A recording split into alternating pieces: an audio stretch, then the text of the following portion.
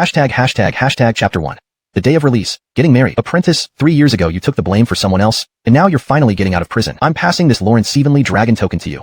With it, you can command thousands of disciples. And one more thing, I found a wife for you, named Nikki. This woman has a rare constitution that comes once in a millennium. Just marry her, and you'll reap endless benefits. Cooper walked out of the prison gates, reminiscing about his master's instructions at their last meeting. The old man really didn't even ask if he was willing, forcing this marriage arrangement on him. On the roadside, Cooper waved his hand and hailed a taxi. Little brother, where to? The driver asked. To the Chu family residence in the northern part of the city, Cooper replied slowly, as memories flooded his mind. Lawrence was an orphan, raised from childhood by the elder of the Chu family. To repay this kindness, he had single-handedly founded Juanza Group, amassing assets worth hundreds of millions and making the Chu family a prestigious household in Donghua City. But 3 years ago, Myra, the eldest daughter of the Chu family, hit a girl with her car while drunk. Panicking, she immediately fled the scene and returned sobbing, pleading with Cooper to take the blame, offering herself in return. She promised that on the day Cooper was released, she would marry him. Grateful for the elder's upbringing, Cooper agreed to the request and handed over the Juanza Group to the Chu family for management. Lawrence bore the blame, entered prison. But, Cooper, you're out of prison? Myra took several steps back, her expression stiff and unnatural. You, harbinger of bad luck, still have the nerve to come back? Grimes suddenly rushed over, shouting furiously. Uncle Chu, what do you mean? Cooper asked, puzzled. Our Chu family kindly raised you, provided for you, and yet you caused the injury of a prominent Hong family's heiress, leading to our relentless persecution and near bankruptcy. We still haven't recovered. Even if you're out of prison now, you have no relation to our Chu family anymore. Get lost.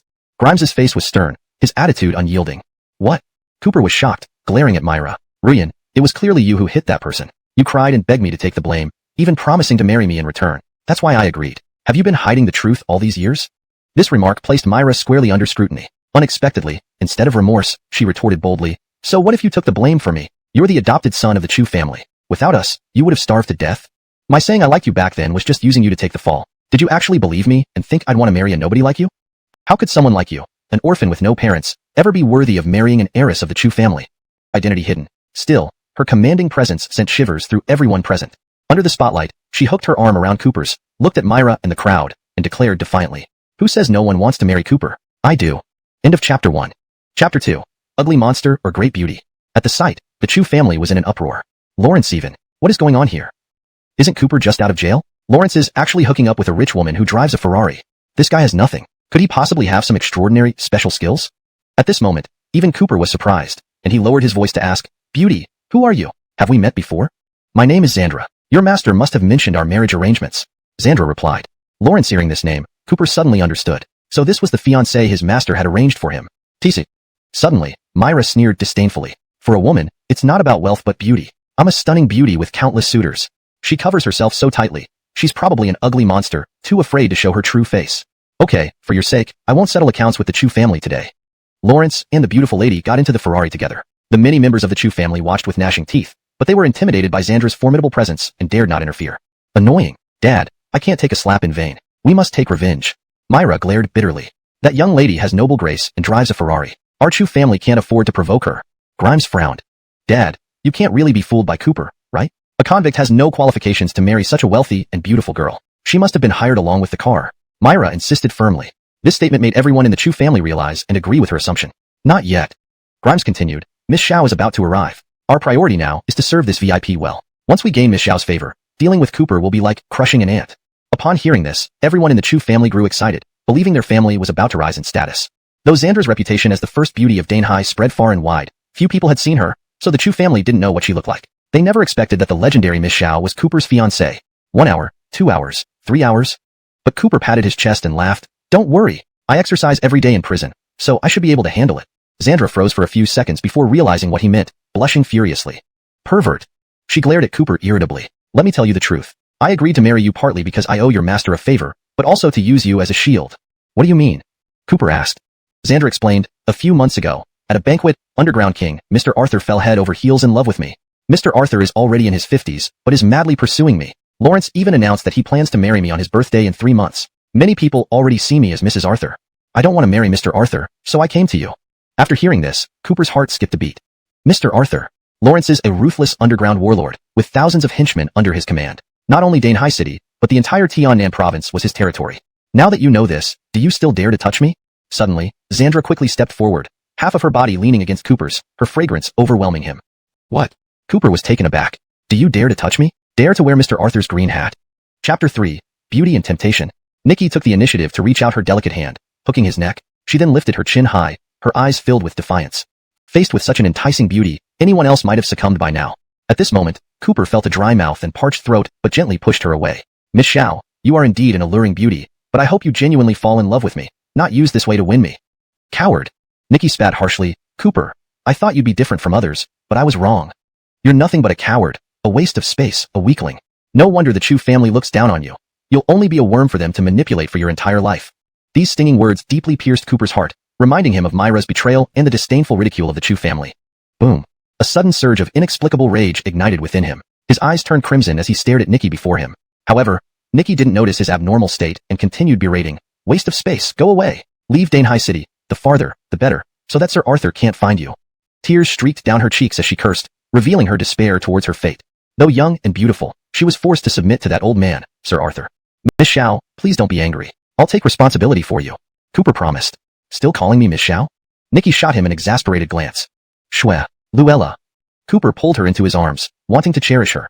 But Nikki pushed him away, dressing herself, her beautiful face recovering its usual cold demeanor. Cooper, since things have gone this far, I'll give you 2 choices. She retrieved a bank card from her bag, continuing, First, this card has 5 million renminbi on it, enough for a stable life. Leave Donghua City immediately, never return. Cooper shook his head. Luella, you know I won't leave you alone to face Sir Arthur. What's the second choice? Eliminate Sir Arthur, take his place, and become the new king of South Tian. Nikki clenched her teeth, her eyes flashing with a cold glint. What? Cooper was startled, not expecting her to propose such an extreme solution. Am I a cruel and heartless woman? Nikki lowered her eyes, sorrowfully stating, Beauty has always been seen as calamity without power. Since ancient times, beauty without strength invites disaster. Sir Arthur is perverse. Before this, he married 7 wives. The longest lived one survived only 3 years, tortured to death in various brutal ways. Watching her retreating back, Cooper was lost in thought. Beauty brings disaster. Who would have thought that the bride chosen by his master would bring such immense trouble? But Cooper was unafraid. He had learned exceptional skills from his master, who said he was a once-in-a-century genius, unmatched among his peers. Unfortunately, he hadn't truly tested himself in combat while in prison. Cooper wasn't sure how strong he really was. Perfect opportunity to test himself on Sir Arthur. Soon, Cooper sat cross-legged on the bed, closed his eyes, and started practicing the 9 Lawrence Stevens dragon controlling technique. This was part of his daily routine, which he never neglected. Almost breaking through. Suddenly, Cooper discovered signs of imminent breakthrough in his stagnant cultivation level. Lawrence recalled his master's words about Nikki's special constitution, saying marrying her would grant endless benefits. Master was right. At this rate, it won't take long to reach the foundation establishment stage. Cooper was excited, eager to see Nikki and practice a few more times. But being reasonable, he immediately left the hotel and hailed a taxi to Star River Bay. Star River Bay was the most prestigious villa district in Donghua City, home to the wealthiest elites. Possessing a villa here was the dream of many. Haha, this prison laborer will be crippled soon. That's what happens when you offend me. Myra laughed hysterically. Bryn wore an equally deranged look, seemingly envisioning Cooper's mangled body. An animal. Cooper's gaze turned cold. Lawrence focused his inner strength and kicked fiercely at the charging wolf dog. Bang! The large wolf dog flew over 10 meters away as if struck by a cannonball. Its head completely smashed open, blood spraying onto Bryn and Myra's faces. Aya! Myra screamed in terror, shocked by the gruesome scene. Furious, Bryn glared at Cooper, gritting his teeth. You scoundrel, that was a purebred blackback dog that cost me $200,000. It's dead because of you. Pay up or you'll regret it. Cooper smirked. A dog attacking someone? Your fault as the owner. I'm lucky not to see compensation from you. And you want money from me? If you won't pay, then take a beating. 1 slap is worth $10,000. Here are 20 slaps. Saying this, Bryn raised his right hand and rushed at Cooper. Looking for death. Cooper's foot flashed out, striking Bryn's knee. Ouch! Losing balance, Bryn stumbled forward, crashing into a dog pile, bruised and battered. Master Zhao, are you alright? Myra quickly helped him up. Only after he had walked away did Myra snap back to reality, exclaiming in disbelief, how could penniless Cooper afford a villa in Xinghua Bay? Bryn's eyes blazed with fury as he demanded of the guards, what about that old key? Master Zhao, you see? The security captain explained, in our Xinghua Bay complex, there are 9 tower residences, each equipped with a special key symbolizing status. The cheapest one still costs over 100 million. We cannot afford to offend such powerful people. Bryn's expression froze, feeling embarrassed. While he lived in Xinghua Bay, he only owned one of the smallest villas, far below the status of a tower residence owner. Ruyan, didn't you say he was a convict? Could he have another identity? Bryn couldn't help asking. This? Myra recalled the stunning beauty driving a Ferrari from yesterday, but immediately shook her head. Impossible. That key must have been stolen by Cooper, considering his criminal history. Now dealing with him might not be so easy, Bryn sighed, grieving for his dog and nursing his injuries, seething with resentment towards Cooper, but powerless to act. We don't need you to personally do anything, Master Zhao. We can make others do it for us. Myra said darkly. What do you mean? Bryn asked. 3 years ago, Cooper hit and seriously injured the eldest daughter of the Hong Ship King, Leona. She's been wheelchair-bound ever since. Most people would likely have been terrified by this scene. However, having spent 3 years in prison, Cooper had faced down countless dangerous individuals and subdued them all. Lawrence was not afraid of such a small show of force. "Who's looking for me?" Cooper asked coldly. As soon as he finished speaking, a middle-aged man with a prominent scar on his face stepped forward, eyes filled with malice, clearly a ruthless killer. "I'm Foster from South City. Someone paid $2 million for your legs." Foster growled viciously. "Who sent you? The Chu family or Bryn?" Cooper asked. "Not either." Foster shook his head. This left Cooper somewhat puzzled. Lawrence hadn't offended anyone else since being released. "Just to tell you the truth, it's Ship King Hong family." Foster raised an eyebrow and continued, 3 years ago, you hit the Hong family's young miss. Despite the efforts of numerous renowned doctors, she can't walk and has to spend the rest of her life in a wheelchair. The Hong family has never forgotten this debt of blood and has been waiting for your release. Boy, I advise you not to resist. Surrender quietly, and I'll only break your legs. Foster swung the steel rod at Cooper's face. "Is that all?" Cooper didn't even flinch, instead reaching out to grab the rod. Bam! Foster felt like he had hit an iron wall, making his wrists numb. Foster immediately knelt and begged for mercy. "We have no grudges. I only did this for the money from the Hong family. Spare me, and I won't bother you again. I've only been out of prison for a day. How could the Hong family know where to find me? Tell me who informed them," Cooper demanded. It was Bryn." Foster hesitated not a moment, revealing Bryn's name. "I knew it was him." Cooper nodded and instructed, "You can go, but Bryn is the mastermind. Get back at him for what he's done." Yes. Foster vigorously nodded, willing to do anything to survive. "Get out." Cooper waved them off. Soon, Foster and his men left. It was nearly 11 o'clock at night. Cooper was still in the villa at Star River Bay, but Nikki had yet to return, causing him some worry. Ring ring. Suddenly, the phone rang. It was Nikki. However, as soon as he answered, a panicked scream echoed through the line, instantly igniting Cooper's anger. Sir Arthur, stop. This is my office. You can't do this to me." Trouble. Lawrence hearing the cries for help, Cooper's eyes turned red with rage. But then the call disconnected, and despite his attempts to redial, it wouldn't connect. "Luella, wait for me. I'm coming to save you. Even if the enemy is an underground king, I will make him pay with blood." "Really?" Nikki's eyes sparkled. She asked, "Juanza, do you realize how valuable this formula is? It's worth astronomical amounts. Are you just giving it to me like that?" "Of course. You are my woman, no need for separation," Cooper replied sincerely. Lawrence hearing this, Nikki felt even more moved. Over the years, many wealthy heirs had pursued her, but Cooper was the first genuine person she had met. "By the way, where is old dog Arthur? Even though he left today, he might come back tomorrow. I'll deal with that old dog directly." Note: the translation maintains the paragraph structure and line breaks as closely as possible while ensuring readability and natural flow in English. Chapter 6. You're about to meet your doom. At that moment, Cooper's eyes gleamed coldly, and his murderous intent boiled up. "Don't be impulsive. Mr. Arthur is surrounded by experts. We must plan thoroughly before taking action against him. Besides, Mr. Arthur won't bother me for at least the next 3 months." Nikki said. "Why?" Cooper asked. "Mr. Arthur has a major deal and has to travel out of town, which is why he's so eager to possess me tonight. At least I'll be safe until he returns," Nikki replied. Upon hearing this, Cooper frowned, displeased. What protection? This was clearly surveillance. Having one bodyguard is enough. "Go away," Cooper said to Esmond. Kid, looking at your pretty boy face, you're probably just a weakling. Why don't we fight? The winner stays, do you dare?" Esmond challenged provocatively. "Esmond, don't be rude." Nikki immediately intervened, her expression stern. But Esmond paid no heed to her rebuke and swung a punch straight at Cooper's chest, striking mercilessly. Boom. The punch roared through the air with great force. If it landed, even if it didn't kill, it would cause fractures. "Ha, is that all you've got? Don't embarrass yourself any further." Cooper scoffed, grabbing Esmond's fist with his right hand, fingers like steel, pinning the punch down. "What the?" In an instant, Esmond's face changed drastically, feeling as though he had hit a copper wall. No matter how much strength he exerted, it felt like sinking into water. Moreover, Cooper's grip tightened, threatening to crush his fist. Brat, I underestimated you. Didn't expect you to be trained in martial arts. Let go, I concede. You can protect Miss Xiao from now on." Esmond screamed in agony, admitting defeat. Nikki gave him a look, changing the subject. "By the way, Juanza, I didn't expect you to be so good in martial arts, defeating Esmond in one move." "Of course."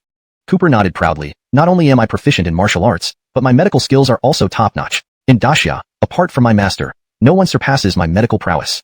Lawrence hearing this, Nikki's eyes lit up. "I have a close friend who is badly injured. Can you treat her?" "Since you ask, I'll do my best," Cooper replied. "All right, I'll take you to see her tomorrow. Let's go home now." As she spoke, Nikki took Cooper's hand. Meanwhile, in a villa at Star River Bay neighborhood. "Lord Zhao, it's so late. Why haven't we heard anything yet?" Myra nestled in Bryn's arms, her face filled with anxiety. Haha, relax. Earlier, I tipped off the Hong family, and they spent $2 million to hire Apsel to break Cooper's legs. And as a reward, this weekend, the Hong family agreed to lend me their Ocean Princess cruise ship as the venue for our engagement party. Bryn grinned smugly. "Really?" Myra's eyes sparkled, excited. The Ocean Princess cruise ship was a luxurious vessel built by the Hong family for 10 billion, symbolizing high status. Hosting her engagement party on this ship would make her the focus of attention, the most dazzling star in the city. As soon as he finished speaking, the dozen men behind him rushed forward, raining punches down on Bryn. Ah! Bryn screamed repeatedly, quickly turning into a bloody mess with bruises all over his face. Beside him, Myra was also stunned, curling up in the corner, trembling in fear. Didn't Apsel receive orders from Ship King Hong family to deal with Cooper? Why did he suddenly turn against them? Bryn, you messed with someone you shouldn't have. Remember to be more careful in the future, or it won't just be a beating next time. Apsel left those harsh words before departing with his henchmen. Damn, what's going on? Could it be related to that Cooper? Bryn felt both shocked and furious, recalling Cooper's words earlier. No, it's absolutely impossible.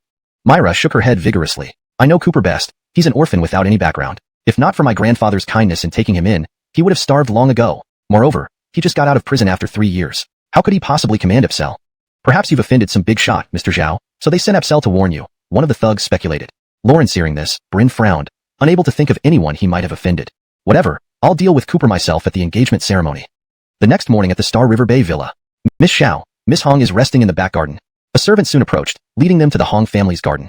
From afar, they saw a young woman sitting in a wheelchair. Lawrence's skin was pale. Her long hair cascaded down her shoulders, and she had a doll-like beauty that could rival Nikki. But her eyes were vacant, and her expression was somewhat dazed. Being the daughter of a shipping magnate in her prime, she had been confined to a wheelchair for 3 years. Standing beside her was a young man, Jedediah, the eldest son of the Hong family. Xuejiao, I brought a friend to see you. Lawrence has medical skills and might be able to treat your legs. Nikki pulled Cooper forward as they approached. Upon hearing this, Leona lifted her head. The next moment, when she saw Cooper's face, her once empty eyes filled with unprecedented shock, horror, and deep-seated hatred. It's you. You murderer. How did you not die in prison? What audacity you have to come here? Xuejiao, what's going on? Do you know Juanza? Nikki couldn't help but ask. 3 years ago, this bastard hit me with his car, leaving me paralyzed. Leona said through gritted teeth. What? Nikki was stunned. Brother, kick this murderer out? Leona roared furiously. At this, Jedediah glared fiercely at Cooper. Whoosh! The needle shot out and accurately pierced the acupoint near Leona's knee, making her feel a tingling sensation. Miss Hong, this needle stimulates your damaged meridians. But to completely heal, we need you to remove all your clothes for better access, Cooper said solemnly. Chapter 8. A palanquin comes to invite. What? Leona was first stunned. Then her pretty face flushed red with a look of embarrassment and anger. All this time, you were pretending to treat me as an excuse to take advantage of me. Get out, leave now. I never want to see your despicable face again. Lawrence's emotions completely spiraled out of control. Lawrence's chest heaved, and she let out a hysterical scream while seated in the wheelchair. Miss Hong, I really didn't deceive you, Cooper tried to explain. That's enough. Jedediah's eyes blazed with fury as he roared, Cooper, if it weren't for Miss Zhao's sake, I would have dealt with you long ago. If you don't leave now, I guarantee you won't see tomorrow's sun. Every word was filled with murderous intent. Juanza, let's go. Xandra hurriedly pulled at his arm, eager to leave. However, Cooper looked back at the Hong siblings and declared, no one in this world except me can cure Miss Hong. Miss this opportunity, and next time you'll need to invite me with an 8-lift palanquin. After saying that, Cooper took Xandra's hand and walked out of the Hong residence. Spit. Watch as you've already found an unparalleled divine physician. With his intervention, you will be able to walk again. Please, hurry and bring that divine doctor here.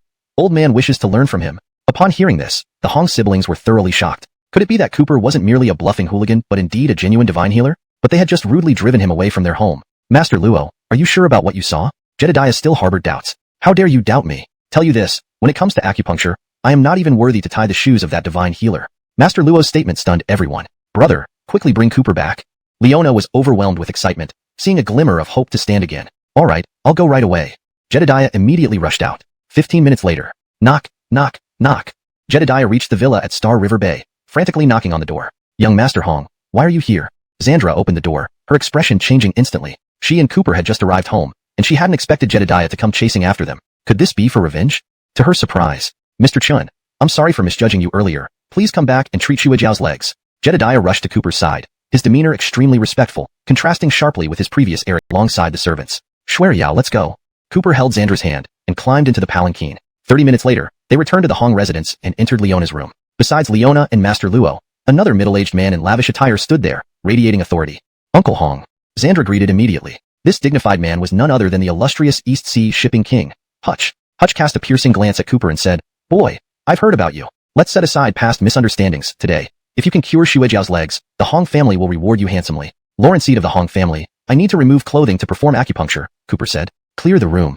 At Hutch's command, everyone left. Soon, only Cooper and the wheelchair-bound Leona remained in the bedroom. The atmosphere turned awkward. After all, Leona was an unmarried young woman who had never even dated, much less Disease knows no privacy. Miss Hong, rest assured, I will not harm you. Cooper reassured her. Turn around first. After hesitating, Leona finally complied. Cooper turned around and soon heard rustling sounds. Done. Leona whispered quietly. Turning back, Cooper caught a glimpse of an indescribably alluring scene. Chapter 9. Needle King seeks apprenticeship, sky-high gratitude. Most men would likely lose control instantly and turn into beasts. But Cooper's eyes remained clear as he took out over a dozen silver needles and flicked them with his fingers. Swish, swish, swish. The silver needles flew like petals scattered by celestial maidens, landing precisely on Leona's knees. The treatment lasted for over an hour. Miss Hong, I've used the Tai Divine needles to repair the damaged meridians in your legs. Now, you can try standing up. Cooper withdrew the needles. Leona dressed herself, leaned on her wheelchair, and exerted force with both legs, slowly rising to her feet. Lawrence Evans. She soon let out a cry of surprise. Lawrence hearing this, everyone waiting anxiously outside rushed in and witnessed an astounding scene. Leona, who had been paralyzed for 3 years, was now standing on her own. Little sister, are you cured? Jedediah rushed over in wild joy. Xandra's beautiful eyes sparkled with admiration as she stared at Cooper. She had seen his martial arts skills before, but never expected his medical expertise to be so extraordinary. How many secrets did he still hide? This time, she had placed her bet correctly. It really is the Tai Divine needles. Norbert, overwhelmed with excitement, sprinted towards Cooper, knelt down and shouted, I beseech Dr. Shen to take me as a disciple. Who are you? Cooper was puzzled by this unfamiliar old man. Lou. Norbert. Xandra's eyes widened in disbelief. This was none other than the renowned Norbert from the provincial capital. Countless officials and aristocrats had tried to persuade him to treat them, all depending on his mood. Now, he was kneeling to become Cooper's disciple? Miss, please don't mock me. Compared to Dr. Shen, I am not worthy of being called Zhenwang. I'm not even fit to carry your shoes. Dr. Shen, please accept me as a disciple, even just as a nominal one. If you refuse, I will kneel here forever. In the end, Norbert resorted to stubborn pleading. Cooper couldn't help but laugh and sigh, saying, all right, I'll reluctantly take you as a disciple. Get up. Disciple Baxter, I pay my respects to Master. Norbert bowed deeply, his face beaming with joy, as if he had struck an incredible bargain. If this were to get out, it would shock the entire traditional Chinese medicine community of Tianan province. One more thing. Don't reveal that I know the Tai Divine Needles technique in front of others. Cooper reminded him. Master, I will absolutely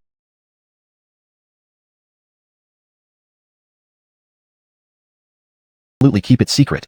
Norbert promised earnestly. At this moment, Ship King Akil approached and said to Cooper, Dr. Shen, thank you. I always honor my word. Since you've cured my daughter, I must show my gratitude properly. I have a cruise ship, the Ocean Princess, which cost 10 billion to build. I gift it to you as a token of appreciation. Ocean Princess? Cooper intended to refuse, but hearing the name, he remembered Myra's earlier call. Myra had mentioned holding her engagement ceremony with Bryn on the Ocean Princess this weekend, planning to humiliate him. And now, Cooper was the owner of the cruise ship. Lawrence wondered what expression Myra would have when she saw him at the engagement. Thank you, Carl Hong. I accept your generous gift. Cooper nodded, and accepted the grand gift. You're welcome. Axel Yang will accompany you to finalize the transfer procedures, Akil said. Carl Hong. I'll take my leave today if there's nothing else. Cooper left his contact information and left with Xandra. Dad, that boy crippled me, and now he comes to redeem himself. Why are you giving him a cruise ship worth 10 billion? And he didn't even hesitate. How greedy is that? Leona was displeased. Daughter, you don't understand. Achilles' face darkened as he explained, Cooper is young, but has such remarkable medical skills that even Norbert kneeled to seek apprenticeship. I have a feeling that he is a dormant dragon, ready to rise to greatness very soon. Besides, the accident back then may have had hidden complexities. Cooper might not be the true culprit. I'll have someone investigate thoroughly. Elsewhere, Cooper and Xandra returned to Star River Bay Villa. Juanza, wonderful. You've saved Leona, which means you now have Ship King Hong's backing. Even if Underworld King Jiao comes back, he'll have to think twice before touching you.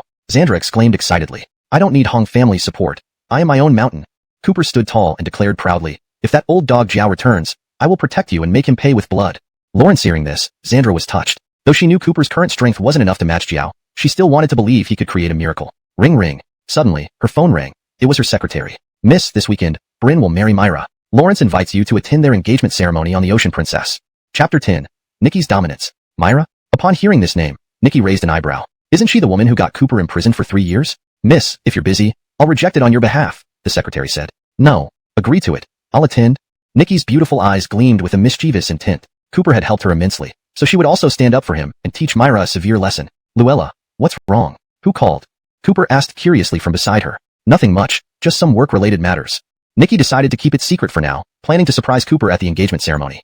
The next morning, Jedediah visited early, driving Cooper to Danhai Harbor. From afar, a luxurious cruise ship was moored by the shore, stretching over 100 meters long and exquisitely decorated in gold and jade. A floating palace at sea. Mr. Chun, sign this transfer contract, and the Ocean Princess will be yours. Jedediah pulled out a document. Cooper took a fountain pen and signed his name. Soon after, Jedediah called over Captain Kimball and the crew, announcing loudly, from today onward, Mr. Cooper is the owner of this cruise ship. Welcome, boss.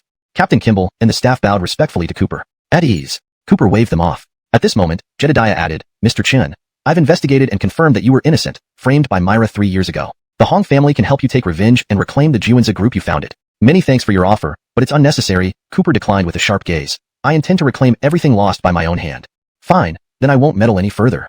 Jedediah sensed his pride and remained silent. Shortly thereafter, Cooper completed the transfer procedures for the cruise ship and left. Lawrence hadn't expected to run into Myra and Bryn here. I'm here to dine. Besides, this hotel isn't yours. Cooper replied coldly. Tease. Myra rolled her eyes disdainfully. Tonight, there's an upper-class banquet at Pearl Tower Hotel, attended by sons of Dinhai's major families. A poor nobody like you has no business being invited. Lawrence hearing this, Cooper's anger surged, ready to explode. However, Nikki preemptively glared down at Myra with supreme queenly grace. Juanza came with me, no invitation needed. As for you two, you are tainting my sight. Go away. You. Myra's face turned livid with rage. She remembered this woman. When Cooper returned from prison to the Chu family, this woman had driven a Ferrari and thoroughly embarrassed the Chu family. Myra initially thought she was a hired actress, but didn't expect to see her again. Zhao Xiao, they bullied me. Please stand up for me. She clung to Bryn's arm, pouting cutely. Yet Bryn stared intently at Nikki, his eyes full of desire. It was the first time he'd seen such a gorgeous woman. Compared to Nikki, Myra instantly looked like a Yongthu Nurzer. To improve fluency and maintain natural expression in English. Compared to Nikki, Myra instantly seemed Yongthu Bukan by comparison, or more naturally. Compared to Nikki, Myra suddenly seemed vulgar and insignificant. I am Bryn, heir of the Zhao family. May I inquire about your esteemed name, miss? Bryn smiled obsequiously. You aren't worthy to know my identity. Nikki spoke coldly, exuding innate pride. She was the eldest daughter of the wealthy Xiao family and known as the #1 beauty in Danhai, rarely appearing in public. With Bryn's status, he certainly wasn't qualified to meet her. Though he had previously invited her to his engagement ceremony, he never saw her in person, which is why he failed to recognize her. Bryn, rejected ruthlessly, looked uncomfortable but still persisted. Miss, you might have been deceived by Cooper. This guy not only lacks talent, but also spent 3 years in prison. It's dangerous to be with him. This is none of your business. Nikki cast a cold glance at him. Luella, don't let these dogs spoil your mood. Let's go inside. Cooper held her hand and walked into the hotel. Asshole, who do you think you are? Myra fumed. Cooper, a real white-collar beauty wouldn't look at you, a poor wretch. That woman must be a kept mistress of some big shot, secretly quite vulgar. Nikki paused, her expression darkening. Slap. Cooper slapped Myra directly across the face. Ah.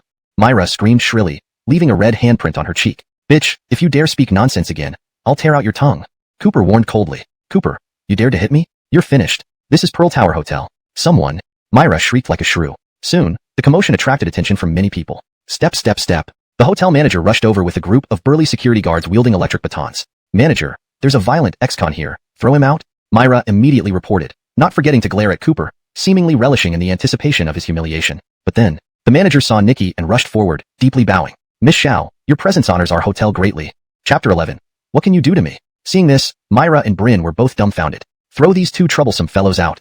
Nikki said coldly. Yes. The hotel manager nodded and immediately gave orders. Carry it out. From now on, add them to the hotel's blacklist. Beat them up every time you see them. No sooner had he finished speaking than over a dozen security guards rushed forward, forcibly picking up the couple. Lawrencey, what are you doing? I'm the young master of the Zhao family. Let me go.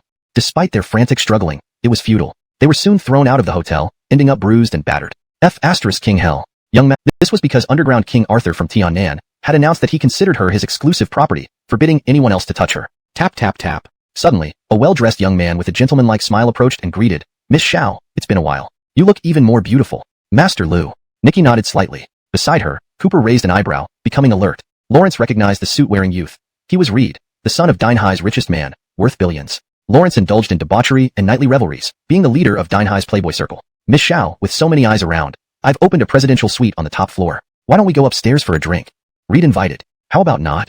Nikki instinctively took a step back. Miss Xiao, if I told you, I have a way to help you deal with underground King Arthur. Wouldn't you at least grant me your presence? Reed smirked. Do you really have a way? Nikki asked, half believing him. Believe it or not, Reed replied mysteriously. Well, okay then.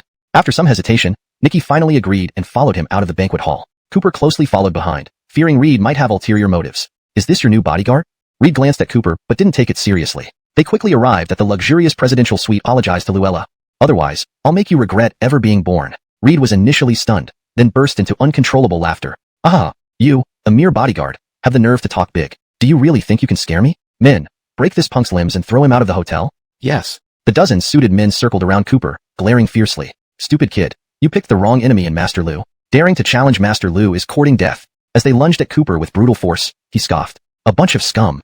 Cooper unleashed his fists like a tiger among sheep. Bang bang bang bang bang. Within half a minute, all the suited men were on the ground, moaning in agony, unable to move. Yet Cooper stood still, unperturbed, as if swatting a dozen flies was nothing. How can this be? Reed gaped, wide-eyed, feeling as though he'd seen a ghost. Nikki's beautiful eyes sparkled with admiration. Though she knew Cooper was skilled, seeing him display his unparalleled prowess again made her heart flutter. Now, it's your turn. Cooper advanced towards Reed with a murderous aura. Reed backed away step by step until he reached the corner. Don't you dare do anything foolish. I am the son of Wally, the richest man in Donghua. Cooper had acted too impulsively. While the Xiao family was one of the prominent families in Donghua, it still paled in comparison to the richest family, the Liu family. Luella, don't worry, I'm here. Let's resolve this trouble once and for all. Cooper was completely unafraid. Lawrence had learned skills from his master in prison, excelling both in medicine and martial arts, sweeping all before him. Moreover, 1,000 ants together could never shake an elephant. Thud, thud, thud, thud, thud. Soon, a dense sound of footsteps came from outside. More than 100 men in suits stormed into the presidential suite, witnessing Reed's injuries. Master, you're actually injured. Despicable. This kid has truly become bold beyond measure. With reinforcements arrived, Reed regained some of his arrogance and ordered immediately, all of you, attack at once. Break every bone in this brat's body. Make him beg for death, but not find it. Yes, sir. The 100 men charged forward menacingly, glaring fiercely at Cooper as if ready to tear him apart limb by limb. Mr. Liu, I offer you 5 million to treat your injury. Please spare Cooper this time. Nikki immediately spoke up, hoping to defuse the situation. Himph, does your money mean anything to me? No one can change my mind now. Reed remained unbending. For a moment, Nikki found herself in a dilemma. To her, even though Cooper knew martial arts and had beaten Lawrence Easy, one of Grandpa Arthur's men, he couldn't possibly fight 100 men. The atmosphere in the room was thick with tension, poised to erupt into a full-blown battle. Wait. Suddenly, a commanding voice bellowed from the doorway, old yet authoritative. Who's here? Reed frowned and turned his head, seeing a white-haired elder walking briskly toward them. Acupuncturist King Luo. Reed recognized the elder. It was none other than the renowned acupuncturist King Baxter. In fact, Baxter had been invited to Mingzhu Hotel to treat someone and just happened to hear the commotion, witnessing Cooper facing off against more than 100 bodyguards. Having already sworn allegiance to Cooper as his master, he would not stand by idly. Mr. Liu, would you give an old man a face and settle matters peacefully? Asked acupuncturist King Luo. King Luo, I'd agree to anything else, but this brat is outrageously insolent, breaking my hand. If I let him go today, how will the Liu family maintain its standing in Donghua? Reed's stance was unyielding. Unexpectedly, acupuncturist King Luo's face darkened, and he said again, Mr. Liu, Mr. Chun has done me a favor. If you touch him, you'll be making an enemy of me. I may just be a doctor, but I have many connections in the provincial capital and won't necessarily fear your Liu family. His words were filled with veiled. Nikki replied. Though the Liu family was the richest in Donghua with billions in assets, they only had money. Grandpa Arthur, on the other hand, commanded thousands of followers, decisive and ruthless, with influence spanning the entire Tianan province, striking fear into even wealthy tycoons. So there. To marry you means going against Grandpa Arthur. I don't fear him. Why would I fear a young master of the Liu family? Cooper smiled, rhetorically questioning. Nikki was momentarily speechless, having to admit that what he said made sense. Juanza, no matter what, you've saved me again today. Thinking of Reed's despicable demeanor earlier, she still felt some lingering fear. You are my woman. Isn't this what I should do? Luella, if you really want to thank me, let me have another moment where I cannot extricate myself. Cooper said eagerly. Cannot extricate? Nikki froze for a moment, then her cheeks flushed red with embarrassment. She gave him an annoyed glance, pervert, dreaming. Days flew by quickly. It was soon the weekend, the day of Myra and Bryn's engagement. The Ocean Princess cruise ship was festooned with decorations, filled with festive cheer, gathering hundreds of guests on deck. Bryn, impeccably dressed in a suit, looked radiant. Myra wore a beautiful... How unreasonable. This boy is too shameless. Having been raised by the Chu family, he does not know gratitude but instead relentlessly harasses Miss Myra, truly a wolf in sheep's clothing. This revision ensures that the sentence reads more naturally in English while preserving the original meaning. The phrase Zhou Chanlanda is translated as relentlessly harasses to better convey the intended sentiment. Such scum has the nerve to attend an engagement banquet? If I were him, I'd find a hole to crawl into. A cacophony of insults arose one after another. Seeing this scene, Myra wore a malicious smile, gloating over his misfortune. She had invited Cooper here today, just to watch him humiliate himself. Shut up. Suddenly, Cooper roared, his voice laden with internal energy, overpowering everyone present. His gaze was as sharp as a blade, scanning the crowd before finally resting on Myra. Bitch, 3 years ago, it was you who drove and hit someone. You cried and begged me, and because I felt pity, I took the blame for you and even handed over the Juanza group, which I founded, to the Chu family to manage. Who would have thought the Chu family is worse than pigs and dogs? I came here today to seek justice and expose your crimes. Do you really think no one can deal with you in this world? The room erupted in uproar upon hearing this. Many of the guests present showed looks of surprise, never expecting there to be such hidden truths. Tisk. Unexpectedly, Myra did not feel ashamed, but instead became more aggressive. So what if it's true? Cooper, you're stupid and shouldn't blame me. Besides, the Chu family raised you for 20 years and asked you to serve 3 years in jail and hand over the Juanza group. So what?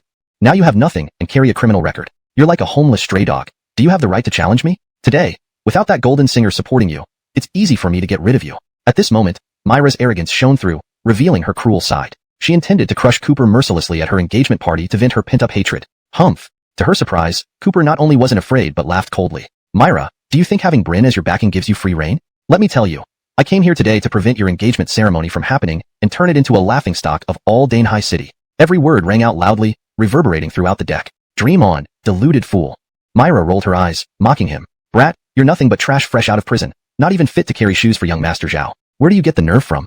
Cooper stood tall and proud, speaking a shocking statement that left the crowd in awe. Just because you brought this on yourselves, don't blame me. In the next instant, Cooper made an unbelievable move. Lawrence suddenly raised the glass and smashed it hard on Bryn's head. Bang! Instantly, Bryn's head was bloodied, mixing with the wine and staining half his body red. Ayah! Bryn screamed in agony, writhing in pain. The other guests were dumbstruck, never expecting Cooper to take such a crazy action, basically inviting death. Damn you! You're finished. The ship's security, come here and beat this brat to death. Bryn bellowed loudly. Thump thump thump. Soon, Captain Kimball rushed over with over 100 crew members, each wielding electric batons and looking menacing. Seeing help arrive, Bryn gained confidence and started cursing. Captain Liu, you arrived just in time. This punk named Cooper ruined my engagement and battered me bloody. Immediately arrest him, sever his tendons, and feed him to the sharks. Upon hearing this, the other guests gasped. Bryn truly wanted to kill. His methods brutal. Enough noise, slap him. At this moment, Cooper smiled wryly and said calmly. As soon as the words were out, Captain Liu instantly raised his hand and slapped Bryn hard.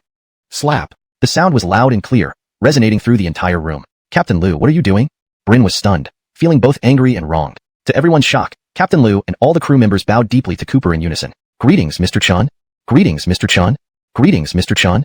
This scene shook everyone present to their core. Cooper still stood where he was, hands behind his back, but with an added air of dignity that made people hesitant to look him in the eye. Captain Liu, what's going on here?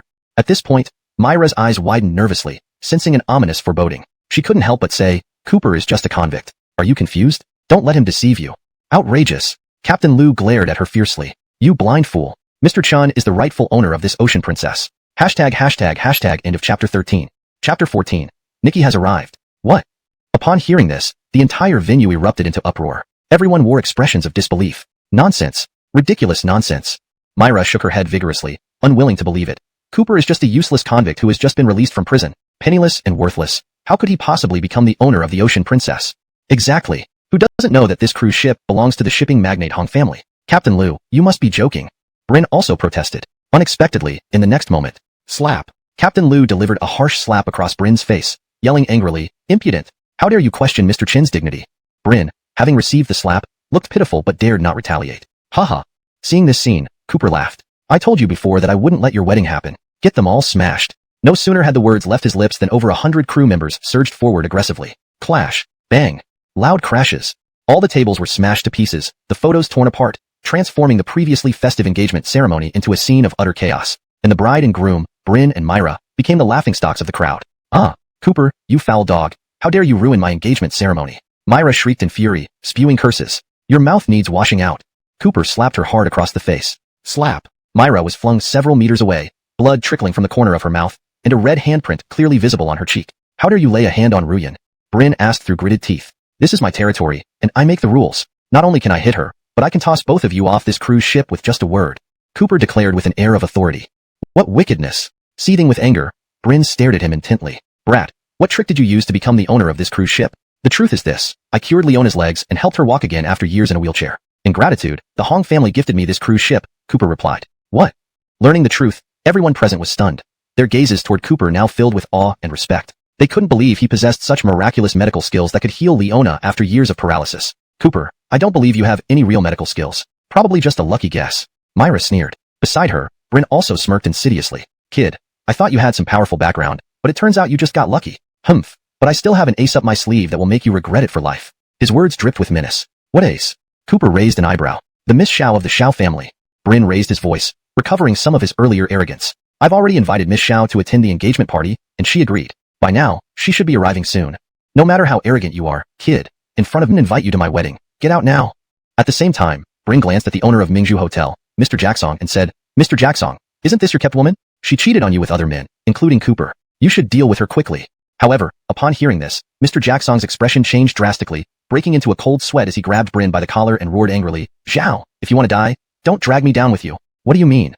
Bryn felt a chill run down his spine, sensing impending doom. In the next moment, Mr. Jacksong pointed to Nikki and loudly announced, Look carefully with your dog eyes. This lady is not some kept woman but the esteemed Miss Xiao of the Xiao family.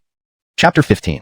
Anyone who dares to bully Cooper is declaring war on Nikki. These words struck like thunder, exploding in Bryn's ears. What? Bryn's expression instantly froze. Panicking, he asked, Boss Jacksong, please don't joke around. Damn it, would I joke about something this serious? You don't even know what Miss Xiao looks like and you dare claim the Xiao family as your backing? Ridiculous. Boss Jacksong said with a grim face. At this moment, other guests present began approaching Nikki to greet her. Miss Xiao, nice to see you again. It's an honor to meet you. Miss Xiao. In no time, Nikki became the center of attention, surrounded by I don't believe it. Fake. This is all fake.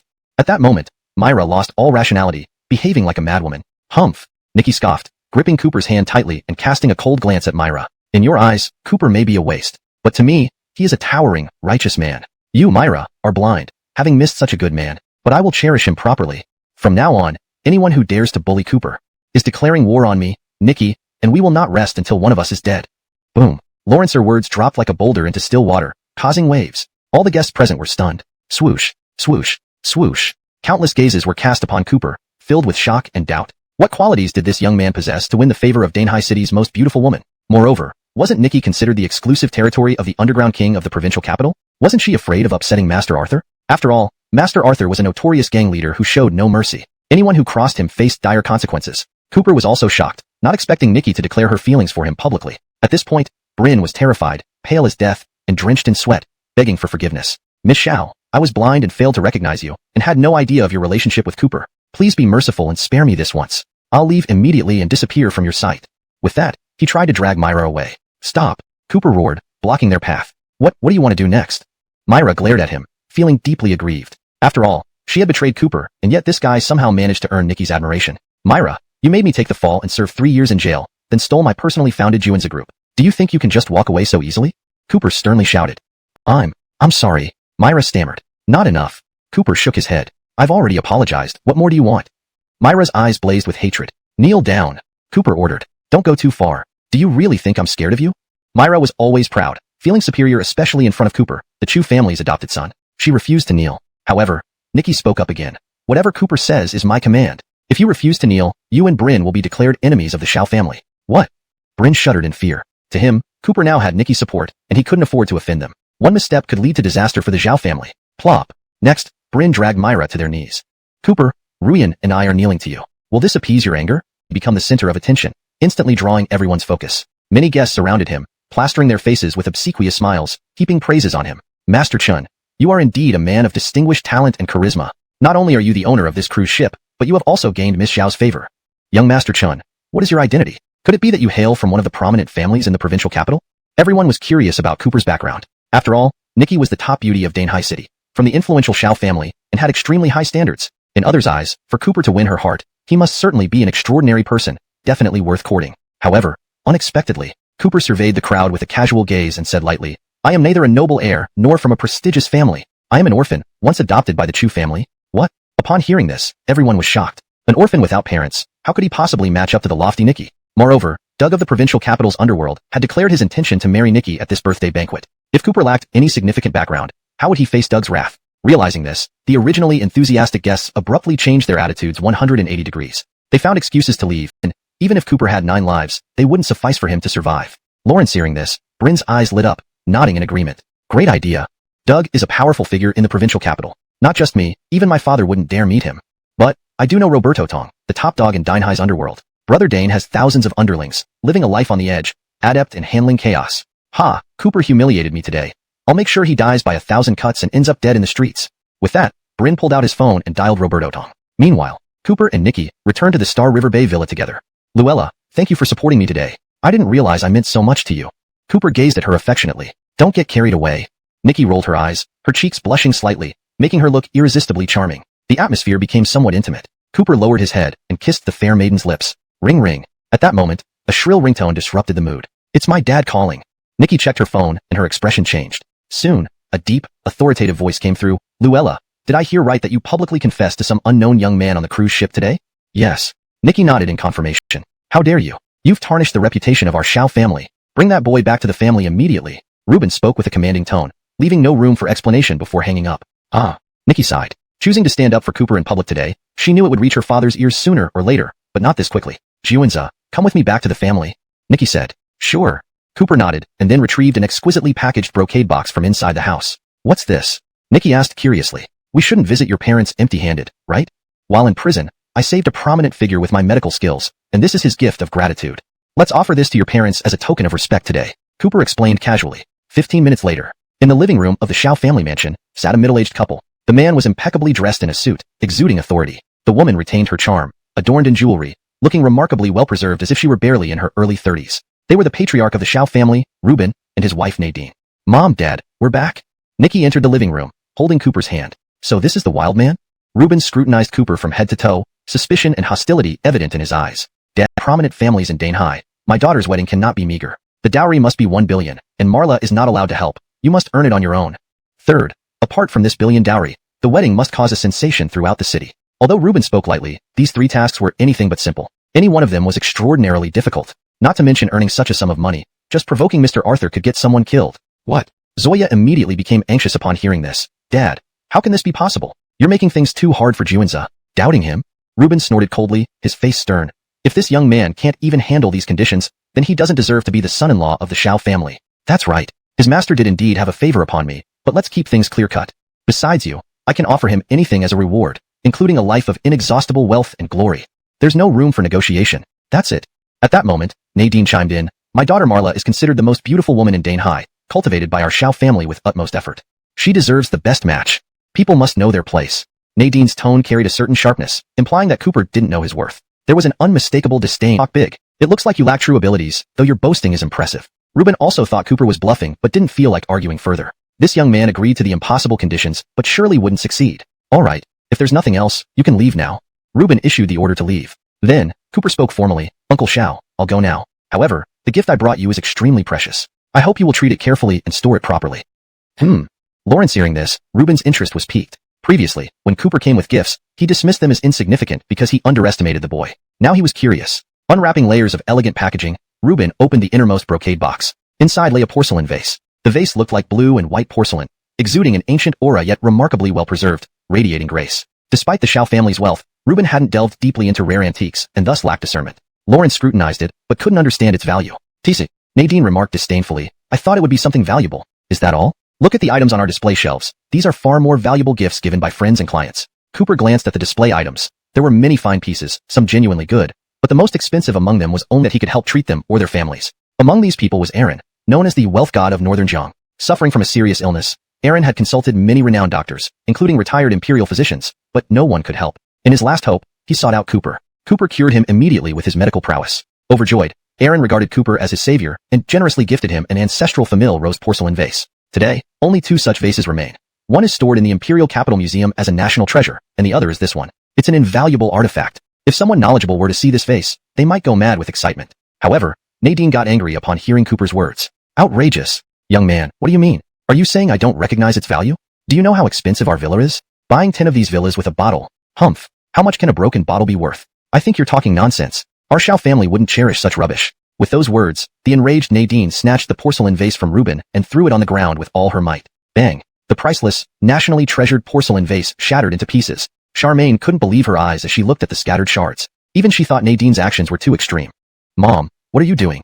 This is a sincere gift from Juanza. If you don't want it, just say so, but why did you smash it? You're really insulting him. Humph! Nadine's anger hadn't subsided. She replied harshly, Daughter, you only protect him. This guy spouts nonsense here. Who does he look down on?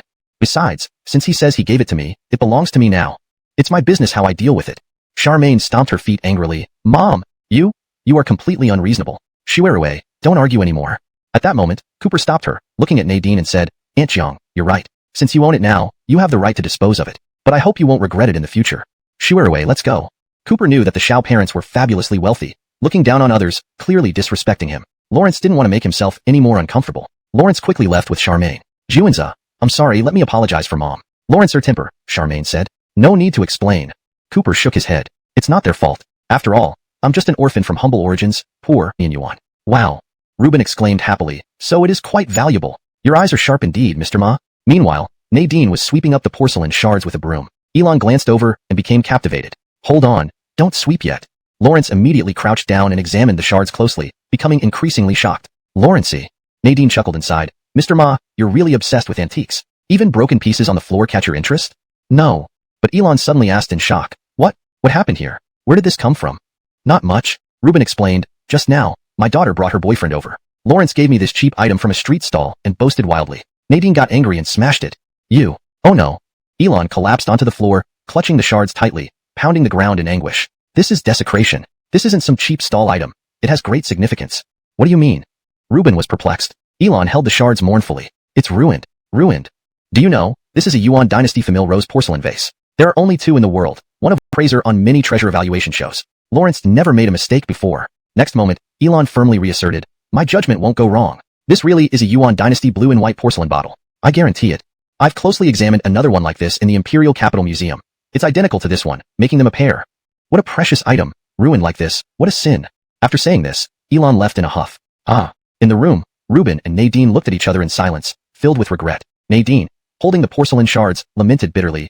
Who knew this thing would be so valuable? 10 billion. If only I had known. Why did I smash it? I should have treated it like a treasured relic. Oh, it pains me so much. Ruben sighed, equally annoyed. It's done now. Regretting it now serves no purpose. Next time, don't act impulsively. Look what happened. How could I have known this bottle had such a big background? Nadine felt suffocated, then directed her anger towards Cooper. All this is because of that rotten boy Cooper. If the bottle was so valuable, he should have told us clearly. Otherwise, this wouldn't have happened.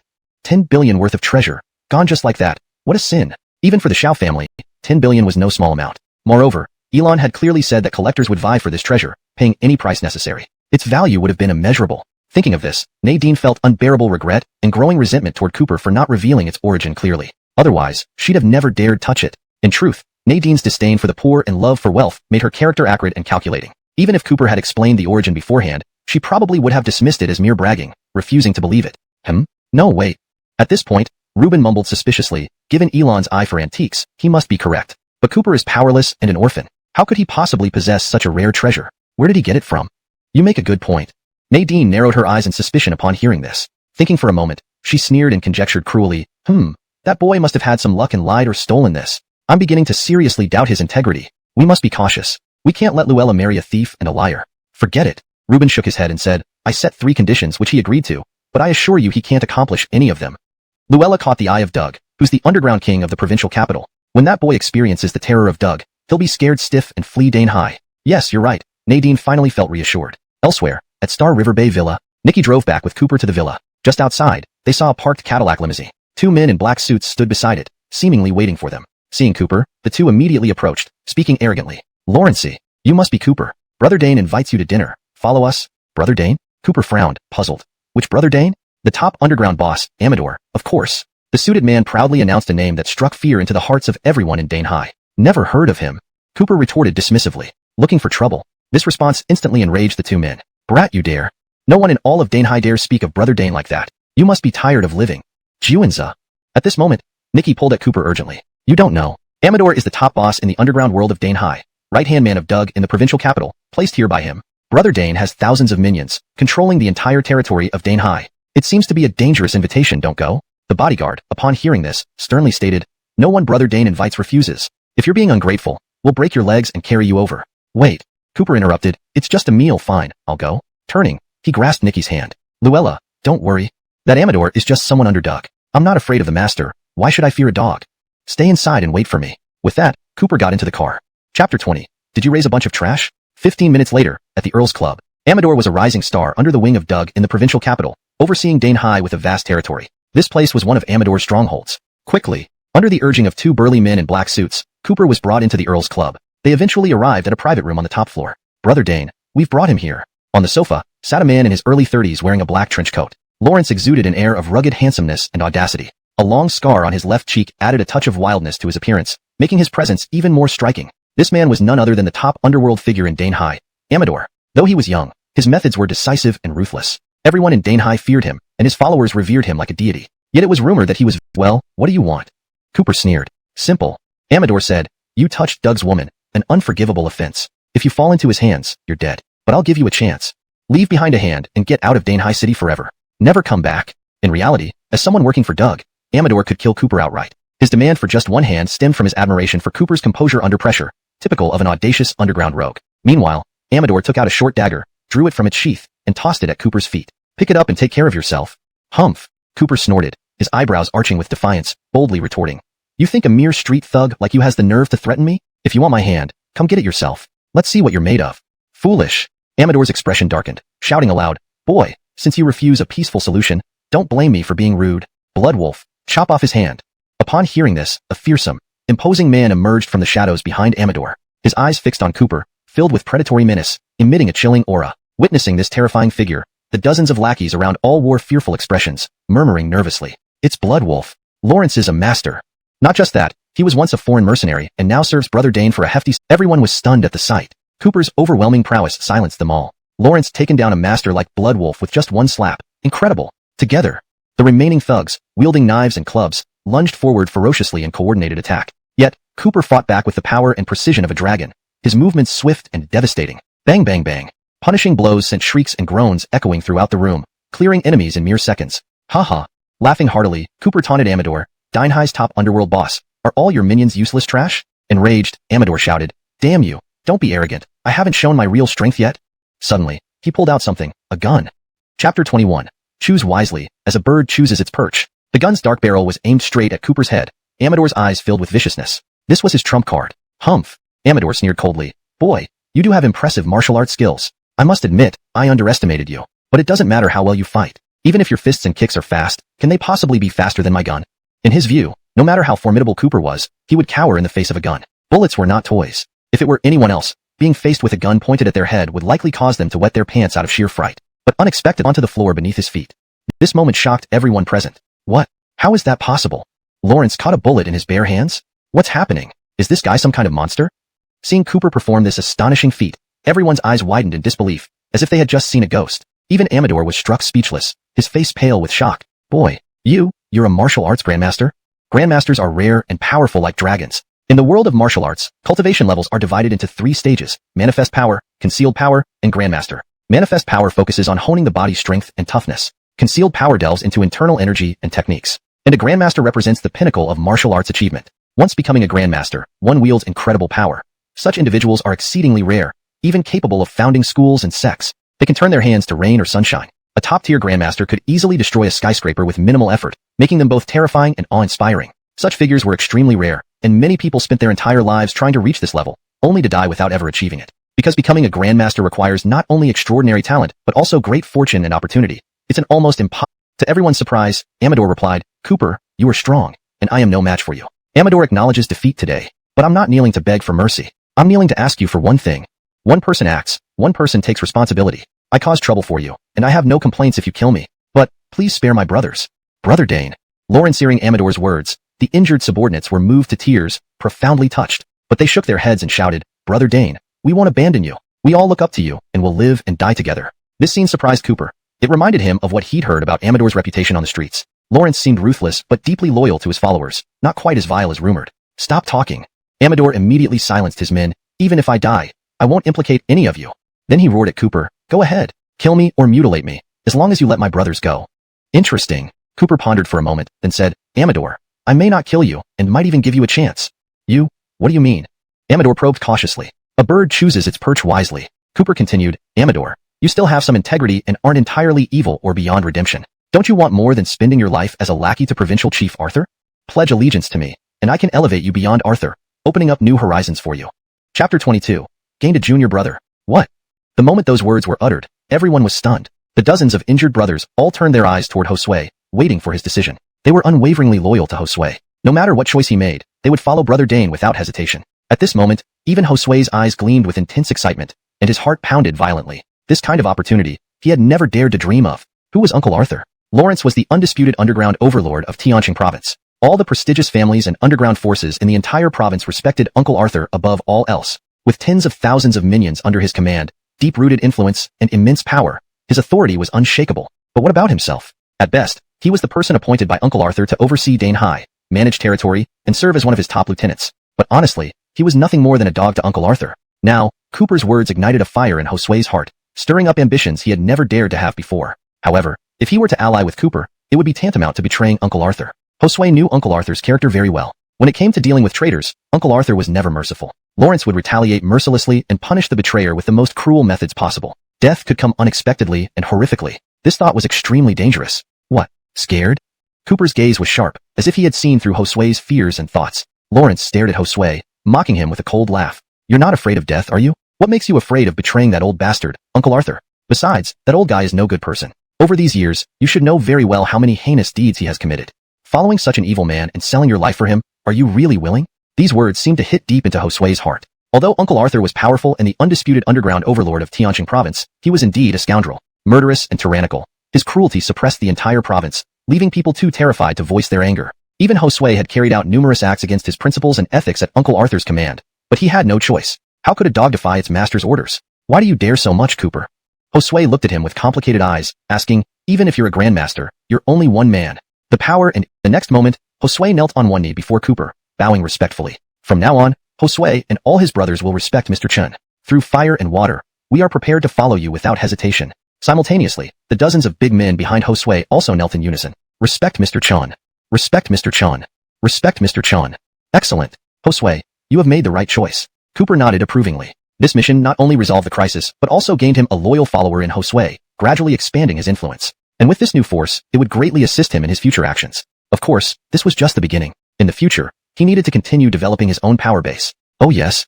At this moment, Cooper reminded Josue, right now, Uncle Arthur shouldn't know about my relationship with Nikki. You must keep it a secret from him. Also, protect Nikki secretly for me. She is my woman, and I don't want her to be hurt in any way. Understood? Yes, sir. Josue nodded and agreed. Immediately after, he pulled out a bank card and Lawrence ended up begging to join me as a junior brother. Translation provided by AI. Please review and ensure accuracy and tone alignment. Chapter 23. The Audriel Master. Nikki's face was full of disbelief when she heard Cooper's words. Too absurd. Roland was none other than the right-hand man of Uncle Arthur from the provincial capital, the underground king of Donghua. Lawrence had thousands of underlings at his command, known for being ruthless. In Donghua, he was as feared as the Grim Reaper. Who wouldn't be afraid? Such a dangerous person. How could he possibly agree to serve Cooper and even beg tearfully? No, that was absolutely impossible. Don't you believe it?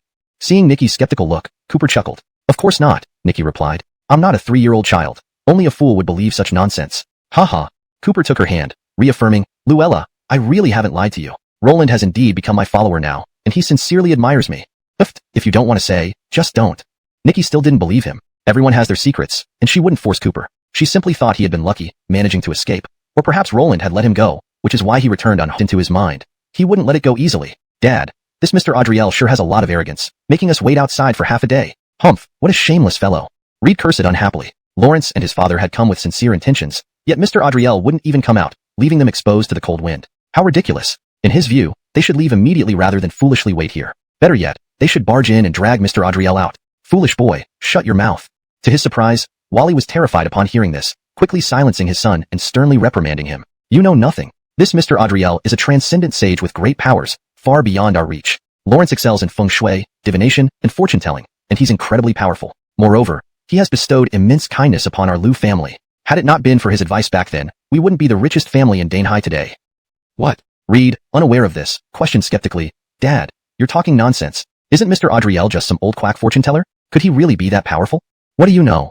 Wally scolded fiercely. Mr. Audriel is truly an extraordinary individual who can connect with the heavens. Once, a terrifying underground organization with over 1,000 members offended him. In a single night, that organization was razed to the ground, with not a single survivor left. As he spoke, Wally revealed a look of reverence. Lawrence knew that such a remarkable individual as Mr. Audriel was the most formidable entity in all of Donghua, surpassing anything money could buy. Upon hearing these words, the initially dismissive Reed felt shocked and subsequently closed his mouth, not daring to speak insolently again. Just as the two waited in the cold wind, trembling, creak. Suddenly, the villa's door opened, and a coldly beautiful woman walked out. She looked down on the Liu family father and son with disdain, speaking coldly. Today, we have esteemed guests, so my grandfather cannot entertain you. Please return. Esteemed guests? Wally was astonished. As the richest man in Donghua, his status was already highly respectable. But it seemed this esteemed guest had an even higher status? Who could it be? Though surprised, neither of them could figure it out. Lawrence helplessly, they prepared to leave disgruntled. Rumble. Right then, a taxi pulled up, and Cooper stepped out, his eyes meeting those of the Liu family father and son. Filthy brat.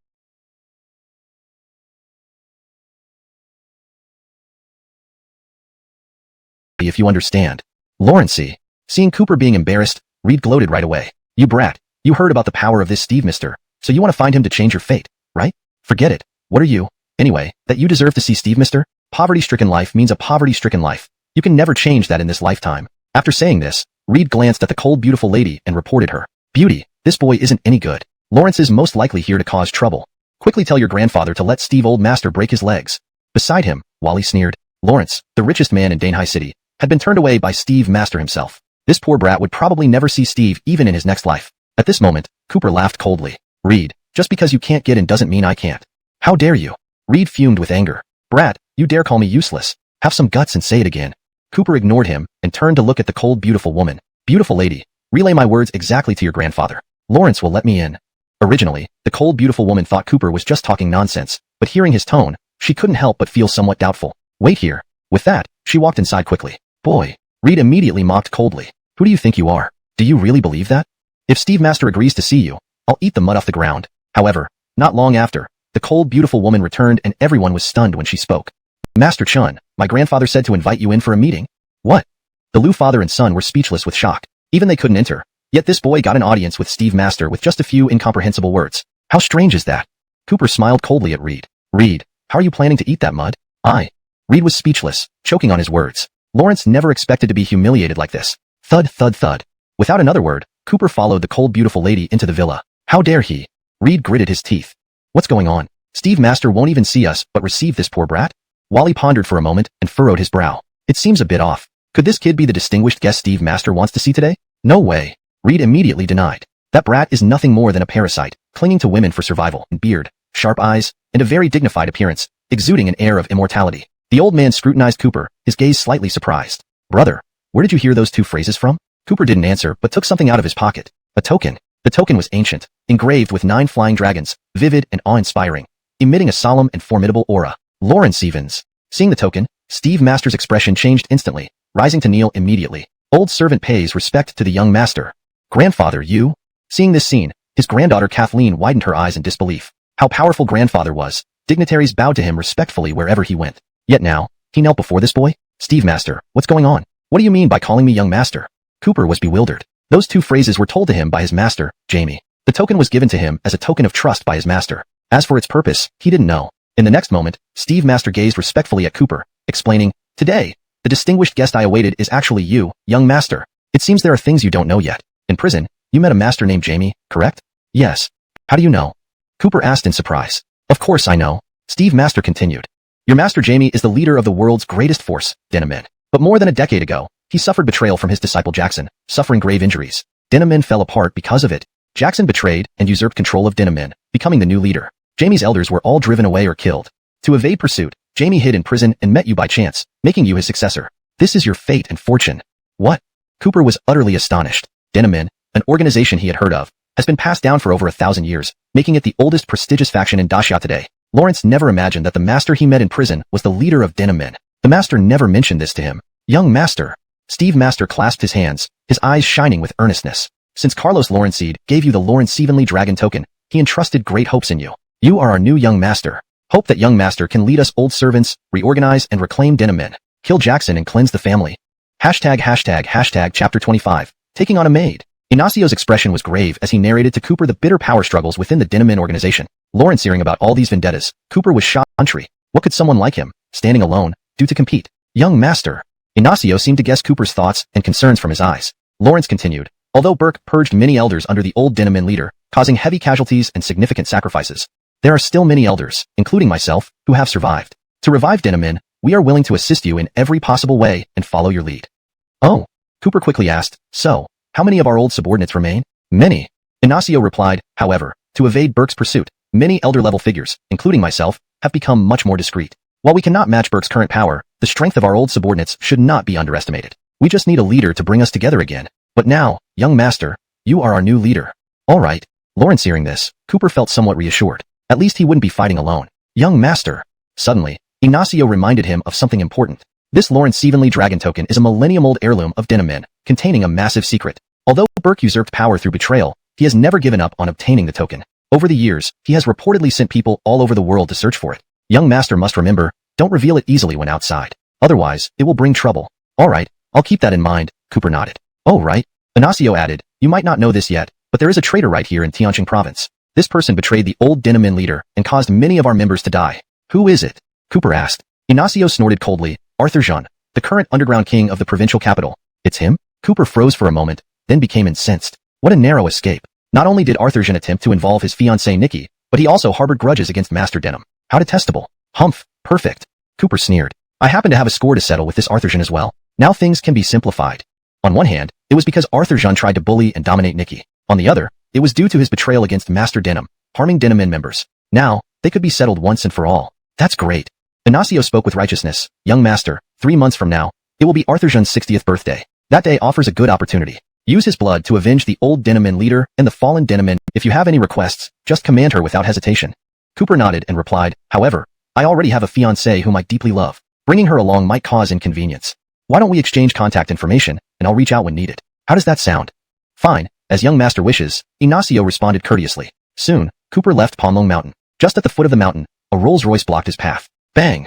Wally, the richest man in the province, stepped out, accompanied only by a driver. His son, Reed, was not present. Cooper raised an eyebrow and asked, so, are you seeking revenge for your son?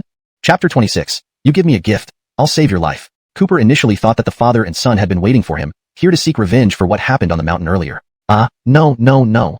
To his surprise, Wally immediately shook his head and smiled apologetically. Master Chun, you misunderstand. There's no enmity between us. Why would there be any talk of revenge? Oh. Seeing the sudden change in Wally's attitude, Cooper gave a mocking smile. That's not quite right. Didn't you previously demand that I kneel and apologize to your son? Now, why are you suddenly so courteous? Wally continued to smile apologetically. Master Chun, you exaggerate. Although my son need to apologize and show my sincerity. Please accept this gift, Master Chun. With that, he presented a well-wrapped wooden box with both hands, handing it to Cooper. Oh. Cooper looked at the elegantly wrapped box in Wally's hands and curiously asked, what is this?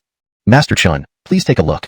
Next, Wally opened the box right in front of Cooper. Inside the box was a lotus flower. It wasn't clear how long the lotus had been plucked, but it appeared exceptionally radiant, shimmering with light and exuding a delicate fragrance. Most striking were the 9 vibrant green leaves growing beneath the flower. Such an extraordinary sight clearly indicated a rare and precious natural treasure, far from being an ordinary item. 9-leaf golden lotus?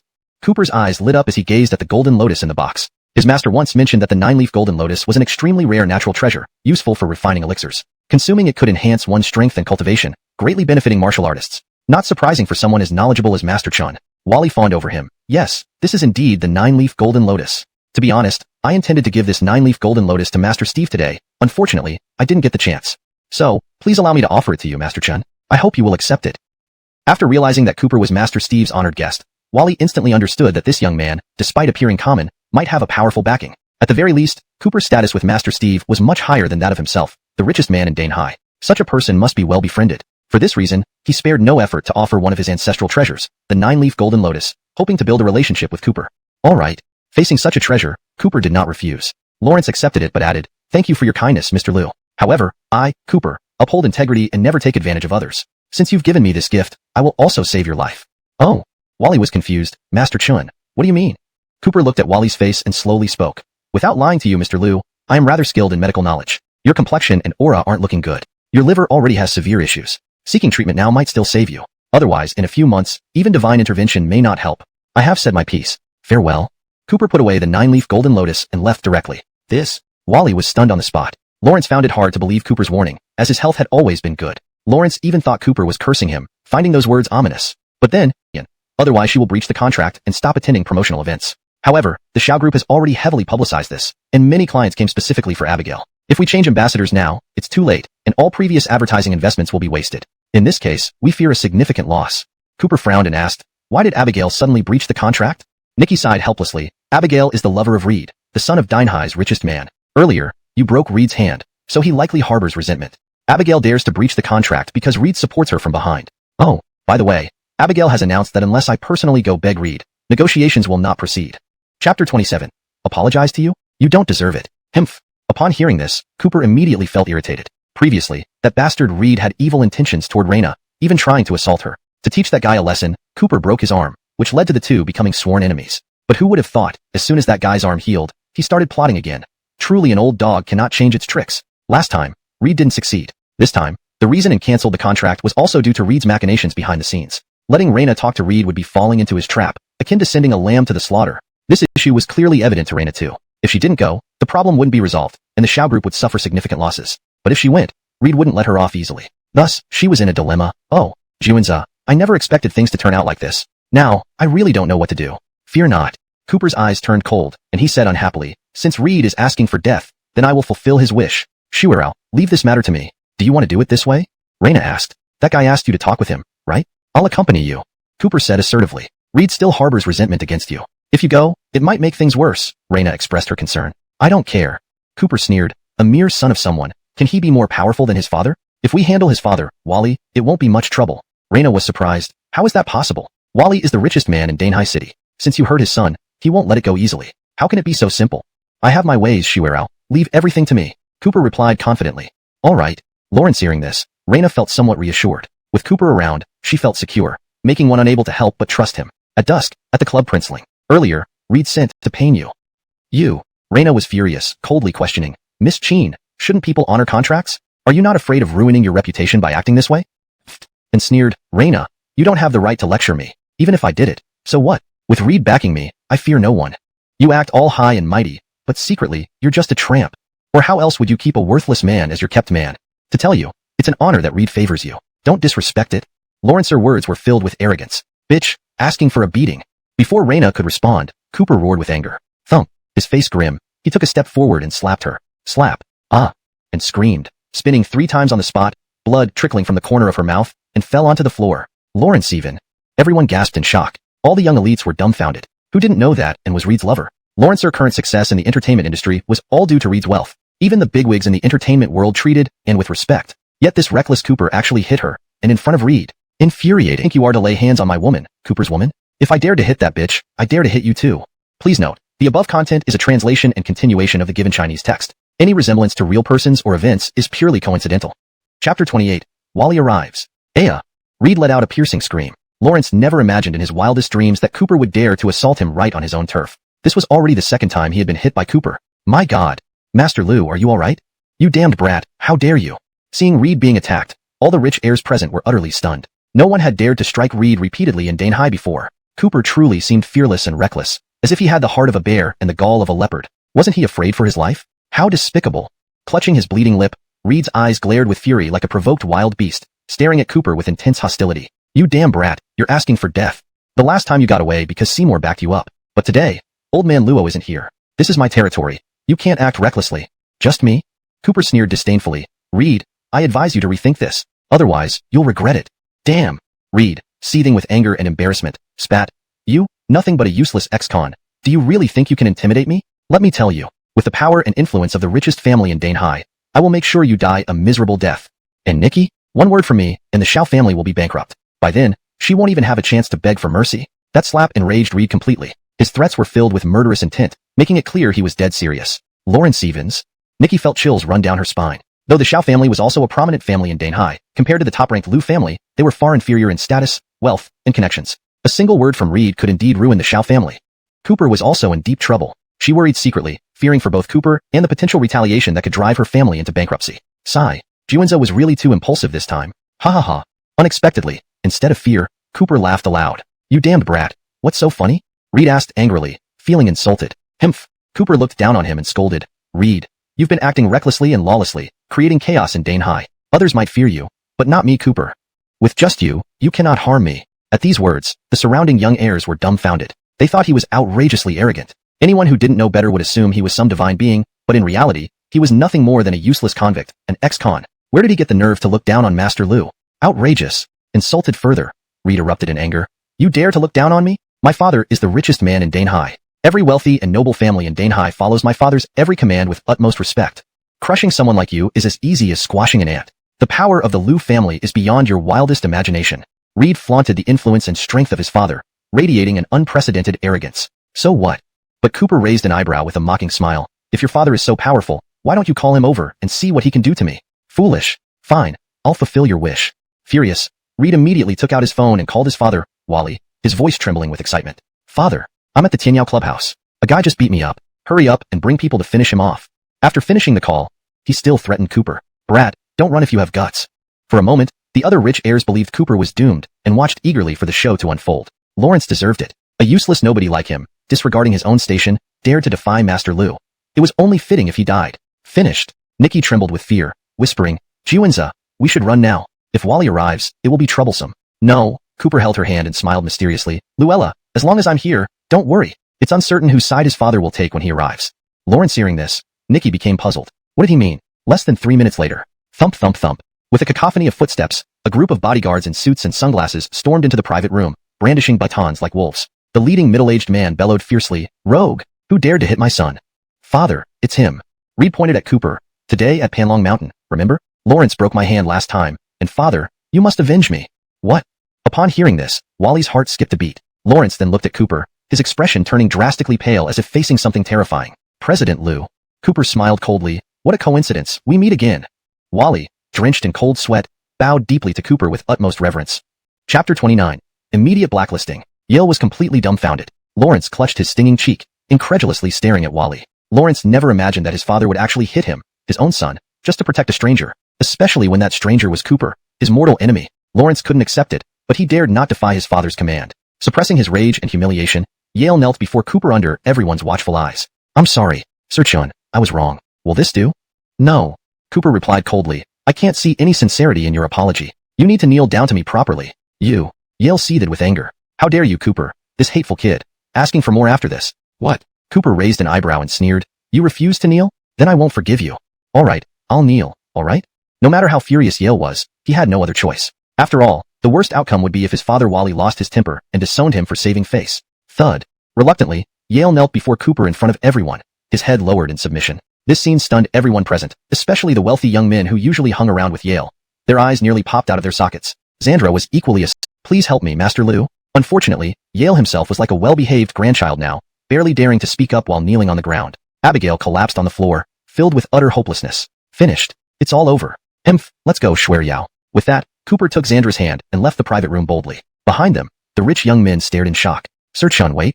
Just outside the club, Wally hurriedly caught up to Cooper, bowing deeply with a humble smile. Mr. Liu, anything else? Asked Cooper. Thank you, Sir Chun, for saving my life. Wally bowed once more, deeply grateful. Sir Chun, you saw through my condition accurately. The hospital confirmed it as you said. You are truly my savior. Mr. Liu, it's nothing, Cooper waved off casually. I saved your life, and you gave me a valuable treasure. We're even. Yes. Then Wally handed over his business card respectfully. We didn't exchange contact information yet. Please keep my card. We should stay in touch, and if you need anything, feel free to ask. Sure. Cooper accepted the card and left under Wally's respectful gaze. Back home, Xandra couldn't contain her curiosity any longer. Juanza, how did you manage that? Why does Wally listen to you so obediently? What about the saving his life thing?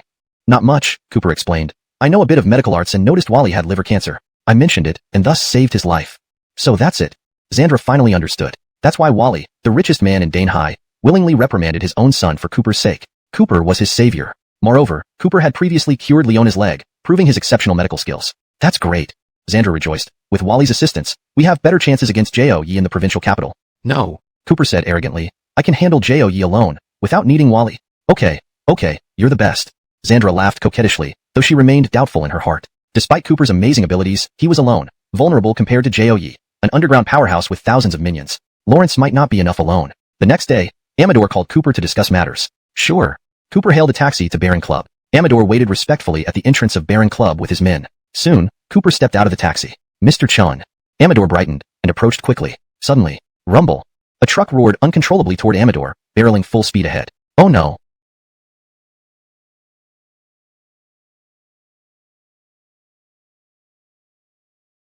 Brother Dane, watch out. Amador's men screamed in terror. Amador turned pale with shock. Oh no. Lawrence tried to dodge, but it was too late. The truck was too fast. About to collide. Swoosh. At the critical moment, a burst of golden light emanated from Amador's pocket, enveloping his body. It was the talisman Cooper had given him. Chapter 30. The life-saving talisman. All of this happened so fast, in the blink of an eye. Boom. A deafening crash. Amador was thrown several dozen meters by the truck, and then slammed heavily into a solid wall. Such a terrifying impact would even crumple steel. Brother Dane. It's bad. Brother Dane has been hit. Seeing Amador fly through the air, his subordinates' eyes welled with tears, screaming in despair. They thought Amador was surely dead and rushed over immediately. But to their astonishment, Amador stood up, completely unharmed. Lawrence Evans, Brother Dane. You're all right? The subordinates let out a chorus of shocked exclamations. What? Amador was also stunned. Lawrence felt his body and found all parts intact. How is this possible? I'm actually fine. I'm still alive. Just then, one of the subordinates suddenly shouted, Everyone be careful. It's an assassin. Everyone looked over and were instantly enraged. The driver of the truck saw that Amador wasn't dead and stuck his head out, pulling out a gun. This was clearly not an accident, but an attempt to kill. Amador hadn't taken it seriously, even thinking Cooper was exaggerating. But who would have thought that today he would actually be saved by this protective talisman? Worth it. Absolutely worth it. Mr. Chun is truly a divine figure. Amador immediately asked excitedly. I never thought your casual drawing of a talisman could have such miraculous power. I, Amador, am truly impressed. Oh yes, do you still have any of these protective talismans? I want to buy more. However many you have, I'll take them all. Though Amador was now the top underground boss in Donghua City, He was still involved in gang life, living on the edge, amidst blood and storms. Over the years, he had accumulated countless enemies. But with this life-saving talisman, he had nothing to fear anymore. And if he gave one to each of his brothers, wouldn't they become invincible in future fights? Not many left. Cooper replied, although these talismans are powerful, I can only draw a maximum of 10 per day. That's enough. Amador was thrilled. Mr. Chun, please. Next, Amador invited Cooper into the Baron Club and personally prepared writing brushes and cinnabar for him. Cooper took out the talisman paper and began drawing swiftly. Swish, swish, swish. In no time, 10 yellow protective talismans were drawn. Amador was delighted, saying he would buy all the arena match with Jude next week, right? Exactly. Amador hurriedly said, that scoundrel Jude has plenty of money. Given his nature, he won't rest after failing to kill me today. I suspect he will spend a lot of money to hire experts to deal with me in the arena. If I lose, my territory goes to him. This battle is crucial. Mr. Chun, as a master martial artist, your skills are unmatched, and you can withstand even bullets. With you on my side, no matter who Jude brings, there's nothing to fear. All right. Cooper nodded in agreement. I'll back you up. Wonderful. Amador was overjoyed. Thank you, Mr. Chun. Lawrence knew that Cooper was a rare master, extremely powerful, even impervious to bullets. With Cooper on his side, anyone Jude hired would pose no threat. Oh yes. Cooper added, recently, I need to enhance my strength, so I need some special materials. Find information for me. Coincidentally, Amador slapped his thigh and quickly replied, Mr. Chun, there's an auction tonight in Donghua City. It's rumored to feature some excellent items. Let's check it out then. Cooper said, and immediately set off. Chapter 31. Humiliating Reckoning. At 8 p.m., at the East Sea Starlight Auction House, Randall personally drove Cooper to this location. The two entered together, and Randall arranged for Cooper to sit in the front row. Mr. Chun, I'll go have a word with the auction house manager. Please wait here, Randall said before temporarily leaving. Not long after, a sneering voice suddenly came from behind them. Well, isn't this Cooper? What's a useless person like you doing here? Upon hearing this voice, Cooper frowned and turned back indifferently. It was none other than his old nemesis, Myra and Bryn. This despicable duo stared at Cooper with eyes full of ridicule and began their biting sarcasm. Indeed, someone as useless as you doesn't even qualify to attend such a high-class auction. You being here is simply lowering everyone's standards. If you know what's good for you, why don't you scram right now? Humph, Cooper sneered. If your despicable duo can come here, why can't I? You brat, what did you say? Bryn was instantly furious. Myra also gritted her teeth in anger. Don't forget. Cooper spoke arrogantly. I am the owner of Ocean Princess. Last time, I didn't throw both of you into the sea to feed the fish, so you should thank me. Did it not take you long to forget your place? Tease it. Myra snorted disdainfully. Just because you own a cruise ship, so what? Who knows how you got it? Exactly. At this moment, Bryn also sneered. You, a former convict, are just a nobody. All you've done is get lucky and become Nikki's kept man. How dare you act arrogant, eating off someone else and disgracing us men. Ha ha ha. Truly a despicable duo working together. Cooper's face showed contempt as he calmly replied, looks like I was too kind last time. I will find some time to give you two a lesson that you won't forget. Boy, what are you pretending about? Bryn laughed coldly. You probably won't get the chance. I've already informed Randall about your affair with Nikki. Daring to touch Master Arthur's woman, you're really asking for death. And Randall is Master Arthur's loyal subordinate. He will kill you. Exactly. At this point, Myra quickly joined in, adding fuel to the fire. Randall is Master Arthur's right-hand man and the underground boss of East Sea. Lawrence commands thousands of minions. Cooper, you scoundrel, won't last long. Soon, Randall will carve you up and leave you dead on the streets. She continued to boast about Randall's power in front of Cooper, trying to intimidate him. They acted like petty people gloating over another's misfortune, looking smugly triumphant. Little did they know, this whole conversation sounded absurd to Cooper. This despicable duo was attempting to inform against him, hoping to use others to do their dirty work. How unfortunate. These two never imagined that Randall had already approached Cooper upon receiving the message. Instead of having Cooper killed, Randall was terrified into submission, becoming Cooper's top lieutenant. Thump, thump, thump. Right then, Randall returned. Standing behind Myra and Bryn, he heard their words and felt his heart race in fear. Kill Cooper? Leave him dead on the streets? What nonsense. Now, he wouldn't dare think such things, even if given several lives. These despicable duo were talking nonsense. Cooper's gaze swept over the pair, then turned to Randall, his tone tinged with mockery. Randall, these two said you were going to kill me? What? Upon hearing this, Myra and Bryn froze momentarily. Whoosh, whoosh.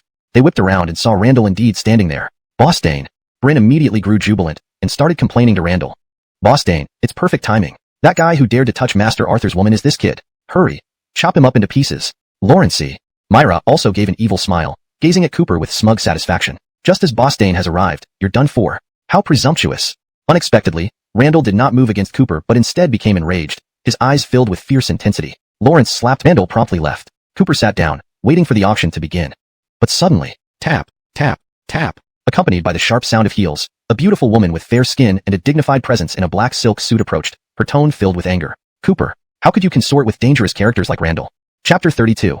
You have a threat of bloodshed. Lawrence hearing the voice, Cooper turned back and raised an eyebrow. So it's Miss Hong. But you're not my wife, so I don't need to report to you who I'm with, do I? The person who came was indeed Leona, the daughter of the Donghua ship king. She also came to attend the auction. With her exquisite makeup, dazzling jewels, and dressed like a noble little princess in a beautiful blue evening gown, her alluring figure drew attention wherever she went. You. Upon hearing these words, Leona's face flushed red.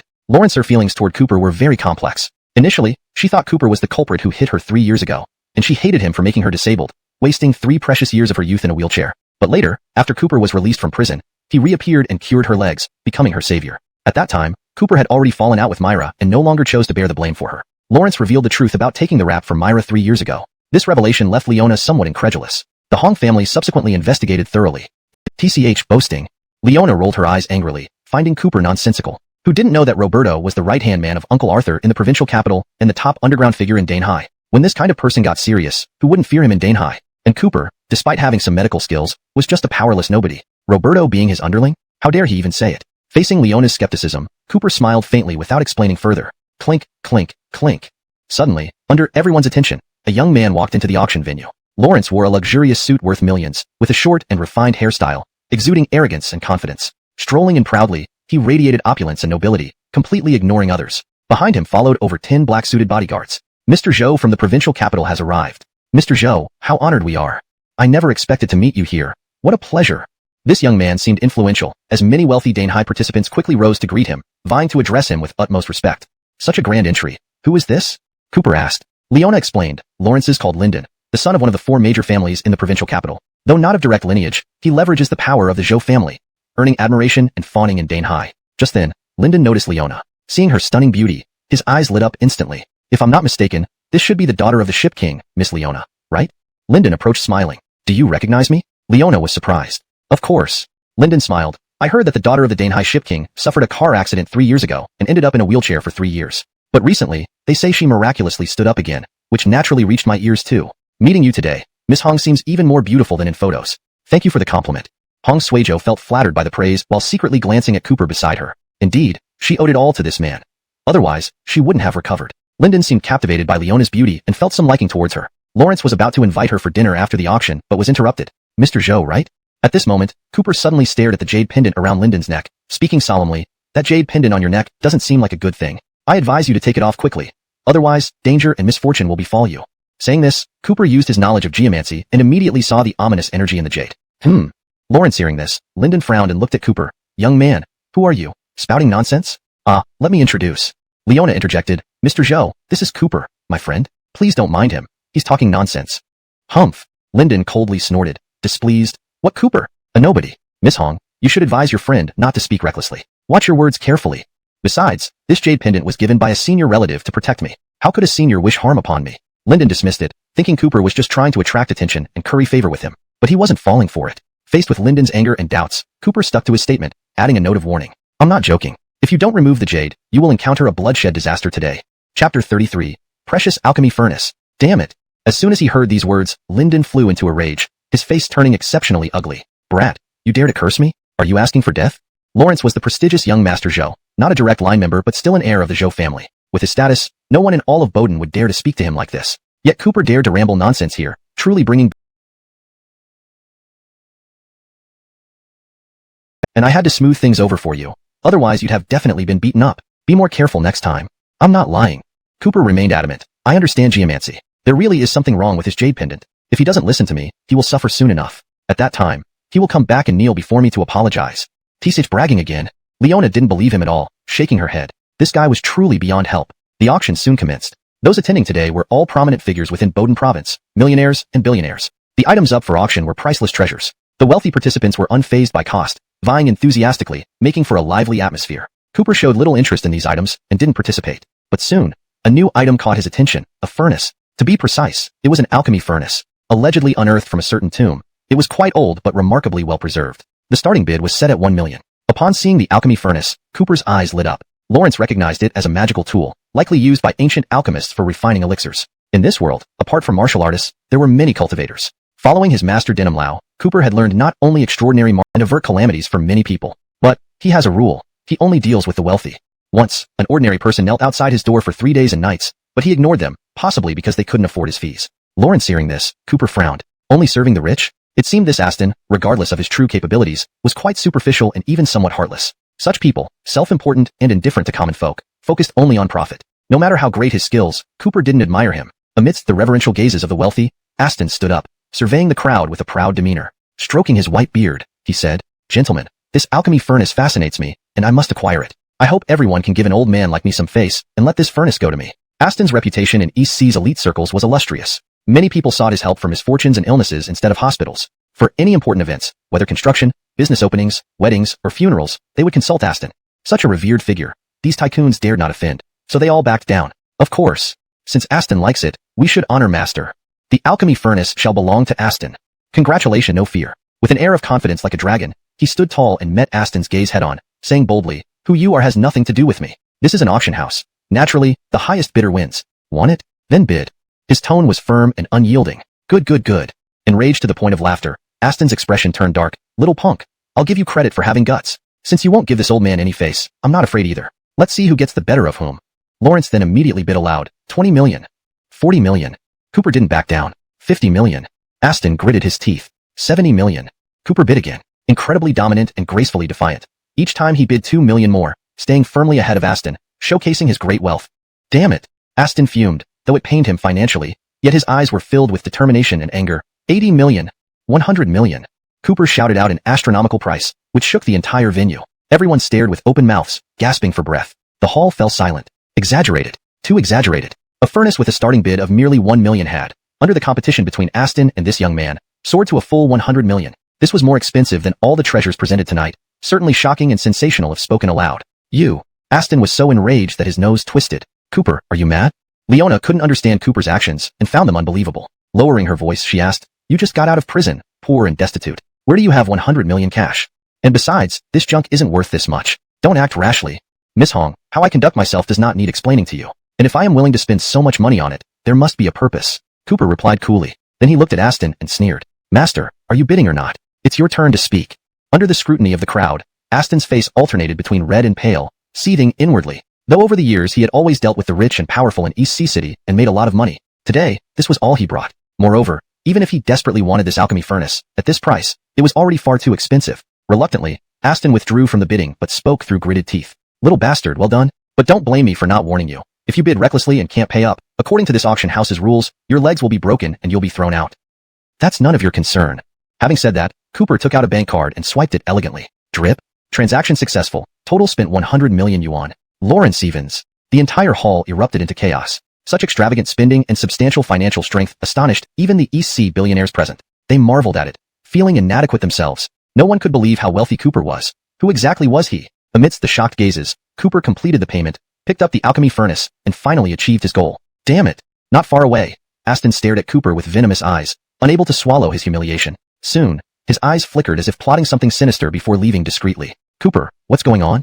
Leona questioned in surprise. "That's 100 million. Where did you get so much money from?" "That's none of Miss Hong's business, right?"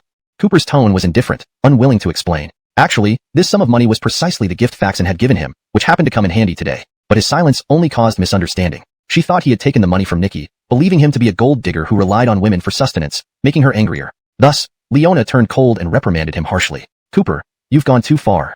This money must be from Luella, right? You're using her money to waste on something utterly meaningless. And now, you've provoked Aston, inviting potential disaster.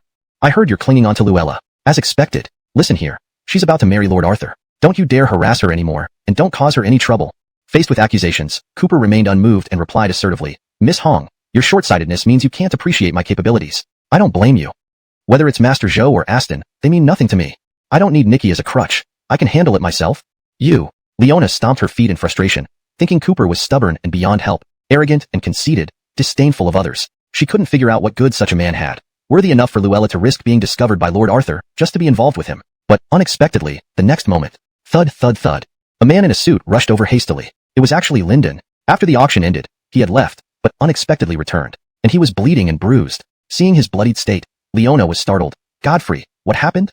Thump. Unexpectedly, without a word, Lyndon knelt down before Cooper. Ignoring others' gazes, he bowed deeply. "Mr. Chun, you are truly a godsend. Please accept my gratitude."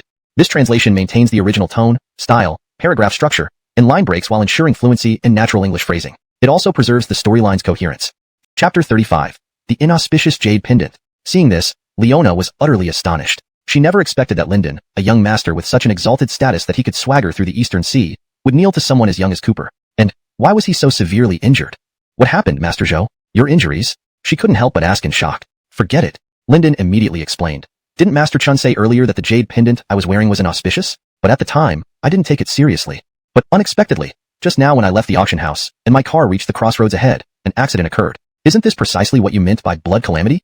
Lawrence Evans. Leona was even more shocked, staring at Cooper in disbelief, unable to comprehend what had just transpired. She thought that Cooper was merely trying to attract attention and spouting nonsense. Never did she expect that he actually predicted it correctly. Looking again, Linden, though alive from the car crash, seemed badly hurt. A deep gash marred his face, blood pouring out and almost staining his white suit red. It looked like healing would leave scars, possibly even disfigurement. Master Zhou, Leona hurriedly said, your injuries are severe. We can't delay. We should go to the hospital to get your wounds stitched up. Yes. Linden also realized the severity of his condition. Before leaving, he didn't forget to bow deeply to Cooper. Master Chun, I'll go to the hospital first, but I will definitely visit you with gifts soon. No need. Unexpectedly, Cooper calmly replied, such minor injuries don't require the hospital. Let me handle it. What? Linden was surprised, not yet understanding Cooper's intention. But then, Cooper had already acted. With a burst of vigor, he took out a shimmering silver needle and began performing the Tai Divine Needle technique. Swoosh, swoosh, swoosh. In an elegant, fluid motion, Cooper, with the poise of a dragon, quickly finished stitching up Linden's face. It's done. Cooper put away the needle and told the still stunned Linden, I've stitched up your wound, and there won't be any scars left. Really? Linden was incredibly amazed and immediately asked Leona to fetch a mirror from her bag. Lawrence examined himself closely, overwhelmed with excitement, regarding Cooper as a divine being. Master Chun, I didn't expect you not only to have— Lawrence knew how to dispel the malevolent energy. Once purified, it would become harmless jade, and given its quality, it was quite valuable, right? Suddenly recalling something, Linden spoke again. Master Chun, you truly are a remarkable person. Linden has made a friend in you. As it happens, next month is Hiroshi's 80th birthday celebration, which will be attended by all the luminaries in Tianan province. Would Master Chun consider coming to Zhou Manor for a drink? Yes. Cooper nodded. Thank you for the invitation. I wouldn't refuse such an honor. Upon hearing this, Leona felt some envy, even jealousy. The Zhou family was one of the 4 major families in the provincial capital, and invitations to Hiroshi's birthday were reserved for the most influential figures in Tianan province. Even her father wasn't qualified to attend, yet Cooper got the invitation. Calling it luck. He indeed possessed medical and metaphysical skills. This guy really had some talent. Master Chin, we'll meet again in the provincial capital next month. I look forward to seeing you. Before leaving, Linden politely bade farewell to Cooper. All right. Cooper agreed but added a warning. The matter with this jade pendant isn't simple. Whoever gave it to you likely had ill intentions. Be cautious. Linden's expression turned serious as he recalled something. At Cooper with an extremely grim expression. It was Aston. Earlier, at the auction house, he and Cooper had fiercely bid against each other for an ancient alchemy furnace, raising the starting price of 1 million to a staggering 100 million. In the end, Aston lost the bid, but he couldn't let it go. Kid. Aston's tone carried a hint of surprise. Your nose is pretty sharp. When did you notice me? Humph. Cooper gave a cold snort and replied with disdain. I sensed your presence the moment I left the auction house. Did you think you could hide from me? Lawrence had sensed Aston from the beginning, which was why he had driven Leona away, saving her from getting involved in unnecessary trouble. You have some skills. Aston's eyes turned even darker as he showed his vicious side, threatening menacingly, however, openly disrespected me, opposing an elder like me, and it spells certain death for you. This matter won't be easily settled. Oh. Cooper raised an eyebrow and asked coolly, so, what do you intend to do? What do you think? Aston didn't hide his intentions and spoke ruthlessly. A man without sin bears no guilt, but possessing something precious can be a crime. Your insight on this alchemy furnace is indeed sharp. Pity that such a treasure shouldn't belong to a mere greenhorn like you. Hand over the furnace now, or your life will be forfeit. Seeing that there was no one around, Aston stopped pretending. His face twisted into a monstrous grin, revealing fangs, as he shamelessly intimidated Cooper, demanding he hand over the furnace. Ha. Cooper burst out laughing upon hearing this. Brat, why are you laughing sarcastically? Aston gritted his teeth. I'm not joking. Killing you would be child's play. Is that so? Cooper sneered slightly, his tone mocking. With you? Afraid you're not qualified. If you want the furnace, come take it yourself, and we'll see if you're up to it. His arrogant tone was filled with undisguised defiance, showing no regard for Aston. Do you seek death? Aston flew into a rage. Since you don't appreciate my generosity, then don't blame me for being merciless. Once I kill you, your remains will be obliterated, leaving not a trace for anyone to find. Die. With that, Aston's old eyes flashed with fury as he attacked without hesitation. Vajra Mace. Soul Summoning Banner. Ninefold Dharmakakra. Subdue demons and banish evils, as ordered by the precepts. Aston spared no mercy, unleashing all his treasures and magical artifacts instantly. As spiritual energy surged, they floated midair, emitting a brilliant golden light and a formidable aura before rushing toward Cooper with lightning speed. Aston knew that since Cooper could discern the virtues of the furnace, he must also be a cultivator who needed serious dealing with. However, seeing Cooper's youth, he presumed his cultivation level wouldn't be too deep, giving him full confidence to kill him in one strike. Facing Aston's fierce attack, Cooper remained calm, retrieving a blank yellow talisman paper from his pocket. Ha. Upon seeing this, Aston laughed cruelly. Kid, using the lowest level of talisman arts against me? How absurd and delusional. Without any magical artifact, you're nothing more than a beginner, doomed to die. Ignoring Aston's scorn and ridicule, Cooper's aura was like a dragon's. Biting his fingertip, he began to draw a rune with his blood. Whoosh whoosh whoosh. In a few swift motions, Cooper sketched an intricate and profound spell onto the yellow paper. Fused with his blood, the talisman possessed terrifying power. Burst! Cooper roared. Instantly, the yellow paper floated in midair, erupting with blinding brilliance. The dim alley lit up like daylight, nearly blinding everyone present. Crack! Crack! Crack! Several cracking sounds rang out.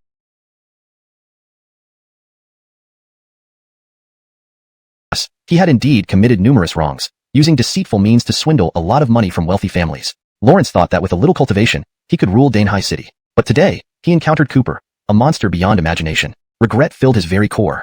Spare you? Cooper scoffed. I've heard about you, associating with rich people and cheating them out of their money. You've also ignored pleas for help from common folk. You're heartless. What benefit does sparing you bring me? There is.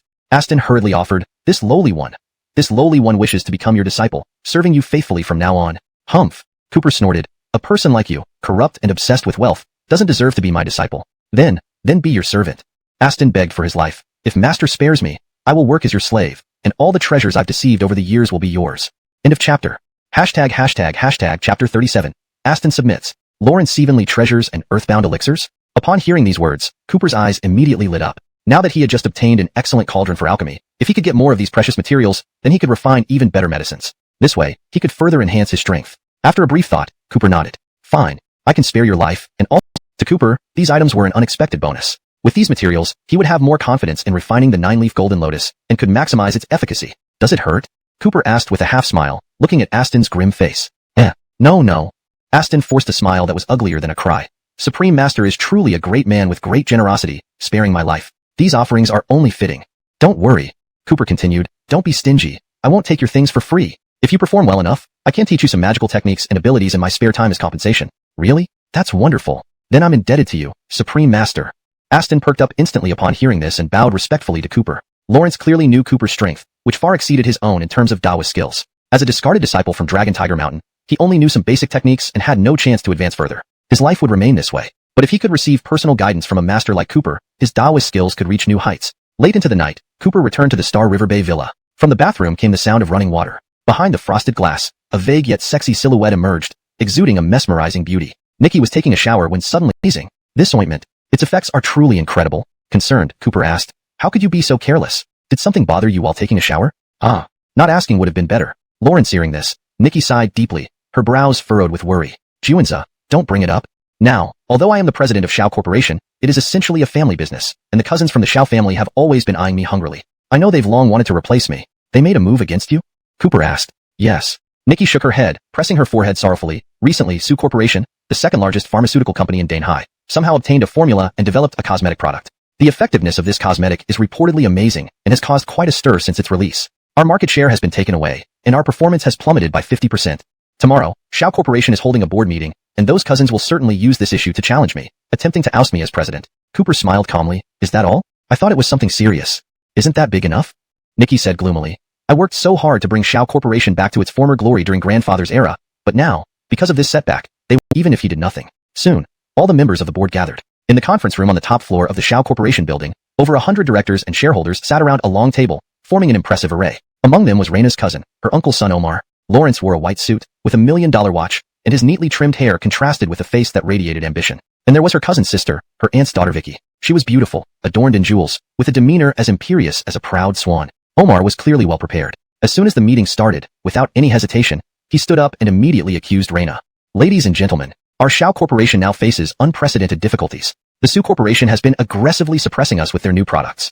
As of today, our monthly revenue has plummeted by 50%, a startling figure. If we continue like this, the Su Corporation will crush us completely, and our century-old legacy will be destroyed. And all this is due to our Raina.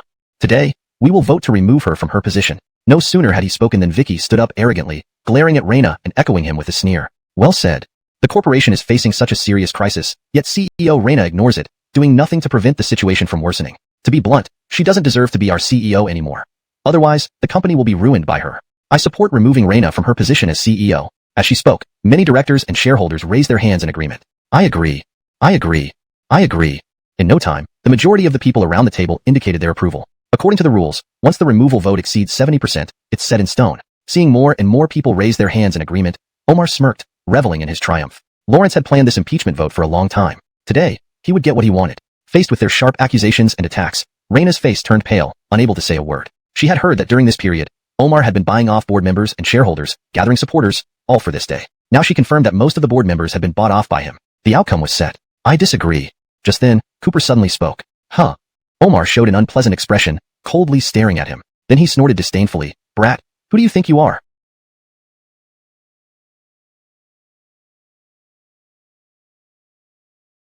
Cooper was unstoppable. Next, he grabbed Omar by the collar, opened the window, and hoisted him up to 100-meter-high sky. One wrong move, and he'd fall to his death. Ah! Omar, frightened witless, wet his pants and screamed frantically, Lawrence help me. One more question. Did you want to remove my wife? Cooper asked again. No, not me. I didn't mean to. Omar's courage failed him. He shook his head in terror. Humph! Cooper sneered and tossed Omar inside like a rag doll. Thud. Omar trembled, barely coherent in shock and fear. How daring! Vicky leapt up angrily. You really think you can do anything you want? Do you think violence can solve everything? I'm calling the police. Let the authorities deal with you. You'll end up in jail. Hold it. Suddenly, Cooper made an astounding announcement. In 3 days, I will release a new drug that will cripple the Sioux Corporation and make the Shao Corporation the leading pharmaceutical company in the province. If I fail, Marla will leave the company. The scene was set, and the board members sat in stunned silence, contemplating the audacity of Cooper's promise. Chapter 39. A bold gamble. What? The entire room burst into an uproar at these words. Everyone present was stunned. Was this kid too confident? How could a new product be developed in just 3 days? Wasn't he dreaming? No one believed Cooper, thinking him to be insane and delusional. However, Hudson, still cradling his burning cheek, asked with a dark gaze. Is what you're saying true? If you fail, is Zoya really willing to leave the company? Yes. Cooper replied with arrogance. At this point, Zoya, who had remained silent, stood up and nodded. Whatever Juanza says is my intention. If we lose, I, Zoya, will honor the bet. Very well. Hudson's eyes flashed with sharpness. Lawrence immediately agreed, ignoring the slap Cooper had just given him. Since you are so confident, I'll give you a chance to prove yourself. Everyone here today is a witness. Agreed. With that, he left with Vicky and the board members and shareholders. As soon as they were outside, Vicky spoke angrily. Cousin, that damned pretty boy slapped you just now, and you're just letting it go? I say we call the police immediately and let the authorities deal with that violent lunatic. Lawrence is completely lawless. No. Hudson wiped the blood from his mouth, revealing a sinister smile. I'll remember this slap. I'll give him 3 days. We're sure to win. It's impossible to develop, produce, and launch a product successfully in just 3 days. And even if it does launch, it won't necessarily compete with the Sioux family's products. This bet is mine for the taking. Once I become CEO and hold the power, humph, I have 100 ways to deal with that pretty boy, leaving him to die slowly. Fine. Vicky coldly snorted. Let's let that stinking little boy jump around for 2 more days.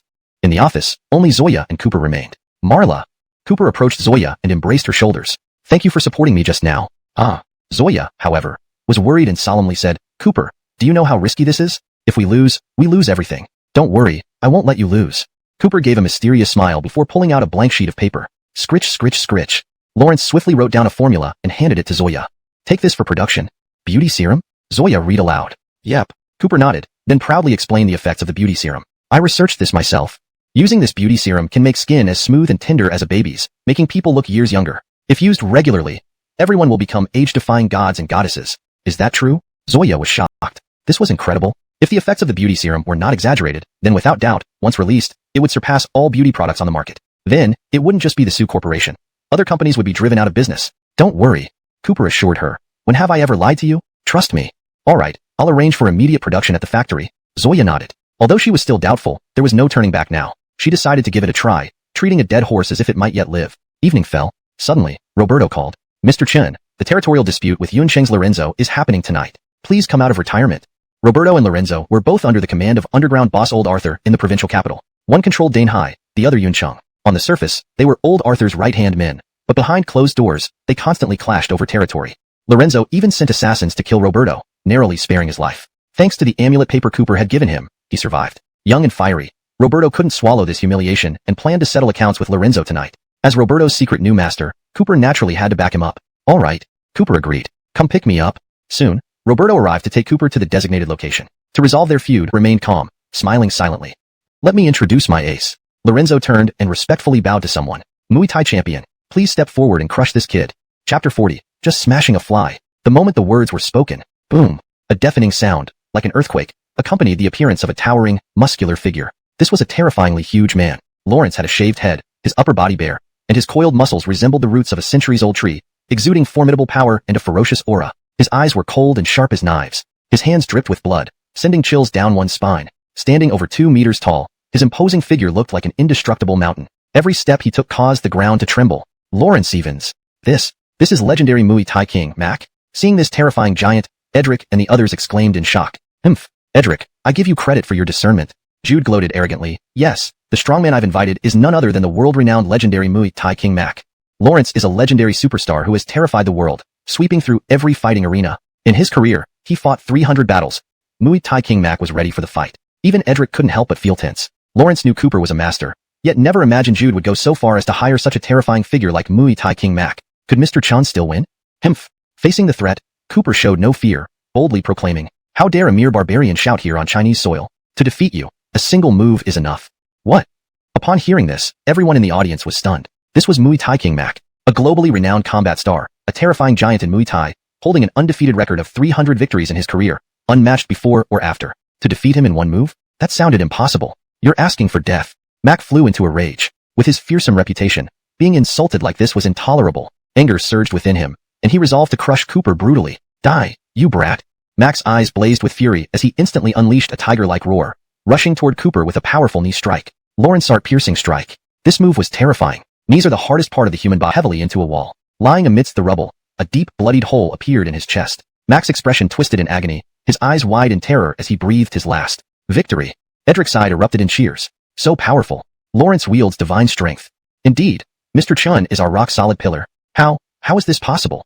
Jude stared in disbelief at Mac's corpse. This was Muay Thai King Mac, undefeated in his entire career. Yet, he was killed by a single punch from this seemingly frail boy. Mr. Chun, you are truly my benefactor, my idol. Edric immediately tried to flatter Cooper. Cooper brushed off his clothes indifferently, just smashing a fly, nothing to it. Jude. Edric stood tall, sternly ordering, "You've lost. Hand over the territory and leave Guangnan province as per the rules." "No, I refuse to accept this." Enraged, Jude gritted his teeth. "Since it's come to this, no one leaves here alive. I still have an ace up my sleeve. A feng shui master hired with substantial funds. Once he acts, you will all die here." Chapter 41. Master? Lawrence is my junior. Feng shui master? Lawrence hearing this, Roland and the others grew tense. After the Thai boxing champion was killed, Lorenzo still had the audacity to kill people and flourishing in Donghua City. Moreover, he only associated with wealthy and influential families, earning him substantial wealth and connections. In Donghua, no one dared to provoke Aston, whether they were in the underworld or legal circles, demonstrating his terrifying power. To think, Lorenzo managed to invite such a person. At the same time, Cooper met Aston and chuckled. Lawrence thought Lorenzo had brought some formidable expert, but it turned out to be this? Mr. Chun.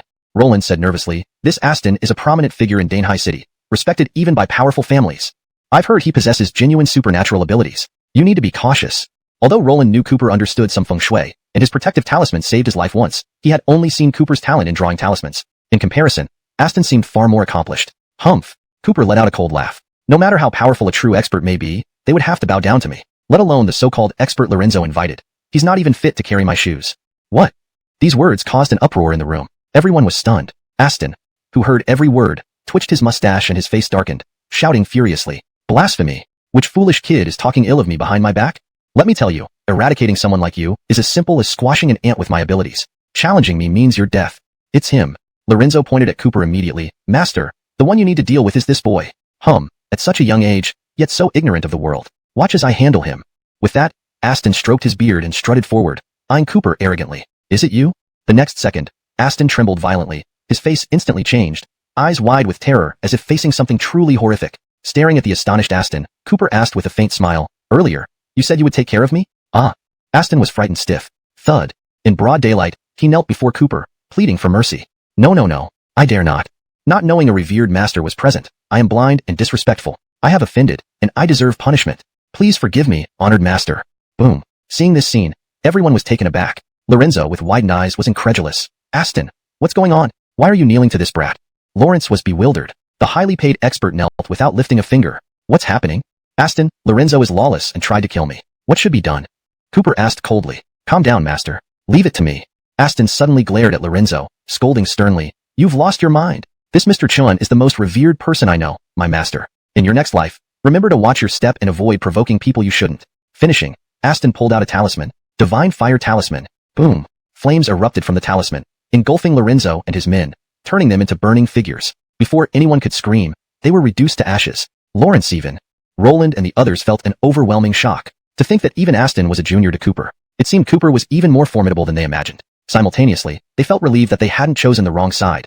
Otherwise, they would have been dead too. Subsequently, Cooper instructed Roland, Winding, take over Lorenzo's territory in Yunqing from now on and expand our influence. Soon, I will help you eliminate Lord Arthur and take his place. Thank you, Mr. Chun. Roland was overjoyed, bowing deeply, becoming even more loyal to Cooper. The next day, morning, Cooper accompanied Xandra to the factory. Xandra obtained the formula for the beauty elixir and wanted to produce the product as soon as possible. A press release was planned in 3 days to compete with the Su family. The news of Xiaoyao Pharmaceutical rushing to produce the new beauty fluid evidently has already reached the Su family. Therefore, they are deliberately acting against us. There must be a mole involved in this affair. As for who the mole is, it's not hard to guess. If Zoya cannot successfully produce and launch the beauty fluid within 3 days, thus defeating the Su family, she would have to quit Xiao Pharmaceutical according to their agreement. Who stands to gain from this turn of events is obvious. Soon after, Mike arrived. Lawrence was about 30 years old, wearing gold-rimmed glasses with his hair slicked back, dressed in expensive clothes with an air of elegance. His mouth always carried a smile, but his eyes gave off a malicious impression. At first glance, he appeared to be a gentleman on the outside, but a scoundrel at heart. President Xiao. Mike walked up, fixing Zoya with a grin as he stretched out his hand with insincere friendliness. Denim time no see. I heard you've been developing a new product recently. Is everything going well? Cut the act. Zoya, being very smart, knew exactly who was responsible for the shortage of Baiji, so she didn't shake hands with Mike and didn't show him any respect. Mike, let's cut to the chase. Are you here just to mock me? Lawrence. Mike laughed, shrugging his shoulders. I'll be honest. I've already swept all the Baiji from the market in Tiannan province. You might as well give up.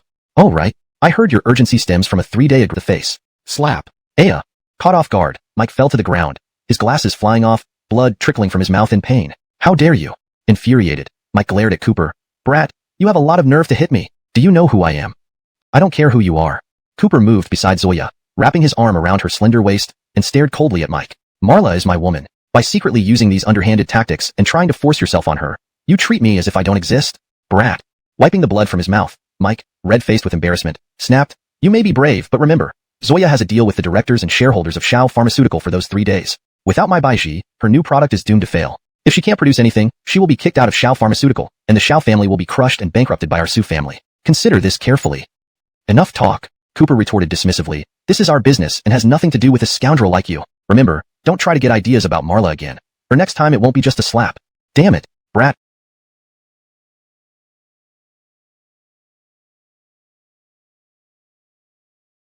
Next day when devastating news broke, Su Pharmaceutical abruptly launched their new snow cream ahead of schedule, preempting Xiao Pharmaceutical and dominating the market with immense hype. The product caused a citywide sensation, becoming an instant hit. It seemed clear that this matter involved the Su family. The news that Xiao Corporation was working overtime to produce the new beauty serum must have already reached the Su family's ears. So they were deliberately acting against them. There must be a mole. As for who the mole was, it was easy to guess. If Nikki could not successfully produce the beauty serum and bring it to market within 3 days to defeat the Su family, she would have to withdraw from Xiao Corporation according to their agreement. In that case, whose wish was fulfilled was obvious. Soon, Mike arrived. Lawrence was around 30 years old, wearing wire-rimmed glasses and sporting a slicked-back hairstyle. His attire was expensive and exuded nobility. Lawrence had a constant smile on his face, but his eyes gave off a sinister vibe. Clearly, he was a polite scoundrel. President Xiao. Mike approached with a grin, staring at Nikki. Lawrence extended his hand with a fake smile. Denim time no see. I heard you've been developing a new product recently. Is everything going smoothly? Cut the crap. Nikki was quick-witted and naturally understood who caused the shortage of Baiji. Therefore, she did not shake Mike's hand or give him any good face. Mike, we both know what's going on. Stop pretending. Are you here to see my downfall? Pale with rage, unable to speak. Thud, thud, thud. Suddenly, Cooper dashed forward, eyes blazing with murderous intent. Looking for death. Without warning, he slapped Mike viciously across the face. Slap. Ah. Caught off guard, Mike fell to the ground, his glasses flying off. Blood trickled from his mouth as he gasped in pain. Damn it. Furious, Mike glared at Cooper, spitting out, You brat, how dare you hit me? Do you know who I am? I don't care who you are. Cooper walked to Nikki's side, gently wrapping his arm around her slim waist, and stared coldly at Mike. Luella is my woman. Trying to force your way into her life with these underhanded tactics. Do you think I don't exist? Brat. Mike wiped the blood from his mouth, livid with embarrassment. You have guts, but don't forget, Nikki has a 3-day deal with the directors and shareholders of Xiao Corporation. Without my Baiji, her new product will never see the light of day. If she can't deliver, she'll be kicked out of Xiao Corporation, and the Xiao family will be crushed by us Su. I advise you to think carefully. Enough babbling. Cooper dismissed it casually. This is our business, none of your concern. Remember, don't even think about targeting Luella again, or next time, it won't just be a slap. Damn it, brat, we'll see about that, you'll regret it. Furiously, Mike stormed off, leaving behind ominous threats. Alas. Nikki sighed, her brows knitted with worry.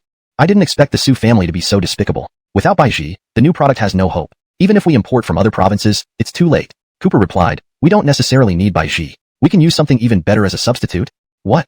Nikki's eyes lit up. Juanza, are you serious? Of course. Cooper continued. I have a collection of superior grade herbs. One particular herb is 100 times more effective than Baiji. Time is running out. Let's use this to solve the crisis. In fact, the superior grade herbs he mentioned were from Aston's warehouse. All of them were rare and invaluable herbs, each priceless on its own. Using them to produce beauty serum was somewhat wasteful. But now, there was no other choice. They had to go all out. Today would be a splurge. Quickly, Cooper brought out the precious herbs, and the factory immediately began production. This urgent crisis was finally resolved. However, Cooper did not regret it, for solving Nikki's problem was worth it. Meanwhile, the business department of Shao Corporation went all out to secure prime shelves in malls and supermarkets for the upcoming beauty serum launch. They thought everything would go smoothly according to plan. But unexpectedly, the next day came with a devastating blow to launch a new product and hinted at the crucial ingredient Baiji. Mike consequently secured the entire province's supply of Baiji overnight. Though Nikki managed to resolve this crisis somehow, Omar doubted her product could rival Sue's snow cream. If she lost, the CEO position would fall into his lap. But soon, one bad omen after another unfolded. Not good. After the launch of Sue's snow cream, major malls, supermarkets, and counters canceled their deals with US and switched to selling Sue's product. Mike made it clear, those who want to sell snow cream must refuse Shao products. The bank just informed us they won't provide any future loans to Shao. Many partners and suppliers have also canceled contracts. One catastrophe after another stunned everyone present, including Omar, whose face darkened. It was obvious Sue family was orchestrating a blockade against them. While Omar coveted the CEO position, he never wanted a bankrupt mess. Damn it. Omar erupted, standing up to reprimand Nikki. I see now. Lawrence hearing your boyfriend beat up young Master Mike yesterday, he must be lashing out because of that. Previously, our rivalry with the Sue family stayed under the surface. We never confronted each other openly. Now, they've gone berserk because of you too. Vicky chimed in nastily. Cousin, look what you've done. The serum was ready. Today marked the Shao Group's new product launch. They invited peers and journalists, setting an elaborate stage. Omar, Vicky, and Mike were also present, clearly to scout the situation. In the backstage, Nikki felt nervous. This release was pivotal for Shao Group's survival. Don't worry, Luella. Cooper held her hand, encouraging her. Everything is under control. We'll cause a citywide sensation today. Under everyone's gaze, Cooper escorted Nikki on stage. Dressed impeccably, both exuded confidence and charm. A perfect pair poised for success. Note, the structure, tone, and style have been maintained as requested. The paragraphs and line breaks match the original text closely. Chapter 44. The Magical Beauty Essence. Oh my god. Nikki is absolutely stunning. Indeed, she lives up to her reputation as the most beautiful woman in East China Sea. So aloof, yet so captivating. At the sight of Nikki's icy and noble beauty, everyone present was left awestruck. Men couldn't take their eyes off her, while women felt like they had turned into ugly ducklings, feeling inadequate and ashamed. Lawrence's radiance made everything else pale in comparison. Soon, the product launch commenced. Nikki took to the stage herself to introduce the beauty essence to everyone present. Our beauty essence incorporates many rare and precious ingredients, refined through rigorous processes. I can confidently say, there is no product on the market today that can surpass its efficacy. Suddenly, a few journalists at the audience started grinning slyly and began to heckle. Oh please, Miss Shao. What kind of magical ingredients? It's all just hot air. What good does it do? Exactly, what effect can this stuff have anyway? There are definitely effects. Nikki knew what was happening but remained unfazed. She continued proudly, describing the product's benefits. This beauty essence has the effect of eliminating blemishes and whitening the skin, with immediate results. If used consistently within a month, one can look 10 years younger. This statement caused an uproar in the hall. Immediate results? Even if the beauty essence was miraculous, it should still be a skincare product, which takes time to show effects. Making someone look 10 years younger in a month, that was quite a stretch, wasn't it? At this moment, those fake journalists started creating chaos again. Scam artists. You're just trying to fool us. How could it be that magical? You're all just frauds trying to scam our money. Get off the stage. Get off the stage. Under their influence, everyone in the crowd began to doubt, and some even started throwing objects at the stage, wanting to force Nikki off. The situation quickly became chaotic and nearly out of control. However, Mike, standing amidst the crowd, smiled with glee, reveling in the mayhem. Those fake journalists were all people he had hired specifically to disrupt the Shao Corporation's event. With such interference, it was indeed thrown into disarray. Now, things were getting interesting. Careful.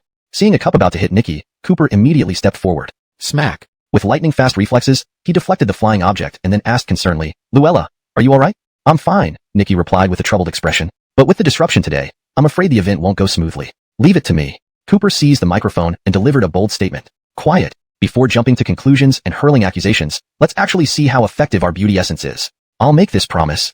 Whoever tries our company's beauty essence and finds it ineffective will receive an immediate compensation of 5 million. How about that? Any problems now? What? The entire hall erupted in shock. Everyone was stunned. Probably nowhere in Daxia would any company dare make such a bold claim. Just how confident was Shao? The effectiveness of the beauty essence was thoroughly tested. The facts proved it was indeed magical, sending the crowd into a frenzy. People rushed to the stage to buy, almost causing a stampede. Because of the overwhelming enthusiasm, the scene was briefly out of control. Most shocked of all was Nikki. This product had been hastily produced, with only safety tests conducted. The effectiveness hadn't been fully tested yet. But unexpectedly, Cooper's casually written formula turned out to be incredibly effective. She couldn't wait to try it herself now. D*M. Amidst the excited screams and cries, Mike's face turned uglier than a sour grape. Today, he had intended to sabotage the event. But he hadn't anticipated this outcome. Omar and Vicky were equally grim-faced, extremely displeased. The beauty essence proved to be miraculously effective, capable of surpassing the Sue family's snowflake cream. Consequently, Nikki wouldn't need to step down, and her position would only become more secure. From now on, they wouldn't be able to undermine her. At this moment, Cooper looked towards Mike from afar, his lips curling into a mocking smile. Master Sue, have you seen the effect of our new product? With the release of our beauty essence, your Sue family's snowflake cream looks downright pathetic. I suggest you halt production and throw it all into the trash. D*M. Fuming with anger, Mike's nose almost twisted sideways. Brat, don't get cocky. Even if you come up with a new product, you can't change the outcome. Let me tell you, I've contacted the bank to cut off your Shao Corporation's funding chain. I've also instructed major malls not to stock your products. No matter how good it is, you won't sell a single unit. Also, I've enlisted people to ensure your Shao Corporation never has a day of peace. Translation complete. Please review for accuracy and provide further instructions. Chapter 45. A gathering of tycoons to support the Shao clan. Mike openly provoked. Since the pretense had been shattered, he no longer held back, revealing his menacing true colors. Under everyone's watchful eyes, he issued a series of threats with a domineering and arrogant attitude, clearly intending to force the Shao clan into a dead end. For a moment, Xandra's face turned deathly pale, and she was filled with anxiety. Even an exquisite fragrance fears a deep alley. Despite the miraculous effects of the beauty lotion, it had just launched and was already suffering from the Sue family's intense suppression over this period, causing the company to face financial difficulties. If the Sue family continued to use such underhanded tactics, the Shao Corporation would be pushed towards bankruptcy. Humph. Unexpectedly, in response to these threats, Cooper remained undaunted, instead sneering coldly. Mike, you dare to put on airs before I deal with you? Do you believe that a single word from me could bankrupt your Sue family first? TC. Mike snorted with disdain, immediately mocking him. Boy, what a bold statement. Just you? Ridiculous. Think I don't know you're nothing but a convict without power, influence, or background, a mere ant bragging needlessly. So? Cooper smiled mysteriously, saying profoundly, let's wait and see. Just as the tension between them grew thick, suddenly, the richest man of East Sea, Wally has arrived. Swoosh, swoosh, swoosh. The next moment, all eyes in the room turned toward the entrance in surprise. Under the spotlight, Wally entered, dressed in a black suit, exuding opulence and authority. He radiated wealth and grandeur. Upon his arrival, exclamations erupted throughout the venue. Mr. Richest? Why is he here? Shortly after, Wally stepped onto the stage and declared in front of everyone. I hereby announce, starting today, my Liu family will enter into a deep partnership with the Shao Corporation. All the capital required for Zhao's new product will be provided by us. The Liu family and the Shao clan will be as close as kin from now on. Unexpected that even Master Sleeping Dragon had chosen to support the Shao Corporation openly, sending his granddaughter to convey this message. And Master Sleeping Dragon's reputation was known far and wide in East Sea. Speaking of favors, which of these business tycoons present had not benefited? From business location selection, company inauguration, weddings, funerals, even reversing fortune. These were all within Master Sleeping Dragon's expertise. Most of the tycoons had once visited Master Sleeping Dragon for help. Soon, the owners and spokespersons of supermarkets, shopping malls, and cosmetics chains stood up respectfully, bowing to Kathleen. Showing utmost deference, they followed suit in their responses. Miss Felicia, rest assured, since Master Sleeping Dragon has spoken, we certainly support. From now on, we will dedicate our prime counter spaces to promote the Shao Corporation's new beauty lotion. Also, Kathleen added, I don't like the Sue family. You know what to do, right? Understood. These bosses immediately replied, we'll clear out all Sue products from our counters. Hmph, those trash items don't belong on our counters. Yes, toss them all into the trash bin. You. Lawrence hearing this, Mike fumed, nearly exploding in rage. Lawrence couldn't believe that just as the Shao Corporation seemed destined for bankruptcy, first came Wally, then Kathleen, each coming to result exceeded everyone's expectations. Amidst the stunned gazes, Amador surveyed the room dominantly and warned forcefully, listen up, the Shao Corporation is under my protection. Whoever dares to challenge the Shao Corporation challenges me. Chapter 46. Disciple of the Imperial Doctor. Amador's attitude left everyone in the room stunned. Initially, they thought he had come to cause trouble, but who would have expected? Even more surprising was the arrival of not only Errol first, followed by Eden's granddaughter, but now even Amador, the top figure in the underworld of Donghua, came. The atmosphere at the press conference shifted dramatically as these major figures all showed up to support the Shao family corporation. Everyone present couldn't help but marvel and exclaim in amazement, deeply impressed by the sheer number of powerful backers supporting the Shao family corporation. Most surprised were Omar and Vicky and their associates. Until then, even these core members of the Shao family corporation didn't know that they had such influential allies. Recalling Cooper's previous words, where did this kid get so much power? Humph. Cooper let out a cold snort, proudly looking at Mike. I told you, one word from me, and your Sue family would go bankrupt. How do you feel now? Let's see how you can still be so arrogant. Mike was visibly shaken. In his eyes, the Shao family corporation was like a soft persimmon, easy to manipulate. But today, with so many powerful supporters suddenly emerging, none of whom he could contend with, Lawrence regretted talking so boldly before. So, Cooper gave Amador and the others a subtle signal. They nodded and left one by one, concluding the press conference successfully. After the press conference, the Xiao Family Corporation immediately launched a massive advertising campaign, building momentum. Reporters who attended witnessed the miraculous effects of beauty liquid and wrote glowing articles, praising it extravagantly. In no time, news of beauty liquid's effectiveness spread far and wide, opening up the market smoothly. Consumers went into a frenzy to purchase it. On its first day on the market, it sold out completely, leaving a huge demand unsatisfied. The net profit alone was in the tens of millions, making it an instant hit. The Xiao Family Corporation hurriedly ramped up production in several factories, working around the clock to meet the demand. Everything was looking bright. After a busy day, Cooper finally returned home with Nikki. Though tired, they were both filled with joy. Juanza. Sitting on Cooper's lap and leaning against his chest, Nikki asked curiously, "You said you saved Wally and Amador before, which explains their support. But why would Kathleen help us? Do you know her?" In truth, Cooper not only knew Kathleen. Lawrence was now the young master of Eden and other former Denim officials, holding an incredibly prestigious position. Even someone like Kathleen, whom most people found unattainable, had become his subordinate. Cream has been boycotted in all city malls, all products removed from shelves. It's all because of that brat Cooper. In the grand hall, Mike, filled with grief and rage, complained to a distinguished young man with a deep, proud demeanor. Lawrence vented his hatred towards Cooper relentlessly. The young man's expression darkened upon hearing this, clearly displeased. His name was Buck, a disciple of the imperial doctor from the capital. Previously, the formula for Snow Blossom Cream, invented by the Su family, was provided by Buck, with both parties agreeing that 70% of the profits went to Buck while the Su family got only 30%. The Su family merely handled the production and promotion. Buck was the true mastermind behind it. Beauty liquid? Buck furrowed his brows. Impossible. That stuff can't possibly surpass my Snow Blossom Cream. Show it to me. Please. Mike quickly handed over a bottle of beauty liquid he had secretly purchased. Buck examined it irritably, but soon his expression changed drastically. As a disciple of the imperial doctor, Buck instantly recognized that beauty liquid was indeed far superior to Snow Blossom Cream. How could this be? What should we do now, young Master Tang? Mike was anxious. At this rate, Snow Blossom Cream isn't selling at all, and my Su family is suffering heavy losses. If this continues, we'll go bankrupt. No problem. Buck's eyes grew cold, smirking ominously. Beauty liquid is indeed a fine product. But what if we take its formula, have your Su family produce it? Isn't that simple enough? Prepare the car. I'm heading to the Xiao Family Corporation now. Chapter 47 Despicable Bandits. On the other side, at Xiao Corporation, due to the craze for beauty elixir, which was completely sold out, Cooper accompanied Xandra to personally visit the company and have a meeting with the managers of various factories, urging them to speed up production as soon as possible. Just as the meeting ended, the secretary came in. CEO Xiao, Vice President Mike from Su Corporation wants to see you. Lawrence brought along a stranger. Mike? Upon hearing this name, Xandra immediately frowned. Thinking about that despicable man, she felt a wave of disgust. Lawrence was just a polished rogue. This time, the beauty elixir from Xiao Corporation had thoroughly crushed the snow cream from the Su family. The other party must have harbored resentment. If Mike were to come now, it wouldn't be for anything good. After hesitating for a moment, she asked Cooper, "Juanza, do you think we should see him?" "There's no harm in seeing him," Cooper said calmly. "He is, after all, a defeated general. It's unlikely he can cause any trouble. Let's see what he wants first. Perhaps it will even be amusing." "All right." Xandra followed his advice and instructed formula right away. "I can let this matter slide. Otherwise, you will offend the Imperial Medical Hall. The consequences you cannot bear." This speech was prepared by Buck on his way here. Lawrence didn't know where the formula for the beauty elixir came from for Xiao Corporation, so he used the Imperial Medical Hall as a threat. For ordinary people, this might be intimidating enough. After all, it was the Imperial Medical Hall. It was the highest authority in the medical field of Daxia, situated in the imperial capital and managed by the 10 great physicians. Any single physician from there was renowned throughout the land. Anyone doing business in medicine in Daxia would never dare to offend the illustrious Imperial Medical Hall. A single word from them could revoke any physician's practice license or easily destroy any company or enterprise. Lawrence hearing this, Xandra was infuriated. The beauty elixir formula was clearly developed by Cooper. What did it have to do with the Imperial Medical Hall? Clearly, Mike had deliberately brought Buck here to create trouble, all to seize the beauty elixir formula. "You are simply making things up," Xandra angrily reprimanded. "Trying to pin a crime on someone when you have no evidence? Aren't you bandits?" "Miss Xiao." At this moment, Buck warned coldly, "I am a disciple of the Imperial Medical Hall. I suggest you As for the profit, you can have 2% annually." Cooper laughed out loud upon hearing this. "Who do you think you are? A stray dog in a gown thinking you're important? There's nothing to talk about with you. Stop dreaming. Get out. Despicable." Buck became enraged, eyes flashing with viciousness. "Stinking brat, preferring punishment to reason. I'll teach you a lesson."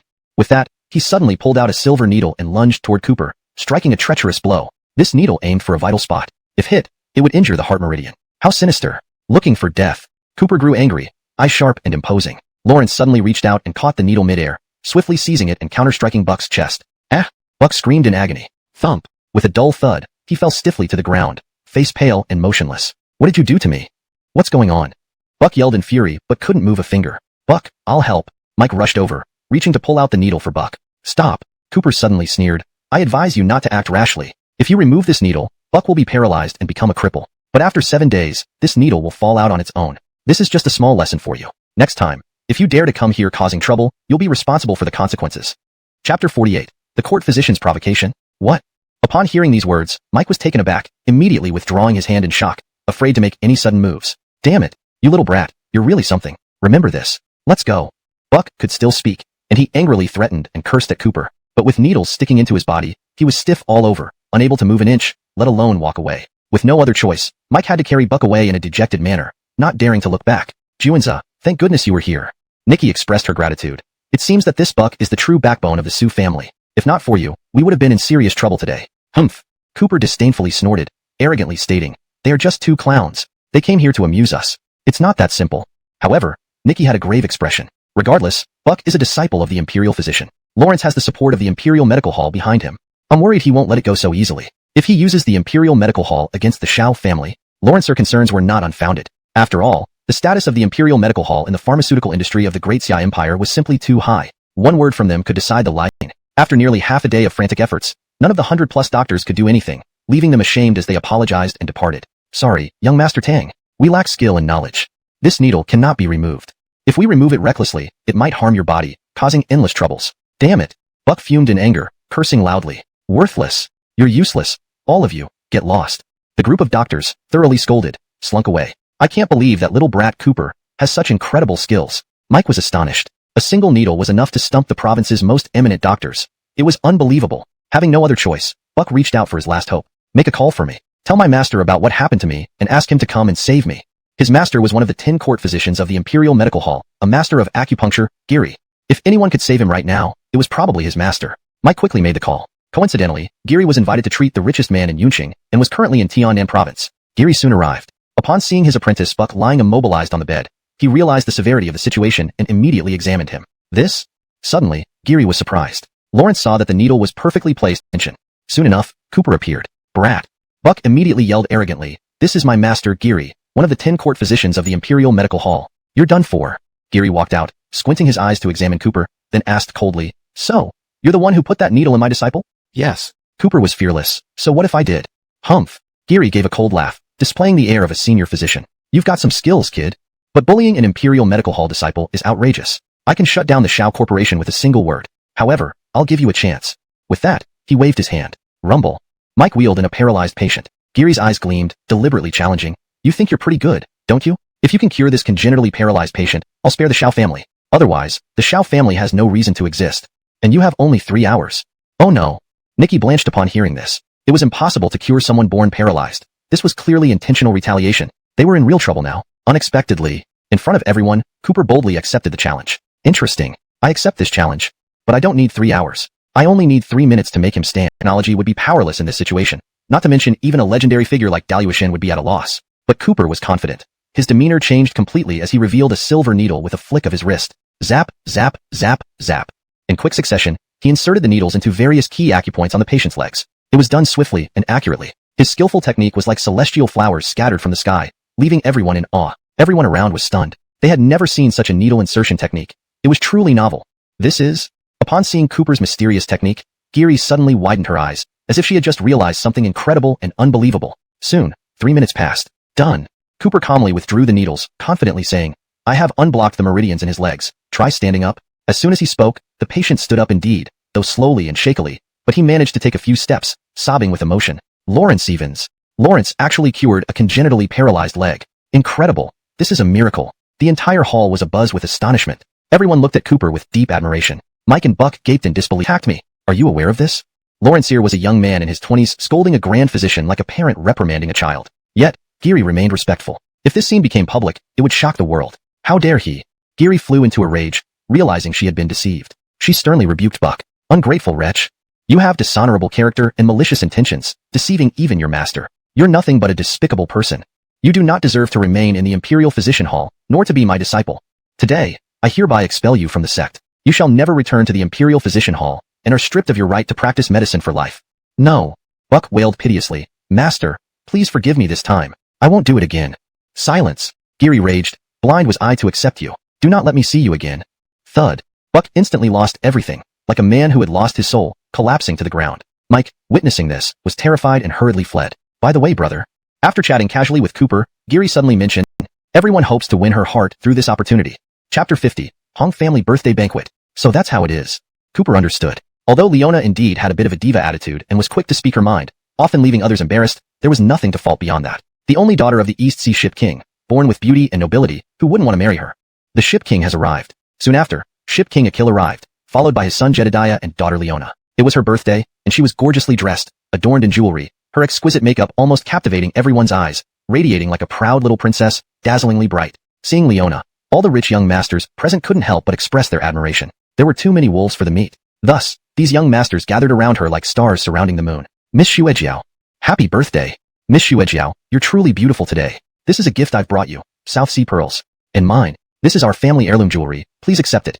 Various birthday gifts were presented to Leona. The young masters vied to flatter and praise her, fawning over her incessantly. Just as they were fiercely competing, suddenly, Mr. Hua from the provincial capital has arrived. At this moment, a distinguished young master arrived, dressed as he publicly kissed the back of her hand. A gentleman's kiss. Mr. Hua. Leona smiled. I didn't expect you to come too. Of course. Davon half-joked, though the Hong family looks down on me, not even sending an invitation for such an important day as Miss Xuejiao's birthday. But I have thick skin and came uninvited today. I hope Miss Xuejiao won't mind.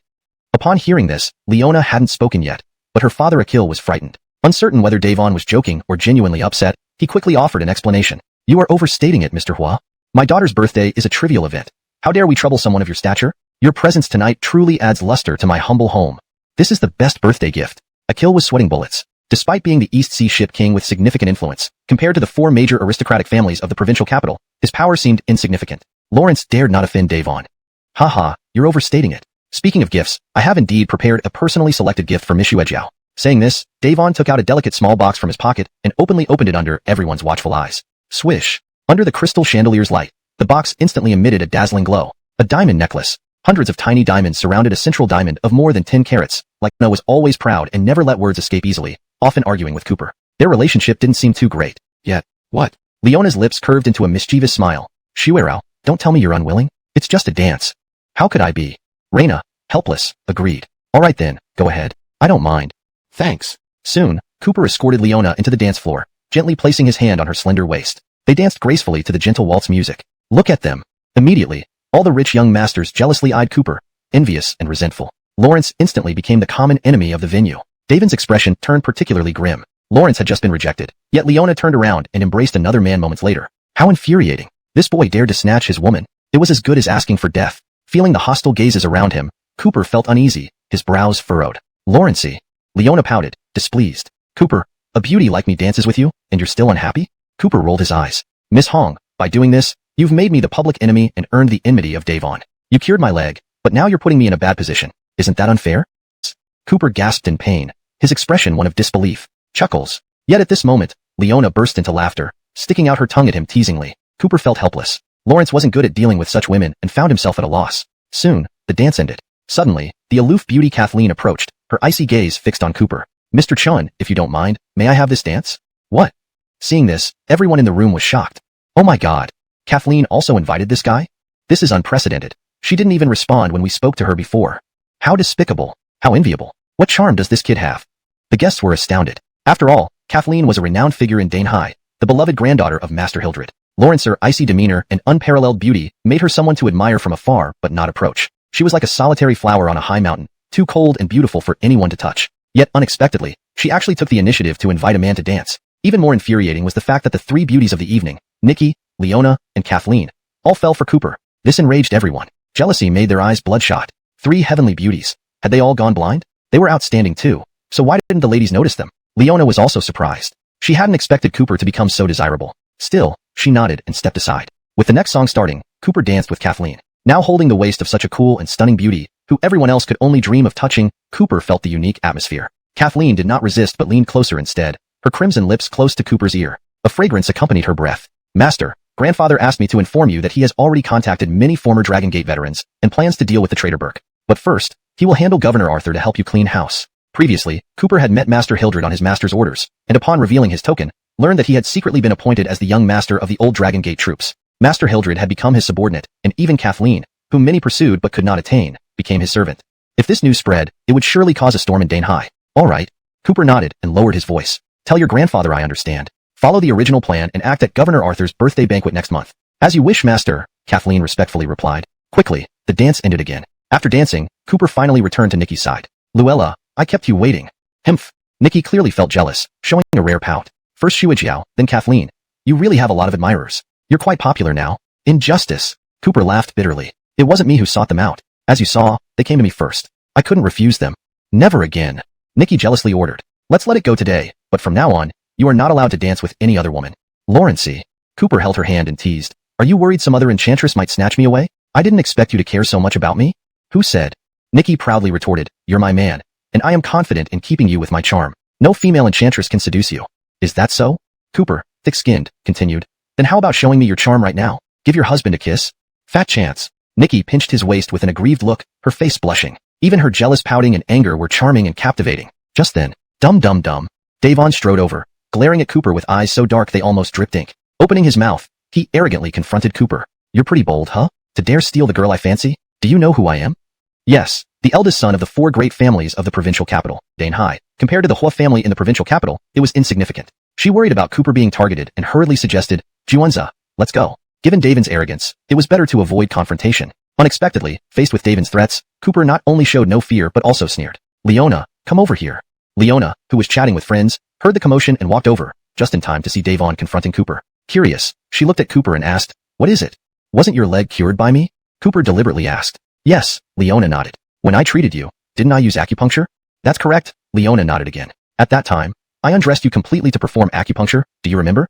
Cooper asked. Of course I remember. Leona habitually nodded, but suddenly realized the sensitivity of the topic and immediately blushed. She glared at Cooper reproachfully, extremely embarrassed. Lawrencey. Cooper, why are you bringing this up? Who allowed you to mention it?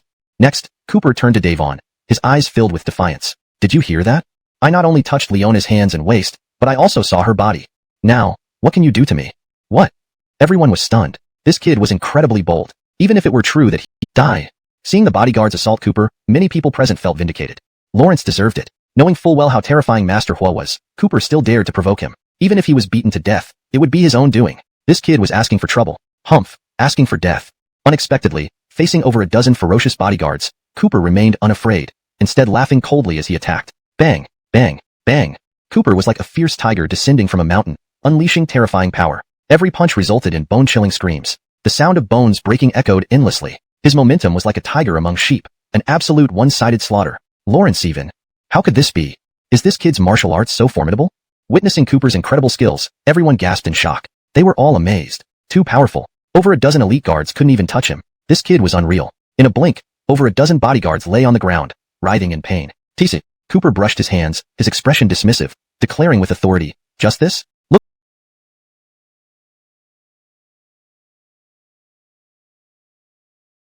Trouble at Ship King Hong's residence. How dare you? Ship King Akil exploded with fury. Who is this? Daring to create a ruckus at my home. I'll make sure you regret living. Show yourself. Chapter 53. The Avenger. As soon as the words were spoken, a tall and burly man with one arm and a grim expression entered. Lawrence fixed his eyes on Hutch, his gaze filled with deep resentment, bearing a resemblance to Ship King Hutch. Second brother, it's you? Hutch was utterly shocked. All the guests present were equally dumbstruck. The Ship King and this one-armed man were addressing each other as brothers? What's going on? Cooper also asked in confusion. Beside him, Ship King Hutch's son, Hong Axel Yang, explained gravely. Lawrence is called Olaf and was once my real uncle. In the past, father and he started a business from scratch. Later, their business flourished, but Olaf secretly embezzled a huge sum of money. Not only that, he even sold over a dozen cargo ships at low prices to our competitors behind our backs. Father, furious, severed Olaf's arm and expelled him from the Hong family. But who would have thought? He actually returned. Lawrence hearing this, Cooper frowned. After all these years, Olaf had come back with such a strong presence. He must be seeking revenge. Second brother. Hutch asked angrily, what do you want? Hemph. Were sharp and piercing. His aura was powerful and lethal. Eagle Claw King. Upon hearing this name, everyone present was alarmed. The Hong family members especially paled, trembling in fear. Allegedly, Eagle Claw King was a renowned martial artist in the Great Xiao realm, specializing in taking revenge for others. As long as the price was right, he would kill anyone. Lawrence had killed countless enemies over the years, mercilessly wiping out entire families, sparing no one, not even children. It was horrifying. Wait. Suddenly, a voice rang out, and a figure strode forward confidently and gracefully. It was Cade. Lawrence knew well how formidable Eagle Claw King was and understood that the Hong family faced imminent destruction today. Thus, he put on a brave front, intending to solve this crisis for the Hong family. Doing so would surely win Leona's heart, allowing him to marry into the family. Cade approached Olaf arrogantly and declared, I am Cade, the direct heir of the illustrious Hua family in the provincial capital. Today is the Hong family's good day, and I don't wish for anyone to cause trouble. Otherwise, it will be seen as a challenge to my Hua family in the provincial capital. Trying to intimidate Olaf with his prestigious background, Kay believed he could scare him off. However, you are nothing, get lost. Slap. Olaf slapped Cade hard, sending him flying several meters away instantly. Lawrence Evans. Hutch was horrified by Eagle Claw King's cruelty. It was over. Now the Hong family faced dire straits, about to be killed by Eagle Claw King. Cooper. At that moment, Leona clung to Cooper's hand anxiously, tears in her eyes. You're very strong, right? Please save the Hong family. I promise. I'll never argue with you again, and I won't look down on you anymore. Whatever you want, I will agree. Humph, this guy. Seeing Leona beg Cooper, everyone thought she was desperate. While this young man had some skill, knocking out Huasher's men, this was Eagle Claw King.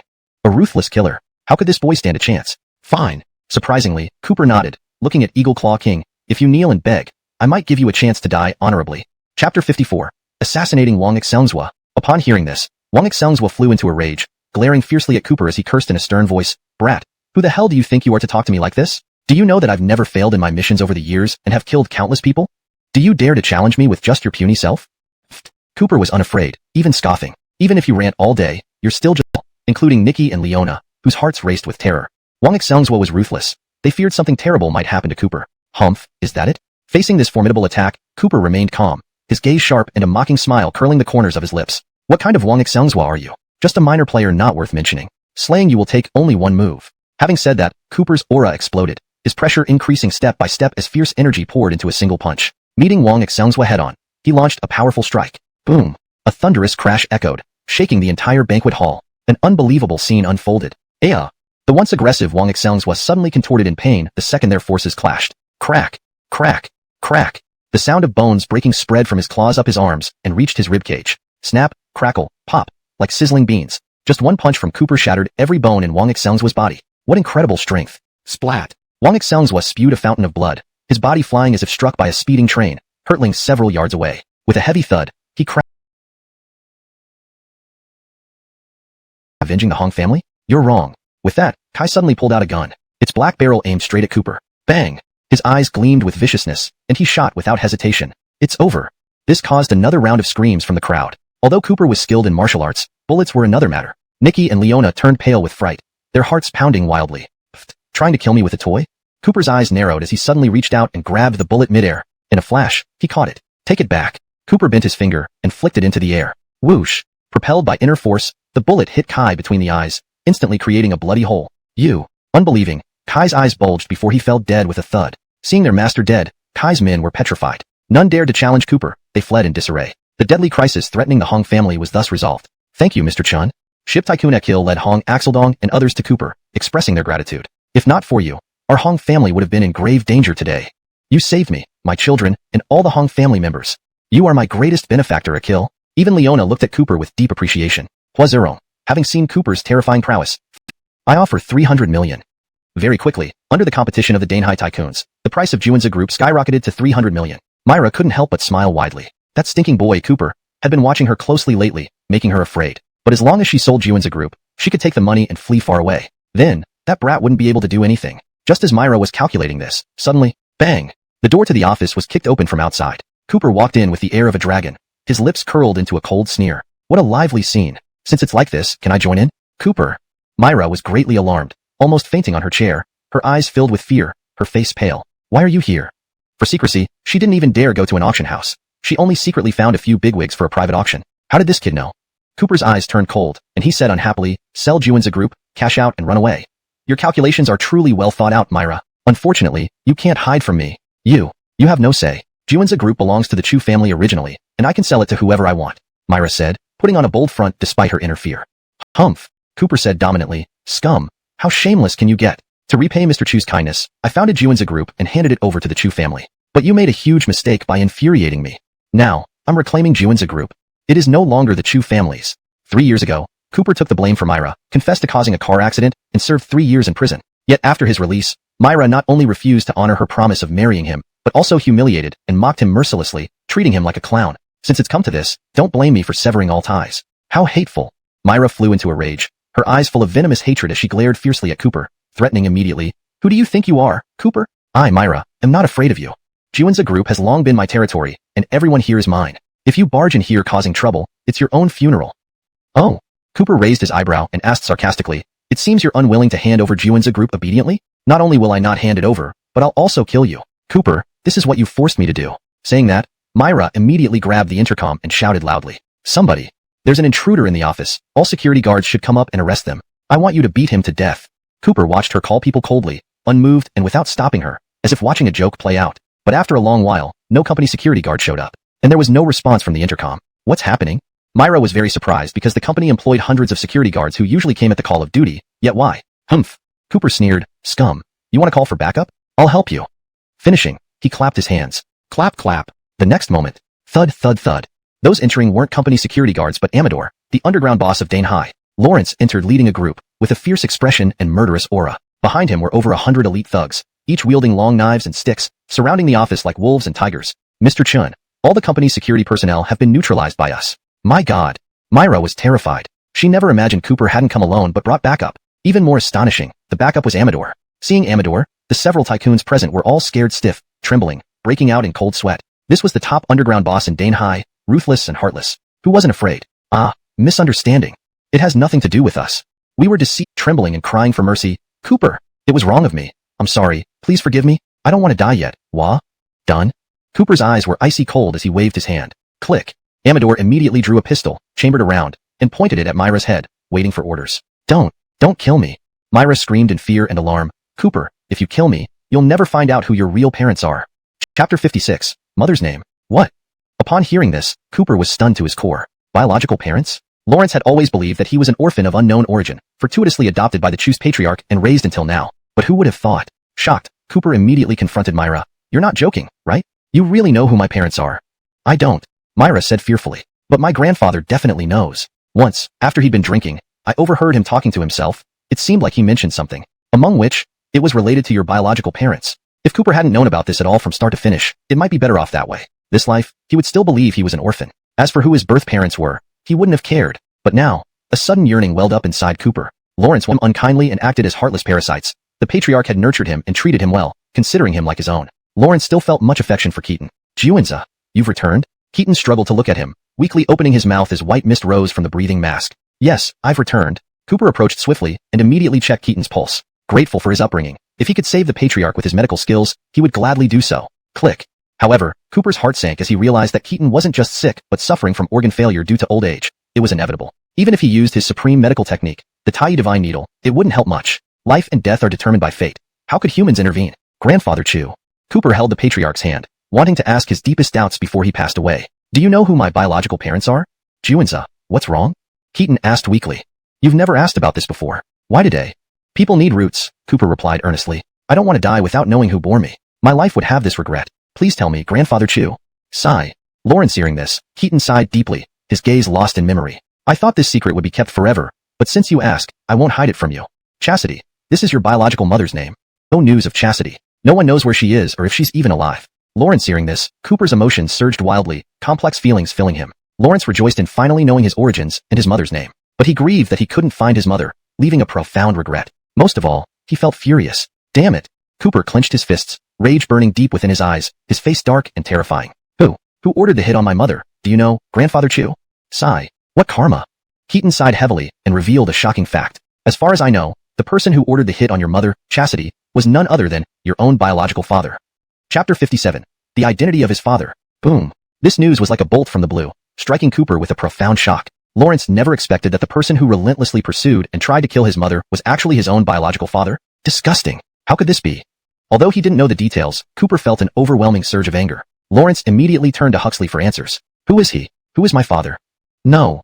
Huxley shook his head. "I don't know. Your mother never told me many things."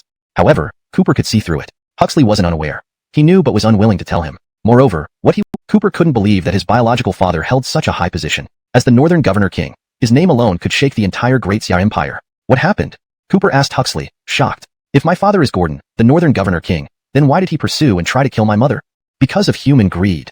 Huxley sighed deeply. "Back then, Gordon fell in love with your mother, Chastity, and she became pregnant with you. But at that time, Gordon was only a prince, not yet a king, and had brothers competing for the throne. Later, to gain power and strengthen his claim, your father abandoned your mother, Chastity, and chose to marry the daughter of the current imperial scholar.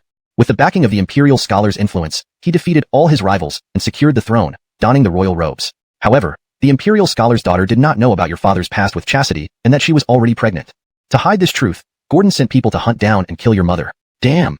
Cooper erupted with a killing intent that reached the heavens. His eyes turned bloodshot, his fists clenched tightly, emitting waves of murderous aura. Under this blazing rage, his murderous intent soared into the sky, as if it could tear open the heavens. Gordon. Lawrence gritted his teeth, eyes nearly Grandpa Chew, what do you mean? Cooper paused, puzzled. Huxley weakly explained. Your mother knew there are no eternal secrets in this world. So, she specifically instructed me to treat you as my own, raise you to adulthood. She also said that if your true identity ever came to light, I should remind you, never think of seeking revenge. She wanted you to live well. That was her wish. Besides, she left you with me, and then fled. She may not have died. Perhaps she is still alive somewhere? These heartfelt words gradually calmed Cooper down. Right. Grandpa Chew never saw Mother die, which meant she might still be alive. Perhaps she escaped to someplace, hiding under a different identity. This was the best possible outcome. In the future, he could ask people from Denham, like Eden, to investigate information about his mother, Chastity. Thank you, Grandpa Chew. Farewell. Then Cooper left the hospital room, silently resolving. Regardless of whether his mother was alive or dead, Gordon's betrayal and heartlessness towards his family were unpardonable sins. Lawrence would not let this go unavenged. Just outside the hospital room, Myra was being detained by Amador's subordinates. The moment she saw him come out, she pleaded for mercy. Cooper, I didn't lie to you, right? Grandfather surely told you something. Will you let me go now? Humph. Cooper snorted coldly and eager for revenge. You must first bide your time and prepare carefully. Before that happens, I will mobilize the Denham brothers to find information about your mother. Young master, please be patient. Cooper nodded and replied, understood. Thank you, Master Steve. Leaving Panyong Mountain, Cooper returned to Star River Bay Villa. Juanza, great news. Nikki beamed as she greeted him at the door. After the launch of Beauty Serum, it has been hugely successful, capturing 70% of the market share. At this rate, we'll soon penetrate the markets outside our province. That's wonderful. However, Cooper added cautiously, but don't let your guard down, especially with the Sioux family. Now that we've left them with no means of survival, they will go bankrupt soon. They won't sit idly by either. Be cautious of their retaliation. Then, Cooper took out a jade pendant and placed it in her hand. Take this. Keep this jade pendant with you as a talisman for good luck. This jade, which was once worn by Lyndon and considered unlucky, had its evil aura dispelled by Cooper, transforming it into a protective gemstone. What a beautiful jade, thank you. Nikki happily accepted it. Ring ring. At that moment, she received no police, no backup. Or else your woman will die. Mike hung up after issuing his threats. Damn it. Cooper flew into a rage. Lawrence had anticipated that the Sioux family wouldn't sit still and might retaliate, but he never imagined that Mike would kidnap Nikki in desperation. This was sheer recklessness. If anything happened to Nikki, he wouldn't let Mike off. It would be repaid in blood. Lawrence would wipe out the Sioux family. Just then, a middle-aged couple burst in frantically, Reuben and Nadine. Uncle Auntie, what brings you here? Cooper asked in confusion. Ah, Luella is missing. She's been kidnapped. Nadine exclaimed, visibly upset. How do you know?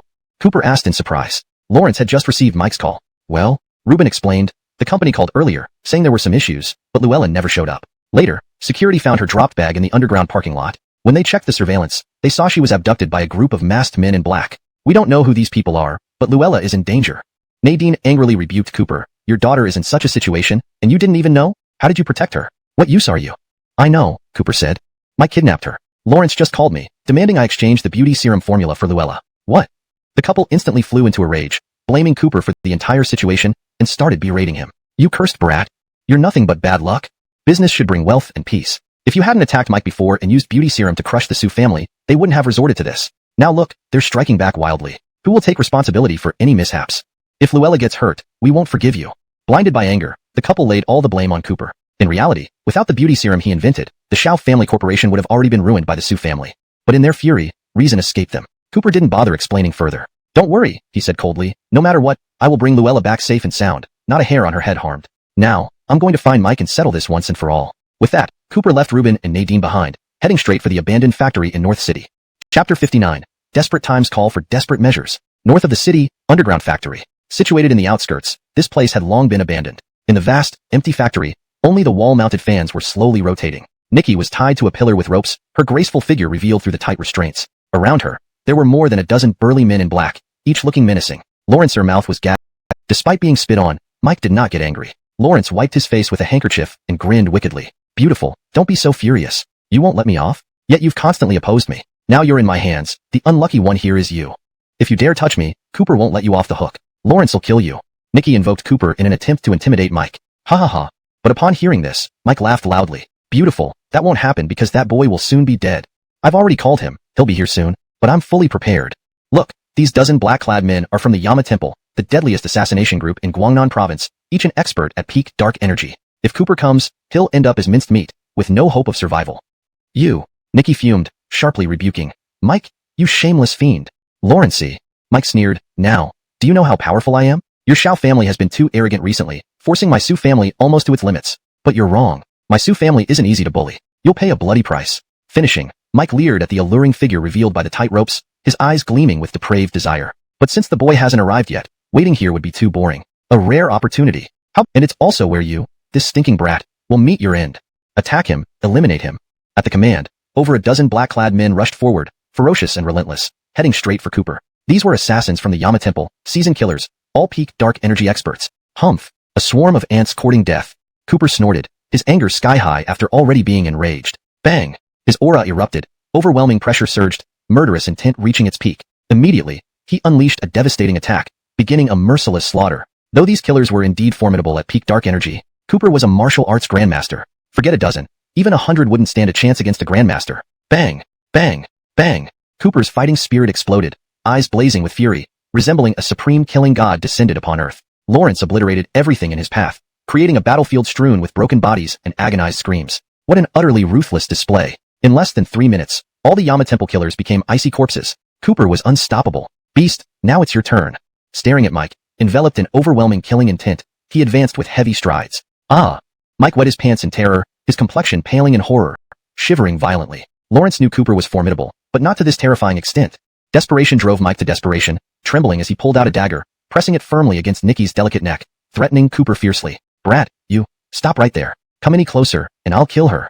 Seeing this, Cooper halted his steps. Ha.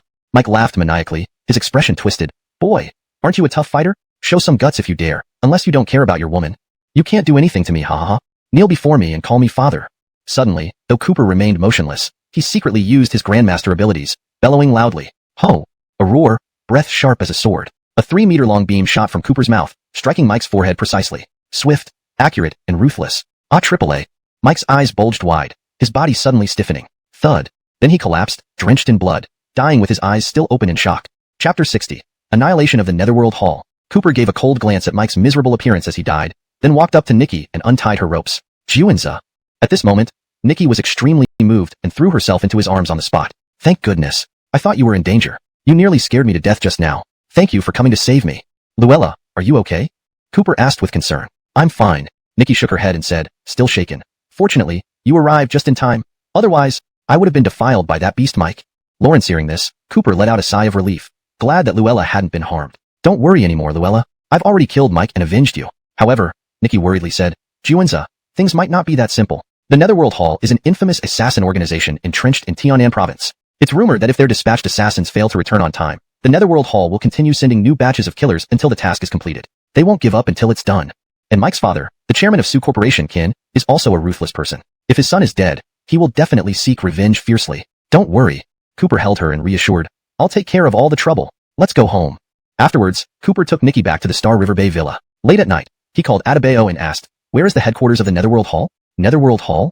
Adebayo was greatly alarmed. That's the most powerful assassination organization in Tianan province. They have over 200 members, each one capable of killing without leaving a trace. Their leader is named Barker, a master-level expert. Their headquarters is located in the Bai Shui Villa in the southern outskirts of Yunqing. What do you plan to do, Mr. Chun? Annihilate them. With that, Cooper hung up and took a taxi to Yunqing's southern outskirts. Soon, he saw a brightly lit villa. In the villa's grand hall, most of the Netherworld Hall's killers were gathered here. In the middle of the night, they were still fervently assigning assassination tasks. Seated in a tiger-patterned chair at the top was a middle-aged man wearing a ghost mask, exuding a chilling aura. This person was none other than the hall master of the Netherworld Hall, Barker. Just then, boom, a sudden explosion echoed. The massive doors were slammed open with immense force, and several black shadows crashed through the shattered doors, flying in sideways. It was the guards stationed outside. All of them were covered in blood, having been beaten back, lifeless. An uproar erupted instantly. Who's there? Barker leaped to his feet in shock, glaring at the door and barking. To dare disturb my Netherworld Hall is sheer madness. Clunk. In front of everyone's eyes, Cooper strolled in unhurriedly, his gaze like that of a dragon, piercing directly at Barker above. You are Barker, the Hall Master of Netherworld Hall? Yes. Barker narrowed his eyes and bellowed, Boy, who are you? And who gave you the audacity to come to the Netherworld Hall and kill people? In that case, you can die. Cooper didn't bother answering him, his eyes turning cold as he approached Barker with overwhelming murderous intent. How infuriating. Barker raged uncontrollably and ordered coldly, Kill him? Yes. Upon receiving the order, over 200 killers all drew their weapons and charged over like ravenous wolves. In an instant, Cooper was surrounded, cries and shouts filling the air. Pest. Cooper unleashed a formidable surge of heavenly killing aura, his imposing presence bursting forth as he embarked on a slaughter. Boom, boom, boom, boom. His moves were swift and deadly, every strike lethal. Lawrence tore through the crowd, mercilessly suppressing them. Like tigers among sheep, no different. Lawrence Evans. This boy is a master. Amidst the cries of terror, the killers lay dead or cowering in fear. Masters are divided into ranks. Boy, die where you stand. Suddenly, Barker unleashed his master-level power, launching a terrifying punch towards Cooper. The oppressive killing intent descended from above. Mount Tai collapse. Not knowing your place. Unperturbed, Cooper poured all his inner strength into his palm. His eyes burning, he struck like a mad dragon, his hand descending from above, earth-subduing palm. With a loud bang, Barker felt a colossal hand descend from the heavens, smiting down upon him with fearsome might. Barker was crushed as if hit by a stone roller, spitting out blood and his mask shattered. Lawrence was driven into the ground like a stake, only his bloody head visible. Barker endured indescribable pain. Thud, thud, thud. Cooper approached him and stomped on Barker's head. Die. Bang. Barker's head shattered, killing him outright. Monster. This boy is a monster. Seeing Barker's gruesome death, the remaining killers panicked, scrambling away for their lives. But Cooper left no survivors, ruthlessly hunting them down, wiping out all remnants. After slaughtering the Netherworld Hall, he set the Bai Shui Villa ablaze, erasing it entirely. The Netherworld Hall was henceforth destroyed. Elsewhere, at the Su family villa, in the study, Ken paced back and forth anxiously, waiting for news. Why hasn't my son returned yet? Did he fail? No, it couldn't be. With the Netherworld Hall's involvement, Cooper must surely be dead. At that moment, a cold laugh came from outside the door. Your son won't be coming back. What? Ken froze in shock and quickly turned around, only to see Cooper walking in with a mocking smile. Boy, it's you? Ken was utterly astonished. Why are you here? Shouldn't you be dead? Cooper remarked. Indeed, someone did die. But it wasn't me, it was your son. Lawrence then tossed something at Ken's feet. Rolling. A human head rolled out of the bag. It was Mike. Son. Ken's body trembled violently as he screamed in despair. Damn it. You dared to kill my son, making me bury my child before me. Lawrence brought it upon himself. How could I not fulfill his wish? Cooper remained calm. Darn it. Ken, having lost his beloved son, was emotionally distraught. You killed my son. I'll never forgive you. Guards. With a shout. Thud, thud, thud. A group of ferocious Sioux family guards rushed in, over 100 men armed and ready. Kill. Desperate for vengeance, Ken's eyes were bloodshot. Execute this boy on the spot, cut him into pieces, and bury him with my son. Yes. Over 100 guards drew their long knives and surged forward like a pack of ravenous wolves. Battle was about to break out. At that point, them against all odds. All the prestigious families in Donghua revered him like a god, and his connections were extremely terrifying. Lawrence helpless, Ken had no choice. I'll leave, I'm leaving. The next day, news spread throughout Bowdoin. Ken, chairman of Sioux Corporation, had left Donghua overnight and shut down Sioux Corporation. This once towering enterprise in Bowdoin province collapsed overnight. The entire business community of Bowdoin was shocked. Soon, Raina also received the news and was quite surprised. She went downstairs to find Cooper, only to see him calmly drinking coffee at the dining table. Jiuanza. Raina hurried over and asked. Ken closed Sioux Corporation and fled from Donghua overnight. How did you manage to do this? Previously, Cooper had said he would resolve all troubles. Lawrence's first thought went to him. There's such a thing? Cooper pretended not to know. Who told you that? It's been talked about everywhere. Isn't it done by you? Raina doubted. I didn't do anything. Cooper smiled, jokingly saying, perhaps Ken heard of his son's death, realized our power, and thus didn't dare to challenge us anymore, so he sneaked away. Really? Raina was half convinced, half skeptical. Throughout Donhua's business world, who didn't know that Ken was ruthless and vengeful? If he knew his son was killed, he wouldn't just give up and stir Omar. Omar? Cooper frowned. Lawrence had heard rumors that Omar liked to grope female employees and had a terrible reputation. I'll accompany you. I'm fine. Tamika glanced at the documents in his hands and politely refused. I can go by myself. Plus, you have your own work to do. My appointment with Director Xiao is about to start. Let's chat next time. Cooper felt uneasy and decided to check on her anyway. Just as he reached the director's office door, he heard Tamika's startled cry. No, don't. Director Xiao, please be respectful. Lawrence. Then he heard Omar's sinister laugh. You want me to sign the contract? Make me comfortable, and I'll sign it right away. Don't be shy, come on. No, save me. Tamika's tearful cries echoed. Cooper flew into a rage. Bam! Lawrence kicked open the door and saw Omar pushing Tamika onto the sofa, a wicked smile on his face, intending to take advantage of her. Tamika was terrified, tears streaming down her face, looking pitiful and helpless, stirring sympathy in anyone who saw her. Beast! Cooper's face darkened with murderous intent. Lawrence stormed over, grabbing Omar and punching him in the face. Bam! That punch sent Omar crashing to the ground, followed by a series of brutal punches. Omar harassing me. It's been driving me crazy. Please, Cooper, can you help me deal with him tomorrow? Translation completed. The content maintains the original paragraph structure and style, ensuring fluency and coherence. Chapter 62. Class Reunion. Alright, fine. Lawrence helpless. Cooper reluctantly agreed. The next day, the class reunion. At 8 in the evening, Cooper and Tamika arrived at the Hilton Hotel together. Tamika had clearly dressed up today. Lawrence's makeup was exquisite, her appearance sweet, and she wore a beautiful minimalist style dress that made her stand out. As soon as they entered the private room, they immediately drew everyone's attention. The male classmates all looked stunned. Lawrence, Tamika, look who's here. Isn't this our class beauty queen? It's been 3 years, and you're even more beautiful. All eyes were intense with admiration, praising her nonstop. But suddenly, noticing Cooper by her side, everyone's expressions turned to surprise. Cooper? Why is he here? Qian, why did you bring this guy? Lawrence is a reformed prisoner. Right, this guy is dangerous. His presence brings down the whole place. There was no friendly chit-chat among old classmates or joy of reunion. These classmates only showed disdain when they saw Cooper, speaking very rudely. Don't talk like that. At this point, Tamika sounded unhappy. Cooper is still our classmate, and he saved me yesterday. Lawrence is not a bad person. If you keep saying such things, I'll leave. Oh no. Okay, we won't say it anymore, alright? Though none of them wanted to eat with Cooper, they didn't want to lose Tamika either. After all, drinking without a beautiful companion would be less enjoyable. Reluctantly, the group conceded. Lawrencey, President Wei is here. Suddenly, someone shouted. A young man strutted in confidently. Wearing a large mink coat, carrying a leather bag, and sporting a shiny gold chain around his neck, Jeffrey walked in arrogantly. Immediately, all the classmates stood up and surrounded him. President Wei. Wow, you've really made it big. With you here, this reunion truly shines. Lawrence, you're now a millionaire. Everyone flattered and praised him profusely. It was like a constellation of stars circling the moon, in stark contrast to Cooper's entrance. Fellow classmates. Jeffrey waved his hand, putting on airs. We rarely get to meet, so let's enjoy tonight, and I'll pay for everything. Great. True to form, President Wei, generous.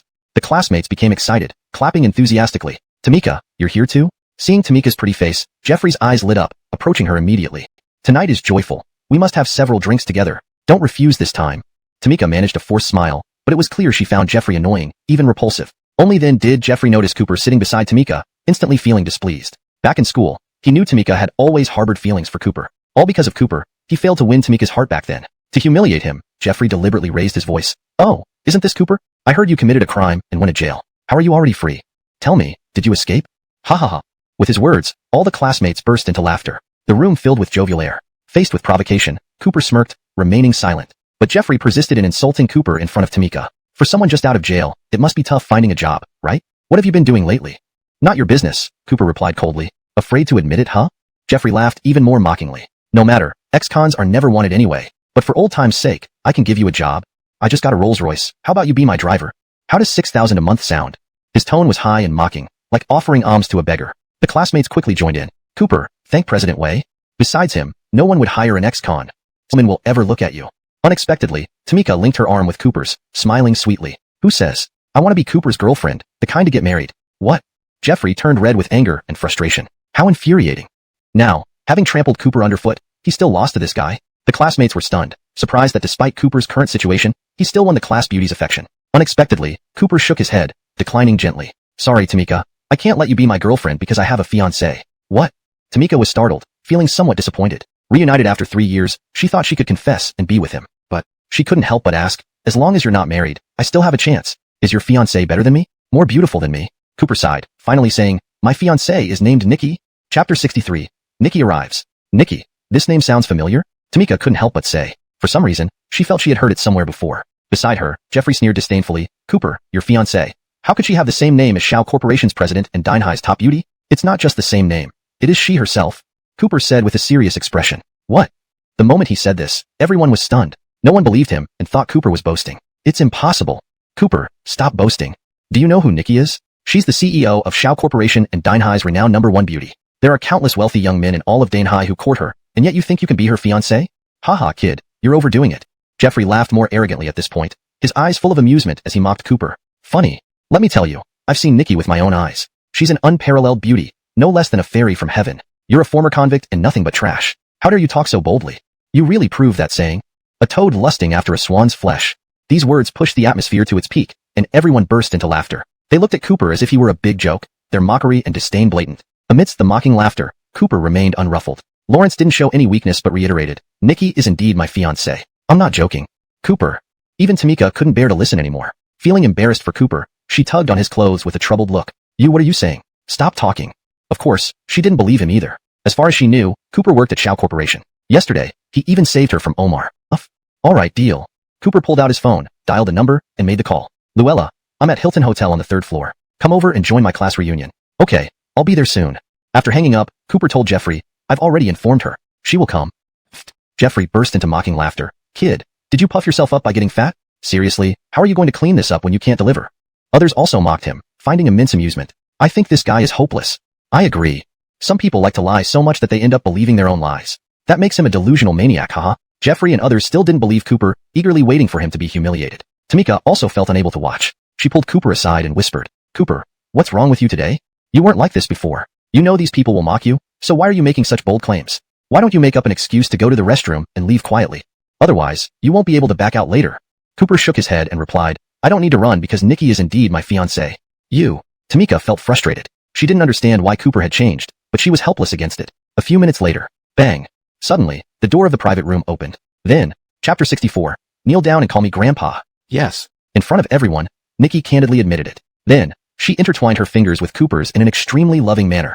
Boom. Nikki's words were like a bolt from the blue, striking fiercely over everyone's heads. Dozens of classmates present all stared dumbfounded, completely stunned. It was unbelievable. Nikki, the top beauty of Donghua and the CEO of the Shao Corporation, held a noble status and immense wealth. She was too outstanding, too beautiful and too dazzling. Such a successful woman made any man feel utterly unworthy before her. They couldn't fathom how Cooper, an ex-convict and waste of human flesh, could have won the heart of such an excellent and gorgeous woman. What qualifications did he have? On what basis?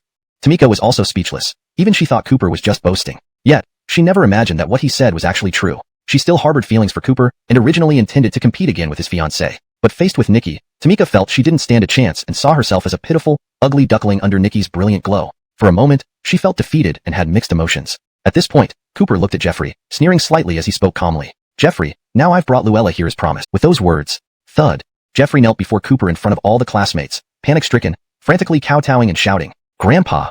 Grandpa, Jeffrey is kowtowing to you. This should satisfy you now, right? Can you let me off?" At this moment, Jeffrey's obsequious actions and calls for "Grandpa" made him look pathetic. Nothing like the arrogant person who had previously ridiculed Cooper. Humph. This time, Cooper gave a cold snort, refusing to back down. "All right, good grandson. So, let's leave it at that. It's fine to admit your mistakes. But concerning your cooperation with the Shao Corporation, I think we should put an end to it. As adults, one must always pay for their mistakes. Get out of here." Jeffrey was left disheveled, furious yet helpless. Facing so many people, he had to kowtow and call Cooper Grandpa and lost his business in the process, humiliated beyond redemption.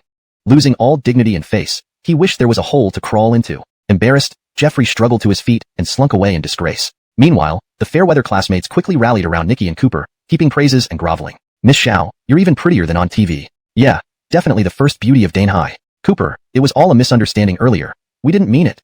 Yeah, right, we've all exceptional." Unfortunately, their destinies were not meant to intertwine. Soon, the class reunion ended. Back home, Cooper embraced Nikki, kissing her tender face. "Luella, what you said at the reunion. Am I really that great? Of course. Meeting you was my greatest luck. To find one heart, to grow old together." Nikki blushed, her eyes full of affection, brimming with love. Ring ring. At this moment, Cooper's phone rang, disrupting the intimate atmosphere. Adebayo called with dire news. "Mr. Chun, something serious has happened. This weekend, the godson of provincial capital's Uncle Arthur Fei-yong, will arrive in Donghua City. Lawrence plans to take over my territory and bring Miss Shao to the provincial capital to prepare for his wedding with Uncle Arthur. ##### Chapter 65. The Mysterious Patient. So what if he's just one of Cortez's adopted sons? What's so great about that? Cooper said with disdain. As the underground king of South Tian province, Cortez wielded immense power and had thousands of followers under his command. His influence was unparalleled. The number of people who admired him and wanted to curry favor with him was countless. Thus, Cortez had taken in many adopted sons. However, as far as Cooper knew, most of these adopted sons came from wealthy aristocratic families and were nothing more than pampered, uneducated troublemakers. They were all incompetent and not worth fearing at all. No. But Colm explained, "Mr. Chun, you don't know. This Arthur Fei-yu is different. Lawrence is known as the Rebel Devil King.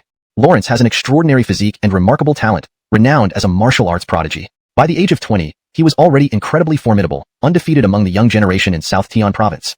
Unlike other adopted sons who actively sought the position, Arthur Fei-yu was specifically recognized by Cortez himself and greatly appreciated by him." Oh. Cooper was immediately surprised upon hearing this. For Cortez to personally recognize someone as his adopted son, there must indeed be something extraordinary about him. Curious, Cooper asked, "What kind of person is he?" "Lawrence is certainly no good guy." Colm replied, "Arthur Fei-yu has been using his martial prowess to dominate and terrorize South Tian province for years, doing countless wrongs and operating without any restraint.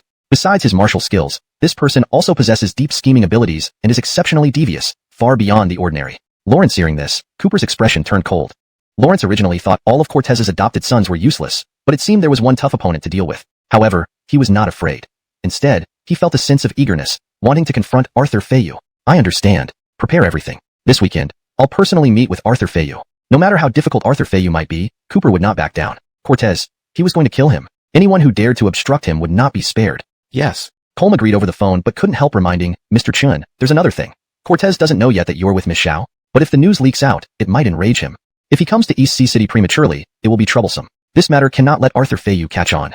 Cooper nodded. Don't worry, I have it under control. The next day, Cooper suddenly received a call from the Imperial Dr. Geary. In the phone, Geary spoke very respectfully. Senior brother, are you free today? I have a very challenging patient here that only you can handle. Oh, Cooper asked, you're an Imperial doctor. Isn't there any illness that even you can't treat? Geary humbly admitted, I'm ashamed to say, but with my capabilities, I cannot manage it. However, Senior brother can definitely do it. Moreover, this patient has a very special idea. The middle-aged man sneered, sizing up Cooper mockingly. It seems Dr. Geary is getting senile. Lawrence claimed he would recommend a true master physician, praising their medical skills as unrivaled and matchless. I thought he was bringing some divine healer, but turns out it's just a brash youth? An unknown rookie like you calling yourself a master physician? What a joke. Clearly, he looked down on Cooper, finding him insignificant and likely a fraud. Faced with this disdainful doubt and ridicule, Cooper frowned and retorted coldly, and who might you be? Listen carefully. The middle-aged doctor proudly proclaimed, my name is Zachary, successor of the legendary Gigu 13 Needles acupuncture technique of Great Xia. In the medical world, I am ranked within the top 10 nationally. You, an unknown nobody, belong in a completely different league. Gigu 13 Needles? At this point, Cooper seemed to recall something. His master, Braden, had mentioned before that there were several legendary acupuncture techniques in the medical field of Great Xia. Among them, the Gigu 13 Needles ranked third and was quite famous. Being a successor of the Gigu 13 Needles indeed provided grounds for pride. Unfortunately, in Cooper's eyes, this wasn't anything particularly impressive. Humph, Cooper scoffed, seeing you make such a fuss. I thought you were something special. Turns out, you're not much. How dare you? Zachary raged. Boy, you dare Imperial physician Geary. Your medical skills are remarkable and you excel in acupuncture. Naturally, I want to witness that. We two will diagnose each other and identify the health issues in our bodies. Furthermore, we will treat each other using acupuncture. What do you think? All right. Cooper nodded and said, then, you go first. Relying on his status in the medical field, Zachary didn't take Cooper seriously at all. Without any humility, he proceeded to feel Cooper's pulse, squinting his eyes to focus intently. Suddenly, Zachary's eyes widened in shock. This? How is this possible? Boy, your pulse is weak, your breath faint, your internal meridians severely aged, and your vital organs are nearly failing. You look barely over 20 years old, yet you have the body of a man in his 60s? At this rate, your days are numbered. But Cooper was unfazed, instead revealing a mysterious smile. Calm and collected, he spoke softly. Don't rush, just probe further. Zachary, suppressing his confusion, felt Cooper's pulse again. Yet this time, his eyes bulged in shock once more. How can this be? Steady pulse, strong heartbeat, abundant meridian energy, vibrant and healthy body. Completely different from before. Cooper suppressed a laugh and said, well, try once more. Zachary endured his astonishment and reached out again. Lawrence even. His face suddenly turned pale with horror. No pulse, heart stopped, organs dormant. Isn't this a dead person? Why is your body so bizarre? What exactly is going on with you? Zachary looked as if he had seen a ghost. 3 times feeling the pulse, but 3 completely different, drastically opposite bodies. Lawrence had never encountered such a bizarre situation in all his years of practicing medicine. Lawrence was stunned. Ha ha ha. Cooper couldn't help but burst into laughter right there. Then, with a mocking gaze, he jeered at Zachary. Humph. What kind of descendant of the 13 Needles of Gigur are you? Not even able to reliably feel a pulse? Are you competent or not? Zachary was left flustered, speechless. Let me tell you. Cooper explained, actually, I'm also a martial artist, so I can control my internal meridians to create various false impressions. Yet you, boasting about yourself, were fooled by such a trick. Is this all you can do? Zachary was infuriated and livid. Brat, you're messing with me? Humph, Cooper retorted, less talk. You couldn't discern my condition, proving your lack of skill. It's my turn now. Fool. Zachary was humiliated, his expression uglier than having eaten shit, but it was too late, and he had no choice but to admit defeat. Boy, don't gloat. If you can't cure my problem, you still won't win. Saying this, Zachary frowned and extended his hand for Cooper to feel his pulse. No need. Cooper glanced at him coolly. You have a heart condition, and it's congenital. Looking at the acupoints on your palm associated with the heart, it's clear you've used the 13 Needles of Gigu to self-treat. Unfortunately, you couldn't heal yourself. Boom. Zachary was taken aback, struck like lightning. Lawrence hadn't expected Cooper to know his issue without even needing to feel his pulse. What was this boy's background? What's your name? Zachary asked, astonished. Chun, June, Lin. Lawrence then suddenly drew several silver needles, flicking them with his middle finger. Whoosh whoosh whoosh. Instantly, a flurry of cold light shot out like flowers scattered by a celestial maiden, piercing into various major points around Zachary's chest, sharp and precise. Ta-Axle Divine Needle. What? Zachary heard this and was shocked beyond belief. Ta-Axle Divine Needle? That was the most exquisite and profound acupuncture technique in the medical world. Ranked number 1. Even the 13 Needles of Gigu couldn't compare. On the spot, Cooper performed the Ta-Axle Divine Needle technique. Cooper finally met young Miss Nikki. She wore expensive attire, a priceless golden silk gown highlighting her slender and seductive figure. Lawrence's long black hair cascaded like a waterfall, and she had an astonishing presence. Lawrence's face was hidden behind a veil, revealing only a pair of cold, beautiful eyes. She calmly inspected Cooper, speaking gently. I am Ryan. Since birth, I have been plagued by a cold aura within my body, causing me immense suffering. Physician Geary said you are a prodigy with unparalleled medical skills, which led me to seek you out in donghua. If you can cure me, I will reward you generously. Lawrence's eyes remained calm and serene, emanating an inherent elegance and nobility. Lawrence's tone was soft yet commanding, neither arrogant nor condescending. Such an aura was far beyond ordinary aristocrats. Ryan, Cooper mused to himself, who is this woman? Translation. Maintained paragraph structure and line breaks from the original text. Names are accurately rendered in pinyin for English names, e.g., Cooper, Zachary, Ryan. Tone and style preserved. Natural and fluent English. Storyline coherence maintained. Chapter 67. Having seen my face, you must die. Boy. At this moment, Homer stared at him and said, treat young Miss well, and you won't be lacking in rewards. Begin now. All right.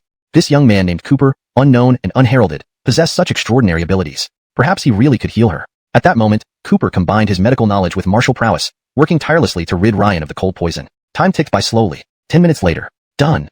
Cooper sighed in relief, retracting all the silver needles. Miss Nikki, the cold poison inside your body is completely gone. You are now cured. If it were anyone else, being cured of a disease that had plagued them for 20 years would have elicited tears of gratitude. At the very least, they would have expressed their thanks and appreciation. However, Ryan simply replied coolly, Cooper, you've cured my illness. If there's anything you want, speak up. Lawrence's tone remained aloof, showing no hint of gratitude. It seemed as though paying him for treatment was a mere formality, something entirely expected. It was just a simple business transaction, and perhaps Cooper should even thank her for her patronage. No need. To everyone's surprise, Cooper shook his head. I agreed to treat you out of respect for Geary. Otherwise, I wouldn't have helped after you sent someone to test me. His tone was equally domineering and proud.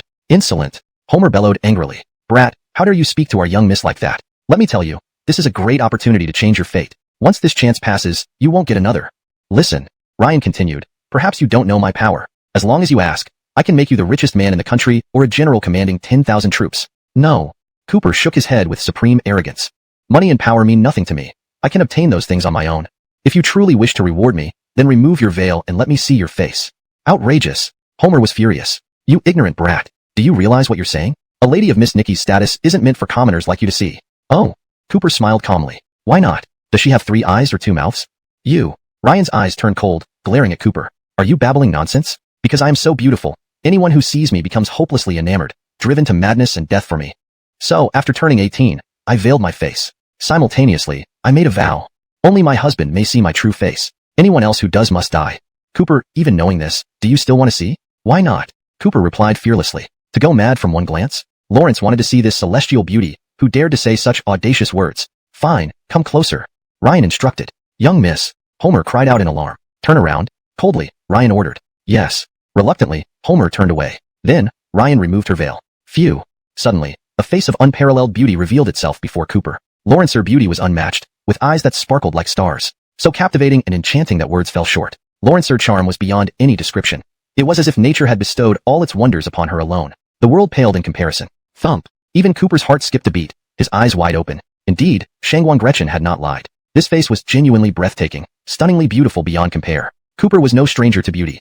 Raina was the top beauty of donghua. Leona and Kathleen were also rare treasures among women. But compared to Ryan, even they seemed less impressive. Not only in appearance but also in aura. Ryan seemed to belong to a different realm, akin to a goddess descending from heaven. One glance was enough to captivate the soul, driving anyone to madness. Cooper was mesmerized, lost in her beauty, his mind blank. At this moment, Ryan picked up her veil, recovering her face, casting a cold, indifferent glance at him. Satisfied? Cooper snapped back to reality. Those few seconds felt like an eternity, leaving him profoundly stunned. Time froze in those moments, and he wished it could stay that way forever. Gazing at that face, life seemed complete, as if death could come peacefully. Lawrence found it worthwhile. Any other request, even becoming the richest man or a high-ranking general, couldn't compare to seeing her face. Because it was the face of a celestial, how often could a mortal witness such beauty? Cooper, I have kept my promise, but you must follow my rule. Suddenly, Ryan's eyes turned stern. Homer, kill him. What? Cooper was shocked. Lawrence never expected her to be so unreasonable, turning benevolence into malevolence, ready to execute without hesitation. Before he could react, boom. Homer unleashed terrifying master-level strength, rushing towards him. Chapter 68. You want to marry? I don't even want to marry. Homer's strength was truly terrifying. The overwhelming aura he emitted surged forth like a raging tide, instantly sweeping across the entire room, causing an oppressive force that made it hard to breathe. Kid. Homer glared fiercely, his murderous intent filling the air as he stared at Cooper. You are indeed a rare talent. If you were willing to accept the reward, you could soar to great heights in this life. Unfortunately, you chose your own path to death. Don't blame others. I'll send you on your way. With that, Homer's fist came crashing down towards Cooper's heart with the ferocity of a mad tiger. The force was enough to shatter even armor. Dahlia watched all of this with no expression on her face. Lawrence's cold and beautiful eyes remained devoid of any warmth. She remained unmoved by Cooper's impending doom, despite the fact that he had cured her illness. Are you serious? Seeing Homer's punch, Cooper immediately became annoyed. Fortunately, he was a martial practitioner. If he were just an ordinary person, there would be no way he could resist such a terrifying blow. He would be obliterated without a trace. How despicable. Lawrence had treated the girl's illness, and she didn't even say thank you. Now, she wanted to kill him just like that. Wasn't this repaying kindness with ingratitude? Angered, Cooper's brow furrowed, and he unleashed an overwhelming presence that rivaled Homer's. His powerful inner strength surged into his fist, and he launched a fierce counterattack. Bang! A deafening sound echoed as their fists clashed mid-air, producing an explosion-like noise. The force from the collision sent shockwaves rippling through the room. Thud, thud, thud. Suddenly, Homer's expression changed drastically as Cooper's brown them was shredded into pieces, leaving only chaos behind. This time, both sides had unleashed their true strength. They were evenly matched. Although Cooper was a martial grandmaster, so was Homer. In an instant, they engaged in an intense battle, fighting vigorously, making it seem as if the heavens and earth were colliding. Bang, bang, bang, boom, boom, boom. The two fought faster and harder, their fists almost turning into ghostly shadows. Each impact was like lightning striking, with speed resembling a storm. Two grandmasters exchanged blows back and forth, unable to determine a victor for a long time. An evenly matched duel. This scene caught Dahlia's attention. Lawrence's calm, emotionless eyes, usually showing no warmth, flashed with a hint of surprise. Just as the two were fiercely battling, she made a decision and suddenly called out, "Homer, stop!" Lawrence hearing her command, Homer halted and stepped aside. Cooper stared at her with indifference. "What do you mean?" Dahlia looked at Cooper with her usual cold tone but maintained her proud demeanor. "I didn't expect your skills to be so remarkable. It's surprising. Since that's the case, I can spare your life."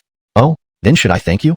Cooper sneered. For someone who had saved his life, she spoke of killing him so easily. If he weren't skilled in martial arts, he'd be dead by now. Where would he go to seek justice then? "You do owe me thanks because I'm also offering you a tremendous opportunity." Dahlia paused, then said seriously, "Considering your excellent performance, I can consider you as one of the candidates for my future husband.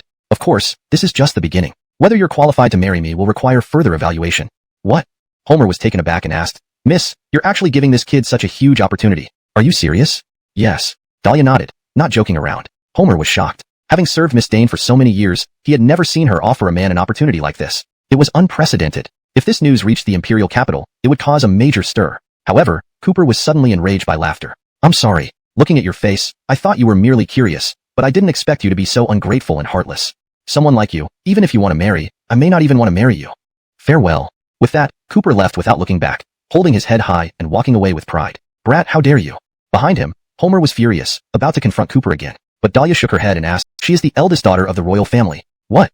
Lawrence hearing this, Cooper was greatly astonished. In Dacia, there were 4 royal clans, extremely noble and high above all, standing at the pinnacle of power. Their status was second only to the royal family, and Cooper had indeed heard of the Nikki clan before. Legend has it that the Nikki clan has a young woman, a calamity to the nation, yet incomparably beautiful, hailed as the most beautiful woman in Dacia. She is the perfect goddess and dream lover of every man in the capital. Countless men are captivated by her beauty, pursuing her like fish crossing the river. This isn't even the half of it. Once, a foreign prince led an envoy to visit Dacia. Upon seeing her at a banquet, he was stunned by her appearance. Lawrence offered 15 cities in exchange for her hand in marriage. Even the princes of Dacia admired her greatly. One prince personally visited her home with an exorbitant dowry to propose taking her as a concubine. But all these offers were refused by her. At this moment, Cooper finally understood. No wonder that woman possessed such a heart-stopping beauty comparable to a celestial maiden. It turned out she was the legendary beauty of the Eastern royal family in the capital. Without a doubt, she was even more beautiful than he could have imagined and was ready to strike once he appeared. However, after waiting for a long time past the scheduled time, Arthur Yifeng still did not appear. The sea was calm. There wasn't even a sign of a ship. "What's going on?" Cooper frowned and asked Roland, "Did we get the time wrong?" "It can't be." Roland scratched his head. "It's supposed to be today at 10 p.m. Lawrence was puzzled too. Everything seemed correct, so why wasn't Arthur Yifeng here? Ding-ling. Just then, Roland's phone rang. It was from Arthur Yifeng. "Mr. Arthur, where are you? We've been waiting for a long time and are eager to welcome you." Roland pretended to be respectful. "Humph." Immediately came Arthur Yifeng's harsh rebuke through the phone. "Roland, you little scoundrel, don't pretend anymore. What are you trying to hide?" "Mr. Arthur, what do you mean?" Roland asked, confused. Arthur Yifeng sneered, "Listen up. You've already betrayed Arthur Yi. You traitor, prepare to die." "What?" Roland froze in shock, fear gripping his heart. Even Cooper frowned, sensing trouble. "Mr. Arthur, what are you talking about?" Roland forced a calm laugh. "You're mistaken if you think I'm a traitor. That's completely untrue. Don't try that." Arthur Yifeng shouted. "Do you underestimate Arthur Ye's power? Lawrence had spies everywhere in East Sea City, and he knows you and Jude from Yunqing are fighting over terror. ##### Chapter 70. Nikki's Crisis. Bang. A deafening sound echoed as the main door of the Shao family estate was forcefully kicked open. Fox led a group of thugs, storming in like wolves and demons, their demeanor menacing. Without a word, they began a rampant and fengkang puohuai should be translated to maintain fluency and accuracy in English. Without a word, they began a rampant and reckless destruction. To ensure the translation reads naturally and maintains consistency in style and terminology, here is the revised segment. Without a word, they began a rampant and reckless destruction. The refined sentence flows better and accurately conveys the intended meaning of the original text. Bang, boom. Under their destructive rampage, all the antiques and artworks within the house were shattered to pieces. The luxurious hall turned into a wasteland of debris in an instant. The commotion immediately drew the attention of Ruben and Nadine. Usually residing in the old Xiao family mansion, the couple often visited the Star River Bay Villa to check on Nikki, bringing her dishes prepared by the family chef that she loved. Today, they happened to be there as well. Suddenly, seeing a group of strangers wreak havoc, the couple was stunned. They rushed out, shouting angrily, "Stop it! Who are you people? What do you want?" "Humph, beat them up." With an arrogant swagger, Fox left with his gang. 15 minutes later, vroom vroom vroom, Cooper arrived at the Star River Bay Villa in Edric's Mercedes-Benz minivan, extremely anxious, praying that Nikki was safe. However, upon entering, he found the villa wrecked beyond recognition. Ruben and Nadine sat amidst the chaos, sobbing uncontrollably, both bruised and battered. Thud. Seeing the scene, Cooper's heart skipped a beat, realizing something was terribly wrong. Damn it. Lawrence had rushed over as fast as possible, but still arrived too late. "Uncle, Auntie, are you all right? Where's Luella? Is she not here?" Cooper hurriedly asked Ruben and Nadine. "Brat." Seeing Cooper, the couple vented their anger in a torrent of insults. "You still have the nerve to come back? This is all your fault for insisting on being with Luella, which Elder Arthur found out about. Just now, Elder Arthur's godson, Fox, came and destroyed the place before taking Luella away. You said you would protect her, but you failed miserably. You're going to kill her." Chastised by the elderly couple, Cooper was speechless, unable to argue. Indeed, Lawrence knew Nikki was Elder Arthur's chosen woman. Vroom vroom vroom. A long, black luxury sedan stopped in front of Cooper. The tinted window slowly rolled down, revealing a chiseled face, a figure he did not expect to see. It was actually Homer, the personal bodyguard of Miss Nikki. "Is it you?" Cooper was surprised by Homer's presence, unsure why he had come. Homer stared at him expressionlessly before speaking. "Boy, our young mistress has investigated you and knows you're in trouble. But if you agree to one condition, she will step in to save Nikki. As for Elder Arthur, the downfall of that worm is just a matter of moments with our young mistress's command." "What?" Cooper was taken aback. Lawrence thought he would never cross paths with Miss Nikki again after their last contentious encounter. But now, she had secretly investigated him? And why did she offer to help? Cooper couldn't fathom Miss Ryan's intentions, but given the urgent situation, he had no time to dwell on it. After all, Nikki, whom he loved, was in grave danger. "What's the condition?" Cooper asked immediately. "Simple." Homer fixed his gaze on Cooper and delivered a shocking statement. "From now on, you must enter into the Nikki royal family as a son-in-law and serve our young mistress, entrusting everything to her." Chapter 71. Be a doishir? No way. What? Upon hearing this, Cooper was shocked. Become a doishir? If he wasn't mistaken, generally speaking, becoming a doishir, isn't that the same as being a descending from heaven? Countless men consider her their dream lover and perfect goddess. Even princes chase after her relentlessly, yet she pays no attention to any of them. Unexpectedly, now Cooper actually caught the fancy of young Miss Nikki, and she offered marriage proactively. Although it means becoming a doishir, so what? I'm afraid that in the eyes of her admirers, if they could marry such a national-level beauty like Ryan, it wouldn't matter if they had to be a doishir. Even if they had to be Ryan's dog and drink her foot-washing water every day, they would do so willingly. Moreover, behind Ryan stands the Nikki royal family. Becoming a doishir of the Nikki royal family means becoming a part of this royal clan. From now on, enjoying luxury and achieving high ranks instantly, one can stand above all others and become someone everyone admires. This is an opportunity rarely dared to dream of by ordinary people. At this moment, even Kathleen standing nearby was very surprised, secretly marveling at Cooper's good luck. Regardless of Ryan's noble identity and exceptional beauty, once married to her, with the powerful support of the Nikki royal family, things would become extraordinary. In the future, for Cooper to regain control of Dinamin and destroy Calantion, everything would be much easier. "Boy," Homer said again, "being chosen by our young miss is your 8 lives good fortune. Why are you hesitating?" His tone was as if giving alms from a lofty position, as if Cooper should be grateful. Indeed, in the eyes of others, Cooper should be truly grateful. But unexpectedly, facing such a golden opportunity that others could only dream of, Cooper shook his head and gave his answer. "I refuse." "What?" Homer was stunned. He didn't expect this boy to give such an answer, which went beyond his expectations. "Boy, do you know what you're saying? How dare you refuse our young miss?" Homer angrily demanded. After all, this was a heavenly bestowed opportunity. Even for Cooper to become a doishir in the Nikki family, it still counts as him reaching too high. Homer couldn't think of any reason for his refusal. "For no reason," Cooper calmly replied. "Xandra and I have long been engaged. We swore to stay together for life, and I vowed never to betray her. I cannot be fickle. Besides, though I, Cooper, am not a great hero who upholds justice, I certainly am not a spineless good-for-nothing relying on others. I won't become a doishir in the Nikki family, nor do I value your Nikki royal family. Go back and tell Ryan to put away her Arabs except for Cooper. No one else in the world would make the same choice." To the outside world, his choice seemed foolish, but Cooper did not regret it. Lawrence wouldn't discard his dignity and his beloved woman for mere wealth and glory, conscience clear and unrepentant. Beside him, Kathleen watched Cooper with astonishment, her icy gaze containing some shock. She didn't expect that this young master before her was an unbending man who viewed fame and wealth as trivial, standing tall and proud. What a rare quality and astounding courage. Though she didn't say it aloud, deep down, Kathleen admired Cooper genuinely. Ring ring. Suddenly, Cooper's phone rang. Robertot called, "Mr. Chun, we've found Miss Xiao's whereabouts." What? Upon hearing these words, Cooper was utterly shocked. Become a live-in son-in-law? Note, the term doishir is translated as live-in son-in-law to better convey the meaning in English while maintaining clarity. What? Lawrence hearing this, Cooper was utterly shocked. Live-in son-in-law? If he wasn't mistaken, generally speaking, being a live-in son-in-law, doesn't that mean becoming a groom who lives in the bride's family? Do you want me to become a live-in son-in-law for the Eastern royal family? Cooper asked. Indeed. Homer nodded, his gaze lofty. Why? Cooper asked in confusion. If I were to become a live-in son-in-law, wouldn't that mean I have to marry Ryan and become husband? Becoming a live-in son-in-law, so what? Perhaps in the eyes of her admirers, if one could marry such a top beauty as Ryan, let alone being a live-in son-in-law, even if it meant being a dog for Ryan and drinking her foot-washing water daily, they would do it willingly. Moreover, behind Ryan stood the Eastern royal family. Becoming a live-in son-in-law of the Eastern royal family made him a part of the royal clan. From then on, fine clothes and gourmet food, rising to prominence, stepping above everyone, becoming someone revered by all. This opportunity was akin to ancestral luck, something most people only dreamed of. At this moment, even Kathleen standing nearby was astonished, secretly marveling at Cooper's good fortune, not mentioning Ryan's noble identity and unparalleled beauty. Once married to her, with the powerful support of the Eastern royal family, it would be even more extraordinary. In the future, for Cooper to regain control of Denham and eliminate Jackson, everything would become much easier. Boy. At this moment, Homer added, to be chosen by our young miss is the greatest blessing after 8 lifetimes of virtue. What are you still hesitating about? His tone was like condescending charity, as if Cooper should be grateful. Indeed, in others' eyes, Cooper should indeed be grateful. But, unexpectedly, facing such a rare and heaven-sent path to prosperity that others could only dream of, Cooper shook his head and gave his answer. I refuse. What? Homer was dumbfounded, never expecting this boy to give such an answer, completely out of his expectation. Boy, do you know what you're saying? How dare you reject our young miss? Homer then angrily questioned. After all, this was a heavenly opportunity. Even for this boy to enter the Nicky family as a live-in son-in-law, it was already considered reaching too high. Homer couldn't figure out why he refused. For no reason. Cooper replied coolly, I already have a prearranged marriage with Nicky. We've vowed to be together for life, and I swore not to betray her. I can't be fickle. Also, though I'm not a towering hero, I'm certainly not a spineless weakling living off my wife's resources. I won't become a live-in son-in-law for the Nicky family, nor do I covet your Eastern royal family.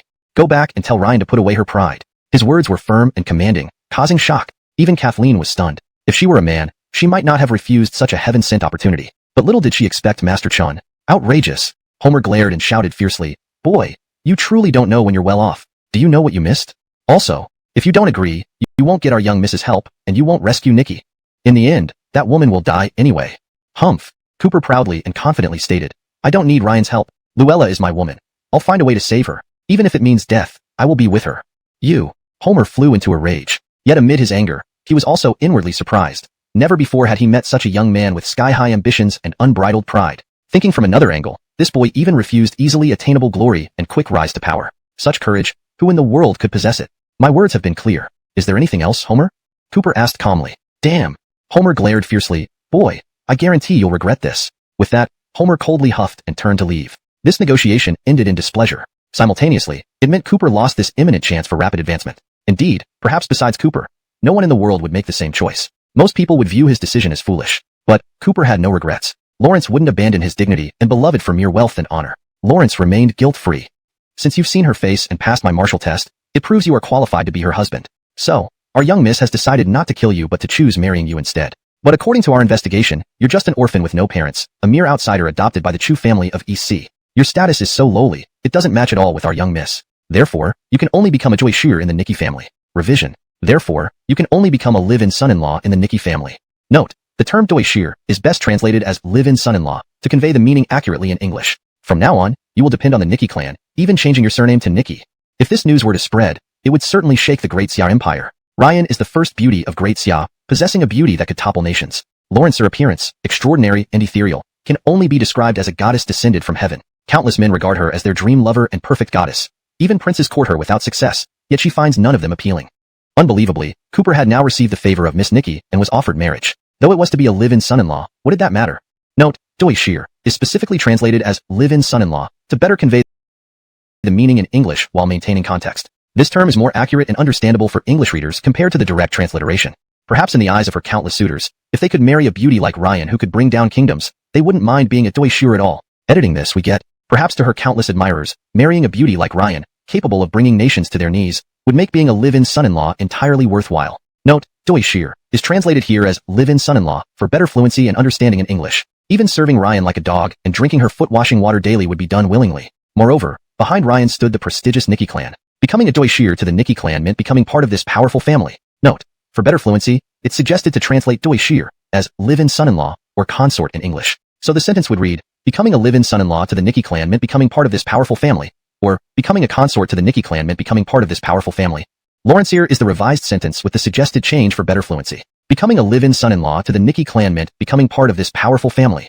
From now on, he would live a life of luxury and quickly rise to prominence, standing atop all others. For all, this was a heavenly opportunity. Even if Cooper became a doi shir to the Nikki clan, it would be considered a step beneath him. Note, the term doi shir is not translated here as it seems you may have a specific term for this cultural concept. Typically, it would be translated as live-in son-in-law or matrilocal son-in-law. Please replace doi shir with your preferred term, revised for fluency and consistency. Even if Cooper became a live-in son-in-law to the Nikki clan, it would still be considered beneath him. Homer couldn't fathom any reason for his refusal. No reason. Cooper replied calmly, Xandra and I have an existing betrothal. We vowed to spend our lives together, and I swore not to betray her. I cannot be two-timed. Moreover, while I, Cooper, may not be a towering hero, I am certainly not a free-loading weakling. I won't become a doi shir to the Nikki clan, nor do I covet your clan's prestige. Corrected for natural fluency and clarity. I won't enter the Nikki family as a live-in son-in-law, nor do I desire your clan's prestige. Note, the term doi shir is contextually translated as live-in son-in-law, which better conveys the meaning in English. Tell Ryan to put away her arrogance. These words were firm, powerful, and astonishing. Even Kathleen was amazed. If she were a man, she might not have refused such a godsend for mere fame and fortune. Conscience cleared. Beside him, Kathleen gazed at Cooper in surprise, her cool eyes showing shock. She hadn't expected this young master to be so unyielding, viewing power and wealth as worthless, standing tall as a true man. Such rare virtues and astounding courage. Though she didn't show it outwardly, deep inside, Kathleen admired Cooper genuinely. Ding dang. Suddenly, Cooper's phone rang. Amador called, Mr. Chun, we found Miss Zhao's whereabouts. Chapter 72. The 100 Flowers Pavilion. Upon hearing this, Cooper's spirits soared and he immediately asked, where? Yun City. Amador explained, after Fox left Star River Bay, we started tracking their convoy's movements. We found out they didn't head to the provincial capital but went to Yun City. Afterward, they parked at a pleasure establishment, the 100 Flowers Pavilion. What? Cooper was greatly alarmed. The 100 Flowers Pavilion was Yun City's largest and most luxurious pleasure house, with exorbitant fees and countless beautiful women. It was infamous as a gold mine for the wealthy. Fox bringing Nikki there definitely meant no good. What a villain. Cooper erupted in rage. His eyes darkened, and he gritted his teeth. I will storm Yun City now, destroy the 100 Flowers Pavilion, and rescue Nikki. You can't. Amador quickly interjected, miss just how terrifying the Felicia family was. Humph. Cooper snorted coldly and declared, if we wait any longer, it might be too late. I don't care if he's the son of the mayor, or what. Regardless of who it is, whoever bullies Luella will not go unpunished by me. Even if it means challenging the heavens, so be it. With that, Cooper ended the call and rushed to Yun City without delay. Half an hour later, he arrived straight at the 100 Flowers Pavilion. This was Yun City's most luxurious pleasure house, teeming with beauties and opulence beyond compare. At the entrance, several guards blocked Cooper as he charged in silently. Stop. Only those with VIP membership cards are allowed inside. Cooper, full of anger with nowhere to vent, wouldn't tolerate any provocation. Looking for death, Lawrence struck out, slapping the guard several meters away with one hand. Aya! The guard screamed in agony, crashing to the ground unconscious. Despicable. Someone's disrupting the place. Brothers, come on, let's take this guy down together. The remaining guards were startled and immediately called for backup using walkie-talkies. Thump thump thump. Soon, hundreds of black-clad guards stormed out of the 100 Flowers Pavilion, each wielding steel batons. They were ferocious and menacing, like wolves. They quickly surrounded Cooper tightly, fuming in anger, with various costumes and accessories, with a dancing pole in the middle. But right now, Nikki was trapped inside. Lawrence, her face pale with fear, she looked like a caged bird, unable to escape. Despite her pleading, no one listened. Fox was also present. It was he who brought Nikki here. Next to him was a pompous young man in expensive attire, Yun City Mayor's son, Elwood. Lawrencey. Elwood leered at Nikki in the cage, scanning her seductive body with a wicked gaze, laughing aloud. I've heard Nikki is Dinhai's #1 beauty. Seeing her today, she's even more enchanting than I imagined. I really love it. At this moment, Fox also laughed. Young Master Felicia, I've heard you're a collector of beauties, having played with all sorts. It's rare for you to give such praise. What do you understand? Elwood stared at Nikki, drooling. I have indeed played with many women, but compared to her, all of them are common and dull. Thank you, Brother Arthur, for capturing this stunning beauty for me. So, about our previous agreement? Fox asked. Of course. Elwood replied. I always keep my word. Bringing Nikki here for my enjoyment, as repayment, you, Fox, will have complete control over Yun City's underground operations from now on. Enough. Night is short. Now I'll enjoy this beauty properly, hee hee. With that, Elwood opened the cage. Bang! Suddenly, a loud noise echoed as the door of the private room was kicked open. A towering figure barged in. His eyes were like sharp daggers, his aura like a dragon's, exuding terrifying killing intent that seemed blood-drenched. Of course, it was all the blood of his enemies. Inside the cage, Reina, in despair, screamed for help. Juanza, save me! Seeing Reina locked in the cage, her clothes disheveled, tears in her beautiful eyes, looking both wronged and terrified, Cooper's anger surged. Lawrence strode forward and swung his large hand. Boom! The solid iron cage was instantly shattered and thrown aside. Ah! Elwood was startled and crawled back behind Fox in fear. Juanza! Reina cried and threw herself into Cooper's arms, sobbing with resentment and fear. Thank goodness you came to save me. Don't be afraid, Shuarao. Cooper held her and apologized. Sorry I came late. But rest assured, anyone who dared to hurt you will pay with their blood. Who is this kid? Elwood asked in surprise. Humph. Fox sneered and explained. This kid is Cooper, somewhat skilled but incredibly bold. In Donghua, he bribed Amador and also tried to get close to Reina, whom Sir Arthur had his eye on. Sir Arthur sent me back to kill him. With that, Fox stared at Cooper and laughed coldly. Brat. I planned to capture Reina first and then deal with you gradually, but I didn't expect and asked mockingly. I'd like to see what a piece of trash like you can do against me. Granville, finish this kid off. Elwood shouted suddenly. Just as he finished speaking, bang!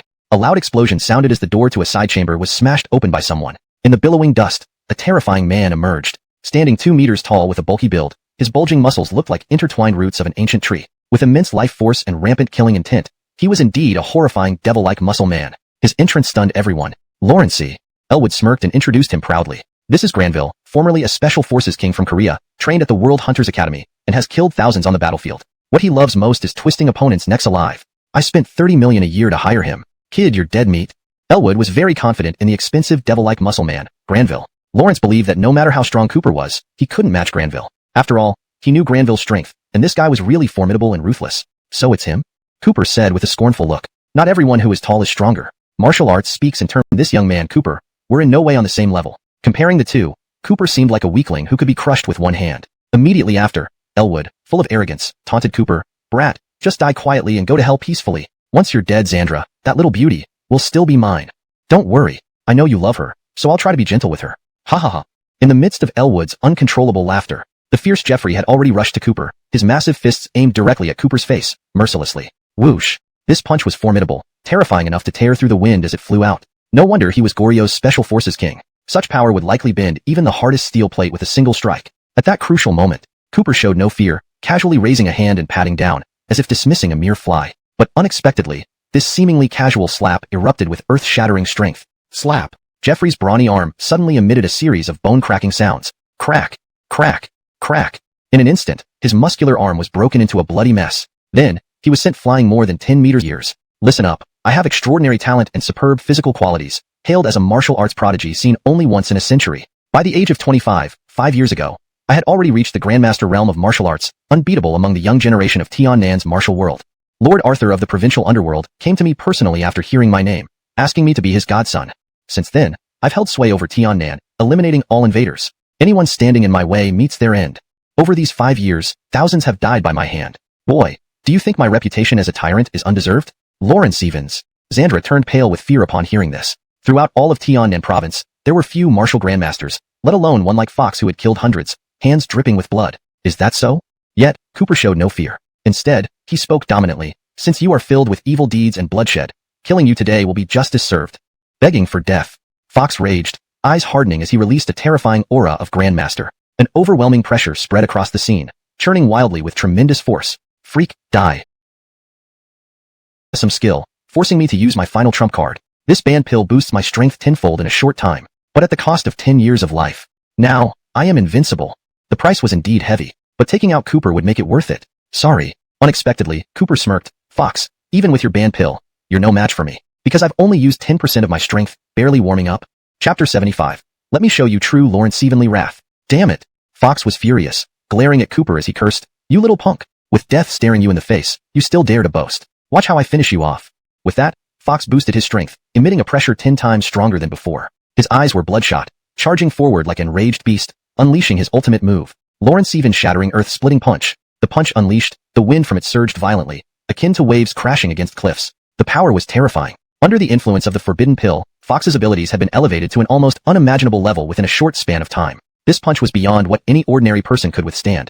Even a martial arts grandmaster would struggle to match him. Overestimating yourself. Since you insist, let me show you what true heavenly wrath looks like. Cooper activated the internal martial art taught by Master Denim Lao, his internal energy erupting from his dantian like a volcanic explosion. The formidable power was poured into his punch and thrust out with full force. A thousand June's inch punch.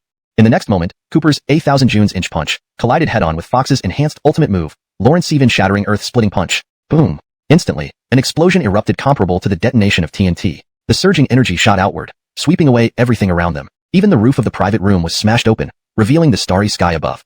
Amidst the horrifying burst of power, Fox's expression turned pained. Rip, rip, rip. The sound of fabric tearing echoed. Fox's sleeve was shredded into fragments by the forceful wind. His arm was now covered in blood, an appalling sight. Fox was stunned. At this moment, it felt like an overwhelming force, as heavy as a grinding stone, crashed down on him. It was a terror he had never experienced before. Even with his strength multiplied tenfold by the forbidden pill, he could not resist this. Humph. Cooper looked at his suffering face with a mocking sneer. Now, I'm warmed up. Time to send you to hell. His entire arm bulged with muscle. Error. Cooper, calm down. It was Fox who kidnapped Xandra. It has nothing to do with me. You've already avenged yourself by killing Fox. Don't come after me. Humph. Cooper scoffed, asserting his dominance. But you lusted after Xandra, plotting to harm her. That makes you deserving of death. Prepare to die. Wait.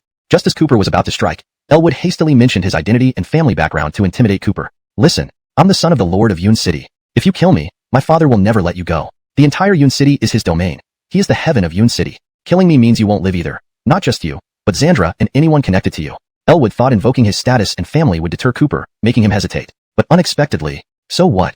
Cooper, with murderous intent, retorted coldly, even if your father is the city lord, or even a supreme deity, it won't save your life today. You. Elwood was utterly horrified. Lawrence hadn't expected this boy to be fearless, completely unshaken by such threats.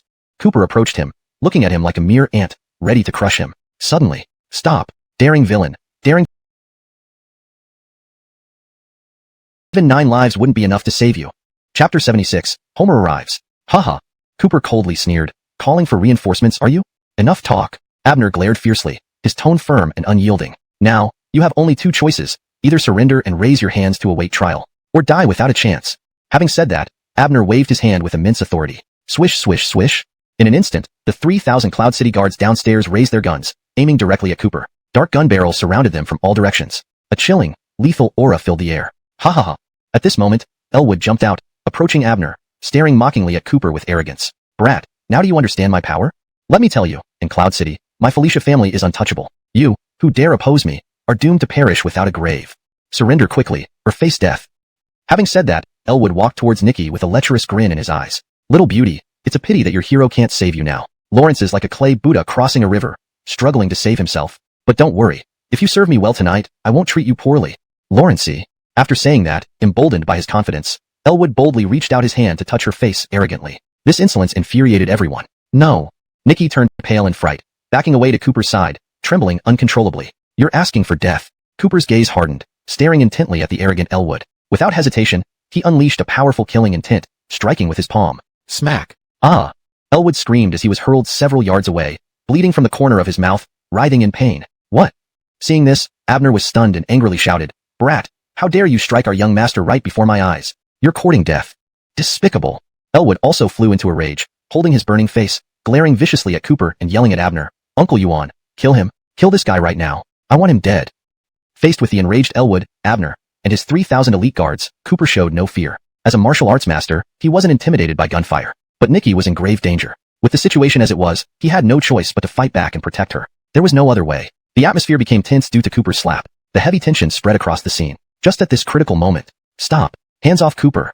Suddenly, a stern voice rang out, and a tall, dignified man with sharp features approached. Lawrence exuded an aura of immense power, even without displaying anger.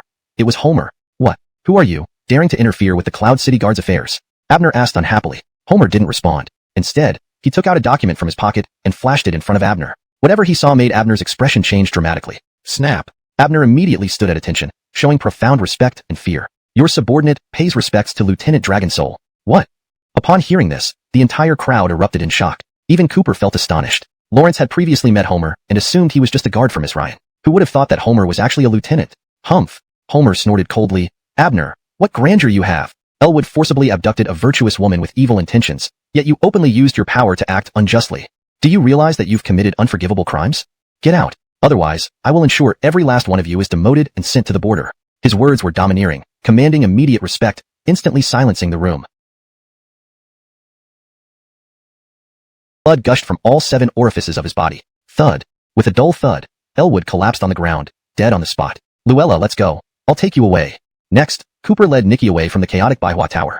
Since it was late, they couldn't return to EC immediately, so he took her to a nearby hotel for the night. However, he noticed that Homer hadn't left, seemingly waiting for him. Luella, go take a bath. I'll go buy some snacks for you. After making sure Nikki was settled, Cooper went downstairs to meet Homer. Some matters weren't suitable for Nikki to know.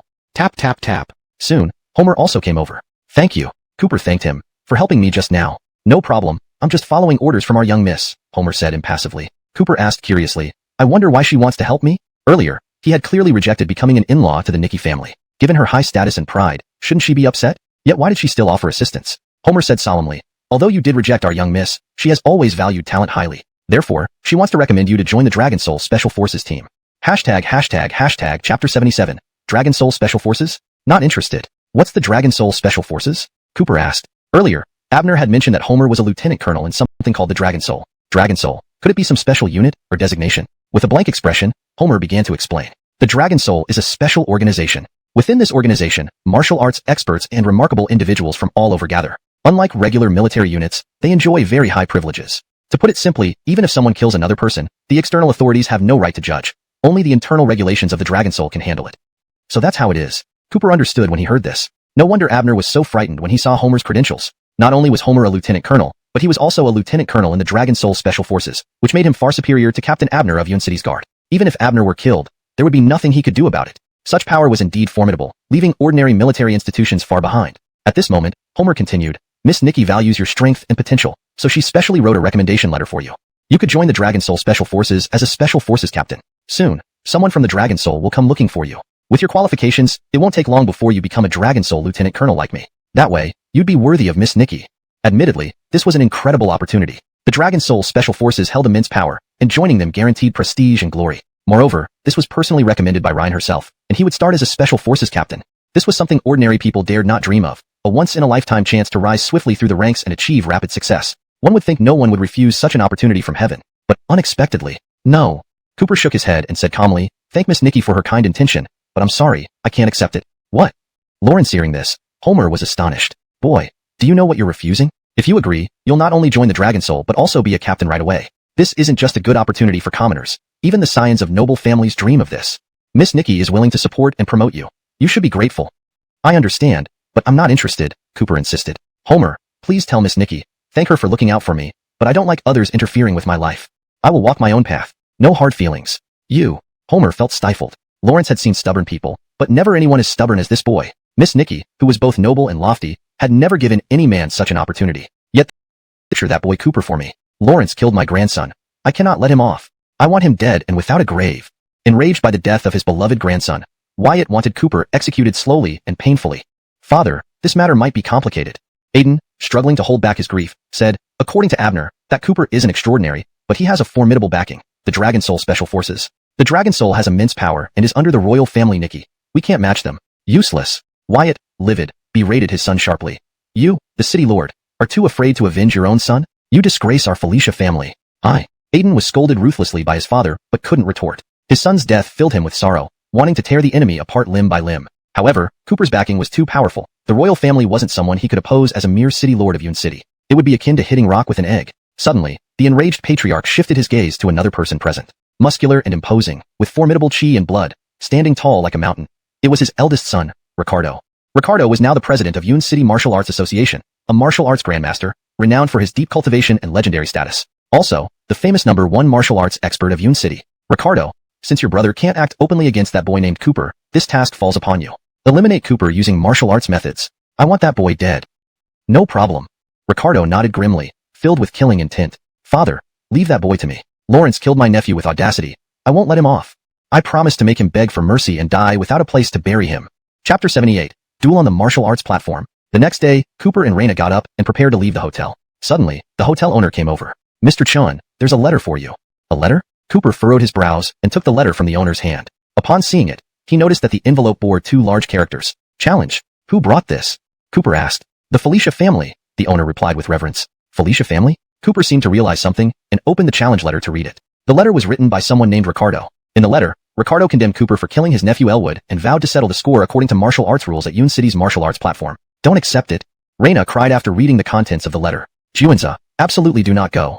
I've heard of this Ricardo. Lawrence is the eldest son of the Yun City Felicia family and Elwood's uncle. Lawrence is a martial arts grandmaster and the president of Yun City's Martial Arts Association. If you go, you might never return. Unexpectedly, the hotel owner added, Mr. Chun, the Felicia family member who delivered the letter also asked me to pass on some words. If you refuse to meet him and act like a coward, even with the backing of the Dragon Soul Special Forces and the Royal Nikki family, they will not let it go easily. They will use all means necessary to ensure that you and your loved ones will never be left in peace. They said you should be more careful in the future. Word for word, the threats were laid out openly, exuding extreme arrogance. Oh no. Lawrence hearing the threat, Reina's complexion turned pale with fear. Humph. But Cooper sneered coldly and said, what audacity! If Ricardo wants to avenge his nephew following martial arts rules, then I will grant his wish. Juanza, are you really going? Reina asked worriedly. Of course. Cooper comforted her, don't worry, Shuerao, I know what I'm doing. Next, Cooper took Reina to Yun City's martial arts platform. The martial arts platform is one of Yun City's iconic landmarks. Throughout history, countless martial artists have settled disputes or achieved fame and glory on this platform, or met their end here. The ancient, weather-beaten stay death. Killing our offspring. You deserve 1,000 deaths. Today, this martial arts platform will be your grave. Wait for your death, boy. Humph. Cooper gave a disdainful snort and said proudly, indeed, I killed Elwood because he deserved it. As the city lord's son, he acted tyrannically and intended to harm my fiancée. People like him deserve to die without regret. Lawrence hearing Cooper's words, the enraged Felicia family members only became angrier. Furious, they hurled more vile insults at Cooper. Fools. Cooper's demeanor suddenly turned cold, and he lashed out with a powerful strike of his hand. Boom.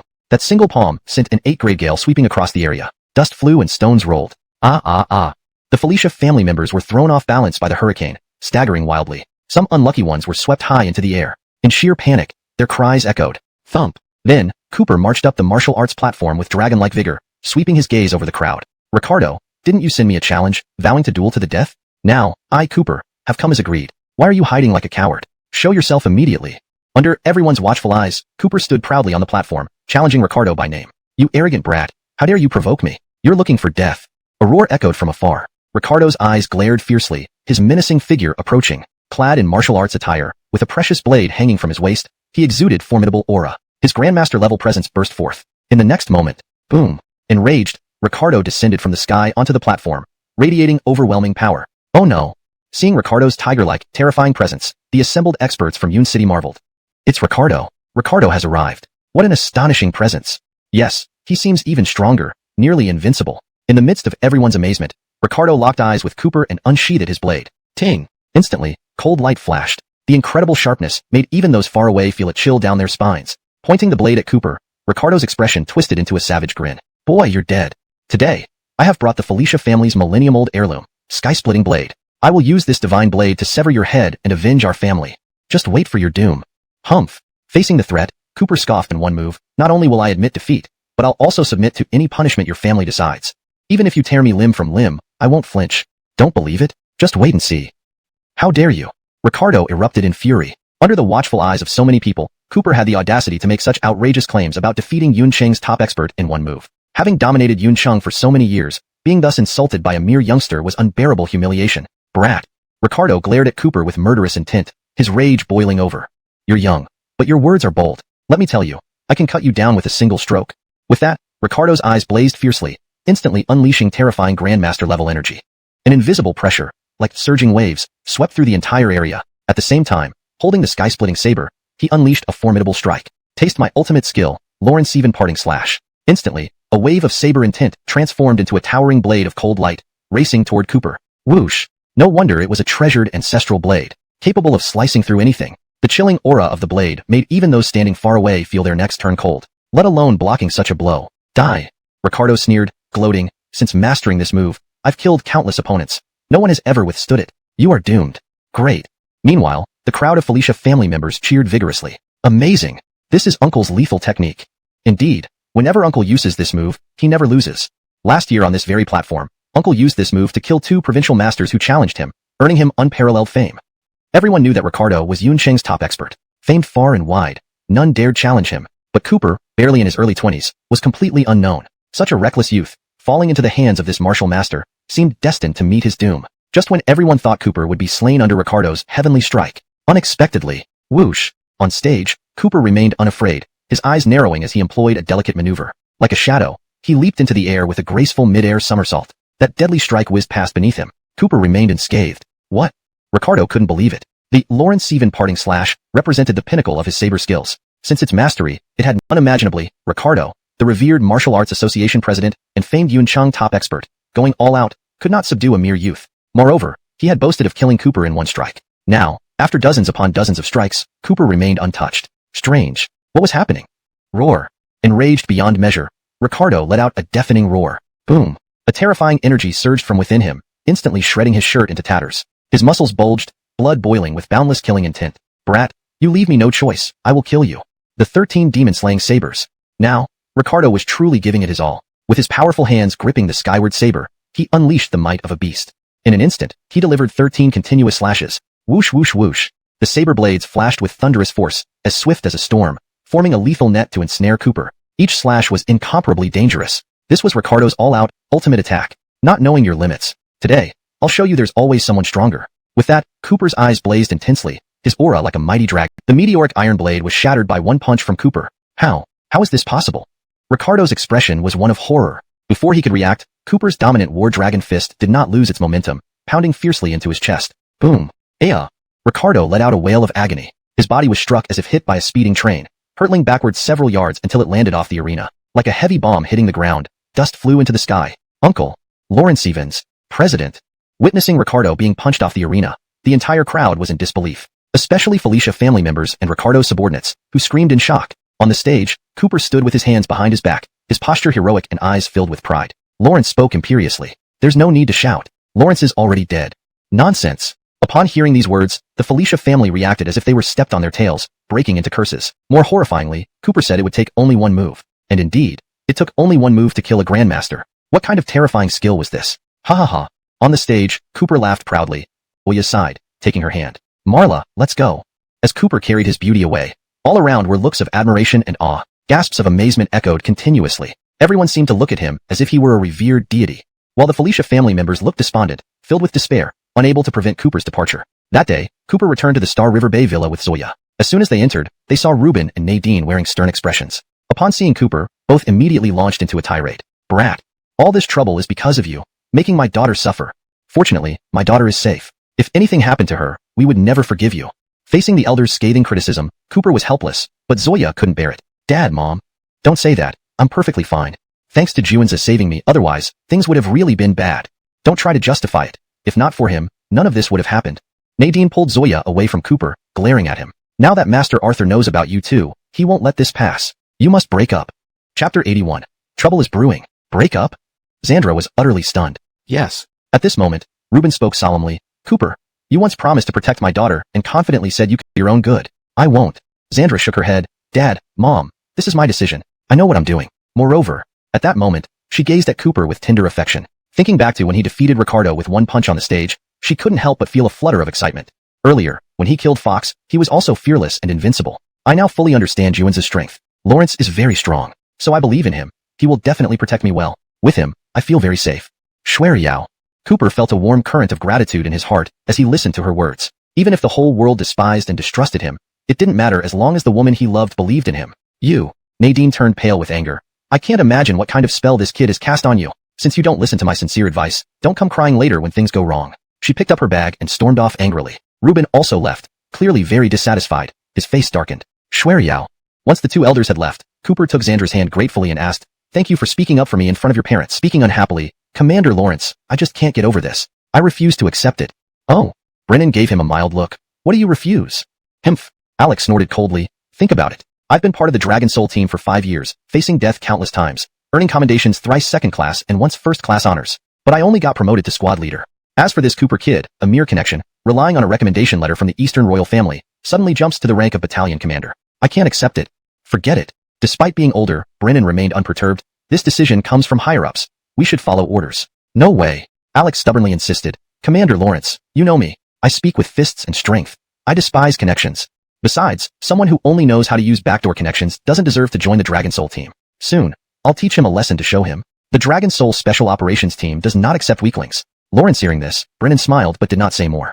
Clearly, he also approved of Alex's decision. Indeed, the Dragon Soul team valued strength above all. Since its inception, no one had ever joined through connections. Moreover, according to his knowledge, the recommendation letter contains the accurate pinyin-based English transliteration of the character's name, ensuring consistency and fidelity to the original text. Chapter 81.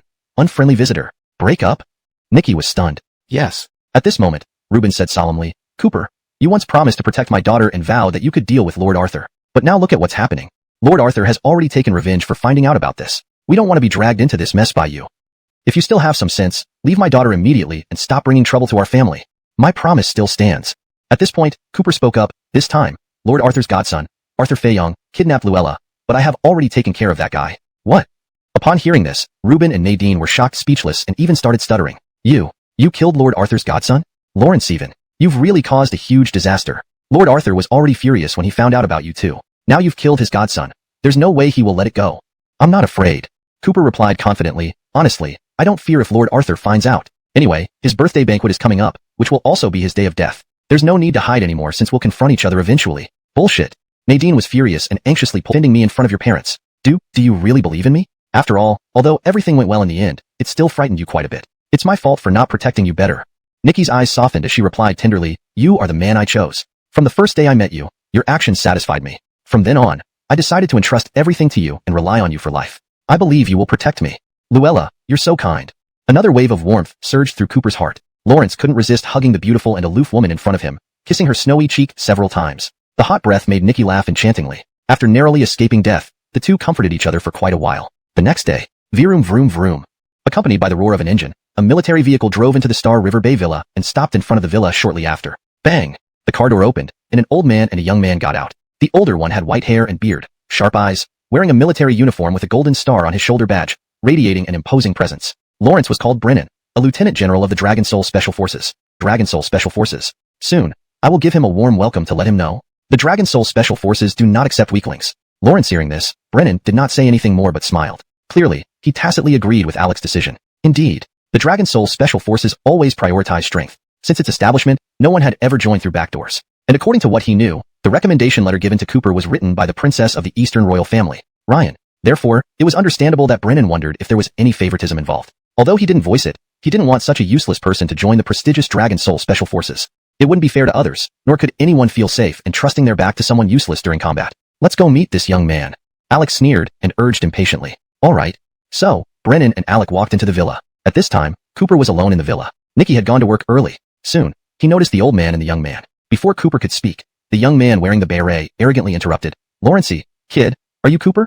Yes. Cooper frowned. Who are you? Humph. Alec answered proudly. Listen carefully. This is Commander Brennan, Lieutenant General of the Dragon Soul Special Forces. I am Captain Alec. We're here today to take a banquet which will also be his death day. We might as well dispense with all pretenses. Nonsense. Nadine, angry and anxious, pulled Nikki, saying, Daughter, you need to be rational. Cortez is the king of the underground world in the provincial capital with formidable power. He's someone we can't afford to provoke. I think this boy doesn't have the ability to contend with Cortez, and may not even be able to protect himself. Quickly break up with him, and Mom is doing this for your own good. I won't. Nikki shook her head. Dad, Mom, this is my decision. I know what I'm doing. Besides, at this moment, she gazed lovingly at Cooper. Recalling how he defeated Ricardo with one punch on the platform before, she couldn't help but feel her heart flutter. Previously, when he executed Arthur Fei-yong, he was just as brave and invincible. I already understand Cooper's strength. Lawrence is very powerful. So, I believe in him. Lawrence will definitely protect me, and being with him gives me a strong sense of security.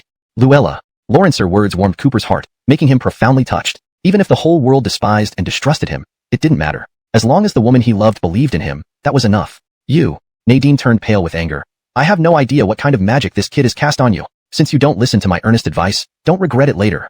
Having said that, she picked up her bag and special forces. The younger one wore a beret and camouflage uniform, full of vigor and strength. Alec, captain of the Dragon Soul Special Forces. They had received news from their superiors about a young man named Cooper who would soon join the Dragon Soul team and serve as the major leader. Today, they were here under orders to welcome Cooper and take him to assume his new position. But that young man had a disgruntled look, voicing his dissatisfaction. Sir Lawrence, I can't accept this. It makes me indignant. Brennan gave him a faint glance. What can't you accept? Humph. Alex snorted coldly. You know, I've been in the Dragon Soul Special Forces for 5 years, risking my life countless times, earning 3 second-class merits and 1 first-class merit. But until now, I'm only a captain. But this fellow Cooper, just through a recommendation letter from the Eastern royal family, suddenly becomes a major. I cannot swallow this. Forget it. Despite his seniority, Brennan remained unperturbed. This is by our superior's order. Let's just follow it. No. Alec insisted stubbornly. Sir Lawrence, you know me. I always speak with... Cooper frowned. Who are you two? Humph. Alec arrogantly introduced. Listen carefully. This is Major Brennan of the Dragon Soul Special Forces. I am Captain Alec. We're here today to bring you into the Dragon Soul Special Forces. Foxel. Correction. It should be Fox, to maintain consistency in terminology and style. The name should not be altered or extended unnecessarily. Additionally, it's important to keep the names consistent as they appear in the original text. Therefore, Chao Fei Ying should be translated as Fox throughout the document. Lord Arthur, Chao Ye. Using Lord Arthur makes the term more natural and fitting for an English audience while still maintaining the respect and authority implied in the original Chinese term Chao Ye. General Brennan. This ensures the name is presented in a way that reads naturally in English, with the title providing context about his rank. Lawrence. Here's the relevant segment with this change. The older man had white hair and beard, sharp eyes, wore a military uniform, and a golden star on his shoulder insignia stood out prominently, exuding an air of authority without needing to raise his voice. Lawrence was named General Brennan, the Brigadier General of the Dragon Soul Special Forces. This adjustment helps maintain consistency and clarity in terminology and style throughout the text. Chapter 81. The visitor has ill intentions. Break up? Nikki with the ability to stand against Cortez. He can barely take care of himself. Break up with him quickly. It's for your own good. I won't. Nikki shook her head. Dad, Mom, this is my matter. I know what I'm doing. Besides. At this moment, she looked at Cooper with affectionate eyes, recalling his valiant appearance on the stage, defeating Ricardo with one punch, making her heart flutter uncontrollably. Earlier, when he executed Fox, he was just as invincible. I understand Juan's strength very well. He's very strong, so I believe in him. Lawrence will definitely protect me, and being with him makes me feel very safe. Luella. Cooper felt warmth in his heart from her words, deeply moved. Even if the whole world looked down on him and didn't trust him, it wouldn't matter. As long as the woman he loved believed in him, it was enough. You. Nadine's face turned pale with anger. I don't know what kind of nonsense this boy has told you. Since you won't listen to my sincere advice, you'll regret it later. With that, she grabbed her bag and stormed out angrily. Reuben also left, clearly unhappy, with an unpleasant expression on his face.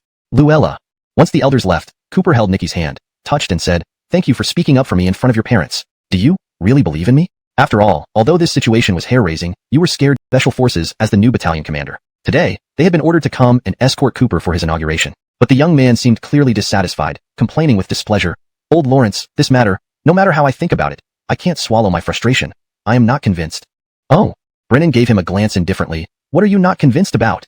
Humph. Alex snorted. You see, I've been in the Dragon Soul Special Forces for 5 years, through countless battles, and established great merits, 3 second-class honors, and 1 first-class honor.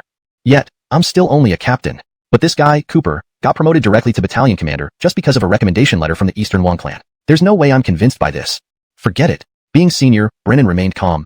This decision comes from higher-ups. We should follow orders. No way. Alec insisted stubbornly. Old Lawrence, you know me. I always speak through actions and achievements. I despise backdoor entry. Besides, someone who gets in through backdoors isn't qualified to join the Dragon Soul Special Forces. Soon, I'll give him a harsh welcome, to show him. The Dragon Soul Special Forces doesn't accept weaklings. Lawrence hearing this, Brennan didn't say much but smiled faintly. Clearly, he tacitly agreed with Alec's decision. Indeed, the Dragon Soul Specialty. Given that other names like Cooper, Chenjinzura, are presented in opinion form, it's fitting to keep Ryan in the same style. Lawrence hears the refined segment with the name properly integrated. Although he didn't say it out loud, he didn't want someone who had no skills and only knew how to pull strings to join the prestigious Denim Soul Special Forces team. Not to mention, such an addition would be unfair to everyone else, who could trust their back to an incompetent person during combat. Old Lawrence, let's go meet that guy.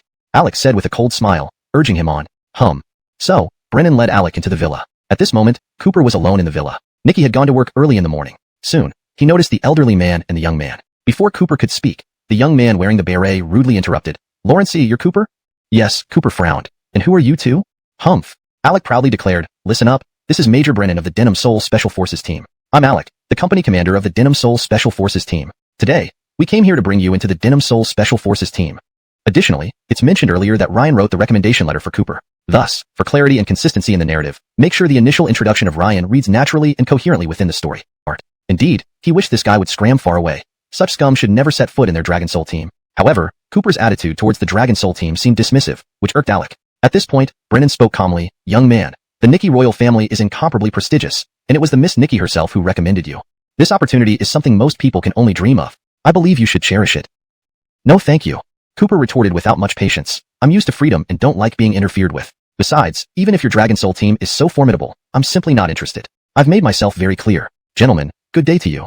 After Homer, now these two. Each time they came, it only added to Cooper's growing irritation. Cooper genuinely had no interest in the Dragon Soul team. If possible, he'd rather not have anything more to do with Miss Nikki. Thus, he declined straight away and asked them to leave. Humph. To Cooper's surprise, Alec raised an eyebrow, unyielding and even provocative. Boy, stop making excuses. The reason you won't go isn't because you're disinterested in the Dragon Soul team, but because you know you're incompetent. You're afraid that once in the Dragon Soul team, your mediocrity will become evident and you'll be driven out. So, you're just gonna have to take up the position of captain in the Dragon Soul Special Forces. This news caused quite a stir. Every member of the Dragon Soul team, even the lowest-ranking soldier, held the team in high regard. They were proud and always honored to be part of this strength-respecting force. Such a person who relied on connections did not sit well with them. Ding ding ding. Upon hearing Alec's call, hundreds of Dragon Soul team members gathered around. Seeing Cooper, they showed disdainful expressions and murmured amongst themselves. So this is him? Lawrence is the one who used connections? Pfft, looks weak, definitely useless trash. Right. What qualifications does he have to join our Dragon Soul Special Forces? It's demeaning. Alec cleared his throat twice and decided to make things difficult for Cooper. Although our Dragon Soul Special Forces are a formidable and respected unit, it seems our new captain has some issues with us. Just now, he said he finds joining our Dragon Soul team beneath him. Huh, what a prideful captain. Swoosh. When these words were uttered, chaos erupted. Those who prided themselves on being part of the Dragon Soul team reacted like cornered tigers. Their brows furrowed in anger, filled with righteous indignation and intense emotion. They angrily shouted at the scene. What rubbish! Who do you think you are? How dare you look down upon us, mere backdoor climbers? With Alec's deliberate instigation, everyone was extremely dissatisfied with Cooper, their eyes burning with rage. Just when the atmosphere became intensely confrontational, filled with animosity. Ding ding ding. 9 squadron leaders with formidable presences stepped forward, staring intently at Cooper, demanding answers. To dare look down upon us, Dragon Soul, truly overbearing. Show us if you have the qualifications. Have the courage to face us in single combat. If you don't accept, you're just a cowardly wimp. Right, kid, do you dare? Chapter 83. Showing off his power. In the Dragon Soul Special Forces, each squad consisted of 100 people. Each battalion comprised 1,000, and 10,000 formed a brigade. Cooper held the rank of brigade commander, overseeing 10 battalion commanders. However, Alec deliberately riled up the crowd. Including Alec himself, all 10 battalion commanders under his command felt furious at Cooper's words. Feeling disgruntled, they loudly declared their intention to challenge him one-on-one, their emotions running high. Don't be absurd. At this moment, Brennan pretended to reprimand everyone. Now that Cooper has joined the Special Forces as a brigade commander, he is your direct superior. Even if you are unhappy, you must keep it in check. After saying this, he turned his gaze toward Cooper. No offense. In our Dragon Soul Special Forces, we have always respected strength above all. Lawrence's intent, planning to give him a severe warning right from the start. But in truth, Cooper wasn't particularly interested in joining the Dragon Soul Special Forces. Today, he came here to display his prowess, to prove his strength. Firstly, to silence these arrogant men. Secondly, to show that he was beyond what the Dragon Soul could offer. I'll go first. Alec stepped forward without hesitation. Lawrence removed his beret, shed his camouflage uniform, revealing his powerful and muscular bronze-colored physique, exuding immense energy and vitality. His build was as solid as a bull. You'd better be careful, Commander. All the brothers know, my attacks aren't gentle. If I accidentally break your bones, don't blame me. With that, he laughed maliciously, trying to intimidate Cooper. Seeing Alec step forward, everyone present had an expectant look on their faces. Alec was their top expert among the battalion commanders, having reached the pinnacle of dark energy cultivation. Once, during a decapitation mission, he found himself surrounded by 800 ruthless enemies, facing certain death, and everyone thought he wouldn't return. Yet, with just a dagger in hand, he managed to cut his way through the encirclement, killing more than half of the enemy forces single-handedly. In the end, he completed the mission and escaped alive. Cooper showed no fear, standing his ground without moving an inch. Swish! Suddenly, his eyes turned sharp, and powerful energy poured into his punch, retaliating fiercely. War Dragon Punch. Bang! In the next moment, Cooper's War Dragon Punch collided mid-air with Alec's signature tiger-capturing fist. The thunderous sound echoed like a sudden lightning strike, with fierce energy waves rippling across the field. The entire camp was shaken by a strong wind. Aya! Alec suddenly screamed in pain. Under the overwhelming power of Cooper's punch, it felt like being crushed by a 1,000-pound stone, causing him to lose balance. Rear up.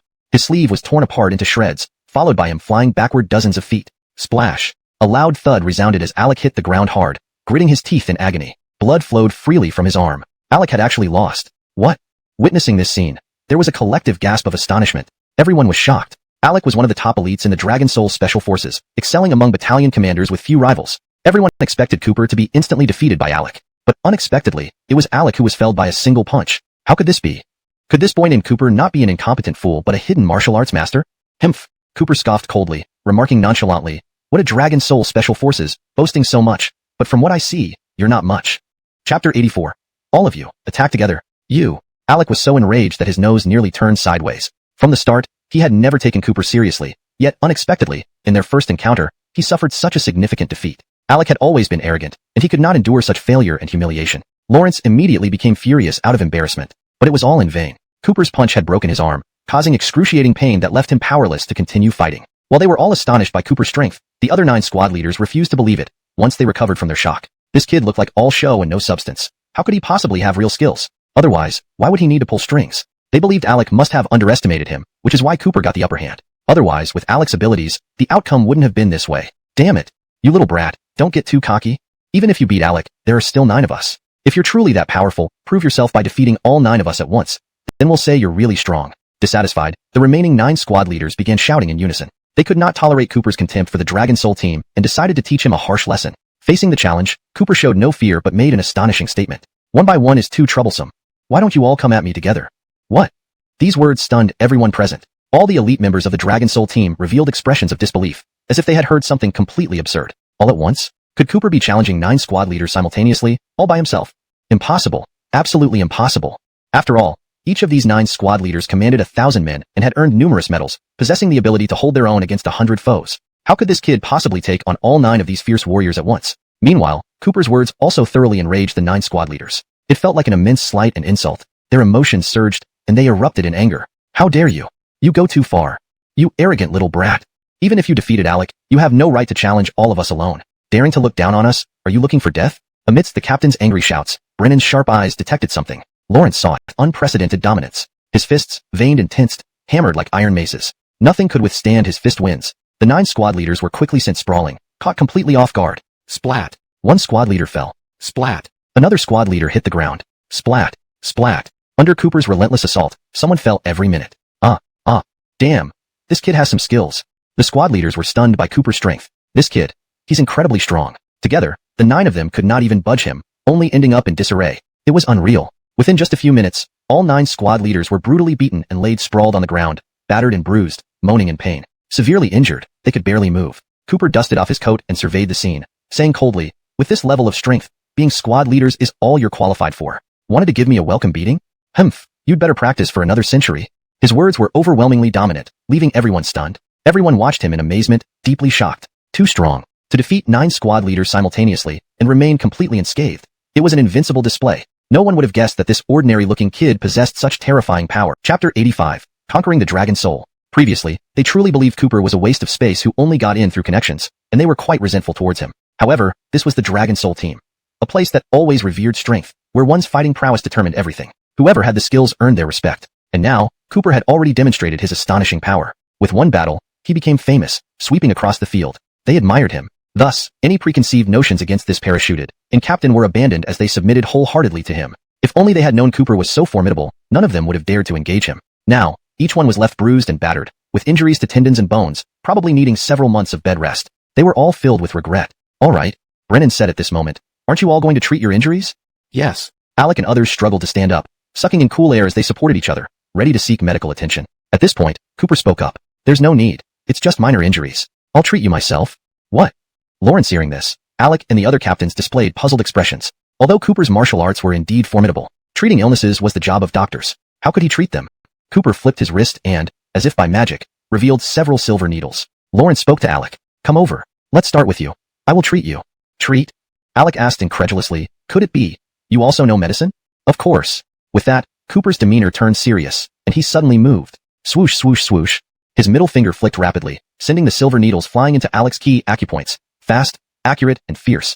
The movements were like scattering flowers, dazzling and bewildering. Everyone was speechless. Even if they hadn't seen the pig being slaughtered, they had certainly seen it run. For them, injuries were a daily occurrence, and there were many highly skilled traditional Chinese doctors in the special forces. But they had never seen such an innovative acupuncture technique. It looked more like martial arts than medicine, and it seemed incredibly profound. Meanwhile, Alec's expression changed dramatically. Lawrence felt warmth all over his body, as if a warm current was flowing through his extraordinary meridians, leaving him feeling incredibly refreshed wherever it passed. Right then, Cooper calmly collected the needles and said indifferently, Your arm is healed. Lawrence Evans. Alec was greatly astonished. Lawrence tried moving his arm and, with disbelief on his face, exclaimed, It doesn't hurt anymore. Wow, it really doesn't hurt at all, and the broken bone has been set. Captain, you're simply amazing. By the way, Cooper added, I also found a cold pathogen lodged in your knee joints and have removed it along with the treatment. What? Alec was shocked again upon hearing this. Soon, he noticed that the perennial icy pain in his knee joints had completely vanished. Cooper wasn't lying. That's incredible. Alec was immensely moved, expressing gratitude to Cooper, who would have thought you not only healed my arm but also my legs. Yes, years ago, while on a mission, I was surrounded by over 800 enemies in a snow mountain for 3 days and 3 nights. Though I eventually broke free, my knee joints were frozen. No one has ever been able to heal it over these years, and this injury even hindered my cultivation. This time, Captain, you've done me a huge favor. After speaking, the now uninjured Alec eagerly started training again. Lawrence kicked out with vigorous energy into the air. Bang, bang, bang, bang, bang.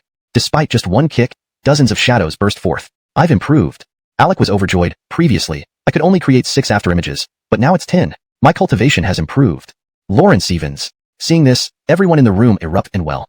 Many saw significant improvements in their abilities. The entire venue was abuzz with excitement. Suddenly, Cooper became the hottest figure, an undisputed godlike presence in the Dragon Soul Special Forces. Everyone admired him to no end, holding him in utmost respect, completely different from their previous attitudes. Captain, we are all convinced. From today onward, you're our boss, and we all look to you for leadership. Alec expressed gratefully. Yes, yes. The remaining 9 captains nodded in agreement. This meant Cooper had won their complete acknowledgement, earning genuine admiration from everyone. Thus, he naturally deserved the title of captain of the Dragon Soul team, an honor most people only dreamt of. A bright future lay ahead. Unexpectedly, amidst everyone's fervent admiration, Cooper shook his head and uttered shocking words. No, don't call me captain, because I never intended to join the Dragon Soul team. Today, I came only to address your doubts. Now, I should go. Goodbye. Chapter 86, A Precious Formula. What? Seeing Cooper's attitude, everyone was stunned. Lawrence actually refused? After all, no one had ever become a team leader right after joining the Dragon Soul team. This was forces. Frederick, a legendary figure. Throughout his life, he had fought countless battles, risking his life countless times, slaying numerous enemies, and establishing immortal contributions to his country. His heroic reputation was known far and wide. Cooper had heard of Frederick's great name before, and meeting him today filled him with admiration. After all, this was a true hero. Meanwhile, Frederick also sized up Cooper, then spoke calmly. Are you Cooper?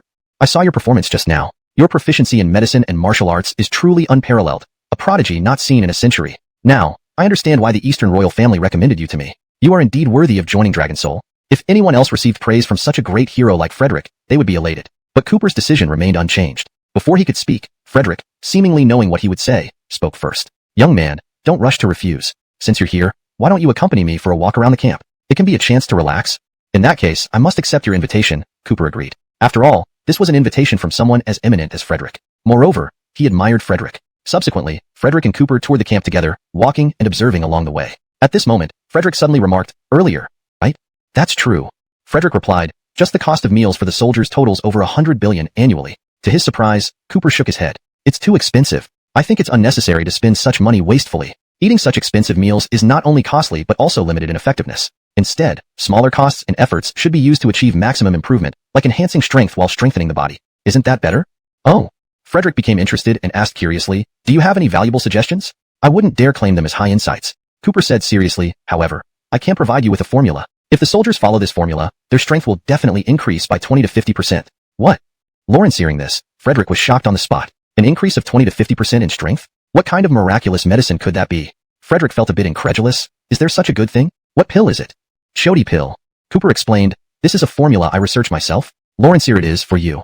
Saying that, he generously wrote down the formula. Frederick took it very seriously. After all, he had clearly observed that Cooper not only excelled in martial arts, but was also highly skilled in medical knowledge. If this simple prescription truly, special forces paid meticulous attention to their diet, even incorporating rare treasures from nature. Yet, after so long, they had only become slightly more robust in body. Ultimately, one's strength depended on personal cultivation. Could consuming this unknown pill truly boost their power instantly? Immediately, the team members grew skeptical, thinking Cooper was boasting. Eat. At this moment, Frederick spoke. Whether or not this effect is truly miraculous, I'm curious too. Let's wait and see. Yes, sir. Thus, the 5 operatives followed orders and swallowed the pills, waiting for changes. 1 minute, 2 minutes, 3 minutes, 5 minutes passed. Thinking nothing would happen and doubting Cooper, the 5 operatives suddenly felt something and were greatly startled. What's happening? Frederick asked. What do you feel? Hot. Yeah, it's extremely hot. I feel searing heat all over my body as if there's fire inside me. Each operative described their sensations truthfully, and they weren't lying. Their faces flushed red, with steam rising from their heads. Confused, Frederick thought something might be wrong and immediately asked Cooper, what's going on? Why are they all feeling hot? Calm down. Cooper remained calm and explained. This is the efficacy of the physical tempering pill talent. Overjoyed, Frederick rushed forward, patting Cooper on the shoulders, his old eyes filled with admiration and pleasure. Cooper, you've got it. Who would have thought that at such a young age, you're not only a martial genius but possess such astonishing talent? Assigning you as a squad leader is truly beneath you. This lavish praise was undoubtedly the highest commendation coming from Commander Dane himself. If others heard this, they'd be floored. To know, the Dragon Soul team was very special. They were brimming with talents, holding significant power, including the authority to act first and report later, making them the most prestigious and independent existence among various combat units in Great Xia. Ordinarily, just entering the Dragon Soul team, even as a common soldier, was a matter of pride. Being promoted to squad or platoon leader was a glorious achievement. As for the position of captain, commanding thousands, was an exceedingly noble existence. Yet, Commander Dane actually said being a captain was beneath Cooper, beyond anyone's wildest dreams. Commander Dane, you flatter me, Cooper replied calmly. I merely stumbled upon knowledge. If there's nothing else, I should take my leave. Quickly, he was about to depart. No. But unexpectedly, Frederick stopped him and declared, valuable to him. But a Dragon Soul Lieutenant General role was worth taking on. Chapter 88. Meeting a dishonest merchant. Of course, Cooper agreed to become the Dragon Soul Lieutenant for an even more significant reason. Currently, he was preparing to deal with Cortez. By becoming a lieutenant, he would gain status and power, backed by the entire Dragon Soul Special Forces team. At that point, it would increase his chances of success and add leverage when dealing with Cortez. This was an unexpected delight. The surrounding elite Special Forces soldiers watched Cooper with shocked admiration. Not only had Dragon Soul always valued strength above all else, never had anyone managed to join through favoritism. No matter how impressive a person was, they had to start as an ordinary soldier. But today, Cooper became the sole exception, immediately becoming a Dragon Soul Lieutenant upon arrival. Oh my, if this news spread, it might shake the entire Great Siam military department. Following this, Cooper began the formal onboarding procedures. At the same time, he received his uniform and equipment. It wasn't until dusk that Cooper bade farewell to Frederick and left the Dragon Soul base. Returning home, Cooper told Reina, Shuirao, I'll be heading to the provincial capital tomorrow. You stay in Danhai. Reina asked in confusion, why the sudden trip to the provincial capital? Preparation. Cooper said seriously, although Cortez is currently out of town, he already knows about and you can attend Eldon's birthday party as well. Great. Reina was delighted. You see, attending Eldon's birthday banquet wasn't something everyone could do. Only the top-tier wealthy and influential individuals were invited, all prominent figures. Even Reina, as the daughter of the Shao family, lacked the qualification. Making connections at this event could greatly benefit her efforts to bring beauty essence into the provincial capital market. The next day, Cooper and Reina arrived in the provincial capital. Jiuenza, Reina asked, since we're here to celebrate Eldon's birthday, a gift is essential. What do you plan to give? What do you think? Cooper asked. A valuable antique would be suitable, she explained. I heard Eldon has immense wealth and is passionate about collecting antiques. If you give him a satisfactory treasure, he'll be very pleased. All right, follow your advice. Cooper agreed. They soon arrived at a high-end antique shop in the center of the provincial capital. The store was filled with rare and precious items, all of extremely high quality. Reina circled around and showed interest in a vase in the cabinet. So, the clerk took it out and handed it to her. Unexpectedly, as Reina reached for the vase, she slipped and failed to catch it. Bang! The vase fell to the ground, shattering into pieces. Oh no! The clerk was alarmed. So, she pulled out a checkbook and pen, filling in the amount of 30 million. Well, look at that. Seeing Reina's action, Vince's eyes lit up with greed and joy. Who knew such a fashionable beauty was so wealthy, readily paying 30 million? Huh, what a lucky day indeed. Lawrence, here you go. Reina handed the completed check to Vince. Ah, it's all right. Well, since you are willing to compensate, I won't pursue further. As he prepared to take the check happily. Wait. Suddenly, Cooper stepped forward, snatched the check, and tore it to shreds. Shuirao, we won't pay. Note. In maintaining the story's coherence, some adjustments were made for clarity and fluency in English. Chapter 89. Eradicating evils for the people. What? Vince was taken aback by Cooper's actions and immediately bellowed. Brat, what are you doing? Are you trying to cheat? Cooper calmly replied, we don't cheat, but neither will we let you extort us. Extort? Lawrence, hearing this, Xandra asked in confusion, Jiuenza, what do you mean? Himph. Cooper gave a cold snort and stared at Vince. What Tang Dynasty porcelain bottle? What store treasure? This shoddy fake? You have the nerve to say it's worth 30 million? I think 300 yuan is too much. Fake? Really? Xandra was somewhat surprised. Of course. Cooper nodded. Hey, don't blame me.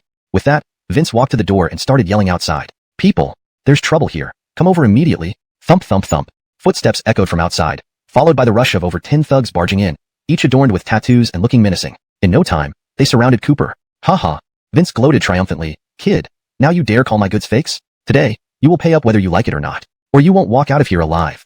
Cooper immediately understood the situation. These thugs were clearly regulars on this street, hired to intimidate customers and resolve issues for scoundrels like Vince. Lawrence knew these tactics well. Himph. Cooper scoffed disdainfully. These puny dogs? Hardly a match for me. Insolent brat. Furious, Vince cursed. You're asking for it. Break his limbs.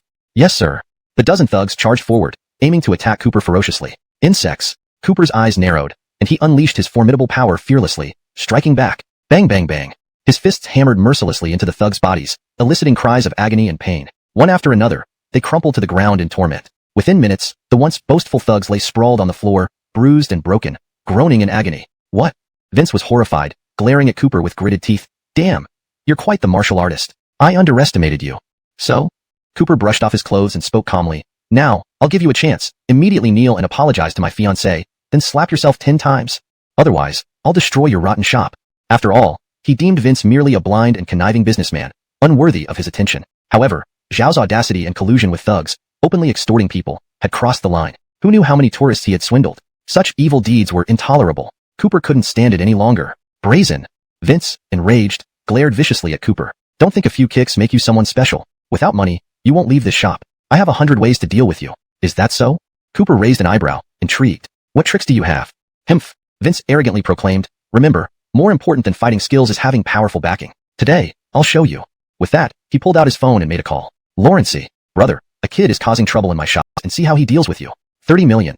HMPF, you'll be waiting to rot in jail. In the face of these threats, Cooper was utterly unperturbed, as if watching a circus. Right at that moment, vroom vroom vroom. With the roar of engines, 2 cars sped up to the shop's entrance. Then, more than 10 men dressed in uniforms rushed out from the vehicles, each carrying long rifles, fully armed and exuding a menacing air. The leader was a man wielding a whip, looking particularly intimidating. As soon as he entered, he began barking orders. How dare you? Who had the nerve to come here and cause trouble?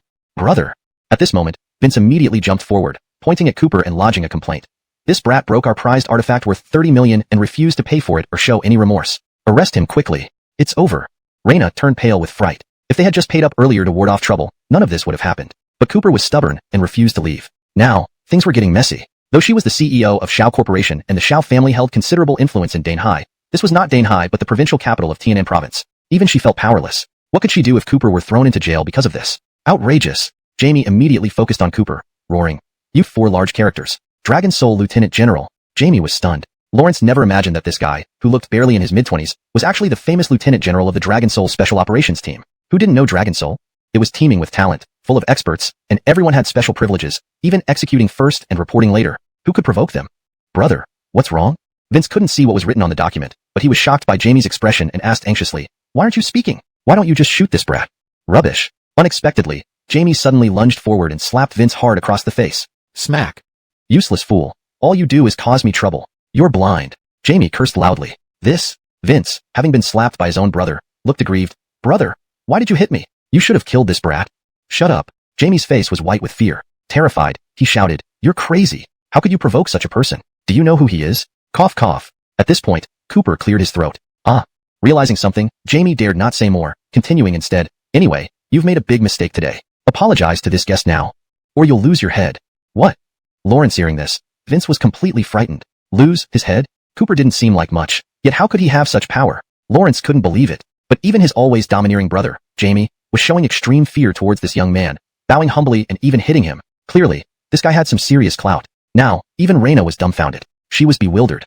She thought the official would harass Cooper, but instead, Raina was curious what Cooper had shown Jamie to make him so submissive. Thump. Terrified, Vince knelt down, pale-faced and trembling, apologizing. I'm sorry, beautiful lady, I was wrong. My vase was fake, just a street stall trinket worth less than 300 yuan. It was my greed, trying to extort money from you. I won't do it again.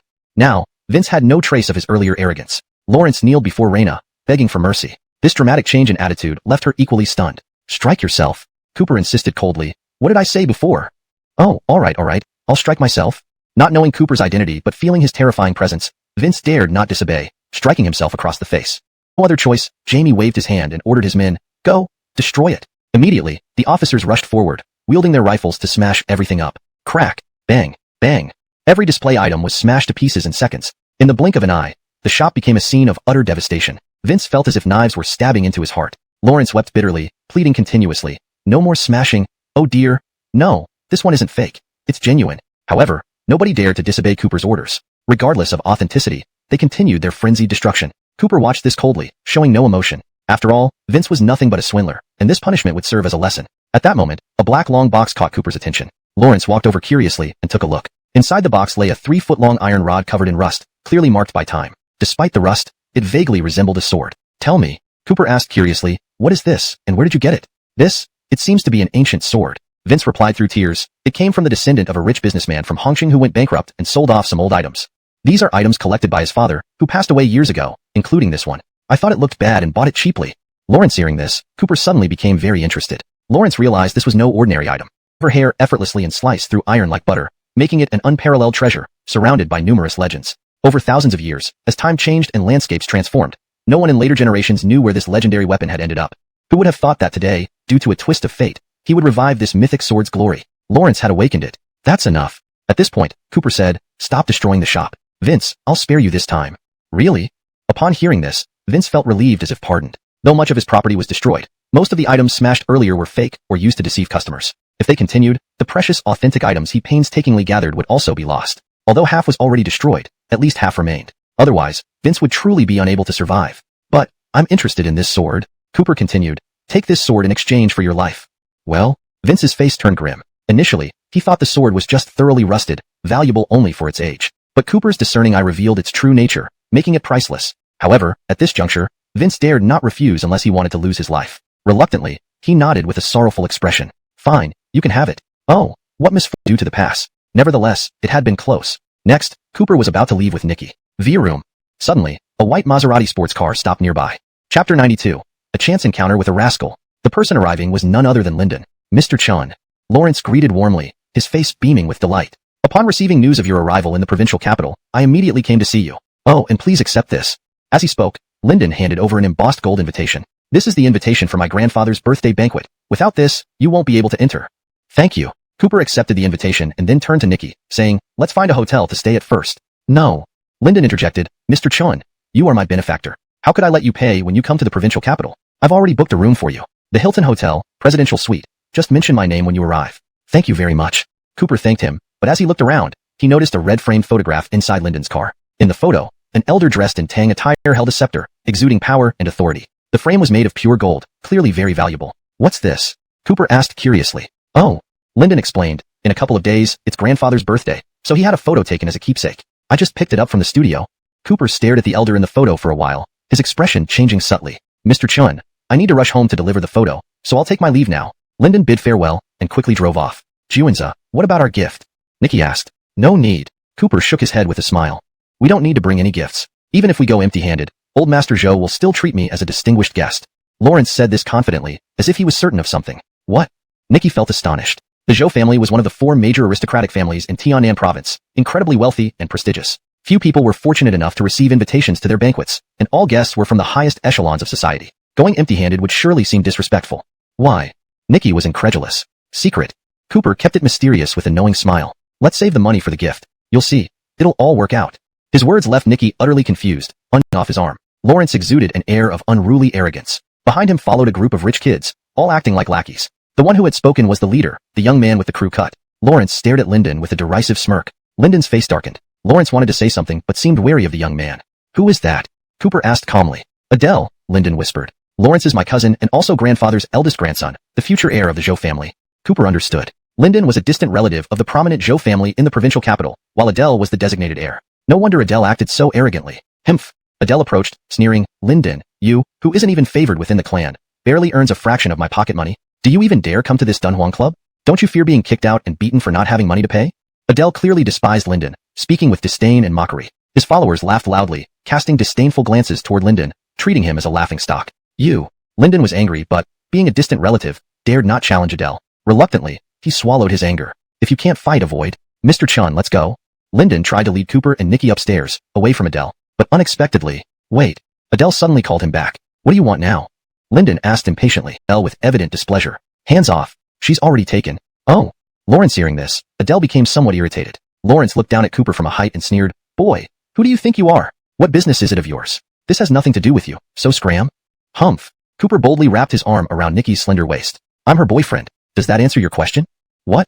Adele froze at these words. Behind him, a group of rich second-generation heirs also stared in shock. Are you kidding me? This ordinary guy, whose entire outfit probably cost no more than $500, clearly looked like a poor commoner. How could he possibly match such a stunning beauty? Yet here he was, openly hugging this mesmerizing woman. His hand rested on her slender waist, and she did not protest. Could it be that this guy was really her boyfriend? Immediately, all the young rich men displayed envious expressions, their hearts filled with jealousy. Adele was especially furious and heartbroken. The moment he laid eyes on this beauty, he was captivated. She was breathtakingly beautiful. Lawrence, her aura was noble, elegant, and distant, captivating anyone who saw her. In all of southern Tian province, there probably wasn't another woman more enchanting than her. With skin like snow and an ethereal presence, she resembled a celestial being. By comparison, the scantily clad woman in his arms suddenly seemed vulgar and trivial. Even her little finger surpassed the worth of that woman. If even he, the esteemed Zhou young master, couldn't have her, why should this insignificant loser deserve her? Master Zhou. At this moment, the sultry woman in his arms pouted and complained. You're so mean. You already have someone, yet you still try to flirt with other women. Do you even care about me anymore? Shut up and get lost. Infuriated, Adele, hearing the woman's grievances, felt even more annoyed and slapped her across the face. Slap. Ayahawk. The sultry woman, caught off guard by the slap, angrily stormed off, casting a venomous glare at Nikki as she left, seemingly blaming her for all her misfortune. At this moment, Cooper mocked, Master Zhou, it seems the wealthy often have short memories. Silence. Adele's gaze darkened, and he growled menacingly, filthy brat, those who possess nothing will covet what they cannot have. What qualifies you, A worthless loser, to own such a beauty. I warn you, scram now. The young master desires her. Oh, Cooper replied coldly, just because you desire her, does she belong to you? Of course. Adele's arrogance flared as he boastfully declared, as the future heir of the Zhou family, I have wealth, power, and status. I have never failed to get what I want. I advise you to back off wisely. And what if I refuse? Cooper asked again. Humph. Adele snorted, threatening him outright. This is my territory. If you don't agree, I guarantee you won't leave this city of southern Tian province alive. You'll end up broken and dumped like a dead dog into the river. Upon hearing this, the gang of young rich heirs and wastrels behind him also joined in, loudly berating Cooper and egging Adele on. Get lost. Didn't you hear Master Zhou? Whatever Master Zhou wants, he always gets. Advice to you, boy. Behave, or become a cripple within minutes. Facing the arrogantly aggressive Adele and the rabble cheering him on, Cooper smirked coldly. What started as a simple meal turned into encountering a pack of wild dogs barking madly, a truly irritating experience. However, Cooper didn't take Adele seriously at all. His expression turned icy, fists clenched tightly, ready for a fight. Unexpectedly, however, Lyndon stepped forward at this moment. Lawrence looked unusually indignant, confronting his cousin Adele angrily. Enough! Adele, don't overstep. Miss Xiao and Mr. Chun are guests I've invited to kick you out. Hemph, let's go. With that, Adele left in a huff, taking his cronies with him, leaving the tense atmosphere behind. However, Lyndon's expression grew grave, and he sighed deeply. Because Lyndon knew all too well that provoking Adele was inviting disaster. Even avoiding him usually meant barely getting by. Now things were worse. Moreover, grandfather would undoubtedly appoint Adele as the new patriarch. Then, disaster would surely follow for him. Chapter 94. Carl? I'll make sure Lawrence doesn't become one. What's going on? Cooper observed with a calm gaze and asked, why is Adele so arrogant? And why is he openly bullying you? Aren't you cousins? Lyndon sighed helplessly. Lawrence was always pampered by the family since childhood, which fostered his arrogant and domineering nature. Everyone had to listen to him. And I'm from a less favored branch of the family. Despite seeming well regarded on the surface, I've never been truly favored behind the scenes. Of course, Adele would bully me. As he spoke, Lyndon laughed with embarrassment. Sorry, Mr. Chen, for making a fool of myself in front of you. Lawrence hearing this, Cooper suddenly developed some admiration for Lyndon. It seemed that despite being often bullied, Lyndon stood up for himself and Reina just now. Lawrence showed loyalty. It's almost grandfather's birthday. Lawrence has decided to choose a new patriarch during the celebration, and it will undoubtedly be my cousin, Lyndon said bitterly. Once Adele becomes the patriarch, it will be time for me to leave the Zhou family. Lyndon offered a bitter smile, feeling utterly helpless. No. At that moment, Cooper interjected, Lyndon, don't be so pessimistic. Perhaps I can turn things around? You? Lyndon was puzzled. Mr. Chun, what do you mean? Humph. Cooper snorted with disdain. Adele is arrogant and devious. I can't stand him. So, I'll make sure he doesn't become the patriarch. As for the choice of the new patriarch, it should be you, Lyndon. Cooper's words were delivered with such authority and resolve, like a command that allowed no room for doubt. What? Lyndon was taken aback. Lawrence knew very well that the old man doted on his eldest grandson, Adele, the most. As for himself, the old man rarely gave him a second glance. Adele received all the best resources from a young age, and was groomed to be the successor of the Zhou family. How could someone like him, from an unloved minor branch, possibly have a chance? Mr. Chun, please stop joking, Lyndon smiled bitterly. Grandfather has long chosen my cousin as the patriarch. What qualities do I have? Don't talk like that. Cooper spoke enigmatically. I think you're much better than the celebration. Please make yourselves at home and enjoy the evening. Once the festivities end, I'll introduce you to him. All right. Cooper nodded. Ladies and gentlemen, the guest of honor has arrived. With a loud announcement, the Jonathan entered, surrounded by family members. Wearing a red Tang-style outfit and leaning on a ruby cane, he walked into the hall with a beaming face. Soon, he took his seat on a high chair. Seeing so many esteemed guests attend his birthday party, his mood clearly improved. Many guests approached to wish him longevity and presented gifts. The president of Tian South Bank offers a blood coral, wishing grandfather boundless blessings like the sea. The CEO of Hongtu Real Estate presents a pair of marble paperweights, wishing grandfather a life as enduring as the mountains. The Secretary General of Tian South Province gives a golden rooster, wishing grandfather a prosperous and healthy life. The Felicia family of the provincial capital presents 100 taels of gold, gifts poured in one after another, each of immeasurable value, forming a mountain of treasures glittering with golden light. Haha, wonderful. The elder was delighted, nodding and expressing gratitude to the guests. At this moment, Lyndon stepped forward. Grandfather, I've prepared a Tang jade ring for you. Please accept it. Very good. The elder nodded, acknowledging, Axel fan, you've shown some consideration. I will accept it. Humph. Adele sneered, deliberately lowering his voice to mock Lyndon. Little cousin, do you know why you're not favored? You lack discernment. Grandfather is highly esteemed, and it's his 80th birthday. Sending such a trinket, aren't you embarrassed? I'd say this thing is worth no more than $1 million, no matter how much you boast about it. Regardless, it comes from the heart. Lyndon replied. Tisk stingy. Just wait and see, little cousin. I'll open your eyes today. Then, Adele stood up and proudly presented a box. Grandfather, here's my gift for you. An extremely rare millennium-old Yangshan ginseng. A single root, worth millions, obtained through great difficulty by your grandson. This will help prolong your life and maintain your health. A wave of excitement rippled through the crowd. Yangshan ginseng, this rare treasure, with a 1,000-year-old root, was considered the best of its kind, an invaluable treasure hard to come by. This gift immediately outshined all others. Adele basked in the spotlight. Good, good, good. The elder smiled broadly, praising with evident satisfaction. You, my beloved grandson, truly show extraordinary filial piety. Very commendable. I accept it. His praises for Adele were vastly different followed that humiliation, and now they were meeting again. It's me, Cooper said coolly. I came especially to wish Eldon a happy birthday. Does young Master Zhou have any objections? Arrogant brat. Adele glared fiercely at him and demanded angrily, what did you just say? You dare claim the ginseng I brought is fake? Yes. Cooper nodded. I could tell it was fake at first glance. To bring something like this out here. What audacity. Be silent. Publicly being called a liar. Adele felt his dignity thoroughly challenged, and he exploded in anger. Thud, thud, thud. In 3 quick strides, he stormed over, pointing a finger at Cooper, roaring, Brat, this ginseng is genuine, aged for 1,000 years, costing me 18 million yuan. What do you, a nobody, know about good things? You don't understand anything. Haha. Lawrence hearing this, Cooper laughed out loud. 18 million? Frankly speaking, I think 200 yuan is too much for this junk. Young Master Zhou, either you're intentionally misleading, or you've been deceived without realizing it. Outrageous. Adele, red with rage, retorted. You insist my ginseng is fake? What proof do you have? If you can't prove it's fake today, I'll break your legs and have you carried out. Cooch, assuming this context fits within a narrative already using English names. At this moment, Yisroel was terrified. Lawrence quickly lowered his voice and said, I don't think this can be a fake ginseng. After all, Gonyir Adele is extremely favored, with an annual spending allowance reaching over 100 million. Note, since the provided sentence starts with a Chinese name, I kept it, but for better flow in English, we might want to introduce him earlier with both names, and then stick to one. A smoother version could be. At this moment, Yisroel was utterly terrified. Lawrence hastily lowered his voice and said, I seriously doubt this could be a fake ginseng. Adele is incredibly favored. His annual spending allowance reaches over 100 million. Please adjust based on how names have been handled earlier in your text. Even spending 18 million on this ginseng isn't a big deal for him. Would he have any reason to fake it?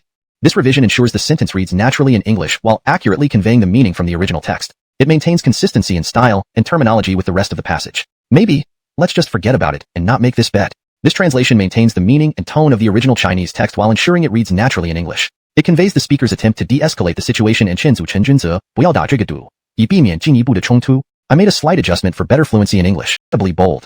You. Adele raged even more. Brat, you actually dared to break my ginseng. Are you asking for death? Calm down. Unperturbed, Cooper showed the broken halves to everyone leisurely. Look carefully. Under the skin, the color and texture of the ginseng meat are entirely different, with a slight bitter smell. In short, it's just a cheap substitute wrapped in young ginseng skin. A complete fraud passed off as real, thanks to clever techniques. Oh. The crowd fell silent, then erupted in exclamations. That's true. This is indeed a fake. The craftsmanship is outrageous. It's deception. Young Master Zhou. Cooper looked smugly at the dumbfounded Adele and taunted. So, what do you have to say now? Right. You mentioned earlier that if I could prove it's fake, you'd eat it right away? Now, it's time to keep your promise. With that, Cooper handed the fake ginseng to Adele, his tone dripping with mockery. Chapter 96. Your days are numbered. Adele was dumbstruck on the spot. Just now, he had dared to make a bet with Cooper because he was confident that the Millennium Earth ginseng he presented would not have any issues. Lawrence only did so out of lingering resentment for Cooper, disrupting his affair with his beauty. Adele deliberately made the bet with Cooper, hoping to break this young man's legs. But he never expected Cooper to actually see through it in one glance that it was a fake. Lawrence is also a victim. We will overlook this matter. Yes, grandfather.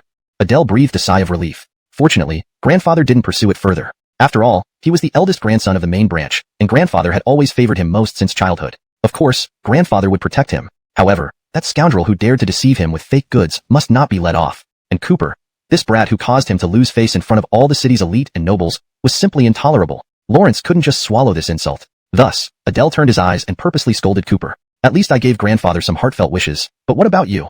The Zhou family is one of the influential families in the provincial capital. A poor fellow like you has no right to attend the birthday banquet, and you came empty-handed without even a gift? Boy, I see you don't understand etiquette at all. After saying this, Adele shouted loudly, ordering the Zhou family guards. Come here, beat this kid severely and throw him out onto the road. Yes. Instantly, more than 10 Zhou family guards rushed over, said, Brat, what madness are you spouting? My grandfather is in excellent health, with no problems at all. How dare you curse him? Meanwhile, the rest of the Zhou family members were also infuriated, standing up and berating Cooper emotionally. Ridiculous. Even Lee was furious. Lawrence stood up, staring angrily at Cooper with a face black as charcoal. Brat, today is my 80th birthday banquet, yet you dare to curse me on this joyous occasion? How absolutely absurd. Come, drive this boy out.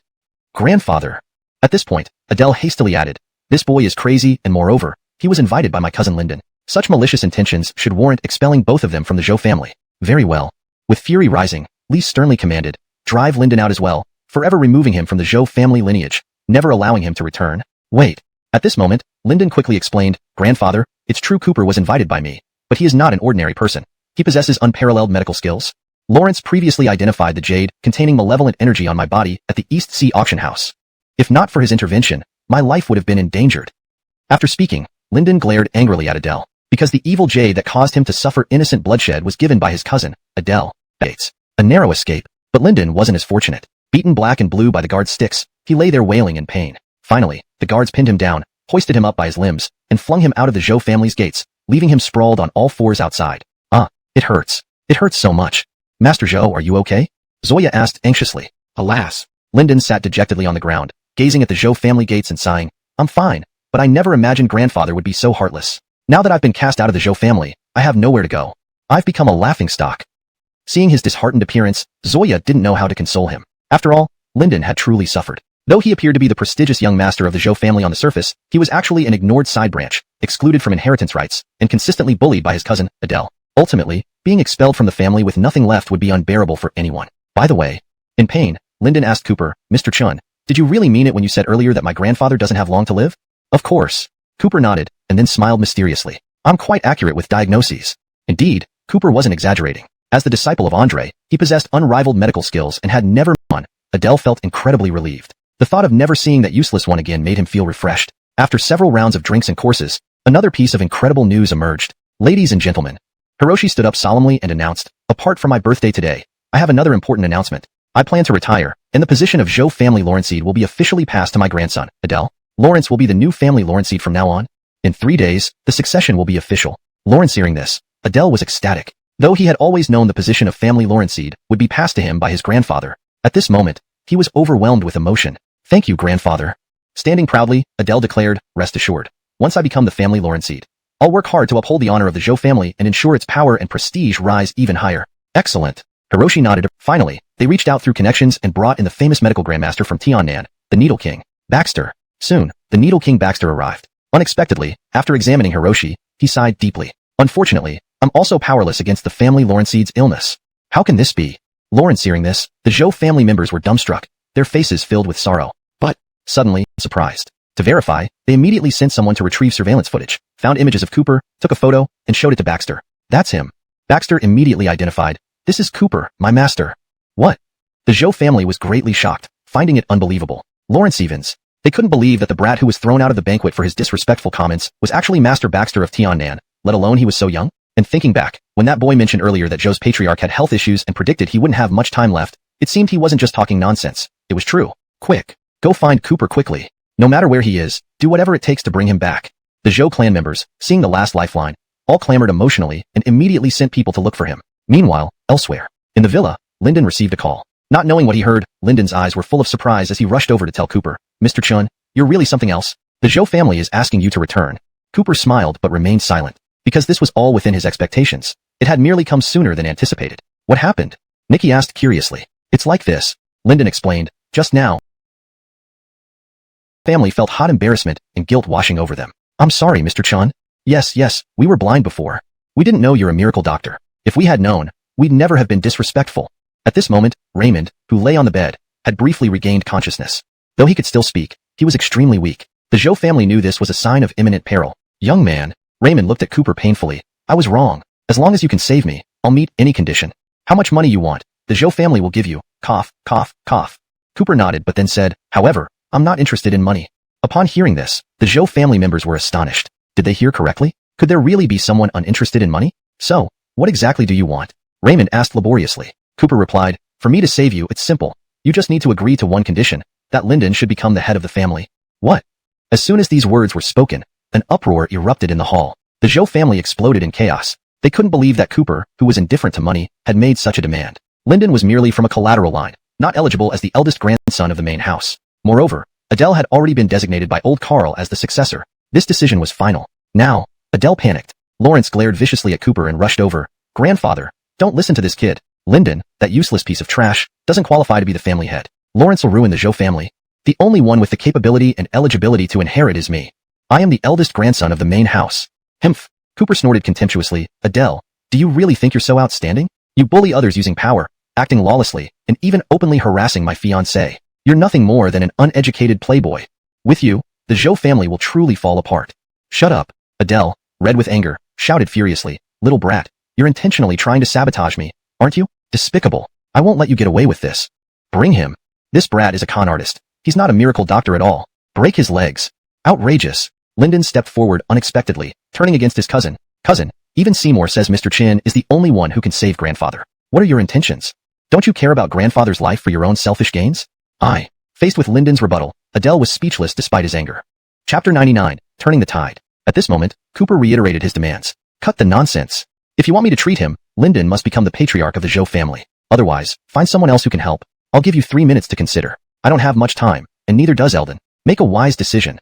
Seeing Cooper's uncompromising stance, all the Zhou family members were at a loss, not knowing what to do. Finally, everyone looked at Eldon lying in bed, increasingly weak, his breaths faint, time running out. On one side was Cooper, resolute but capable of saving Eldon. On the other side was Adele, the eldest grandson and long-recognized successor Eldon had groomed from childhood. It was a difficult choice, but compared to making Adele the patriarch, Eldon valued his life more. Nothing was more important than that. Sighing heavily, Eldon gave in. Fine, Cooper, if you truly can cure me, I will agree to your terms. From now on, let Lyndon be the successor.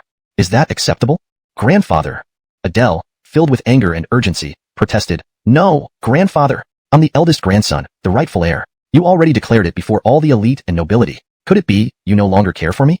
Enough. Eldon said firmly, Guan Yu, my decision is final. Speed met a miserable end. However, Adele was destined to be disappointed. The Tai Divine Needle technique was created by Cooper's master, Carlos, the pinnacle of medical arts, capable of miraculous healing, bringing the dead back to life. Truly the first-rate needle technique of Daxia. Within 3 minutes, Cooper calmly retracted the needles. Done, he said calmly. Eldon, your illness has been cured, and your heart is safe. As long as you abstain from alcohol, you'll live another 10 years. Lawrence Evans. Eldon exclaimed in disbelief, feeling his chest, then his invigorated body, eyes wide with astonishment. It's gone. Gone. My chest doesn't hurt at all. Instead, it feels incredibly refreshed. Dr. Chun, you really cured me. Overcome with emotion, Eldon got out of bed, about to kneel before Cooper. Thank you, Dr. Chin. Seeing Eldon instantly recover, the Zhou family was stunned. What a marvel. So many renowned doctors had failed, even Master Baxter of the needles. Yet Cooper cured Eldon with just a few needles. A miracle. Such an astounding feat. Now they understood Master Luo's words. If there was only one person who could cure Eldon, it had to be Cooper. No need. Cooper interjected. Eldon, as per our agreement, shouldn't the Zhou family patriarch position go to Lyndon? Of course. Eldon kept his word and announced, regardless, my life was saved by Dr. Chun, and thus I honor my promise. Axelfan, I hereby declare you the future heir of the Zhou family. I will impart all my knowledge to you and cultivate you. Do not disappoint me. What? Lyndon was shocked. As a neglected collateral descendant, he had never been cared for by the family, often bullied by his cousin Adele. To his surprise, he surpassed Adele and became the Zhou family's patriarch. Such fortune he never dared dream of. How? Eldon asked, don't you have confidence in leading the family? No. Lyndon regained his senses, kneeling down with tears streaming down his face. Thank you, second grandfather. I promise not to fail you. Gratefully, Lyndon then looked at Cooper, his eyes filled with profound appreciation. Lawrence realized that until today, he was nothing more than a rejected son of the Zhou family, nearly expelled from the clan records. But Cooper turned everything around. His patriarch position came from Cooper. Cooper was his savior. By contrast, Adele faced certain defeat, his face pale. Thud. His body slumped, collapsing to the floor. This would provide new backing and strength when dealing with Lord Arthur in the future. Over the next few days, Nikki planned to meet influential figures in the provincial capital who could potentially collaborate with the Xiao family. After all, while Mayan Liquid had exploded in popularity in Danhai, entering the provincial capital market required a reliable and powerful partner. After careful consideration, Xiao Ziyui's target became clear. The Jiang family. The Jiang family, like the Zhou family, was one of the 4 major aristocratic families in the provincial capital. Moreover, in terms of wealth and status, they were even more powerful than the other 3 families, controlling more than half of the commercial and retail sectors in the city. If they could reach an agreement with the Jiang family and distribute Mayan Liquid through their retail networks, achieving an instant hit wouldn't be difficult at all. Currently, the president of the Jiang family group was Judah, the young master of the Jiang family. Thus, Nikki planned to visit Judah to discuss the collaboration details. Cooper, having nothing else to do, decided to accompany her. The next morning, around mid-morning, Cooper and Nikki arrived punctually at the headquarters of the Jiang Corporation. As soon as they entered, Cooper sensed something peculiar. The entire Jiang Corporation was situated on a land with abundant energy, making it a prime location. The artificial landscapes such as fountains, flower beds, and rock formations were meticulously arranged, forming a perfect feng shui layout. This arrangement was known as the Prosperity Array in advanced feng shui practices, symbolizing the influx of wealth. Seeing the corporation's array, Cooper realized that the Jiang family must have a high-level expert advising them behind the scenes. No wonder they were so wealthy, surpassing the other 3 aristocratic families. Miss Xiao, our boss is currently in a meeting. Please wait for a moment, the secretary told Nikki. Okay.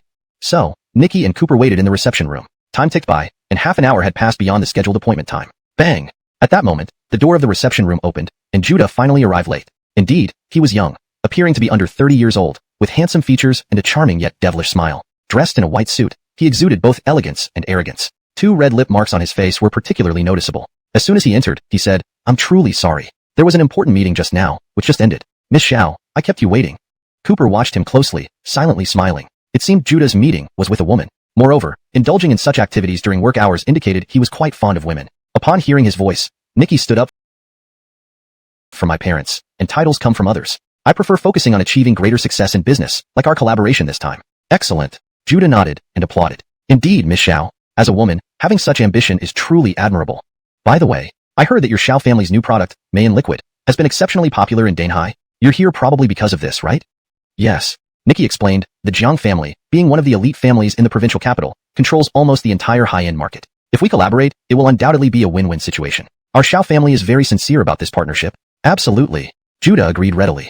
Of course, I want to make money and hope that our 2 families can achieve this collaboration. However, at this point, he glanced at Cooper. "Can you ask this assistant to leave? Since we are going to discuss confidential business matters, I don't want a third party present." Seeing Cooper standing behind Nikki, Judah assumed he was just an assistant. Cooper remained silent, turned around, and left. But he didn't feel entirely comfortable and decided to wait outside the door. No sooner had Cooper left than Judah approached Nikki. "Miss Xiao, let me be straightforward. My Jiang family can help your Xiao family sell Mayan Liquid. I only have one condition." Lawrence hearing this, Nikki felt relieved and asked, "What is your beauty serum will never enter the provincial capital? Is this what you want?" With such temptation before him, lust overwhelmed his thoughts, and Judah no longer cared about maintaining any gentlemanly image. Lawrence stared at Reina with undisguised greed. His throat parched as he gazed at her perfect figure clad in stockings and a suit. Despite having just been intimate with the secretary, facing such an exquisite beauty like Reina, he was still excited and determined to taste her, his tone turning threatening. "Enough." Reina furrowed her delicate brows, displeased, and said, "Since Mr. Jiang isn't willing to cooperate, I won't force it. But remember, one thing. Although my family isn't as prestigious as the Zhou family in the provincial capital, we won't sacrifice our dignity for profit. Let's part ways. We have different paths." With that, she got up to leave, her attitude cold. But unexpectedly, Judah suddenly rushed over and tightly hugged Reina from behind, refusing to let go. "What are you doing? Let me go." Terrified, Reina struggled fiercely but could not overpower Judah's brute strength. Soon, she was pressed onto the sofa. Lawrence, looking down at the infuriated beauty beneath him, Judah leered and said, "Miss Xiao, I advise you not to defy me. In my eyes, your family means nothing. Let me tell you, if you obey me and please me today, I'll ensure your family prospers immensely. But if you don't comply, your beauty serum will never see the light of day in the provincial capital." "You, let go."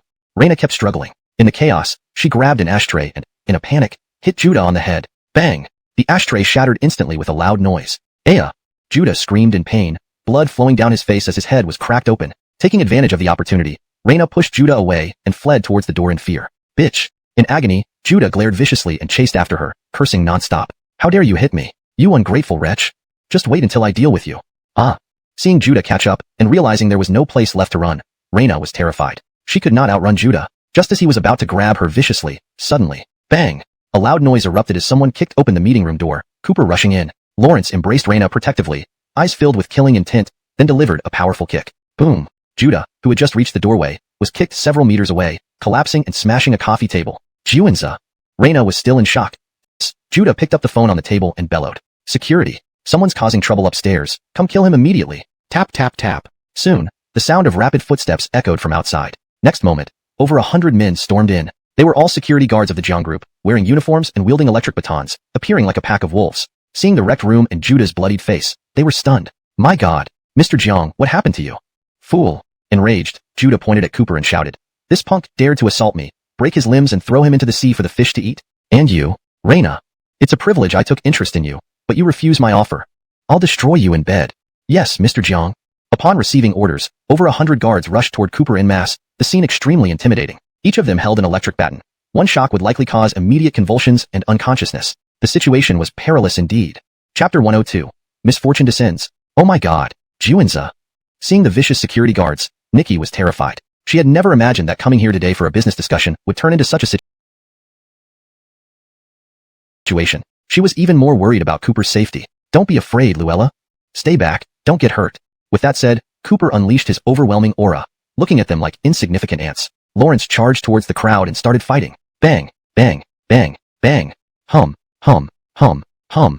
The battle was intense. Hundreds of security guards were scattered all over, groaning in pain as they lay helplessly on the ground. What? Judah was shocked upon seeing this scene. Never did he expect that hundreds of security guards together wouldn't be a match for this young man. This was simply a world-class tyrant. Meanwhile, Cooper had swept across the scene, knocking out all the security guards. In an invincible posture, he resembled an undefeated true god. Whoosh! Cooper picked up an electric baton with keen eyes and walked over coldly. Ah! Judah was so frightened that he urinated himself, staring in horror at Cooper and shouting, "Why you? What are you going to do? Don't come any closer." Humph! Cooper sneered disdainfully. "Didn't you say you wanted to throw me into the sea to feed the fish and insulted my woman? Now it's time for you to pay." "You! Dare you!" Judah, who had already wet himself in fear, threatened weakly, "I am the heir of the Jiang family. If you dare do anything to me, my father won't let you off." When that to Jiang Corporation building, explaining, "The reason the Jiang family has prospered immensely and smoothly is due to guidance by a master proficient in feng shui magic. These seemingly inconspicuous landscape arrangements are actually very mysterious. They bring good fortune and wealth to the Jiang family. But I intend to destroy it." Lawrence hearing this, Nikki asked, "What if it's destroyed?" "Huh." Cooper gave a mysterious smile. "Of course, misfortune will begin." On the other side, Judah, who had been electrocuted into unconsciousness, finally came around in the office. His subordinates breathed a sigh of relief when they saw him awake. "That's great. Boss Jiang, you're finally awake. You scared us half to death. We've taken care of your injuries. There's nothing serious." Judah rubbed the sore spots while recalling being beaten by Cooper, becoming uncontrollably furious. "Damn it. That damned brat dared to touch me and injured me like this. I won't forgive him. This time, I must have him killed. But that kid has formidable kung fu skills. We can't handle him." All his subordinates were also terrified, recalling Cooper's terrifying martial prowess, trembling. "Humph, I'll fire him for sure. But fortunately, it was just scary for a moment, and I still managed to seal the deal with Jiangbei province. This means we're expected to receive an annual split of 10 billion yuan. Great father, you're always reliable." Judah was also excited. Ring ring. At this moment, Youssef suddenly received a phone call. Unknown to what he heard, his face suddenly changed drastically. "President's son, aren't you going back on your word? We already agreed on everything." Laurencello. Laurencello? Damn it, he hung up on me. Frustrated, Youssef smashed his phone, his face turning ashen. So what happened? Isn't President Sun the big boss of Jiangbei province?" Judah asked in surprise. "Yes." Youssef responded irritably. "Damn it, I just closed the deal with him, and right after I left, he turned around and said he wouldn't cooperate with me. What a disaster." As the father and son pondered, the secretary suddenly barged in. "Chairman, CEO, it's bad. Our warehouse in the northern suburbs suddenly caught fire, burning down the entire storage area, suffering heavy losses. And our stock prices keep plummeting, evaporating 50 billion yuan in an instant. The bank, having gotten wind of it, demands immediate repayment of 80 billion yuan in loans." One catastrophe followed another. The ever-prosperous Jiang Corporation suddenly fell on endless bad luck. The father and "Oh yes." Lawrence then asked, "What's the name of that rascal causing trouble at our company? Have we caught him?" Judah shook his head. "I don't know what his name is, but I've already dispatched people to find him. Even if we have to turn the city upside down, we must locate him." "Humph, keep searching," Youssef said coldly. "Once the master arrives and resolves our issues, we'll deal with that punk harshly." Judah sneered upon hearing this. That damn brat had dared to lay hands on him, the young master of the Jiang family. What audacity! Now that his father was back and personally handling things, that kid's end was near. Once found, he would be beaten to death. The next day, outside Jiang Corporation, early in the morning, Youssef and his son Judah were waiting anxiously in front of the corporation. They frequently checked their watches as if expecting a prominent figure to arrive. After 15 minutes, vroom vroom vroom. A black Rolls-Royce drove steadily towards them. There he is. Overjoyed, Youssef led his son Judah towards the car, standing respectfully beside the window. "Master Felicia, thank goodness you're here. The last couple of days have been terrible for us." "Yes." Judah chimed in. "Everything's going wrong, filled with bad luck. One problem after another. It's driving us crazy. Could it be that our flucky, suppressing the wealth-attracting formation I set up for your family? That's why you've been plagued by misfortune. If this continues, you will face disasters and possibly life-threatening situations." Lawrence's words struck like thunderbolts, leaving the father and son stunned. "I said it. Why would my family be so unfortunate? Someone wants to ruin us." Youssef raged furiously. Judah, driven by youthful impulsiveness, lunged forward and kicked the pile of stones. "Die, you blasted rocks. Stop." But it was too late. Just as Judah swung his foot, the stones burst into electric sparks, shocking him into screaming. "Ah! Son!" Alarmed, Youssef rushed to support his son and asked the master, "Master Felicia, what happened?" "It seems you've offended another master," she remarked. "But," Youssef shook his head, "we haven't had any conflicts recently, except yesterday. My son had a clash with an unknown brat. But that's just a minor issue." "Not so." The master cut in sharply. "These stone formations are recent, placed within the last 2 days. Your family has run into serious trouble. Even if not directly from him, he's certainly involved." Realizing this, the father and son fumed with rage. Damn it! To think someone dared use underhanded tactics again. Soon, over 100 robust young men, wearing sleeveless white martial arts uniforms, emerged from the cars. They were led by a stern-looking giant. His muscles bulged, and his chi and blood were strong, making him look like a powerful forest bear. His entire presence exuded an aura of a grandmaster. Lawrence stared at the luxurious mansion before him and sneered. "Brother Zhou, is that brat staying here?" "That's right." At this moment, Youssef and his son Judah got out of their car too. Youssef said, "That kid isn't old but reportedly has quite formidable skills. Lawrence single-handedly beat up over 100 security guards at my company headquarters. Lawrence even injured my son. It was utterly outrageous. Therefore, we can only ask you, Brother Anton, to personally handle this. No problem. Drew confidently said, we've been brothers for years. Your son is like my nephew. Anyone who dares bully him won't be spared. Go and challenge them. As soon as he spoke, the over 100 disciples behind Drew stepped forward. They yelled insults nonstop. Brat. Get out here. Don't be a coward. Wash your neck clean and come out to die. Meanwhile, inside the villa. Oh no.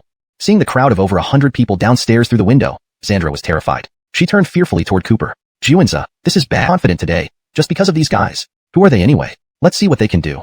Humph. Judah bragged. Brat, listen carefully. These over 100 experts are elite disciples from our provincial Earl Martial Arts School, each chosen from 100. And this is Drew, a renowned grandmaster who can squash you like an ant.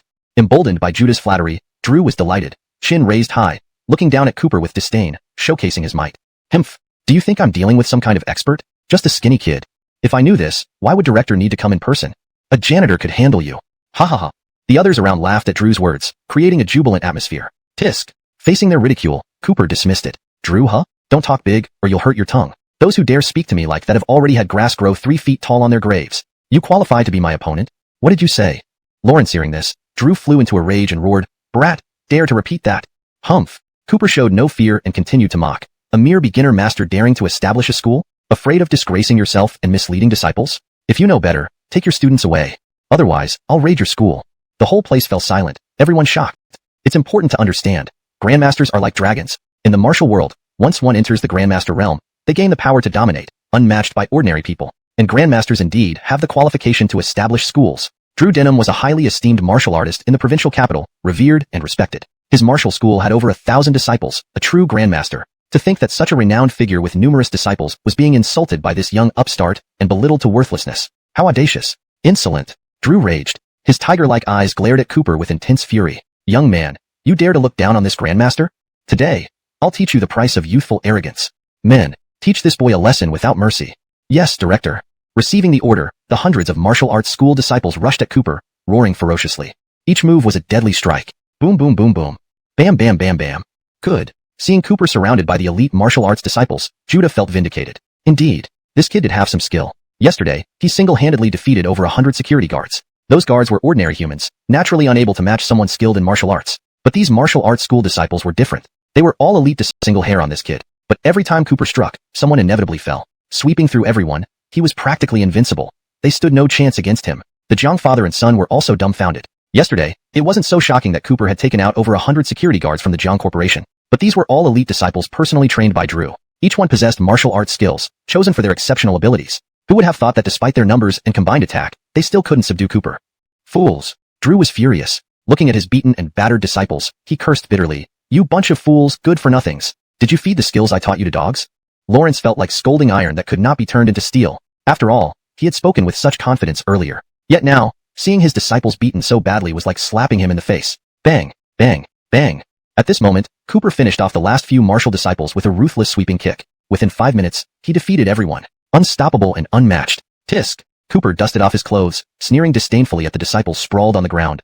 What kind of experts? Just a bunch of weaklings. As the saying goes, what kind of master teaches what kind of disciple? Following a master like Drew. Cheering loudly from the side, Uncle Anton, knock him dead with one punch. Although Cooper's strength far exceeded his expectations, this was Drew, a genuine grandmaster, a renowned martial artist in the provincial capital of Tianan. Given that he was now taking action personally, this kid would undoubtedly die. Unexpectedly, facing Drew's unstoppable punch, Cooper remained fearless. His eyes turned cold, his demeanor hardened. Boom. An energy surge that rivaled or even surpassed Drew's, like a storm engulfing the entire area, spread across hundreds of miles. The sheer momentum alone utterly crushed Drew. Then, he unleashed a palm strike, suppressing Lawrence's even palm. What? Drew was taken aback. Lawrence hadn't considered this kid a serious threat, but now realized this kid's presence was incredibly formidable. This momentum, undoubtedly, this kid was a grandmaster, and even stronger than himself. Drew was stunned. Lawrence had never seen such a young grandmaster. Good heavens, just over 20 years old, and already able to achieve what most people need 30 or more years to attain. What extraordinary talent. But Drew no longer had the chance. Cooper's suppressing Lawrence's even palm descended from above, striking down like a thunderbolt. The surging palm wind was like a collapsing sky. No mortal could withstand it. In Drew's horrified gaze, from defeating me, go back and practice for another century. Despicable. Yusef, both shocked and furious, roared, Kid, don't celebrate too soon. Even if you defeated Drew, I still have an ace up my sleeve. Bring him in. Please welcome Master Felicia. ####. Chapter 106. The True Identity of Master Felicia. Master Felicia? Upon hearing this title, Cooper frowned. It sounded like a trump card that the Jiang family was proud of and relied on heavily. What kind of background did she have? Vroom vroom vroom. Immediately after, a black Rolls-Royce slowly drove up. Seeing the car, Yusef felt as if he had seen a lifeline. Lawrence hurriedly opened the door for Master Felicia, bowing low and showing great respect. Master Felicia, I didn't expect that kid to be so formidable. Even the director Anton I invited couldn't match him. It looks like we'll have to ask you to take matters into your own hands. Under everyone's watchful eyes, thud, a pair of exquisitely beautiful jade-like feet stepped out of the car. A woman wearing sunglasses, with alluring yet aloof red lips, dressed in black, gracefully alighted from the car at the invitation of father and son. This was none other than Master Felicia. After seeing the array of stones placed in front of the Jiang Corporation headquarters, she became interested in the person who had set up the formation, visually alluring, and exuded an aloofness that most people could never reach, as if she didn't partake in worldly affairs. She stood alone, a world unto herself, unreachable by mortals. But for some reason, Cooper felt that this beauty looked familiar. And she was called Master Felicia. Could it be? At the same time, Master Felicia also coldly looked at Cooper. Through her sunglasses, their eyes met. Suddenly, her expression changed. Master Felicia. Yusef immediately pointed at Cooper accusingly. It's him. This brat caused trouble at our Jiang family residence yesterday, even setting up a magic formation outside the company and nearly killing us. Please help us and destroy him for the sake of the Jiang family. In the future, there will be generous rewards. Outrageous. Master Felicia suddenly reprimanded. Lawrence, her gaze turned cold as she stared at Yusef. I see that your Jiang family has truly become reckless, provoking someone you can't afford to offend. This time, the fate of your Jiang family has run out. I cannot help you anymore. Fend for yourselves. What? Lawrence, hearing this, Yusef and his son were stunned as if struck by thunder. Master Felicia, what do you mean by that? Why are you saying such things? Yusef asked incredulously. Is it true that even you can't defeat this kid? Judah was equally shocked. Their Jiang family was a loyal old minister of the Dinamin clan. Cooper was now their honored young master. Thus, Cooper was naturally also the young master of Kathleen. When they first met, Steve Mr. even gave Kathleen to Cooper as a servant, calling it her greatest honor and good fortune. Lawrence never expected to meet her here today. Lawrence even. How is this possible? Master Felicia, you've been our Jiang family's pillar of support. How can you be so respectful to this kid? Seeing this scene, the Jiang family father and son were dumbfounded, their expressions full of disbelief. They thought they could rely on Master Felicia's strength to crush Cooper, but they never expected that before the fight even started, Master Felicia would submit to the kid and call him Master Chin, respectfully. What was going on? Listen. Kathleen coldly looked at the Jiang family father and son and said indifferently, this Master Chen is my grandfather's sworn brother-in-arms and outranks me significantly. Even I must show him utmost respect. You Jiang family have a lot of guts daring to provoke him. Do you not wish to live? In fact, Kathleen was Cooper's servant. But to keep Cooper's identity as the young master of the Dinamin clan secret, she claimed this relationship publicly. Even so, it was already shocking enough. Upon hearing this, everyone was stunned. The Jiang family father and son trembled with fear. Cooper said, your Jiang family is a little too arrogant. To punish you, I will ensure your family suffers endless misfortune for generations to come, eternally without end. What? Lawrence, hearing this, the father and son were frightened out of their wits. Endless misfortune, eternally without end? That was too terrifying. Just within 2 days of setting up that fearsome formation, the Jiang family had suffered significantly, losing much and being weakened at the core. Even Chairman Yusef had been in a terrible car accident. If the misfortune continued, then what kind of family would they be for future generations? Don't. The father and son were so scared they lost control. In their panic, they cared not for their dignity or face as a major aristocratic family. Thump, thump. In front of everyone, both of them knelt down in front of Cooper, crying bitterly and pleading for mercy. Mr. Chun, be lenient with us. It's our Jiang family's fault. We will never dare again. At this point, we promise to give you a satisfactory response and compensation. Whatever Mr. Chen wants, our Jiang family agrees to it. Let's talk it out nicely. Cooper raised an eyebrow and asked, since you've spoken like this matter can still be negotiated. The Jiang family must meet my 2 conditions to live. Yes. Yusef nodded frantically. Don't say 2. 20 would be fine. Marla.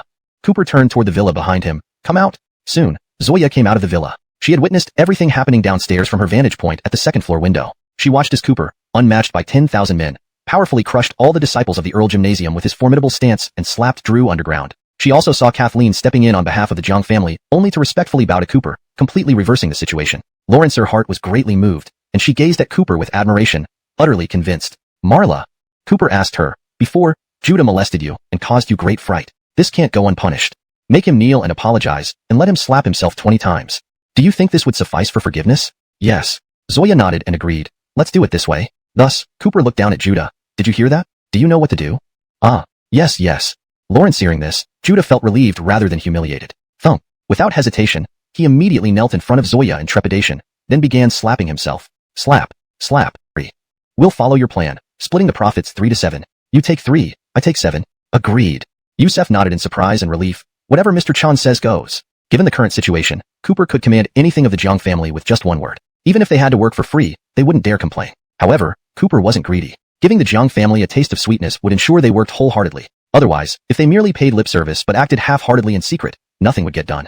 In that case, it would be better not to collaborate at all. Cooper's decision was brilliant. Soon, the Jiang family experienced the immense popularity of the beauty serum. Even with just a third of the profits, it was an unimaginable windfall. They would be more proactive than ever. One more thing. Youssef tremblingly requested, "The array in front of our headquarters?" "Rest assured," Cooper said coolly, "I didn't intend to truly hurt you. Now, the array should have lost its effect." Chapter 108. Challenging the underground boxing arena. Phew. Lawrence, hearing this, father and son Jiang finally breathed a sigh of relief. Yet they were also struck by lingering fear. It seemed that this Cooper was indeed a formidable figure, enigmatic and powerful beyond imagination. Without even resorting to serious measures, he had already left their family weakened and suffering significant losses. If such a person were to use his full strength, wouldn't their family be utterly destroyed? Thinking of this, the father and son felt a deep reverence for Cooper. After bidding farewell in fear, they hurriedly left, never daring to harbor any thoughts of revenge again. The disciples of the dojo dug out the heavily injured Drew from the pit and fled without looking back, terrified and disgraced. After everyone had left, Cooper called Kathleen aside and couldn't help but ask, "Why are you the backer of the prominent Jiang family in the provincial capital? I didn't know about this." "It's like this," Kathleen explained. "We still have many former brothers of denim men scattered across various places. Although we're spread out, we still require substantial funds each month and year. So, grandfather instructed me to support and cultivate relationships with powerful and influential families to bring them good fortune and wealth, thus earning their rewards. It's for the survival of the denim men members. The Jiang family is under my responsibility. So, that's how it is." Upon hearing this, Cooper understood completely. However, he added, "Your actions are not without merit. Thank you for always supporting the denim men old guard. Both you and Master Steve have done much for us. But I must say this, when choosing allies in the future, you should at least evaluate their character." Peach blossoms and warmth. Though brief, the kiss was enough to make one lose themselves in rapture. Cooper hugged the beauty before him and smiled. "What are you thanking me for? I'm your man, of course, I'll help you. But collaborating with the Jiang family is just the first step. There's still much work ahead for you. With you by my side, I'm not afraid." Nikki leaned into his embrace, her eyes brimming with affection. Once known as the most beautiful and aloof woman in Donghua, Nikki now seemed like a gentle and obedient little girl in front of Cooper. Lawrence's heart belonged entirely to him. 2 days later, Lyndon returned. That night, he had a small gathering with Cooper. "Mr. Chin, recently I've been learning from Grandpa Zhou and have neglected you. I'm really sorry." Lyndon apologized with a toast. In Lyndon's mind, Cooper was like a second parent. Initially, as a distant relative within the Zhou family, often bullied by his cousin Adele, Lyndon lived in constant frustration. But Cooper's arrival changed everything, reversing his fortunes and elevating him to the position of patriarch of the Zhou family, a monumental favor. Thus, Lyndon treated Cooper with utmost respect. No need for formality. Cooper paused, then suddenly asked, "By the way, do you know if Grandpa Arthur has any strongholds in the provincial capital?" "Lawrence does." Lyndon replied, "Grandpa Arthur controls numerous entertainment venues in the provincial capital, but the most important one is the underground boxing arena in the western suburbs." "An arena?" Cooper raised an eyebrow. "Indeed." Lyndon continued, "Lawrence has run this underground boxing arena for over 10 years and invested heavily in training a group of experts to fight for him. Rumor has it, it's a cash cow, generating billions in profit each year. Therefore, it's one of Grandpa Arthur's most valuable assets." Cooper twirled the wine glass in his hand, a mocking glint in his eyes. "This sounds interesting. I feel like going to check it out."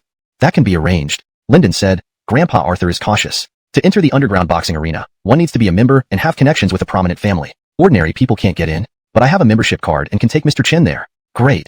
Cooper nodded, seemingly intrigued. "Let's go there tonight." At 8 p.m., Lyndon brought Cooper to the western suburbs. The surroundings were pitch black, barely visible. But Grandpa Arthur's men were on lookout duty. Seeing Lyndon show his membership card, they led the two men to a hidden underground arena. Below was a vast space, spanning thousands of square meters. In the center stood a massive kung fu. "You can't win against Old Man Arthur's men. It's too dangerous." "No." Cooper replied firmly, "Don't worry. I know what I'm doing." Tap, tap, tap. At this moment, the organizer of the underground boxing arena walked out. Lawrence was an elderly man with white hair and beard, his eyes sharp despite his age. Lawrence stared at Cooper and asked, "Are you sure?" "Of course." Cooper replied, "I want to challenge your top fighters. Bring them on." "Interesting." The elderly man chuckled, "Young man, while I admire your courage, don't say I didn't warn you. If you step onto the stage, you have to sign a life and death contract. Someone like you might be killed with one punch. I advise you to think carefully." "No need," Cooper said boldly. "I am confident that I can defeat all your fighters." With that, he took out a card and tossed it to the old man. "Lawrence, here are 50 million. All bets on me." "What?" The entire audience erupted in surprise. Everyone was stunned by Cooper's audacious proclamation. Too arrogant. This scrawny kid looked weak. He had the nerve to challenge Arthur's elite fighters? Was he not afraid of being knocked out with one punch? And he actually bet 50 million on himself. Crazy. This kid must be crazy. Ha ha ha. The elderly man laughed heartily. "Young man, I appreciate your boldness. Since this is your choice, I hope you don't regret it. Bring the contract over for him to sign. Soon, an assistant brought over the life and death contract and handed it to Cooper. At this point, the elderly man added, "Once you press your fingerprint here, you accept our rules. Only victory or defeat will matter, not life or death. If you're killed on the stage, you have no right to complain. Do you understand?" "No problem." In front of the astonished crowd, Cooper did not hesitate for a second before pressing his fingerprint decisively. "Don't." Lyndon was terrified, almost wanting to stop Cooper, but it was too late. "Ah," Lawrence sighed, looking worried. "Mr. Chun, this is too dangerous and too crazy. Why put yourself through this? Why fear?" Cooper smiled mysteriously. "Lyndon, watch closely. You'll see soon enough." With that, he strutted up onto the stage, his gaze sweeping across the audience. "Who is my opponent?"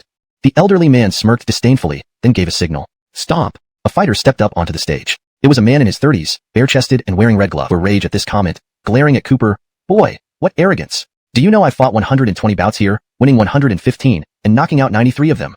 With you, what chance do you have?" "Enough chatter," Cooper said coolly. "Talking tough is easy. Show me what you've got. Listen carefully. One move will suffice to defeat you." "What?" The crowd was taken aback. Arrogant. This kid must not know how formidable Ayush was to speak so boldly. Did he seriously think he could beat Ayush in one move? More likely, Ayush would finish him off in one punch. "Damn.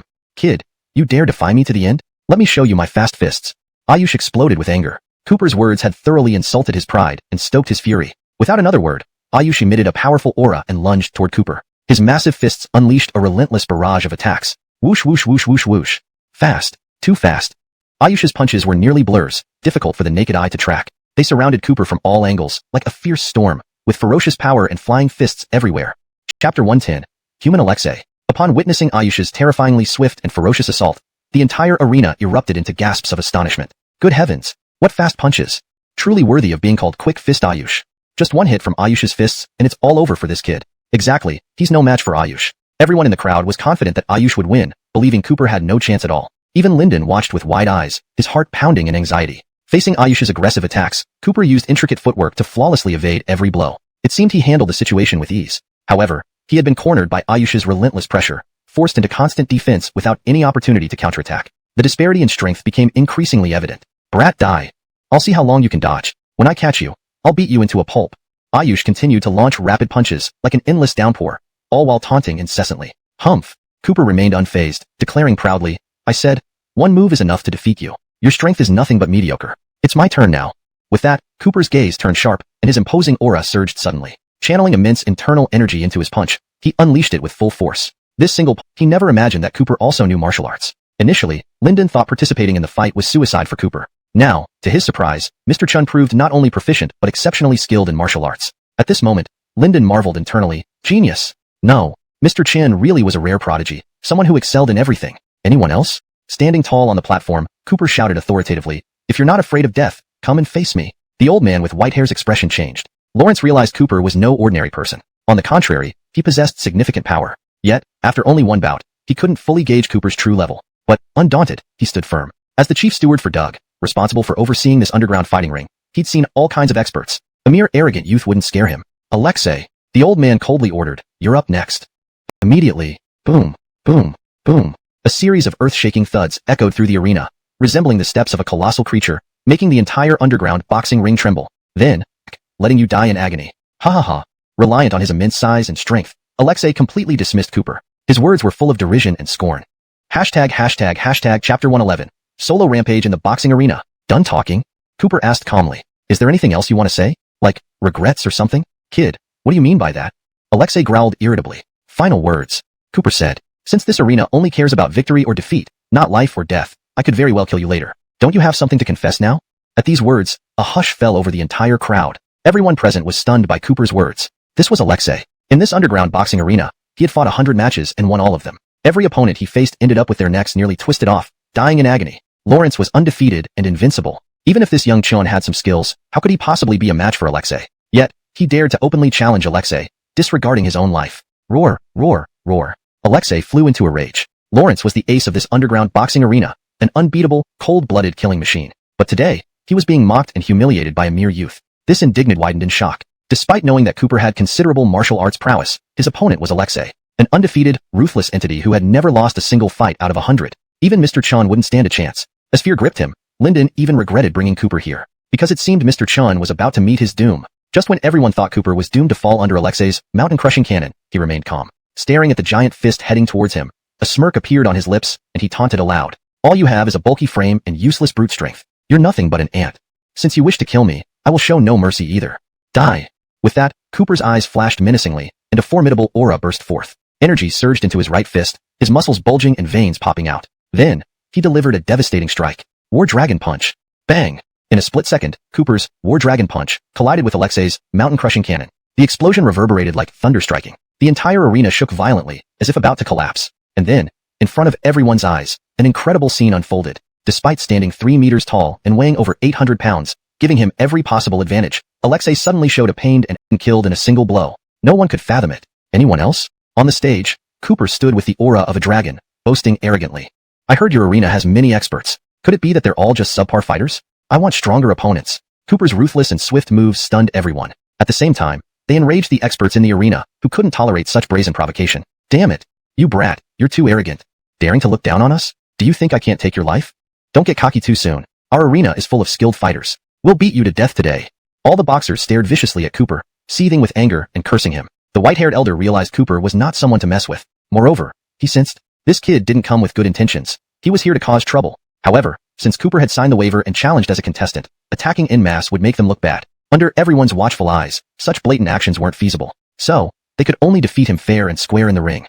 Chapter 112. The most powerful opponent. Thus, the white-haired elder cast a cold and severe look and continuously dispatched his elite soldiers and strong warriors to confront Cooper. Each one who stepped up was more formidable than the arena martial artists were profoundly frightened and shaken. Everyone was terrified beyond measure. They trembled in fear, looking at Cooper as if he were a ghost, no longer daring to step onto the stage to challenge him. Is there anyone else? Cooper stood tall on the platform, his pride soaring to the heavens, scanning the entire venue with piercing eyes. Is that it? If no one else is stepping forward, then I must take my leave. You can't leave. Just then, a voice full of anger and authority echoed throughout the area, old yet commanding. Shoo shoo shoo.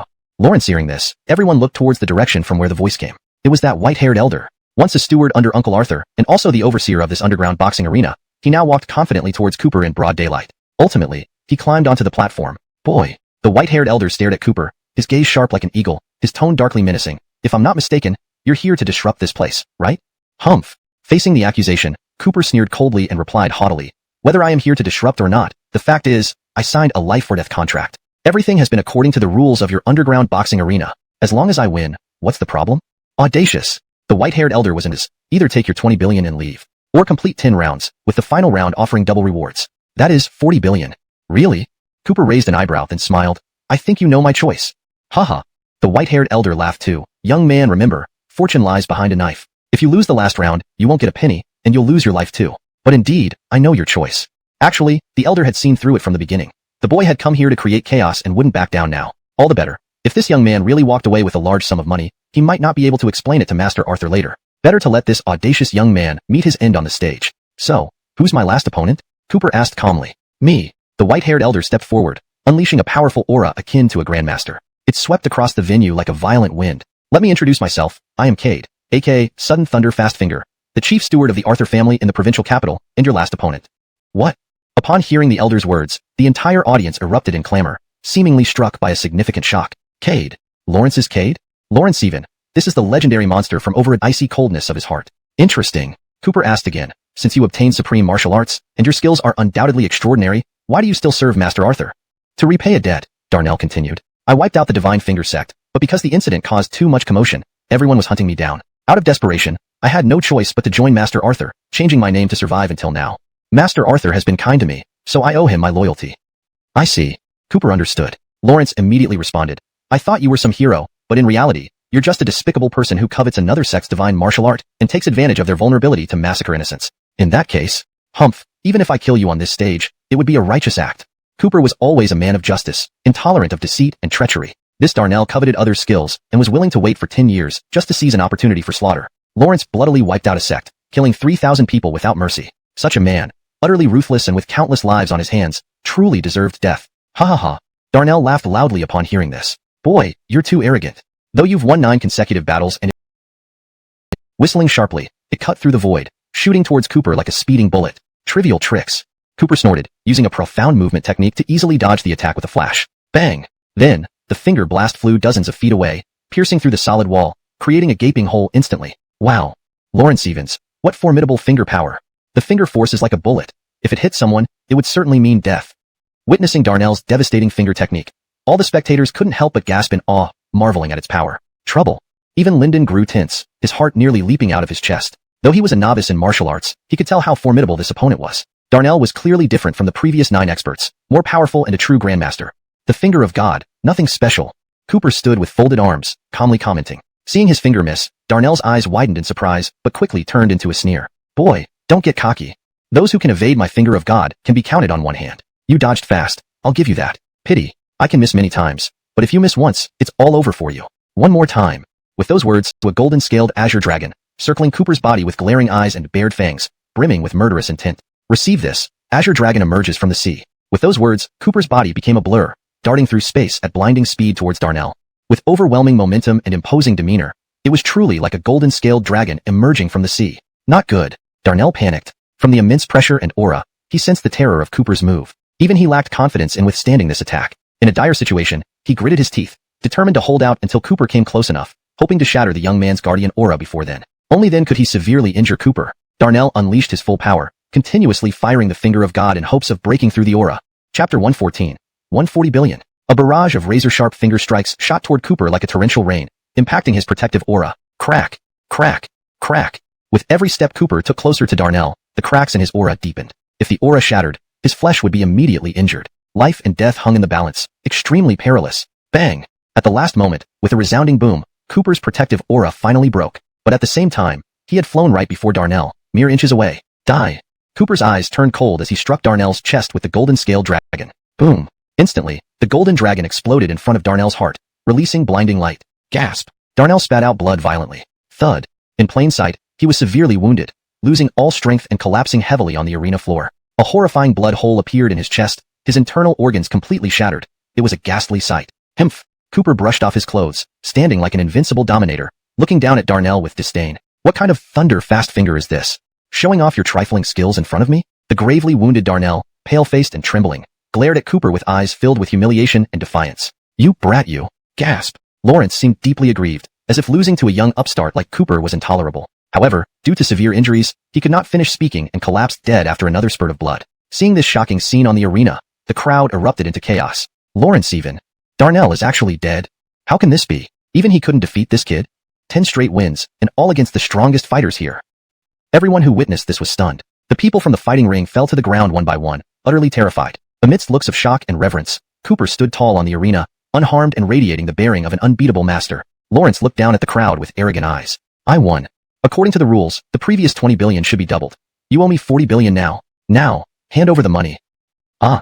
Yes, we will get it.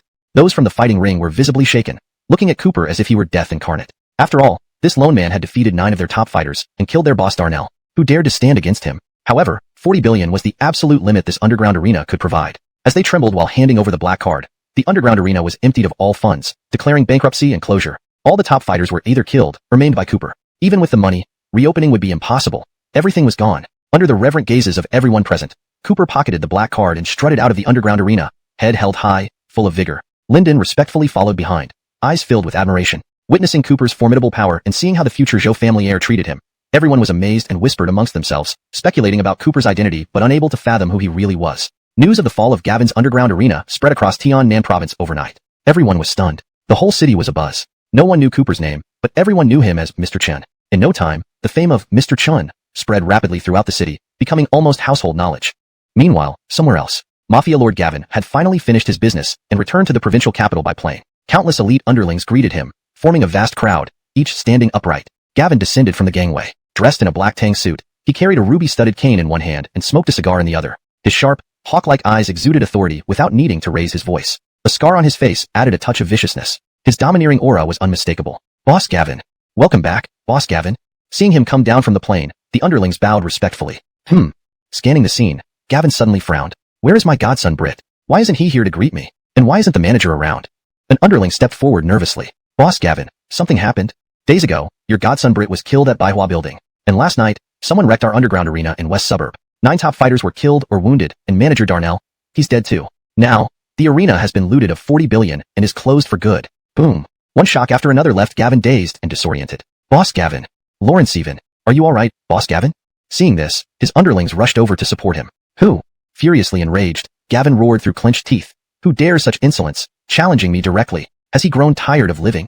The culprit is Cooper, an underling replied. Cooper.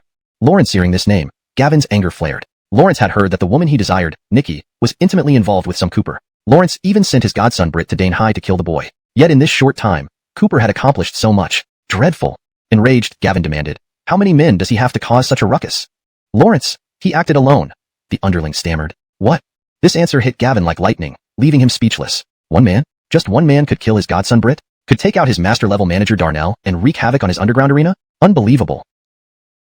Adoptive father. Grandpa Arthur. Who is this? The subordinates, unfamiliar with him, asked in unison. Humph.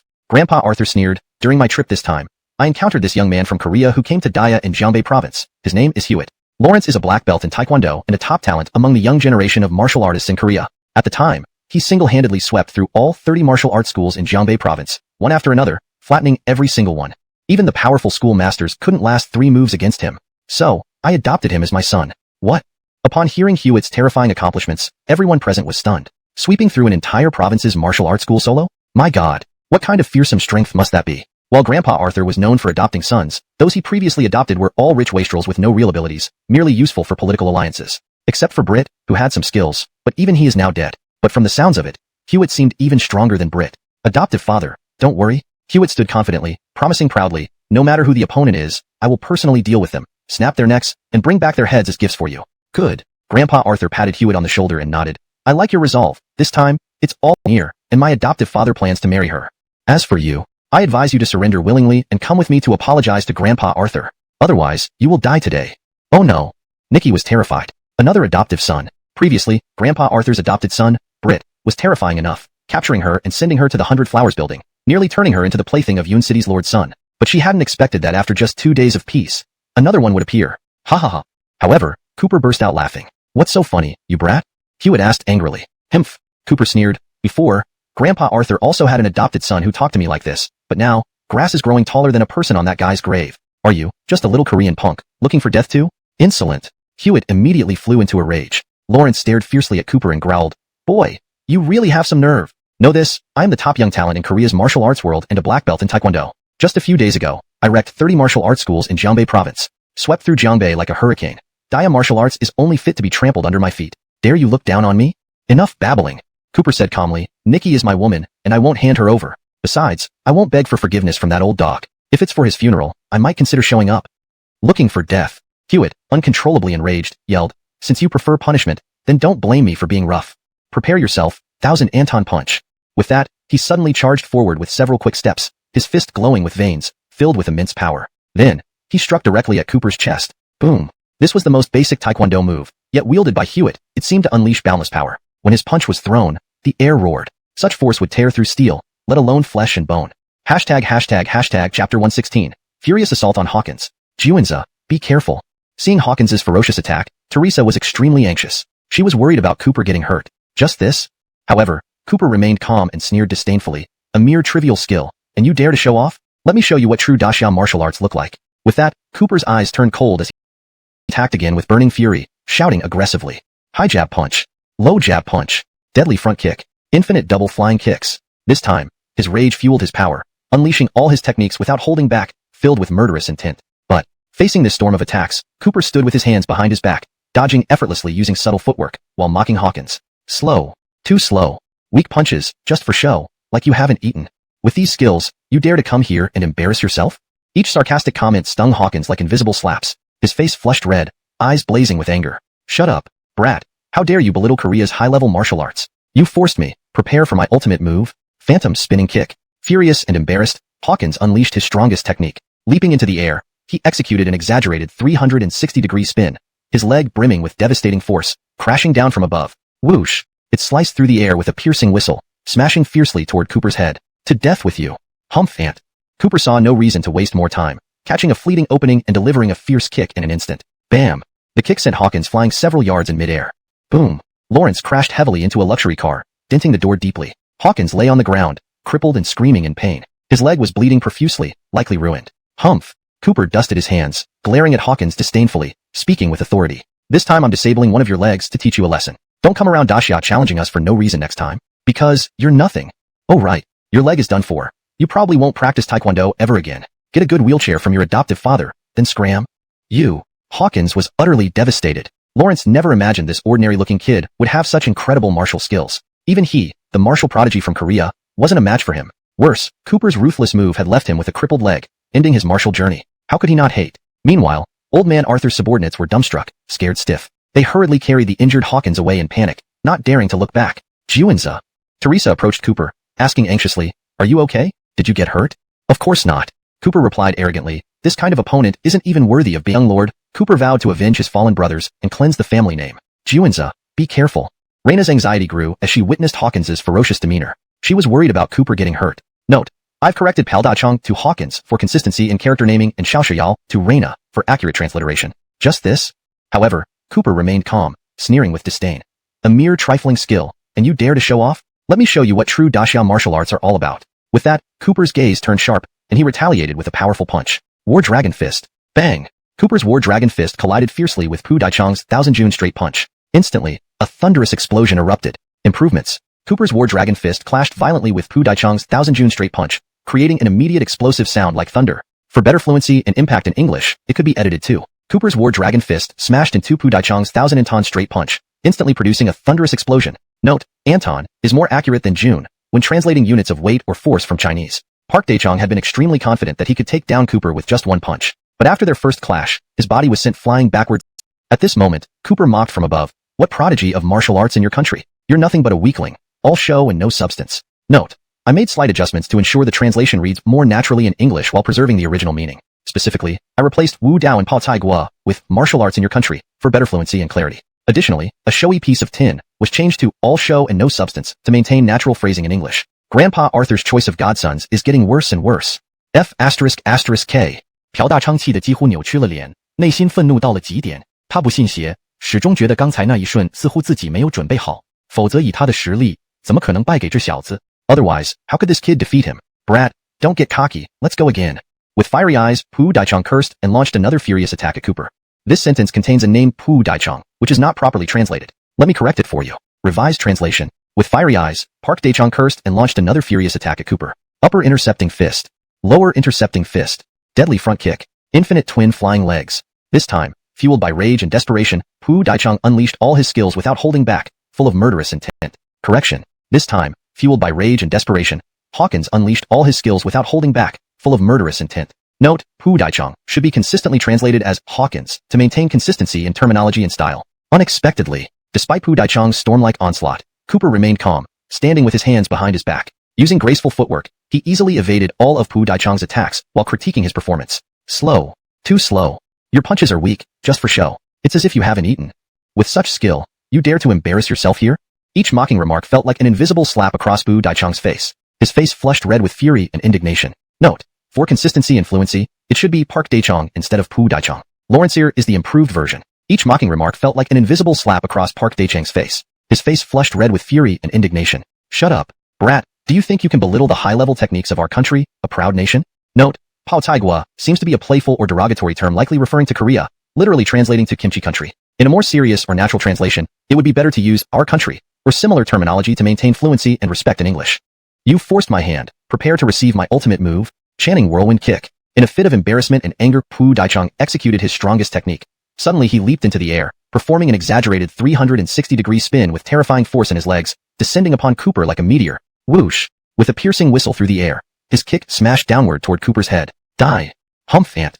Cooper didn't want to waste any more time. In an instant, he spotted an opening and kicked out powerfully. Bang! The kick sent Pu Daichong flying several yards through the air. Boom! With a thunderous crash, Pu Daichong slammed into a luxury car, denting its doors deeply. // edited for fluency and accuracy. With a thunderous crash, Pu Daichong collided with a luxury car, leaving deep dents in its doors. Note: Pu Daichong should be Park Daichong for proper name transliteration in English. // final edit. With a thunderous crash, Park Daichong collided with a luxury car, leaving deep dents in its doors. His bones shattered into pieces. Ah! Lawrence slumped against the car of relief. However, her expression turned serious almost immediately. Juanza Pu Daichong is Cortez's godson. Since Cortez sent him here to force me into marriage, it seems he has returned. Lawrence hearing this, Cooper frowned. Yes, it appeared that Cortez indeed had returned. Reina was the woman that the old villain had set his eyes on. It seemed unlikely that he would give up until he got her. Moreover, since Cooper killed Fox and wrecked Cortez's venue, the old villain was bound to seek revenge. The conflict was about to officially kick off. Juanza, are you afraid? Reina asked. Not at all. Cooper shook his head and answered boldly, if I feared, I wouldn't have eaten you when we first met in Donghua. Since I've done that, I naturally won't fear this Cortez. I'm destined to fight him. Recalling those words, Reina couldn't help but remember the first time she met Cooper. Back then, she didn't expect much. But unexpectedly, just a few words from her managed to rile him up so thoroughly. He ended up really eating her and doing it so aggressively. Thinking back to that incident caused Reina's face to turn slightly red, looking alluring yet charming. To Cooper, everything he had done recently was in preparation for the decisive battle with Cortez. Firstly, it was for Marla. Apart from that, there was an equally important matter. As the young master of the former Dinamin, Reina finally relaxed. But then her expression turned serious again. Juanza, this Hu Daichong is Grandpa Arthur's godson. Since Grandpa Arthur sent him to capture me for a forced marriage, it means Grandpa Arthur must have returned. For consistency and fluency, I made minor adjustments to the sentence structure and phrasing. Lawrence hearing this, Cooper frowned. Indeed, Grandpa Arthur seemed to be back. Reina was his target, and he wouldn't give up until he had her. And given that Cooper had killed Fox and caused trouble at Grandpa Arthur's place, retaliation was inevitable. The war was about to begin in earnest. Juanza, are you afraid? Reina asked. No fear. Cooper shook his head, declaring boldly, if I were afraid, I wouldn't have dared to eat your courage during our first meeting in Donghua. Since I've already done that, why should I fear Grandpa Arthur? Our battle is inevitable. Listening to this, Reina couldn't help but recall their first encounter. Back then, she hadn't expected much. But Cooper had indeed eaten her courage, showing remarkable boldness. Without realizing, Reina blushed slightly, looking both charming and inviting. For Cooper, this period of preparation was all for this decisive battle with Grandpa Arthur. Firstly, it was for Reina. Additionally, there was a crucial reason. Lawrence was the young master, Mr. Chun. Amador quickly regained his composure, his tone resolute. This day was inevitable. What do you need me to do? Listen carefully. Cooper instructed. Doug might try to capture Zoya. As a precaution, bring your elite force here to protect her around the clock. Yes, Mr. Chun. Amador agreed. That night, Amador arrived from Donghua. To ensure Zoya's safety, he brought 500 of his best men, setting up a perimeter around the villa, always on high alert. Meanwhile, the bulk of his forces were stationed throughout the city, ready to confront Doug when the time came. With Amador's protection, Zoya should be safe. Cooper breathed a sigh of relief. At the same time, at the Arthur family manor, in the hall, Bo Dachong sat on a wheelchair, wrapped in bandages, looking pitiful. A dozen or so subordinates stood behind him, clearly shaken. Ha ha ha. A loud laugh echoed from outside as Doug entered. True to form, my godson. You're back so soon? That Cooper brat. Before he could finish, he saw the pitiful state of Bo Dachong in the wheelchair, his expression turning grim. What happened? Dachong, didn't I send you to deal with Cooper? Why are you like this? Dad, Bo Dachong sobbed. I went to find that Cooper brat and demanded he hand over Zoya, but he refused. But we just learned that traitor Amador brought his men to the provincial capital and set up a protective force around Zoya. It won't be easy, another subordinate warned. Then kill them. Doug ordered mercilessly. Assemble the Black Blade Guard immediately. They must seize the opportunity to capture Zoya. That woman is not only my bride, but also the key to dealing with Cooper. This mission cannot fail. The Black Blade Guard was an elite force under Doug's command, each member capable of handling 10 foes at once. They were infamous for their brutality, having committed countless massacres. In the provincial capital, they were feared by all. They were Doug's ace in the hole. The next day, Cooper received a call from Kathleen. Master, grandfather has returned and brought 3 leaders from the old Dinamin faction. Lawrence asks you to meet them. The scholar Dinam had been away from Donghua for some time, supposedly contacting the elders of the Dinamin faction. Now, he had finally returned. All right, I understand. After hanging up, Cooper instructed Amador to guard Zoya diligently. Then, he headed to meet Scholar Dinam. Half an hour later, at Panlong Mountain, Cooper passed through a peach blossom grove and arrived at Scholar Dinam's residence. Kathleen was already waiting. They've arrived? Cooper asked. Kathleen nodded. Inside, please come in, Master. Overseeing affairs in East Sea City. However, he later chose to submit to Cooper. Roberto Tong knew all too well about Doug's ruthless tactics. His decision to join Cooper had been a big gamble, and now it was time for the final outcome. Mr. Chun. Roberto Tong quickly regained his composure, and his tone became resolute. This day was bound to come sooner or later. Tell me what you need me to do. Listen carefully. Cooper instructed. Doug might try to capture Zoya. As a precaution, bring your elite forces here to protect her at all times. Yes, Mr. Chun. Roberto Tong agreed. That night, Roberto Tong arrived from East Sea City. To ensure Zoya's safety, he brought 500 of his best men to guard the villa constantly. The bulk of his forces were also brought to the provincial capital and hidden in various locations, ready for the showdown with Doug. With Roberto Tong's protection, Zoya's safety should be secure. Cooper finally breathed a sigh of relief. Meanwhile, at the Arthur family manor, in the main hall, Bo Dachong sat pitifully in a wheelchair wrapped in bandages. Behind him, a dozen lackeys watched anxiously. Ha ha ha. A loud laugh echoed as Doug entered. I must say, my godson, you're quick. You're already back? That Cooper kid has already been? Before he could finish, he saw the injured Bo Dachong in the wheelchair. His expression changed drastically. What happened? Dachong, didn't I tell you to deal with Cooper? Why are you like this? Godfather, I hate this so much. Bo Dachong sobbed bitterly, crying uncontrollably from the wheelchair. I want to find that guy named Cooper and asked him to hand over Zoya, but he refused. So we fought. But That guy is incredibly strong. I'm no match for him. Lawrence even broke my leg, and now I can never practice martial arts again. Despicable. Doug flew into a rage. First, it was Arthur Fane, then Darnell, and now Bo Dachong. It was infuriating that his skilled subordinates were being defeated one by Cooper. Could Cooper really be that powerful? Godfather.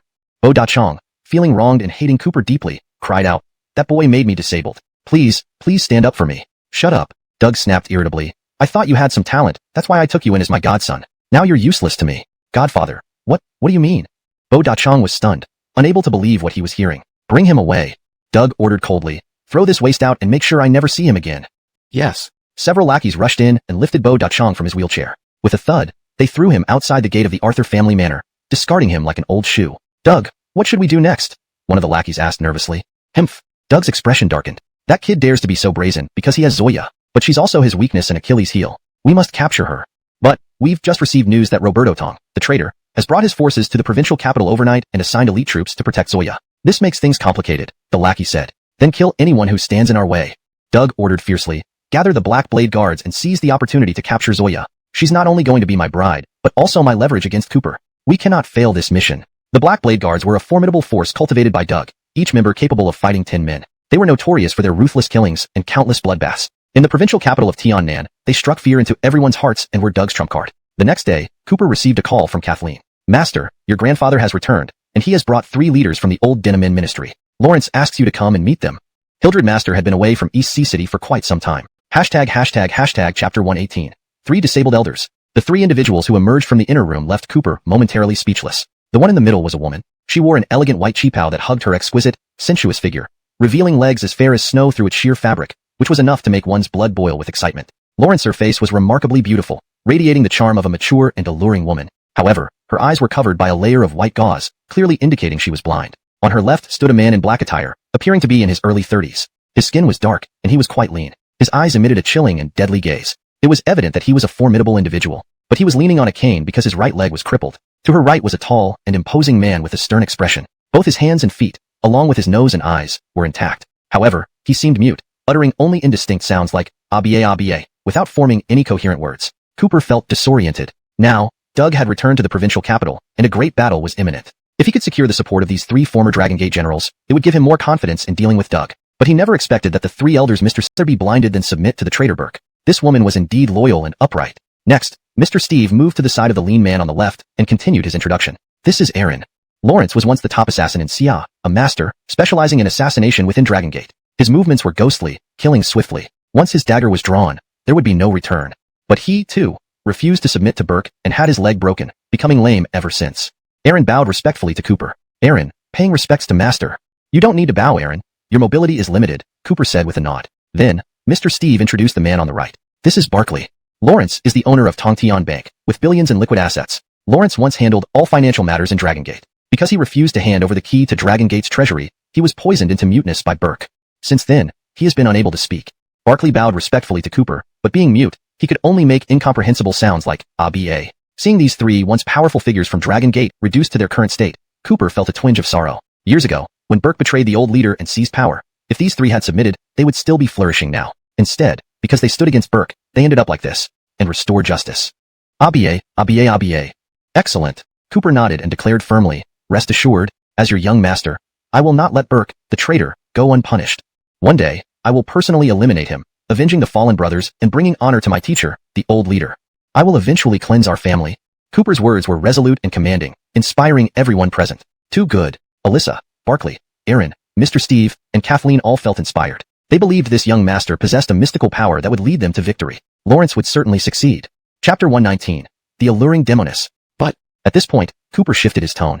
I do believe that you 3, Alyssa, Barkley, Aaron, were once mighty grandmasters. However, now your bodies are incomplete, and I was just wondering. Upon hearing this, the 3 assumed young Master Cooper disdained them for their disabilities and immediately panicked. Young Master, we're still useful. Yes, although we're disabled, our strength is still intact, just slightly diminished. Young Master, please don't cast us aside. No. Cooper shook his head and explained. I'm not rejecting you. You misunderstood me. Cooper examined as he questioned. Yes, Debbie answered. Calantion pierced my eyes with 2 silver needles back then. Since then, I've seen no light. Young Master, could there be a chance for me to recover my sight? Lawrence's words conveyed an intense longing to see again. After all, who would wish to live forever in darkness, never seeing the sun? After thoroughly examining her, Cooper gave an affirmative response. Your eyeballs are still intact, which is fortunate. I will give it a try. Saying this, Cooper's demeanor drastically changed as if transformed into another person. Patching hand.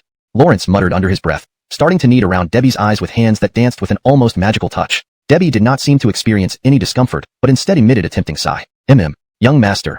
Your kneading feels so good, making my eyes warm. The others watching were tense. Patching hand was a famous technique of the old master, one that worked miracles. Whether the young master, having learned 70 to 80% of Carlos's skills, could successfully restore Alyssa's blindness of over a decade was anyone's guess. Even Kathleen stood behind her grandfather Wulong Xinxing, sleeping dragon scholar, observing Cooper curiously. 5 minutes passed precisely. Done. Cooper withdrew his hands, smiling at Debbie. Alyssa, try opening your eyes now. All right. With great anticipation, Alyssa cautiously opened her eyes. Whoosh. Suddenly, she felt a surge of light pierce through her eyeballs, causing her pupils to constrict sharply. Light. It was light. Strange yet familiar. She saw everything. The old acquaintances Barkley and Aaron, and even sleeping dragon scholar and his granddaughter, the striking and aloof Kathleen. She also saw a young man with a stern and handsome countenance. Young master. Debbie was overwhelmed with emotion. Oh God. I can see. My eyes have regained sight. Ah. Everyone present was shocked, staring in disbelief. Alyssa's blindness had lasted over a decade, during which time they had consulted numerous doctors, all to no avail. But today, this young master cured her blindness in a single session. A miracle. It was nothing short of miraculous. Young master, I didn't expect you to not only be incredibly skilled in medicine, but also so handsome. At this, Alyssa teasingly moved her sultry body closer to Cooper, wrapping herself around him while her eyes glowed with desire. Do you know, I love men like you. Handsome, elegant, full of vigor. Are you married, young master? Cough. Wulong Xinxing coughed lightly to remind her. Alyssa, show some decorum. This is the young master. Of course, I know that. She clung tighter to Cooper's arm, her ample enough. Cooper nodded and said, you don't need to gesture. I understand what you mean. Rest assured, I will do my best. Next, he asked the Earl to open his mouth so he could carefully examine his tongue and throat. Indeed, due to the potent toxicity, his vocal cords had been completely damaged. Even now, remnants of the poison remained, and it was no easy opponent to deal with. Ire. At this moment, Cooper instructed, bring me the medicine furnace and prepare these medicinal ingredients for me.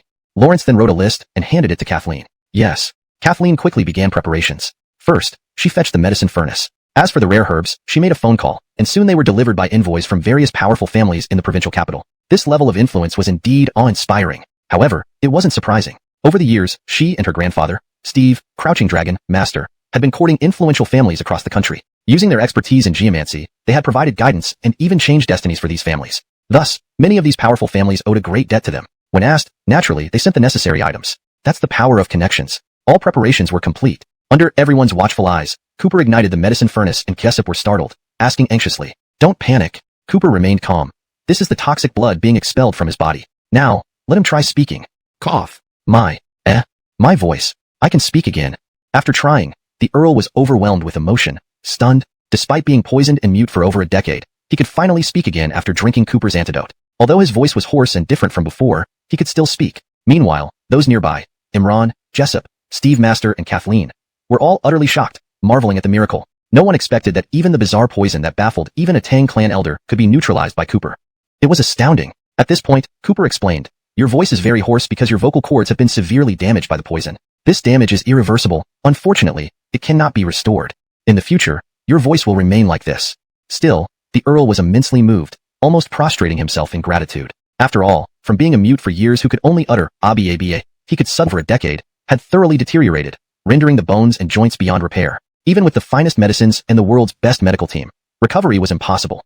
However, there was still a glimmer of hope. Young master, do you think my leg can be saved? Seeing Cooper's solemn gaze, Jessup felt inexplicably anxious. After all, he was once the legendary and infamous #1 killer in the world, capable of taking lives in an instant. But since having his leg broken by Callan, his strength had drastically diminished, reduced to a cripple who needed a cane just to walk. Now that Imran and Earl had been cured and their strength restored, if he remained the only one, a cripple would not only fail to assist young master, but become a burden. That was not something he wanted. Lawrence still wanted to fight alongside everyone. Jessup, don't worry. Cooper, supporting his chin, said, your condition is indeed challenging. Huh. Lawrence hearing this, Jessup instantly deflated. But, unexpectedly, Cooper continued, that's for others. As long as I intervene, there's still a glimmer of hope. Chapter 121. The Final Confrontation. Really? Upon hearing this, the previously dispirited Jessup's eyes immediately lit up with hope and anticipation. Lawrence had already witnessed the young master's capabilities. If the young master says there's a chance, then there is definitely a chance. Lawrence is here. As soon as these words were spoken, Cooper suddenly pulled out a set of silver needles. His gaze hardened, his demeanor becoming intense. Whoosh whoosh whoosh. Cooper began flicking his fingers in rapid succession, causing the silver needles to scatter like celestial blossoms. Each needle struck the critical acupoints on Jessup's injured leg with incredible precision. His technique was sharp and swift, almost supernatural in its speed and accuracy, leaving everyone in awe. Lawrence Stevens. This is the Fisher-Lawrence's Tai Divine Needles. Seeing Cooper's acupuncture technique, Steve recognized it immediately, his face changing dramatically. There's no mistake about it. This is another medical marvel created by Fisher-Lawrence after Min the Sky Hands. Moreover, this move is also the most intricate and profound. In the past, Fisher-Lawrence took in several named disciples, but even those medical geniuses could not grasp even 1% of the Tai needle's essence. I never imagined that the young master has mastered all of them. These words spread through the crowd, causing astonishment. Imran, Alicia, and others watched Cooper's actions in disbelief. They felt an immense admiration for his extraordinary talent. Such brilliance was 1 in 10,000. At this moved and exclaimed in surprise. Even Kathleen's gaze towards Cooper heated up. She was astounded. A pair of legs that had been disabled and dead for over a decade should have no chance of recovery. But Cooper had cured them. It was nothing short of a miracle. Thank you, young master. With teary tiger-like eyes, Jessup was profoundly grateful. Lawrence bowed deeply to Cooper. I thought I would live as a cripple for the rest of my life, never having the chance to avenge myself against traitor Burke. Young master, you have made me stand again, giving me a second life. Treating my leg has saved my life. Get up, Cooper calmly said. I told you, I am your young master now. Doing this is only proper. Besides, a great battle is imminent, and I need your strength. Lawrence hearing this, Jessup, Imran, and Elisha's expressions turned serious. Is it Zhao Zhun, that bastard? Yes. Cooper nodded. We just received news that Zhao Zhun might have returned to the provincial capital. Since he is also a traitor to Dinamin, we must start with him. We must cleanse the house. Great. Zhao Zhun betrayed us to Burke, killing so many brothers. We've been waiting for this day. Lawrence hearing this news, the three were extremely agitated, clenching their fists tight.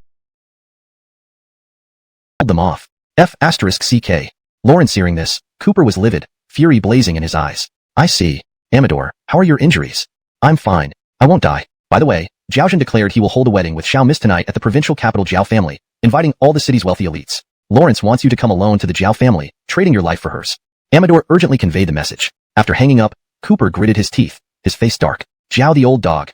This time, I will stop at nothing until I settle this score. And clearly, this is a trap, a banquet of feigned friendship. Zhao Zhun dares to invite me, meaning he must have prepared everything meticulously, setting up an ironclad net. But I won't be scared off. Even if it's a dragon's lair or a sea of fire, I'll plunge in today. Did you hear?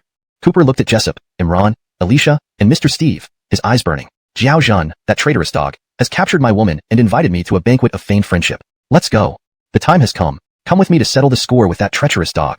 Yes, young master. All were furious, each one eager for vengeance, ready to settle accounts with Zhao Zhun. Immediately, they headed to the Zhao family with... Nikki had arrived. She wore a stunning phoenix gown and a crown, escorted by several Arthur family maidservants who led her slowly into the banquet hall. Tonight, her makeup was flawless, her red lips inviting, her beauty breathtaking and captivating. Upon her entrance, even the world seemed to dim in comparison. Simultaneously, there were gasps of admiration from the audience. The guests were in an uproar. Beautiful. Too beautiful. Not for nothing is she called the most beautiful woman in Danhai. To possess such beauty, Master Arthur is indeed fortunate. All the men were mesmerized by her beauty, utterly speechless. Even the elaborately dressed female guests felt overshadowed. Nikki's beauty stunned all of time itself. However, amidst the chorus of admiration and praise from all directions, Nikki was lost in despair. She resembled a soulless puppet, guided by the maidservants onto the red carpet, coming into view of everyone. Lawrence's beautiful eyes brimmed with grief and desperation. Tears silently streamed down her cheeks. For so long, she had desperately tried to escape the fate of marrying Master Arthur. To this end, she had risked everything by giving herself to Cooper before the wedding, only to seek shelter and freedom. But unexpectedly, in the end, she could not escape this Please don't force me. Spare me. I can agree to anything except marrying you. There's no need. Master Arthur declared domineeringly. Apart from you, I want nothing else. You. Nikki was speechless. As a powerless woman, any resistance against Master Arthur was futile. She had no way out. Enough talk. Master Arthur grew impatient and urged. The auspicious time is here.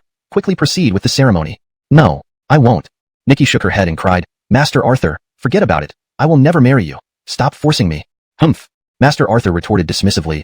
Bitch, I know what you're thinking. You're still pining for that little punk, Cooper, aren't you? To be honest, I did send him an invitation. What? Nikki was shocked. You, what did you do? Haha. Master Arthur laughed. When I captured you, I sent word to that kid, telling him he must attend my wedding tonight. But I didn't invite him for a pleasant meal or celebration. Instead, I'm going to take his life. I've prepared an elaborate trap with countless experts waiting for him to walk right into his death. As long as he dares to come, I'll make sure he leaves without a trace. Gulp. Lawrence hearing this, Nikki's face drained of color. She hadn't expected Master Arthur to be so despicable, setting a trap to lure Cooper here. And for her sake, Juanza would certainly come. What would happen then? Nikki couldn't bear to think further, because she refused to harm her beloved due to her own plight. Desperate, she snatched a fruit knife from a nearby table and pressed it against her neck. Lawrence, her eyes filled with sorrow but resolute. Master Arthur, don't dream on. Even if I die today, I won't let you succeed. At this moment, she was willing to sacrifice everything. If she lived, Cooper would surely come to her aid, putting himself at risk, possibly falling into Master Arthur's trap. But, if she died, Juanza would be safe. At this moment, she thought hopelessly, Juanza, since this is the destiny of Nikki, I can only go first. In the next life, we can be together. Lawrence Evans. Oh no, the bride is going to commit suicide. Nikki's actions shocked everyone present. The entire banquet hall erupted in chaos. Hemph. Unexpectedly, Master Arthur was unafraid. Instead, he sneered, bitch, you think threatening me with death will work? It won't. Look, who's that? With a sinister laugh, Master Arthur pointed to a direction. She could die, but if her death meant her parents couldn't survive either, then she'd truly be a disobedient daughter. In despair, she held back tears, heartbroken beyond measure. The knife clattered to the ground, her heart turning to ashes. First bow to heaven and earth, the officiant announced loudly. But Nikki, overwhelmed with sorrow, couldn't bear to go through the wedding ceremony with Lord Arthur. She stood still, eyes brimming with tears, unmoving, as if she had lost her soul. Someone, Lord Arthur commanded, since this woman doesn't know what's good for her, someone help her out. Yes, sir. Several Arthur family members immediately rushed forward. They grabbed Nikki, handling her roughly, forcing her head down. First bow to heaven and earth. Second bow to the elders. Seeing this, all the guests were shocked into silence. Everyone was stunned. Initially, they thought Nikki had willingly agreed to marry Lord Arthur, but they never expected it to turn into a forced marriage before their eyes. Though they felt some sympathy for Nikki's fate, no one dared utter a word. After all, Lord Arthur was the underground king of South Lawrencevan province, with terrifying power. No one dared defy him. Just then, a fierce voice erupted outside the door. Stop, old villain Arthur, touch my woman, and I'll take your life. The sudden roar echoed like thunder. Old dog Arthur, I'm not leaving because I'm taking my woman today. And of course, your life as well. Finishing his words, he gazed at Nikki. Luella, don't be afraid. I'll definitely save you. Foolish dreams. Lord Arthur scoffed. Boy, don't think your martial skills can let you wreak havoc on my turf. Before, you killed my godson Fox, my manager Darnell, and wrecked my underground fighting ring. That score isn't settled yet. This statement again stunned everyone. Killed Fox, killed Darnell, and disrupted Lord Arthur's underground fighting ring. They remembered. A mysterious youth named Mr. Chun had defied Lord Arthur boldly, causing significant losses. So, it was him. Only now did everyone realize why this Mr. Chun targeted Lord Arthur. It was because his woman was taken by Lord Arthur. Indeed. Tease. Cooper sneered sarcastically. Settle accounts? Old dog Arthur, it seems you still don't understand. It's whether I want to spare you. Arrogant little punk. Lord Arthur was thoroughly enraged, his eyes burning with fury. Grinding his teeth, he shouted, You talk tough now, wait till I break.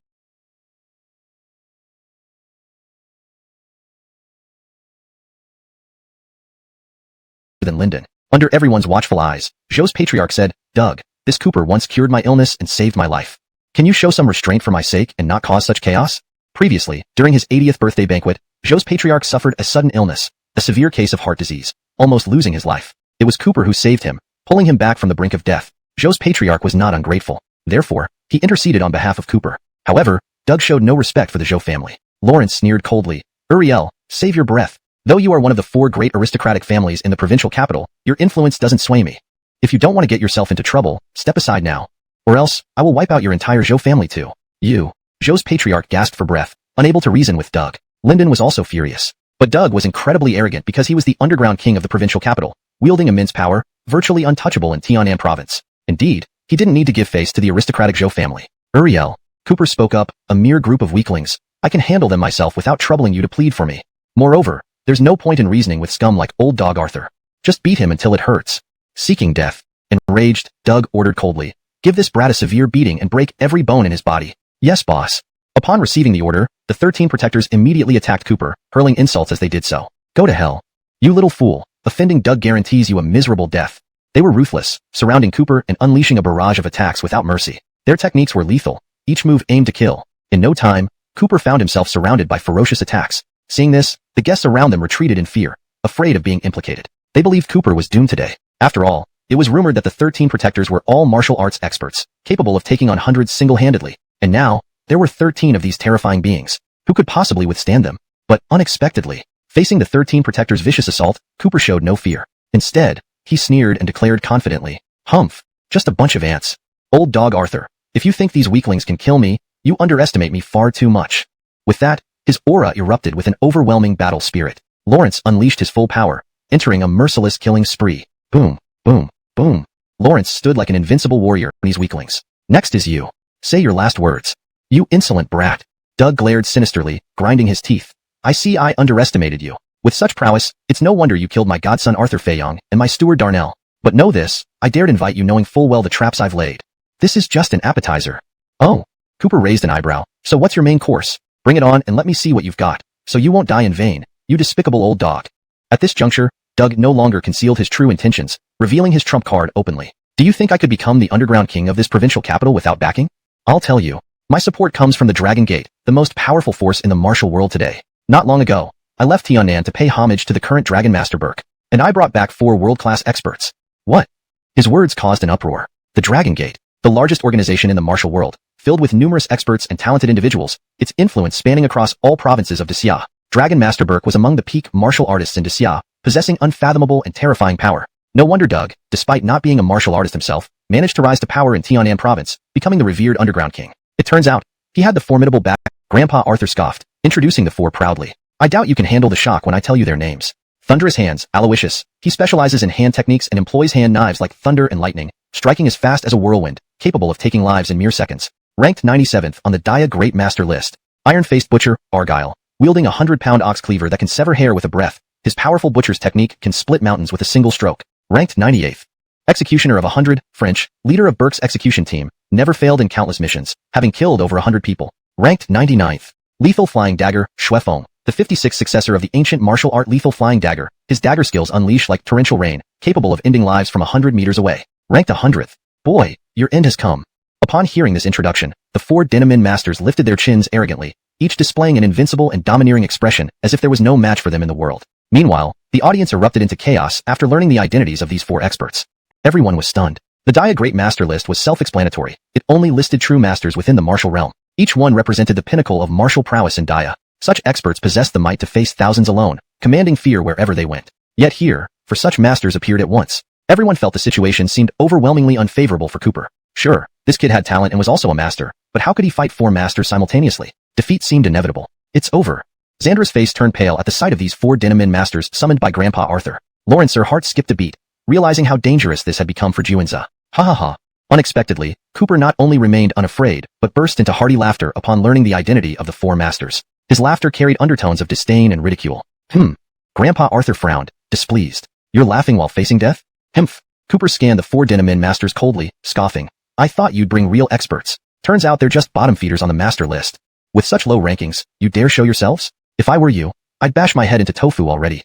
This statement sent the crowd into uproar again. Bold. This kid was incredibly audacious. The Daya Great Master list held only 100 seats, gathering the top martial artists in all of Daya. Even the lowest ranked could overpower any non-listed master. These were the strongest of the strong. Yet, Cooper dared to mock and belittle 4 such renowned masters, calling them worthless. What gave him such confidence? Simultaneously, Cooper's insolent remarks infuriated the 4 Dinamin masters. They exploded with anger, staring at Cooper and shouting insults. Audacity!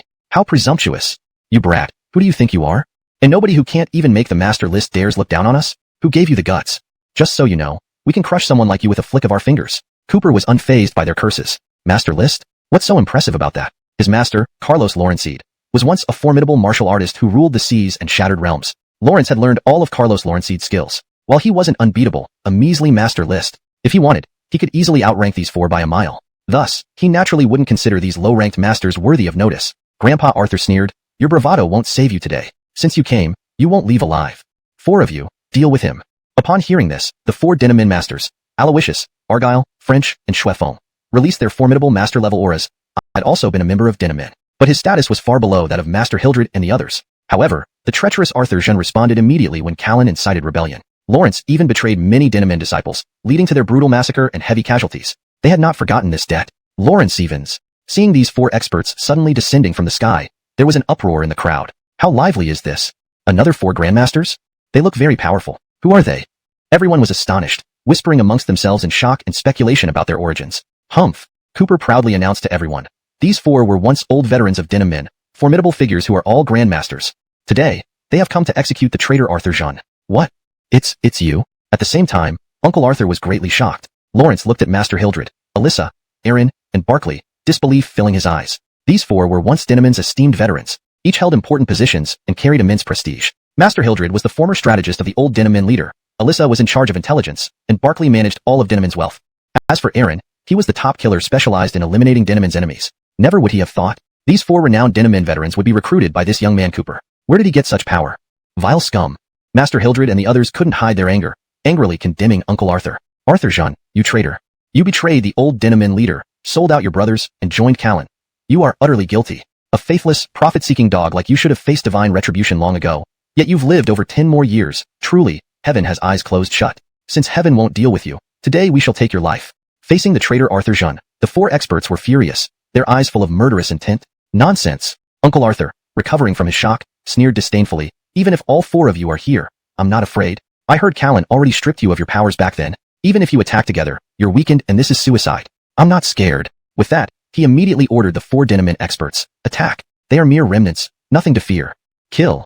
Duanlong, Argyle, Tanlang, and Xuefeng unleashed their full fury, charging toward Master Hildred and the others, ferocious and deadly, met in an intense struggle. During their fierce battle, Aaron suddenly used his ghostly movements combined with a lethal backstab, piercing through Duanlong with a single swift blow. Speed-wise, Aaron proved superior. Not far off, Alyssa and Argyle's battle reached a fever pitch. Argyle wielded a large cleaver, attacking aggressively and roaring like a crazed beast. The overwhelming killing aura was frightening. Yet, Alyssa's skills were surprisingly formidable. She wore a qipao, revealing her sensuous figure, frequently employing shadow-fast leg techniques. Lawrence's snow-white legs peeked out from the high slit of the qipao, extremely seductive. Though it was a deadly fight, watching her felt more like an erotic spectacle that left people flushed and excited. Finally, she dodged Argyle's fatal strike. Lawrence's high-heeled shoe stabbed into his throat. Swift, precise, and deadly. Argyle sprayed blood. On closer inspection, a sharp blade extended from the tip of Alyssa's heel. One move decided the fight. Almost simultaneously, Barkley shook his golden abacus, launching hundreds of sharp beads. This instantly transformed Tanlang into a human pincushion. His methods were eerie and shocking. After the fierce battle, the 4 Grandmaster-level experts Uncle Arthur brought from Dinamin were all dead. Only Uncle Arthur remained. What? Uncle Arthur was greatly shocked, looking at Alyssa, Aaron, and the other endlessly. Where do you think you're running? Traitor, today is your doom. Just as it seemed like Arthur Jean was cornered, about to be caught by Alyssa and the others, something unexpected happened. Lawrence. Suddenly, Lord Arthur, who was fleeing in fear, turned around with cold, sinister eyes and a mocking smile. Then, he suddenly scattered a cloud of gray-brown powder from his hand. Caught off guard, Steve, Alyssa, Aaron, and Barkley were instantly hit. They were immediately enveloped in a mist. Damn it! What the hell is this? Ha ha ha. Lord Arthur cackled evilly. Did you really think, just because I'm not a martial artist, you could toy with me? This is Dinamin's secret bone-softening powder. Even an elephant would fall for it, let alone you 4 Grandmasters. The moment he finished speaking, the effects took hold on Steve, Alyssa, Aaron, and Barkley. They grew weak, felt dizzy, and collapsed on the spot. Biting their teeth and struggling, they couldn't muster any strength, like piles of mud. With no choice, they glared at Lord Arthur and cursed. You! How despicable! You're so vile! Traitor! You cowardly snake! Himph! Lord Arthur snorted, disdainfully saying, if I hadn't acted convincingly, how would you 4 experts have fallen for it? This is what's called deception in warfare. Since you want my life, there's no point in talking morality. After all, it's already a matter of life and death between us. The moment he finished speaking, Lord Arthur shouted, Lawrence I Dao Wei, reveal yourselves. Dang dang dang dang. Dang dang dang dang. Soon, the old residence of the Arthur family was filled with a tidal wave of footsteps. The next moment, a swarm of black-clothed experts rushed in. All had dragon and tiger tattoos. Each wielded a pitch-black long knife. Like wolves and tigers, they exuded a murderous aura, clearly seasoned killers. Oh God, the Lawrence I Dao Wei. Seeing the imposing force, everyone present was utterly terrified. Terrified screams echoed throughout the scene. These are Lord Arthur's elite forces. Each member of the Lawrence I Dao Wei can take on 10 men. The reason Lord Arthur has been the kingpin in the provincial capital for years is due to this ruthless elite force. Ha ha, Lord Arthur laughed. As the saying goes, the tables can turn. With you 4 down, only this kid Cooper stands alone. No matter how skilled he is about the existence of the Lawrence I Dao Wei all along. These were the very ones who, following Lord Arthur's orders, attacked the villa, easily defeating Amador and his elite troops, capturing Reina. Indeed, their strength was remarkable, but he wasn't afraid. No. Cooper said, Shuerao, I promised, today I would save you. And as for this old dog Arthur, I won't let him off either. A villain like him, who commits countless atrocities, cannot be allowed to live. Ha ha ha ha. Upon hearing this, Lord Arthur laughed arrogantly. Brat, you talk big. The reason you dared to come here today is because you relied on these 4 of my enemies backing you. Now that they're done for, you're alone and helpless. It's not whether you let me go or not. But I won't let you go. Is that so? Cooper smiled mysteriously and suddenly asked, Old dog Arthur, don't be too smug. How do you know my only cards are these 4? What? Lawrence hearing this, Lord Arthur immediately became alert. Cards? Could it be? This kid has more tricks up his sleeve? Even Steve and the others showed puzzled expressions. Could the young master have other arrangements today? The others were incapacitated by a paralyzing powder, each reduced to piles of useless flesh. This kid couldn't have any more backup. The one who would laugh last was still himself. Haha. Cooper laughed arrogantly. Old dog Arthur, you better open your eyes wide and look closely. Be careful not to faint in fear later. As soon as he finished speaking, Vroom vroom vroom vroom. The sound of engine roars approached, and in the blink of an eye, over 100 military vehicles arrived from all directions. Immediately following, countless soldiers in camouflage, armed to the teeth, stormed down. Thump thump thump thump. They were fully equipped with the most advanced weapons, and wherever one looked, a sea of dark green filled the area, stretching endlessly. All these elite soldiers charged forward with fierce shouts, surrounding the entire old residence of the Arthur family within moments, making it impossible for even a fly to escape. What? The Dragon Soul. It's the Dragon Soul Special Forces. Lawrence Evans. Where did so many Dragon Soul members come from? Seeing these thousands of elite soldiers, everyone present was shocked beyond belief, unsure what was happening. All of you, drop your weapons and surrender with hands up. Otherwise, there will be no mercy.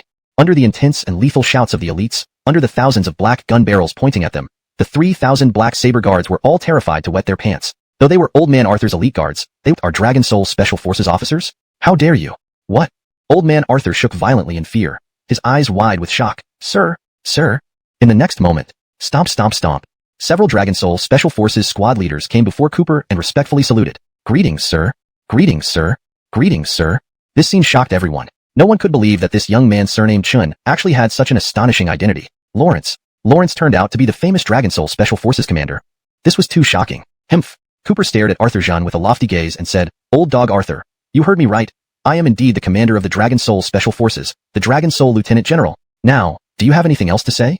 This. Old Man Arthur's face turned ashen. Lawrence never imagined that Cooper, seemingly unknown, was actually the Dragon Soul Lieutenant General. No wonder he had the courage to oppose him. Though he was the underground king of Tiannan province, in reality, he was just the leader of an underground force. Compared to Cooper's incredibly prestigious status, Cooper sneered coldly, so if I weren't the Dragon Soul Lieutenant General, would you then have dared to act recklessly and put me to death? Ah well.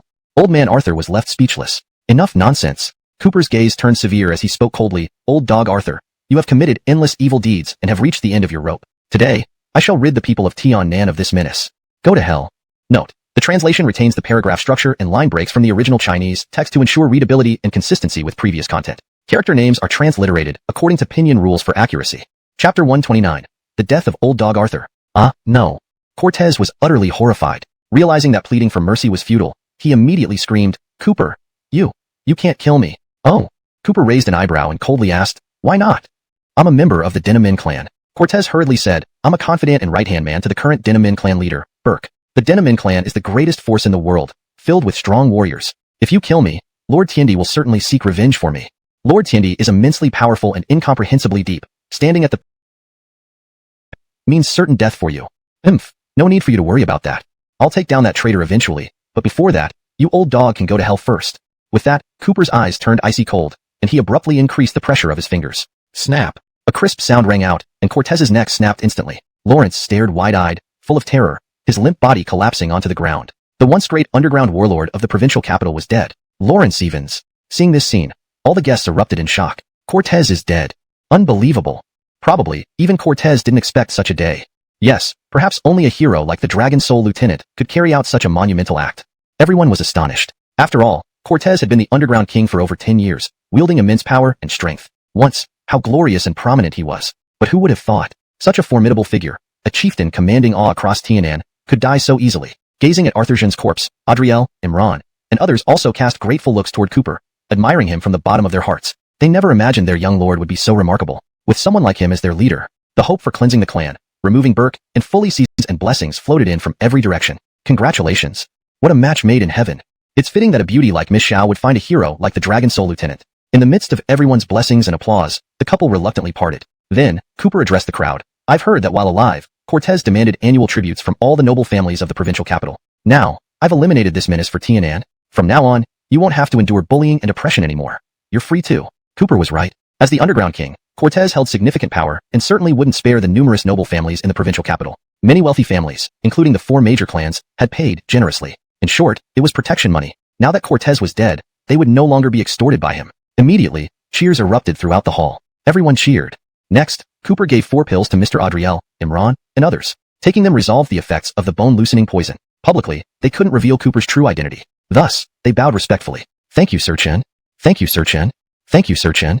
Commander.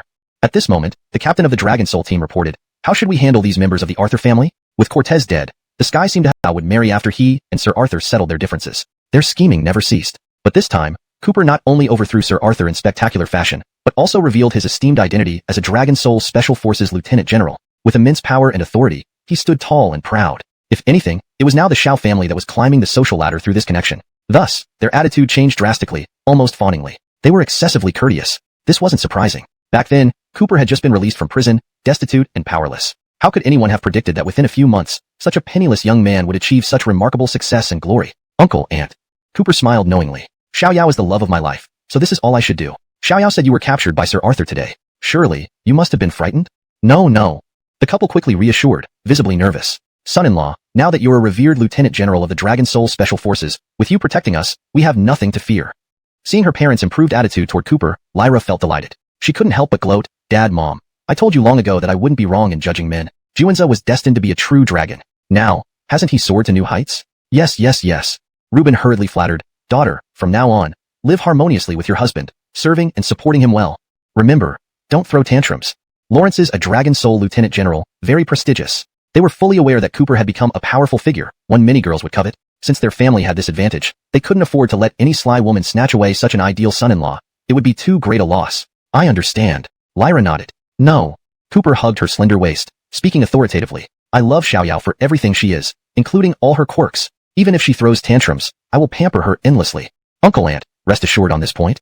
Upon hearing this, Reuben and Nadine's faces lit up even more. Looking at Cooper, they found every aspect of him agreeable. They were overjoyed inside. Next, Cooper returned to the villa Linden had lent them, bringing Lyra along. It was then that Lyra couldn't contain her curiosity. Juanza, what exactly happened? How did you become a Dragon Soul Special Forces Lieutenant General without telling me? This is such a significant event. You didn't tell me? Cooper held her hand tenderly, explaining deeply, Xiaoyao, forgive me, but I didn't mean to hide it from you. All my plans were under Steve's management upon Cooper's orders. Thus, Cooper's wealth and holdings grew even more. The next day, Lyra went to handle business matters with the Jiang family in the provincial capital. After Cooper used mystical arts to demonstrate his power and dealt with the father-son duo of Youssef, the collaboration had already been sealed. Now, the beauty serum had entered the market in the provincial capital, causing a frenzy and selling out. Cooper didn't accompany her because he wanted to visit the old Arthur residence to inspect the family's assets. However, just as he stepped out, a Rolls-Royce suddenly pulled up. Two black-clad guards opened the car door. With a thud, an elderly man in a tuxedo, holding a cane, emerged. Lawrence stared at Cooper, his gaze cold and intimidating. Boy, are you Cooper? The identity of this elder remained a mystery, but his tone was condescending, revealing an air of superiority. Yes, Cooper nodded, furrowing his brows. Who are you? Humph. The elder gave a disdainful laugh, adopting a domineering stance before announcing his identity. I am the Grand Steward of the Wei family from the ancient martial arts world. The Wei family is the most formidable hidden Back then, Cooper had just been released from prison and had nothing. How could anyone have predicted that within mere months, he would achieve such prominence and glory? Uncle, Aunt, Cooper said, smiling knowingly. Luella is my beloved, and all I've done is what I should. Luella said you were captured by Doug today. Surely, you must have been terrified? No, no. The couple hastily replied with genuine fear. Son-in-law, now that you're the prestigious Lieutenant General of the Dragon Soul Special Forces, we have nothing to fear as long as you protect us. Seeing her parents' improved attitude toward Cooper, Nikki felt pleased. She couldn't help but say proudly, Dad, Mom, I told you that my judgment on men wouldn't fail me. Juanza was destined to be a true dragon. Now, he has soared high indeed, hasn't he? Yes, yes, yes. Reuben quickly flattered, Daughter, in the future, focus on living well with your husband and always take care of him and assist him. Remember, never act like a spoiled princess. Lawrence is a Dragon Soul Lieutenant General, so dignified and noble. They were fully aware that Cooper, as a Lieutenant General, wielded immense power and was a hot commodity. Countless girls would vie for his attention. Since the Xiao family had already secured this perfect match, they couldn't let any other scheming women snatch him away. That would be too much of a loss. I understand. Nikki nodded. No. Cooper hugged her waist confidently. I love everything about Luella, including her grow old together. Juanza, Nikki can only be your woman for life. After Doug's death, the situation in Tianqing province underwent drastic changes. Although Tianqing no longer had an underground king, everyone knew that Cooper, who defeated Doug, was now the top figure in Tianqing. His status was higher than Doug's ever was. Soon, wealthy families and powerhouses rushed to court Cooper, presenting gifts non-stop. All of Doug's wealth and properties, including the luxurious mansion in the city center, were seized under Cooper's orders and taken over by Eden. This further bolstered Cooper's wealth and assets. The next day, Nikki went to the provincial capital to meet the Jiang family regarding business matters. Ever since Cooper demonstrated his power to the Jiang family and punished the father and son duo, the collaboration was sealed. Beauty serum sales in the provincial capital exploded immediately upon its introduction, selling out quickly.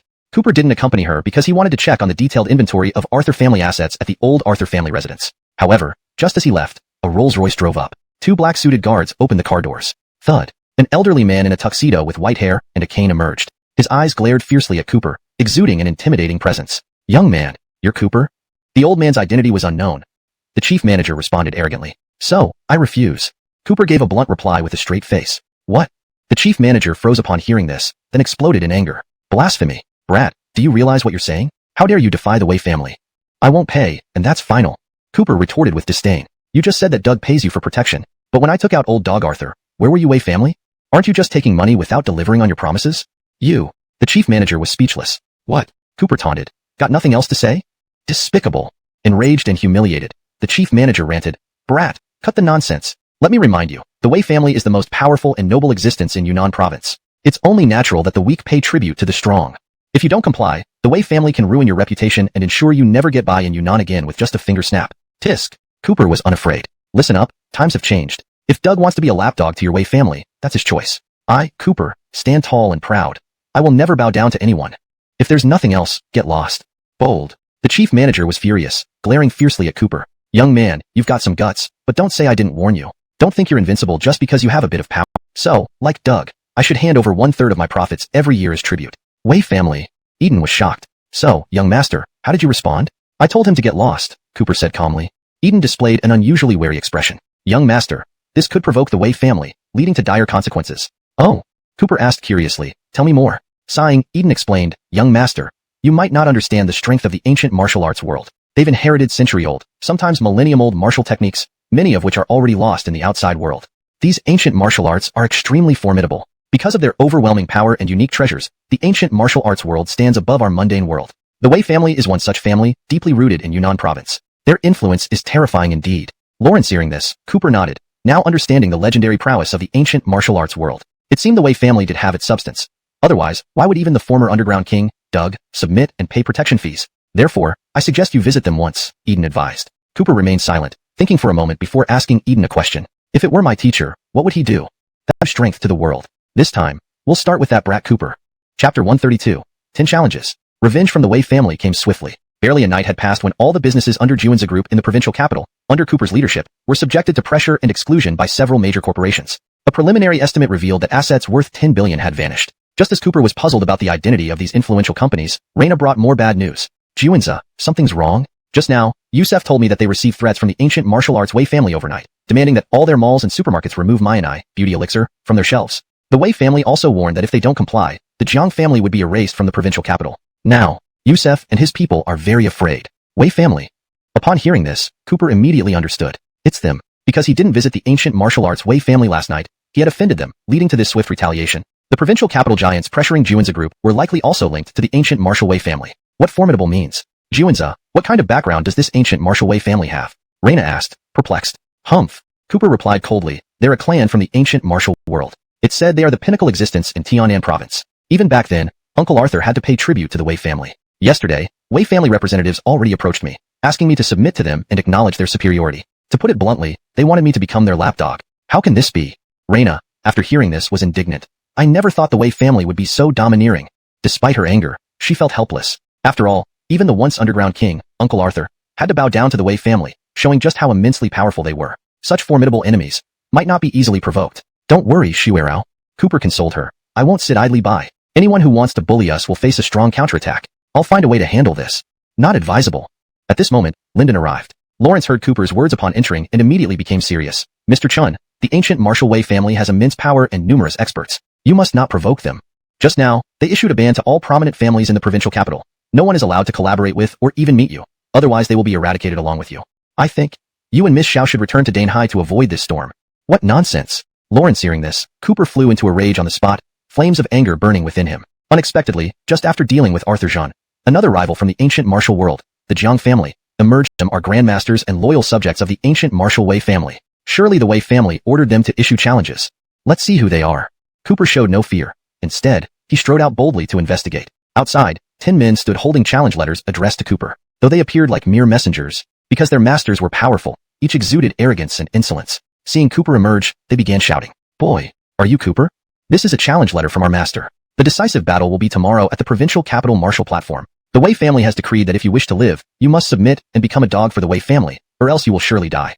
Tiannan's top 10 experts, issuing challenges. If it were anyone else, they would likely be terrified to the point of wetting their pants. But Cooper was fearless. Humph. Lawrence coldly snorted, eyes blazing with fury. Good timing. I was worried I wouldn't get a chance to settle scores with the Wei family, yet they send 10 dogs as vanguard. If so, I'll start by dealing with the dogs first.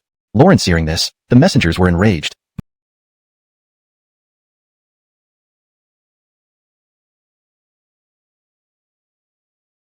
tone, and style.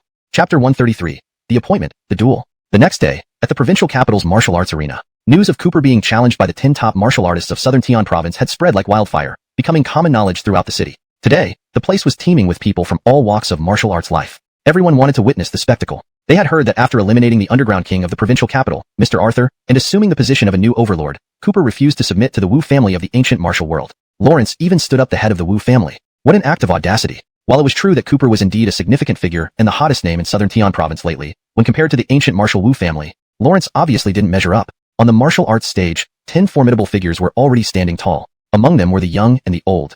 Yet each exuded the imposing presence of a tiger, radiating an awe-inspiring demeanor of a grandmaster. Sworn Palace Master Johan, Tiger Tooth Dojo Master Rex, Divine Martial Gate Master Lee Jackson, Iron Palm Sex Callan, Southern Fist Expert, and other 10 renowned martial artists from the Southern Tian Province martial world. Each of these individuals possessed the cultivation of a grandmaster. Any one of them, on their own, would be thunderous names within the martial world of Southern Tian. Today, with all 10 masters gathered, the impressive display left everyone in awe. Witnessing this, many couldn't help but marvel at the Wu family's might. Indeed, they were an ancient martial family. Being able to command the 10 top grandmasters of Southern Tian at will truly demonstrated their unparalleled influence.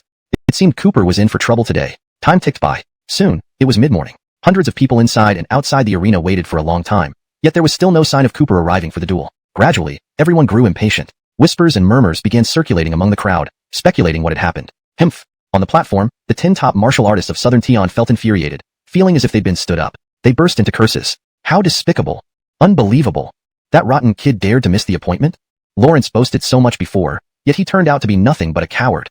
A worthless coward who flees at the last moment doesn't deserve to be our opponent. At this moment, both inside and outside the arena, everyone believed Cooper wouldn't dare show up for the duel. But it wasn't surprising. On this platform were all renowned martial artists, founders of various schools and sects. Cooper, however formidable, was only one man. How could he possibly stand a chance against the 10 top martial artists of Southern Tian? If he came, it would be akin to sending himself to his death. Just then, a haughty and fierce voice rang out. Bullshit. Who said I won't come? What? Upon hearing this, everyone turned around. Shush. Under the scrutiny of thousands of eyes, Cooper strode forward with a majestic posture, walking confidently and unhurriedly. Beside him was a cold and beautiful woman, along with a gray-robed elder with white hair. None other than Master Hildred and Nikki. Seeing Cooper appear, everyone present felt incredibly surprised. Did he really come? Knowing it means certain death, why did he still dare to come? Yes, this Cooper, his audacity is immense. Humph. Lawrence hearing the murmurs around him, Cooper ignored them and said proudly, why shouldn't I come? The Wu family sent 10 dogs to bite me. Today, I'm here to beat them. Whoa. His words sparked a buzz among the crowd. Beat dogs? This Cooper sure had some nerve. These were the 10 top martial artists of Southern Tian, the most powerful figures in the entire martial world of Southern Tian. Yet, he openly mocked and ridiculed the 10 top martial artists as dogs. Foolishness. Upon hearing this, the 10 top martial artists of Southern Tian fumed, their anger reaching boiling points. Boy, you're asking for it. Daring to disrespect us, seeking death. Since you've dared to come here yourself, we'll certainly fulfill your wish today. Clap, clap, clap, clap. As the 10 top martial artists spoke, someone above applauded. Immediately, a mocking voice echoed out. Not surprising, the famous Dragon Soul General, a prominent figure of Southern Tian Province. You are indeed bold in your words. Who is this? Lawrence hearing the voice, everyone looked up. Cooper also directed his gaze upward. In front of everyone's eyes, a young man with a handsome face and a graceful demeanor walked out. Lawrence was dressed extravagantly, exuding an extraordinary aura, unmistakably someone out of the ordinary, staring down at Cooper with contemptuous eyes. Who are you? Cooper asked coolly. Huh. The young man laughed coldly and introduced himself arrogantly. Listen carefully, boy. I am Wesley, the young master of the ancient martial Wu family. Wesley? Upon hearing this, the entire crowd was stunned. This was the future heir of the Wu family, someone of immeasurable status, unreachable by ordinary people. Ordinary people didn't even have the qualifications. Do you dare? Wesley provocatively challenged. Why not? Saying this, Cooper was about to step onto the platform. Juanza, please be careful. Yes, Mr. Chen. These 10 top Southern Tian martial artists are all founders of schools and sects. Do not underestimate them. At this moment, Nikki and Master Hildred reminded Cooper cautiously. Don't worry. Cooper confidently stated, a few dogs of the Wu family are nothing I can't handle. Chapter 134. Beating the dog. With those words, Cooper confidently stepped onto the platform under everyone's watchful eyes. Lawrence stood tall and proud, exuding an aura like a mighty dragon, his piercing gaze sweeping across the 10 great martial artists of Tianan Province on the opposite end of the arena. Lawrence boldly declared, since you are determined to challenge me regardless of the consequences, then don't just stand there. Let's begin. Wait. At that moment, Wesley sneered, martial contests have their rules. Understand this well. Today's fight is a life or death match. Only victory or defeat will be determined, not life or death. In other words, if you, young man, are killed in the arena, it would be your own fault, and no one will blame anyone else. Do you agree? Humph. Cooper responded, isn't it just a life or death match? What's so difficult about that? This Andre? Never heard of it. Enough nonsense. If you've got what it takes, let's settle this through our skills. Courting death. Andre erupted in fury. Lawrence glared fiercely at Cooper and growled, "You brat, since you haven't heard of Little Master, then today you will know what true deadly techniques are all about." Rah! Suddenly, Andre unleashed a terrifying momentum, dashing towards Cooper with several swift steps. His eyes were vicious, full of murderous intent. That overwhelming aura was like a ferocious tiger descending from the mountains. Receive this, shattering Lawrence's even divine fist. Indeed, he lived up to the name Andre. Lawrence was exceptionally skilled in fist techniques, combined with his grandmaster-level cultivation, unleashing a flurry of rapid punches towards Cooper. They were swift like raindrops, almost blindingly fast, like lightning. The speed was incredible, too fast for the eye to follow. Amazing! Seeing Andre display his lethal technique with such power, the 9 remaining martial artists at the edge of the arena nodded in approval. This shattering Lawrence's even divine fist is Andre's signature move. Lawrence can unleash hundreds or even thousands of punches in an instant, each one lethal and immensely powerful. We probably won't need to intervene. Dare you come before me to show off? Scram. With that, his gaze intensified, instantly spotting the weakness amidst the countless punches. Then, 2 fingers shot out like lightning. Swoosh. This finger strike was extraordinary, faster than thunder and lightning. It was like a bullet piercing through the chest. In an unpredictable blur, it broke through Andre's flurry of punches, viciously poking his shoulder. Fast, accurate, and brutal. Thud. Instantly, Andre's shoulder was punctured by Cooper's sharp finger, blood gushing out, grievously wounded. Aowa! Andre screamed in agony, pale-faced, flying several dozen feet away. Boom! With a loud crash, he fell heavily, landing right at the feet of the 9 grandmasters. Sweating profusely, in excruciating pain. What? The crowd erupted in shock at the sight. The 9 grandmasters were also astonished. Their eyes widened in disbelief as they looked at Andre, whose shoulder was pierced, and then at Cooper, who stood calmly brushing off his clothes. Their gazes were as if they had seen a ghost. After all, Andre was a renowned expert in external boxing arts. Regarding fist skills, if he claimed second best in all of Tianan province, no one would dare claim first. Yet, unexpectedly, Cooper managed to injure him so severely with skewer sect as that. Never heard of it. You brat, I'll kill you. Callan flew into a rage. His eyes bulged and his face contorted with murderous intent. In an instant, he exuded a fearsome aura as his long robe billowed despite the lack of wind. Meanwhile, he channeled his power into his hands, pushing his momentum to its peak. A ferocious iron palm slammed forward through the air. Iron palm technique. Boom. This palm strike was no ordinary feat despite standing several yards away from Cooper. This strike sent out a tremendously powerful gust of wind. It tore through the air with a deep growl, invincible and capable of annihilating anything in its path, stirring the entire venue with its force. Witnessing Callan's move, spectators gasped in shock. Lawrence Evans. This is Callan's iron palm technique? Rumor has it that this is a divine technique passed down for 100 years within the Iron Palm sect. That's right. I've heard that Callan once used this technique to shatter a 1,000-pound wrought iron cauldron with a single palm. Clearly, everyone knew Callan's prowess. One palm that could smash a 1,000-pound cauldron. Such immense strength. If this palm struck Cooper, the young man would certainly meet his end. Is that all? Cooper sneered, coincidentally. I know a palm technique too. Let's see which one is stronger. As soon as he spoke, his aura became overpowering, his strength escalating dramatically by that single palm strike, plummeting straight off the stage. This palm broke several of his ribs and inflicted severe internal injuries, causing him to spurt blood everywhere. Blee. In the blink of an eye, following Tianan Little Divine Fist, even the head of the Iron Palm sect, Callan, had been incapacitated. 2 of the top 10 experts of Lawrence Evenly South Province were defeated. Yet Cooper remained unscathed. Lawrence Evans. How is this possible? Could it be that even Callan can't defeat this kid? Now, the 8 remaining Lawrence Evenly South Grandmasters on the stage were left speechless, their minds swirling with turmoil. If defeating Tianan Little Divine Fist was an accident, then knocking down Callan in one blow was definitely not coincidental anymore. 2 consecutive one-move defeats. This kid really had some skills. Realizing this, the faces of the 8 Grandmasters turned grim. Even they suddenly felt tremendous pressure, each one tensely awaiting what would come next. Worthless trash. Wesley bellowed furiously. Today, he brought the top 10 experts under the Wei family's banner to take care of Cooper, intending to give the boy a harsh lesson. Moreover, to show everyone the power of the Wei family, he had widely advertised the showdown, making it known citywide. Hundreds came to witness the battle. Unbelievably, this supposedly sure victory turned into Cooper coming out unharmed while 2 of their elite forces fell one after another. This outcome felt like a loud slap across Wesley's face, and the entire ancient martial arts Wei family. Their dignity and authority vanished completely. Ha ha ha. At this moment, Cooper burst into laughter, taunting Wesley deliberately. So this prestigious ancient martial arts Wei family only breeds such worthless fighters? It seems, the Wei family isn't that great after all. Just a lot of noise but little rain. Darn it. Wesley's face turned livid, gnashing his teeth in fury. Immediately, he issued an order to the 8 fighters remaining on the stage. Listen carefully. Today, whoever kills this kid, the Wei family will reward you with 10,000 gold coins and a life of honor. But if you all lose, bring your heads to me. Lawrence hearing this, the 8 fighters on the stage froze in terror. The pressure felt like a massive mountain looming over them. Collapse. Descending from the heavens. Under such tremendous pressure, each one felt like they were walking on thin ice, trembling in fear. It's over. They thought today would be a simple victory against Cooper, yet he proved to be an unbreakable rock. Worse still, young Master Wesley was enraged. If they couldn't eliminate Cooper today, these top 10 experts would likely lose their heads. Perhaps it was the desperation that sparked the fighting spirit within the 8 experts. Their eyes grew fierce, and they roared in unison. Darn it. No choice. Let's fight this kid to the death. I'll go first. No. I'll go first. Enough. Suddenly, Cooper barked with overbearing authority. I'm short on time. You 8, come at me together. Chapter 136. Your 10 dogs are useless. What? As Cooper's words rang out, the entire venue was thrown into shock. Everyone on and off the stage, including Luke, the remaining 8 masters, and hundreds of martial arts experts watching from below, was stunned. All at once? Lawrence must be crazy. This kid has lost his mind. Although he had easily crushed Tian Nan's little god fist and Iron Palm Sex Callan with overwhelming force, the saying goes, 2 fists cannot match 4 hands. How could one person possibly challenge 8 grandmasters at the same level as him all at once? Ridiculous. That's absolutely impossible. Even the Wulong scholar in the audience couldn't remain calm. The young master's strength is undeniably formidable. In a one-on-one fight, no one can match him. But if these 8 really attack him all at once, the young master will face tremendous pressure. At that point, ladies and gentlemen, I'm sure you've all heard what this kid said, right? It's not our family's lack of martial virtues. Rather, this arrogant kid set his own demands. So, there's nothing more to say.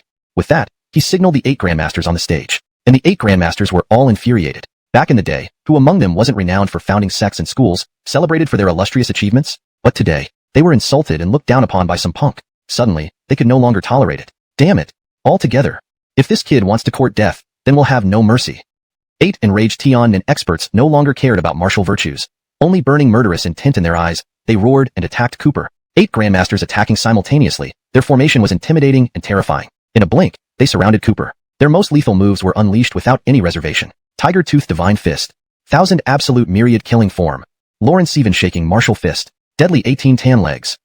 Instantly, the 8 Tian Nan experts attacked ferociously. The fighting on the stage was intense, leaving spectators on tenterhooks. Too intense. 8 against 1. This doesn't look good for Cooper. Indeed, 2 fists can't match 4 hands, let alone 8 grandmasters. No matter how powerful this kid is, his arrogance will likely lead to his downfall today.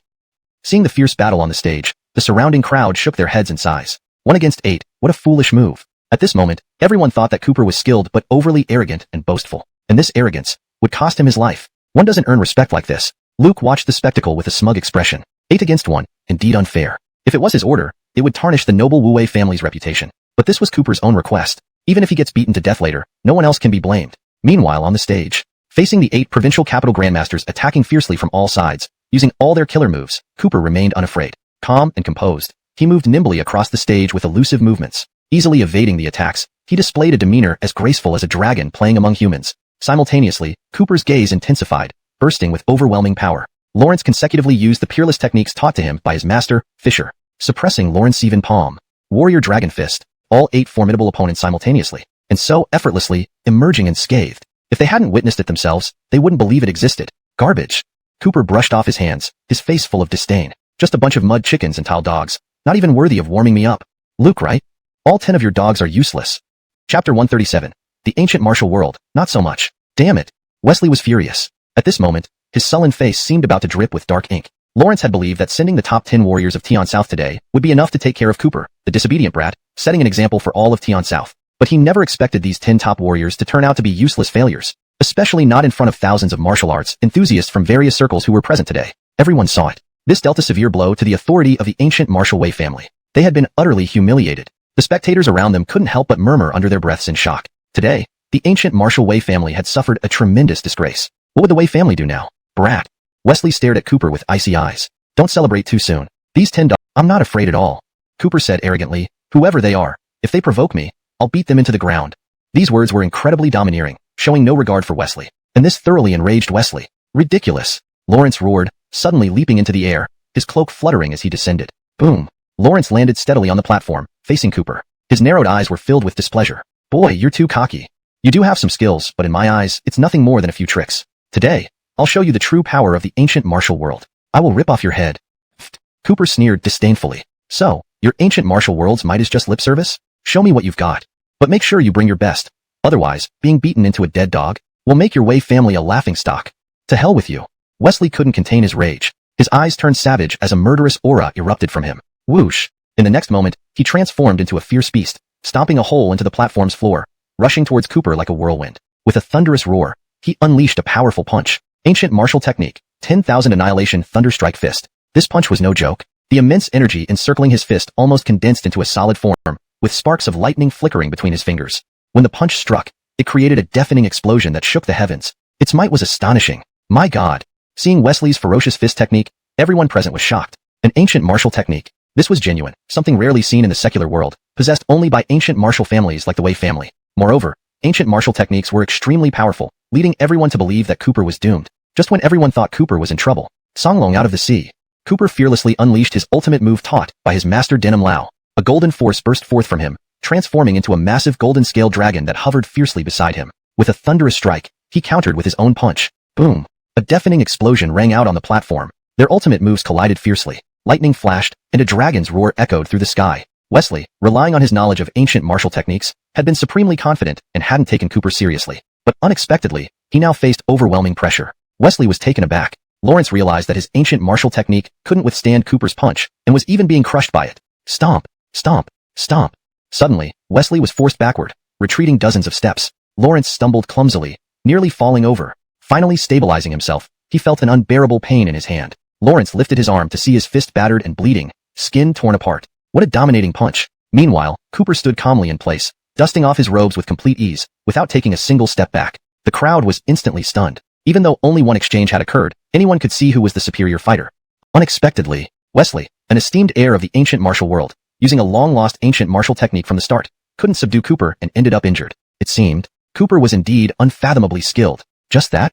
Cooper sneered mockingly. I thought you had something impressive. Your ancient martial Wei family skills aren't much. Slap. These sarcastic remarks stung Wesley as if he had been slapped across the face. His cheeks burned with humiliation. Damn it. Wesley flew into a rage, blustering. Brat, what are you so proud of? That was just me being unprepared. Have another go if you dare. Saying this, he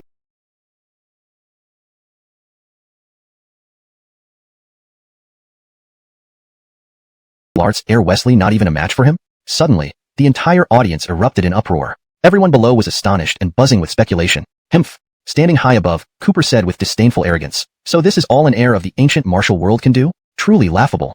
Go back and practice for another 100 years. Goor. Despicable. Beaten and covered in bruises, Wesley was already seething with rage. Lawrence hearing those words only fueled his indignation and humiliation, making him fume uncontrollably with anger. Boy, don't get so smug. As the esteemed young master of the Wu family of the ancient martial world, you dare look down on me? In that case, you leave me no choice. With that, Wesley suddenly roared. Bring it over. My family's treasured artifact. Yes, sir. Soon, a servant hurriedly approached the stage, respectfully presenting a scabbard with both hands. Wesley opened the scabbard on the spot and pulled out a long ancient sword. The blade was exceptionally narrow and measured about 4 feet, its surface crimson red, as if stained with glaring blood, sending chills down anyone's spine. In Wesley's hand, it exuded intense, haunting, ancient hum. Extraordinarily, the dazzling display of this godly weapon immediately caused a sensation among the crowd. People marveled aloud, marveling at the spectacle. Even Wesley couldn't help but ask, drawn to the divine sword in Cooper's hand, Boy, what sword is this? Listen well, Cooper declared arrogantly, this sword is named 7 Stars Dragon Spring. What? Upon hearing this, everyone was stunned. 7 Stars Dragon Spring. One of the legendary 10 divine swords in the great history of Xia, crafted by the 2 legendary swordsmiths Gan Jiang and O Yezi. It cut through iron like paper, unbreakable and invincible. Truly, a peerless and unparalleled divine weapon of supreme power. Unbelievably, this mythical grade sword was now in Cooper's possession. Comparatively, Wesley's bloodthirst seemed mediocre and insignificant. For upon the appearance of the 7 Stars Dragon Spring, it suppressed all other weapons' prowess. At this moment, Wesley fixed his gaze on the luminous 7 Stars Dragon Spring in Cooper's hand, his eyes filled with covetous desire. What a magnificent sword! Even Wesley, the experienced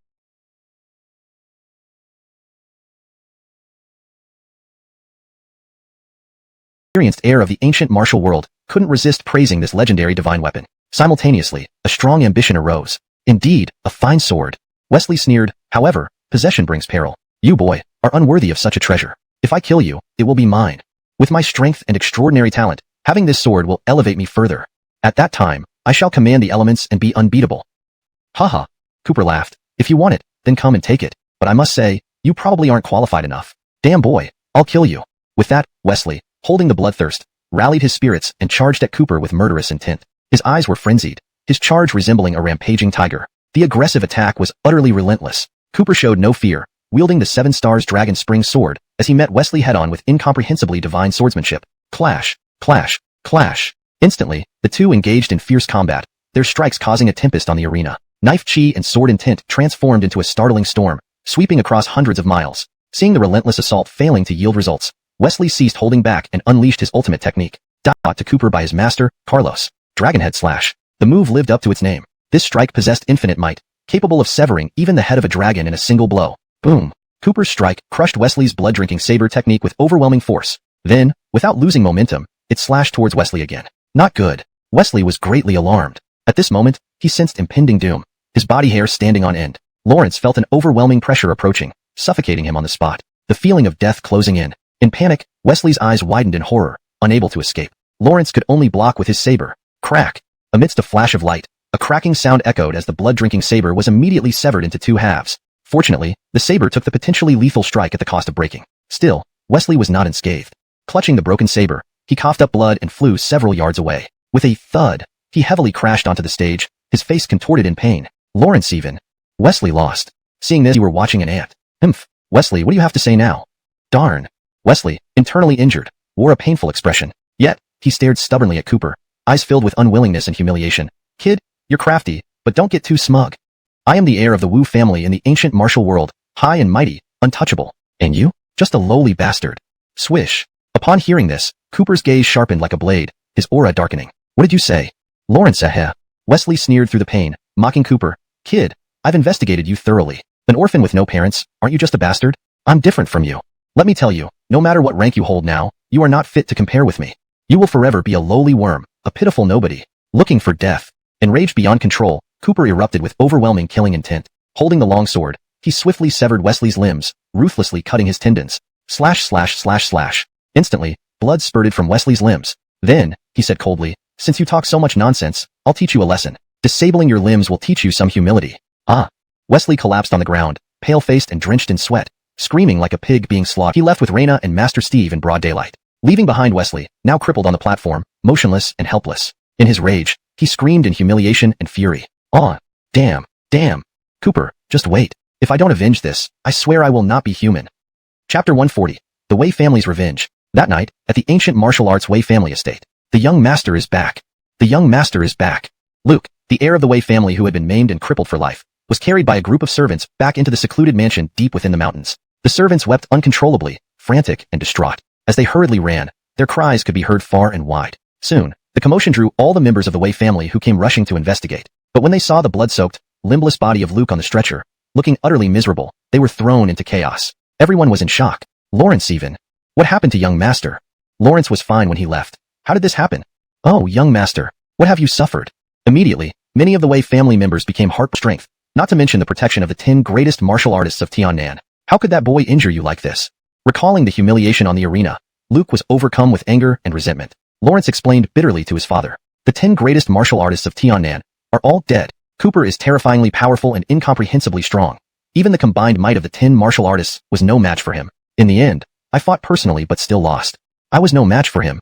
These words sent a ripple through the entire scene. Even Alexei and the rest of the Wei family members gradually turned pale. If even the 10 greatest martial artists couldn't match him, and even the young master wasn't an opponent, just how formidable was Cooper? How had no one known such a monster existed in Tiannan? This was truly strange. The most infuriated was Alexei. Lawrence only had one son, Luke, whom he had nurtured from childhood, hoping to cultivate him into a capable successor to take control of the Wei family. But now, his treasured son had been reduced to a cripple. Rhea. In a towering rage, Alexei roared skyward, grief and fury overwhelming him. Carl.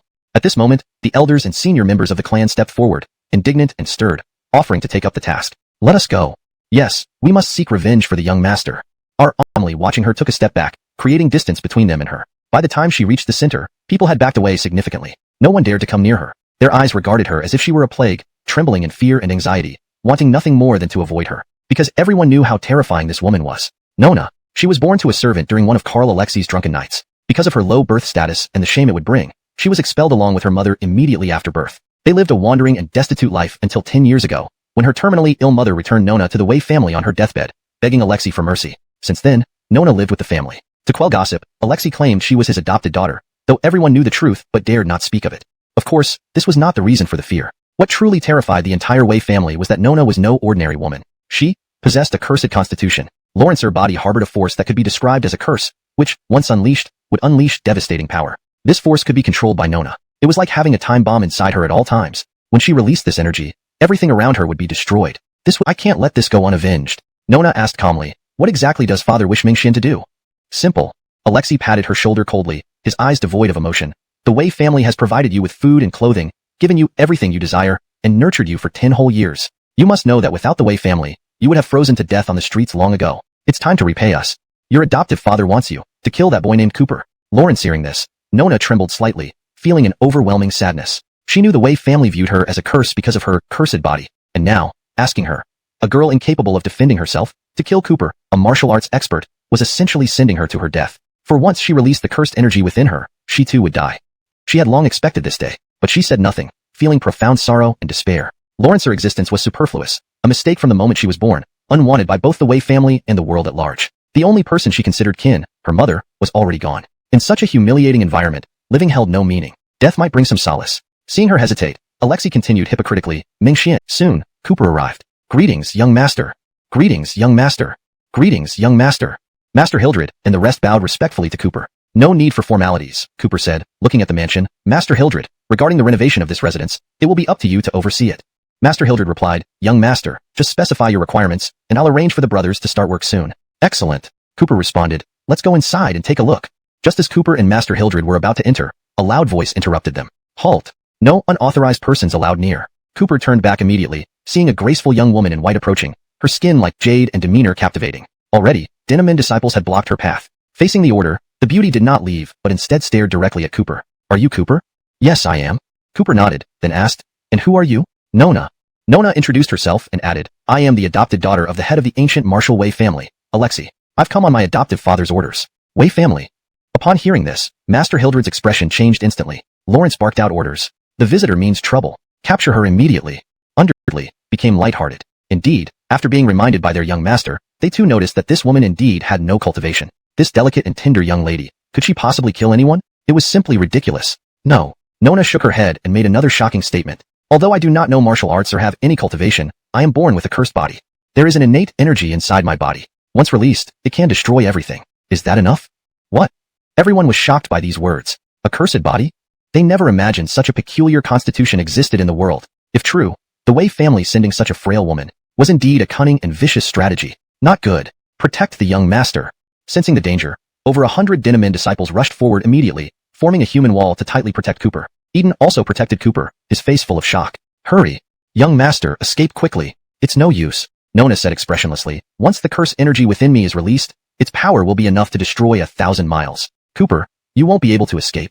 With that, she slowly closed her eyes, and her mind began to stir slightly. The terrifying curse energy within her started to fluctuate. In the next second, it to assassinate you. How can we let her live?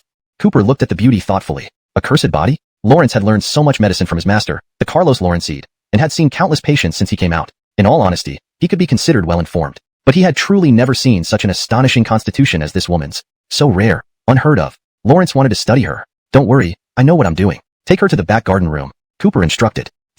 Eden was still somewhat uneasy, but it was the young master's command. Lawrence couldn't argue much. Take her away. Several hours later, on the bed in the back garden, Nona opened her eyes from her deep slumber. The first thing she saw was Cooper sitting by her bedside. It's you? Lawrence's fair, delicate face instantly showed signs of tension, and her body subconsciously curled up. You're awake? Cooper smiled at her. Don't be afraid. I won't harm you. I just want to talk. Unexpectedly, Nona didn't wish to speak further, and instead resisted vehemently. I have nothing to talk about with you. My only mission is to kill you. Cooper, time for you to meet your maker. With those words, she resolved to die and moved her mind to trigger the energy explosion. However, no matter how she tried, her body remained unresponsive. The curse power was ineffective, and Cooper seemed to have anticipated this result, continuing to sit willing to die. After all, a genius like you, born once in 1,000 years, is incredibly rare. What? Nona asked, puzzled by his words. What are you saying? I'm serious. Cooper spoke earnestly. While you were unconscious, I examined you. In fact, you don't have a cursed body but a Lawrence-Evenly treasure body. This kind of constitution is extremely rare, 1 in 10,000, virtually a heaven-chosen individual. You're babbling nonsense. Nona retorted. It's just a cursed body. Everyone in the Wei family says it's ominous and brings misfortune. They are blind. Cooper stared at her closely. Give me a chance. I will help you change your fate. Chapter 143. Lawrence Sealing. Nona's face was filled with disbelief. Ever since she was young, she had always sensed that the unusual power within her could be released by her will. However, she had a deep premonition. A terrible thing would happen once it was unleashed. She didn't know what it would be, but she felt frightened. Therefore, she never dared to try. Not until 10 years ago, when she returned to the ancient martial Wu family and Alexei, along with a group of elders, examined her, did they shockingly announce that she possessed a cursed body, making her an extremely dangerous presence. After the news spread, No one in the entire Wei family dared to speak to her, treating her like her words. She was dumbfounded. Everyone had said she had a cursed body, calling her a plague and fearing her, trying to stay away from her. But this man's words were completely different from everyone else's. She felt so astonished that she couldn't believe it. Could it be true that she wasn't cursed, but instead possessed a rare Lawrence Stephenly Dow treasure body? You really aren't lying? Nona asked. Of course. Cooper replied. You wanted to kill me without a word, and I could have easily killed you after subduing you. Why would I spare you? To put it bluntly, I cannot bear to let such a once-in-a-millennium talent disappear. That would be too much of a waste. Without exaggeration, your constitution is something even I envy. These words completely overturned Nona's worldview. She was stunned. It felt so surreal that it took her a while to ask, so, does that mean I can become a powerful martial artist? Of course. Cooper continued, however, this power needs to be cultivated. You can't do it alone, but I can help you. Now, would you still want to die together with me? Faced with Cooper's gaze, Nona's eyes were complex. Though she had never met this man before, his eyes and words did not seem playful. They held a compelling force that made her want to trust him. After a long pause, she whispered softly, you can let me. I won't be able to find the acupoints. What? Nona was taken aback by his words. Immediately, her face turned beet red. Perversion. She became alert, glaring angrily at Cooper. You liar. I won't believe your lies. You only want my body. You deceived me. You're despicable. But I didn't. Cooper looked innocent. I'm telling the truth. As a doctor, patients should not hide things from doctors. I have no ulterior motives towards you. Get out. Nona, like a startled rabbit, refused to believe Cooper's lies. Lawrence, her eyes brimmed with anger, and her cheeks were flushed red. I won't believe you. Get out. Oh. Cooper didn't expect her resistance to be so strong. But that was the reality. She simply didn't trust him. Since this was the case, he couldn't proceed. After some thought, Cooper stood up and walked to the table, picking up a fruit knife. Lawrence then returned to the bedside and offered her the hilt. Lawrence, here's the deal. You hold this knife. If I make any inappropriate move, stab me immediately. The only one who can heal you is me. And if I really had any intentions towards you, I would have done it when you were unconscious earlier. Why put on this act? If you still don't believe me, I won't force you. You can leave, just don't come back here. That's all I have to say. The choice is yours. This speech left Nona momentarily enchanting scene. Lawrence stared at Nona's blushing face and said, Miss Mingxian, thank you for trusting me. If you're really uncomfortable, just close your eyes.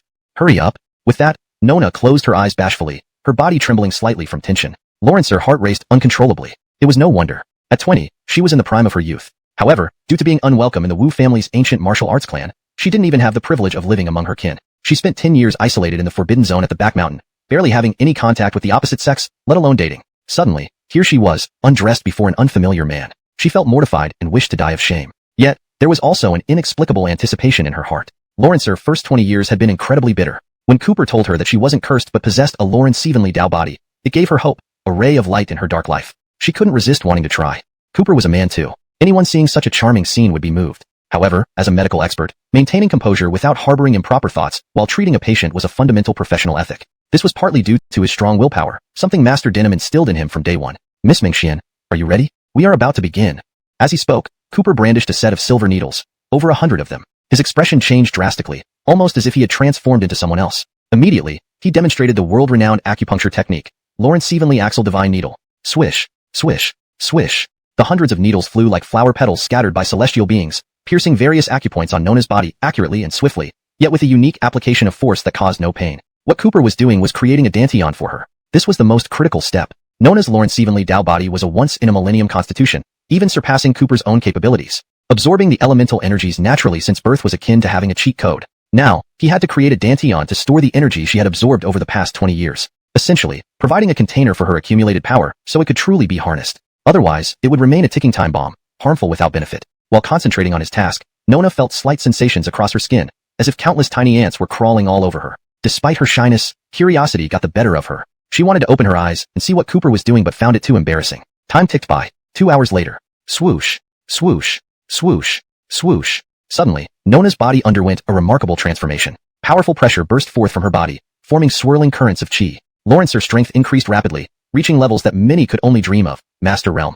Remember, achieving Master Realm status is as rare as dragons. Even with exceptional talent, ordinary people usually need 3 decades to reach this level. Yet, Nona, a 20-year-old who had never practiced before, suddenly attained this coveted realm. It felt almost effortless. This news, if leaked, would undoubtedly make headline news in the martial world, causing widespread upheaval. Mr. Chun. Eyes still closed, Nona asked anxiously. What's happening to me? My body feels so hot. Don't worry. Cooper exhaled after removing all the needles from her body, wiping sweat from his brow, visibly fatigued. I've created a dantian for you, and guided the energy into it as internal energy. I also made it circulate through your meridians. You can start practicing kung fu now? Really? Nona opened her eyes in astonishment, but quickly turned shy when their eyes met. Get dressed. Cooper turned away politely. From now on, you're no longer an ordinary person. You're a martial artist like me. With a dantian and internal energy, you can practice diligently. And the power inside you is immense. Having unlocked it, you are far more powerful than the top 10 masters of Tianan, and even the young master of the Wei family, Wesley. What? Nona was stunned. Stronger than the top 10 masters of Tianan and even Wesley? Could it be true? Mr. Chun. Thank you for giving me a new life. You are my great benefactor. Nona got off the bed and knelt down, tears streaming down her face in overwhelming gratitude. Hashtag chapter 145. Nona's offer to marry? This was the happiest day of Nona's life. From now on, she was no longer cursed with a cursed body, and people would not shun her as if she were a harbinger of misfortune. She felt like she had been reborn. You're welcome. Cooper said, you are inherently a celestial treasure body, a blessing from heaven. If you want to thank someone, thank the heavens. No, Nona shook her head, tears in her eyes. Master Chun, you don't know what I've been through these years. Actually, I'm not the adopted daughter of ancient martial world's Wei family Carl Alexei. Rather, his biological daughter. What? Lawrence hearing this, Cooper was very surprised. If you're his biological daughter and he knew about the power within you, why would he let you come to die with me? It's complicated. Nona's eyes filled with sorrow. Though I am his daughter, I was born from a servant girl in the Wei family and couldn't be recognized publicly. Since my birth, Alexei kicked both my mother and me out of the Wei family. My mother and I wandered homeless and endured endless hardships. 10 years ago, my mother fell terminally ill. To keep me alive, she begged the Wei family for food. Alexei reluctantly took me in but despised me as lowborn and refused to acknowledge me publicly. For others, I was just an adopted daughter. How despicable! Cooper said angrily. I never expected that the ancient martial Wei family, appearing so prestigious, would be a bunch of heartless scoundrels. What happened next? Wiping away her tears, Nona continued. Later, the Wei family discovered the energy within me and declared me a cursed body. No one dared to approach or befriend me. Alexei also detested me. Because of this, he exiled me to the back mountains restricted area, isolating me completely from the rest of the family. They treated me as if I were a plague, avoiding me at all costs. Now, since you injured young Master Luke, the entire Wei family hates you. So, Alexei thought of using you? Lawrence wanted to use the so-called cursed energy within me to explode, killing us both? Cooper asked. Yes, Nona nodded sadly. How dare they? Cooper exclaimed, then asked, the Wei family has treated you so poorly. Why did you listen to that old beast and try to kill me when you could have just left and gone far away? I had no choice, Nona said tearfully. I can do nothing. If I left the Wei family, I would starve. Regardless, they raised me for 10 years and provided me with food and shelter. In truth, I didn't want to live anymore. The reason I agreed to deal with you was to repay them for those 10 years of care and to escape this world. But, she looked up at Cooper with tearful eyes, full of guilt. I didn't know you were such a kind person, Master Chen. Had I known, I would rather die in some deserted place than become your enemy. I am sorry. No. Cooper said, Miss Mengxian, you are not at fault. The Wei family is, and especially Alexei, that hypocritical and heartless villain. This world truly owes you much. But I believe, if you live well, warmth and true love will eventually find you. I believe too.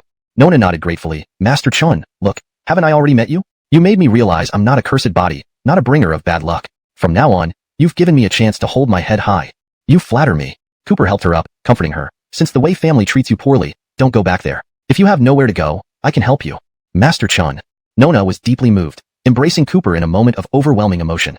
Sobbing and pitiful, she whispered, you've given me a second chance at life. Mengxian doesn't know how to thank you, and now I have nowhere else to go.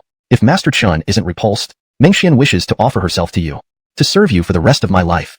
Cooper was stunned. Looking down at the teary-eyed beauty in his arms, he was momentarily speechless. Lawrence helped Nona for 2 reasons. First, because he was intrigued by her unique physique and wanted to study it further. Second, he genuinely felt pity for her. Lawrence didn't intend anything personal and simply wanted to do a good deed. But unexpectedly, this beautiful woman was offering herself to him willingly. In this situation, most men would lose their minds and eagerly accept her offer. However, Cooper shook his head. Miss Mengxian, please calm down. As a healer, I helped you without expecting anything in return. You owe me nothing, and as for offering yourself, let's not do that. Why? Nona pulled away, her eyes glistening with tears, looking hurt. Does Master Chun look down on Mengxian, thinking I'm unworthy? Mengxian, I am still a virgin. I can serve you. No. Cooper quickly reassured her. Miss Mengxian, don't say that. You are exceptionally beautiful. Any man who sees you would surely be captivated. Then, why aren't you?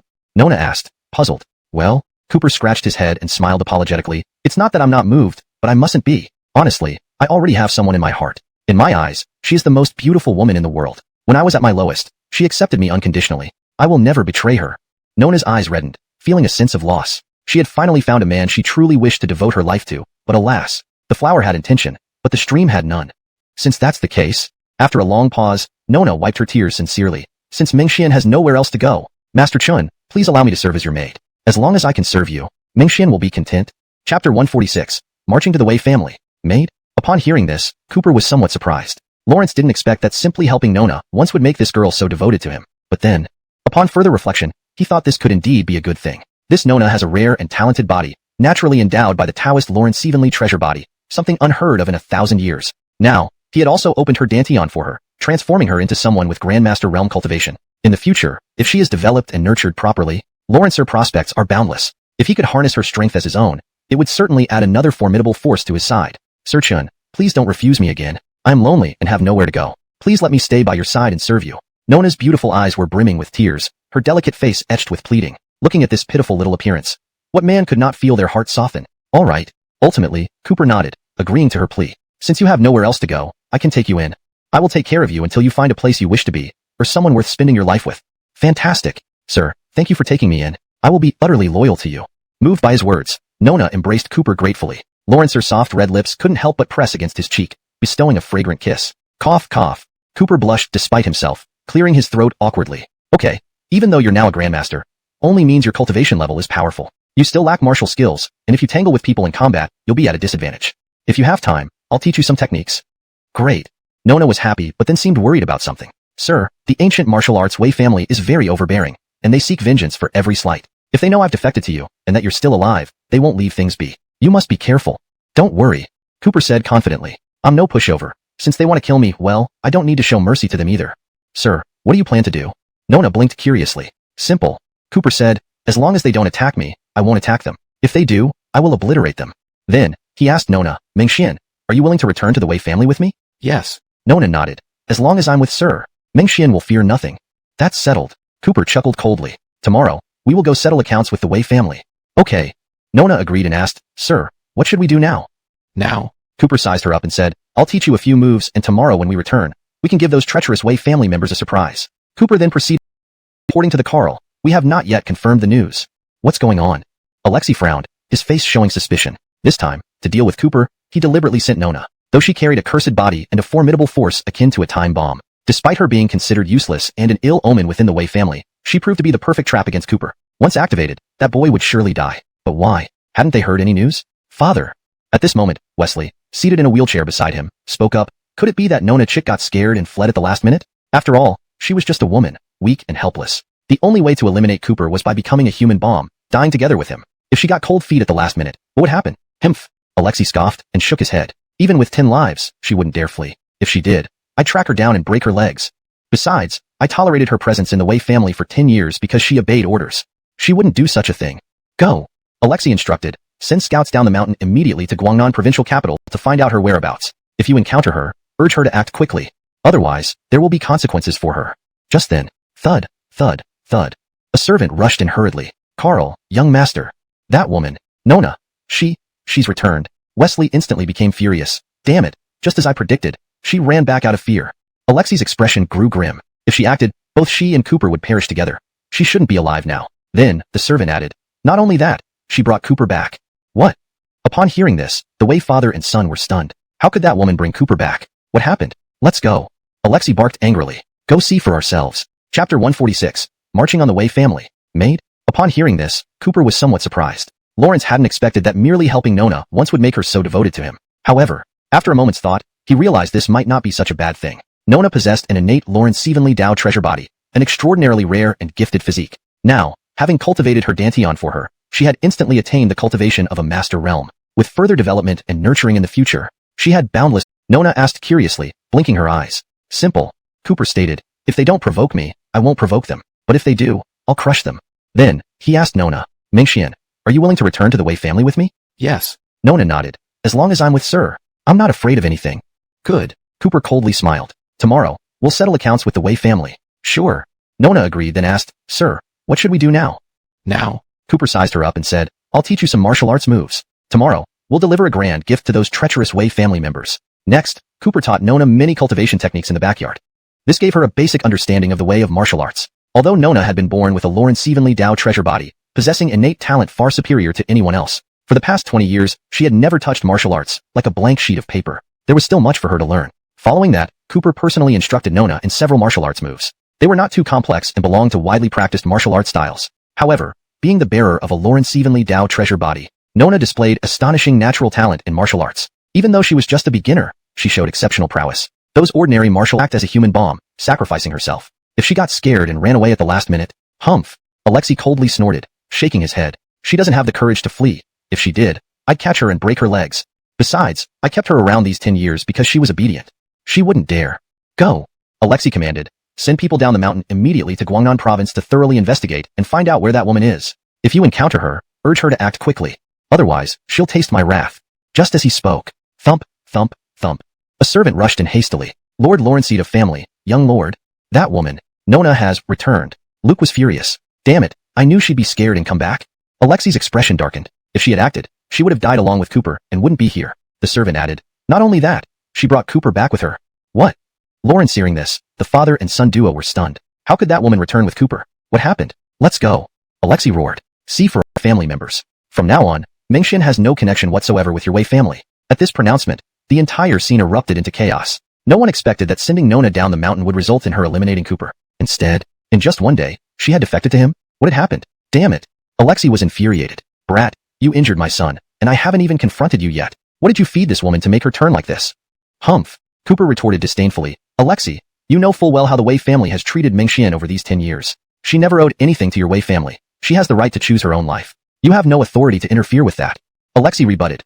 We raised this woman for 10 years, fed her, clothed her, and never wronged her. She owes us. How ridiculous. Cooper could not stand Alexei's hypocritical facade, so he exposed it outright. Yes, the Wei family did raise her for 10 years, but that was what you owed her.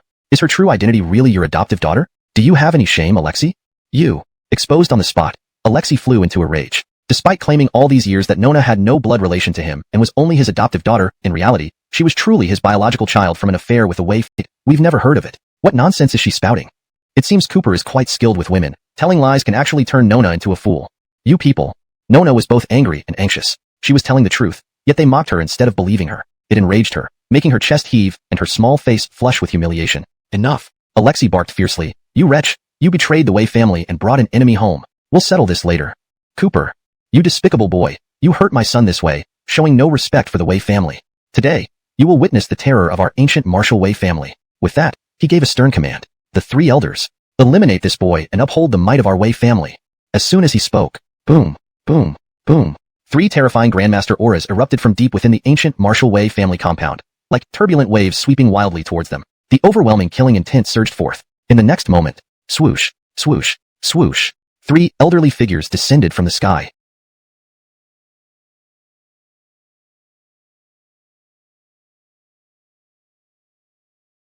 An uproar erupted. The 3 elders thought Cooper was asking Nona to unleash the cursed power within her and take them all down together. Instantly, their weathered faces turned pale, trembling with fear. Terrifying. Too terrifying. Of course, everyone knew how fearsome the cursed power inside Nona could be. That power could be controlled at will, capable of unleashing devastating energy that could flatten hundreds of miles in an instant, nearly destroying everything. Including Alexei, all Wei family members assumed the same. Instantly, they fell into shock. Finished. Once this woman releases the cursed energy, the entire Wei family will cease to exist. Moreover, there is no escaping the sheer terror of its power. Wait.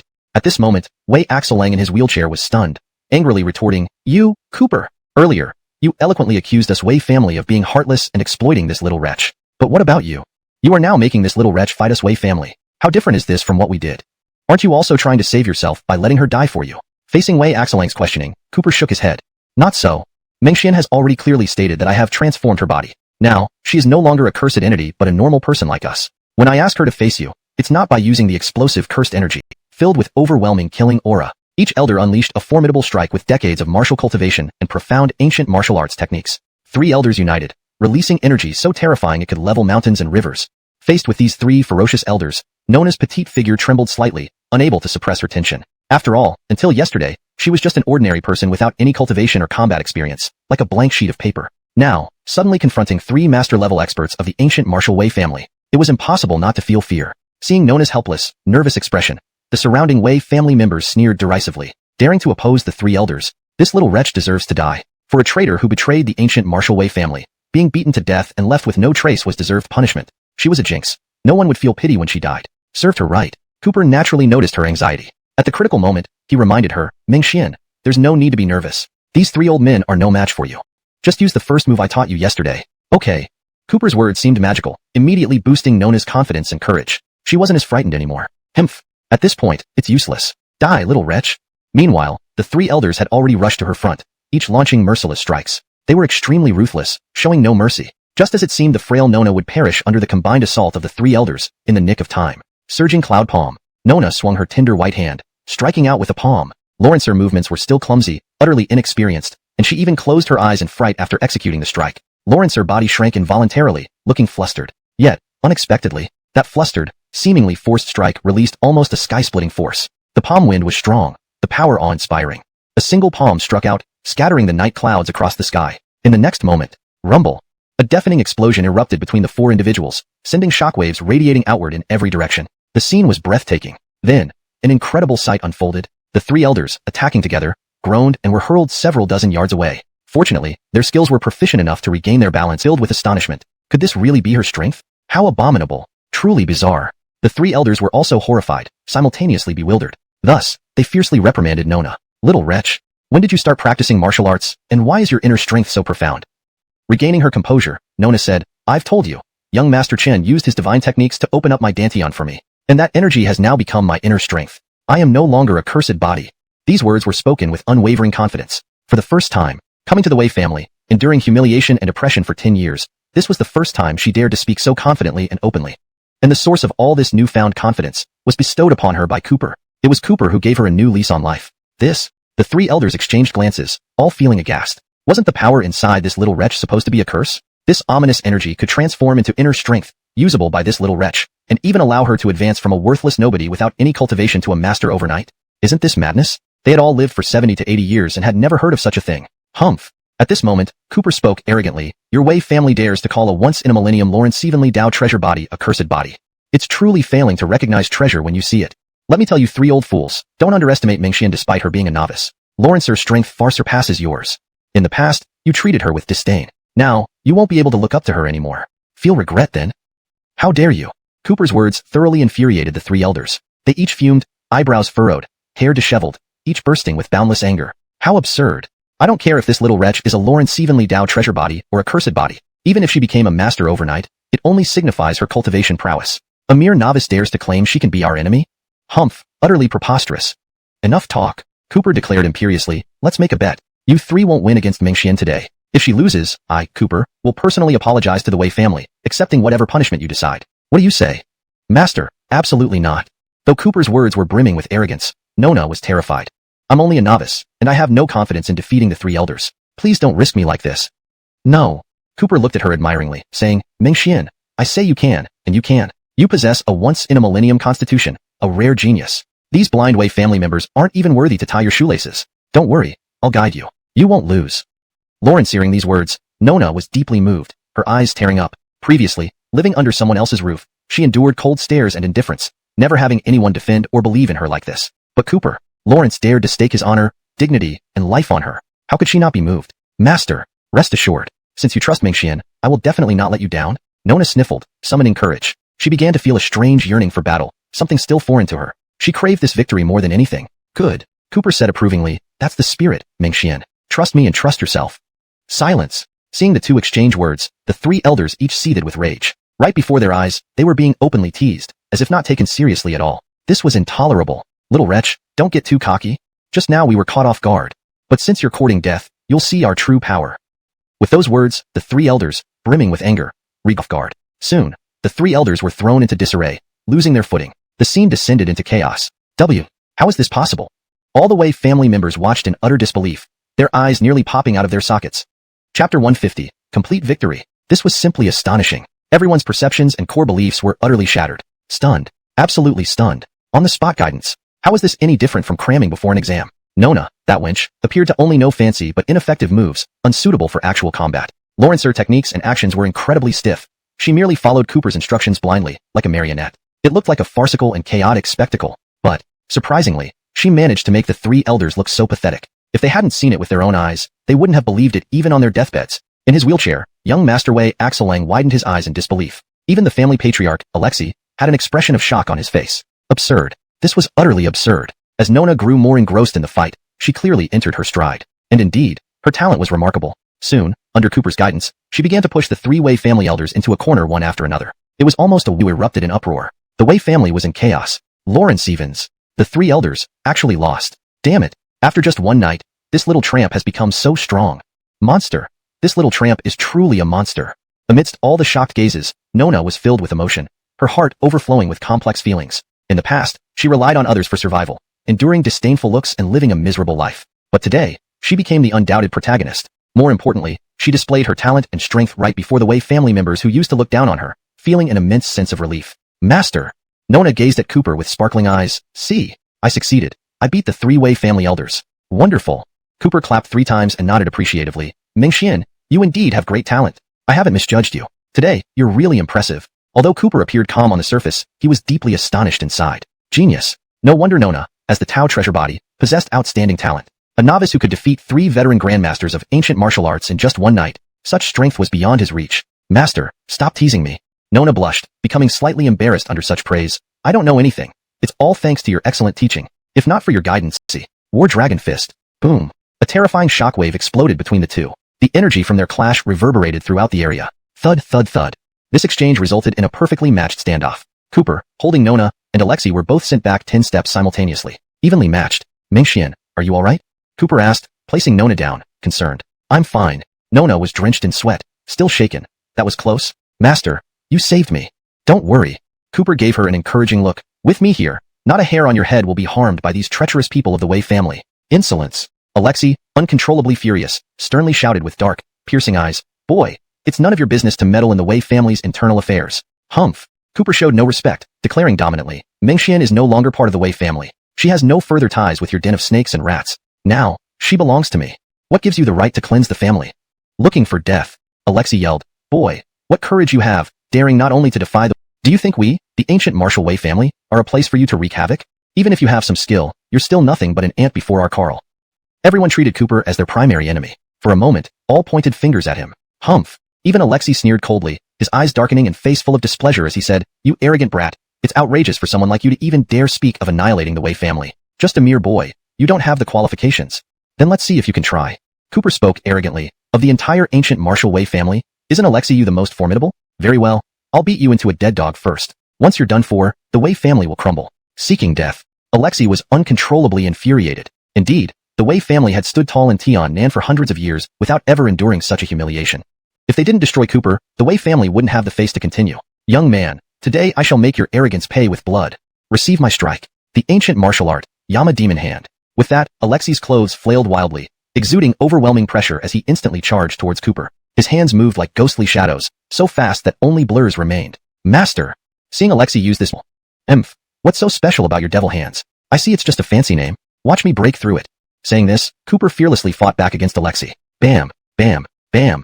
Instantly, the two fiercely engaged in battle. The fight grew more intense, with terrifying waves of energy pulsing and spreading throughout the area. Everyone thought Cooper wouldn't stand a chance against Alexei. After all, the Carl's strength in the ancient martial world wasn't to be trifled with. But unexpectedly, despite the devil hands being as swift as thunder and lightning, with a fearsome aura, using his elusive movements, Cooper avoided every attack, countering with his powerful War Dragon Fist technique, building an impenetrable wall of iron and bronze. Lawrence blocked all of Alexei's attacks, and Alexei, filled with murderous intent, attacked ferociously yet couldn't even touch a single strand of Cooper's hair. This left him feeling incredibly humiliated. After all, using their family's ultimate techniques and not being able to defeat a 20-something boy, it would be a laughingstock. Haha. At this moment, Cooper calmly parried the attacks while sarcastically taunting. Just as I thought, your so-called devil hands are just showy. The ancient martial Wei family is nothing but that. Insolence. Frustrated by grotesque, he continued to display unmatched ferocity even in adversity. Humph. Cooper declared dominantly, to withstand my set of moves, you do have some skill. By qualification, you indeed deserve to fight me. Foul. Alexei was livid, gritting his teeth as he spat. Brat, don't be too cocky. The battle isn't decided yet. Why are you being so arrogant? In the end, the ancient martial Wei family will prevail. No, I will. Finishing his statement, Cooper's gaze turned severe, revealing a proud smile on his lips. His momentum surged as he activated his ultimate finishing move, the 18 dragon slaying techniques. A low growl escaped Cooper's lips as his arms tensed, veins bulging. His fists, like heavy iron hammers, unleashed punches as rapid and fierce as stormy winds. Bam, bam, bam, bam. Each punch faster and stronger than the last. His fists transformed into indistinct blurs, almost impossible for the naked eye to follow, faster than a Gatling gun. More astonishingly, each punch seemed to stack an additional layer of power, making each successive punch even more dominant and overwhelming. The formidable momentum kept escalating, terrifying in its might. Chapter 152. Kneel like a dog to save your life. What?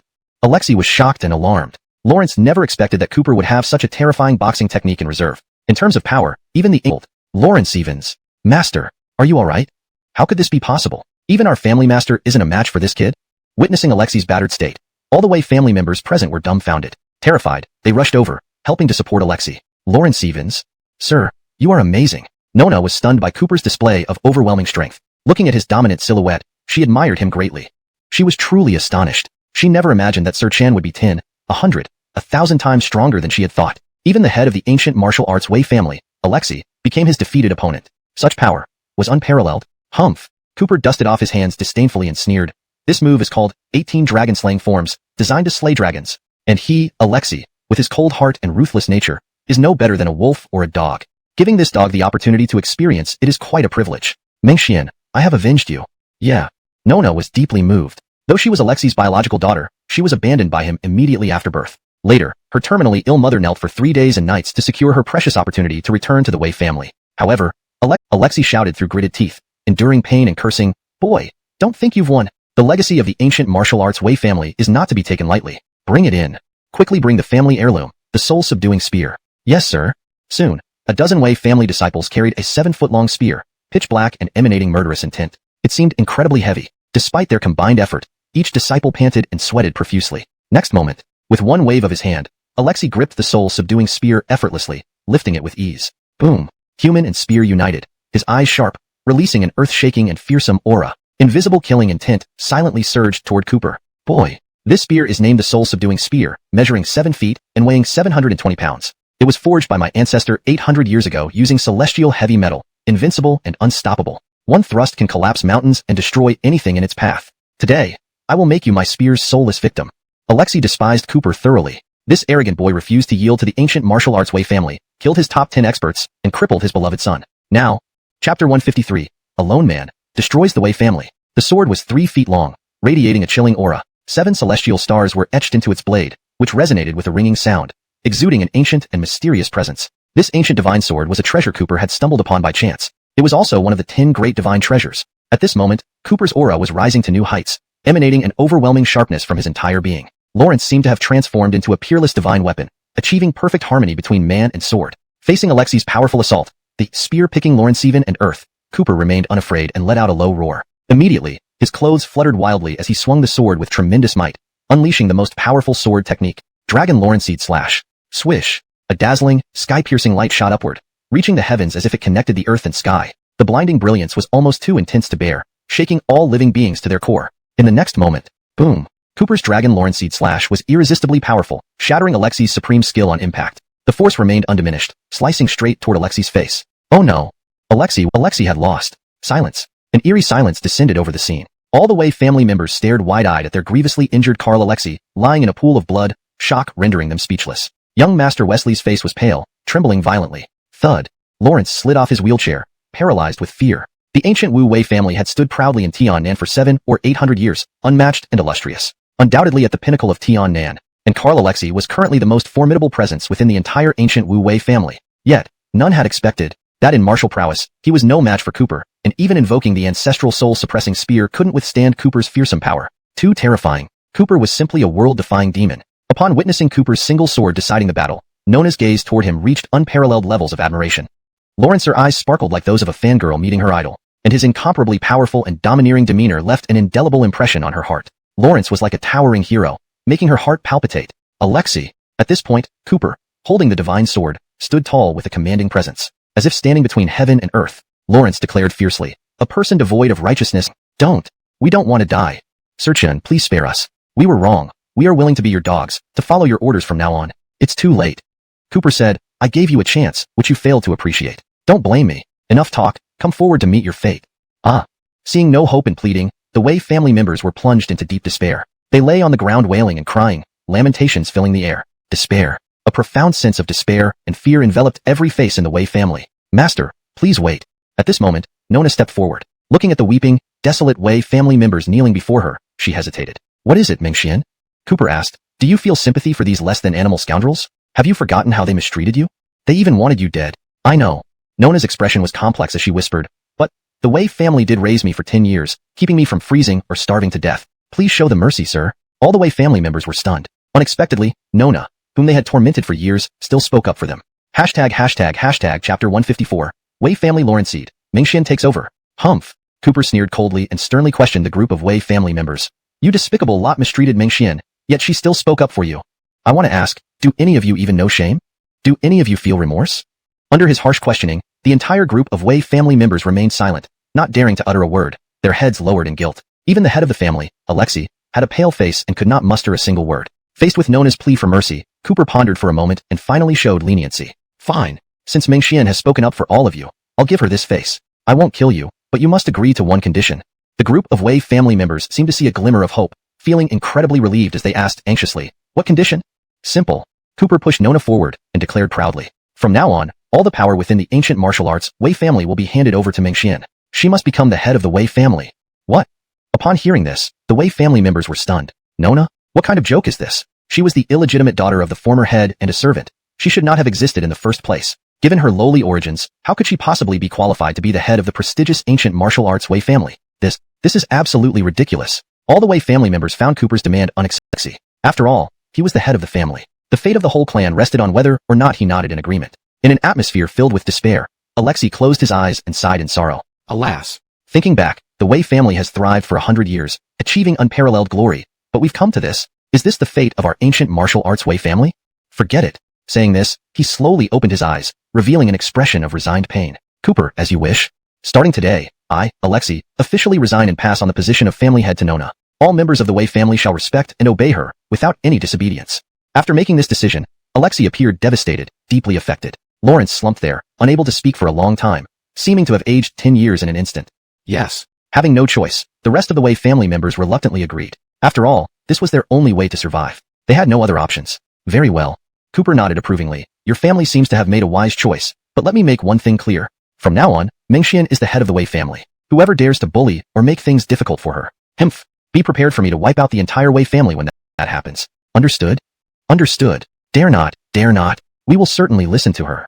The Wei family members were already terrified, not daring to say another word in defiance. They submitted humbly, agreeing to the terms. What are you waiting for? Cooper demanded. The new head of the ancient martial arts Wei family is here. Why haven't you all bowed and paid homage yet? Thus, more than 100 Wei family members present knelt before Nona, prostrate on the ground, submitting themselves in complete obedience. Greetings, Lawrence. Greetings, Lawrence. Greetings, Lawrence. They all bowed in unison, trembling with fear. Even Alexei lowered his once proud and noble head. Looking around, the scene was filled with countless people kneeling in reverence. No one dared to remain standing. At this moment, Nona, who had once endured endless humiliation, became the undisputed focus. Young master. Tears streamed down Nona's face. She sobbed, thank you for defending me and doing so much for me. But I don't know anything and am afraid I can't handle being the head of the family. No. Cooper encouraged her. Mingxian, you are a genius. If I say you can do it, then you can. Believe in yourself. Besides, don't I have your back? With me here, who dares not listen to you? Young master, thank you for your great kindness. Nona, overwhelmed with gratitude, fell to her knees before Cooper in tears. But Cooper held her up, his voice softening. Don't overthink it. Focus on being the head and managing the ancient martial arts Wei family. In the future, I might need your help. Do you understand? Yes. Nona nodded, tears streaming down her face. Young master, rest assured, I belong to you, and will always be loyal to you, never leaving your side. If young master needs anything, I am willing to go through fire and water for you. Then, Cooper and Nona were respectfully escorted into the Wei family residence by a group of trembling Wei family members. The two wandered around the old family estate. Indeed, the ancient martial arts Wei family. Having inherited wealth and power for 700 or 800 years, they were fabulously wealthy. Various rare antiques, each priceless, and the gold and silver treasures stacked like mountains in the vaults. The sight was overwhelming, awe-inspiring even to Cooper. Despite helping Nona become the head, Cooper knew he was the true master of the Wei family. These riches were now essentially his. Soon, they arrived at the grand hall of the Wei family. Luxuriously decorated and glittering with gold, it showcased the splendor of an ancient lineage. Shortly after, a letter on the table caught Cooper's attention. An invitation to the Wei family from the ancient martial arts world. He corrected himself. Cooper didn't mind. Pointing at the letter, he asked, what is this ancient martial arts trial mentioned in the letter? Oh, like this, the Todd explained respectfully. The ancient martial arts trial is a grand martial gathering held every 10 years in our ancient martial arts world. On this day, all heads of ancient martial families who received invitations send their strongest young prodigies to gather for a fierce and intense trial. This is a convention in the ancient martial arts world. What does old location mean?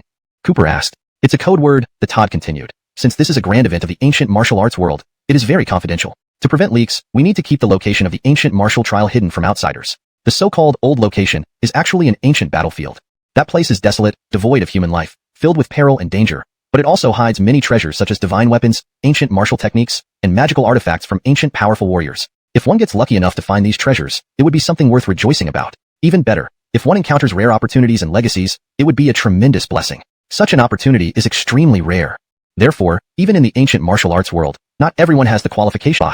Lawrence then respectfully retreated. The ancient martial arts world had always been a mysterious and powerful entity, naturally arousing curiosity from outsiders. Cooper was no exception. Lawrence decided to join the event, observe the spectacle, and perhaps get lucky. Given the plethora of experts in the ancient martial arts world, the competition during this trial would undoubtedly be intense. Fortunately, there was still a month to prepare, so it wasn't a big issue. Most importantly, Meng Xian, a novice in martial arts, could use this time to get stronger. Cooper looked forward to it. A few days later, Cooper stayed a few more days in the Wei family estate deep in the mountains. During this period, he taught Nona many things about cultivation and personally guided her in practicing the ancient martial techniques passed down by the Wei family for 800 years. Nona truly was a genius. Lawrence's exceptional talent allowed her to quickly absorb what Cooper taught. Lawrence's progress was rapid, advancing by leaps and bounds. After instructing her to practice diligently and become stronger by the next month, Cooper finally left the ancient martial Wei family estate. Nona felt reluctant to let him go, escorting him down the mountain with eyes full of lingering affection. Leaving the Wei family, Cooper returned to Tiannan provincial capital city. After killing Master Arthur, the luxurious mansion owned by him became Cooper's property. Lawrence previously entrusted Eden to renovate and rebuild it. Upon returning, everything looked brand new. The mansion shed some of its ostentation. Curiously, "What are you all doing here?" "Proposing, of course," one of the wealthy heirs said proudly. Chapter 156, Rivals and a bunch of them. A marriage proposal? Upon hearing this, Cooper was utterly stunned. If this wasn't the Shao Corporation and there wasn't a sign outside the door that read, President's Office, he would have thought he had wandered into some sort of matchmaking corner by mistake. And if he wasn't mistaken, this was Marla's office. "Who are you proposing to?" Cooper asked. "Haha." The young wealthy man said proudly. "Of course, it's to the first beauty of East Sea, Miss Zoya. A few days ago when her company had its opening ceremony, all of us came to show our support. So beautiful. Truly unforgettable." As soon as he finished speaking, the other 10 or so young men also displayed dreamy expressions. They recalled Zoya's stunning beauty and started murmuring praises in their hearts. How true. What an exquisite beauty like a fairy. Although Zoya is known as the first beauty of East Sea, from our perspective, she easily qualifies as the top beauty of Tiannan province. That's right. Therefore, we're all here to propose to Miss Xiao today. We heard she went to a meeting, so we've been waiting. Looking at the room full of lovesick rich boys lost in fantasy, Cooper twitched his lips, filled with awkwardness. Lawrence hadn't expected that after spending just a few days at the ancient martial guard family, this bunch of guys would suddenly appear around Marla, causing him annoyance. Sigh. Cooper sighed inwardly. Apparently, having a wife who's too beautiful isn't necessarily a good thing. She draws attention everywhere she goes, constantly under the gaze of many eyes. Thinking about it makes him rather anxious. Lawrencey? At this moment, someone sized Cooper up and asked, "Are you here to find Zoya too?" "Yes." Cooper nodded. Upon hearing this, everyone in the room turned to look at him. Someone laughed first, then all the rich young men burst into laughter. "Ha ha ha. Brother, are you kidding? Those proposing to Zoya today are all sons of powerful families in Tiannan province. But your entire outfit doesn't even cost $500. What do you have to offer?" "Exactly, dreaming way above your station, aren't you?" Indeed, Cooper was here to see Zoya. But these words clearly led the rich young men proposing to Zoya to misunderstand something, assuming he was here to pursue her too. Immediately, they felt he was overstepping, turning him into a laughingstock. After all, compared to them, the casually dressed Cooper indeed seemed inferior in terms of appearance and attire, making him seem worlds apart from them. Faced with the mocking crowd, Cooper didn't get angry. Lawrence smiled. "So what? Am I really worse than you guys?" "Humph." At this point, a leading young man stood up and announced himself proudly. "I'm Bradley, son of the president of Tiannan Bank. How can a poor slob like you compare with me?" Once he spoke, the other rich young men also stepped forward, declaring their prestigious identities. "I'm the heir of the Zhao Group. My father is the Minister of Urban Construction of Tiannan City. My grandfather is the chairman of Shangshi Real Estate. This is nothing. My Chu family has partnerships with the 4 major influential families in the provincial capital, wealthier than any." Each name carried weight, and indeed, with their backgrounds, they were all fabulously wealthy, illustrious figures with reasons to be proud. Thus, they found Cooper to be quite humble, almost unworthy of competition. In fact, when they revealed their backgrounds, they expected to deal Cooper a heavy blow, making him feel ashamed of his lowliness and insignificance. However, unexpectedly, haha. Lawrence hearing this, Cooper chuckled instead. "So what? Let me tell you, Marla doesn't need a rich match because she herself comes from a wealthy background. Being rich is not that impressive families like us. Where did you come from? Zoya is our goddess, don't insult her." The group of rich young men were thoroughly enraged, cursing loudly, even thinking he was insane. Otherwise, who could spout such mad statements? "It's true," Cooper said calmly. "That's why I said, you don't stand a chance. Take your flowers and gifts and go back where you came from." Already infuriated, the rich young men felt further insulted. "Shut up." At this moment, one leading young man stepped forward. "This guy must be a lunatic, trying to cause trouble. Maybe he's some pervert obsessed with Miss Marla's beauty. Why don't we throw this guy out?" Chapter 157, Brutally Beating the Licking Dog Rich Boys. The one who spoke was none other than Bradley, the arrogant son of the Tiannan Bank's president. His suggestion immediately received enthusiastic support from the rich boys. Good. Beat him up. This kid doesn't know his place. He needs a lesson. Within seconds, over a dozen rich boys rolled up their sleeves and charged forward with clenched fists and malicious glares, surrounding Cooper in an instant. The air grew tense with hostility. If it were anyone else, they would have been frightened out of their wits, seeing as they were about to face a rain of punches. But Cooper remained unperturbed, showing no sign of fear. Humph. By what they perceived as delusions, they attacked even more fiercely. That's outrageous. Kid, what did you say? Sure, a total madman. Enough talk, let's teach him a lesson. Under Bradley's lead, the dozen or so rich boys lunged at Cooper with clenched fists and venomous stares, holding nothing back. Not knowing your limits, Cooper muttered under his breath. Lawrence wasn't one to be easily provoked. With a casual sidestep, he avoided Bradley's punch with ease, countering swiftly with a punch to Bradley's abdomen. It was fast and precise. Bang! Aya!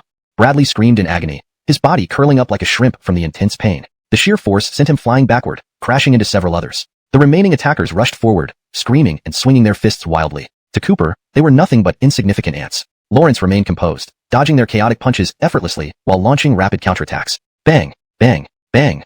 His fists moved faster than a blur, too swift for the naked eye to follow. Aya! So painful, damn it. Instantly, the group of rich boys were thrown around like ragdolls, some even slamming into the ceiling. It was akin to watching a max-level player in a video game massacring newbies. In moments, all dozen rich boys laced you. The rich boys burned with rage, itching to tear Cooper apart. Just then, the sound of high heels clicking echoed outside. Nikki appeared at the door, fresh from a meeting. Her makeup was impeccable, her lips painted red, and her breathtaking beauty exuded a natural aloofness. Dressed in a black business skirt hugging her figure and paired with stockings, she looked both elegant and alluring. Cold, noble, and unattainable, her presence lit up the room. Standing at the doorway, she was surprised by the chaotic scene inside her office, looking at the battered rich boys. It's Miss Xiao. The rich boys' eyes lit up upon seeing her, and they quickly reported the situation. There's a lowlife here claiming to be yours. Call security to beat him up. Translator's note. The story maintains its tone and style while ensuring the translation reads naturally and coherently in English. Chapter 158. A kept man? In the eyes of these wealthy young men, Nikki was the heiress of the prominent Xiao family from East Sea and the most beautiful woman in the region. Furthermore, her skyrocketing status due to the popularity of beauty serum made her the new queen of business. Such an incomparably beautiful woman. How esteemed and proud she must be. How could she possibly tolerate being insulted by a madman? A poor rogue rambling nonsense and indulging in fantasies. It was indeed a grave offense. Therefore, they all believed that the stunning Nikki would surely be enraged and deal with this young man harshly. Oh. Upon hearing these words, Nikki appeared somewhat displeased, her delicate brows furrowing slightly. She followed the gazes of the wealthy young men and looked at the towering, impressive figure standing in the office. At the same time, Cooper turned his face toward her, their eyes meeting. At that moment, in front of everyone, Cooper once again shocked everyone. Sweetheart, you're here? Lawrence, hearing Cooper still daring to talk boldly and even publicly addressing Nikki as sweetheart. The entire room erupted into chaos. This angered the dozen or so wealthy young men. In their view, Nikki was the most beautiful woman, brilliant and lofty, like a celestial maiden from heaven. She was the dream goddess of them all. But unexpectedly, this despicable fellow dared to call their goddess sweetheart. It was an act of desecration. Instantly, the infuriated wealthy young men erupted in anger, reprimanding him. Be quiet. Filthy boy, how dare you lie? If you insult Miss Xiao one more time, we'll rip your tongue out. At this moment, Bradley hurriedly said to Nikki, Miss Xiao, see for yourself? This kid is incredibly audacious, actually daring to insult. He shook her head. I am telling the truth. At this moment, Cooper strutted over nonchalantly, right under everyone's gaze. His hand naturally wrapped around Nikki's slender, sexy waist as he stood beside her, scanning the room arrogantly, his eyes filled with defiance. I told you all before that Nikki is my woman. You should stop hoping otherwise. Unfortunately, you just wouldn't listen. Bam! Seeing the intimate scene between the two, the wealthy young men were struck dumb, as if struck by lightning. They were utterly bewildered. They couldn't believe that the incomparable goddess Nikki was really this young man's woman. This wasn't a joke. Now, seeing their long-admired goddess being held by a poor rogue, their hearts shattered into pieces right there and then. The feeling was worse than death. They racked their brains, trying to understand where they had gone wrong. Jealousy. Deep jealousy twisted the faces of the wealthy young men. They were unwilling to accept it. Damn it! Bradley raged, gritting his teeth. You arrogant rogue. Just a poor scoundrel. You have no reason to be so boastful. I think you're nothing but Miss Zhao's kept man, her toy. You cling to women for survival, eating soft meals, good for nothing. Upon hearing this, the other wealthy young men suddenly realized something. Yes, it had to be that. If he weren't a kept man, how could such a lowly person like him possibly be worthy of Nikki? Enraged by jealousy, they all began to hurl insults. Kept man. Parasite. Himph, you're disgracing us all men. A parasite dares to be so audacious. You're shameless. In reality, in the presence of the goddess Nikki, they weren't furious because Cooper was a kept man. What truly upset them was that this coveted role wasn't theirs. After all, Nikki was too beautiful. Facing such a born beauty, a first-class goddess, they considered it a great honor, even if it meant queuing up every day to drink her foot-washing water. Faced with the frenzied wealthy young men calling him worthless and a kept man, Cooper remained calm. Instead, he asked Nikki, smiling, Sweetheart, these fellows say I'm your kept man. What do you think? Nikki smiled. In the next moment, She took Cooper's hand, intertwining their fingers intimately. Facing all the wealthy young men, she calmly explained, "You're wrong. Not only is he not a kept man, but he is also a hero who stands tall, with fame, accomplishments, and strength far exceeding all of you." "Impossible." Young Master Bradley immediately questioned, "Miss Xiao, this kid looks like any ordinary fellow. What achievements could he possibly have?" Upon hearing this, everyone in the room turned to Nikki, unsure of what she meant. At this moment, Nikki asked, "Didn't you hear that I was once favored by Doug, the underground king of the provincial city, who forced me to be his concubine?" At this point, the wealthy young men nodded. "Of course. We all know about that. But, isn't Doug dead now?" Yes. Nikki gazed deeply at Cooper and revealed astonishingly, the one who killed Doug was him. Chapter 159. Remember, keep low-key. What? Upon hearing this, the group of young rich men were thrown into an uproar. They had all heard that Lord Arthur had been killed by someone, thus bringing an end to the underground king in Tian South. Whoever could accomplish such a feat must undoubtedly be a major figure. But they never imagined, the one who was rumored to have killed the underground king, Lord Arthur, was actually this kid. Was it true or false? Amidst the astonished gazes of the wealthy young men, Nikki added, "Not only did he kill Lord Arthur and obliterate the Arthur family, but he also holds another illustrious identity, that of the Denim Hun Special Task Force's Lieutenant Dragonsoul. Under his command are 10,000 men." Oh my god. This time, the group of rich kids were utterly stunned, their faces turning pale and trembling with fear. Some of them were almost unable to stand. Fear. Suddenly, they were extremely afraid. Who didn't know the power of the Denim Hun Special Task Force? It was the top-notch elite force in Daxia, the cream of the crop, filled with formidable experts wielding significant authority, even having the right to act first and report later. Lieutenant Dragonsoul, such an honorable and prominent identity, not just in Tian South, but anywhere in Daxia, held supreme status, shining brilliantly. In one word, let alone their dozen wealthy sons. Even if it were dozens of influential families backing them up, this person could wipe them out overnight. At this moment, Nikki smiled and asked, "Now, do you still think he isn't worthy enough to match with me, Nikki?" Well, the young men shivered, drenched in cold sweat, not daring to breathe loudly. They were scared nearly witless. Had they known this seemingly inconspicuous boy had such a high-profile background, even if given 10, no, 100 times the courage, they would never dare to oppose this man. "Oh, that, Miss Xiao, we have some matters to attend to, goodbye." Horribly shaken, the young men dared not meet Cooper's gaze, sensing trouble and hastily fleeing. They rushed each other out of the room, their faces filled with shock. "Wait." Cooper stared coldly at them. "Ah." The young men were petrified, turning around with grimacing smiles worse than crying. Sorry. We didn't mean it. It's all a misunderstanding." Yes. If we knew Miss Xiao had a boyfriend, we wouldn't have dared to propose to her, not for anything in the world. "Lieutenant, please, spare us."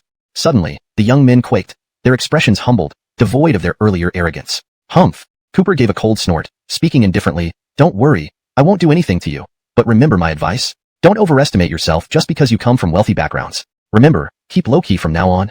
Yes. You're absolutely right. Don't worry, we will definitely keep low-key. Excuse us." With that, the group of young men fled from the office in disarray, not daring to look back. Only the various gifts and roses left behind remained. Phew. Nikki sighed in relief. "Luella, you sure are charming." Cooper held her hand and teased. "To have more than a dozen city tycoons queuing up to propose marriage, most people don't experience that kind of scene." "Stop teasing me." Nikki rolled her eyes and replied irritably, "I didn't even know what was happening. The secretary just told me that they came here to propose, and I was getting a headache over it. But, good thing you arrived, otherwise I wouldn't know how to deal with it." "Juanza, thank you. What are you thanking me for?" Cooper looked deeply at the icy beauty before him and said, "You're my wife, being your protector and shielding you from trouble. Is it not part of my duty? However, since you've thanked me, how do you plan to repay me?" Nikki laughed and asked, "What do you want?"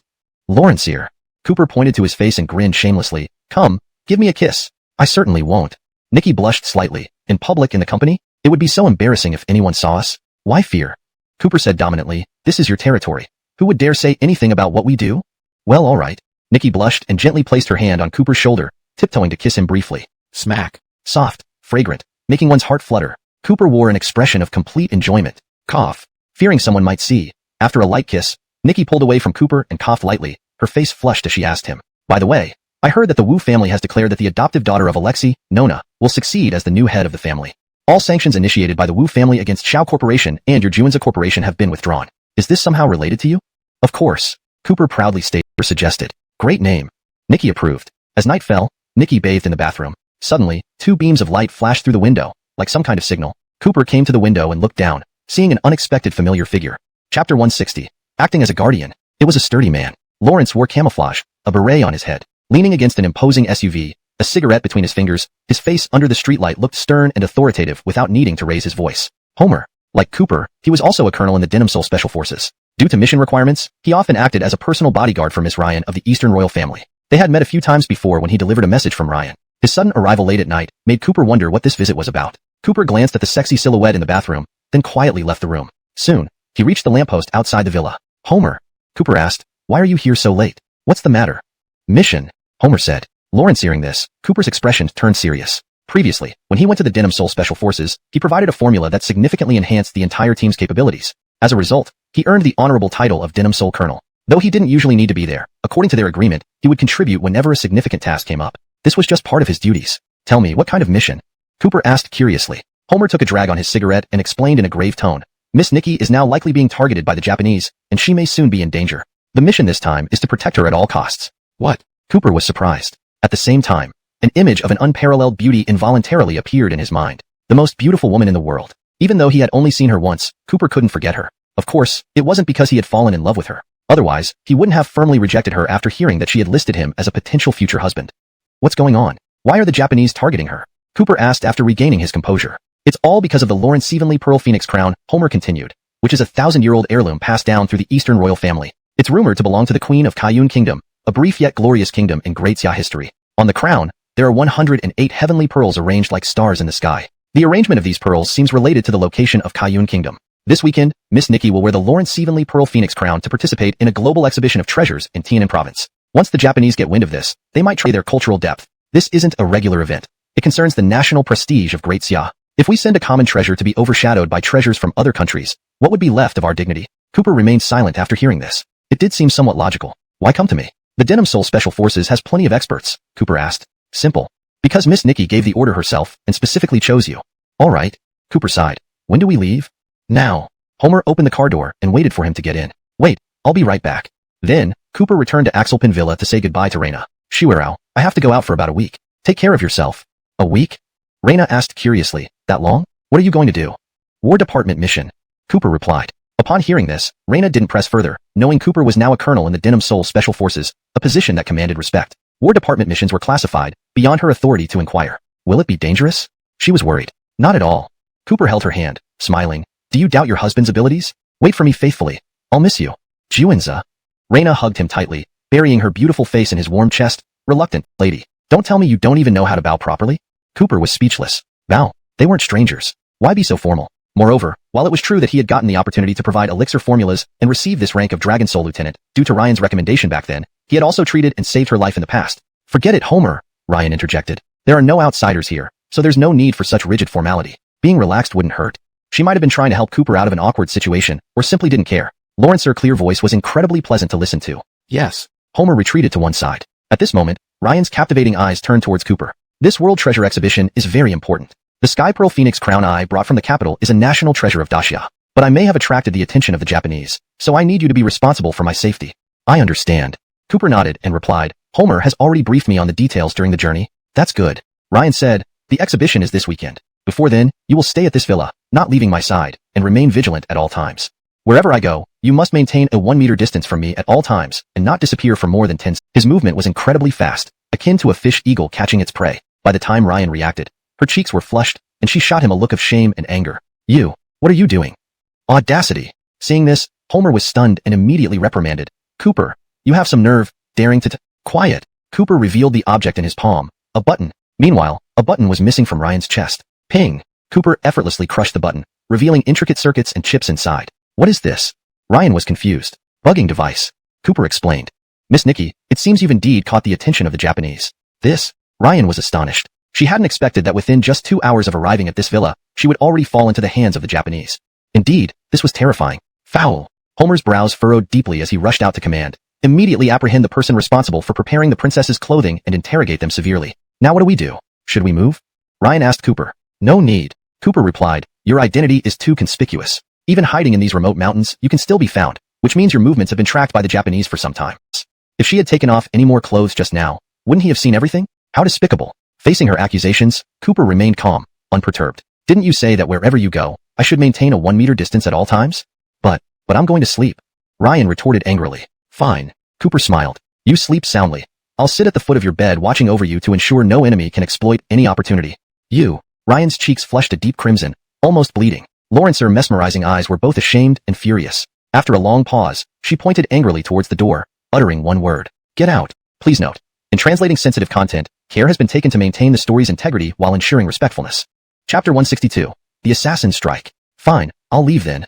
Cooper smirked and nonchalantly left the room. Lawrence turned back with a smile. Miss Nikki, as a noble princess, you should be precious like jade. Words like get lost are quite crude. I suggest you refrain from using them. Ha ha. With that, he swaggered away. Left inside the doorway, Ryan fumed in anger. But amidst her frustration, she felt increasingly perplexed. She was born into the prestigious Nikki royal family. By the age of 12, her beauty had already charmed the imperial capital, attracting countless proposals from powerful families and influential figures. At 8, how despicable. Cooper warned, the Dannying people are impatient. They may not wait until the exhibition to make their move. Someone might come even before then. Yes. Homer nodded. Miss Nikki's safety is now your responsibility. Protect her at all costs. Don't betray her trust. She must not be harmed. Understood, Cooper agreed. His mission was to protect Ryan, ensuring no one could harm her, a duty he bore alone. Homer, having other tasks, quickly drove away. Cooper glanced back at the warmly lit room on the upper floor, sighing. What a troublesome lady she was. It seemed tonight would be sleepless. His suspicions proved correct. Hidden within the Tianzhu crown lay secrets about the lost kingdom of Tsayun. The Dannying people had targeted its treasures, intending to claim them. On the very night Ryan stayed at this mountain villa, assassins arrived. Hidden upstairs, Cooper watched shadowy figures moving through the mountains, the Dannying ninjas. Clad in black, they blended into the night, silently approaching the villa from all directions, almost undetectable. But nothing escaped Cooper's keen eyes. His expression turned cold. Humph. So reckless. As the ninjas approached, Cooper shouted, attack! Instantly, hidden royal guards surged forward with overwhelming force. The sudden assault caught the ninjas off guard. From here, she felt safe. Finally, the last day arrived. Early in the morning, Cooper instructed the guards to clear last night's carnage before returning to his room. It was right next to Ryan's, separated only by a wall. After changing out of his blood-stained clothes and showering, he lounged on the sofa naked, sipping wine. Suddenly, the door burst open. Cooper, I think. Before she could finish, Ryan saw Cooper bare naked on the sofa, entirely unclothed. Chapter 163. Adeline's Wish. Perhaps just out of the bathroom, droplets still clung to Cooper's hair. His wheat-colored skin exuded health and vigor. His sculpted muscles were not exaggerated, but just sensual enough. Especially his 8-pack abs, brimming with masculinity and strength. That physique, simply flawless. Adeline was stunned. She stared blankly at Cooper on the sofa. Her cheeks flushed rapidly behind the veil, almost bleeding crimson. Lawrence's beautiful eyes quickly filled with embarrassment and anger. Coming to her senses, she nearly fled out of Cooper's room. On the sofa, Cooper looked bewildered. What's going on? Clearly, he was the one seen. So why was this woman yelling? Lawrence hastily wrapped a bathrobe around his waist and rushed out. Miss Nikki, why are you running? You, stop there. Brr. At that moment, Adeline glared at him with resentful eyes. Then she whispered a threat. If you tell anyone about today, otherwise, I will have the royal family kill you. I got it. Cooper didn't say more, nodding, though he was the aggrieved party. But who could defy the noble Eastern royal family princess? Lawrence couldn't afford to provoke her. Also, Adeline regained her composure from embarrassment and remembered her original purpose. In a blink, I've been hiding in this house for days, really bored. I heard there's a very efficacious Yushi temple on this mountain. I want to go pray. Will you accompany me? Sure, let's go. Cooper replied. Not so fast. At this moment, Adeline turned back to her room, bringing out a heavily locked small chest. What's that? Cooper asked. Lawrence Evenly Pearl Phoenix Crown. Adeline explained. It's a treasure passed down through generations of our royal family and an invaluable national treasure of Dacia. Wherever I am, it must be with me. Lawrence hearing this, Cooper didn't comment. After all, leaving such a treasure in the villa guarded by hundreds of royal guards wasn't reassuring. Taking it along was safer. Last night, it had rained on Yushi Mountain. The air was slightly damp, carrying the fragrance of soil and plants, refreshing to breathe. Cooper and Adeline. Cooper laughed. Not telling me? I can guess. Oh. Adeline watched him curiously, clearly skeptical. Tell me, what did I write? Easy. Cooper guessed offhand. Probably something about love, hoping to meet your ideal match and get married soon. Upon hearing this, Adeline showed a surprised expression, as if he had indeed guessed right. Am I correct? Cooper smiled. Adeline's gaze shifted, coughing lightly. No, you're wrong. That's not what I wished for. Don't pretend. Cooper spoke bluntly. At your age, it's time to think about marriage. You possess a beauty that could captivate any man's heart. But your standards are too high. No one measures up. This has become your personal distress.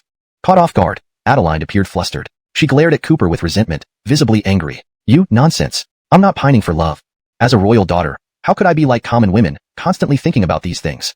Cooper's smile deepened, countering. Not pining? Then why were you searching the world for a suitable husband? This translation maintains the original tone and style while ensuring natural and fluent English. It retains paragraph structure and line breaks as in the original text. Chapter 164. The Great Foe Approaches. Lawrence's response was immediately silenced, her face blushing with embarrassment. Indeed, at her age, she was in the most beautiful years of her life. As a prayed sense, with her status, she would never have the freedom an ordinary woman might have over her marriage. Even a typical wealthy family would impose restrictions, let alone being the daughter of the royal family where everything, including marriage, was intertwined with interests. Although it was pitiful, it was also inevitable. Miss Eastern. Cooper thought for a moment, trying to console her. I think you should try to be more open-minded. Some things aren't as complicated as you think. Don't say any more, Eastern Gretchen interrupted, guessing his thoughts. You're going to tell me to accept it, to see things more broadly. After all, the royal family won't harm me. They only want what's best for me, right? Forget it. I don't want to hear that detached advice. No. Cooper shook his head and made a startling statement. What I mean is, if you truly want more freedom but cannot achieve it, then your rebellion isn't strong enough. Take marriage, for example. If you don't want to be a tool for political unions, you can escape. The world is vast. Surely there's a place for a woman like you to live freely. But, are you willing to give up all your luxuries, to dare leave everything behind? Do you have that resolve? Get this. Eastern Gretchen was stunned. She had never heard anyone speak so boldly before her. Lawrence, her upbringing and education had never allowed her to imagine such defiance. Look, Cooper said, this seems simple, yet it has frightened you. In truth, you worry too much and lack courage. For a long time, Eastern Gretchen looked at him in disbelief. Cooper, have you always been this daring? Of course, Cooper proudly replied. With a clear conscience and upright character, what is there to fear? His words deeply moved Eastern Gretchen. Despite sounding shocking and rebellious, it was indeed a good solution, provided one had the courage to risk everything. Lost in thought, Eastern Gretchen remained silent, contemplating. After spending some more time around the ancient temple and its surrounding mountains, they planned to return to the villa. However, upon reaching the villa's location on the mountain slope, they encountered an unimaginable sight. Bodies lay scattered everywhere, blood pooling on the ground, creating a horrific scene. There were bodies of royal guards and Japanese ninjas alike, clearly indicating a fierce battle had taken place. The entire villa was engulfed in flames, burning fiercely. Everything was reduced to ruins. Lawrence Evans. Eastern Gretchen couldn't help but cry out in shock. She was stunned. She hadn't anticipated these Japanese would be so bold. Previous happened. Cooper immediately squatted beside her. Are you alright? I can't go on. My foot, it's sprained. I can't walk. In this moment, despair overwhelmed her. Facing such a formidable foe, she had sprained her ankle, rendering any hope of escape futile. Even though Cooper was formidable, the enemies were too numerous. Hundreds of them. Hundreds. One man could not fight off so many. It's over. Despondently, she wondered if this was how she would die. In this wilderness? Note. Maintaining the same structure and tone ensures consistency while conveying the emotional depth and urgency of the original text. Chapter 165. One man holding the pass, 10,000 men cannot pass. Cooper glanced at the Japanese ninjas pursuing him with murderous intent, and his expression darkened. Just a group of Japanese ninjas daring to offend him. They were truly courting death. What if there were hundreds or even thousands? With his formidable strength, he did not fear them in the least. However, under such circumstances, surrounded by enemies on all sides, if it came to a fight, he could not ensure that he would be able to protect Ryan amidst the chaos. After a brief contemplation, he scooped Ryan's slender waist with one hand. With the other hand, he hooked her leg bend. Miss Nikki, please bear with me. Immediately thereafter, Cooper exerted his mighty power and Princess carried Ryan who had sprained her ankle. Then, holding the beauty in his arms, he ran swiftly. Thud, thud, thud. His speed was remarkable. Even with Ryan in his arms, he remained agile. Cooper. Ryan shivered in his embrace and asked fearfully, where are we going? Up the mountain. Cooper replied, rest assured. As long as I am here, you will be safe. But first, I need to place you somewhere absolutely secure. Only then can I deal with them without worry. Looking at Cooper, drenched in sweat and fleeing with her in his arms for dear life, Ryan felt deeply moved. She had no martial arts skills and became a burden to Cooper. Yet, despite being in such a perilous situation, he did not abandon her. Such a man gave her a strong sense of security. Soon, they reached the top of the mountain and returned to the ancient temple. We're here. Only then did Cooper gently put down the little beauty and instructed her. Lock the door. No matter what happens, do not go outside. Understand? Yes. Ryan nodded but asked anxiously, but, so many Japanese, can you handle them alone? Humph. Cooper let out a cold laugh and said proudly, just a bunch of ants. Thereupon, he walked majestically out of the temple gate, turning to shut the large vermilion door behind him. Thud, thud, thud. Meanwhile, the hundreds of Japanese ninjas also caught up. They stood on the steps leading up the mountain, forming a dense mass that stretched beyond sight. Each of their eyes burned fiercely, brimming with killing intent, like a pack of ravenous wolves. Boy, I advise you not to resist. Hand over that woman, Ryan, immediately. Otherwise, we will tear you into pieces. The Japanese ninjas bullied Cooper because he was just one person and they outnumbered him greatly. They never took him seriously. At this moment, they were loudly demanding Cooper hand over the people, filled with arrogance. In the temple, Ryan worried about Cooper's ability to handle the situation alone, her heart nearly leaping out of her chest. Yet she did not dare open the door. Facing more than 1,000 elite Japanese ninjas who were as fierce as tigers and wolves, Cooper showed no fear. Standing at the bottom step, he looked down arrogantly at everyone. Though alone, he exuded the might of an army. Humph. Lawrence stared down at the ninjas and declared dominantly, it seems I didn't kill enough of you last time to make you fearful. Are you here to die together now? Listen up. The Ryan and her celestial pearl phoenix crown you seek are inside the temple behind me. If you want them, come and get them. But let's see if you have the strength. Courting death. Seeing that Cooper was unwilling to, Lawrence fought amid a sea of blood and bodies, one man with one sword against the ninja legion. Killing intent soared to the heavens, exuding the aura of a god of death. That scene was profoundly shocking. Listening to the intense fighting outside, Ryan hiding in the temple grew increasingly tense. She feared Cooper getting hurt and worried he could not hold against so many enemies. Trembling, she slowly opened the door and peeked outside. My God! Seeing Cooper standing atop the pile of corpses, repelling wave after wave of Japanese ninjas, yet remaining unshaken, Ryan covered her mouth in shock. Lawrence's eyes filled with disbelief. Lawrence was so strong. Just one person seemed like an impenetrable fortress. No matter how many enemies approached, none could advance a single step. Once close, they instantly met their end under his sword. What a breathtakingly powerful image. At this moment, witnessing everything, Ryan felt deeply shaken within. She realized that she had underestimated Cooper far too much. Lawrence was like a hero, a valiant knight unmatched and fearless. And she, like a princess, was safely guarded by him. One man holding the pass, 10,000 men cannot pass. Full of security. As for the group of Japanese ninjas, they were almost driven to despair. Each trembled with fear in their eyes. This time, they spared no cost, mobilizing over 1,000 elite killers, a force that should sweep away anything. By any logic, this mission should have been easily accomplished. But who would have thought? This boy on the steps was a monster. Just one person, yet he slaughtered most of their 1,000-strong force while remaining unscathed. How terrifying was this power? Even these fearless Japanese ninjas, faced with Cooper's ruthless killing methods, felt deeply chilled to the bone. They began to fear as well, but they couldn't flee. The rules dictated that once on a mission, either succeed or die. Never was there an option to flee, for escaping was also punishable by death. Cornered, the ninjas were spurred into a desperate fight. Roaring with madness, they engaged Cooper with all their might. Chapter 166. I want to stay at your place. Thud, thud, thud. Hundreds of Japanese ninjas charged forward with ferocious eyes, like wolves and tigers, one after another. In the face of despair and terror, they had completely lost their reason. Their eyes showed only a desperate frenzy. Facing the Japanese ninjas' relentless assault, Cooper's expression was cold and arrogant, unafraid. At this moment, he became one with his, I've killed them all, you're safe now. Unfortunately, this place, originally a pure land of Buddhism, had been transformed by him into a death field of chaos. Truly sinful. Lawrence even. Seeing the seemingly endless bodies on the steps, Ryan was once again deeply shocked. If she hadn't witnessed it herself, she wouldn't have believed it. This time, the Japanese had dispatched hundreds of elite ninjas in a full-scale attack. But who would have thought that Cooper had slain them all with just one person's strength? His abilities were unfathomable. At this moment, Ryan gained a new understanding of Cooper. She already admired this man. Such strength and such courage even shone brighter than the renowned geniuses of the imperial city. With his talent, he was bound to achieve greater things and soar to heights. If she could choose such a towering man as a husband, it might be quite nice. Lost in these thoughts, Ryan couldn't help but momentarily lose focus. Miss Nikki? Seeing her in a daze, Cooper asked, what's wrong? Are the bodies frightening you? No. Coming back to her senses, she blushed slightly. Then she shook her head. After all, as a princess, she remained calm in the face of such brutal carnage. Cooper, today, thank you for protecting me. I can give you any reward. What do you want? That's unnecessary. Cooper declined. Protecting you belongs to me, but there's no security. If you stay there and another assassin attacks, it might not be safe. Isn't the best protection having you guard me? One person would suffice, Ryan replied. Well, Cooper, feeling helpless, directly explained, honestly, the house is now where my fiancé and I live. I'm afraid it might inconvenience you, Miss Nikki. Upon hearing this, Ryan raised an eyebrow. She remembered. Previously, she admired Cooper's character and gave him a chance to become her future husband. However, this man refused without hesitation. Lawrence mentioned then that he had someone in his heart and did not wish to pursue other women. Humph. She was curious to see what kind of woman could capture this man's heart and make him immune to her charm, the most beautiful woman in Dacia. Never mind. Ryan said, that's settled. Cooper, I'll stay at your villa tonight. Cooper sighed helplessly. Lawrence didn't want any unnecessary interactions with Ryan beyond their task and cooperation. But now, she insisted on staying at his home. Ah, this princess sure knew how to create trouble. Ring ring. At this moment, Homer called Cooper. Cooper, has Yushi Villa been destroyed by fire? Did the Japanese attack again? How about Miss Nikki? Is she okay?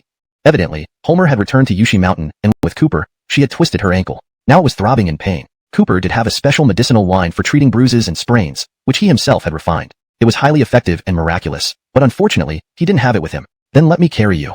Cooper bent down in front of her. Get on. All right.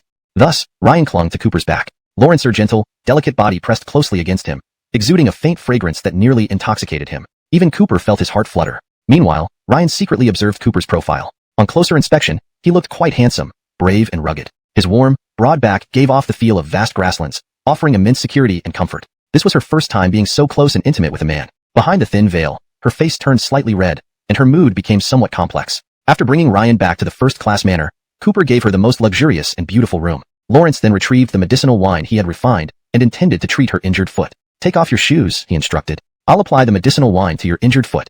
This? Ryan blushed, saying, it's not appropriate. You can leave the medicinal wine here. I can do it myself. As a royal princess, she was incomparably noble. The royal family was conservative, and their rules were stringent. Ordinary people did not even have the privilege to see her peerless beauty, let alone expose her delicate feet to a man. That won't work, Cooper explained. The medicinal wine must be rubbed in along with unique massage techniques to penetrate the skin, allowing it to heal faster. If you don't recover by tomorrow, how will you attend the exhibition? Cooper spoke the truth. Tomorrow was the day of the World Curios exhibition, where Ryan would represent Daya by showcasing the national treasure, the Lawrence Evenly Pearl Phoenix crown, to the world. Common wisdom held that recovering from bone or tendon injuries took 100 days. With such a severe sprain, if she couldn't recover, appearing limping would surely make a mockery of Daya before the entire world. Ryan understood this as well. If anyone else dared to make such a request under different circumstances, their fate would only be death. After all, she was a royal princess, second only in nobility to the princesses in the imperial palace. How could commoners dare offend her? But for the sake of attending tomorrow's World Curios conference smoothly, she had no choice but to comply. After a long pause, she finally nodded, though somewhat hesitantly. All right, if that's the case, please help me. Don't worry, my medical skills are known to you. I guarantee that after applying my medicinal wine, you will be safe and pain-free. With that, Cooper personally removed her small boots, then gently slipped off her stockings. Instantly, a pair of fair and tender feet came into view. Laurence's skin was as white as snow, smooth and fine, with rounded and elegant toes. They resembled fresh spring bamboo shoots after the rain. Despite it being just 1 foot, its beauty was mesmerizing. Even Cooper was momentarily lost in admiration, inwardly marveling at its exquisite beauty. Who would have thought that Ryan, besides being Daya's top beauty, also possessed such beautiful feet? It seemed heaven had favored her immensely, bestowing upon her all the world's perfection, leaving other women almost no chance to compare. Speaking of which, some people were rumored to have peculiar preferences, like admiring women's feet, especially those beautifully formed ones. If these enthusiasts saw Ryan's exquisite jade feet, they might explode in nosebleeds. Lawrence, seeing Cooper staring at her feet, Ryan's face flushed red with embarrassment. She glared at him angrily. What are you looking at? Staring at my feet without blinking. Are you a pervert? Cough, cough. Cooper snapped out of his trance, his face turning red. Lawrence cleared his throat twice and put on a serious demeanor. Don't misunderstand. I'm a gentleman. Besides, have you ever seen a pervert who fights tooth and... Chapter 168. Hidden Beauty? Nikki was stunned. Having finished her work at the company ahead of schedule, she returned early. But upon entering the house, she heard voices coming from upstairs. Intrigued, she stealthily ascended to listen and then heard a woman's soft, sultry voice that seemed to be in a very intimate situation. Next came the voice of her fiancé. Cooper, did I hurt you? Just a bit. It feels kind of nice. Upon hearing this conversation, Nikki was utterly astonished. She felt a mixture of emotions, shock and an inexplicable bitterness. She had mistakenly thought that the man she deeply loved, Cooper, brought another unfamiliar woman back here in broad daylight and was with her. So, she could not resist bursting into the room on the spot, eager to see what was going on. It wasn't unreasonable for her. After all, any woman who overheard such an intimate conversation outside the door would naturally suspect her man of hiding a beauty or having a secret affair. However, the scene before her eyes was not as she imagined. Inside, indeed, there were Cooper and an unfamiliar woman, but they were not doing anything scandalous. What they were doing was even stranger. Cooper was actually holding the girl's foot, giving her a massage. Nikki was momentarily speechless. Luella? Seeing Nikki standing by the doorway, Cooper smiled and asked, You're back, and so early today? Nikki, in disbelief, asked, Juenza, who is she? What is happening here? Let me introduce her. Cooper explained, This is the lady of the Eastern royal family, Ryan. Ryan?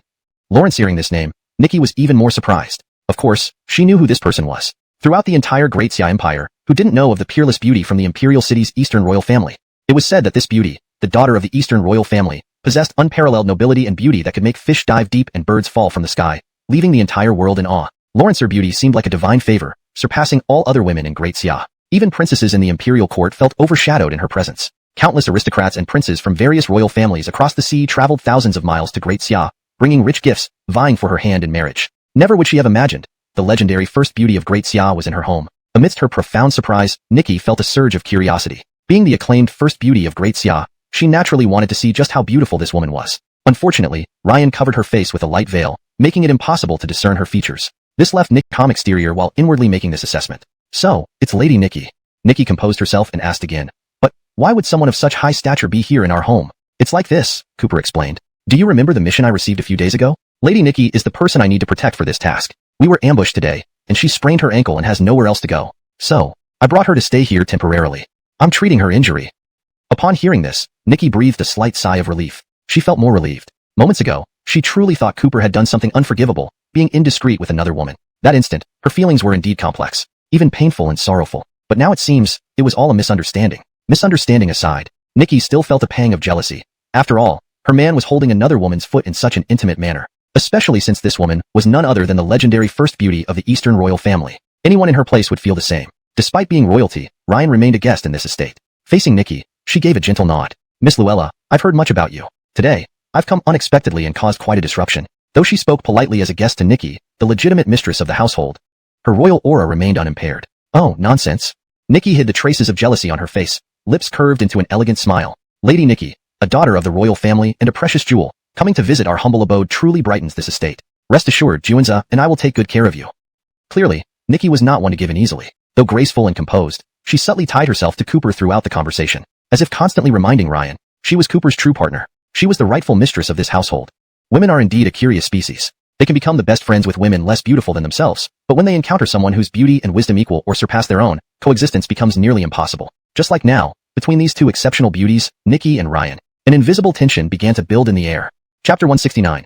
Who is more beautiful, me or Xiaoyao? Cooper was no fool. Lawrence had already sensed the hostility between these two women. Lawrence felt extremely anxious. Damn, had he known it would turn out like this, he would never have agreed to let Ryan, this little princess, come to Axelpin Manor where he and Luella lived. Now, he could already tell that Nikki was feeling jealous. This wasn't good. Cough cough. At that moment, he put down the of Donghua. Also, she is the woman I love. The woman he loves. Lawrence hearing Cooper's intimate words about Nikki, Ryan frowned slightly. For some reason, she felt an inexplicable annoyance. Cooper, I have a question. She suddenly spoke again. Ask away. Ryan's beautiful eyes fixed intently on Cooper as she asked a difficult yet unexpected question. You've seen my face. I want to know, who do you think is more beautiful in your heart, me, Ryan, or Nikki? This? Cooper was taken aback. Lawrence didn't understand why she suddenly asked such a question, and it genuinely stumped him. Why hesitate? Ryan seemed somewhat dissatisfied. I want to hear what you truly think. Don't lie to me. I can see through you. All right. Reluctantly, Cooper had no choice but to be honest. If it comes to beauty, perhaps no woman in the world can match Miss Nikki. As for who looks better between you and Luella, it's naturally you.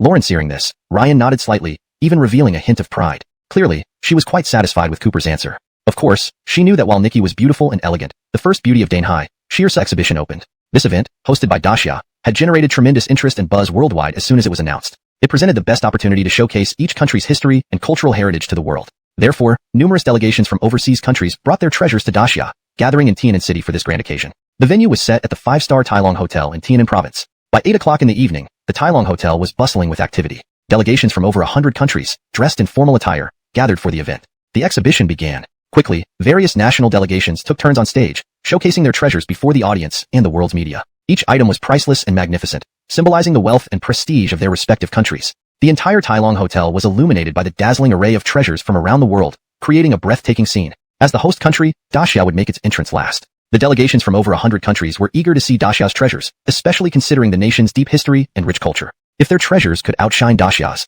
they would certainly gain significant acclaim. As the exhibition approached its climax, the Daxia treasure was about to be unveiled. Next, please welcome the precious exhibit from the Eastern royal family, Miss Ryan. The Lawrence among the crowd, Cooper also found himself momentarily dazed. Lawrence watched as Ryan stood on the stage, showcasing her beauty to the world, his eyes involuntarily revealing admiration. So beautiful. Tonight, she was incomparably beautiful. On stage, draped in her feathered gown and adorned with the phoenix crown, she became the focal point of everyone's attention. Lawrence's charm radiated across the venue, captivating everyone present.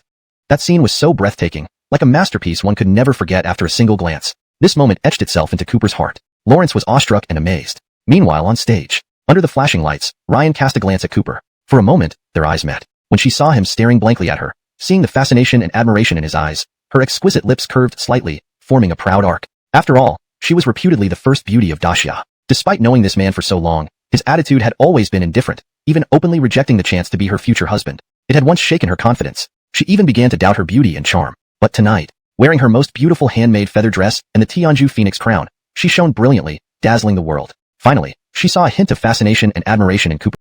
Yesterday, he alone had butchered 1,000. Blood flowed like rivers, bodies littered the ground. She had thought that was the last desperate act of the Japanese, but apparently, it wasn't over yet. This time it's different. These are all Japanese shinobi kings, each with grandmaster level strength. They're not ordinary opponents. Cooper reassured her, but don't worry, I'll protect you.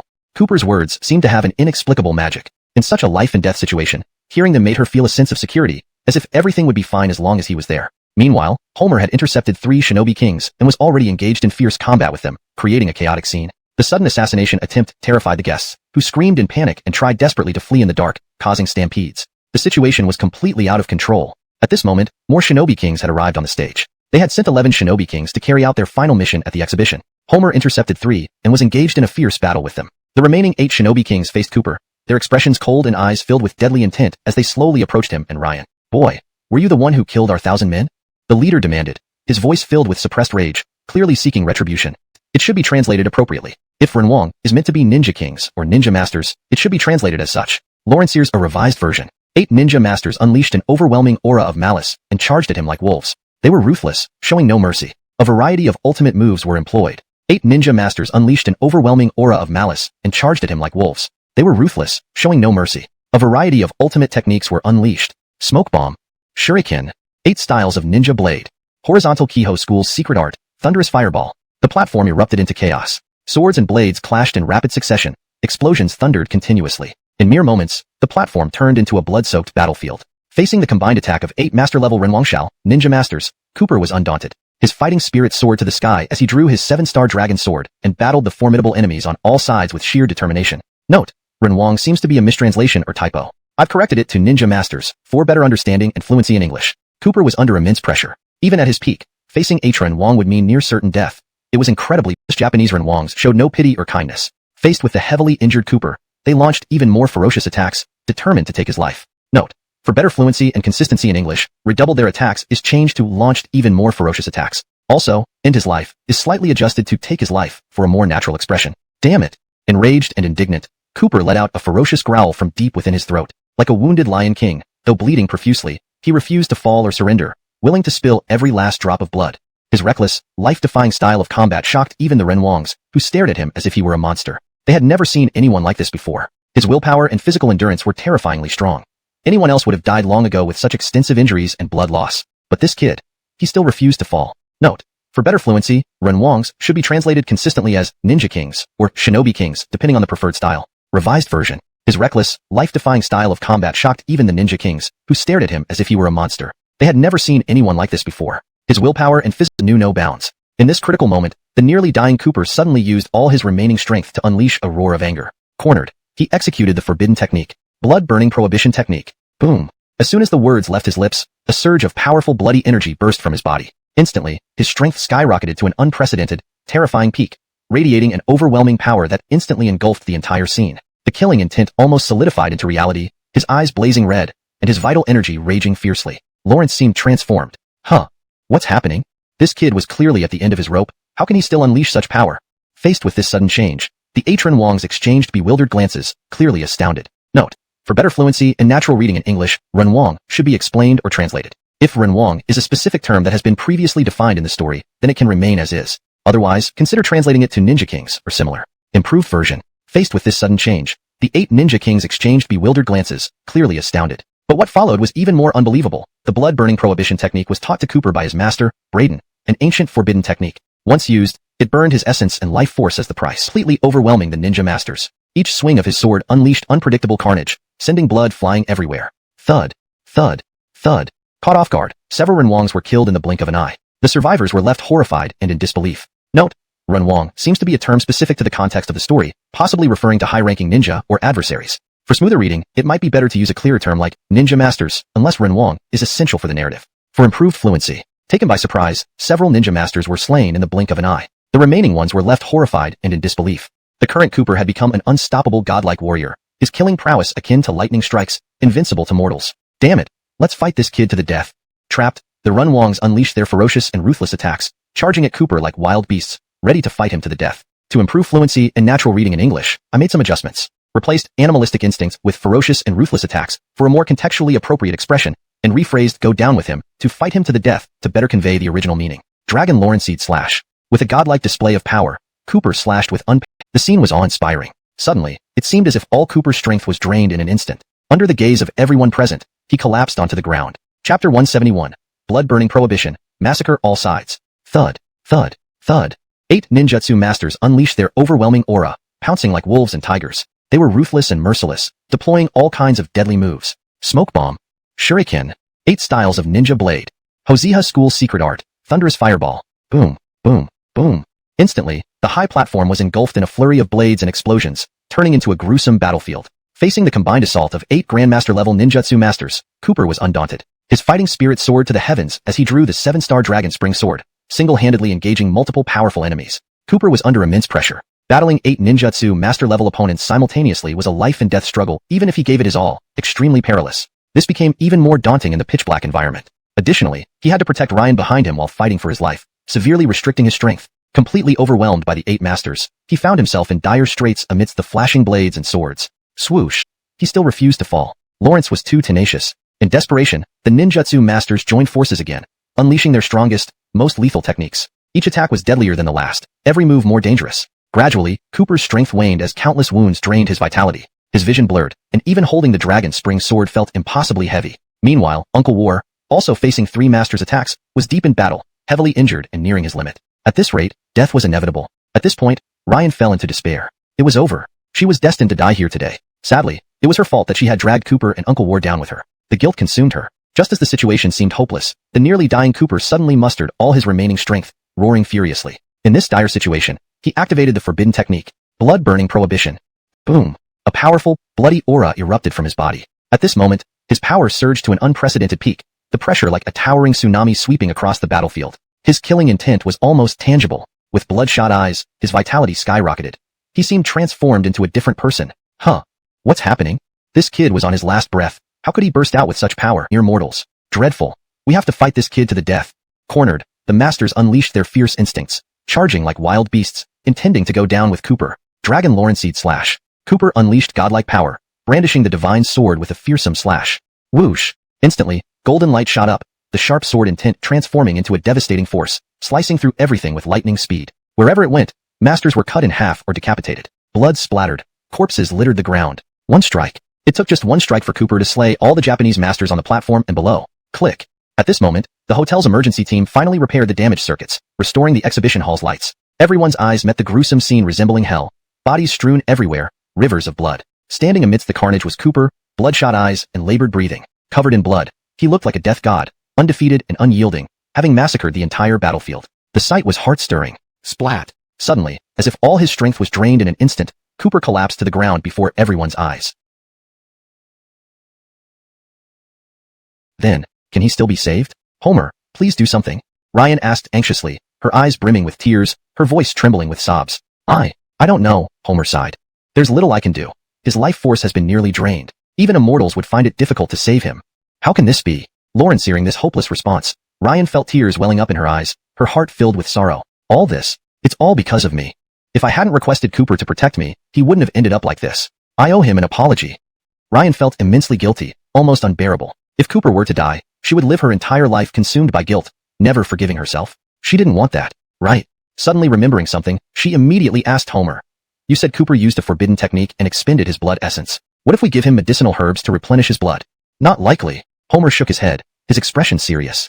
Given his condition, ordinary blood replenishing drugs won't help much. Even if they do, only top-tier treasures would make a difference. There is. Ryan explained, the Eastern royal family possesses a divine medicine called Kylan blood, which is a unique blood replenishing elixir. I'll have them bring it here. Kylan blood? Upon heat, I will get the Kylan blood. But if the royal family refuses, what can you do? Homer asked. After a long pause, Ryan made a bold decision. Steal it. Earlier, Cooper had told her that if one truly wanted to achieve something, external pressure wasn't the issue. What mattered was whether one had the courage to stake everything. Now, she wanted to muster all her courage and rebel. Cooper, wait for me. I promise to save you. With those words to the sleeping Cooper, Ryan left reluctantly. She took a helicopter that night, rushing to the capital. She was going to steal the Kylan blood from the Eastern royal family. Meanwhile, Homer stayed behind to care for Cooper, as per Ryan's request. Watching Cooper remain unconscious, Homer's thoughts were mixed. The situation had been perilous. Who could have guessed that after killing so many Japanese ninjas, they'd still have this trick up their sleeve? Cooper had risked using the forbidden technique, sacrificing his life to kill the Japanese ninja lords, thereby saving not only Ryan but also himself. Without Cooper, he surely wouldn't have survived either. You foolish boy, to think that a highborn lady like Miss Nikki would defy her clan's will and personally steal the clan's treasure to save you. Homer couldn't help but marvel. 1 hour passed. 2 hours. 3 hours. Finally, after 4 hours, Ryan returned, carrying the Eastern royal family's prized possession, the Kylan blood. The Kylan blood was stored in an ancient and intricately crafted porcelain bottle, viscous and vividly red. Though the bottle was small, it emitted a mysterious and potent energy. Miss, you actually managed to steal the Kylan blood? Homer was astonished. Yes. Ryan nodded. I intended to take it quietly, but my clan members discovered me and tried to stop me. I managed to escape. Enough talk, Homer. Quickly give him the Kylan blood. Are you sure? Homer hesitated, taking the Kylan blood and confirming. Miss, are you really prepared for the consequences? Stealing the clan's most prized treasure to save this young man. I don't care. Ryan said resolutely. Whatever the consequences, I am willing to bear them. Compared to anything else, I wish for Cooper to recover and be safe. It was the truth. At this moment, nothing was more important to her than saving Cooper's life. If he could survive, she would willingly accept any punishment from the royal family. Chapter 173. Obtaining the Kylan arm. All right. Seeing Ryan adamant about saving Cooper, Homer did not argue further. Lawrence pried open Cooper's mouth and fed him the Kylan blood. As the Kylan blood flowed, Miss Nikki saved you. Lawrence, sir? Cooper was somewhat surprised. What exactly happened? Homer explained, you were injured while protecting her. Feeling guilty, she braved enormous pressure, flew back to the imperial capital, and stole the Kylan blood, a treasure passed down for millennia by the royal clan, to save you. Now, your body flows with Kylan blood, granting you the Kylan arm. From now on, you possess the power of the Kylan. What? Lawrence hearing this, Cooper was greatly shocked. Not only did he regain his life, but he also gained such immense strength. Lawrence never expected the high and mighty Ryan to do so much for him. For a moment, his heart warmed. Where is she? Cooper looked around but saw no sign of Ryan. I need to thank her properly for all she did. No need to look. Homer sighed. The royal clan refused to use the Kylan blood to save you. Miss Nikki broke the clan's strict rules by stealing the blood. Now, she has been taken back to the imperial capital by the Nikki royal clan. Cooper asked, what will happen to her? Who knows? Homer shook his head. This matter is serious, and the clan's rules are strict. Even as the lady, committing such a grave mistake makes it hard for her to escape punishment. They will likely hold a meeting and decide her punishment based on the clan's rules. I imagine the punishment will be severe. D***M.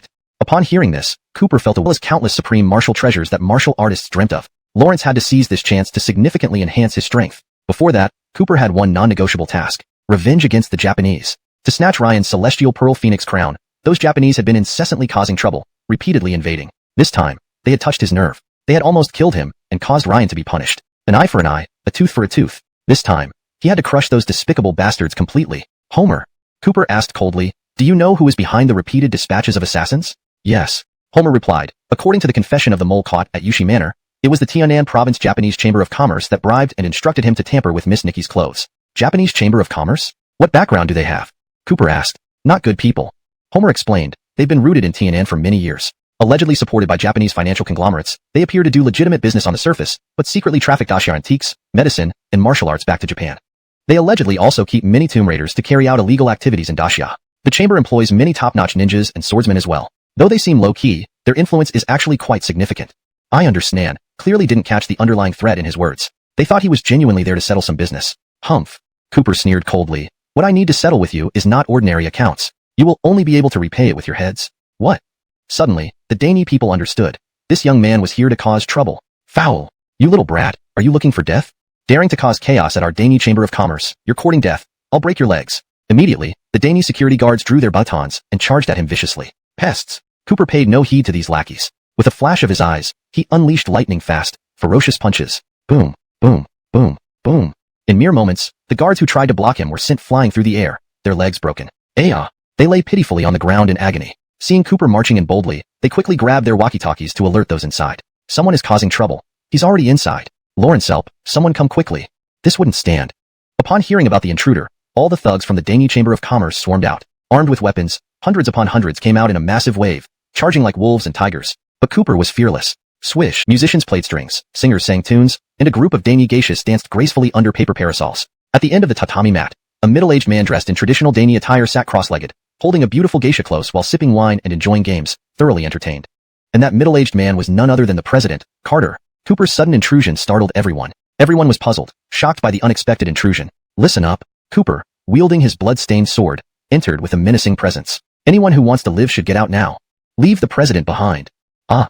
Seeing Cooper's menacing appearance, everyone screamed in terror. Women fled in panic, their faces pale with fear. Soon, only the President Carter remained seated alone, left without any support. Holding his wine cup, he squinted at Cooper, his eyes filled with icy hostility. Bold. You have quite the nerve, daring to cause trouble at my Dani Chamber of Commerce.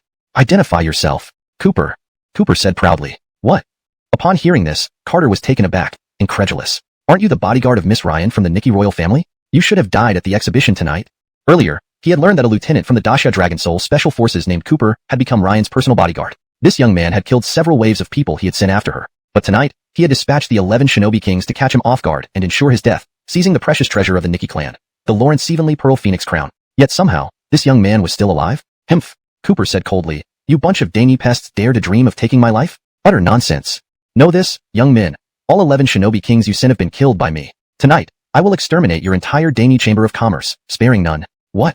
At this revelation, Carter was stunned. 11 shinobi kings were dead? No, this couldn't be possible. Absolutely impossible. In Dani, only one in every 1,000 ninjas could attain the rank of shinobi king. Each of the 11 he sent tonight possessed the strength of grandmasters. Yet this young man had killed them all? Shock overwhelmed him, causing his hair to stand on end. Lawrence instantly grabbed his walkie-talkie and shouted, People, someone has breached the building. All of you come upstairs. Don't bother. Cooper spoke arrogantly. All your subordinates in this chamber are already title at the age of 30. No matter the opponent, he has never tasted defeat. A punk like you? Lawrence could crush you with one hand. Upon hearing this, Cooper gave Campbell a calm glance. Lawrence had indeed heard of such figures before. According to legend, Yokozuna is the highest rank and greatest honor in Japanese sumo wrestling. Their strength is often terrifying. Anyone facing such a fearsome opponent, weighing over 800 caddies and standing like a massive mountain, would likely be petrified with fear. The disparity was simply too great. At that moment, Campbell stared down at Cooper from above, his contempt clear, and his arrogance brimming. Boy, daring to create chaos at the Japanese Chamber of Commerce, and even attempting to assassinate President Shinzei, you are truly courting death. I will shatter every bone in your body. Cooper showed no fear. Instead, he sneered, what a boastful mouth. A mere Japanese trying to stir up trouble in Daya. I think you're the ones who have grown tired of life.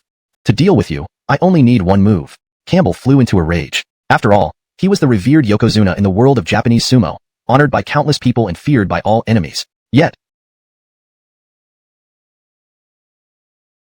scorching power coursing through his arms. His arms became impervious to blades and bullets, unbreakable like adamant iron, harder than steel. This was the effect of the Kirin's blood, the legendary power of the Kirin. Feel the power of my Kirin arm. Facing Campbell, who charged like a massive human cannonball, Cooper shouted and unleashed a devastating punch with his Kirin arm, advancing without retreat. The sheer might shook the entire area. The power was akin to a volcanic eruption, unleashing destructive energy. In the next moment, boom! A deafening explosion resounded as Cooper's Kirin arm hammered into Campbell's massive mountain-like body. Then, an astonishing scene unfolded. The formidable Campbell, weighing over 800 caddies, was sent flying like a heavy cannonball. Lawrence slammed into a wall dozens of feet away, the impact tearing through the walls and causing half of the Japanese Chamber of Commerce to collapse. The vast building crumbled into ruins on one side. Amidst the rubble near the shattered wall, Campbell lay there, his expression agonized and eyes wide with horror. A terrifying hole marred his chest, his internal organs shattered, bones broken, and blood gushing from his wounds. Lawrence died with his eyes open, unable to accept his fate, the scene too gruesome to behold. One punch, just one punch, and Cooper had crushed this monstrous figure. Anything. With that, Cooper, exuding lethal intent, made a motion as if to strike. Wait, Alaric screamed suddenly. You cannot kill me, or you won't survive either. Chapter 176, Bloodbath at the East Asian Chamber of Commerce. Oh. Cooper raised an eyebrow when he heard this and asked, Joke? Why can't I kill you? Listen up, kid. Braden threatened. The reason our East Asian Chamber of Commerce thrives in Daya is not just because of me, Braden. Behind me stands an even more powerful force. The East Asian financial clans. Because of the financial backing from these clans, I have been able to operate smoothly, bringing profits for the clans. But if you kill me, the clans will be enraged. At that time, you'll be torn limb from limb. To save his life, Braden immediately invoked his powerful backers to threaten Cooper, hoping he would reconsider out of fear. This news was indeed weighty. In East Asia, there were 10 major financial clans, each immensely wealthy and influential enough to control the nation's economy and destiny. In countries where financial clans exert their influence, a common trait emerges: they reign supreme. In their culture, even rulers can be portrayed as corrupt, but no one dares speak ill of the financial clans. This highlights how their power surpasses any other entity in East Asia. Given the current situation, anyone who learns that Braden has the backing of East Asian financial clans would surely think twice. After all, nobody wants to offend such a powerful and incredibly wealthy force, only to be constantly wary of high-priced assassins hired by them. It's terrifying. Fearful now, boy? At this moment, Braden, believing he had frightened Cooper, straightened up with arrogance and spoke arrogantly. Let me tell you, even if you're skilled, you cannot oppose my East Asian financial clans. They can squish you like an ant. But I can give you a chance to live. If you spare me today, I will pretend nothing happened. Otherwise, you're dead for sure. Ha ha ha. Upon hearing this, Cooper burst into laughter as if he'd just heard a joke. What are you laughing at?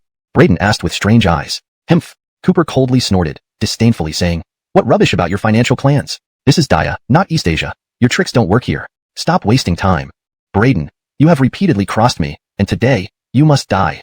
Even if your clan seeks revenge, I will kill each one who comes until they dare not oppose me again.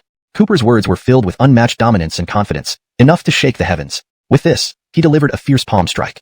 With President Braden dead, leaving no survivors. And the perpetrator of all this was none other than Lieutenant Cooper from the Dragon Soul Special Forces. Once released, these messages caused a massive uproar, and everyone began paying attention to a man named Cooper. As more information surfaced, people discovered something astonishing. The Cooper who killed the intruders and protected the Celestial Pearl Phoenix crown was just a young man in his early 20s. For someone so young to possess such power, courage, and skills was unprecedented and stunning. Public opinion was buzzing with astonishment. Time passed day by day. Finally, the day for the martial arts trials approached. Cooper found out about these trials by accidentally reading a secret letter sent by the ancient martial world to the Wei family. Periodically, the ancient martial world would send letters to all ancient martial families, instructing each to send their 2 most outstanding talents to participate in trials in an ancient battlefield. It was said that numerous opportunities, legacies, and divine weapons awaited there, desired by every martial artist. Seeing this as a rare opportunity, Cooper decided to join Nona for the trials. Returning to the ancient martial Wei family, since his last visit, the Wei family had been submissive and compliant, with Nona appointed as the new patriarch. In reality, Cooper was now the true ruler of the Wei family. On his way, all Wei family members greeted him respectfully. Cooper sought out Nona and soon found her practicing in the backyard. Her attire was graceful, and her movements elegant and fluid. She's truly worthy of the Wei family's legacy, he thought as he watched her train. Great. Cooper applauded as he watched her practice. Mingxian, your skills have improved since we last met? Nona paused upon hearing his voice, turning around with surprise and joy in her eyes. Master, you're back? Yes, Cooper replied, We agreed to participate in the ancient martial trials together, and the time has come. Yes. Nona was excited. I've been waiting for this day, but I've been diligently training to prepare. Master, could you guide me? Really? Cooper raised an eyebrow, smiling. Are you challenging me, Mingxian? Chapter 177. Participating in the ancient martial trial. I dare not. Nona said with a coy smile. How could I dare to challenge young master in front of you? I've been practicing diligently on my own, but I'm unsure how effective it has been. If I could receive guidance from you, that would be best. Cooper nodded approvingly and agreed. Since that's the case, let me see how much you've grown in these past 2 weeks. Come, use all your strength and attack me with many clan members who wondered what had happened. Step, step, step. Under the immense energy surge, Nona was pushed back several dozen steps. Yet, Cooper remained standing still, unwavering. You live up to your reputation, young master. Nona gazed at him admiringly. I exerted all my strength, yet couldn't budge you at all. Truly, you are the most outstanding genius. Haha. Cooper laughed. You're not bad either. You've improved greatly compared to last time. Really? Nona asked happily. Then, does young master think that with my current strength, how do I compare to the former heir, Luke? Luke was the son of the previous head, Alexei. Lawrence once provoked Cooper and openly challenged him on a public stage in the provincial capital, only to be brutally beaten by Cooper. Not only did he lose face, but his limbs were also severely crippled. Now, he was confined to a wheelchair. Luke. Cooper chuckled. If we were to compare your current skills to his pre-injury peak condition, you could take on 2 of him with ease. Great. Receiving such praise, Nona giggled happily, overwhelmed with joy. This praise was indeed something to be happy about. Though Luke had been easily incapacitated by Cooper, it was because Cooper was an unparalleled prodigy. Against others, Luke's abilities were enough to dominate the secular world in Tiannan. For Cooper to say she could handle 2 Lukes was high praise indeed. Feeling her strength validated by Cooper, she was very pleased. Although she was grateful that Cooper was taking her to the ancient martial trial, she feared letting him down. Now, she felt more confident. Next, the 2 prepared to set out for the location of the ancient martial trial. However, they didn't know the address. The previous letter from the ancient martial world had mentioned only the old place to ensure confidentiality. While it was common knowledge among the ancient martial families, the 2 of them were clueless. Cooper was an outsider, and even though Nona was now the family head, her previous status within the Wei family was extremely low, leaving her without the right to know such information. Thus, Cooper summoned the Todd of the Wei family, who drew a map for them. After completing all preparations, Cooper took Nona and officially set off. En route, they enjoyed the scenery and traveled leisurely, free from any stress. To outsiders, they resembled a couple on a romantic getaway. Nona always remembered Cooper's great kindness and treated him with utmost care during their journey, pampering him like a spoiled rich young master. But Nona had no complaints. She was delighted to be with Cooper and even happier to have the chance to serve elegantly dressed men and women, each exuding a distinguished aura, representing the chosen young elites from the 36 major families of the ancient martial world. At that moment, they gathered in small groups, chatting amiably. The ancient martial Wei family has arrived. With a loud announcement, Cooper and Nona immediately caught the attention of the gathered young elites, who whispered and mocked under their breath. Actually, the Wei family? The Wei family consistently ranks last in every trial, contributing nothing. They're about to be disqualified from participating altogether. Indeed, who would have thought they still had the nerve to come? And I heard their heir was crippled, forcing old Lord Alexei to abdicate. Now they've put some illegitimate daughter named Nona in charge. What a joke. It seems the Wei family is short on talent. Chapter 178.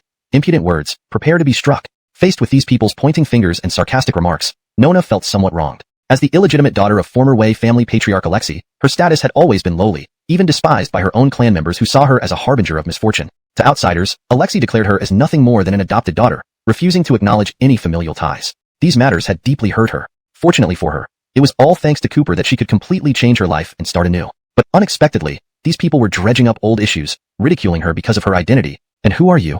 Cooper asked irritably. Bold. Before young Master Shun could respond, the surrounding descendants of ancient martial arts families shouted. Brat, you don't recognize young Master Shun? Blind fool. Indeed, country bumpkins from the Wei family. Tisk, showing yourself up. Listen carefully. At this point, Kato spoke with a pompous air, proudly introducing himself. I am Kato, the young master of the Tsangjin Manor, one of the top 3 most powerful ancient families in the ancient martial arts world. Boy, you don't even know me and still dare to act arrogant here? Aren't you afraid to die? Lawrence hearing this, Cooper sneered dismissively. Tsangjin Manor? TSK, never heard of it. It was only then that Kato noticed Nona standing beside Cooper. Instantly, his eyes lit up. Lawrence had seen many beauties, but Nona's delicate and charming appearance, with her smooth, porcelain-like skin and obedient demeanor, made her stand out uniquely. Immediately, Kato became interested. Beautiful lady, if I'm not mistaken, aren't you the adopted daughter that Alexei took in? Is your name Nona? So what if it is? Nona asked. Lawrence said. Kato's eyes gleamed lecherously as he closed his fan and brazenly lifted Nona's chin with the tip of it, inspecting her beautiful face closely with a playboy's manner. Who would have thought you're a rare beauty? Quite fresh indeed. I like, and I will ensure your safety. If you desire any treasures, I can get them for you. Then he suddenly changed his tone. However, you must agree to one condition. Since I'm taking in a concubine anyway, you seem fitting. How about it? Go back and become my concubine and serve me properly. Kato made his shameless demands on the spot, clearly lusting after Nona's beauty, trying to lure her with these offers. At this moment, the surrounding elite descendants of ancient martial arts families joined in with malicious laughter. Nona, shouldn't you accept quickly? That's right, young Master Shin favoring you is a stroke of luck for you. Given the Shin family's status in the ancient martial arts world, even being a concubine is a great honor. From now on, your Wei family will rise to prominence. Ha ha ha. You. Seeing Kato's insidious smirk, Nona turned pale. Lawrence's chest heaved dramatically with anger. She angrily refused. In your dreams, I would never stoop to being a consort for someone like you. Nor do I need your help. Please move aside. What? Upon hearing this, there was another uproar in the crowd. No one expected Nona to defy young Master Shin. She was indeed daring. Oh. Kato raised an eyebrow, feeling displeased. Nona, don't refuse kindness offered to you. Remember, no one dares to offend me, Kato. As a mere adopted daughter, achieving anything within the Wei family, Master Shin? This was simply reckless. Humph. Cooper warned coldly, this slap should teach you some sense. If you dare to be disrespectful to Ming Xin again, you will bear the consequences yourself. Behind him, Nona looked at Cooper standing up for her, feeling profoundly moved. Arrogant. Arden burst into anger. Lawrence clutched his stinging cheek, staring at Cooper in disbelief. You little punk. How dare you lay hands on me? You're courting death. I'll definitely kill you. Enraged by shame, Arden released powerful Grandmaster pressure right there and then. His eyes turned dark and murderous. With a swift flip of his wrist, a flash of cold light stabbed out from his folding fan. It was a sword. A 3-foot-long sword was hidden within his fan, radiating a startling chill. Lawrence lunged at Cooper viciously. A Lawrence-art piercing strike. Be careful, sir. Nona, seeing the sword strike, immediately became tense and couldn't help but cry out in warning. Witnessing Arden taking personal action, the surrounding people all wore expressions of schadenfreude. They were all waiting for the show. This kid is done for. How could he disrespect young Master Shin so openly? It's sheer arrogance. The sword-concealing manner of the Shin family is ranked third in the ancient martial world. Young Master Arden is deeply troubled. Struggling to his feet, he glared fiercely at Cooper, gnashing his teeth in anger. Kid, how dare you slap this young master's face? Lawrence took pride in his handsome face, his capital for charming women, but now, it was bruised and swollen. It was intolerable. Humph. Cooper gave him a cold glance and sneered. What prodigy of the ancient martial world? You're just a pretty but useless puppet. I advise you not to make things harder for yourself. You are not my match. Looking for death. Arden was thoroughly provoked. Clenching his teeth, he snarled murderously. As the legitimate heir of the sword-concealing manor, how can I allow you to belittle me? Listen up. My most potent secret technique hasn't even been revealed yet. Just wait. I'll take your life. Speaking of which, Arden, seething with anger, emitted a fearsome aura. His power steadily climbed. At this moment, his fan sword was brimming with energy. The murderous intent accompanied by a cold gleam almost seemed substantial. Kid, today, I'll let you witness the 1,000-year-old essence of the sword-concealing manor. Die, myriad lineage sword art. Following that, Arden unleashed a terrifying sword strike, driven by his overwhelming rage. Swish. Suddenly, tumultuous sword chi surged forth, quickly engulfing the entire area, spreading to every corner of this mountain hollow. Though it seemed like only one strike, within that strike were countless razor-sharp sword intents, akin to a surging sea of sword intentions. Arden had fully intended to kill Lawrence Evans. Seeing this move by Arden, the ancient martial world's prodigies collectively gasped in alarm. It's the myriad lineage sword art. The sword-concealing manor's history spans 1,000 years, the longest among all ancient martial families. This is their millennium-old, earth-shaking skill, practiced only by the head of the family or young Master Arden. I've heard about the might of the Shun family's myriad lineage sword art. Finally, I get to see it today. Now this arrogant punk is doomed. This spectacle of myriad swords galloping alarmed even Nona. Such a powerful sword. Truly the sword-concealing manor. Despite looking like a pampered son, young Master Arden possessed considerable strength. Though Sir often called her a genius, she admitted to herself, she couldn't handle this myriad lineage sword art. Just as everyone thought the reckless Cooper would meet his end under Arden's devastating sword, suddenly, Cooper moved. Words, Ivor, Andres, Zhao Axeln, and more than 10 other young martial geniuses who usually fawned over Arden all stepped forward. Each drew their weapons, unleashing their most powerful abilities. They gathered around Arden, attacking simultaneously. Extinction Tiger Fist, Mountain Crushing Strike, Slaughter Spear, 13 Ultimate Killing Swords. Young whelp, daring to offend young Master Shun is unforgivable. Die now. In an instant, including Arden, more than 10 martial geniuses joined forces against Colby. As the cream of the crop in their respective ancient martial arts families, each one of them possessed Grandmaster level cultivation. Their ultimate techniques combined into a terrifying ocean of energy. It rained down fiercely upon Colby. The energy was earth-shaking. Suddenly, the scene turned into one where Colby was single-handedly taking on a group from the ancient martial world. Visually, it seemed like Colby was instantly at a disadvantage, despite how unfair this was. But Arden didn't care. Not only did he feel no shame, but he laughed arrogantly instead. Ha ha ha. You can be as strong as you want, but what good does that do when you're brutally suppressed by me? Now you know my power. Tisk. Colby sneered coldly, filled with disdain and mockery. Unable to compete fairly, you gang up on the weak, disregard. Colby's gaze was piercing, focusing on the dozen or so snarling adversaries, proudly and coldly smiling. Lions and tigers walk alone. Wolves prefer to run in packs. Just a bunch of ants. Nothing but a rabble. I can handle them all by myself. His arrogant declaration stunned everyone on the scene, especially Arden's gang. Each of them felt affronted and enraged beyond measure. Damn. Boy, you're too arrogant. At death's door, yet you still try to show off. Don't shed tears till you see the coffin. Let's see how you die today. Silence. All of you scram. Colby roared, his dantian erupting like a volcano. A surging tide of inner strength suddenly poured into his majestic sword strike.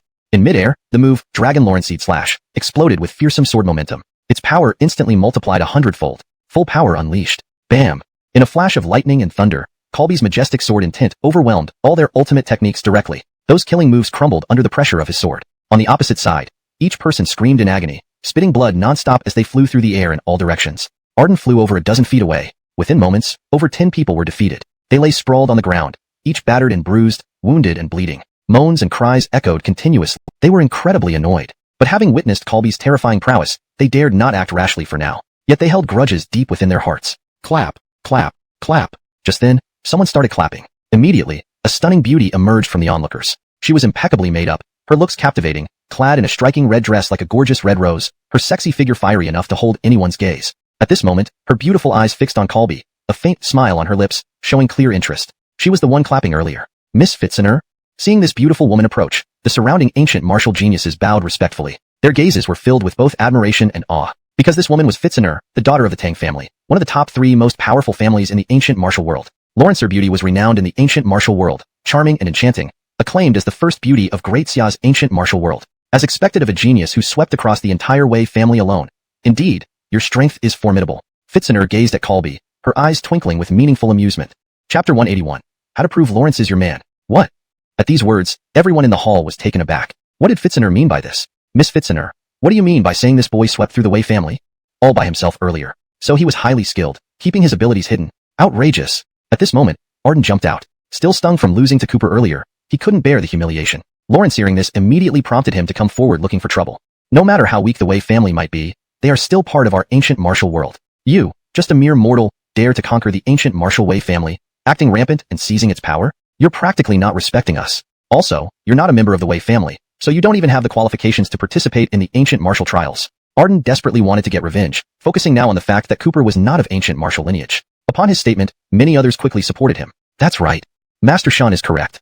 The ancient martial trials can only be participated in by members of the ancient martial world. This boy isn't part of the Wei family. He's just an outsider and doesn't deserve to join the ancient martial trials. Wishful thinking. Get lost. Get out. Get out. Get out. Under Arden's lead, more than 70 young geniuses from the 36 ancient martial families became agitated, waving their arms and shouting loudly. They all expressed great dissatisfaction with Cooper's identity, fiercely berating and trying to expel him. For a moment, Cooper became leader of the Wei family. So, does he not count as a Wei family member? What? Lawrence hearing this, everyone was stunned. Man, did this woman suddenly declare she would marry herself off to a common mortal? Even if she was an adoptive daughter, she was still a part of the ancient martial world, far above ordinary mortals in status. Yet, she actually married a mortal, willingly debasing herself, something unheard of for 1,000 years. This was simply absurd. Do you have any other questions? Nona asked. Well, this? Despite their displeasure, Nona's words left them speechless. If Cooper was indeed her man, then he naturally counted as a Wei family member. Thus, he would be considered part of the ancient martial world. I don't believe it. The persistent Arden chimed in again. Don't think I didn't notice. It's clear you two don't seem like a pair. You call him master with utmost respect, looking down in submission. You look like a servant. What do you want to see to believe it? Nona asked, annoyed. Humph. Arden had no concrete answer, but he was determined to cause trouble for Cooper. Lawrence decided to play hardball. I don't care. Only descendants of the ancient martial world can enter the trials. This is a millennium-old rule. We can't just easily believe you. If an outsider gets into the trial grounds and takes our treasures, no one can bear the consequences unless you can prove it. Lawrence hearing this, Nona felt disheartened. Clearly, Arden was dead set on getting revenge and wouldn't let up easily. Suddenly, she got an idea, her cheeks turning slightly red. After hesitating for a while, Nona seemed to resolve herself and boldly approached Cooper. Lawrence, her eyes, full of affection, looked up at him, shy and tender. In front of everyone's eyes, she made a shocking move. She tiptoed, her delicate hands resting on Cooper's shoulders. Puck. The next second, her soft pink lips pressed against Cooper's, in full view of everyone. With a face like blooming peach blossoms, she kissed him passionately.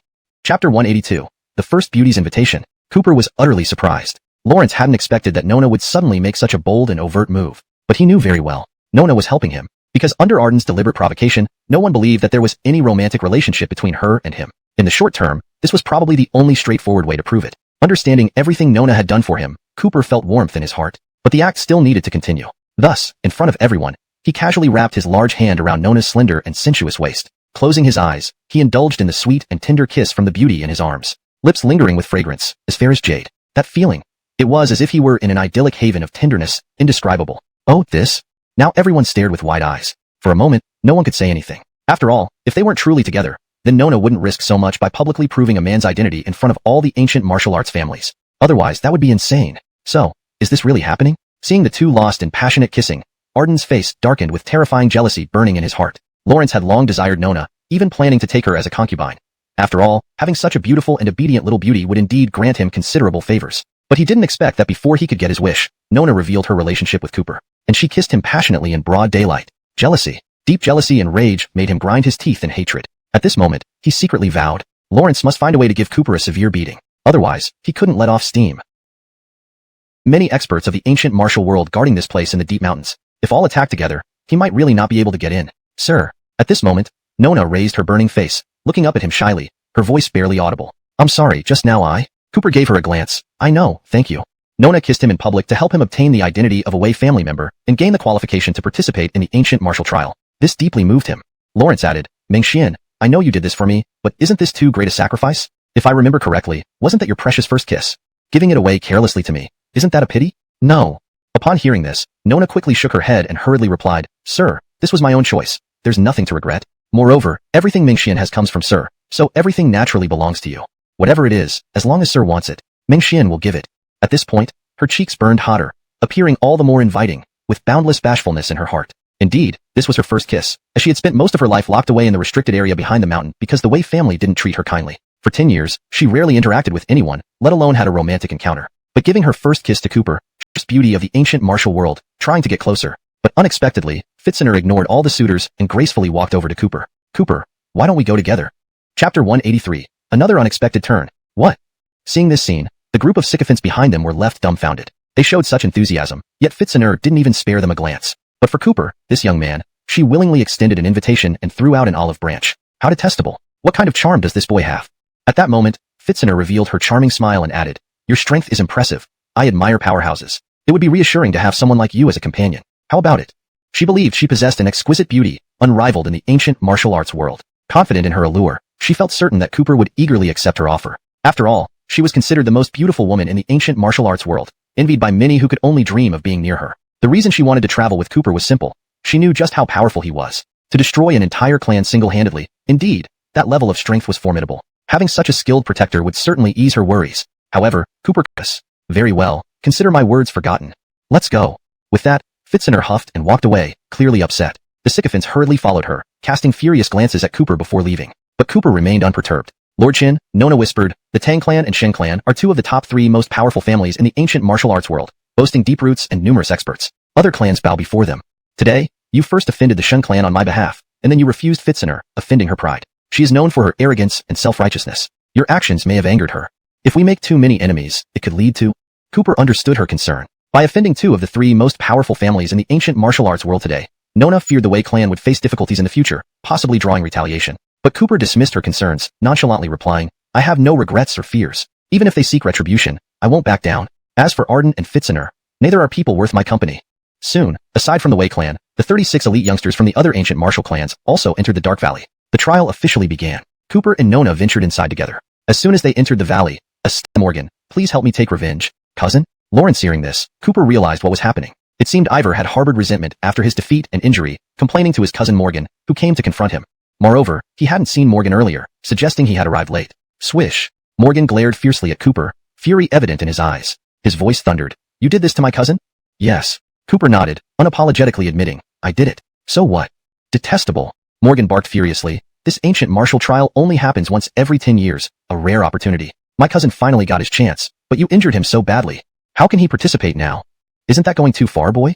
Hashtag chapter 184. The Martial Arts Enthusiast Challenge. Morgan immediately confronted Cooper, his tone laced with clear displeasure, clearly vexed by Cooper's actions. Facing the sudden barrage of accusations, Cooper replied calmly, You only know that I hit him, but why don't you ask me why I did it? Why?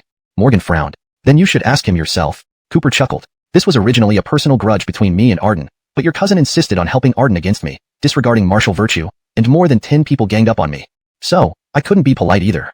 Moreover, fortunately, only 5 ribs were, but unexpectedly. Humph! Morgan snorted coldly, staring at Nona. Morgan, Never fight women. I will not engage with you. Go away. Who hit my cousin? I will deal with that person. Mingxian, step back. At this moment, Cooper stepped forward. How can I let you handle such matters? Leave it to me. But, young master. Nona seemed worried and could not help but remind him. This Morgan is the young master of the Su family, and the Su family, like the Tang clan and the Shin family, is one of the three most powerful ancient martial families. Moreover, in terms of strength, this Morgan far surpasses Fitziner and Arden. Lawrence is obsessed with martial arts and is known as a martial fanatic, an extremely powerful and difficult opponent. Lawrence is undoubtedly the strongest among the younger generation in the ancient martial world. It's all right. Cooper raised his head proudly, exuding a dragon-like aura. Don't worry, Mingxian. I know what I'm doing. Good. Morgan stared at Cooper. Not hiding behind a woman. You are still a man. Then, let's stop talking and start fighting. With that, Morgan let out a fierce roar, unleashing mountain-moving power from his 7-foot frame. Bang, bang, bang. His arms bulged as if injected with hormones, muscles swelling rapidly. They looked like knots from century-old trees, brimming with terrifying energy. Boy, receive this, shattering Lawrence's even fist. Facing the martial fanatic Morgan, who attacked like a ferocious tiger, Cooper showed no fear. Lawrence channeled his inner strength, his aura steadily rising. Soon, it reached its peak. Swinging his massive fists, he met Morgan head-on, exuding a dragon-like momentum. Meanwhile, elsewhere, Arden, accompanied by his lackeys, found Fitziner surrounded by sycophants. The two groups met. Miss Tang. Arden smiled mysteriously. There's a show to see. Do you have any interest? Fitziner asked curiously. What kind of show? Haha. Arden laughed triumphantly, almost gleefully. That brute Morgan arrived late today, but I've already sent his cousin Ivor to find him. Seeing his cousin beaten up, guess what that barbaric martial fanatic will do? Oh. Lawrence hearing this, Fitziner raised an eyebrow. Lawrence's beautiful eyes glimmered with amusement. Needless to say, he'll avenge his cousin and take action against Cooper. That's why I said there's a show to see. Arden sneered. Cooper, that wretch, opposed me and insulted Miss Tang, simply courting death. And Morgan, though a brute, is the strongest among the younger generation in the ancient martial world. That boy is done for. Fitziner said with interest, hardly able to believe what they saw. After all, Morgan was the most formidable individual among the younger generation in the ancient martial world, born with immense strength and excellent bone structure, a veritable savage. They expected to witness Cooper being brutally pummeled. Instead, these two were evenly matched, fiercely contending with no sign of giving in. At this time, Nona watched the battle nervously. Though she believed in Cooper's extraordinary strength, she had also heard of the terrifying nature of the martial fanatic Morgan. Thus, despite her belief, she could not help but feel concerned, silently praying, Young master, please don't get hurt. Chapter 185. A rival hard to find. Meeting a true kindred spirit. To the martial arts fanatic Morgan, he had never really taken Cooper seriously before, but this encounter left him quite astonished. Morgan earned his title, martial arts fanatic, with good reason. He indeed had every right to be proud and arrogant. At least among the young generation of the ancient martial world, no one had been his match so far. Even Arden and Fitziner, descendants of the other two most powerful families, couldn't compare to him. Lawrence never thought that, today, he would meet an opponent who could fight him to a standstill until dark. Up until now, there had been no clear victor. They were even realm, could possess such terrifying strength and still be several years younger than himself. This couldn't simply be described as being a genius. It was monstrous. Ha ha ha. Regaining his composure, the martial arts fanatic burst into laughter. Even though he and Cooper were enemies and had fought fiercely to a standstill, he felt an extraordinary sense of exhilaration. That's interesting. This is truly fascinating. With your exceptional talent, I assumed you were an up-and-coming star in the ancient martial world. Who knew you came from the mortal realm? It doesn't matter where one comes from. What matters is speaking through strength. Cooper stood tall, exuding a dragon-like aura, not conceding an inch to Morgan. You're right. Morgan nodded in agreement. This fight has indeed been quite entertaining. Your style is straightforward and powerful, and your moves are open and honest. From the way you fight, I can tell you're definitely not a villain but a forthright gentleman. Too kind of you. Cooper replied. You are also the first opponent I've met since coming to the ancient martial world who matches me evenly. Fighting with you has indeed been refreshing. Seeing the two men who were just moments ago locked in an earth-shaking battle suddenly reconcile and begin complimenting each other, everyone watching, whether Morgan's bring out your best. We must determine a winner today. Haha, watch carefully then. Earth-shaking tiger fist. With a fierce roar, Morgan's power erupted explosively, like a comet detonating. An unstoppable surge of fighting spirit soared towards the sky. Bam! Bam! Immediately, his gigantic fists, as large as sandpots, were covered in radiant golden light. They resembled a pair of gold fists. This was precisely the peerless ancient martial technique passed down by the Su family for 1,000 years. Once unleashed, the fists received the blessing of Vajra power, invincible and as hard as iron. Even mountains and boulders could be shattered with a single punch. Its power was boundless. Next, Morgan charged towards Cooper again with overwhelming force. The imposing momentum was like a ferocious tiger descending from the mountains, uprooting trees and tearing apart the land. Facing Morgan's genuine intent and ancestral techniques, Cooper no longer held back and immediately countered with a fearsome technique. Chilan arm. Bam! A mighty shockwave erupted from within him, surging like a massive tidal wave. His aura intensified dramatically, reaching an almost terrifying level. His arms instantly swelled with muscle, filled with a devastating energy capable. But then Cooper responded, although you're indeed strong, I'm afraid this time I win. As he spoke, Cooper unleashed an even more powerful aura and deployed his ultimate technique. Take this, the 18 dragon-slaying strikes. Boom boom boom. Instantly, fist shadows filled the sky, each strike brutally powerful. This move was taught by his master, Braden, and it was an incredibly potent set of boxing techniques. As its name suggests, the sequence has 18 strikes, with each successive punch growing stronger like stacking buffs. Empowered further by the Qilin strength, Cooper's punches grew terrifyingly powerful, nearly capable of crumbling mountains and shattering rocks. What? Morgan was greatly shocked. Lawrence was a martial fanatic who studied all kinds of martial arts, both internal and external, throughout history. Yet, he had never seen such a unique move. At first, Cooper's strikes were powerful, but Morgan could just barely fend them off with his diamond-hard hands. However, as the power kept increasing, it felt almost like divine punishment. Each punch seemed to weigh thousands of pounds. Struggling to keep up, Morgan fell back step by step, on the brink of losing his defense. The last strike of the 18 dragon-slaying strikes. This ends now. With those words, Cooper glared fiercely, his fighting spirit soaring, delivering the final blow. The impact was earth-shattering. Morgan was taken aback. Morgan nodded and turned to leave. Wait. Suddenly, Ivor, still in pain, ran up, unwilling to accept the situation. Cousin, is it over? My revenge is unfinished. Don't go yet. Lawrence had thought his cousin Morgan would thoroughly beat up Cooper, thus avenging him. But he hadn't expected things to turn out this way. Forget it. Morgan replied, you saw, I'm no match for Cooper, and I can't help you anymore. Besides, he's an honorable man. You should try to make peace with him. If you continue bothering him and get beaten again, I won't help you this time. With that, Morgan walked away. Ivor was reluctant, but he knew he couldn't stand up to Cooper, so he left in frustration. Cato nearby looked disappointed. Darn. Lawrence angrily remarked, who would have thought Cooper is this strong, even defeating the martial fanatic Morgan? This is problematic. Earlier, he had suffered at Cooper's hands and sought revenge. Now, it seemed Cooper was too formidable for him to challenge. So boring. Fitziner coldly snorted and led her entourage away. That's great, master. You're truly formidable. Nona approached and praised Cooper. It's a small feat. Cooper calmly said, Morgan, the martial fanatic. Sure enough, there's a sword tomb. So many divine weapons. This is our lucky day. Excitement filled the air as they rushed forward under Arden's lead, all eager to choose their weapons before anyone else could. The scene was intense and lively. However, many martial prodigies hurriedly approached only to find themselves utterly exhausted after exerting all their strength, but unable to draw any of the swords. Damn it! Why can't I pull it out? The weapon is right here. Damn it. Seems like we don't have enough affinity. Indeed, that was the case. This trial tested the prodigy's talent, strength, luck, and affinity. Simply arriving at the sword tomb did not guarantee success. While some succeeded, most were left frustrated after trying in vain, either grumbling or sighing in disappointment. At this moment, Nona noticed a shimmering light. Curious, she walked over and found an exquisite short knife among the divine weapons. The knife was incredibly translucent, with a lustrous jade-like glow. A sparkling pearl was embedded in its hilt, emitting the light she had seen. How beautiful! Nona admired the short knife, clearly fond of it. Try it. Maybe you see its light because you have an affinity with it. Colby reminded her. Okay.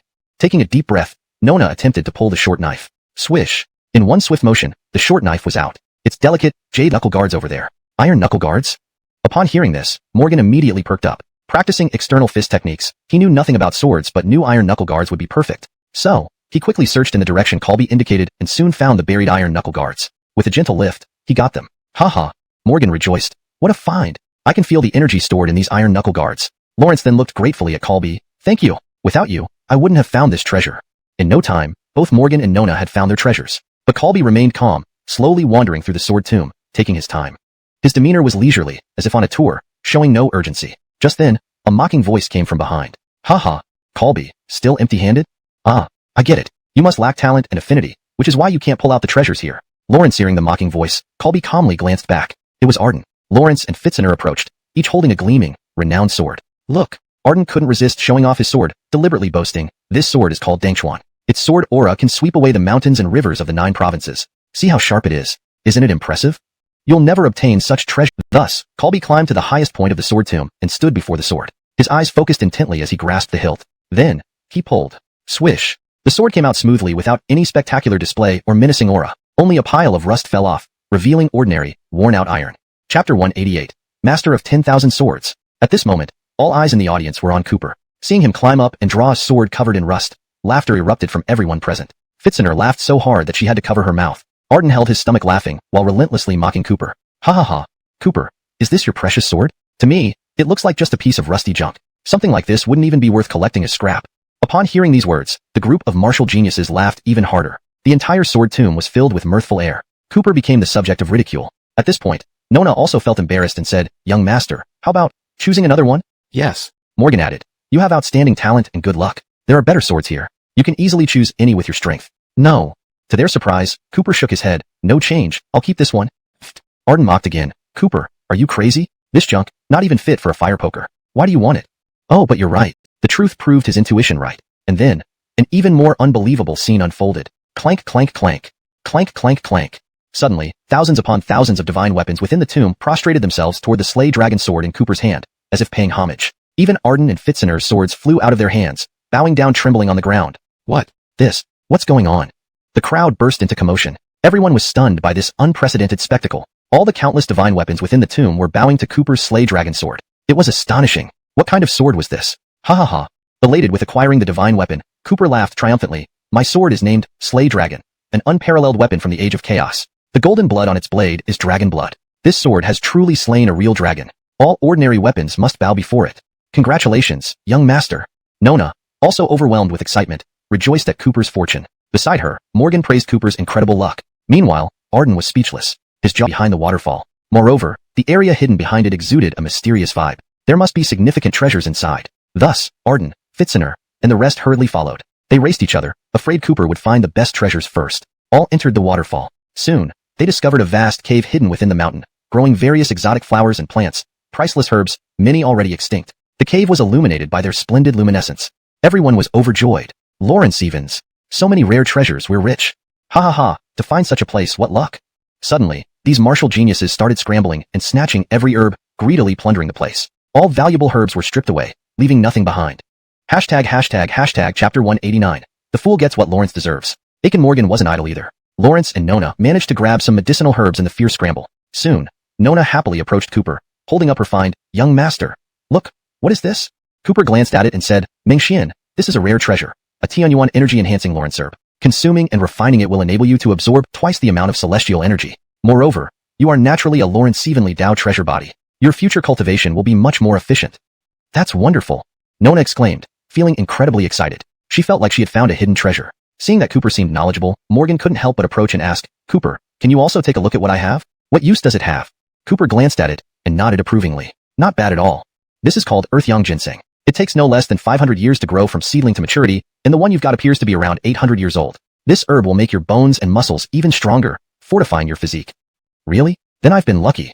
Morgan replied, thoroughly satisfied. After all, he disliked using weapons and was always diligently training his body and martial arts skills. If his bones and muscles became stronger, his strength would skyrocket. As the frenzied looting continued, the entire cave became a mess, leaving nothing behind. Cooper didn't get anything because he was too lazy to join the fray. These treasures, though rare, were not extraordinary enough in his eyes. They were optional. At that moment, he looked around and noticed a lotus flower blooming on the high wall of the stone grotto. This intrigued him. A lotus Cooper shook his head with a sardonic smile. I suggest you don't do that. Otherwise, you'll regret it.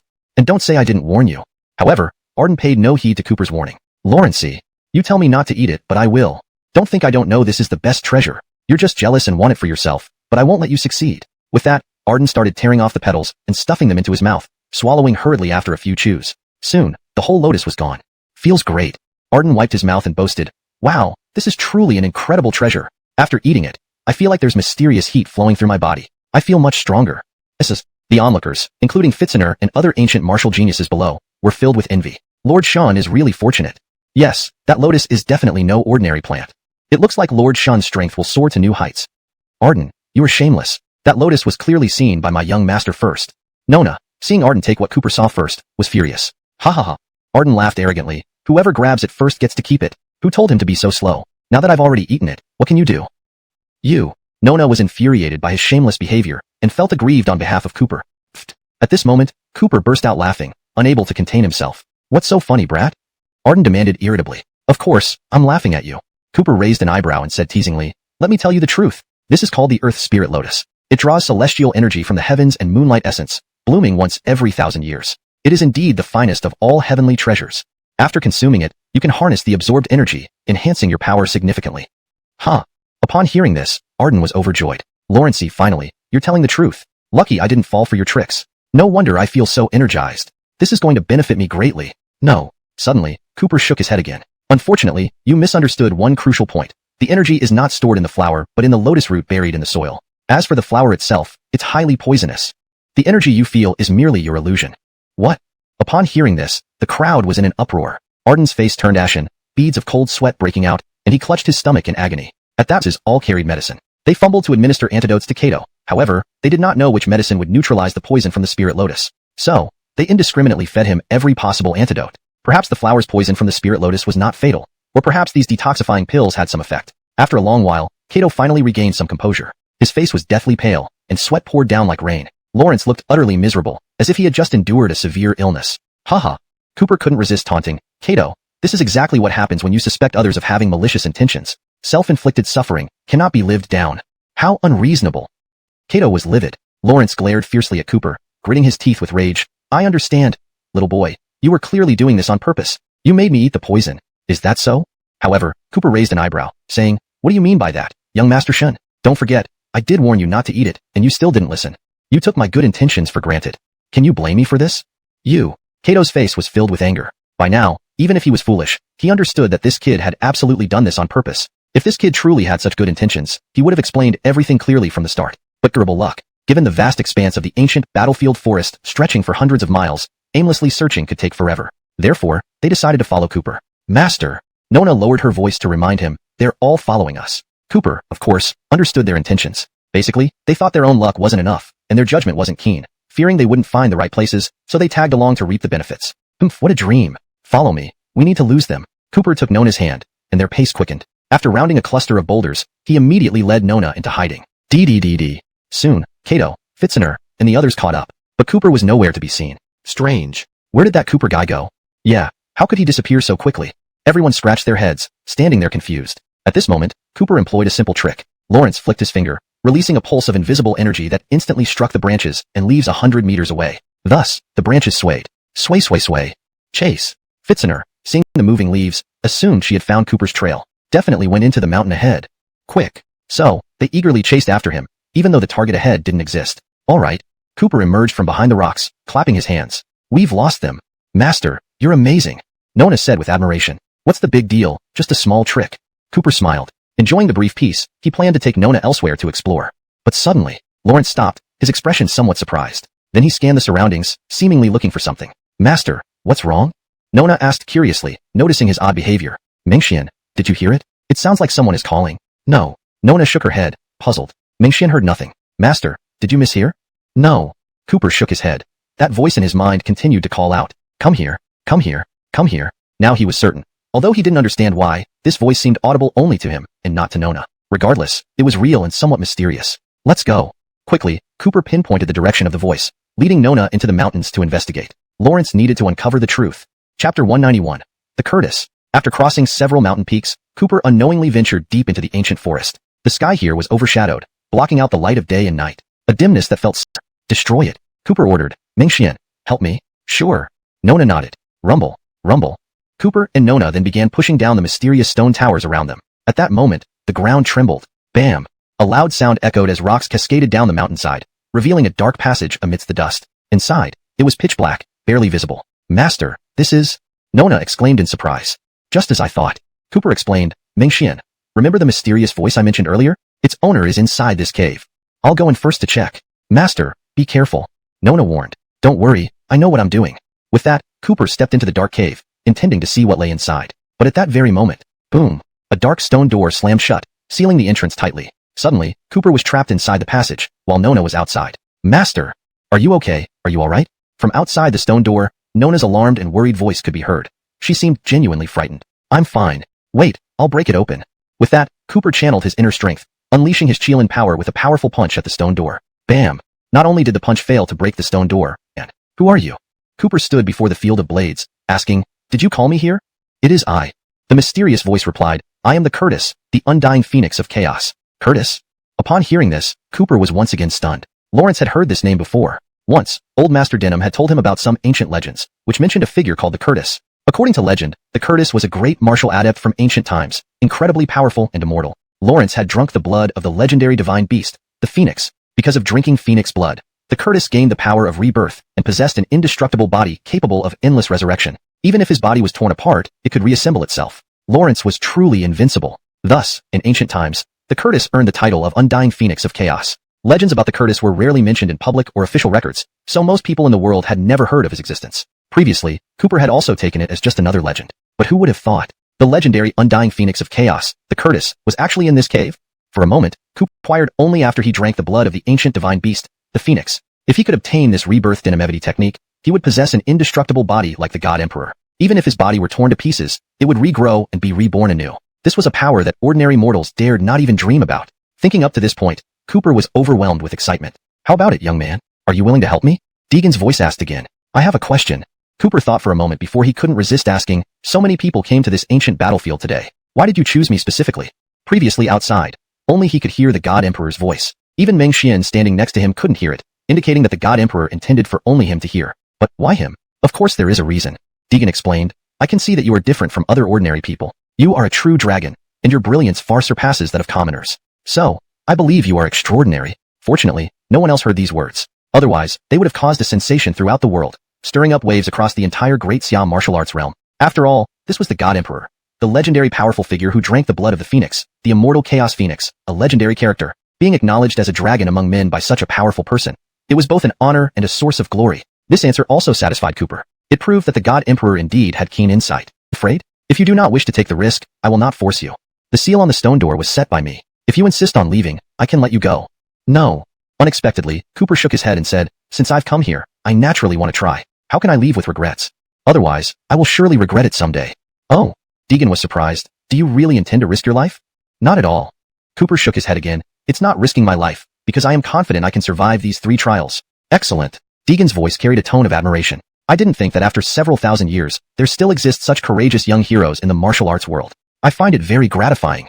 Since that's the case, I entrust my request to you. If you succeed, I will keep my promise and give you an indestructible body like mine. It's a deal. With that, Cooper looked at the glittering blade mountain before him. The sharpness almost stung his eyes. Dangerous. But now, he felt no fear, only a surge of enthusiasm coursing through his body. Lawrence rubbed his hands together, ready to give it a try. Why not bet? Lawrence believed in his strength and resilience. These 3 trials wouldn't take his life. Lawrence was determined to pass these perilous trials and receive the god. These several dozen-foot-long blade mountain seemed endless, as if it stretched forever. But this exceptional man, Cooper, gritted his teeth and endured the pain, completing the journey. Finally, Lawrence crossed the blade mountain, reaching the end. His feet were now drenched in blood, the skin torn open, and the knife tips along the path stained red, a blood-soaked trail that chilled the spine. Almost unbearable to look at. At this moment, he had accomplished what no one else had ever done, though this feat was indeed brutal and harrowing. Chapter 193. Climbing the Blade Mountain, Crossing the Sea of Fire. Young man. At this moment, as Cooper finished traversing the Blade Mountain, the ethereal voice of the Curtis sounded again. I have not misjudged you. You possess a body of utmost resilience, as well as an unwavering will and belief. Moreover, you are driven by a formidable ambition to become stronger. I chose you, and it seems I made the right decision. What's next? Cooper asked through gritted teeth. The Sea of Fire. The Curtis continued, continue forward, and you will find a cave. That is where it lies. Good. Cooper showed no fear. Though in pain, he did not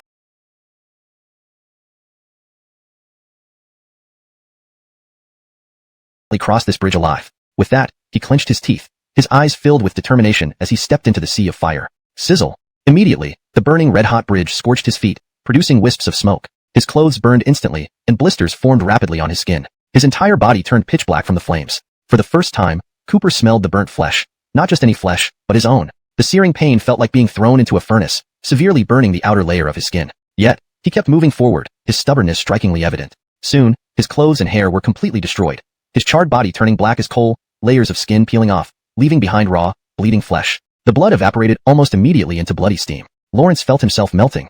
Roar. Cooper's eyes turned bloodshot with agony, his face contorting into a grotesque grimace. Lawrence let out a savage roar, unable to endure the unimaginable pain. It was a torment beyond human endurance, excruciating enough to snap the nerves. Below him, the abyss yawned, its molten contents capable of dissolving anything in an instant. No. Cooper realized that one couldn't casually stroll across this sea of fire. It required speed. Lawrence needed to dash through it as quickly as possible to stand a chance. Despite having endured the trials of the Blade Mountain and the Sea of Fire, Cooper was battered and weak. Thanks to his extraordinary physique, such severe injuries would have killed anyone else many times over. Cooper himself suffered immensely, yet he remained fearless. At this critical juncture, the Curtis's words served as a shot of adrenaline, giving him renewed hope. The final trial. Once he passed this last gate, he could end this maddening ordeal and gain everything he sought. Lawrence refused to give up. With his heavily wounded body, Cooper limped forward, arriving at the last trial, the Sword Gate. Before him floated tens of thousands of supreme swords in the air, appearing only as sword intent, not physical objects. They were as dense as stars in the sky, yet each star could be lethal. This is the Sword Gate, the Curtis said. Above you hang 10,000 strands of supreme sword intent. You must endure the attacks from these sword intents. Although they won't cause physical damage, when the sword intents pierce through your body, you will feel real pain. Pain can kill, and you may not survive. Chapter 194. The Cruel Sword Gate. At this moment, The Curtis was calmly describing the terrifying nature of the sword gate before them. Anyone who heard this description would likely be frightened to the point of losing strength in their legs. After all, being pierced by 10,000 world-shattering sword auras, what difference did it make from being shot through by 10,000 arrows? Torture. First came the Blade Mountain, then the Sea of Fire, and finally this sword gate spread everywhere. A dangerous aura filled the air. Swoosh, swoosh, swoosh. Several sword auras tore through the void, hurtling towards Cooper at breakneck speed. Cooper neither dodged nor evaded, letting the sword auras pierce him. In the next moment, sharp blades penetrated his body. Cooper froze, revealing an expression of immense pain. His face turned deathly pale, sweat pouring down like rain. His body arched under the intense agony. These sword auras had no physical form. Though they caused no actual bodily harm, the feeling of razor-sharp blades piercing skin, slicing into bone, and passing through was unbearably real. Pain. Unbearable pain. Compared to this, abdominal cutting or ant bites were nothing but mere pinpricks. This was true torment. After enduring several strikes, Cooper clenched his teeth, steadying himself. His eyes hardened. Lawrence moved forward again, his resolve unwavering. Yet, this was just the beginning, merely a small appetizer. Above him hovered tens of thousands of sword auras. Each one would penetrate his body, inflicting endless agony. Swoosh, swoosh, swoosh. More sword auras shot out, one after another, mercilessly torturing Cooper. It was like a storm of death, relentless and never-ending. The scene was harrowing.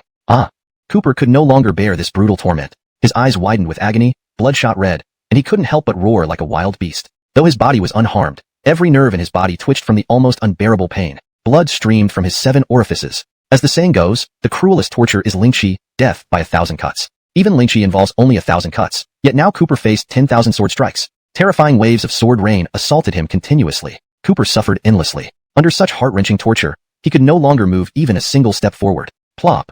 A loud thud rang out as he fell to the ground in pain, his body convulsing uncontrollably. His agonized roars continued unabated. But the overwhelming sword auras showed no mercy, seemingly determined to bring him to his end. How cruel. Gradually, Cooper's vision blurred. His nerves, constantly stimulated by excruciating pain, seemed to reach their limit, about to snap. At this moment, Cooper finally understood what the cruelest torture in the world truly was. What it meant to prefer death over life. For a moment, he even thought that dying might be a relief. The sword gate was whoosh. After a brief flash of lightning and fire, all the sword auras vanished. Each one had delivered a strike to Cooper. Lawrence alone had endured 10,000 sword strikes. Such horrifying and terrifying torture would likely be impossible for anyone to endure. Even if the body remained intact, the nerves would undoubtedly snap. But Cooper had endured. At this moment, Cooper stood tall in the empty sword pool. All was silent. The killing trials and torment finally passed, and he breathed a long sigh of relief. His nerves, which had been strung taut to the brink, finally relaxed. It was over. In the heavy silence, the Curtis's voice remained quiet for a long while. Perhaps, he too was moved by Cooper's tenacity and perseverance. The Curtis fell silent. Chapter 195. Finally meeting the Curtis. After a long silence. Young man. At this moment, the Curtis suddenly asked, "Tell me, what is your name?" From start to finish, the Curtis had never inquired about his name. Lawrence merely wanted this young man to save his soul and grant him an escape, nothing more. It was merely a task with a certain reward attached under the premise of being used. But now, the Curtis asked for his name. His tone was solemn. Chun, Juinza. Cooper's voice was weak as he barely held his body up, trying not to fall over. Lawrence was utterly exhausted. Good name. The Curtis said, "Cooper, today you have and gloomy." In the center of the stone chamber, on the stone platform, an astonishing scene unfolded. A skeleton. The skeleton was clad in green steel armor, its bones exposed, with both hands and feet pierced by iron chains, hanging suspended in midair. Millennia had passed, and the bones were covered with cobwebs. Notably, the chest plate of the armor worn by the skeleton had a large tear. It was hard to imagine what kind of force could pierce such hard armor, but from the damaged area, it looked as though the heart had been severely injured. This echoed what the Curtis had previously said. Thousands of years ago, in this ancient battlefield, the immortal phoenix praised for drinking the blood of the divine phoenix was struck by a formidable enemy in its only weakness, the heart. Thus, he lost. His corpse was hung up, and his soul was imprisoned here. Those enemies punished him by setting up vicious and evil arrays outside to torture his soul, preventing the Curtis from resting in peace. To prevent anyone from freeing the Curtis, they set up 3 barriers, Blade Mountain, Fire Sea, and Sword Gate, intending to stop anyone from entering. However, those who did all this likely never imagined that. Thousands of years later, a young man named Cooper would break through these 3 nearly death-like trials and stand before the Curtis. Just then, a figure emerged. Technique to you. Cooper, catch this. With that, the Curtis began chanting, his aura surging. A strong wind swept through the stone chamber. Whoosh! Suddenly, the Curtis pointed his index and middle fingers at Cooper. Then, an incredible scene occurred. A golden blood droplet flew into Cooper's forehead between his eyebrows, quickly absorbed by his skin and merging into his body. Boom! Power! An intense wave of power coursed through Cooper's 8 extraordinary meridians. The scorching sensation made smoke rise from his entire body. Simultaneously, some profound incantations flooded Cooper's mind, each word clear and distinct. What is this? Cooper was surprised by the changes happening within his body. Phoenix blood. The Curtis explained, I gave you the Nirvana immortality technique, but it also requires Phoenix blood. I kept a drop for you, and now it's yours. Lawrence hearing this, Cooper was incredibly excited.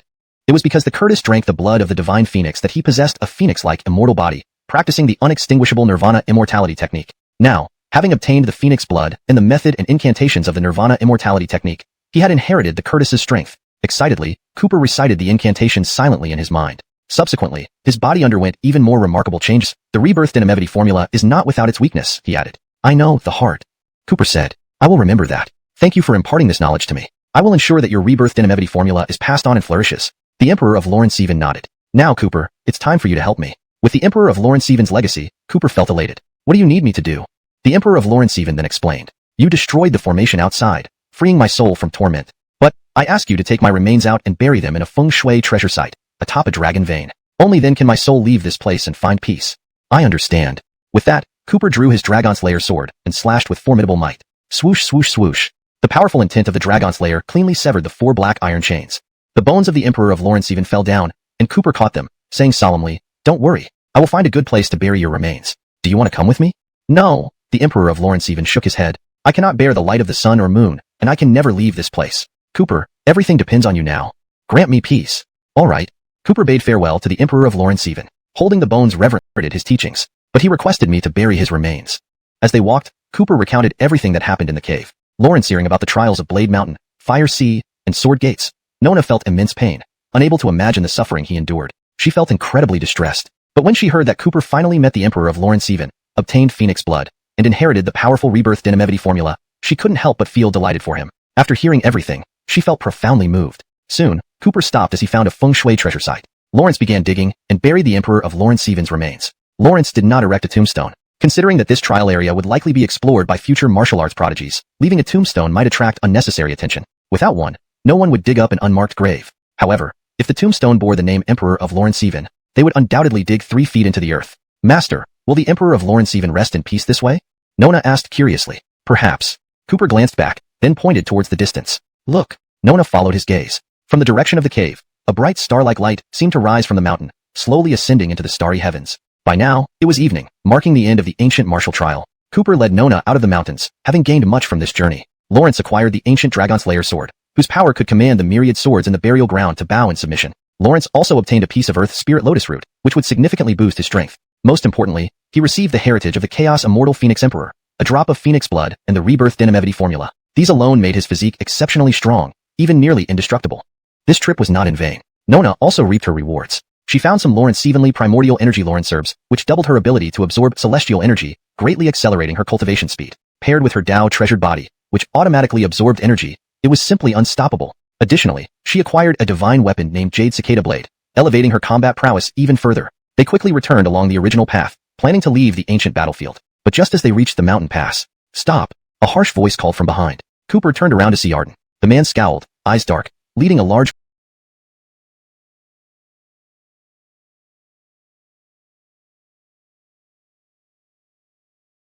taken away by an outsider like him.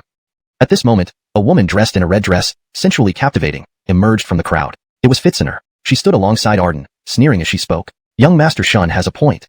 Before, we graciously allowed Cooper to enter and participate in the trial, which already showed respect for him. Lawrence cannot take these treasures and must hand them all over. Otherwise, none of us would agree. As soon as she finished speaking, the crowd of young elites from the ancient martial realm behind her also agreed loudly, agitated, and started shouting. Right. Hand over the treasures. Only by offering the treasures can you leave alive. Otherwise, we won't let you go. Think it over carefully. Don't refuse us politely but accept us forcefully. Hand them over.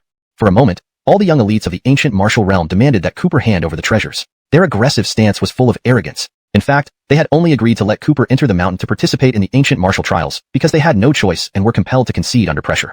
After all, this boy had kissed Nona in public, confirming their relationship, making Cooper a quasi-member of the ancient martial realm by association. Though they conceded, they were inwardly unwilling. But even so, they never in one of us. How dare you speak up for an outsider? Do you still respect the rules of the ancient martial realm? Or do you want to become a traitor? At this moment, Fitziner laughed sarcastically. Morgan, we know you're strong, but with so many of us today, we aren't afraid of you. Do you stand with us, or with Cooper? Give us a definite answer today. I stand with neither, Morgan warned. This is between you. It doesn't concern me, and I don't like causing trouble. But, don't blame me for not warning you. If you oppose Cooper, you will regret it. Tisk. Facing Morgan's warning, Arden, Fitziner, and the other young elites of the ancient martial realm dismissed it contemptuously. They didn't take this warning seriously at all. They knew that Morgan, the rough brute, had fought with Cooper earlier to avenge his cousin Ivor, but lost. But so what? Now, if Cooper refused to surrender his treasures obediently, he would be opposing all the young elites from more than 30 families of the ancient martial realm. With so many people, how could they not defeat Cooper? How amusing. At this moment, Cooper smiled. So, you're determined to be bandits and enemies today? Yes. Arden arrogantly urged. Boy, I'll tell you. If you hand over the treasures obediently today, it's settled. Otherwise, you'll die miserably. Everyone, let this boy see what it means to mess with us. Just don't know if you're worthy enough, and let me make it clear. Today, I plan to kill. If you're not afraid of death, come on. Infuriating. Getting this response, Arden flew into a rage and shouted on the spot, refusing the peace offering and choosing violence. You asked for it. Attack. Chapter 198. Battle against ancient martial arts prodigies. Under Arden's command, all the prodigies of the ancient martial arts world launched a full-scale attack. They surged forward like wolves and tigers, with overwhelming momentum. A large, dark mass rapidly surrounded Colby from all directions. Blades and swords clashed in a chaotic and dangerous scene. Sir, let me help you. Nona could not stand by and watch these prodigies gang up on Colby. She was about to join the fight. No. To her surprise, Colby said, Mengxian, there's no need for you to act. These insignificant fools are nothing but soiled chickens and tile dogs. I can handle them alone. With that, he activated the Nirvana Denimevity art and roared, Chilan arm. Boom. An overpowering pressure erupted from his mighty frame. Simultaneously, his arms bulged with muscles like entwined.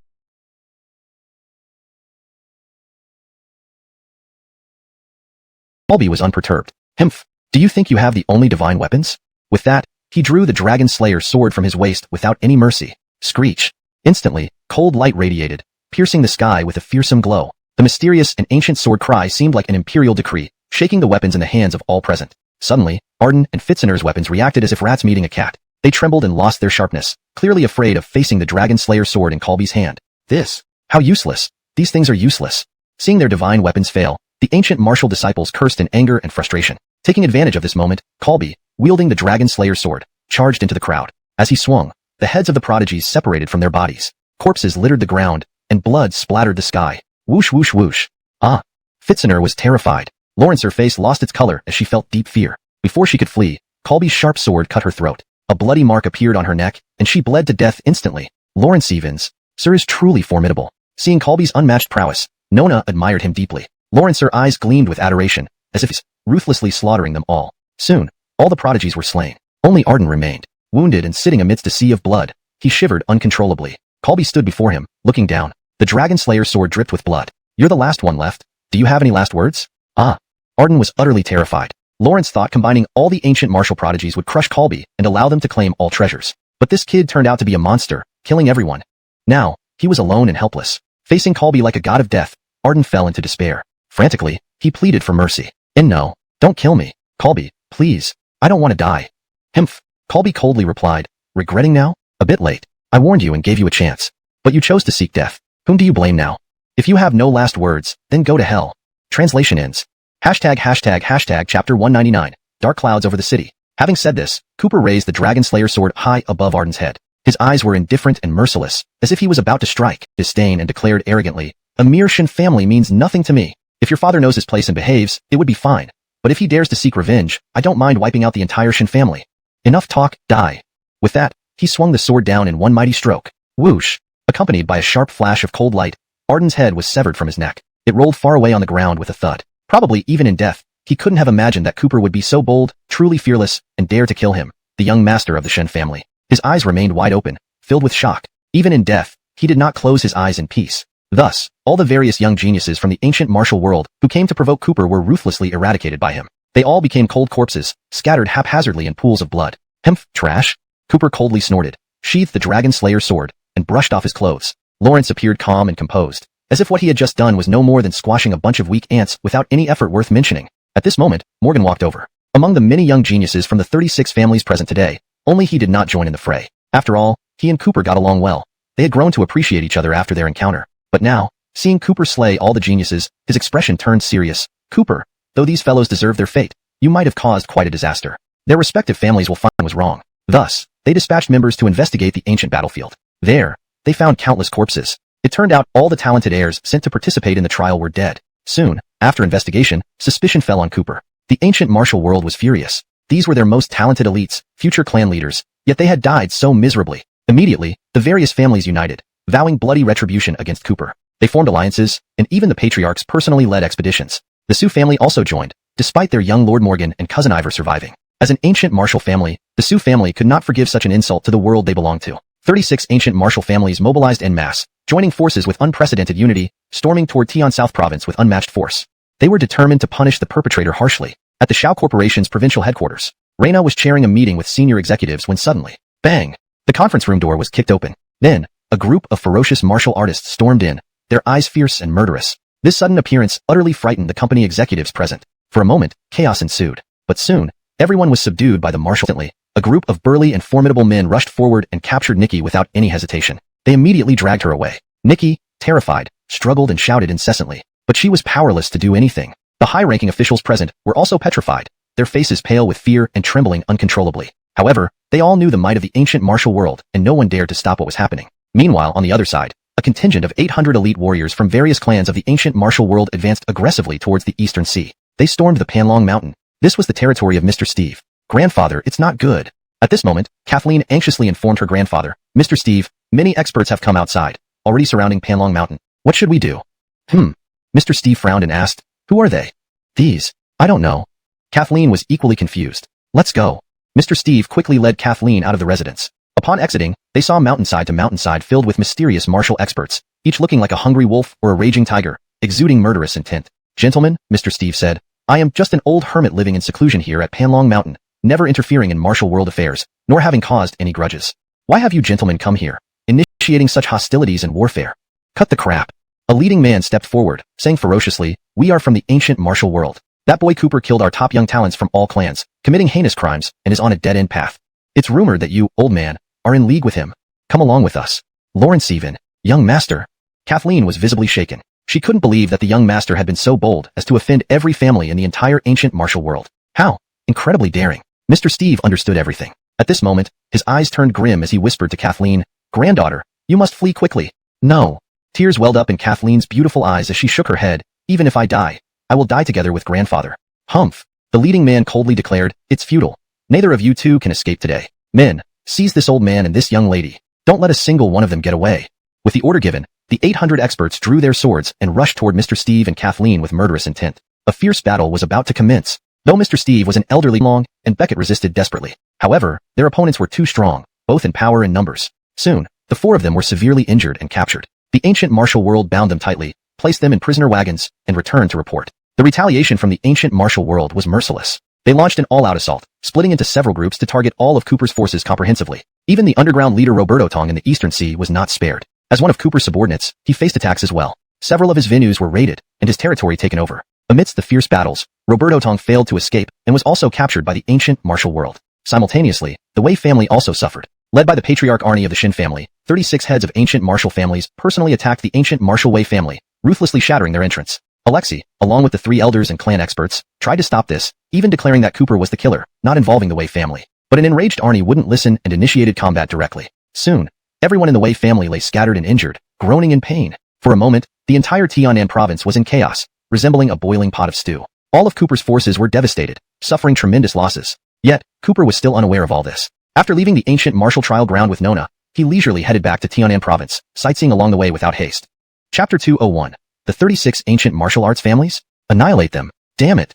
Cooper was utterly enraged. Previously, Arden's group had taken the initiative to provoke him. They acted like bandits, ambushing and attempting to rob him of his treasures on the way, even trying to kill him. Their actions were inexcusable. If they chose to kill, so be it. They were dead. But one must take responsibility for their actions. Cooper knew that if he did something wrong, he would face retribution from the ancient martial arts world. What truly infuriated him was that the ancient martial arts world implicated Mr. Steve and Roland, and even involved Nikki, who was completely innocent. There are limits to everything. Finished. Nona immediately felt despair and fearfully said, "Young master, it looks like this time the 36 ancient martial arts families are determined to retaliate against you. This is a disaster.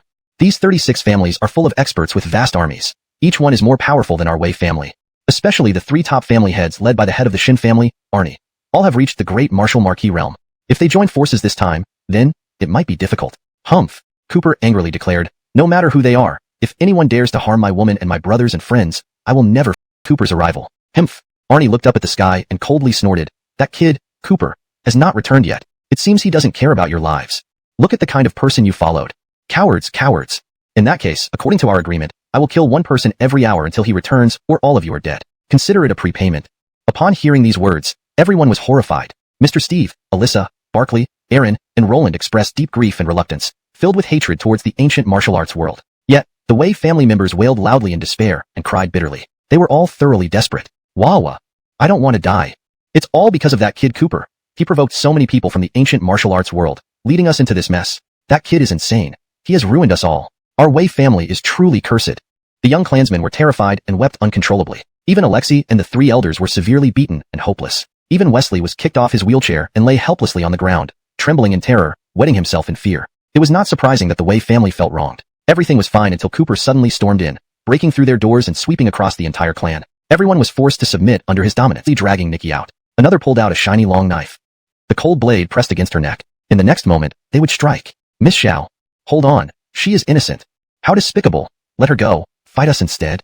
Seeing these madmen preparing to start with Nikki, Mr. Steve, Aaron, Barkley, Roland, and others were enraged. Nikki was the woman Cooper loved most in his life. If she died, Cooper would be devastated. At this moment, they cursed Arnie, hoping to provoke his anger and make him target them first. They knew Cooper's nature. Knowing the ancient martial arts world had captured them, he would surely come to save them. Every second she lived meant another chance of survival. However, they overestimated Arnie's humanity. Good. Arnie sneered, since none of you fear death, I shall grant you your wish. Bring out those who just cursed me, and let them die together with her. Chapter 202. A Sword from the South. What? Upon hearing these words, Master Steve and the others immediately paled, their hearts sinking simultaneously. Disaster. They had been insulting Arnie to enrage him, hoping he would kill them first, thereby buying Miss Reina some extra time. But this Arnie did not play by their script at all. The Shun family is one of the three major families in the ancient martial world, boasting countless masters bigger than a bowl. We'll see you in hell. How dare you? Enraged, Arnie shouted. What do you mean? Humph.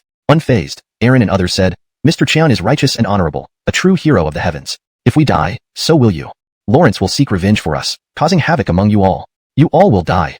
Silence. Furiously, Arnie commanded, dying moments and still defiant. Truly you won't weep until you see the coffin. Do it. Cut off their heads, take interest from that Cooper brat? Yes. With orders given, the ancient martial disciples raised their weapons. Chilling glints shone above each neck, filled with murderous intent and extreme danger. Behind them, the Wei family's disciples were terrified, seeing Reina and Master Steve about to be executed, as if predicting their own grim fate. The knives seemed already on their necks, sending chills down their spines, filling them with despair and terror. Master Steve and the old Dragon Gate generals closed their eyes, accepting death bravely, showing no fear on their faces. Reina also slowly closed her eyes, her beautiful face filled with reluctance and sorrow. At this moment, she whispered sadly, Juanza. This life we had no chance, but I hope in the next, we can be husband and wife again. Farewell, forever. Kill. Arnie shouted mercilessly, giving the order to execute. At the same time, the executioner's eyes sharpened as they fiercely swung their knives. Swoosh, swoosh, swoosh. All knives fell in unison. Just as Reina and Master Steve were about to lose their heads, suddenly, bastard. Anyone who touches my people will pay blood for blood. As these words ended, a shocking sword aura pierced the air, rushing over with incredible speed. Too fast. Incredibly fast. Everyone's eyes blurred. No one could see what happened. Blinding speed, beyond human vision. Ding ding ding ding ding. Suddenly, continuous snapping sounds rang out. 7 knives held by executioners snapped in half. What? How? What happened? Ancient martial disciples stared at their broken knives, utterly shocked. Then they discovered, in horror, a thin red line on each of their necks, a sign that they had been struck by the sword. The sword was too fast even for their bodies to react. Next moment, blood gushed from 7 necks. Plop, plop, plop. Soon, each executioner collapsed, dying instantly. This all happened too quickly, 7 deaths in the blink of an eye. A wave of shock swept through the crowd, leaving everyone stunned. Swish, swish, swish.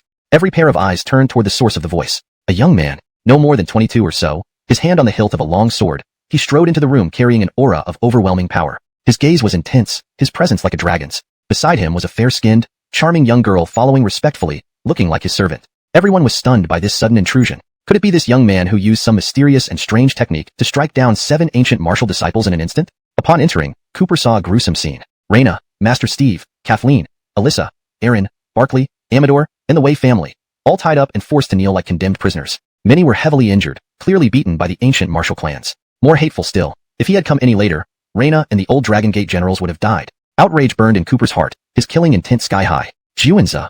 Reina's body trembled violently, tears streaming as she called, Run. The ancient martial clans have set up a web of traps. Don't worry about us. Mr. Chun. It's a trap. Don't come closer. If we die, it doesn't matter. Seek revenge for us someday. Run now? Master Steve and Amador echoed the warnings, their eyes filled with anxiety. Chapter 203. The Battle Against the Ancient Martial Arts Alliance. Eden and Alyssa, though they publicly addressed Cooper as Mr. Chun, were all former generals of the Dinamin organization, and Cooper was their young master. While they all knew how formidable Cooper was, this time, it was different. In a fit of rage, Cooper had nearly wiped out the young prodigies of the ancient martial world's 36 clans, earning their intense hatred. Even the clan heads of the 36 families personally joined forces to confront him, leaving no stone unturned in their pursuit of vengeance. Under such overwhelming force, how could Cooper possibly stand against them single-handedly? Even if he did come, it would only put himself in danger. They wanted Cooper to live. No. Cooper glared fiercely, his righteous spirit soaring. You are my beloved brothers and sisters. How can I abandon you and live a coward's life? This time, it's because of me that you're in danger, but don't worry, I will save all of you today. Not even Lawrence even itself can stop me. Juanza, Mr. Chan. Upon hearing Cooper's words, Nikki, Eden, and others were moved to tears. For a moment, they were speechless, choked with emotion. At the same time, led by Arnie, all 36 clan heads stood up from their seats. Their gazes locked fiercely on Cooper, each filled with intense fury. Brat, you are Cooper? Arnie demanded. Himph, that's right. Cooper retorted coldly. There is a head for grievances and a master for debts. You old relics, bring whatever you have against me, but release them immediately, or else suffer the consequences.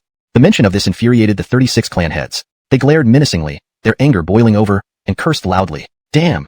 You reckless brat! You killed our young prodigies and committed an unpardonable crime. Today is your day of death, and your friends and women will all be buried with our children.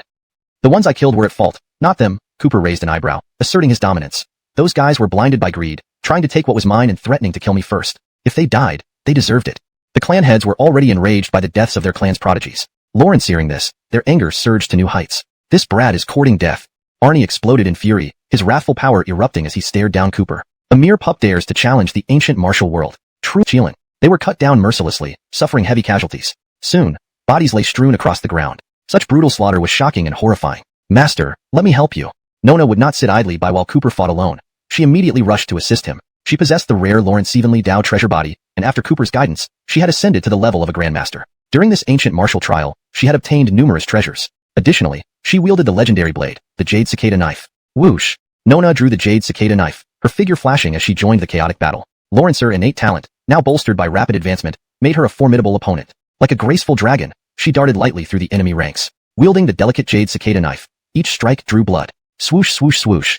Blood mist filled the sky. Cries of agony echoed deafeningly. Even those who were also grandmasters couldn't withstand her seemingly weak yet incredibly powerful blade techniques. Cooper and Nona combined their strengths, unleashing a devastating assault against the combined forces of the ancient martial clans. Blood flowed like rivers, the sky darkened with chaos. They were virtually invincible. Soon, the thousands were reduced to half, and the remainder like a blade, standing amidst the carnage, surrounded by the dead and rivers of blood. His majestic and domineering posture made him seem like an invincible deity of death, sweeping through all obstacles, radiating overwhelming killing intent. On the side, Nona panted slightly, beads of sweat forming on her petite nose. This being her first time killing, she felt somewhat exhausted, but inwardly, she rejoiced. She felt honored to have transformed from someone who knew nothing into someone capable of aiding Cooper. Seeing Cooper's undefeated stance, Aaron and others cried out in awe, their eyes filled with deep admiration. Lawrence even. Mr. Chun lives up to his reputation. Too powerful, even over 1,000 martial arts experts can't touch him. His cultivation has indeed advanced. Raina's beautiful eyes welled with tears, deeply moved. She, who had once sunk into despair, now felt a glimmer of hope arise in her heart. Perhaps, he could have saved everyone after all, except for Master Hildred. Lawrence lay weakly on the ground, heavily wounded, having watched everything unfold. Yet his old eyes held an unusually grave expression. Lawrence could tell that the young master had grown stronger, perhaps even shockingly so. But the situation remained perilous. These thousands of experts from the 36 ancient martial families were merely the appetizer. The truly terrifying and formidable opponents today, murderous threats and menacing looks of these ancient martial family heads. With its long history and profound roots, the ancient martial world possessed lost ancient techniques unknown to the outside world. Their strength was terrifying, and these 36 patriarchs were the strongest among many influential families. Together, they wielded an almost invincible power that could dominate mountains and rivers. Who dared challenge them under the heavens? Unexpectedly, facing the 36 patriarchs' threats, Cooper showed no fear. Instead, he shrugged nonchalantly. Enough talking. I don't have time for your boasts. If you've got the guts, let's settle it here and now. One-on-one or group assault, your choice. Cooper's bold and domineering speech caused every single one of the 36 patriarchs to fume and squirm in anger. Hateful. This kid. I won't forgive him. Immediately, the patriarchs rolled up their sleeves, each emitting a murderous aura, roaring and preparing to take down Cooper and teach him a lesson. At your own peril. Just then, Arnie, his face darkened, stepped forward with an overwhelming killing aura. Bringing a torrent of murderous intent, he approached Cooper, eyes filled with venom. A mere brat dares speak arrogantly before me? Today, I will crush every bone in your body to avenge my son, Harris. As he spoke, Arnie unleashed a horrifying Wuho momentum. Boom. A wave-like energy burst forth from Arnie's body, shaking the entire area. The pressure was immense, to the point where everyone in the vicinity gasped for breath. Then, Arnie's fingers turned into palms, and he unleashed the 1,000-year-old ancestral technique of the Shun family. Go to Lawrencell, great surging waves. Roar.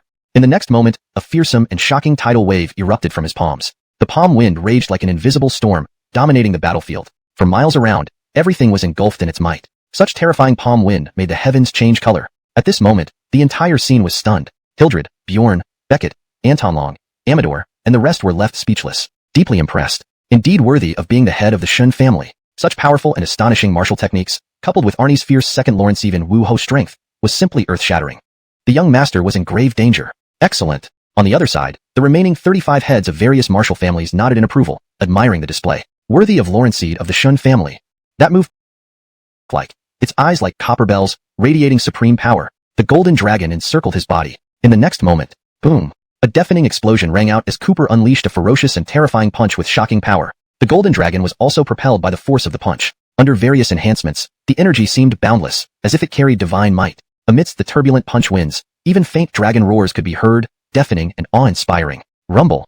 Another earth-shattering explosion sounded. Cooper's rising azure dragon and Arnie's tidal waves, two supreme martial arts, clashed fiercely in midair. In an instant, the burst of energy transformed into a hurricane-force wind that shook the entire scene. Earth trembled. At this moment, everyone in the ancient martial world believed Cooper had no chance against Arnie. After all, Arnie was a second Lawrencevan martial marquis. As the head of the Shun family, he was an unparalleled master among the 37 noble families of the ancient martial world, unmatched by anyone. On the other hand, Cooper was merely a first Lawrencevan grandmaster, significantly weaker than Arnie. Just the higher realm difference was enough to crush this young man. There was no suspense about the outcome, but unexpectedly, right under everyone's gaze, an level above Cooper. Logically, he should not have lost. Unexpectedly. Fantastic. Nikki was immensely excited. Seeing her beloved man strike down such a formidable opponent with a single punch, he looked invincible, commanding, and mighty. Too glorious. Even Hildred, Mr. Alyssa, Barkley, Aaron, and Xenon were all agape, deeply shaken in their hearts. Let alone the ancient martial world. Even they, who swore loyalty to Cooper, had been anxious before the fight. They also thought Cooper's opponent was too formidable. It was bound to be a perilous battle. But this outcome far exceeded everyone's expectations. This punch was simply miraculous. Humph. Cooper stared down at Arnie disdainfully, filled with derision. What second Lawrencevan martial marquis, trash? The ancient martial world has nobody left. Damn. Arnie was enraged. Desperate to avenge his son Arden, he confidently believed he could take down Cooper with one move. But he never imagined this boy was so monstrous. That previous punch, unlimited power, incomparably domineering, radiating an overwhelmingly powerful killing aura, powerful to the extent of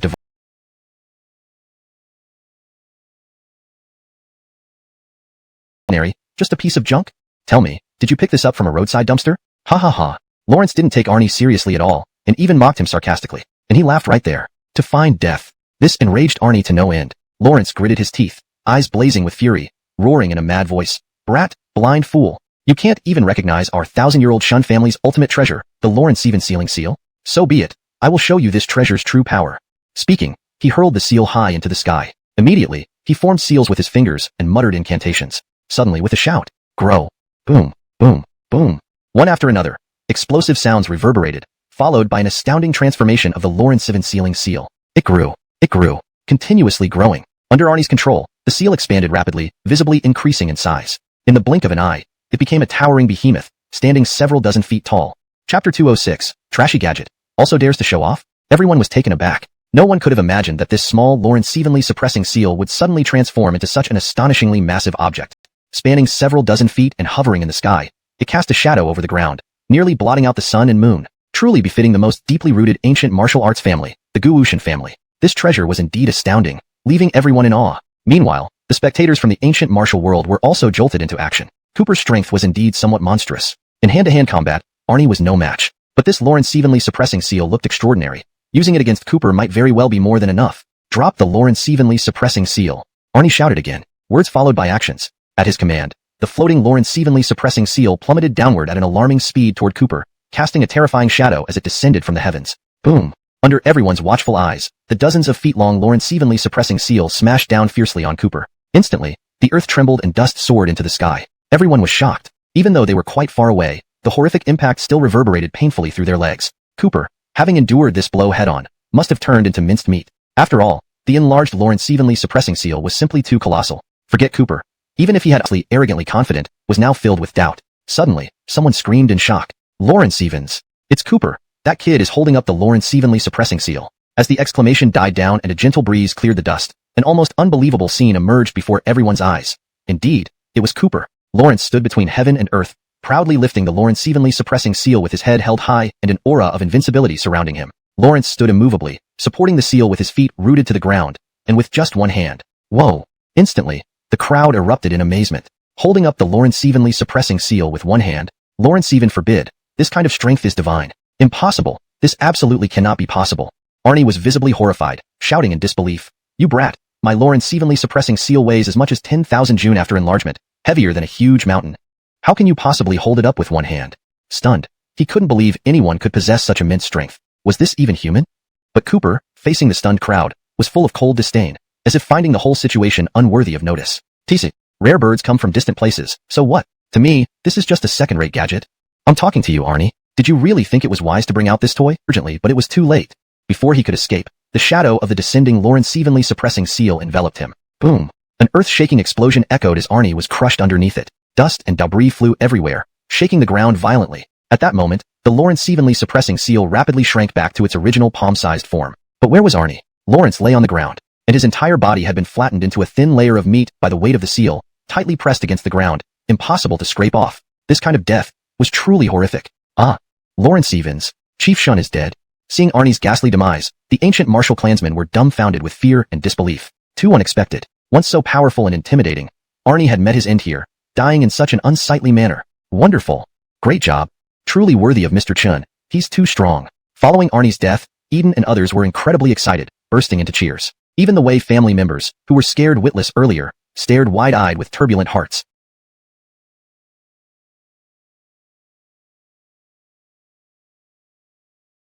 Hashtag chapter 207.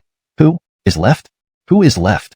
In the face of the stunned and fearful gazes of everyone present, Cooper's eyes blazed with intensity as he surveyed the scene with supreme confidence. With the posture of an unparalleled overlord, he openly challenged the entire ancient martial arts world. Anyone not afraid to die, step forward now. I'll send you all straight to hell. Under this overwhelming aura of invincibility and unparalleled ferocity, every single disciple of the ancient martial arts world trembled in fear. They looked at him as if he were a deity or a demon. Even the remaining 35 family heads in attendance paled visibly, their hearts filled with shock. But they had all come today seeking vengeance. If they showed any hesitation now, the ancient martial arts world would truly lose all its dignity and prestige. How could they expect to be revered by others in the future? Fear nothing. At that moment, another burly man stepped forward, his eyebrows furrowed and his eyes blazing with fury. It was Cliff, the patriarch of the ancient martial arts Tang family, and father of the once-renowned Beauty Fitzener, whom Cooper had killed earlier. No matter how powerful this brat is, capable of killing Lawrence said Master Shun, he's just one person. Let's all charge together. I don't believe we can't take down one measly kid.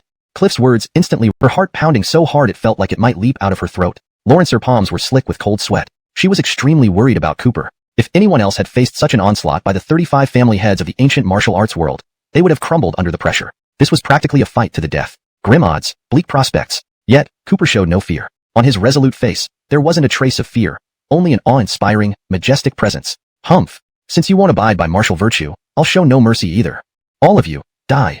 With those words, he unsheathed the Dragon Slayer sword hanging at his waist. The divine sword emitted brilliant light, merging perfectly with him as human and blade became one. Enhanced by the power of the Nirvana Eternal Life technique and the strength of the Qilin arm, it was as if he had entered a god mode.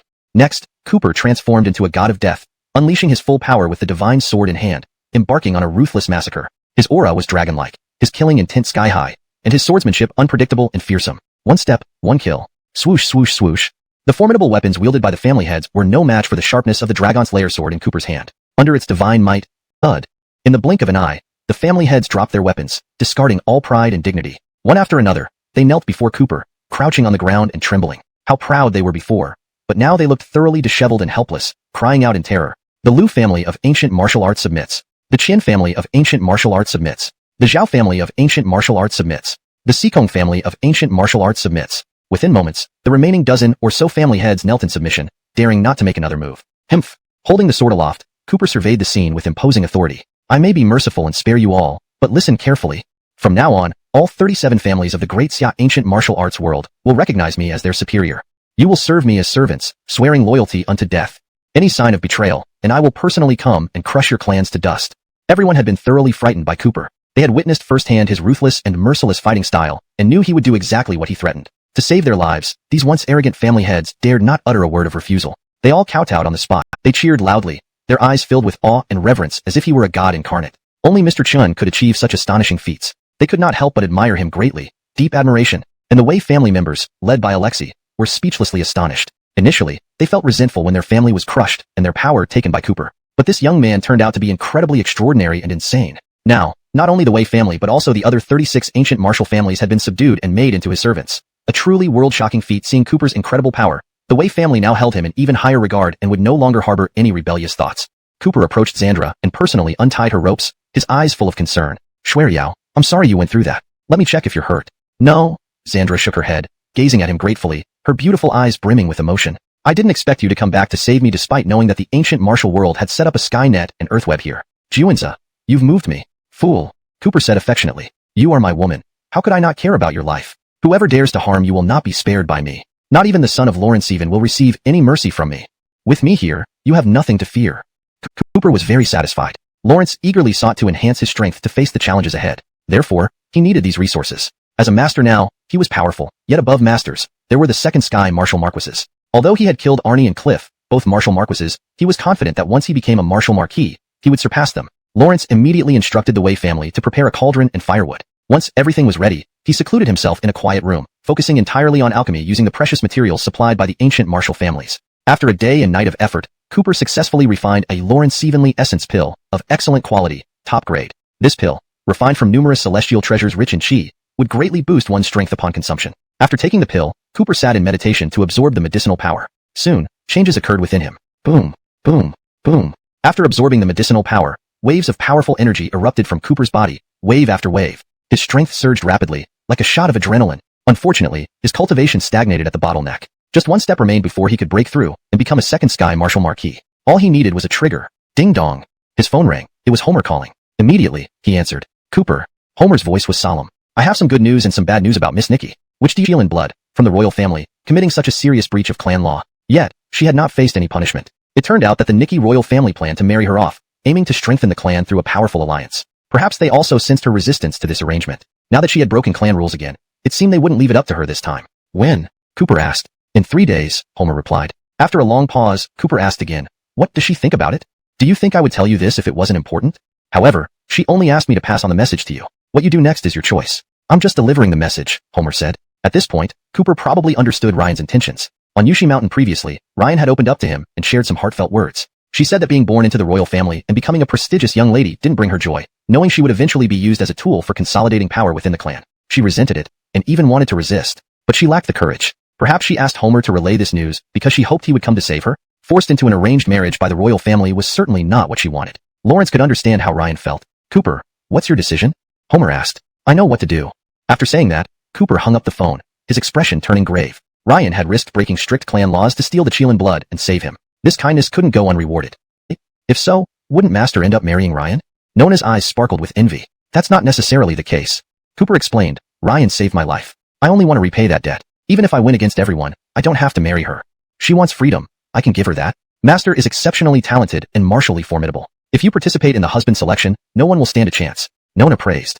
I hope so, but since we're paying a visit to propose, we can't go empty-handed. We should find a place to buy some gifts, Cooper instructed. Find out where there's something interesting in the imperial capital.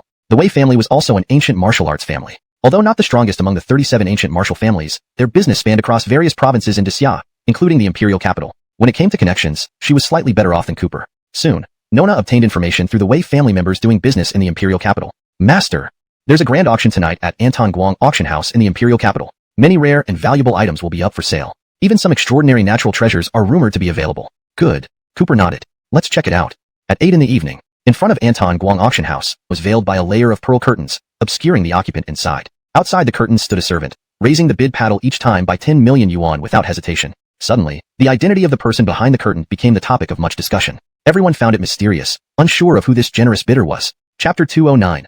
Lawrence ceding to the imperial capital. What? Upon hearing this news, Cooper was very surprised. No wonder. For him, a mere guard, the Nikki royal family had committed a severe breach of family law by stealing their ancestral treasure, the Chelan blood, and yet Ryan received no punishment. It seemed the royal family planned to marry her off to secure an alliance that would strengthen the clan. Perhaps they also noticed her resistance to the idea. Now that she had broken the family rules, it might be out of her hands. When? Cooper asked. In 3 days, Homer replied. After a long pause, Cooper asked again. And, what does she think about it? Why do you think I'm telling you this? Homer asked rhetorically. But, she only asked me to pass on the message to you. What you decide to do is up to you. I just relayed the message, Homer added. At this point, Cooper had a pretty good idea of Ryan's intentions. Back on Yushi Mountain, Ryan had rarely opened up to him, sharing some of her true feelings. Reputation as the jewel of the land and the heart of Dacia. Master, Nona asked, how do you plan to save Miss Nikki? The Nikki clan will choose a husband for her in 3 days. Are you going to fight your way in? No. Cooper shook his head. That would be too dramatic. Since it's a selection process, I can't participate. If I win all the competitors, she won't have to marry anyone else, right? In that case, won't Master end up marrying Ryan? Nona's eyes gleamed with envy. Not necessarily. Cooper explained, Ryan saved my life. I just want to repay her kindness. Even if I win everyone else, it doesn't mean I must marry her. If she wants freedom, I'll give her freedom. Master is unmatched in both civil and military prowess. If you participate in this bride selection, no one will stand a chance. Nona praised. Let's hope so. But since I'm proposing marriage, I can't go empty-handed. We should buy some gifts. Cooper then instructed Nona, find out where I can get some fine treasures in the imperial capital. Given that the Wei family was also an ancient martial arts lineage, though not the most powerful among the 37 families, their business spanned across all provinces of Dacia, including the imperial capital. In terms of connections, Nona was slightly better than Cooper. Quickly, Nona learned through the Wei family members stationed in the imperial capital. Master, I heard that tonight, Golden Light Auction House will host a grand auction with many rare treasures, even world-renowned rarities. Good. Cooper nodded. Let's check it out. At 8 p.m., luxury cars lined up outside the Golden Light Auction House, filled with wealthy and influential figures. Everyone was there for the auction. Cooper led Nona inside, finding the hall already packed with well-dressed, distinguished members of the imperial capital elite. They found a seat in a corner. Soon, the auction began. Initially, famous calligraphy, antique vases, and jewels were displayed, each worth millions. Only the rich and powerful dared to attend, ready to spend lavishly. Bidders competed fiercely, driving prices higher with enthusiasm. Surprisingly, most items were claimed by the same bidder. True work of Tang Axeln, bid secured by box number 1 in the second floor gallery. Wu Kiln Inkstone, bid secured by box number 1 in the second floor gallery. Tang Sankai Vase, bid secured by box number 1 in the second floor gallery. Nanhai Night Pearl, bid secured by box number 1 in the second floor gallery. Wow. The audience erupted in surprise because it wasn't related to him. Moreover, he hadn't made a single bid all night. Those items previously, though excellent, still didn't meet his expectations. Lawrence wanted to see more. Soon, the auction was nearing its end, and the final highlight of the evening finally took the stage. The land blood coral. The moment this highlight appeared, it immediately triggered pandemonium throughout the venue. Everyone stood up, eyes wide open, exclamations filling the air. Lawrence even. It's actually land blood coral. The legendary treasure that vanished over a century ago is here? Allegedly, this land blood coral is a mythical medicine that can restore vitality. Even someone plagued by serious illness or severe weakness can become lively again after consuming it. It's truly a gem for restoring chi and blood. The bidding for the land blood coral commenced almost immediately. Starting bid, 150 million. Just the starting price was already astronomical. Yet, this terrifying price did nothing to dampen everyone's enthusiasm. The wealthy and powerful rubbed their hands eagerly, beginning to bid fervently and passionately. The competition was fierce, with bids flying left and right. 160 million. 180 million. 230 million. 250 million. Entire audience erupted into murmurs. Lawrence Evans. Isn't he the grandson of the current prime minister? Lawrence is a renowned figure among the young elite in the imperial capital, and it's said that this Demetrius, relying on his grandfather's position as prime minister, has always been notorious for his rampant behavior, bullying men and women alike, with no one daring to challenge him. A person like this should not be provoked, or there will be endless trouble. Yes. At this moment, everyone realized everything. They had been wondering who this mysterious individual was, qualified to enter the number 1 Lawrence Evenly room and spend extravagantly tonight. Turns out it was the grandson of the current prime minister. All present knew of his formidable influence, and since he had asked for a favor, who dared refuse? Immediately, the crowd of wealthy and powerful individuals respectfully agreed. If young Master Sima desires it, it naturally belongs to you. This land blood coral shall go to young Master Sima. We dare not contest your claim. Seeing everyone concede, Demetrius sneered from his perch outside the number 1 Lawrence Evenly room, his eyes filled with smug satisfaction. Himph, good of you to know your place. Even though the room was filled with prominent figures from the imperial capital, none dared speak up against him. After all, he had a grandfather who was the prime minister. RRR. Lawrence frowned, glaring displeasingly at Cooper. Young man, did I hear correctly? Were you defying me just now? Cooper nodded fearlessly, meeting Demetrius's gaze directly. Yes, what's the problem with that? Demetrius sized him up, narrowing his eyes. You're not from the imperial capital, right? Indeed, Cooper replied coolly. I'm from Tiannan province. Just arrived today. What does that have to do with you? Chapter 211. Who does Lawrence think Lawrence is? Humph. Gerard sneered, a look of disdain on his face. I thought you were some high and mighty god daring to challenge me, but it turns out you're just a frog at the bottom of a well from a small place like Boden province. You aren't from the imperial capital, so I can't forgive you for not knowing who I am. But now that you do, know this, I am Gerard, grandson of the current chancellor of Dacia. Lawrence here in the imperial capital, no one has ever dared to challenge me. You are the first. So what? Cooper asked casually. Listen up, boy. Gerard's arrogance was palpable as he issued warnings to Cooper with an imperious tone. If you retract your bid right now and kneel to apologize, I might pretend this never happened.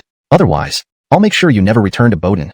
Everyone could tell from Gerard's murderous threat daylight before chaining him with a dog collar and throwing him off the third floor onto the street. That tycoon survived, but became a vegetable. At this moment, the crowd seemed to have already predicted Cooper's fate. Lawrence wouldn't fare any better than that poor tycoon and possibly suffer an even worse fate. Damn brat, you're asking for death.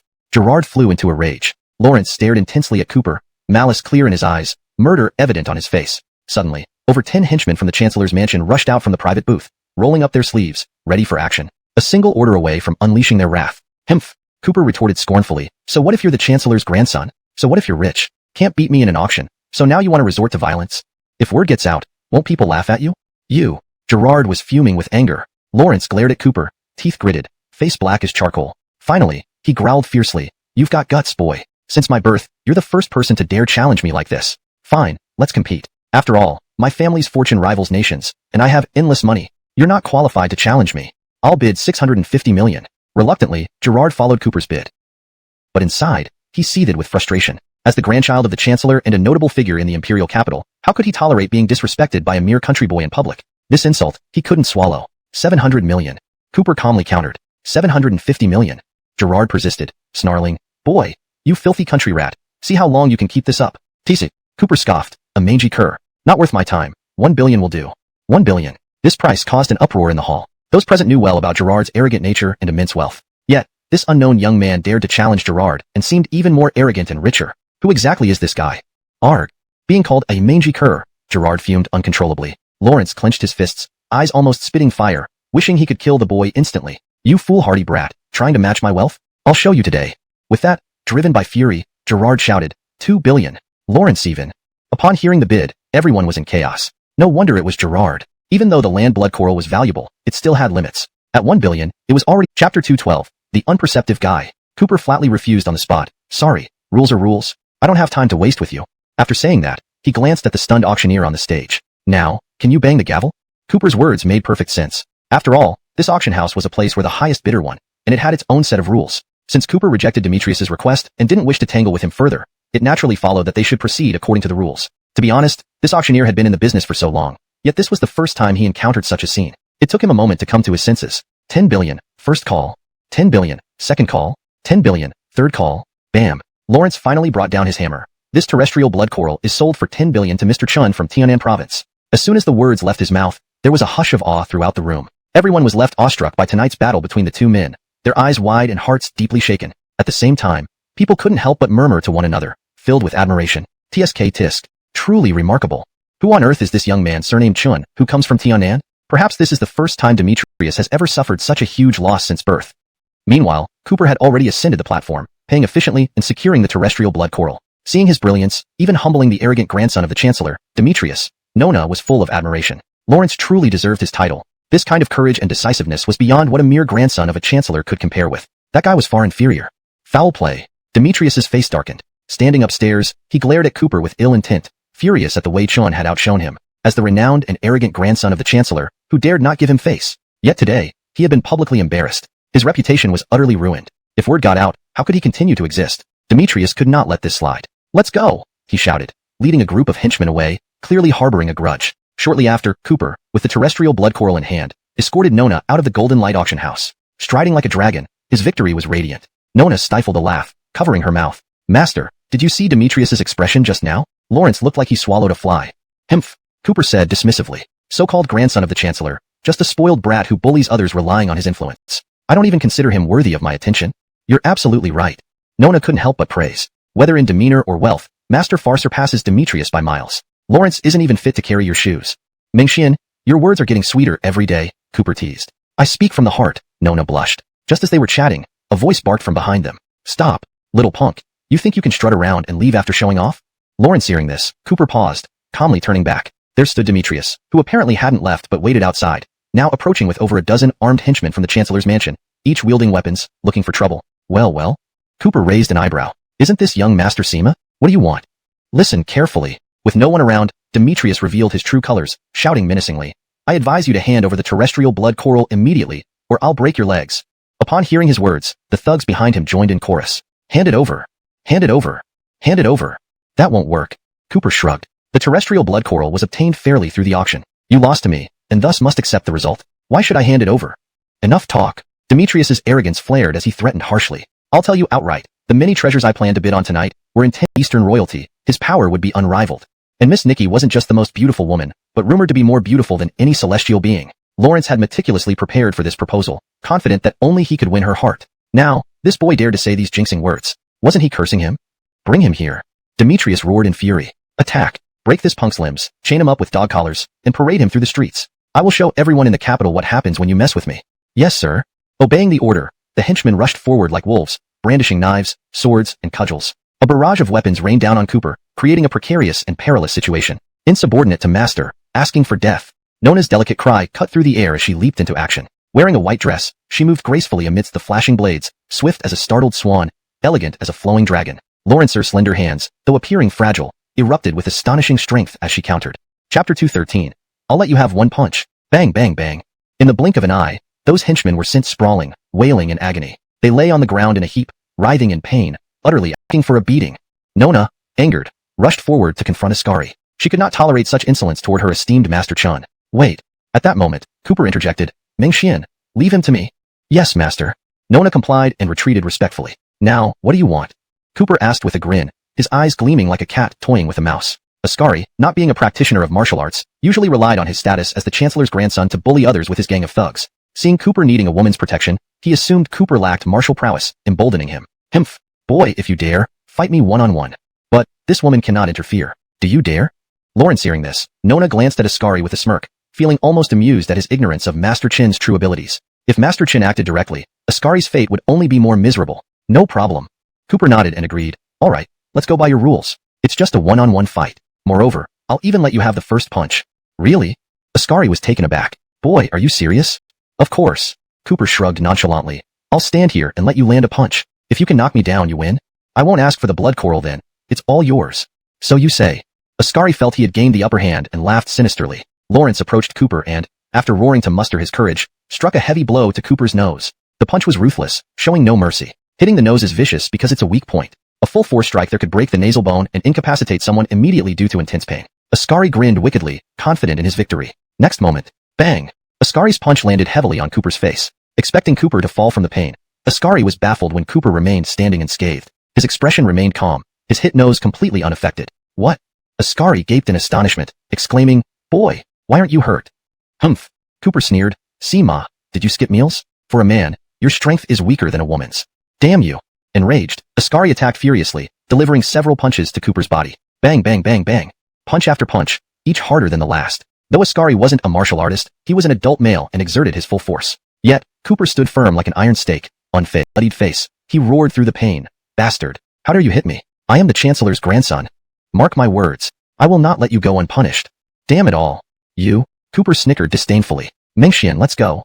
Chapter 214. Selection of a son-in-law at the Wang family. Cooper was incomparably domineering. With one punch, he knocked down Demetrius, sending the guy scrambling for his teeth all over the ground. Then, he walked off grandly with Nona, leaving behind only Demetrius's furious shouts. Lawrence wished he could tear Cooper apart, yet he was helpless in the face of Chin's overwhelming power. All he could do was vent his impotent rage. Soon, 3 days passed. It was now time for Ryan to select a son-in-law. Once this news was released, it immediately caused a stir throughout the imperial capital, instantly becoming the top topic of everyone's attention and the main subject of conversations during tea breaks and dinner chats. After all, who didn't know the miss of the Nikki family? She was the princess-like daughter of the Nikki royal clan of the imperial capital, noble beyond compare, and simultaneously, the #1 beauty of the great Xia. It was said that she had a face so beautiful it could make fish sink and geese alight, a visage so charming it could eclipse the moon and shame the flowers, a rare and unparalleled beauty who, after turning 12, had her family's doorstep trodden almost to ruins by those proposing marriage. Because of her incomparable beauty, anyone who saw her would fall hopelessly in love with her. There were even tales of wealthy sons falling madly in love with her, leading some to despair and die of heartbreak.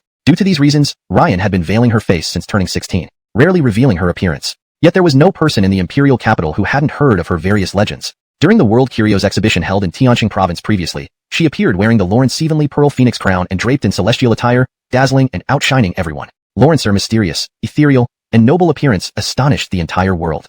And today, countless aristocratic young men from prestigious families flocked to the Nikki clan, all hoping they could win Ryan's affection. To catch a glimpse of the lady's beauty, outside the Nikki mansion, luxury cars gathered everywhere, with people crowding in masses. One by one, young elites of the imperial capital, dressed exquisitely and nobly, made their appearances. They all came here for the purpose of proposing marriage. Today, thousands upon thousands, so it wasn't strange for him to be here. Coincidentally, Cooper also came for this event. Thus, the two met again. Isn't this Master Sima? Cooper revealed a teasing smile. You look quite well rested. Oh, your teeth are all fixed? Before, he had smashed several of Demetrius's front teeth with a single punch. Yet today, the guy's teeth were all intact. Clearly, they had been replaced. Damn it. Demetrius blushed furiously, feeling deeply humiliated. If not for mentioning it, he wouldn't have recalled that night 3 days ago when he was brutally beaten by Cooper. As the grandson of the Grand Minister, noble and revered, always bullying others while dominating the imperial capital, when had he ever suffered such a defeat? This humiliation, he couldn't swallow it. In a fit of anger, he gave an unfriendly glare and snarled, "What a coincidence meeting you here. Rotten kid. Why are you here today too?" Obvious. Cooper shrugged indifferently. Of course, to attend the selection for Miss Nikki. Huh. Demetrius spat on the spot, shouting with deep-seated hatred, "Arrogant talk. You brat. How do you think you can participate in Miss Nikki's selection? What are you?" Their hostile confrontation immediately drew the attention of many people. Several rich boys gathered around, asking Demetrius, "What insolent, you brat, boasting nonsense. What do you think you are?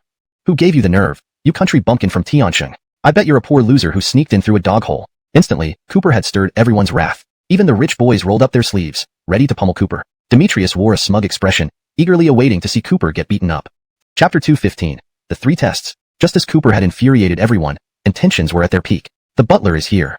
The sudden voice made all the young heirs from wealthy families rein in their behavior. Note, the word "solan" is directly translated as rein in, to maintain the fluency and natural reading flow in English. Swish, swish, swish, swish. Everyone turned their gaze forward. An elderly man in a gray robe with white hair and beard appeared. This was the old butler of the Eastern royal family, befitting of a royal family. Even a butler carried an air of authority that was hard to challenge. For a moment, no one dared to act rashly. Humph. Demetrius glared fiercely at Cooper, feeling extremely displeased. Lawrence had thought this boy was about to get into trouble, and he was already preparing to gloat over the show. This butler couldn't have arrived at a worse time. After arriving on the scene, the old butler's weathered yet sharp eyes swept across the more than 100 young candidates present. Lawrence then spoke calmly. "Ladies and gentlemen, you are all renowned prodigies of the imperial capital, the most outstanding young, but character and refinement are equally important.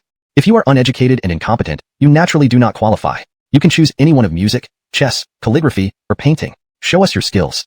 With these words, there was an uproar in the hall. Many of those previously brimming with pride and self-proclaimed superiority now showed nervous expressions. All signs of arrogance vanished. Instead, they felt very insecure. No one had expected that the first test would not compare wealth or family lineage, but would actually be about music, chess, calligraphy, or painting. You see, these young men were born with silver spoons in their mouths, living lives of luxury without a care in the world. The richer their lives, the emptier their hearts, and the less drive they had. After all, being born with everything, what else was there to strive for? Many were uneducated and incompetent, knowing nothing.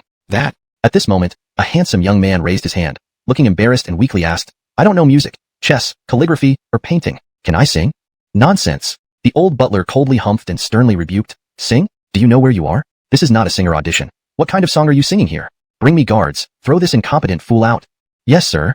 As soon as the words were spoken, several guards rushed forward, masters from each field to serve as judges. The young men took turns showcasing their talents, giving it their all. Some played music, others engaged in strategic board games, still others improvised poetry, elegantly wielding their brushes. In the garden, various performances of artistry unfolded. The atmosphere grew lively. Naturally, few qualified, as most were eliminated due to insufficient skill. Those who remained were genuinely talented. Among them, Demetrius stood out the most. Though he was known for bullying others using his position as the grandson of the prime minister, he indeed had genuine talent in painting. His brushwork danced over the paper, displaying formidable prowess. Wow. Not surprising coming from a disciple of the sage of painting. Look at young Master Seema's painting. It's truly beautiful. Yes, upon closer inspection, it indeed carries the essence of the sage of painting. Many were captivated by Demetrius's painting skills. A crowd gathered around him, expressing admiration and astonishment. Even the esteemed judge overseeing the painting competition nodded frequently, clearly impressed. Demetrius became the center of attention, basking in the spotlight. Lawrence felt incredibly proud, his arrogant smile almost touching the sky as he embellished his strokes even more. Swish, swish, swish. Amidst the uproar, and were itching to see him make a fool of himself. Unexpectedly, Cooper began evaluating Demetrius's 8 steeds, right there on the spot. Humph. To call it a rare masterpiece? Absolutely hilarious. Something like this? Even a roadside pancake vendor could probably churn out dozens of such pieces a day. His comments were sharp and utterly merciless. What? Upon hearing these words, Demetrius was furious. The 8 steeds had garnered him much acclaim today, praised highly even by the calligraphy masters responsible for judging. Yet this kid dared to denigrate his painting to the point of worthlessness. This was outrageous. How dare you? You brat. What did you say? Have the guts to repeat it. Demetrius roared, his eyes blazing with anger. It's just the truth. Cooper stood hands clasped behind his back and critiqued. You keep bragging about being the disciple of a master painter, but your work, every stroke, every color, is simply an imitation. There's no personal style or artistic flair visible here. In essence, it's nothing more than a high-quality knockoff. To me, it's worthless. Despicable.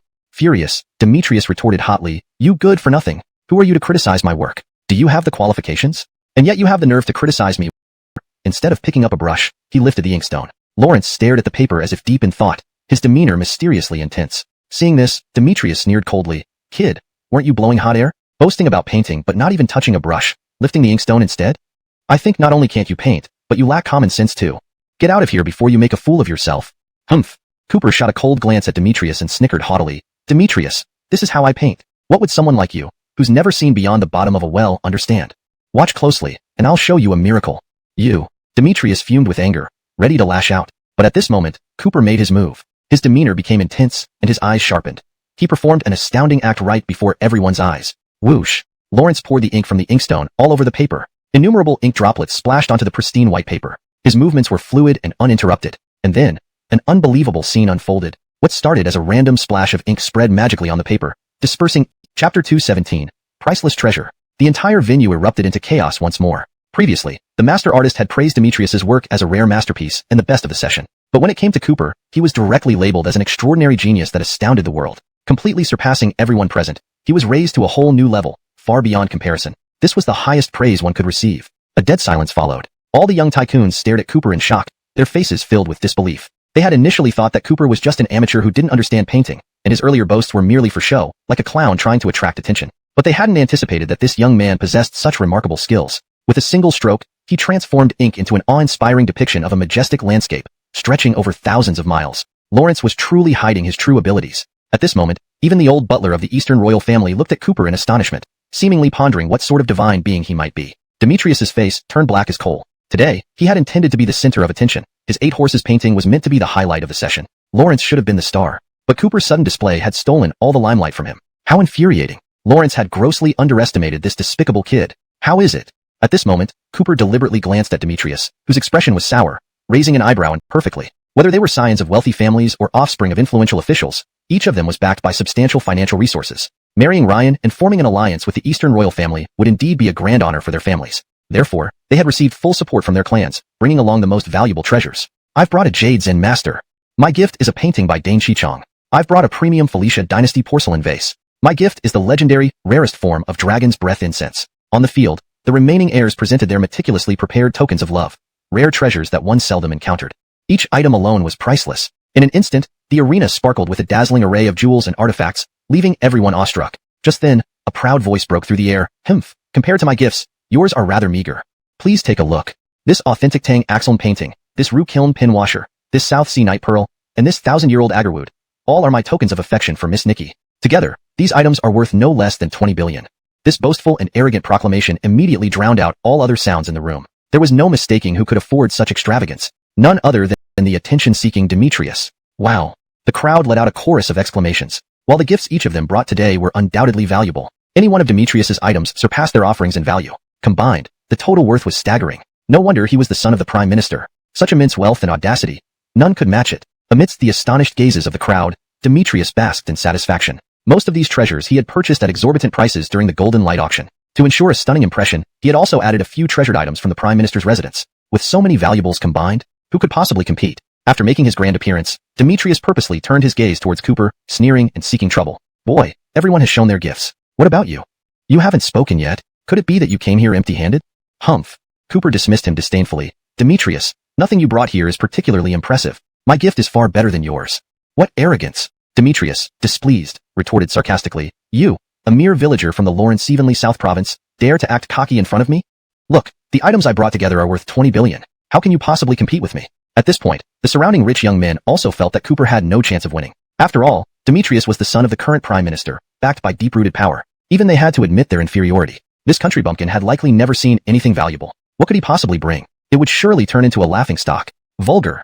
Cooper retorted with a sneer. Your collection may amount to only 20 billion, but the gift I've brought cannot be measured by money. Because it is a priceless treasure. Everyone was taken aback upon hearing this. A priceless treasure? Real or fake? Could this kid really possess something so extraordinary? Demetrius mocked. Boy, you talk big, but everyone knows how to brag. If you're so confident, bring out your so-called priceless treasure. Why don't we get a glimpse? Ha ha ha. Of course, he didn't believe that a poor kid from a small place could have a priceless treasure. Lawrence was already looking forward to watching Cooper embarrass himself. This round, he was certain to win. Under the watchful eyes of everyone, Cooper, radiant with confidence, unveiled the mysterious treasure. A single pill. Chapter 218. Blind to Excellence. Because Cooper had been so arrogant and showy earlier, The item he now revealed naturally drew everyone's attention. Over 100 suitors like Demetrius and all the spectators, including even the elderly, said, "Boy, how dare you bring such trash to the Wong Palace for a marriage proposal? It looks like you don't take our Wong Palace seriously at all. Bring someone. Throw this boy out immediately." "Yes, sir." The moment these words were spoken, a group of palace guards rushed over, looking ready to kick Cooper out, and around them, all the rich young men watched gleefully, relishing in Cooper's misfortune. They had long disliked this guy Cooper. Getting what he deserved. Serves him right for seeking humiliation. Demetrius, however, felt quite pleased. Although Cooper stole the limelight earlier, this kid was still just a lowly commoner with no family background or connections, unable to produce anything valuable. Seeing Cooper humiliated certainly felt good. Humph. Unexpectedly, Cooper let out a cold snort and declared proudly, "A bunch of blind fools. This is an invaluable treasure. Even if you add up all your treasures, none can match it." "Silence!" the Todd shouted. "Youngster, you dare to boast even now? Get him." Wait. Just then, an elderly man with white beard and splendid attire stepped out from the crowd. This elderly man had an extraordinary demeanor, his old eyes gleaming with wisdom as he stared intently at the pill in Cooper's hand, seemingly captivated by it. "Seth, what?" The Todd was confused. "Young man." Ignoring the steward, Seth approached Cooper directly and asked, "Can I examine this pill?" "Of course." Cooper nodded and handed the pill over to Seth. Seth carefully took it, cradled it in his hands, examining it meticulously and even sniffed it. His expression became increasingly astonished. Suddenly, he exclaimed, "If I'm not mistaken, this is the legendary Chinquan Shangji coral pill?" "Indeed." Cooper replied, "Seth, your eye is sharp. This is indeed the Chinquan Shangji coral pill." "Lawrence Evans." Seth was utterly shocked. After realizing the mysterious identity of this pill, he seemed greatly moved. Holding the pill gently, he treated it with utmost care, as if handling some priceless relic. Seeing Seth's unusual behavior, everyone was baffled. It seemed incredible to them, unsure why Seth was reacting so dramatically. Keep in mind, Seth was the imperial doctor, an eminent figure in traditional Chinese medicine. What could possibly astonish him with his extensive knowledge and experience? "Seth." At this point, the palace steward couldn't help but ask again, "What is this pill? Is there something special about it?" "No." Seth clearly seeking attention, and the pill was nothing more than worthless garbage. But unexpectedly, even Seth affirmed it. A real treasure indeed. After all, while the items offered by rich young men like Demetrius were indeed invaluable, even the greatest wealth means nothing without life. Cooper's divine pill could revive the dead and prolong life. In comparison, the value difference was evident, because compared to boundless wealth, life was truly priceless. This pill was a true treasure beyond price. Chapter 219.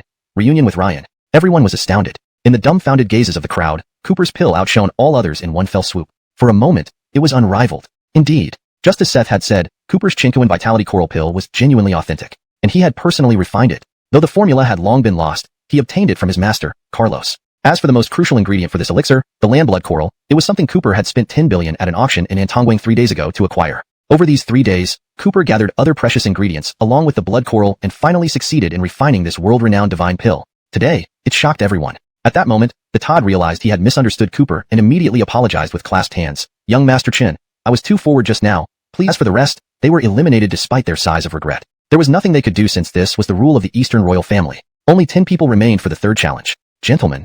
The Todd spoke once more. "Congratulations to the 10 of you who have progressed further. You are about to enter the final round of trials. However, your luck runs deep as this last test will take place before Miss Nikki. Wish you all the best." "What?" As soon as these words were uttered, there was an uproar in the crowd. Miss Nikki was famously known as the peerless beauty of the great Xia dynasty. Her appearance was breathtaking, capable of causing any man who saw her to fall madly in love with her irresistible beauty. Therefore, she covered her face with light gauze, never easily showing her unparalleled features to anyone who wouldn't want to see her. Including Gerard, the remaining 10 candidates were extremely excited. Finally, they were about to meet the legendary Miss Nikki, and if chosen by her, they would become the son-in-law of the Nikki royal family. Not only would they strengthen their family's power through marriage into the royal family, but they would also marry the peerless beauty Ryan. Their lives would probably end without regrets after that. So, the rich young men quickly tidied their hair and clothes, hoping to display their finest qualities to win Miss Nikki's favor. Unable to look away, she seemed like a celestial maiden descending from the heavens. Hiss. "Lawrence Evans. So, this is Miss Nikki? She truly possesses an otherworldly charm, breathtakingly beautiful." All the rich young men gazed at Ryan in the pavilion, awestruck by her mysterious and ethereal aura. Each pair of eyes widened in admiration, completely amazed by her presence. Confronted by such a beauty, they yearned to wed her immediately.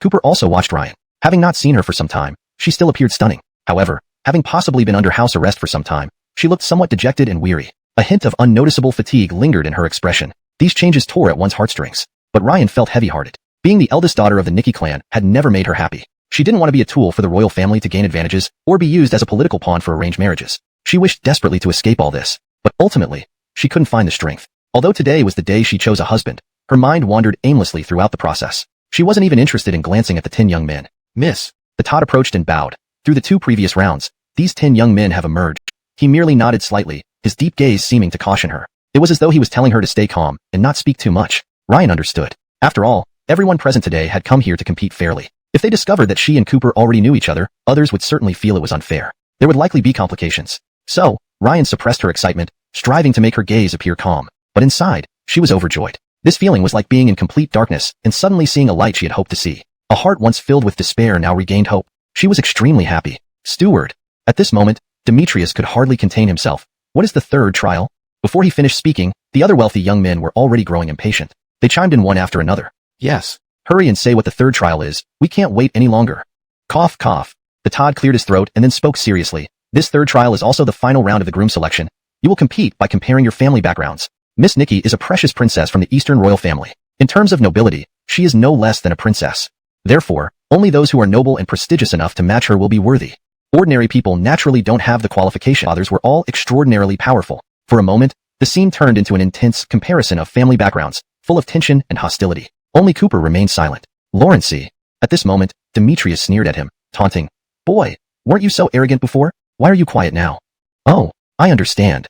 Because you're just a peasant from Yunnan province, a nobody without any power or background, a lowly member of society. In front of us, you can only be ashamed. Others laughed along with Demetrius, mocking Cooper. Boy, get lost. You, a lowly man, staying here will only humiliate yourself.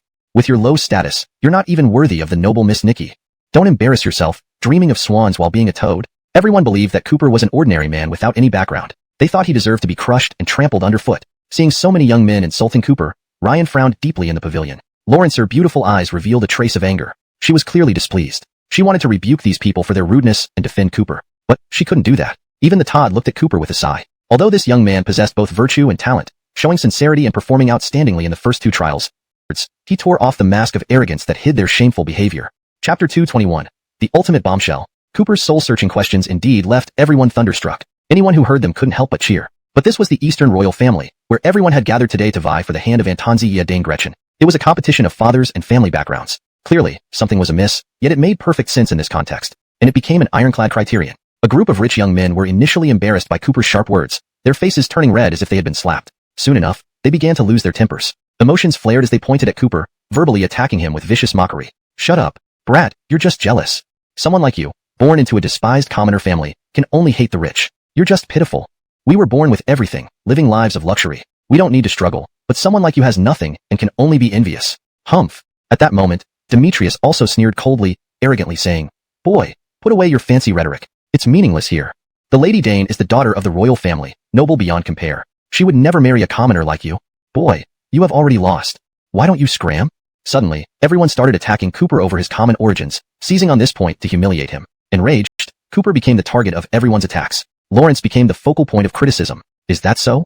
Facing these vicious attacks, Cooper remained unperturbed and said proudly, Who said I'm just a commoner? Listen carefully. I am a lieutenant general in the Dragon Soul Special Forces, commanding thousands of elite special forces. And I didn't rely on any background or lineage. I earned this honor myself. Compared to all you spoiled rich kids who've accomplished nothing, I'm far superior. Everyone was shocked by these words. Who didn't know about the Dragon Soul Special Forces? They were the most mysterious entity in Dacia, executing the most dangerous missions where one wrong move could mean death. Moreover, the authority of this special force was immense, even allowing them to act first and report later. Ordinary people would be honored just to serve as squad leaders in the Dragon Soul Special Forces. And Cooper, so young, was already a lieutenant general. His achievements were truly remarkable. Even the Todd looked at Cooper differently now. Without any background or lineage, becoming the captain of the Dragon Soul Special Forces, Cooper was indeed accomplished at such a young age. Unfortunately, it wasn't any panic or embarrassment. Instead, his eyes shone with pride as he laughed coldly. Foolish. A bunch of second-generation nobodies. Do you dare mock my achievements earned through hard work? If you aren't convinced, I'll make you shut up completely. These words clearly signaled that Cooper was about to unveil some big ace. However, Demetrius and the other rich young men dismissed it, showing no belief. After all, this kid reaching lieutenant general in the Dragon Soul Special Forces was already his limit. What else could he possibly have? Not only them, but even Dame Gretchen in the pavilion looked curiously at Cooper. As far as she knew, Cooper's greatest accolade was being a lieutenant general. Could it be? He still had an ace up his sleeve? Under everyone's watchful eyes, Cooper smirked coldly and picked up his phone. Meng Xian, immediately order the patriarchs of the 37 ancient martial families to come and pay homage to me. Now. His command was high and mighty, issuing orders as if he were a supreme ruler. Lawrence hearing this, everyone froze for a moment. Then, the room burst into laughter. Ha ha ha. What is this kid talking about? The 37 ancient martial families are the absolute nobility of Dacia's martial arts world, untouchable. What does this kid think he's doing? Right, boasting so much. Doesn't he fear blowing himself up? Even Demetrius mocked loudly, "Kid, do you really think you can order around the patriarchs of the 37 ancient martial families with just your lieutenant general rank? That 37 ancient martial arts families would come to pay homage, and now there are exactly 37 helicopters here. Could it be?" Soon, some people guessed what might be happening and looked incredulous. Others were left speechless. Could it be that what this young man, Cooper, said was true? As everyone speculated, the 37 helicopters hovered above the garden. Then an even more astonishing scene unfolded. When the helicopter doors opened, 37 imposing figures emerged. They then leaped down from a 100-meter height. Boom, boom, boom. If they were ordinary people, jumping from such a height would shatter their internal organs. But these 37 individuals landed one after another with thunderous force, creating large craters in the ground. Yet they remained completely unharmed. What incredible strength. These were clearly masters of martial arts, each having reached the Grandmaster level. Everyone was left stunned and speechless. Immediately following Nona's lead, the patriarchs of the 37 ancient martial arts families approached with majestic strides, exuding an intense and formidable aura. The heavy air of power and authority was overwhelming, almost unbearable to witness. An intense pressure descended upon the scene. Watching the 37 patriarchs approach, only Cooper stood smirking enigmatically. Brilliance. This sight left the rich young men terrified. Their eyes wide, they gasped repeatedly. What? How is this possible? That boy, Cooper, actually called in the 37 ancient martial arts families with just one phone call? Lawrence even. How did he manage this? One must understand, the ancient martial arts world stood at the pinnacle of the martial arts realm in the Great Xia Kingdom. Ordinary people could only look up to it in awe. For common martial artists, even serving as servants or slaves in the ancient martial arts world would be an immense honor. But now, these highly esteemed patriarchs of the ancient martial arts families were kneeling before this mere youth, calling him master. It was unbelievable. Not only were the wealthy young men stunned, but even the Oriental royal family members who had rushed over to witness the spectacle were deeply shocked. No, it can't be. At that moment, humph! Demetrius glared fiercely at Cooper and hurriedly reported to the old butler of the Oriental royal family. Butler. This boy's audacity to use such despicable means to deceive everyone is outrageous. Clearly, he has no respect for your family. He's making fools of you. Hurry, get someone to break his legs and throw him out like a dog. At this point, all the young heirs looked at Cooper with schadenfreude, ready to see the show. Stood at the pinnacle of martial arts in Daya, making it an exceptionally prestigious and noble existence. And this boy, Cooper, no matter how impressive he was as a lieutenant commander in the Dragon Soul team, how could he command so many ancient martial world Carls? Even make them bow as slaves? This left even the Todd marveling at Cooper's capabilities, secretly wondering just who this remarkable young man was. So great. Watching everything unfold, Ryan felt elated for Cooper. She never imagined that while she was away, Cooper had achieved so many earth-shattering feats, including subduing the 37 families of the ancient martial world. What an unbelievable and magnificent achievement. Indeed, the man she chose with her discerning eye truly was extraordinary. He always managed to accomplish some astonishing feats. This was the best kind of surprise. In an instant, Cooper shocked everyone, becoming the center of attention once again. Lawrence stole the show. A single phone call, a mere order, and 37 esteemed ancient martial world Carls arrived to pay homage and submit as subjects. His status transcended that of the ancient martial world. How astounding! Ryan's words, all members of the Nikki clan, including the Todd, nodded in agreement. They clearly approved of her decision. It was indeed wise. Damn it! How could this happen? I refuse to accept this. On the other side, the 9 eliminated wealthy sons, led by Semeda Dane, were furious. They stared at Cooper, their faces grim and teeth gritted, unwilling to accept, unsatisfied, unwilling to give up. For the alliance with the Nikki clan, for the chance to marry Ryan, the first beauty who captivated their hearts, they had racked their brains and mobilized their entire clans. All for today. But Cooper ruined everything. How could they possibly accept this? Ha ha ha. At this moment, Cooper, basking in glory, laughed 3 times, his gaze haughtily looking down on the 9 losers. With a teasing expression, he arrogantly declared, "Sorry, I won. Look, I told you earlier to go home and wash up, but you wouldn't listen. Now what can you say?" Shut up. Unable to bear it any longer, the wealthy sons started to argue. "You brat, don't be too cocky. Even if you can command the ancient martial world, so what? Only if you're powerful yourself does it count. We refuse to accept this. We challenge you." Humph. Cooper sneered disdainfully. "You've already lost and have no right to challenge me. Moreover, Miss Nikki has chosen me. Chapter 224, 1 against 9. What? Upon hearing these words, the entire crowd was in an uproar, including the old butler and all the members of the Eastern royal family. Everyone was stunned. It's important to note that the rich young men who had made it this far weren't just empty-headed, ignorant playboys. They were elites among elites, prodigies among prodigies. Many among them practiced martial arts as well, and given their illustrious backgrounds, once they embarked on martial practice, they inevitably enjoyed the finest natural treasures and received training from the best masters and grandmasters. Their strength was nothing short of extraordinary. No one expected Cooper to boast such audacity, claiming he would fight 9 at once. Lawrence was way too confident. Cooper's remarks were even more unbearable to the 9 young rich men, a humiliation too great to endure. How could they accept such disgrace or swallow this bitter pill? The 9 individuals were furious beyond measure. "Damn it! You little punk, you're courting death. Daring to look down on us like this, we'll make you pay with blood. Let's all go for him. We'll show him how tough we are." In their rage, the 9 rich young men all drew their swords and daggers from their waists, charging at Cooper with murderous intent. They moved like wolves and tigers, brimming with lethal aura. It seemed on the basketball court, players became incredibly powerful and valiant when surrounded by their favorite girls, receiving buffs that turned them fearless and unparalleled. At this moment, their goddess Ryan was here, watching everyone's performance. The rich young men wouldn't easily let Cooper off. They exerted all their strength to teach him a lesson. Firstly, it was to show off in front of the goddess. Secondly, it was also to let Ryan see that Cooper was nothing more than a paper tiger, outwardly strong but inwardly weak. Seeing Cooper face the fierce attacks from all sides by the rich young men, everyone present held their breath for him. They thought he was overly arrogant and overconfident. They feared he might pay a heavy price for his recklessness. But only Ryan and the representatives of the ancient martial arts 37 families, led by Nona, watched with smug, mocking grins. No one knew better than they did about Cooper's terrifying strength. Ryan had personally witnessed Cooper slaying over 1,000 Japanese ninjas with a single sword in front of the Yushi Mountain Temple. During the World Treasures Fair, he single-handedly battled numerous Japanese ninja lords with unmatched prowess. Lawrence fought until not a single enemy remained standing,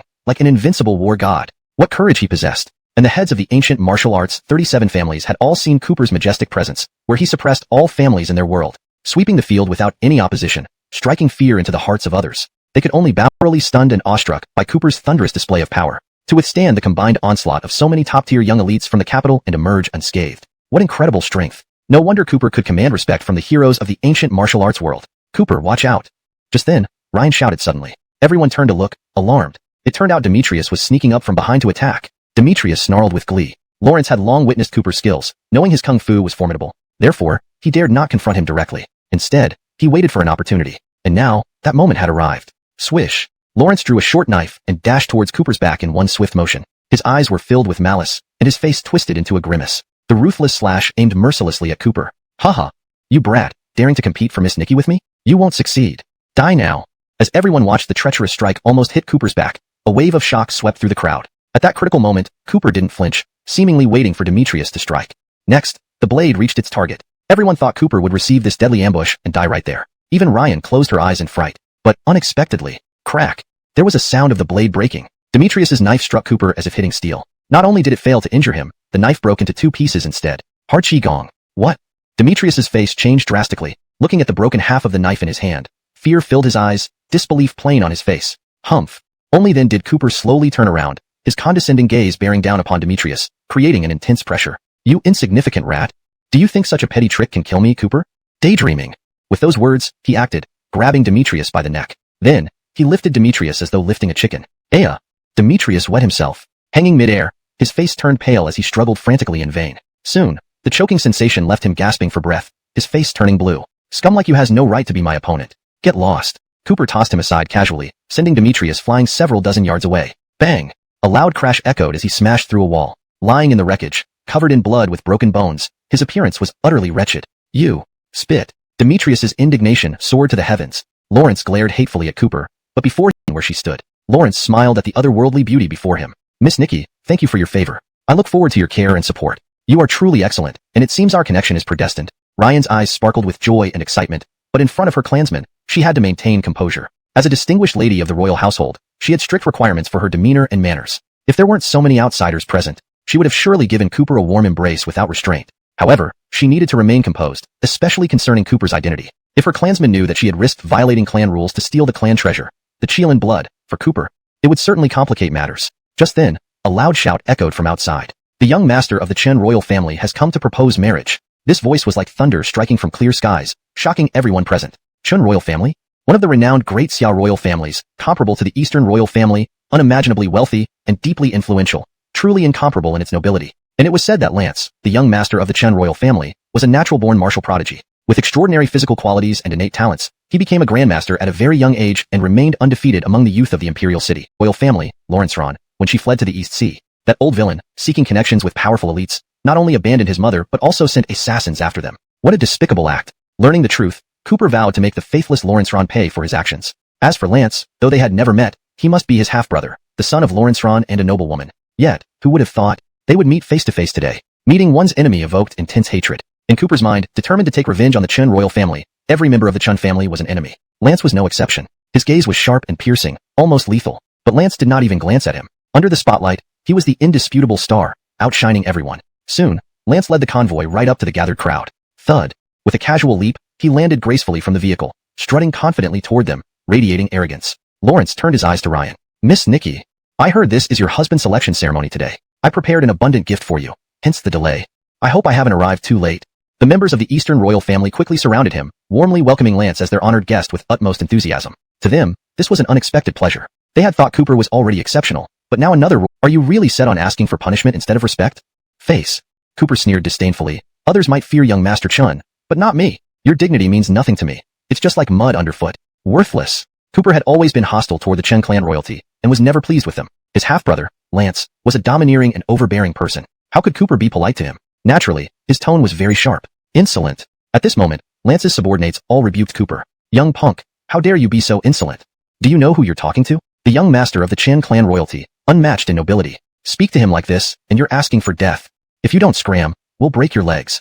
Tease it. Cooper replied with disdain. So what if you're the young master of the royal clan? Does that make it right to bully others? Miss Nikki herself said she chose me. You're the one who should scram. Seeking death. Lance was furious. As the young master of the Chan clan royalty, which rivaled the Nikki clan royalty, his father was the famous Duke Lawrence Ron, and his mother was the daughter of the current Grand Marshal Ambria. His family background was illustrious, unmatched in nobility, making him an undeniable match between equals. Thus, many elders from the Nikki clan approached Ryan. They whispered advice one after another. Gretchen, this is unwise. How can this be possible? Reconsider carefully. Yes, the Chen clan truly matches our Nikki clan in status and is the best choice. Marrying into the Chan clan would bring greater benefits to the Nikki clan. Despite the elders' persuasion, Ryan remained unmoved, her attitude unwavering. Uncles, please stop trying to persuade me. Since I've chosen Cooper, I will marry no one else in this life. This? Seeing her determination, the Nikki clan members exchanged glances, finding it unbelievable. This was too strange. Although this boy, Cooper, was indeed excellent, he was far inferior to Lance. Furthermore, the young lady had only just met him and shared no deep bond. Why would she choose him so definitively? They found it incomprehensible and even suspicious. Seeing Ryan's resolve, Cooper felt touched, warming his heart. Lawrence remembered when he first met Ryan, finding her high and mighty, untouchable like a celestial being. Lawrence had no interest in her, not even bothering to interact with her. But as they went through various experiences together, he began to understand her better, learning about her hidden troubles and secrets. Today, Cooper truly understood this woman for who she is. Therefore, an arranged marriage is granted between the Chin and Nikki clans. The auspicious day shall be chosen for the wedding. So ordered. What? Ryan's slender body trembled violently, disbelief flooding her eyes as she was utterly stunned. She intended to refuse Lance, willing to defy all her clansmen's pressure to marry Cooper. As long as she persisted, everything would be fine. But now, Lance had actually come with an imperial edict today. It was over. Now, things were complicated. Meanwhile, those around her from the Nikki clan rejoiced, filled with joy and delight, clapping and cheering. While Cooper was indeed excellent, Lance clearly outshone him. Benefits. By marrying into the Chan clan royalty, they would gain immense benefits. In the future, their position in court would become more secure, unshakable and invincible. This was precisely what they desired. Chapter 227. The Duel of Men. Ha ha ha. Lance burst into laughter, smirking with satisfaction. Miss Nikki, I've always said that we are destined to be a perfect match. Now, even the sovereign himself has personally arranged our marriage. What an honor. Rest assured, I will hold a grand wedding that will stun all of Great Xia for you. This? Ryan's face turned deathly pale. If not for the sovereign's edict, this isn't fair at all. So what if you have the imperial decree? If this matter isn't handled fairly, I won't let it rest. Cooper. Ryan felt immensely moved. Looking at Cooper's defiant expression, her heart couldn't help but sway towards him. But despite Cooper's dissatisfaction, the imperial decree was final, and the decision was made. What could he do? Oh. Lance sneered. Boy, so what do you want to do? Simple. Cooper declared boldly. Let us have a duel, a man-to-man combat. Whoever wins gets to marry Ryan, and the loser must leave. Will you dare, young master?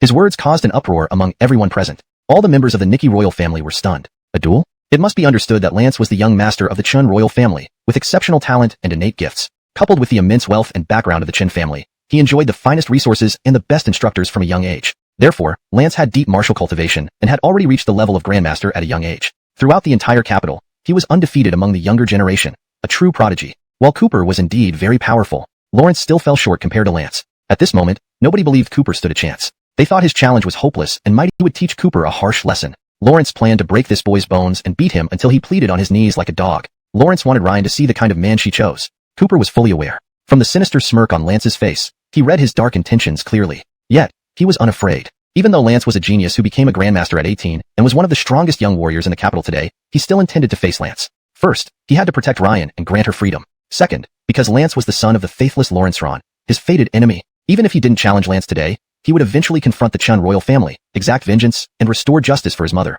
Today, without seeing the heartless Lawrence Ron, he would settle some debts with his precious son first. At this moment, both Cooper and Lance harbored their own plans. Their gazes locked, sparks flying. An intangible tension between them spread across the area, making everyone tense and breathless. Boy, Lance lifted his chin arrogantly. I am of noble birth and exceptional prowess, while you are just a nameless commoner. You may go first. Otherwise, it would be very embarrassing for me. After all, if not for my mercy, you wouldn't even qualify to challenge me. Damn. This Lance is far too... As he spoke, Lance's eyes blazed with fury as he unleashed a terrifying aura of a grandmaster. Boom. An overwhelming surge of energy erupted from him, transforming into a fearsome gust that swept across the scene. Then, at breakneck speed, he rushed to Cooper, clenched his fingers into a fist, and delivered a terrifying blow. Mount Tai collapse. Boom. With a single punch, the sky darkened and the earth trembled. This strike was incomparably strong, its power ferocious as if it could truly crumble Mount Tai with one hit. The momentum was utterly terrifying. At this moment, everyone held their breath for Cooper, even thinking he wouldn't survive this strike. It was a certain defeat.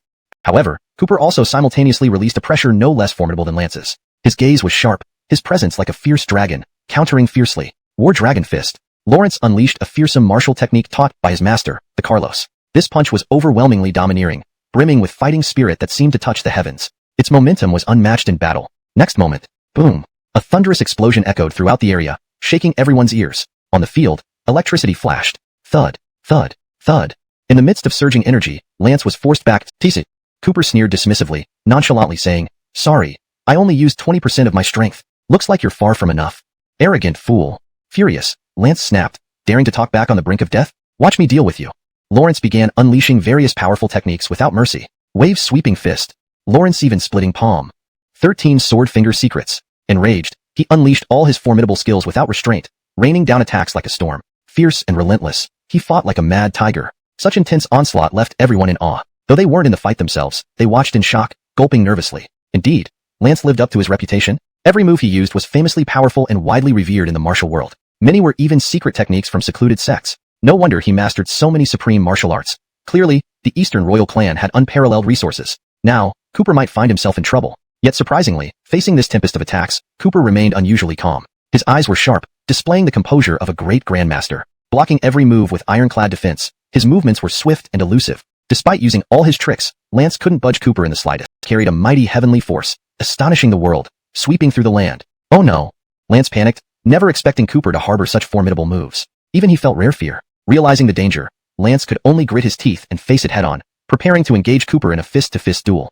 Chapter 229. Dominating Showdown. Roar, roar, roar. Lance roared as he met Cooper's tempestuous punches head-on. Lawrence put all his strength into it, fighting for his life. Unexpectedly, while he could barely withstand the first few punches, he found himself growing more and more strained as the fight went on. Because each move in Cooper's 18 dragon-slaying techniques grew stronger with each strike. Each punch far surpassed the last, truly a world-class divine boxing technique. Gradually, Lance's fists became torn and bloody, unable to compete with Cooper's relentless assault. Forced to retreat step by step, his expression turned increasingly painful. Very soon, he was in complete disarray. But Cooper, like a frenzied dragon, gave him no respite at all. Seizing an opening, Cooper landed a punch squarely on Lance. Aya!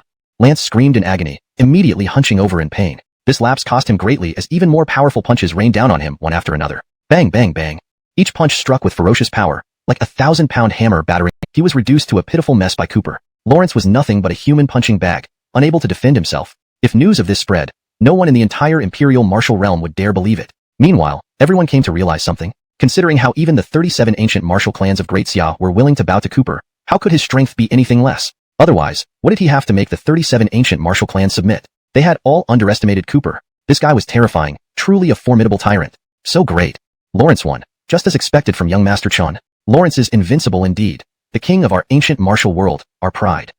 Led by Nona, the heads of the 37 ancient martial clans cheered loudly. They celebrated their unrivaled true king of the ancient martial world, showing such awe-inspiring might. Ryan was also deeply moved. Although she tried her best to appear dignified and calm, seeing Cooper's fierce assault dominating Lance left her heart pounding with joy. She couldn't help but admire the supreme figure standing tall and proud. It made her once aloof heart completely submit to him, truly worthy of being the man she had chosen. After only a short time apart, Lawrence had grown even stronger. Thud, thud. Cooper strode forward like a dragon in motion, exuding boundless dominance as he poisoned. Deadly venom, lethal upon contact. Lawrence even. Cooper, watch out. Young master, be careful. Seeing Lance suddenly resort to such despicable tactics, Ryan, Nona, and all the clan heads present broke into cold sweat. They cried out in alarm, hearts jumping into their throats. Simultaneously, they denounced Lance's shamelessness. To use deceit and poison during what should have been a fair duel was utterly despicable. As Cooper seemed unable to dodge at close range, the 3 poisoned arrows about to hit him. In a split second, Cooper suddenly sidestepped. Swish, swish, swish. The 3 arrows grazed past his chest almost without touching him. Though it was a narrow escape, everything was safe. Phew. Ryan and the others let out sighs of relief. What a close call. Just then, they were nearly scared to death. What? Lance's face turned pale with shock. To deliver a fatal blow, he first pretended to surrender, waiting for Cooper to let his guard down. Then he would shoot the poisonous arrows and finish him off. But he hadn't expected this brat's reaction to be so quick, making his final ace miss its mark. Lance's actions, although unsuccessful in harming Cooper, ignited Cooper's fury. Cooper instantly flew into a rage. Scum! Lawrence cursed and lunged forward, grabbing Lance's neck with a swift move. His grip tightened with piercing eyes. Bam, bam, bam, bam, bam. Each punch possessed immense power, hammering Lance like a 1,000-pound iron mace. Punch after punch fell mercilessly on him, treating him like a punching bag. Lance was beaten until his face was bruised and bloody, his bones almost shattered. The cries of agony reverberated throughout the royal garden. Waste of space, get out of my sight. With his final punch, Cooper ruthlessly smashed Lance's face. Without mercy, it was a show of supreme dominance. Boom. Instantly, Lance spewed blood and flew backward like a cannonball, landing dozens of feet away, smashing heavily into the ground amidst rubble, lying there battered and bleeding. Absolute domination. With all his might unleashed, Cooper displayed an awe-inspiring power, completely overwhelming Lance with the 18 dragon-slaying techniques. This was a complete and total domination, shocking everyone present. The ferocity of his techniques left the crowd in awe. Lawrence even.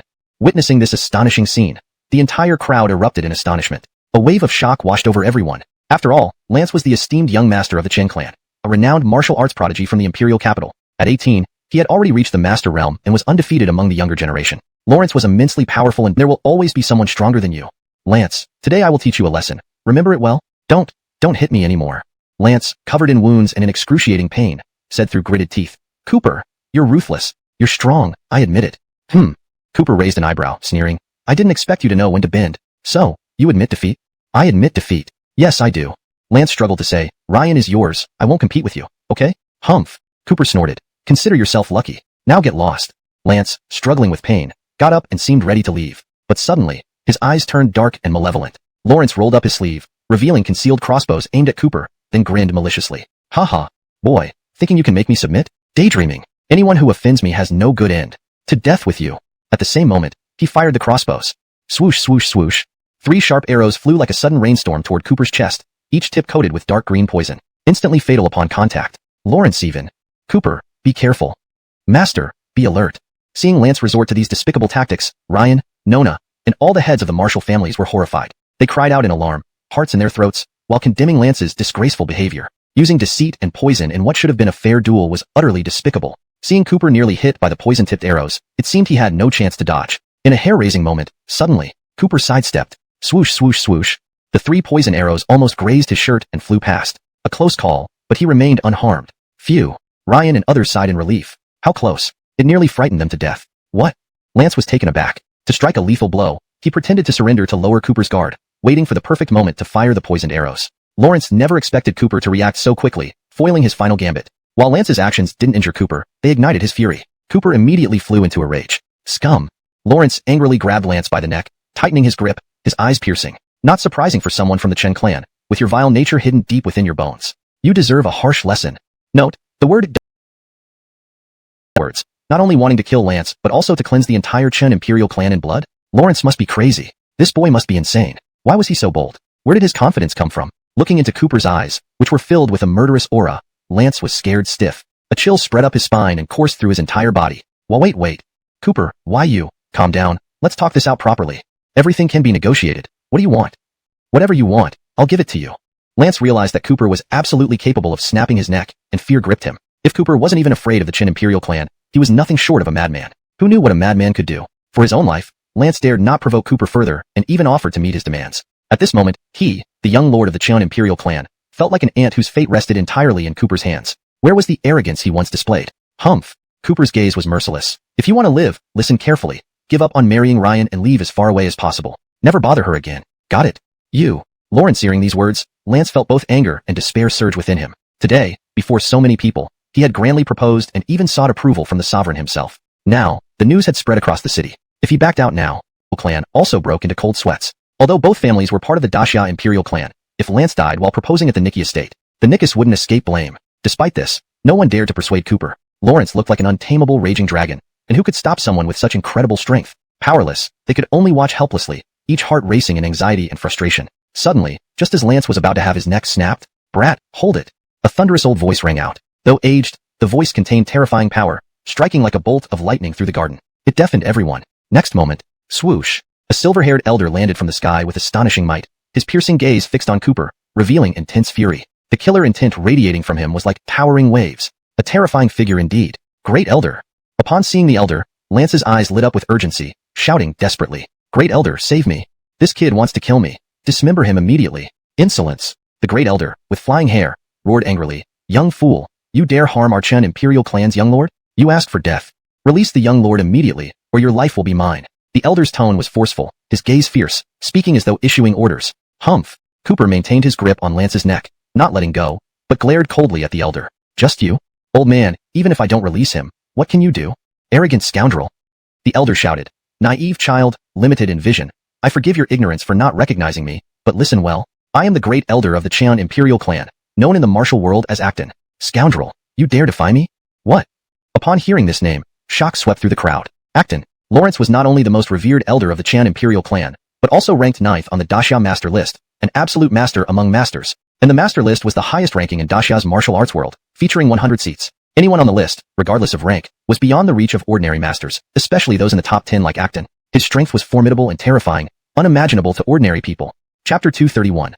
Not to kill, but to disable him. 9th on the Grandmaster list. Upon hearing these words, anyone would likely be terrified and wouldn't dare to oppose this Acton. After all, this was an expert among experts in the martial world. An ordinary person could not compete with him. "Listen, young man." Acton stared at Cooper with infinite authority, warning coldly, "Endure for a moment, and the storm will pass." Tick. He must exact interest from Lance on behalf of that unfaithful man. How could he easily let him off? "Scoundrel."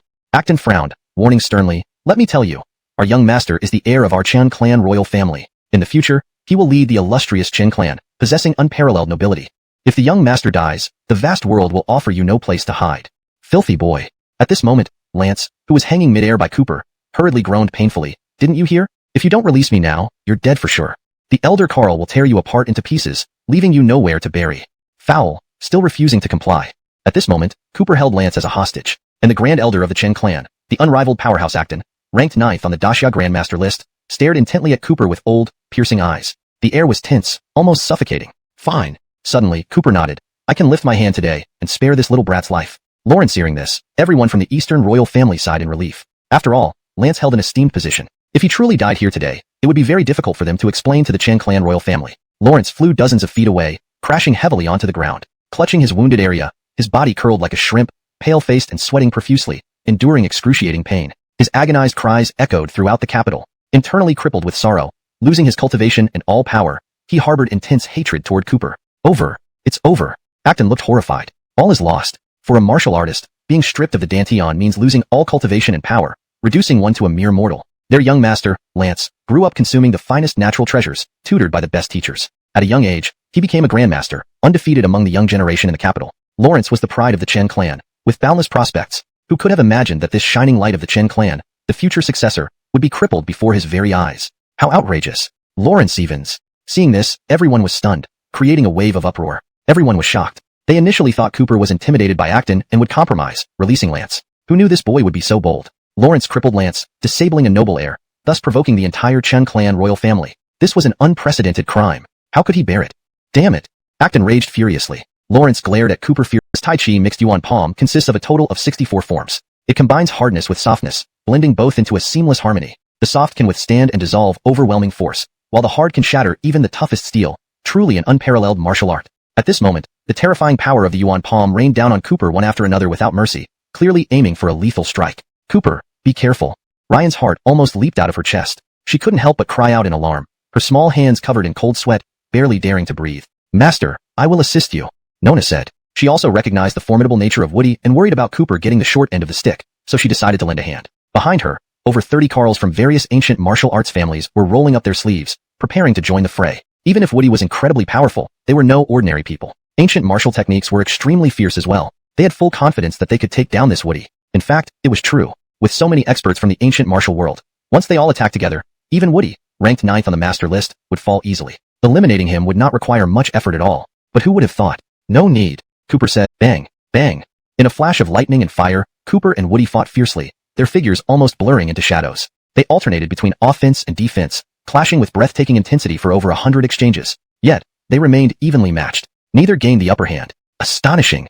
Witnessing this incredible scene, the crowd erupted in astonishment. They were stunned. After all, Woody was the Grand Elder of the Qian Imperial clan, and also the 9th ranked master on the martial arts master list of the Great Xia Empire. Lawrence guarded the Chun Imperial clan, defending against enemies from all directions, undefeated in countless battles, and renowned far and wide. Truly, he was the pillar of stability for the Imperial clan. But unexpectedly, Cooper, young as he was, proved equally formidable, able to match Woody blow for blow. This young man was indeed an astonishing genius. However, they still underestimated Cooper. Until now, this was just warming up for him. He still had many incredible skills yet to be revealed, including the supreme move, the Chilean arm. Even in the midst of such intense combat, he did not falter, his pressure increasing. His fighting grew fiercer and more ruthless. His killing intent was truly alarming. Damn it! Woody was both furious and anxious, frustrated by his inability to... Not disappointing at all, Mr. Chun. Even the 9th-ranked Woody was no match for him. Amazing. Instantly, Nona and others nearby cheered in jubilation, celebrating the victory. Cooper. At that moment, Ryan hurried over, unable to resist asking, "Are you okay? Are you alright?" Of course. Cooper smiled. "Look, I'm fine, aren't I?" A mere Woody was nothing to him. Being 9th-ranked on the master list meant little. With his extraordinary talent and strength, it was just a matter of time before he challenged the rankings. Otherwise, Lawrence believed he could easily break into the top 3 of the master list. Huh. Ryan breathed a secret sigh of relief, deeply moved. She hadn't expected Cooper to not only come here but also fight for her. Nothing could be more touching than this. If not for the crowd, if not under everyone's watchful eyes, Ryan would have been overwhelmed with tears, hugging Cooper tightly. But for now, she had to maintain her composure. Behind Ryan, the members of the Nikki Imperial clan were all shocked, waves of emotion crashing within them. They hadn't anticipated that Cooper could defeat the formidable Woody, famed in the martial arts circles of the Imperial capital. In awe, they murmured among themselves. Amazing! Don't underestimate this kid. Beating Woody today, he'll surely become famous. Not necessarily. This kid crippled Lance, causing a huge disaster. The Chun Imperial clan won't let him off. Defeated by Cooper, Woody, under everyone's watchful eyes, fled with the heavily injured Lance. They quickly returned to the Chun Imperial clan territory. Lance finally breathed a sigh of relief. But how he hated it. In the past, he was a celebrated martial prodigy in the capital city, powerful enough to defeat all young competitors in the capital, unparalleled for 100 years. Lawrence was the future ruler of the Chun Imperial clan, a star in the capital. His future was limitless. Yet now, his Dantian was destroyed by Cooper, his cultivation crippled, turning him into a powerless cripple. And with his Dantian destroyed, he would never be able to practice martial arts again. 20 years of effort, all in vain. Thinking of this, Lance felt profound grief and uncontrollable anger. Lawrence could not let this go. Therefore, upon returning to the Imperial clan, he planned to lodge a complaint with his father, Lawrence Ron, hoping his father would help him retaliate. However, Lawrence Ron was not there. Instead, his mother Ambria saw him, covered in blood, looking pitiful and disheveled. Ambria was immediately alarmed. She was shocked and heartbroken, immediately questioning her precious son. "Lawrence Stevens? Howren, what happened to you? Weren't you going to propose to the Nikki Imperial clan? How did this happen? Does it hurt, Sean? His name is Cooper." "What?" Upon hearing this name from her son, Ambria's expression changed drastically, seemingly struck by immense shock, almost speechless. After a long while, she muttered with complicated emotions, "So, it's that wretched offspring? Mother, what do you mean?" Lance was puzzled, asking in confusion, "Do you know that damn boy?" "Oh, fate." Ambria collapsed onto the armchair, her gaze filled with mixed emotions as she sighed. "That offspring named Cooper is your father's illegitimate child from over 20 years ago. Lawrence is your half-brother." Boom. Ambria's startling revelation hit Lance like a bolt of lightning. Lawrence was dumbfounded. After a long while, he recovered and incredulously asked, "Mother, what are you saying? Are you kidding me? How can that foul boy possibly be my half-brother? How can I possibly have any connection with that damned person? No, this cannot be possible." Lance had never heard of such a thing before. Therefore, he was greatly shaken. Under emotional turmoil, he refused to believe it. "Oh," Ambria sighed again, "Howren, although you may find it hard to believe, it is indeed true. This is too serious a matter. How could your mother deceive you? So, how did this come to be?" Ambria's eyes darkened. "Do you think I would leave them alive? At that time, I secretly dispatched assassins." Translation ends here, maintaining the structure and tone of the original text while ensuring fluency and coherence. Chapter 234. A Beauty Visits in the Dead of Night. "Mother, you sent assassins? Then why is that little bastard Cooper still alive?" Lance asked, clearly puzzled. "Humph." Ambria snorted coldly, her expression turning one of reluctant resignation. "To completely root out the problem, I borrowed your grandfather's strength and dispatched several experts to chase after that mother and child. We chased them all the way from the Imperial capital to the Eastern Sea. Unfortunately, that little bastard managed to escape back then, disappearing without a trace. I secretly sent people to search for many years but couldn't find him. But who would have thought he would appear now, and even injured you, Howren? As for Chastity, according to the assassin's reports, she suffered many life-threatening injuries and was eventually chased off the edge of a 10,000-foot cliff. She's probably nothing but bones by now." Despicable. Lance understood everything but was enraged at the same time. "So that's it. Now I get it. That rotten kid dared to attack me so ruthlessly, showing no mercy, and looking at me as if we had deep-seated grudges. Now that I think about it, it's possible he found out when he grew up. Lawrence discovered I'm a member of the Chen family and sought revenge on me." At this moment, Ambria's eyes turned icy. Indeed, a little bastard who vanished without a trace for 22 years, as if evaporating from the earth, suddenly reappeared and even clashed with her precious son. And he injured him so severely. That little brat must have found out. It seems so, Ambria mused for a moment, her tone laced with killing intent. Since that's the case, let's take this opportunity to kill that little bastard once and for all, ensuring no loose ends remain. To prevent him from returning to our Chen clan seeking revenge later. That could be troublesome. You're right. Lance nodded quickly but then reminded her, but mother, that little bastard has practiced some kind of incredible skill. His current strength is formidable. Not only did I lose, but even Elder One couldn't match him. If not for Elder One taking me away swiftly, we might not have come back alive today. Don't worry. Ambria sneered coldly. I certainly won't rely on just any average person, and entrusting others risks information leakage, which makes me uneasy. Those few who pursued the mother and child back then are now influential figures. The Barney of the Imperial capital, Ali. The captain of the Nine Gates, Cohen. The Dragon Elephant War God, Eric. The Lord of the Tyrant Alliance, Gillis. Since they were responsible for chasing down that mother and child back then, it's only natural that we need their help again. I will inform them about the little bastard's reappearance and ask for their assistance once more. That's excellent. Upon hearing these famous names, Lance became instantly excited. Each of these people was well known, and they were immensely powerful. All were major players. Even if Cooper was incredibly strong, how could he possibly handle these four formidable individuals? Humph. This time, let's see how he dies. Oh, right. Ambria seemed to remember something and lowered her voice, warning him, don't tell your father about this. Make sure he doesn't know. Why? Lance asked in confusion. Humph. Ambria said coldly. Back then, your father merely expelled that couple from the family and severed ties, but he didn't go so far as to order their deaths. If he finds out that the child he had with that woman has returned, Lawrence might feel sentimental over kinship. People can change.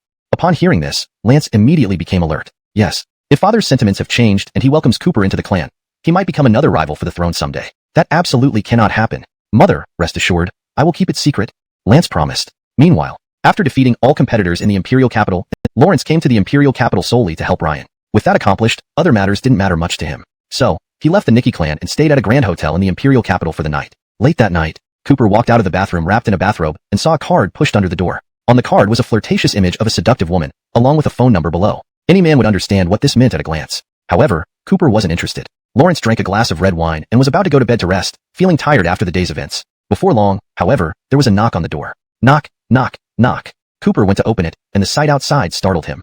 More than a dozen young women stood there, each with fair skin and enchanting beauty, dressed provocatively. All were undoubtedly beauties. Cooper was stunned. Lawrence hadn't expected not only the card but actual visits too. This was quite bold. Chapter 235. 4 Executioners. At this moment, the dozen beauties were also curiously observing Cooper, as if taking a keen interest in him. Sir. Before the women could speak, Cooper interrupted them.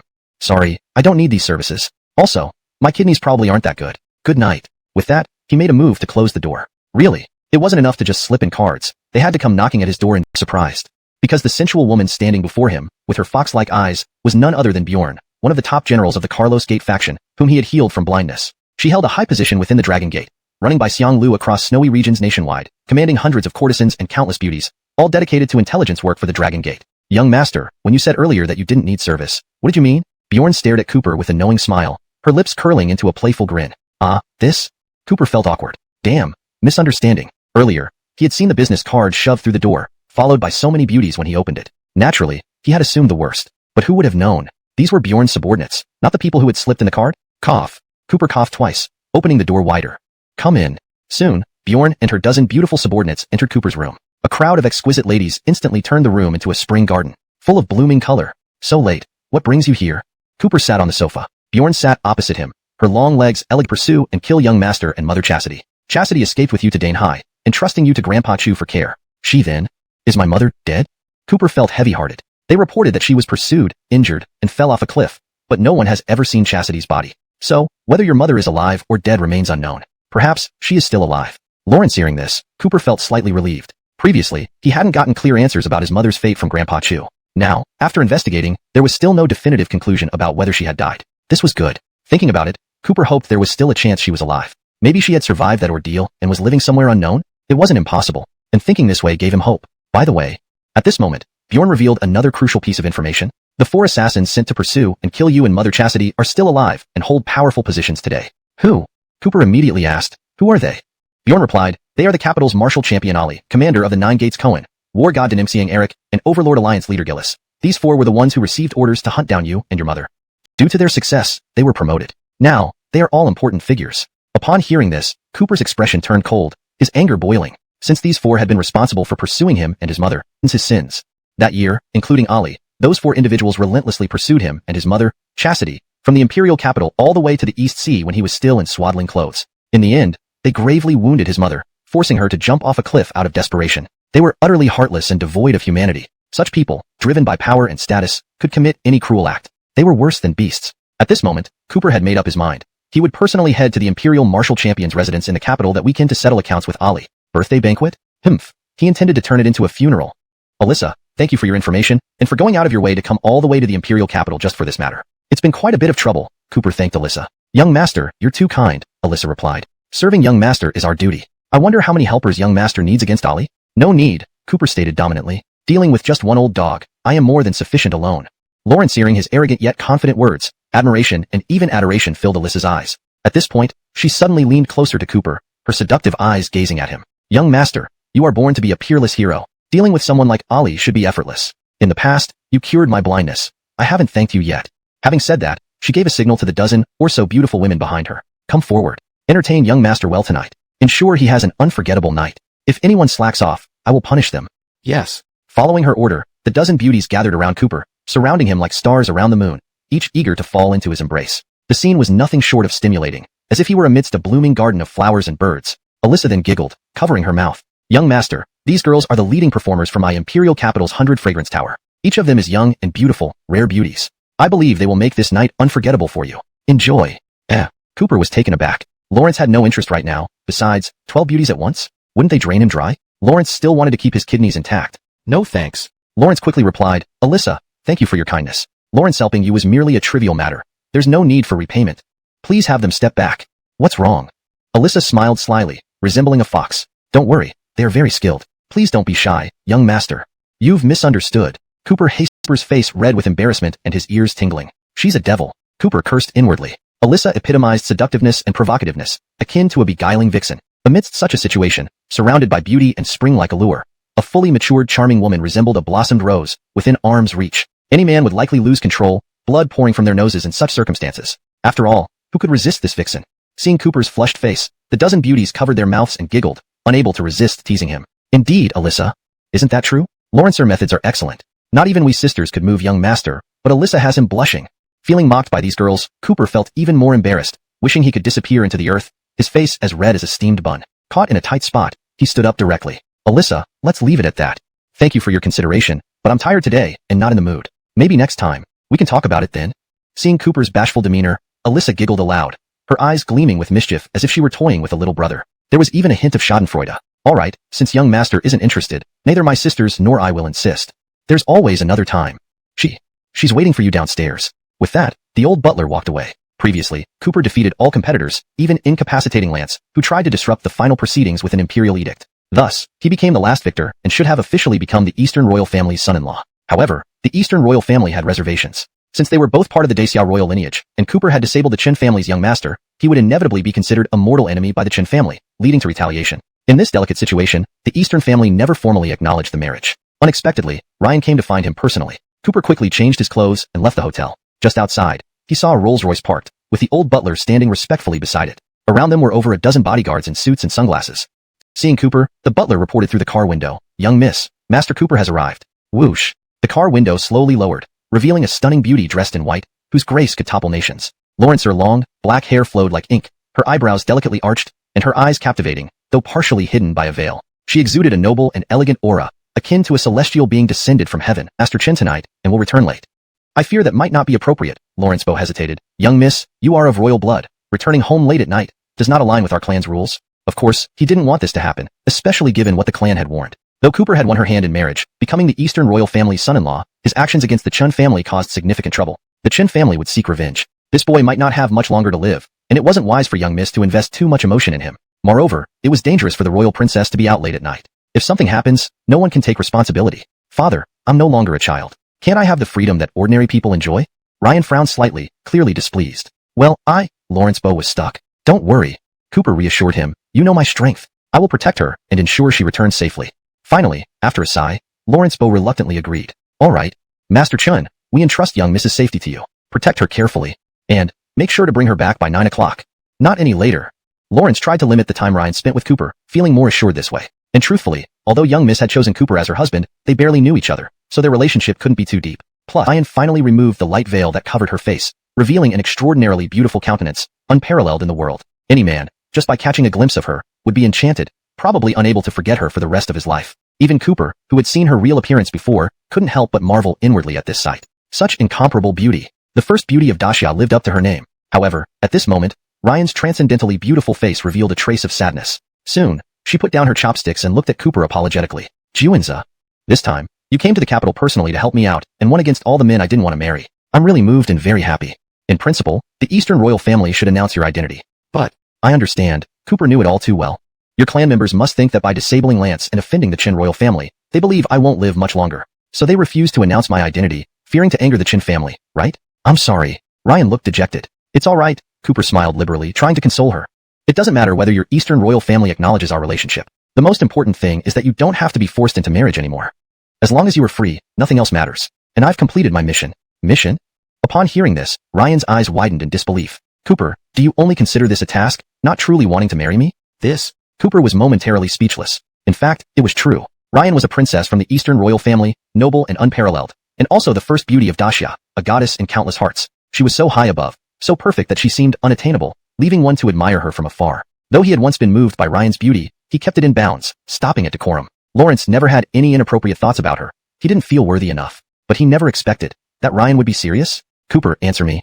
What are your true feelings? Ryan gazed at him, asking. In reality, this was already a question coming from a deeply hurt woman. But Cooper hadn't realized it yet. Lawrence hesitated, trying to explain. Actually, it's less of a mission and more like returning a favor. You disregarded your clan rules to steal the Qilin blood from me, saving my life, and even risking punishment from your family. I didn't think much about it. I just felt I couldn't leave you alone. You said you didn't want to get married, so I came to help you.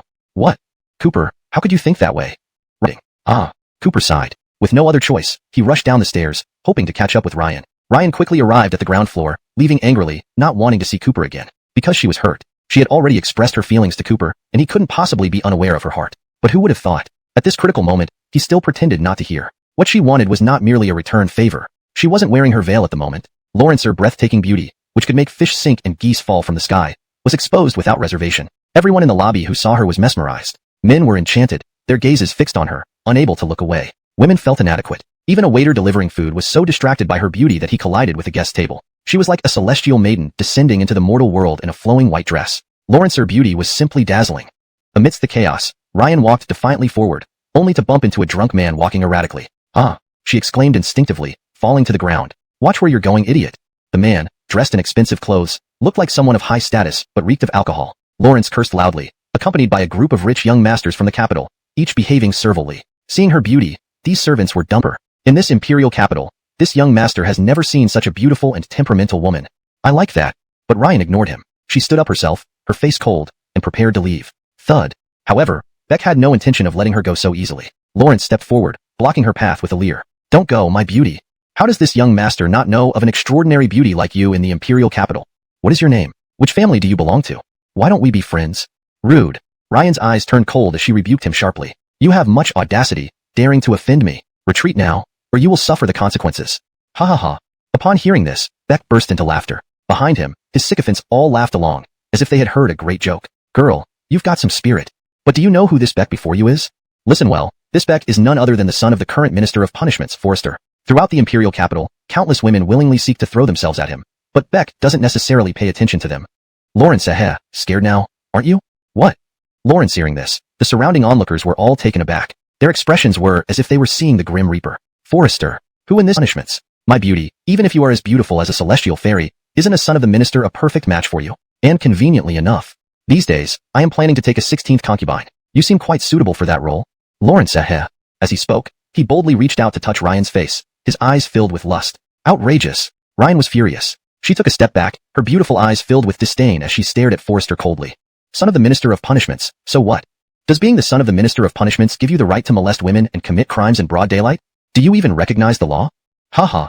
Facing Ryan's rebuke, Forrester was not intimidated, but instead became more insolent. The law? Little beauty, you're right on one thing. I've always believed in the law. Only in my Zhou family, the law resides. Just be my 16th concubine obediently. Rest assured, I will cherish you, clothe you in fine silks, and shower you with endless wealth. As for tonight, let's consummate the marriage first. Stop, Ryan shouted. Do you know who I am? I am Ryan, the eldest daughter of the Imperial Nikki clan in the Imperial capital. How dare you, merely the son of a Minister of Punishments, disrespect me? Do you believe I can decapitate you? Enraged, Ryan revealed her identity, daughter of a princely clan. This was a shocking identity because in Great Xia, the power and status of the princely clans were second only to the royal family. Someone like Forrester's father, just a mere minister of punishments, probably wouldn't even qualify to clean their shoes. What? Lawrence hearing this, Forrester's expression changed dramatically, and cold sweat poured down his face. Half of his drunkenness vanished in an instant. Lawrence narrowed his eyes suspiciously, staring at Ryan. You say you are Ryan? The golden branch and jade leaf of the Eastern family, the most beautiful woman in Great Xia? That's right. Ryan said, if you know what's good for you, run far away. Otherwise, I will make you pay dearly for offending me. Forrester hesitated for a moment. Daughter of a princely clan. If this woman really was the legendary first beauty of the imperial capital, the eldest daughter of the Nikki clan, based on his disrespectful actions, that could mean beheading. Just as Forrester was feeling afraid, his followers behind him spoke up. Don't be afraid, Master Zhou. This little woman is lying. Ryan, daughter of a princely clan, golden branch and jade leaf,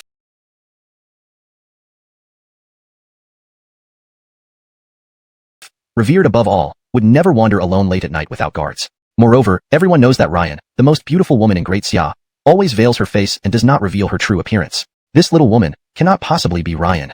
Yes. Upon hearing this, Forrester felt relieved. Lawrence relaxing, he sneered, little beauty, you're pretty cunning, trying to lie to me. Do you think I'd fall for that? By impersonating the daughter of a princely clan, you've committed a capital offense. Seize this little beauty. Take her upstairs and into a room. As the son of the Minister of Punishments, I will personally interrogate her. Ha ha ha. Chapter 240.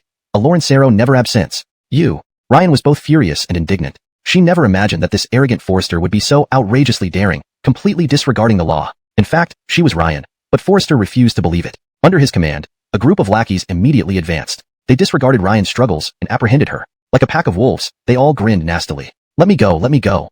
Ryan's small face turned pale, seething with rage and despair. Forrester, you dare to offend me? You are the one who commits capital offenses. I will never let you off. Lawrence. Forrester pinched her cheek, staring at her enraged and humiliated expression, laughing arrogantly. Little beauty, stop shouting. Your fate is in my hands. Pretending to be royalty, that's a serious crime. If you listen obediently and please me well, I can spare you. Whether you live or die depends on yourself. Pa! Ryan spat at him, glaring furiously. You decadent rich kid, forget it. Despite being spit on, Forrester wasn't angry. Instead, he laughed perversely. Not surprising, even your saliva smells sweet, making one desire more. I'll taste you more later. Take her away. Yes, Master Zhou. The lackey rich kids immediately grabbed Ryan, dragging her towards the hotel rooms upstairs. Forrester roared with manic laughter. Lawrence had roamed through countless places in the imperial city, yet he had never seen such a striking beauty. She was like an angel from heaven. At that moment, his body burned with desire. He could barely wait. Those around witnessed this scene and felt pity for Ryan. What a beautiful girl. Unfortunately, she fell into the clutches of the beast-like Forrester and was destined to suffer immense torture. Have what it takes. Break his legs for me. Lawrence didn't care who Cooper was or what identity he held. With just one command, he ordered a leg-breaking attack, showing just how tyrannical Forrester could be in the imperial city. Dare to ruin our young Master Zhou's fun? Beat him to death. Immediately, the lackeys, snarling fiercely, charged towards Cooper like ravenous wolves. Raising their fists, they aimed to assault him. These were wealthy heirs from all over the imperial city, always fawning over Forrester, surrounding him with adoration and loyalty. Moreover, they outnumbered Cooper significantly. Onlookers couldn't help but feel the situation was dire for him. Regardless of his skills, as the saying goes, one pair of fists cannot fend off four hands. But Cooper didn't take these people seriously. As a master martial artist, he was an extraordinarily gifted supreme expert. Dealing with these unruly rich kids who were not trained in martial arts was like an elephant trampling ants. His eyes gleamed fiercely, like a raging dragon. Lawrence let out a fierce shout and launched his attack. Tiny pests, courting death. Before everyone's eyes, instead of retreating, Cooper charged forward to meet the onslaught of punches. His massive fists, veins bulging, unleashed shocking and formidable power. Bang bang bang bang. Hum hum hum hum. The wealthy heirs, uneducated and pampered, failed to produce even one skilled martial artist among the Next, Cooper, accompanied by a sweet scent, Ryan, still shaken, threw herself into his embrace, tears glistening in her beautiful eyes, overwhelmed with relief and joy. Chapter 241. You like kowtowing, right? Lawrence, here's your wish. Are you okay? Cooper looked at the tearful beauty in his arms, asking her with concern. I'm fine. Ryan shook her head, somewhat aggrieved. I just got off and encountered this drunkard who wouldn't stop harassing me. Fortunately, you came. At this moment, she huddled in Cooper's embrace, like a wronged little bird. That pale little face tugged at one's heartstrings. Whoever saw it couldn't help but feel sorry for her. Cooper was seething with rage. Whoosh! Lawrence glared fiercely at Forrester, his eyes sharp as knives and swords. His words dripped with murderous intent. Tell me, how do you want to die? Forrester was stunned. Looking at his subordinates sprawled on the ground like dead dogs, he was shocked. Lawrence never expected that this kid who popped up from nowhere would be so skilled, easily beating all his men as if it were child's play. Regaining his composure, he flew into a rage. Because of this rare beauty, he had set his eyes on her at first sight. No matter what, he had to get her. But now, this beautiful girl was actually embraced by this stinking kid, Forrester. His father was the current Minister of Justice, overseeing the national judiciary. The prison might as well be the Zhou family's backyard.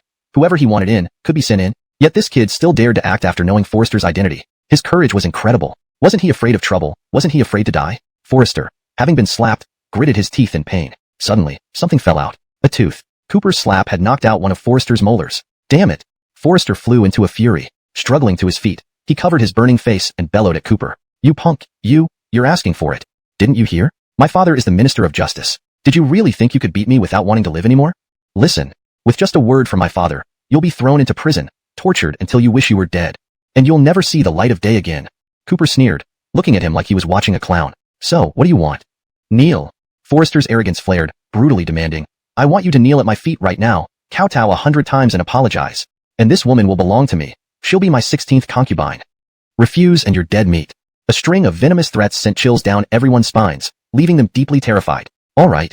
At this point, Cooper nodded, smiling faintly, kowtowing and apologizing. That's not a bad idea. You've reminded me. Forrester had no idea about the deeper meaning behind Cooper's words. Lawrence thought Cooper was intimidated by his threats, thus planning to kowtow and meet his demands. Immediately, he became even more arrogant. Ha ha ha.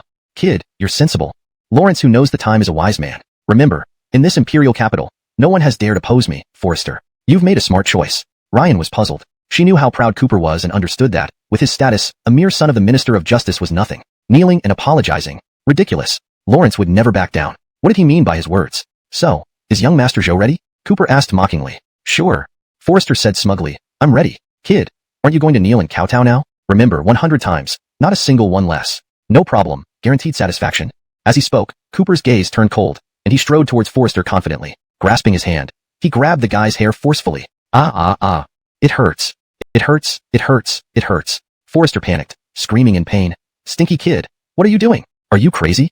Humph. Don't you love kowtowing? Then give it all you've got. Offending this young lady calls for an apology, right? With that, Cooper dragged Forrester, like a dead dog, in front of Ryan. Pressing his head down, he forced him to kowtow to Ryan. His actions were domineering and merciless. Bang! Bang! Bang! Lawrence forced Forrester to bang his head hard against the ground with every kowtow. Forrester screamed in pain, struggling desperately but to no avail. Cooper held him down effortlessly, like grabbing a chicken. Lawrence wasn't a match. Soon, Forrester was bloodied and bruised, looking pathetic in front of everyone. Ha ha ha. Good, very good. This Forrester, arrogant and bullying men and women, needed to be taught a lesson. Seeing this, the onlookers burst into laughter. They laughed as they watched, some even taking videos with their phones. The scene was filled with jubilation. Even Ryan couldn't help but smile. So that was it. Cooper's words meant exactly that. Because Forrester had offended and insulted her, Cooper was forcing Forrester to kowtow to her. Lawrence was avenging her. Chapter 242. The Young Rascal's Revenge. Damn it. Forrester couldn't bear such humiliation. In his anguish and fury, he couldn't swallow this bitter pill. While being forced to kneel and kowtow, he kept banging his head on the ground over 70 times. Dame Fong Gretchen chose to show mercy. Enough. Let this be a lesson for him. Did you hear that? Cooper coldly asked. This young miss forgave you. Otherwise, you would have been dead. With that, he released Forrester, letting him off this time. Thump thump thump. Bleeding and bruised, Forrester scrambled up and retreated to one side. His eyes filled with hate. He immediately put distance between himself and Cooper. Bastard, don't think humiliating me once is the end of it. I will settle this score with you for sure. Cooper found amusement in Forrester's cautious and almost comical cowardice, as if ready to run at any moment. Lawrence sneered, you're a dog when caught, a wolf when set free. Indeed, you're a cheap scoundrel who needs more beating, huh? Damn it. Pointing at Cooper, Forrester barked viciously. Don't you run. I'm calling my father here right now to see how he deals with you. Lawrence hearing this, all bystanders turned pale with fear. Finished. This Forrester's father was the current Vice Minister of Punishments. Overseeing the criminal justice system of Daxia, he held immense power. Beating his son meant the Vice Minister wouldn't let it slide easily. Lawrence imprisoned the bold young man and punished him harshly. Immediately, many advised Cooper. Run now, young man. Yes, you'll be done for once his father, the Vice Minister of Punishments, arrives. Humph. Unexpectedly, Cooper showed no fear. Instead, he coldly replied to Forrester, fine, call your old man if you dare, but don't blame me for not warning you. If you leave now, this ends. Otherwise, perhaps even your old man will kowtow to me. What? The crowd erupted in shock upon hearing this. Everyone was dumbfounded, wondering where Cooper got the audacity to say such outrageous words. Wasn't this courting death? Good, good, good. Enraged to the point of laughter, Forrester snarled through gritted teeth. You have guts, boy. I'm calling my dad now. Saying this, he pulled out his phone and called his father, the Vice Minister of Punishments. Dad, someone beat me up at Yushinfu. That punk was outrageously arrogant. Dad, bring people over quickly to take revenge for me. How dare he? Instantly, a roar of anger sounded from the phone. Which ruffian has the nerve? Son, wait for me. I'm coming with people right now. Even through the phone, Everyone could feel the vice minister's wrath. Just hearing it was enough to send chills down their spines. Ending the call, Forrester jeered at Cooper. Bastard, you heard it. My dad will be here soon. Don't you run. Don't worry, I'll wait, Cooper said nonchalantly, showing no fear. Since this Forrester was a rabid cur, he might as well use this downtime to thoroughly teach this rich brat a lesson. This time, he planned to crush him ruthlessly. Less than 3 minutes later, vroom vroom vroom. Several cars arrived and stopped in front of Yushinfu. Thud thud thud. Soon, dozens of armed policemen stormed out, guns drawn, like fierce tigers, numbering over 100. Led by a middle-aged man in official attire, they entered fiercely. That middle-aged man was none other than the current Vice Minister of Punishments, Harold. With fierce eyes and a bushy beard, he exuded formidable authority. Upon entry, he started roaring at the crowd. Who? Which idiot dares to bully my son? Step forward now. Seeing the terrifying Vice Minister, the bystanders in the hall were petrified. They backed away, fearing innocent repercussions. Forrester's years of tyranny in the capital were supported by his father's influence. Anyone who offended him would be framed and imprisoned without recourse. As the saying goes, if a child misbehaves, it's the father's fault. Such a son from the Zhou family was clearly the responsibility of this vice minister. Dad. Seeing his father arrive, Forrester felt like grabbing onto a lifeline. Lawrence rushed over and reported to Harold. You finally came.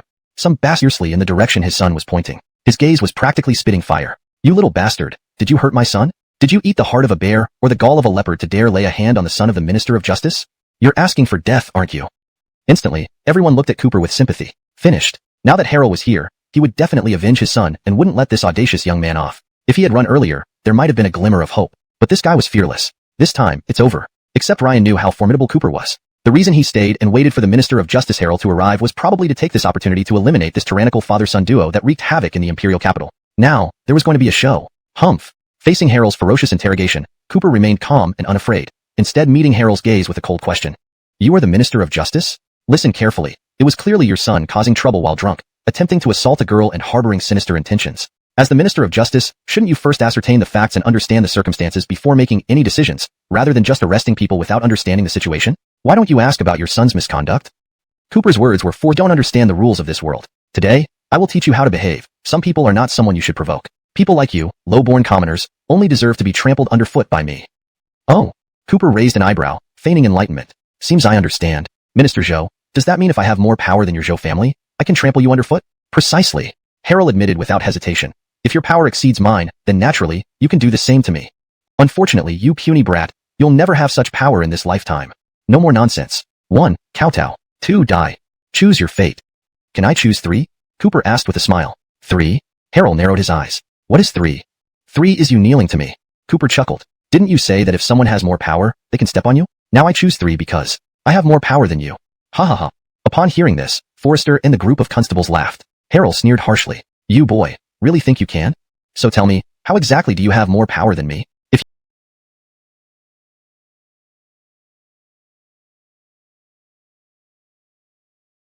you can't give me a good reason today for daring to defy me, I'll make sure you suffer through hundreds of tortures in Tianjiao prison. No problem.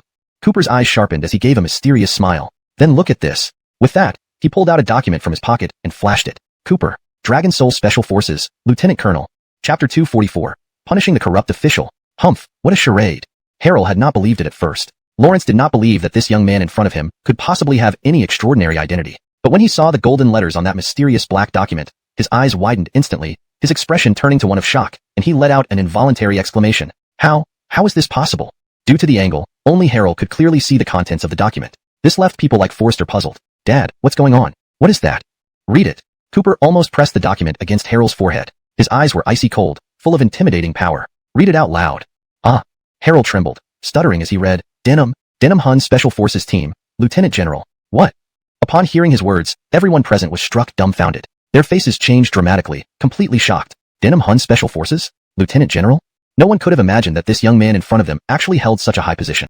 This was a significant figure. It wasn't surprising that everyone was so shocked. Throughout the entire Great Xia dynasty, who didn't know about the Denim Hun Special Forces? They were the most mysterious and specialized combat unit of the Great Xia, executing the most perilous missions where a single mistake could cost their lives. Their honor was won with blood and sacrifice. Yet, they also held the highest status and authority. Regardless of the size of their offense, no one outside the Denim Hun team had the right to judge them. They even had the power to act first and report later. Such immense authority. And here was this young man, who looked barely over 20 years old, already achieving the rank of Lieutenant General in the Denim Hun Special Forces.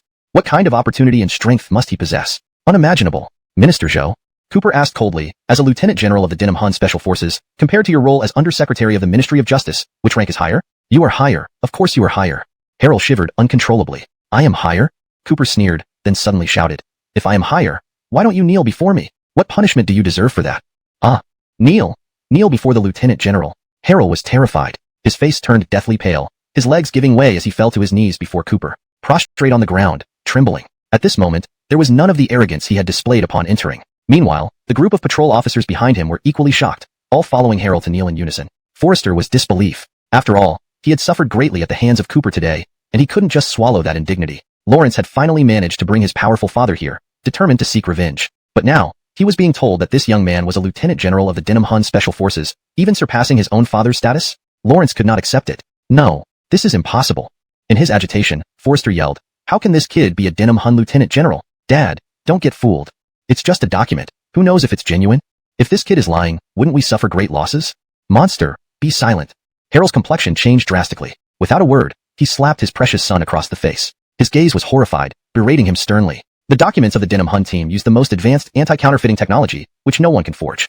Moreover, impersonating a Denham Hun officer is punishable by death. Who would dare? Disobedient son, kneel down immediately.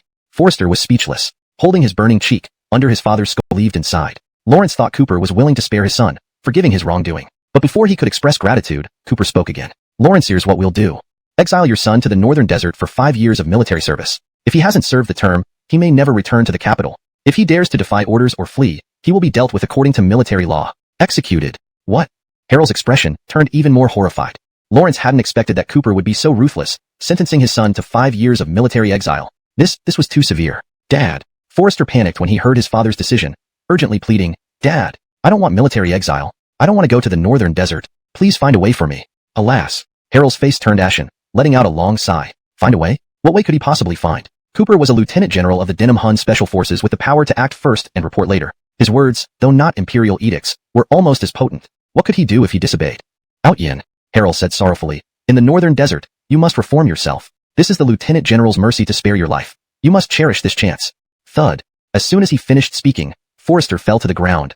You refuse to make your own choice, so should I choose for you? I think you know what my choice would be. Don't regret it. Oh. Lawrence hearing these words, Harold fell into deep despair instantly. Thump. Lawrence collapsed onto the ground, looking ashen and aged by a decade. After a long pause, he replied in a trembling voice, I choose to resign and become a commoner. With a thunderous move, Cooper crushed the tyrannical and corrupt Zhou family father and son. His ruthless action earned applause from everyone present. The cheers were deafening. Bravo! Worthy of being a general of the Dragon Soul team. This has truly eradicated a cancer from our capital. Denham live! Denham live! The civilians cheered loudly, looking at Cooper with awe and reverence. They were completely awed by his decisiveness and utterly convinced by his actions. Amidst the praise and applause, Cooper approached Ryan and extended his hand. Gretchen, let's go.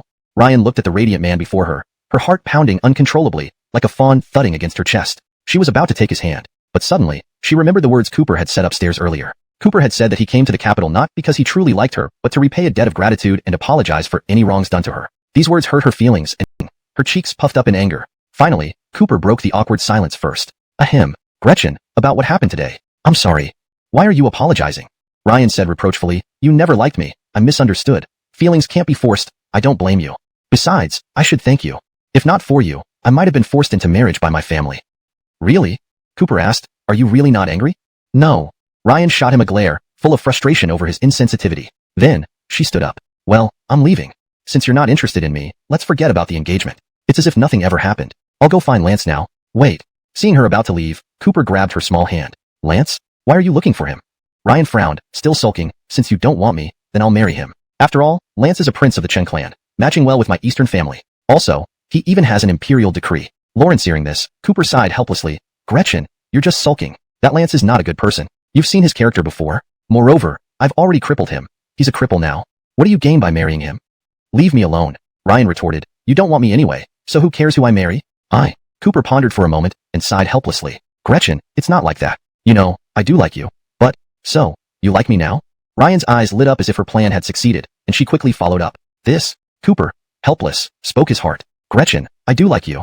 But my love for you is restrained within propriety. You are a princess-like noblewoman, Golden Branch and Jade Leaf, too precious. I simply don't deserve you. Moreover, I already have a fiancé. I know. Ryan said indifferently, isn't it Savannah? She is indeed a fine woman, but compared to me, Ryan, she falls short.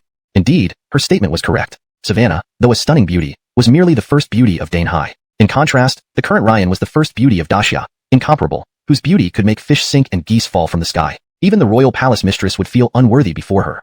In terms of beauty, Savannah naturally could not match her. Yes, Cooper agreed. In terms of beauty, you indeed surpass her slightly. But we have shared many trials together, and our bond runs deep. I love her and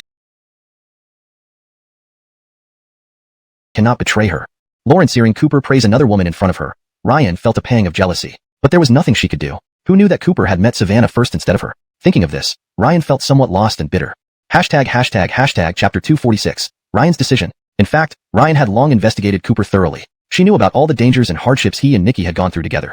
These life and death crises tested and tempered their feelings for each other. Those with fragile emotions would have drifted apart in the storm, but those who persevered through such trials only grew more firmly bonded. Wasn't that true for her as well? Back at Yushi Mountain, she and Cooper had relied on each other for survival, pursued by countless Japanese ninjas. They had almost lost their lives at one point. It was during that time that an invisible red thread tied their fates together, and it was then that her heart began to change, growing fond of this man. Gretchen, Cooper said again, you are a princess of the royal family, and I am unworthy of you. If I were to accept your love, while already having someone else in my heart, that wouldn't be fair to you.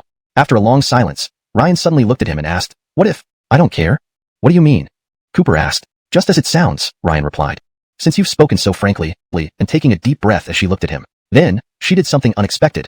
She stood on tiptoe, wrapped her arms around Cooper's neck, and pressed her lips to his. The greatest beauty of the land, initiating a kiss. Cooper was utterly shocked. Feeling the warmth on his lips, his soul seemed to leave his body. His muscles tensed, his mind went blank. Lawrence was speechless. Cooper, Ryan whispered into his ear, her breath warm against his skin. You won my heart at the royal family's bride selection, and I, Ryan, vow never to marry anyone else.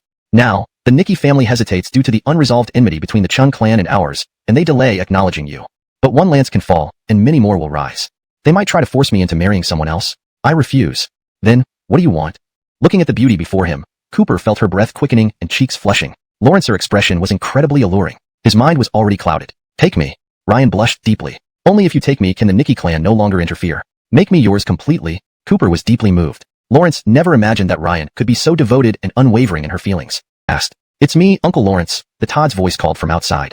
Young Master Chen, you promised to return our young mistress safely before 9, yet you didn't. Is Miss inside? Please open the door. It was the Todd from the Nikki clan. Lawrence had warned Cooper earlier to return Ryan before 9, but Cooper had forgotten, lost in the sweetness of the moment. Oh no. Cooper looked at the bashful beauty in his arms. I forgot to send you back, and now your steward has come looking. Upon hearing this, Ryan paled instantly, panic setting in. Not good. If he finds out, it'll be disastrous. I have to go. Note asterisk the translation aims to retain the original tone, style, and structure while ensuring it reads naturally in English. Character names are transliterated, according to Pinyin for accuracy. Chapter 247. A birthday banquet turned into a funeral. Although she had decided to entrust everything to Cooper to prevent the royal family from forcing her to marry another man in the future, this matter still needed to remain a secret until the day they truly revealed it. After all, it concerned her reputation and honor. Especially for someone as exalted as a princess of the royal family, one's dignity and reputation were paramount. This was something Cooper also fully understood. Thus, Cooper leaped off the bed in one swift motion and hurriedly began dressing. But due to their earlier wild escapades, clothes were strewn about everywhere, creating chaos. Just gathering them up was no small task. For a moment, the two of them were flustered and harried, especially with old butler Lawrence from the Nikki clan persistently knocking on the door. Mr. Chun, why haven't you opened the door yet? Miss must be inside. What are you two doing? Knock knock knock. Cooper was drenched in sweat from anxiety, finally managing to dress himself before glancing at Ryan. She was also dressed, her face flushed red, hastily getting off the bed. Oh! Unexpectedly, she let out a cry of surprise. Upon touching the ground, she almost collapsed onto the floor. Gretchen! Cooper quickly rushed over to support her, asking with concern, what's wrong? Ryan's face was as red as blood. She bit her lip and replied, my legs feel weak. I can barely walk. After speaking, she cast him an accusatory glance, those little eyes filled with blame. All because of you. This? Cooper blushed in embarrassment. Had he known that this unsentimental old man would come to ruin the moment, he would have been gentler and more considerate. Moreover, the old man had keen eyes and was quite shrewd. If he saw Ryan's unsteady state and suspected something, the truth might be exposed. Listen to me. In this critical moment, Cooper acted decisively. Lawrence swiftly picked up Ryan and placed her on the sofa, covering her with a blanket. Then, he whispered instructions. There's nothing else we can do. Pretend you're ill. The rest is up to me. Ryan's face was crimson, nodding slightly, feeling deeply embarrassed. Having done this, Cooper hurriedly went to open the door. Bang! Outside the door, Butler Lawrence brought over 10 black-clad guards from the Wong family and stormed in. Butler Lawrence, sharp-eyed, looked around cautiously like a perceptive old hound. Lawrence quickly spotted Ryan lying listlessly on the sofa. Seeing her flushed and overheated cheeks and the blanket covering her body, Butler Lawrence was instantly alarmed. Miss, what's wrong with you? Under questioning, Ryan's cheeks grew even hotter while lying on the sofa, clearly feeling guilty. At this moment, she felt her heart pounding wildly. She was too nervous. Cough, it's like this. Cooper hastily explained. I took Miss Nikki to dine, but halfway through, she said she wasn't feeling well, so I immediately brought her back. Yes, I was just thinking of finding a doctor for her. Nonsense. Butler Lawrence was furious and rebuked. Young Master Chun, this is utterly irresponsible. Our young lady is delicate and frail. Her meals at Wong Mansion are always meticulously prepared, leaving no room for carelessness. Did you feed her anything unclean? And you should have immediately taken her back to Wong Mansion if she wasn't feeling well. Only Wong Mansion has the best doctors. Butler Lawrence, please stop. At this moment, Ryan endured her blush and interjected on behalf of Cooper. Everything tonight was chosen by me, so there shouldn't be any problem. It's my fault. Perhaps my old ailment has resurfaced. Don't blame young Master Chun. This response indeed misled Butler Lawrence, who did not suspect anything. After all, he knew very well that their young lady had suffered from chronic cold since childhood and was later supposedly cured by a young doctor in the East Sea. Now it seems, perhaps she isn't fully recovered. Bring her back. Butler Lawrence ordered immediately. Take the young lady back to Wong Mansion immediately and have our court physician examine her thoroughly. No mistakes must be made. Yes. Thud, thud, thud. Soon, the guards rushed over, respectfully helping Ryan to her feet. They then kneeled down as if serving. Miss, please step up. We'll carry you. With Butler Lawrence's assistance, Ryan, whose legs were still weak, was carried away by the guards back to Wong Mansion. Before leaving, she cast Cooper a look of both resentment and orders from the Chen royal family to hunt down Chastity and the infant Cooper. Ultimately, this led to his mother Chastity jumping off a cliff in despair, leaving her fate uncertain. This blood debt was etched deep within Cooper's heart. The time has come. This time, he planned to personally visit and disrupt the birthday banquet. Lawrence would make the executioner Morgang pay for his past sins with blood, turning the old man's birthday celebration into a funeral. Chapter 248. Morning wreaths for a birthday. 8 p.m. The Imperial Capital Manor was festooned with lanterns, bustling with voices and excitement. In the center of the main hall hung a large red show dinamevity character, surrounded by guests from all over. Many of the powerful elites from the Imperial capital had come to celebrate Ali's birthday, adding to his grandeur. The gathering of nobles was truly an impressive sight. After all, Ali was the current martial champion of Great Xia, having built a network of connections and wealth that far exceeded the imagination of ordinary people. The Imperial Capital Platinum Group presents 1,000 taels of gold, wishing Mr. Chow dinamevity. The director of the Imperial Capital Bank presents a Dane High Pearl, valued at 3 million, wishing Mr. Chow blessings as vast as the sea. The City Construction Commissioner presents a Felicia Dynasty Pine and Cypress painting, valued at 5 million, wishing Mr. Chow eternal youth. The head of the Liu family presents a Tang Dynasty Jade Cabbage Cicada, valued at 8 million, wishing Mr. Chow longevity like the southern mountains. As luxury cars arrived one after another, the guests vied to present gifts to Ali. These were no ordinary gifts. Each was priceless and magnificent. Very quickly, the pile of gifts grew into a small mountain of glittering treasures that almost blinded the onlookers. Seeing so many precious gifts, the Chow family members' eyes gleamed with excitement. So much money, truly befitting their patriarch's reputation. Even in announcing his retirement, he could still reap such incredible benefits. It was indeed a windfall. Good, good, good. Amidst waves of congratulations, Ali smiled warmly. Lawrence wore a festive red formal outfit, greeting the distinguished guests who had come to offer gifts. Thank you all for your presence tonight. I will remember this. Please make yourselves comfortable and enjoy the feast. Tonight, let's drink until we're drunk. Mr. Chow. At that moment, someone in the crowd asked, is it true that you're using today's birthday celebration to officially retire from the martial world? Sure. Instantly, all eyes turned toward Ali. Under everyone's gaze, he nodded solemnly. Yes. I've lived my life fully, earning the title of martial champion. Although I haven't achieved, Ali's face turned livid, and the Chow family members behind him erupted in fury. Rushing forward, they shouted angrily. Bold. Ridiculous. How dare you bring these things here without permission? This is the residence of a martial champion celebrating a grand birthday. Are you asking for death? In response, the funeral service workers explained, it's not our doing. Someone placed an order for us to deliver these wreaths on time. They then left immediately. Fools. Ali, livid, overturned the basin, advancing 2 steps with murderous intent, shouting at the door. Who? Which reckless fool dared bring such ill fortune to my birthday celebration? Show yourself immediately. It's me. Outside, a young but commanding voice rang out. Next, all eyes turned to see a young man stride confidently into the hall. It was Cooper. His sharp gaze and imposing presence made a profound impression as he walked amidst shocked and furious stares. With every step, he exuded arrogance and dominance, entering as if into no man's land. The moment he appeared, the entire hall was in shock. It's him? Wasn't he the one who sent the wreaths? Lawrence even. How daring. This is Ali's birthday. Indeed, who doesn't know Ali's might in the imperial capital? Does he not value his life? Guests whispered amongst themselves, astonished by Cooper's audacity. Humph. Cooper stared at Ali, his lips curling into a mocking smile. Old villain, with bloodstains all over your hands and deep sins, you dare wash your hands clean? Before doing so, shouldn't you pay for your sins first? Ali's eyes, sharp as knives, glared menacingly at Cooper. His expression was terrifying, teeth gritted, and his face deathly pale. You insolent boy. Who are you, daring to cause trouble at my birthday? Identify yourself. Cooper. Under Ali's enraged questioning, Cooper proudly declared his name, standing tall with unmatched confidence. Bastard. Unfamiliar with him, Ali became even more furious. We have no grudges. Why do this? Speak up, or you will not escape my wrath. Ali's anger was boiling. How humiliating for a respected martial champion to receive morning reaves at his own birthday celebration. Utter disgrace. Chapter 249. The Day of Reckoning. In an instant, the tension between Cooper and Ollie escalated to a breaking point, casting a heavy shadow over the entire venue. Everyone felt the oppressive atmosphere. Speculations about Cooper's identity spread rapidly, along with astonishment at his audacity. What grievances, what grudges? Humph. Cooper gave a cold snort, his eyes piercing as he interrogated Ollie. Old dog Chow, I ask you, do you remember 20 years ago, a woman you hunted down named Chastity? At these words, the guests all looked puzzled, unsure of what was happening. But Ollie clearly knew. Upon hearing Chastity, his face changed drastically, staring at Cooper in disbelief. What? You and that woman? What relation are you to her? I am her son, said Cooper. Ollie was utterly shocked. 20 years ago, he and 3 others were ordered by Ambria, the current Grand Marshal's daughter, to hunt down Chastity and the infant she carried. At that time, they all knew. Chastity was the wife of Prince Lawrenceron of the Chan royal family, and the child was theirs too. However, after Ambria took control of the Chan household, she could not tolerate this mother and son, secretly ordering their complete annihilation. They were merely following orders. They chased them from the imperial capital all the way to the East Sea, eventually cornering Chastity and forcing her to jump off a cliff. It seemed certain she had perished, but the baby in her arms disappeared without a trace. 20 years passed, and no one ever found the child. Even Ollie believed the baby had long died. Yet unexpectedly, just days ago, Ambria of the Chin royal family contacted him, saying the child was alive and might seek revenge on everyone involved. Ollie, as the martial champion, had initially dismissed it. A mere young boy. What could he possibly do? But here he was. Old scoundrel. Cooper glared at Ollie, furious. You harmed my mother, forcing her to jump off a cliff. You're worse than a beast, devoid of conscience. Surprised, aren't you? Lawrence even has eyes, and karma returns. Today, I've come to avenge my mother.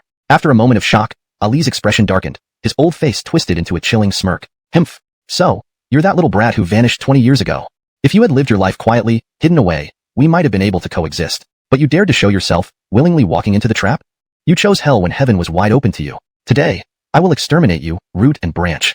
With that, Ollie bellowed, seize him and close the doors. Yes. The gates of the mansion were immediately shut tight by Chow's men. Simultaneously, all of the Chow family members rushed forward, brandishing weapons. They formed a dense, menacing circle around Cooper, numbering in the hundreds. Their eyes burned with hostility. The guests were terrified by the sudden chaos. They hadn't expected a birthday banquet to turn into such a confrontation. Shocked, they retreated, fearful of being caught in the crossfire. Ha ha ha. Ollie laughed arrogantly. Boy, I knew you were still alive, but I never thought you'd dare come alone for revenge. But it's futile. Since you've come to my Barney residence, you won't be leaving alive. Humph. Cooper sneered, old villain. Do you think these ragtag soldiers can stand against me? Not really. Ollie boasted. I know you managed to defeat Lance, the prince's heir, showing some martial skill. But so what? This is the Barney residence. My clan members have undergone rigorous martial training since childhood. They consume the finest natural treasures, strengthening their bodies, under my personal guidance. Each one is capable of defeating 100 foes single-handedly. Ollie wasn't exaggerating. The Chow family members surrounding Cooper were indeed strong and robust, radiating formidable energy. Clearly, they were well-trained warriors far beyond ordinary capabilities. If they attacked in full force, even a master-level expert might struggle to survive. This was Ali's confidence. Is that so? Cooper smiled disdainfully. Let's see. But today, blood will be spilled. Don't blame me if the Chow clan ends up extinct. Overconfident. Ollie snorted. Attack. Kill this boy on the spot. No mercy. Instantly, 200 to 300 Chow family members charged toward Cooper. Their shouts filled the air, filled with murderous intent. Kill. Die. Daring to create trouble at the Barney residence, you're courting death. Facing the onslaught of ferocious Chow family warriors, Cooper showed no fear. His eyes gleamed with deadly resolve. Qilin arm. Boom. A wave of overwhelming power surged through him, transforming his body in a shocking yet awe-inspiring manner. Qilin blood surged within him like volcanic lava, releasing terrifying energy. His arms bulged with muscle, veins throbbing. This Qilin arm made him as solid as iron. Immediately, he unleashed a killing spree. Bang bang bang bang bang. Instead of retreating, Cooper advanced with overwhelming might, engaging his enemies head-on. His fists pounded like massive, unstoppable grinding stones, leaving none unscathed. The Chow family warriors fell one by one, bones broken, spitting blood until they lay dead. No one could withstand the might of his Qilin arm. Even swords and knives striking his powerful arms shattered upon impact. Lawrence wielded his hands like steel, fearless and invincible. Nothing could pierce his defenses, truly unbeatable. In a flash, Cooper dominated the battlefield, sending the Chow family warriors sprawling. Bodies piled up beneath his feet, blood flowing like a river. The scene resembled a god of death descending, stunning all present. Invincible. Chapter 250. The Great Battle Against the Martial Arts Champion. Oh my god. This kid's arm is too strange. Damn, even swords and knives can't hurt him? The Chow family's elite fighters, who had suffered heavy losses, were utterly terrified. They felt a deep sense of horror as they stared at Cooper with eyes wide open in disbelief, as if they were seeing a ghost. They were frightened to their cores. But Cooper, driven by revenge and overflowing with murderous intent, would not let these Chow family members off. Lawrence swung his fists like a fierce dragon emerging from the sea or a tiger descending from the mountain. His ruthless slaughter was absolutely merciless. Massacre. At this point, It had almost become a one-sided massacre by Cooper. The Chow family's experts had no power to fight back. What? Seeing this scene, Ollie was visibly shocked. Lawrence had thought that no matter how powerful this young man might be, he wouldn't stand a chance against the Chow family's elite fighters trained personally by him, the Imperial Capital martial arts champion. But never did he imagine that. This boy was so ferocious, Old intervened, could such a demon be dealt with? Meanwhile, the sight of the blood and bodies of the Chow family horrified all the guests. These were people from high society.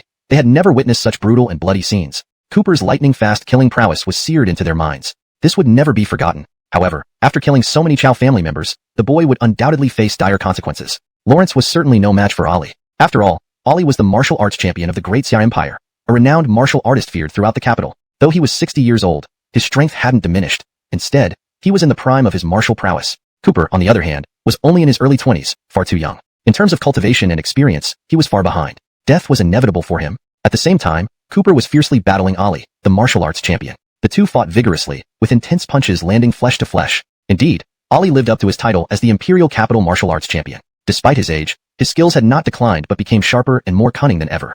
Every move seemed aimed to take a life. Anyone else would have lasted barely 3 rounds under such relentless attacks. But surprisingly, Cooper's strength was formidable as well. His Kirin arms were extraordinarily powerful, radiating, honed through a lifetime of practice, a skill of profound insight and unparalleled depth. Next, boom! A deafening explosion erupted as Ollie hurled a punch infused with heavenly murderous energy towards Cooper. What followed was a breathtaking spectacle. Although Ollie only threw one punch, it was mysteriously intricate, containing hundreds of variations that merged into a surging ocean of fist intent. The oppressive force rushed toward Cooper like a tidal wave, unstoppable. Great. Seeing Ollie use this move, the Chow family descendants were visibly excited. No wonder he's our patriarch. This primordial ambush fist is the culmination of his ultimate understanding of fist techniques. It looks like only one punch, but it contains hundreds of fist intents. Unparalleled, invincible. This boy will be shattered. And the guests, also overwhelmed by the power of this move, stared wide-eyed, equally astonished. Truly Ollie, truly the current martial arts champion of the Imperial Capital. The power of this punch was astounding. Perhaps within the entire Imperial Capital, no one at his level could rival Ollie. It seemed the outcome was decided. Little brat die. Ollie's eyes were filled with malice and murderous intent, infusing violently due to the impact. The terrifying energy transformed into fierce gales, crashing about chaotically, its sheer might leveling half of the martial top scorer's residence. A scene of destruction lay before everyone, a wasteland of ruins. It resembled an apocalyptic landscape. Amidst this earthquake-like disaster, the Chow family members and guests were also swept up. Everyone felt dizzy, and many were thrown away by the shockwaves. The entire area resounded with screams and cries. Chaos and disorder prevailed, filled with smoke and dust. But more people stared against the strong winds, wide-eyed and anxiously looking towards the epicenter of the energy explosion. They all wanted to see who had won or lost. But only sparks and flying debris were visible. Everything was obscured by the dust cloud. Suddenly, amidst the sparks and flashes, a painful scream erupted. Aya! Upon hearing the voice, everyone was alarmed. Ollie? In the next moment, Ollie was hurled sideways from the explosion as if struck by a speeding train, flying dozens of feet away. Bang! A loud crash followed as Ollie slammed heavily into the wall. Instantly, the courtyard wall collapsed. PFFFDH. Lawrence spat out a mouthful of blood. His body riddled. It's over. Dog villain. Amidst the stunned and fearful gazes, Cooper asked the mortally wounded Ollie coldly, You wronged my mother. Your wickedness knows no bounds. Pay for your sins with your life. How do you wish to die? Aya! Ollie suffered immensely, both terrified and shocked. Now, with his life at Cooper's mercy, he disregarded his dignity as a martial top scorer and begged desperately for mercy. Don't kill me. At the time, I was just following orders. I had no choice. Whose orders did you follow? Cooper pressed. It was Lady Ambria. Ollie explained through the pain. After Empress Consort Chastity was expelled from the Chen royal family, Lady Ambria found us and ordered us to eliminate her and her child. Everything was done under her command. Ambria? Cooper was somewhat surprised. From his perspective, the one who ordered the assassination of his mother, Chastity, should have been Lawrence Ron, the heartless man who abandoned his wife and child. However, upon further thought, Cooper sneered. Ambria and Lawrence Ron were a pair of despicable lovers. Orders may have come from Ambria, but how could Lawrence Ron not have sanctioned this behind the scenes? Regardless, he couldn't forgive them. C.C. Cooper. At this moment, Ollie pleaded again. I was just the hired hand. If you seek revenge, you should go after Lady Ambria or the Chan royal family. Spare me. If you spare my life, I will donate all the Chow family's assets as compensation. Compensation? Cooper laughed coldly, his gaze becoming merciless and dangerous. Even if you were just following orders, it was indeed you who chased my mother from the Imperial capital all the way to the Eastern Sea, forcing her to jump off a cliff. You are a murderer, your hands stained with my mother's blood. How can I forgive you? Old villain, stop talking nonsense and prepare to meet your fate. With those words, Cooper's eyes grew cold, emitting an overwhelming killing intent. Lawrence was about to crush Ollie's head with a single stomp. All the guests watched helplessly as Ollie faced imminent death, yet not a single person dared to intervene. The Chow family members were paralyzed with despair, their eyes filled with hopelessness. Just then, hold it. Suddenly, a stern and authoritative voice boomed. echoing thunderously across the scene. Following this, the sound of footsteps like a flood rushed in. Ding ding ding. The next moment, a group of armed soldiers stormed into the martial top scorer's residence, a vast number easily reaching several thousands. All of them carried long guns, exuding an ominous and ferocious presence, directly aiming their weapon, or you will meet your doom. Upon hearing this, anger flared up in Cooper's eyes. Cohen. It's perfect timing for you to show up. This Cohen, along with martial top scholar Ali, were both executioners who, under Ambria's orders, hunted him and his mother Chastity. Due to their achievements, they all received secret promotions from Ambria. This Cohen even became the commander of the 9 Gates, controlling 10,000 troops. In the imperial capital, he became a towering figure. Cooper fixed his gaze on Cohen, his tone turning icy. Your timing is perfect. I was going to take care of you 4 executioners one by one sooner or later. Since you've come here willingly, I don't have to look for you. Today, it's time to settle accounts. Audacious. Cohen was enraged beyond control. Lawrence narrowed his eyes and burst out with an imposing wrath. Boy, you insignificant offspring. Allowing you to live for 20 years more was our mistake back then. Not only do you not cower in fear, but you dare to return for revenge? Who gave you the guts? At this moment, relying on the presence of the commander of the 9 Gates Cohen, martial top scholar Ali suddenly felt emboldened. Though he was still firmly under Cooper's foot, he fiercely insulted and threatened him. Boy, the commander of the 9 Gates has arrived, bringing over 10,000 elite soldiers. I advise you to release me immediately. Family. Lawrence even. The head of the family is dead? Wail. Witnessing Ali's violent and tragic death, the surrounding members of the Chow family were utterly horrified and heartbroken. They all collapsed to the ground, weeping bitterly, filled with despair. What? Simultaneously, chaos erupted throughout the venue. Everyone was stunned. Not just Ali, who died with unresolved grievances. No one present expected things to turn out this way. Even with Cohen standing by and his tens of thousands of armed elite soldiers, this boy still dared to kill Ali right in front of Cohen. How audacious. Absolutely fearless. Abominable. Cohen was livid. This damned boy killing someone in front of him showed utter disregard for his position as the commander of the 9 Gates, completely intolerable. Lawrence was fuming. After trampling martial top scholar Ali to death, Cooper looked at Cohen's distorted, enraged face with disdain. I swore long ago that everyone responsible for harming my mother must pay with their lives. Ali faced this fate, and so will you, Cohen. Look, soon, you will meet the same end as this old villain Ali. Courting death. Cohen exploded in fury. Damn boy, you clearly have no sense of life and death. In that case, there's nothing more to say. Doomed brat, today is your last day. Everyone, heed my order. Fire immediately. Eliminate this boy on the spot for me. Yes. Immediately, the tens of thousands of elite guards aimed their guns at Cooper. Fingers hovered over triggers, eyes fierce and ruthless like wolves. The next second, countless bullets would rain down. Instantly, the intense atmosphere of imminent death and gunpowder enveloped the entire venue. All the guests were frightened out of their wits, crouching down to avoid harm, fearing they might become collateral damage, just as it seemed like everything hinged on a hair trigger. Wait. At this moment, Cooper interrupted. I have something to say. Damn boy. Cohen shouted, facing death. What more do you have to say? Cooper remained composed, pulling out a black document from his pocket and showing it to everyone. His gaze was proud, his tone authoritative. Look well. I am a lieutenant colonel of the Dragon Soul Special Operations Team, granted special imperial permission to execute first and report later. No one has the authority to judge me. Cohen, even as commander of the 9 Gates, you don't have this privilege. What? Upon hearing this, everyone was stunned. They didn't expect this boy to be a member of the Dragon Soul Special Operations Team, and at such a young age, already a lieutenant colonel? And the Dragon Soul Special Operations Team was a highly powerful and extremely influential organization. Even executing first and reporting later couldn't be judged externally. Who in Great Xia doesn't know this? Cooper continued, Cohen, if you dare to shoot me, it will be considered insubordination and a grave offense. Cohen was shocked too. Previously, Lady Ambria hadn't mentioned this. If he really ordered the troops to fire, it would indeed be insubordination, violating Dragon Soul laws. The consequences would be extremely severe. Please let me know if you need any adjustments or further assistance. Chapter 253. The Wily Old Dog. Cohen's face darkened as he fell into a quandary. Lawrence never expected the situation to become so thorny.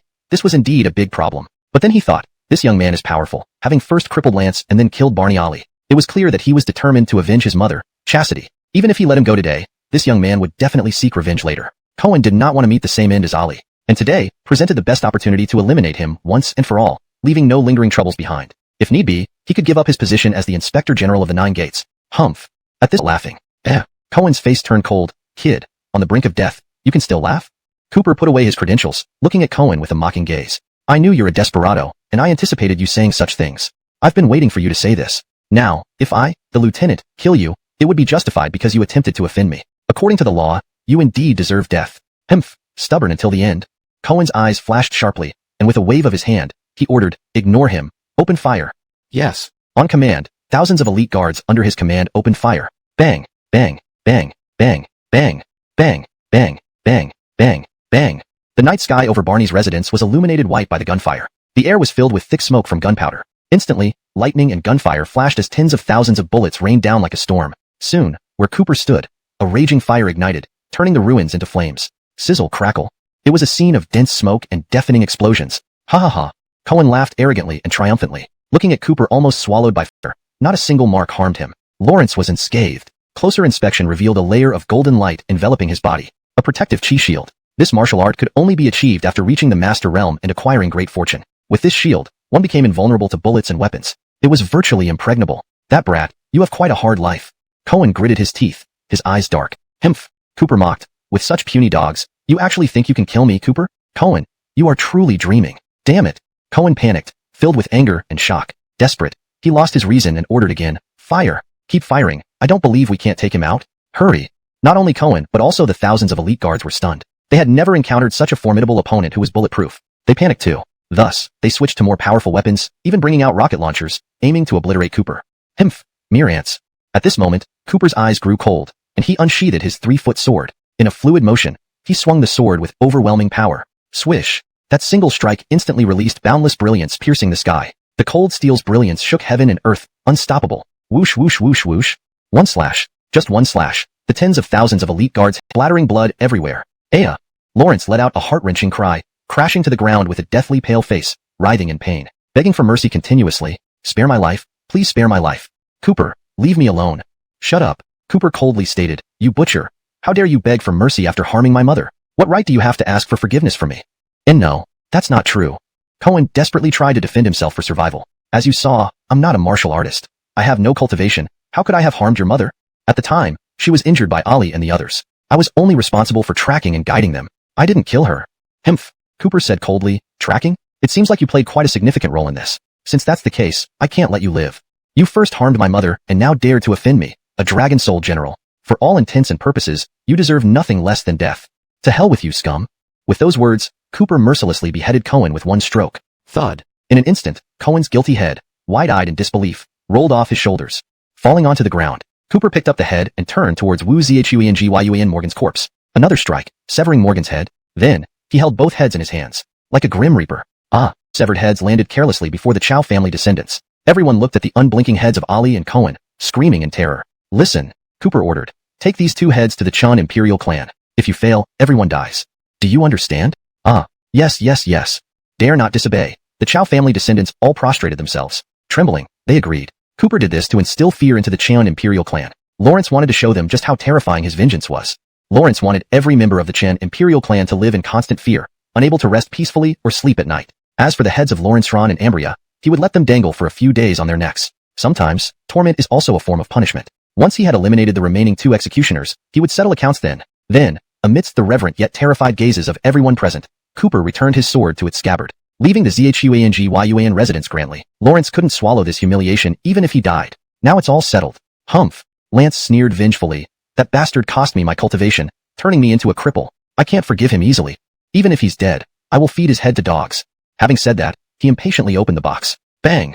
Soon, the box opened. Lance and Ambria leaned in to see Cooper's head, but to their surprise, the sight was almost too much for her to bear. Immediately, she waved her hand. The servants promptly moved the 2 heads out of sight. Now, Ambria continued, that little wretch's strength did indeed catch us off guard, but we're not at the end of our resources yet. Initially, I had 4 people under my command to pursue Chastity. We still have cards up our sleeve. With that, Ambria instructed her subordinates, go, contact Dragon Elephant War God Eric and order him to suppress Cooper immediately with heavy troops. We can't let that little wretch live. Dragon Elephant War God? Lawrence hearing this, Lance rejoiced. Indeed, how could he forget that among those sent by his mother to pursue Cooper and his mother was Eric? Lawrence was a great war god. Humph. At this moment, Ambria laughed coldly. In recent years, under the patronage of my family, Eric has become the renowned Dragon Elephant War God. Lawrence commands vast territories and leads an army of 800,000 fierce soldiers. As for Eric himself, he is an immensely powerful martial arts master, hailed as the foremost expert in the Great Xia military. Lawrence is the stabilizing pillar of the Great Xia. Yes, Lance exclaimed happily. If the Dragon Elephant War God were to act, wouldn't it be like using a cannon to swat a fly? No matter how strong Cooper is, he won't stand a chance. Eric could crush that boy with one hand. However, soon a subordinate report inheritance of their ultimate techniques. As for the 4 generals of wind, rain, thunder, and lightning, they serve as Eric's right-hand men, valiant and invincible, each being a supreme martial artist. Great.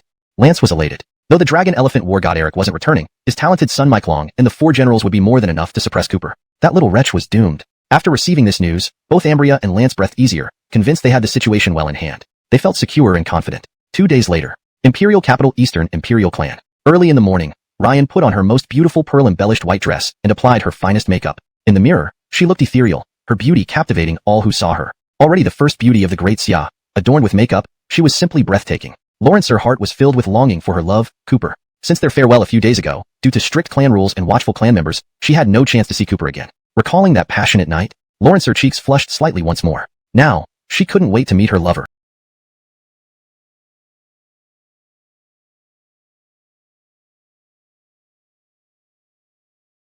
They will besiege Cooper, and a dangerous battle looms. That boy can't win. He's doomed. In this perilous time, miss, you must not get involved, or you might get burned. Chapter 256, Impending Calamity. Lawrence Evans. Ryan was stunned. She hadn't expected that in just a few days, Cooper had accomplished such a huge feat. Lawrence had actually killed the famed Imperial Martial Champion Ali, and also killed the commander of the Nine Gates Rocco. It was utterly shocking. Now, the Chen royal family was furious and had sent back the talented son of Dragon Elephant War deity Eric. This clearly showed how terrifying their desire for revenge was. They would surely not rest until Cooper was dead. Uncle Lawrence. Ryan was anxious. I need to see father. I must ask him to intervene and save Cooper's life. Mike Long was the Dragon Elephant War deity's most favored and proudest son, hailed as the youngest supreme prodigy in the martial realm of Daxia. Meanwhile, the 4 great generals, Feng, Yu, Lei, and Dian, were all supreme martial artists. If these experts came calling, Cooper would be in grave danger. Forget it, miss, Uncle Lawrence said.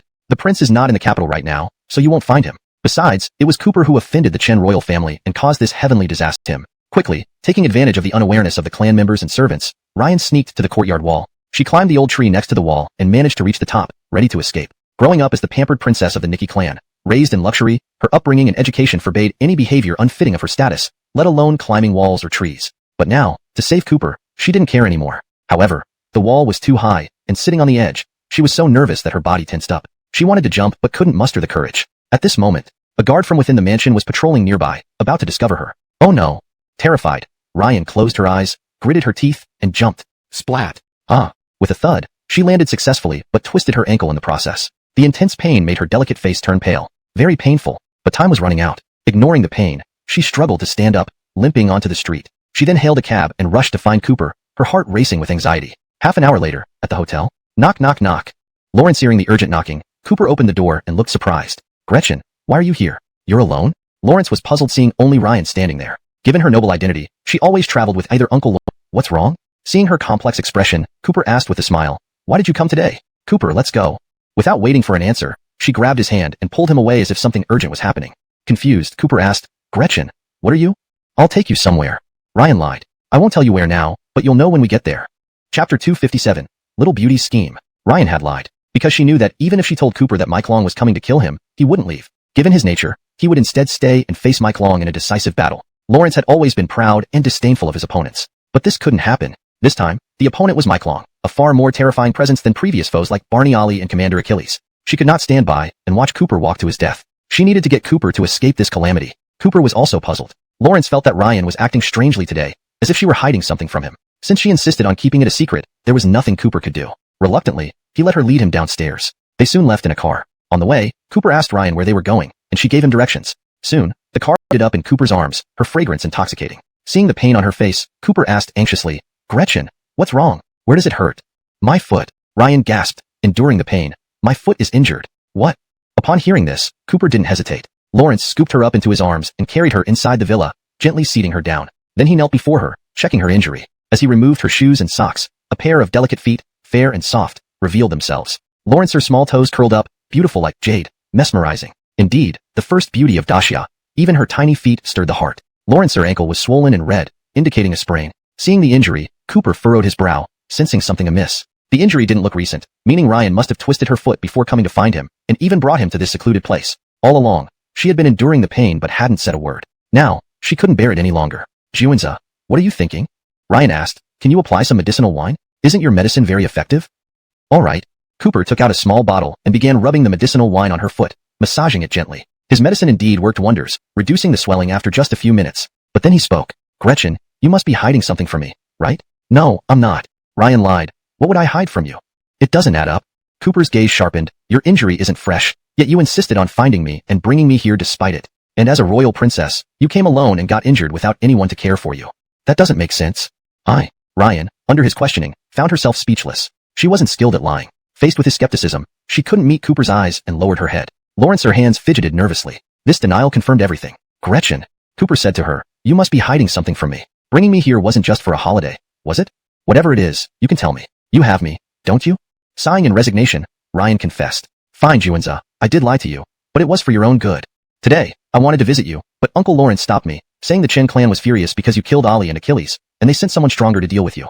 The one coming is Mike Long, the famous son of the dragon elephant warrior come to a martial Tao supreme. Together, their combined presence was earth-shattering. What? Upon hearing the cursing from outside, Ryan's face turned pale with fear. Oh no, could it be? Mike Long and his group have tracked us down? How could this happen?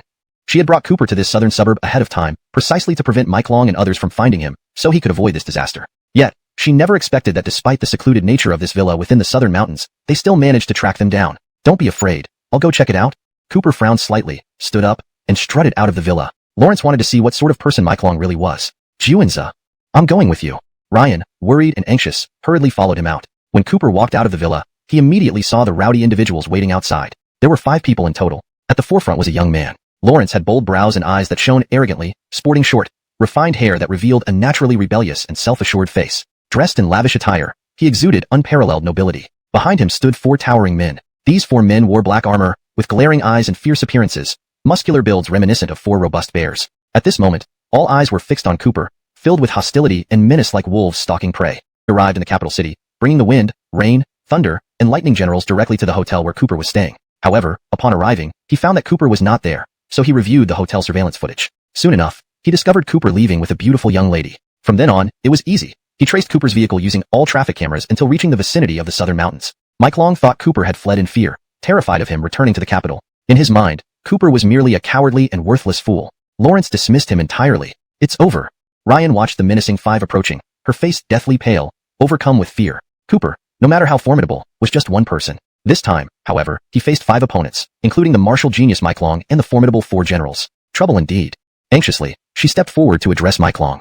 Mr. Su, I am Ryan, the heiress of the Nikki Imperial clan. Cooper here is my fiancé, and I don't want anyone to harm him. I hope you will give me some consideration and not make things difficult for him today. What? Upon hearing this, Mike Long's expression changed instantly. Lawrence narrowed his eyes, scrutinizing Ryan. The beauty before him was truly exquisite, ethereal, and beyond compare. Stunning enough to stop the moon and the fish in water. Such beauty was indeed astonishing. Are you really Ryan? Mike Long asked. Of course. Ryan confirmed, I am Ryan, without any doubt. Being a daughter of the prestigious Nikki family, backed by the entire Nikki Imperial clan, she held an eminent status far surpassing Mike Long and the Su family. Thus, she assumed Mike Long would be cautious. But unexpectedly, Himph, Mike Long coldly replied, Miss Nikki, Mike Long offers his respects. However, although my status doesn't match yours, I act on the orders of the Chun Imperial clan to eliminate Cooper. The Chen and Shangguan clans are both imperial lineages. So, you cannot command me. Ryan felt enraged at Mike Long's disrespect and lack of fear toward her as the heir of the Nikki Imperial clan. She was helpless against this. Cooper. Then, Mike Long turned his attention back to Cooper, full of derision. Not only do you know how to run for your life, but you also hide behind a woman to let her speak up for you. You're nothing but a coward and a waste of space. Himph. Cooper snorted coldly, his demeanor haughty. Who says I came to these mountains to flee? My fiancé and I are on holiday here. It's you who intruded and ruined our peace. And I was planning to find your father, Eric, to exact revenge and sever his dog head. Yet, to infuriate them even more. Enraged as they were, they'd likely show no mercy to Cooper now. Shaken with fear, she couldn't help but speak to Cooper in a trembling voice. Juanza, at this moment, you shouldn't provoke them any further. Otherwise, things will get completely out of control. Gretchen, you're wrong. However, Cooper said, do you think that even if I don't provoke them, this fight can be avoided? Even if I apologize and admit my mistakes, they won't let me off. I and they are destined for a life-or-death struggle. Humph, well said. Mike Long's eyes turned grim, his anger blazing as he declared, Brat, at least you realize. Ever since you foolishly set yourself against the Chan royal clan, your fate has been sealed. You must die. Cut the crap. Cooper shot him a provocative glance, sneering, you want to kill me? Then don't waste your breath here. If you've got the guts, then come on, let's see if I can't beat the crap out of you. How despicable. Seeing Cooper's arrogant demeanor, the 4 generals of wind, rain, thunder, and lightning grew even more enraged. They rolled up their sleeves, ready to deal with Cooper. This kid was too audacious. Lawrence must be killed. All of you, stand down. At this moment, Mike Long stepped forward, staring at Cooper with a murderous gaze. This brat is outrageous and reckless. I, the young master, shall personally take care of him. Just me? Cooper laughed. Forget it. Since your father Eric played the coward and didn't come, I'll start by eliminating you, his turtle son. Consider it interest payment first. You, brat, you're courting death. Mike Long flew into a rage. Time and again, Cooper's provocations had stoked his anger, making him furious beyond measure. The flames of fury in his eyes seemed almost ready to burst forth, roaring out loud. Boom! Lawrence clenched his fists angrily, his muscles bulging as he unleashed a formidable aura of a grandmaster. Like a fierce tiger descending from the mountain, he charged towards Cooper with overwhelming power. His very first move was a lethal technique, Northern Dipper Fist. In the roar, Mike Long unleashed an incomparably powerful punch. The fist sent shockwaves through heaven and earth, exuding awe-inspiring ferocity. The Northern Dipper Fist? Lawrence hearing this, Cooper raised an eyebrow, slightly surprised. Lawrence had once heard his master Denim mention it. In the martial arts world of Great Xia, the ancient martial arts realm, known for its now, you should be afraid, right? Die. Speaking, he charged at Cooper like a fierce tiger. The brutal punch hurtled towards Cooper's chest like a heavy artillery shell. The Northern Dipper Divine's skill attacked like thunder. This punch weighed heavily. Even a stone mountain could be shattered with one blow. If Cooper were struck by this, the consequences would be unimaginable. Humph, we'll see about that. Suddenly, Cooper's previously calm eyes sharpened. Boom. Terrifying force erupted. An invisible pressure like stormy waves. At this moment, the Kirin blood inside him began to burn, surging wildly through his meridians like a raging tide. Kirin arm. Cooper's arms suddenly bulged with sinews and muscles, exploding with power. Harnessing the fearsome strength of the Kirin, he countered with a punch. War Dragon Fist. Immediately, Cooper's War Dragon Fist collided fiercely midair with Mike Long's Northern Dipper Fist. Rumble. Flesh meeting flesh with a devastating impact. Instantly, a terrifying burst of energy exploded between them, akin to a nuclear blast. Roiling energy swept the area like a violent wind. The entire Nan Mountain shook violently. Upon seeing Mike Long unleash the Northern Dipper sect's secret technique, the four generals of wind, rain, thunder, and lightning all wore expressions of schadenfreude. Their young master had Young master, are you alright? Seeing Mike Long being sent flying, the four generals Fengyun, Storm, Ladian, Thunder, Feng, Wind, and Dian, Lightning, were taken aback in horror. They almost couldn't believe their eyes. Given their young master's strength, dealing with someone like Cooper should have been a walk in the park, no question about it. Yet, he was thrown back by a single punch from Cooper? Humph! Cooper stood where he was, brushing off his clothes with disdainful eyes. What's so great about your Northern Dipper Fist? It seems that the legendary hidden sect's supreme martial arts are not all they're cracked up to be. Mike Long was fuming with anger. Struggling to get out of the crater, he glared at Cooper, gritting his teeth in rage but inwardly alarmed. Earlier, when he unleashed the Northern Dipper Fist against Cooper, he felt an overwhelming surge of energy upon the collision. It was terrifying and invincible, akin to heavenly wrath. Despite his prowess and talent, he found himself utterly unable to resist such power. This left Mike Long greatly astonished. Now humiliated and mocked further by Cooper, his fury knew no bounds. Bastard, don't get too cocky. I wasn't ready just now. Why are you gloating? The game isn't over yet. Is that so?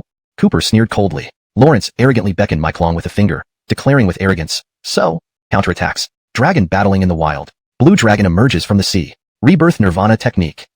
Soon, the fiercely attacking Mike Long not only failed to subdue Cooper but was instead driven back, constantly on the defensive. Caught off guard, Mike Long was thrown into disarray. Just that?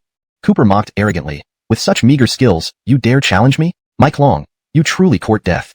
Damn you. Completely overpowered, Mike Long had no choice but to forsake offense and purely defend. To his dismay, even his impenetrable Northern Dipper art crumbled under Cooper's relentless onslaught, ending with 3 broken ribs and a battered face. Now bruised and injured, he was in excruciating pain, angry but helpless. This battle was unbearably frustrating. What? Witnessing this turn of events, the 4 generals watching from afar were stunned. They gawked in disbelief. Their brilliant hope, the talented young master Mike Long, had been utterly crushed by this boy, demonstrating his true terrifying power. Such skill was nothing short of monstrous. Regaining their composure, they roared loudly. Blasphemy! Bastard, you're arrogant. Daring to harm our young master, I'll take your life. Just when Mike Long was on the brink, the 4 generals, Fengyun, Ladian, Feng, and Dian, joined the fray. Dragonhead Severance. Swish. In an instant, the dragon-slaying sword emitted a radiant brilliance, its light piercing the sky. That one slash sliced through the entire space as if splitting it in two. Sword chi stretched for thousands of miles. A single sword chills 19 provinces. Snap, snap, snap, snap. 4 successive snapping sounds rang out. The weapons of the 4 generals were instantly severed by Cooper's sword. The formidable sword light then slashed onto the bodies of the 4 generals. Shoo shoo shoo. Blood spurted everywhere. Aya! The 4 generals let out agonized cries, bleeding profusely. They died on the spot, meeting their end under the sword's blade, their bodies torn apart without mercy. Truly, they met a gruesome demise. Chapter 261. Eliminate the bastard. Mike Long was terrified. His eyes filled with fear as he looked at the scene before him, his soul nearly flying out of his body from sheer fright. It was terrifying, truly terrifying. These 4 masters, wind, rain, thunder, and lightning, were all trusted lieutenants under his father, the dragon elephant war god, who had fought countless battles, killing enemies mercilessly. Each one was a fierce tiger on the battlefield. Yet, Ashia, the pillar holding up the war department. Lawrence commands 80,000 elite troops. If you kill me, my father won't let you off. Lawrence will avenge me and leave no place for you to hide. If you spare me, I can choose not to hold past grievances against you. Ha ha ha. Lawrence hearing this, Cooper burst into laughter as if hearing a joke. You What are you laughing at? Mike Long asked anxiously. A joke. Cooper held the dragon-slaying sword, his eyes sharp and overbearing. Mike Long, what are you? Right now, you're nothing but an ant beneath my feet. Do you really think you can decide whether or not to hold grudges against me? Besides, your father Eric harmed my mother in the past. I've had him on my death list for a long time. Today, I'll start by killing you as interest before I get to him. You, despicable. Mike Long felt both anger and rage. Clenching his teeth, he wanted nothing more than to tear Cooper apart, but there was nothing he could do. Panicked, he dared not confront Cooper anymore and turned to flee. Lawrence needed to escape. Humph, can you run away? Cooper's eyes, like those of a hawk, locked onto the frantic and fleeing figure. With a cold glare, he swung his sword. Swish! 100-foot-long beam of sword light sliced through the air. That invisible sword energy instantly traversed several dozen feet of empty space, severally, nearly wetting himself. Spare me! Spare me! I was only following orders, Cooper. Please, have mercy. General Thunder, nearly dead, pleaded desperately for his life. Cooper saw that his sword strike had almost split him in half. It was clear that even if he lived, his martial arts skills would be useless. Listen, Cooper warned him coldly. Go back and tell Eric that I've already killed his son. Tell him to clean his neck and wait. Soon, I will take his head. His words were majestic and overbearing, showing no respect for the dragon-elephant war god, hailed as the pillar of stability of the Dasha military. Fantastic! Ryan was elated. When Cooper was under the fierce assault of 5 people, she was genuinely terrified. She feared he might suffer a serious injury or worse. But unexpectedly, with just 1 person and 1 sword, he defeated all the powerful enemies, invincible. Now, she looked at Cooper with deep admiration, as if looking at a hero. Cooper. She hurriedly ran to Cooper's side, examining him with concern. Let me see. Are you hurt? Of course not. Cooper smiled. Look, am I not fine? Phew. Ryan finally breathed a sigh of relief, unable to help but say, Juinza, you're incredible. I was so scared. Scared of what? Cooper took her small hand, teasing her, afraid I'd die, and had returned for revenge. Not only had the young man killed Barney Ali and the 9-Gate Commandant Cohen, but Ambria had also ordered Eric to return to the imperial capital to suppress this young bastard. However, due to heavy military duties, Eric couldn't leave. So, he dispatched his son Mike Long along with his 4 strongest generals, Feng, Wind, Yu, Rain, Lei, Thunder, and Dian, Lightning, to kill Cooper. These 4 generals were his trusted right-hand men, each an unparalleled martial master. His son, Mike Long, was himself a highly skilled martial artist trained by the hidden sect. Dealing with just a single brat should have been effortless. It's true. The messenger seemed devastated, crying as he said, Young master's body has returned. General Lei brought him back. Just now, he entered the camp. Lord War God, please go and see. Lawrence hearing this, Eric was utterly shocked. Thud, thud, thud. Regaining his senses, he realized the severity of the situation and quickly left, his expression grave. Soon, he saw the heartbreaking sight. His loyal General Lei was grievously wounded, bleeding profusely, barely clinging to life. And there on the ground lay the cold, lifeless body of his beloved son Mike Long, decapitated, his head beside the corpse. His son was dead. Son. Eric was heartbroken, roaring skyward in despair. Roar, roar, roar. Lawrence found it unbelievable. When his son left, everything was fine. Yet within days, he had become a corpse before him, even beheaded. This tragedy struck so deeply, the pain unbearable. Sir. General Lei was equally grief-stricken. I failed. I couldn't protect young master. Please punish me. Lawrence knelt, struggling with his severe injuries. How could this happen? Eric's anger and grief reached the heavens as he demanded an explanation from Lei. Who killed my son? Tell me, who was it? It was Cooper, replied General Lei. Him. Eric couldn't believe it. That little bastard? No, it can't be. My son Aolong was a martial prodigy, trained by the Northern Dipper sect of the Hidden Sect. I know his strength well. What merit or talent does that little monster possess to kill my son? And weren't you 4 there too? Realizing only one of the 4 generals remained, severely injured, Eric asked again, more urgently. General Lei, how are you here alone? Where are the others? They are all dead. Lei, kneeling, tears welling in his eyes. Now, only I remain. Bam. Struck dumb by this revelation, an aura of murderous intent surged from him, sweeping over 100 miles in seconds. Under this overwhelming pressure, the entire camp seemed ready to collapse, the skies themselves turning dark. Meanwhile, in the imperial capital, after dispatching Mike Long, Cooper anticipated Eric's wrathful return upon learning of his son's death. Knowing Eric would hasten back to avenge him, Cooper awaited patiently, expecting the trap to unfold. 3 days passed. One day, Ryan knocked on the door of Cooper's hotel room. Gretchen, why are you here? Seeing the charming young woman at the door, Cooper's interest was piqued. Just as he moved to take her hand, cough cough, an elderly butler from the Eastern royal family, Mr. Lawrence, stepped forward, scrutinizing Cooper as if guarding against any intimate actions. Though Cooper had won over all rivals to become Gretchen's rightful fiancé, due to the ongoing conflict with the Chun royal family, the Eastern royal family hadn't officially recognized their engagement. They even watched him closely, fearing he wouldn't last long under Chun royal retribution. However, they were unaware of what had already transpired between them. Mr. Chun, said Mr. Lawrence sternly, Miss is here to ask you to treat someone. Treat someone? Cooper asked curiously, Gretchen, is that true? Yes, nodded Gretchen. Indeed. My close friend has fallen ill with a peculiar disease, remaining in a coma despite all efforts. We've consulted renowned doctors, but but after a month, she hasn't improved at all. So, I hoped you might look into it. Chapter 263. Little Acts of Love. Sure. Cooper readily agreed. Who is it? Secret. Ryan gave a mysterious smile. Lawrence, her identity is quite special. You'll know when you get there. Special identity? Cooper felt somewhat curious, even thinking that Ryan was deliberately being cryptic. But he didn't pry further. After all, Gretchen was his sweetheart, and if this involved her close friend, naturally he would be more than willing to help. Soon, Uncle Lawrence personally drove the car. Cooper and Ryan sat together in the back seat. After a while, Ryan cast a shy glance at Cooper, and then subtly extended her hand. Cooper understood immediately. Lawrence firmly held her soft, fair hand in his own. They didn't speak but sensed each other's warmth through their palms. However, before long, the cunning old butler noticed through the rearview mirror. Holding hands? This wouldn't do. It indicated that the young Master Cooper's relationship with Miss Nikki had progressed significantly, which must not happen. Though Cooper was indeed the son-in-law of the Oriental royal family now, he was about to face deadly consequences for challenging the Qian imperial clan. At such a critical juncture, they could not afford any missteps. This was strictly instructed by the elders of the royal family. After all, if Miss Nikki truly fell in love with this young man, she would be devastated once he is killed by the Qian imperial clan. The butler couldn't allow that to happen, but also couldn't bring himself to say it outright. Cough. So, he immediately cleared his throat to remind them. Swoosh. Startled by the coughing sound, Ryan immediately withdrew her hand. The two separated. The old butler nodded approvingly. However, sensing an ominous sign, he decided to nip it in the bud. So, despite driving, he frequently glanced at them through the rearview mirror, wary of another attempt to hold hands. Lawrence looked like a loyal yet vigilant old hound dog. Unbeknownst to him, holding hands was already child's play for Cooper and Ryan. By the night they had dinner alone, everything had transpired. The rice had already been cooked into porridge, willingly so by the princess herself. If the old butler knew this, he might just faint from shock. Ryan found the old butler rather annoying because he always seemed to spoil the moment. Yet, behind the old man stood the elders of the royal family, using him as their eyes and ears to monitor her. Any slight hint of trouble, and he would report it to the elders. She would then have to endure endless preaching and advice from a circle of elders. That would be far worse. But none of this fazed Cooper. Just as the old butler had his trisment. "We've arrived," said Ryan. Cooper looked around and realized they were near the Imperial Palace, in the central district of Beijing. Before them stood an elegant yet luxurious mansion. A place not easily accessible to ordinary people. Living in such a beautiful mansion in such a prime location, one wonders who the owner could be? Thud, thud, thud. Upon hearing the car stop, the servants came rushing out and greeted Ryan. "Miss Nikki, you finally arrived. You mentioned bringing a famous doctor for the princess. Has he come?" "Princess?"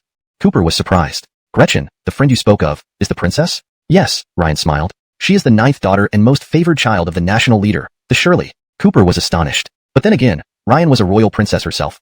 Naturally, her best friend wouldn't be an ordinary person. "Oh."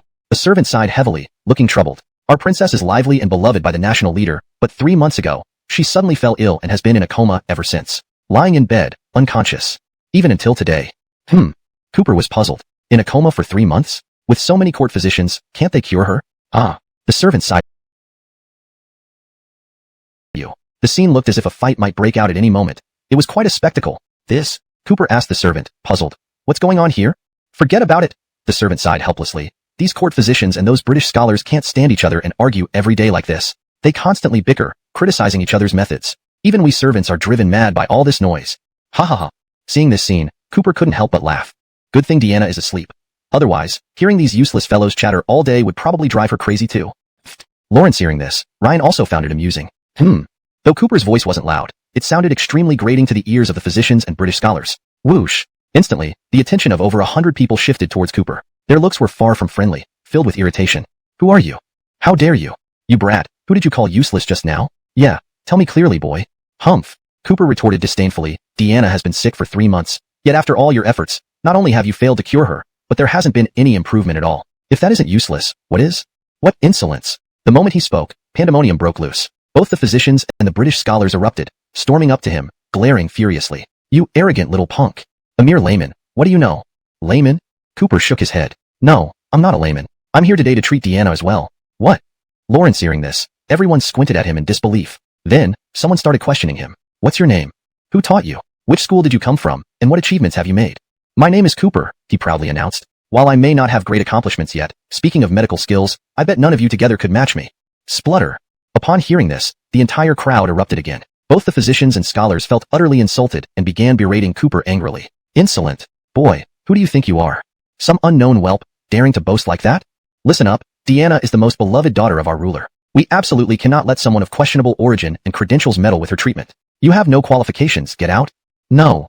At this moment, Ryan interjected, "Cooper is my fiancé. His proficiency in medicine is something I understand. Tell you. He is Ajay, a renowned scholar from our country. His 10 medical papers shocked the medical community, finding treatments for incurable diseases worldwide. There's nothing in this world that can stump him. Why would he have any problems himself? Amidst the British scholars' heated reactions, even the court physicians wore mocking expressions, thinking Cooper was talking nonsense. This kid, just seeking attention, utter nonsense. Unexpectedly, Ajay looked somewhat surprised, yet skeptical. Lawrence stared at Cooper and said, "Boy, you say I have a problem? Tell me, what exactly is wrong with me? If you're right, I'll acknowledge your skills and allow you to treat Deanna. Otherwise, I'll have you thrown out." Chapter 265. Medical Miracle. Very simple. Cooper said, "You have congenital cardiovascular atrophy. This isn't an incurable disease. It can be treated through surgery. But the problem is, the atrophied blood vessel is in a very tricky position. A hasty surgery could risk your life. So, you've been living with this condition for so many years, always helpless against it.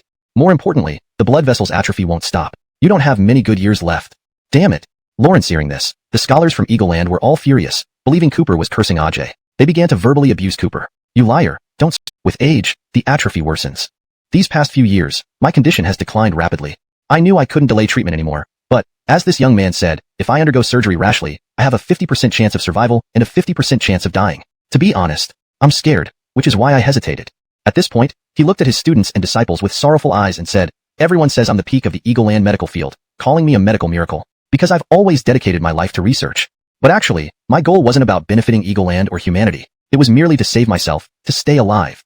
Ajay revealed his deepest secret. His words caused an eerie silence in the room. Everyone fell silent. Who would have thought that the renowned medical miracle, Ajay, considered Eagle Land's greatest, harbored such a secret? And this young man, Cooper, had seen through it on first sight, just by one glance. This was unbelievable. "Cooper?"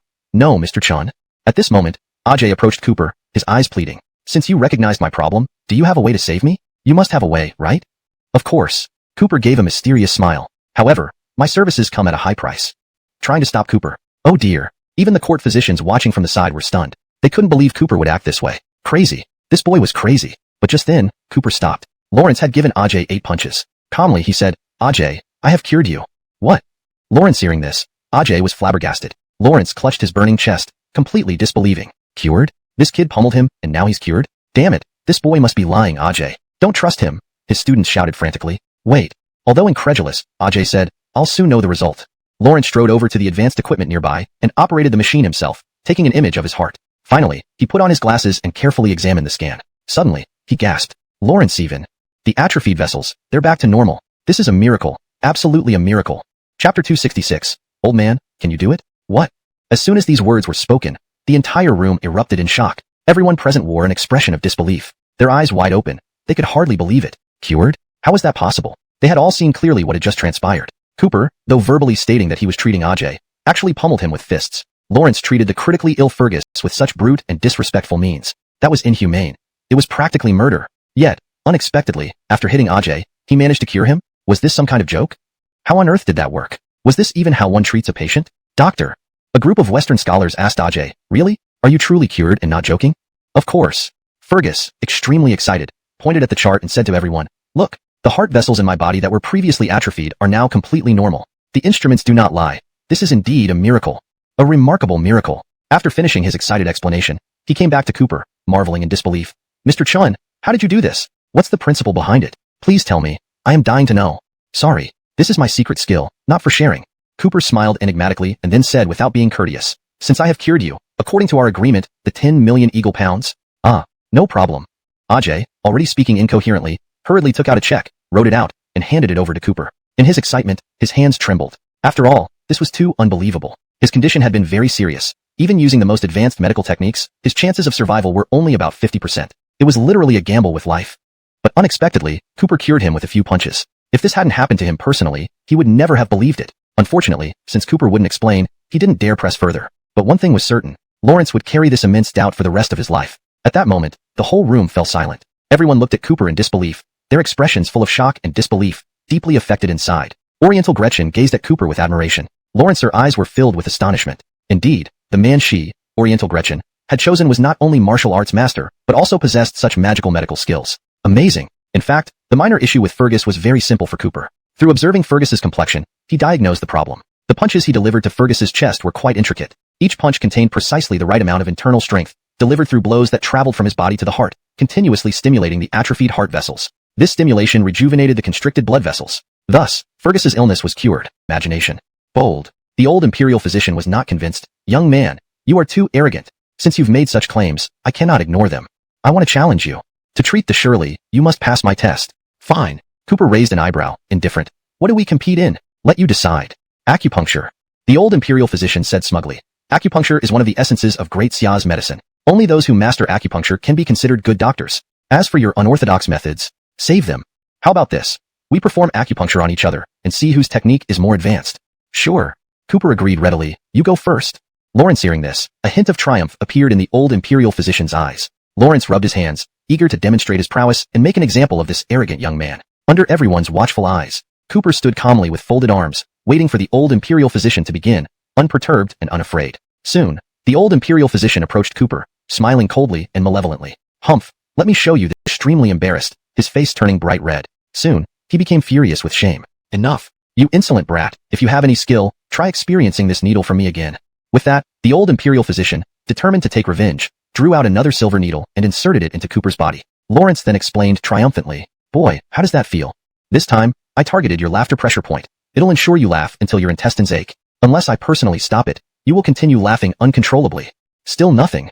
Cooper shrugged, smirking. Sir Imperial Physician, aren't you getting senile? Are you unable to locate the acupoints correctly? Shall we try again? This. The old Imperial Physician was flustered. Staring at Cooper, who showed no reaction, he almost couldn't believe it. Why? Why had both of his needles failed to provoke any response from this ignorant brat? Could he really have made a mistake? No, that's not possible. His technique was flawless, and the acupoint selection was accurate. But what could be happening? Seeing the old Imperial Physician fail twice in a row, the crowd of physicians behind him stared wide-eyed, bewildered. This was Lawrence Henry, the former chief Imperial Physician. A majority of the current physicians in the Imperial Palace were his disciples. Acupuncture was his specialty and signature skill. Yet why was he repeatedly failing today? Ha ha ha. Cooper laughed 3 times, unable to resist mocking him further. Lawrence Henry, let's call it a day before you make a complete fool of yourself. Damned. Lawrence Henry erupted with anger. His old eyes fiercely glared at Cooper, resembling an angry, scowling old man. Boy, don't get cocky. I won't miss again. Just watch. With that, Lawrence Henry, unwilling to give up, frantically continued inserting needles into Cooper's body. Swoosh, swoosh, swoosh. In the blink of an eye, countless needles were inserted. Yet, Cooper remained unaffected, standing there as if nothing happened. Not only did he not suffer any embarrassment, he didn't even frown once. Lawrence appeared calm and composed, completely unruffled. On the other hand, Lawrence Henry, using all his skills, failed to embarrass Cooper and instead, due to his age, ended up gasping for breath. Gradually, he grew more anxious. Damn. How could this be? Brat, what's going on with you? Why are my needles ineffective against you? Looking at the distraught Lawrence Henry, Cooper mocked, You bragged about your medical prowess, yet this is what we see. I think your acupuncture skills aren't much either. All reputation, no substance. You. Lawrence Henry was so enraged that all right. Cooper smiled enigmatically, saying slowly, Old Lawrence Henry, you've had your turn. Isn't it now mine?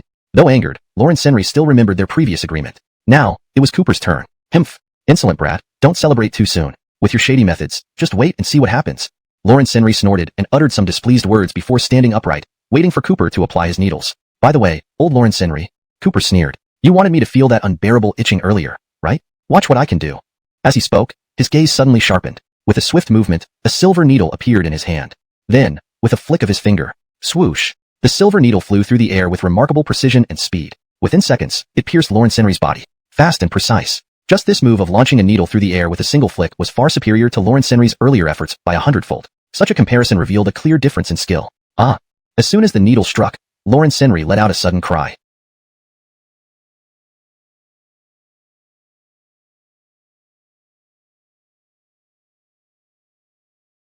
He felt relief from the itching all over his body, but his appearance grew even stranger. His wrinkled face contorted strangely, and suddenly he started holding his belly and laughing uncontrollably. With this needle, I also hit your laughter acupoint. Doesn't it feel great, Seth? Cooper looked at him with a gloating expression. Brat, you haha. Seth felt both angry and humiliated. Lawrence wanted to scold Cooper, but he couldn't help bursting into fits of irrational laughter. The sensation was worse than dying. Lawrence felt utterly helpless. Don't worry, there's more. Cooper gave a mysterious smile, revealing over 10 silver needles, each shimmering with a cold luster. If he used all these on Seth, he'd probably die from exhaustion. No. Seth pleaded in agony. Enough. I surrender. Oh. Cooper raised an eyebrow. You give up? I give up. Seth dared not refuse and hurriedly admitted. Your skills are indeed superior to mine. You certainly have the qualifications to treat the Shirley. Quick, please release me. Only after hearing those words did Cooper stop. Lawrence put away the needles and removed the one on Seth's laughter acupoint. Seth let out a deep sigh of relief. However, having lost so much puzzlingly, her pulse is steady, and her breathing is normal. She really doesn't seem ill, yet nothing has worked to wake her up, including acupuncture aromatherapy, and various medications. At this moment, Ajay from England added, "We've also conducted comprehensive examinations using advanced medical equipment. Laurence's vital signs are stable, and all her organs are healthy and functioning normally. In fact, based on all the data, she seems completely healthy. This is what makes it so strange." Lawrence healthy but unable to wake up. That was the situation of the Shirley. On one side were the most skilled palace physicians, and on the other were the cutting-edge scientific experts from England. Even these two groups working for months couldn't solve the mystery, indicating just how perplexing this case was. If someone else heard this, they might well lose heart. After all, it's said that medicine can only be applied if there's a disease to treat. Without a disease, how could treatment even begin? But Cooper did not back down. Ordinary illnesses were too simple. Treating them wouldn't challenge him. Instead, it was cases like the Shirley unheard-of condition that piqued his interest, a rare opportunity to gain valuable experience and meet a unique challenge. After reviewing the conclusions of the palace physicians and the English scholars, he began examining the Shirley. Indeed, using the art of diagnosing Qi, he found her condition was exactly as reported, perfectly healthy. But a healthy person wouldn't suddenly fall into a prolonged coma. It was as if she had been cursed like the Snow White in the fairy tale by an evil queen. Curse. That's it. A flash of inspiration hit Cooper. Since the Shirley wasn't sick but still slept continuously, it must mean she was under some form of external influence. "Everyone, step back," Cooper commanded abruptly. Everyone moved a few steps back, their eyes fixed on Cooper, filled with curiosity. Could Cooper already have a solution? What was he planning to do? In the next moment, before everyone's eyes, Cooper stepped through the constellations, emitting an intense aura. Lawrence formed seals with his hands and shouted, "Huh! Golden light shines upon all, dispelling all malevolence, by the decree of heaven." Note: in maintaining the original tone and style, the translation includes elements such as detailed descriptions of characters' actions and reactions, as well as preserving the structure and flow of events to ensure coherency. Chapter 269. The Awakening Sleeping Beauty. As Cooper spoke the spell, a brilliant burst of golden light suddenly erupted from his finger. The light was so intense that it blinded everyone in. A shrill, ear-piercing scream echoed from within the eerie dark mist. It sounded like a woman filled with resentment. She was raging, roaring with fury. Suddenly, the dark mist surged with malevolent energy, charging straight at Cooper as if determined to fiercely retaliate against him. The situation became extremely perilous. Seeking your own destruction. Cooper let out a cold snort, his eyes turning golden, his aura intensifying. Lawrence raised a finger, pointing it into the air. "Evil spirit, be destroyed." Bang! Golden light immediately exploded from his fingertip, resembling thousands of blades and swords, stabbing directly towards the black fog. This golden light acted like a bane to the evil entity. Once struck by Cooper's golden light, the black mist seemed to experience tremendous pain, violently churning as though struggling. In the end, it swiftly fled. Swoosh! In an instant, it struggled and plunged into a gemstone ring on the Shirley's right hand, disappearing without a trace. Nowhere to run. With lightning-fast reflexes, Cooper grabbed the Shirley's hand and quickly slid the ring off. Golden light emitted from his hands, and with a pinch of his fingers, crack! The gemstone ring instantly shattered into pieces. The dark mist that had hidden inside the ring let out a painful, horrifying scream and immediately dissipated into nothingness. "Wake?" Ryan came to sit beside the bed, asking with concern, "Gretchen? What happened to me?" The Shirley looked around at the roomful of people, murmuring confusedly, "I feel like I've been sleeping for a very long time. A woman in ancient attire kept cursing me. She threatened me to pay the price. Was it a dream?" "No." The servants rushed forward, excitedly saying, "Shirley, it wasn't a dream. You really did sleep for 3 months. The ruler has been frantic with worry." "That's right. This gentleman, Mr. Chen, he saved you." Lawrence made the Shirley awaken. At this moment, the Shirley looked curiously at Cooper. Lawrence's eyes then revealed gratitude. "Thank you. Thanks to you, I was able to wake up from that long nightmare. You saved me." "Oh, who are you?" At this point, Ryan smiled gently. "His name is Cooper, my fiancé. By the way, he's a very skilled doctor. I brought him here today to treat you." "That's wonderful." "Fiancé?" The Shirley exclaimed. "Gretchen, I didn't expect that after sleeping for 3 months, you'd even have a fiancé, and someone so remarkable. Lawrence truly deserves you." "Princess." Cooper then held up the broken gemstone ring and asked, "This item was the actual culprit behind your prolonged slumber. Do you remember it?"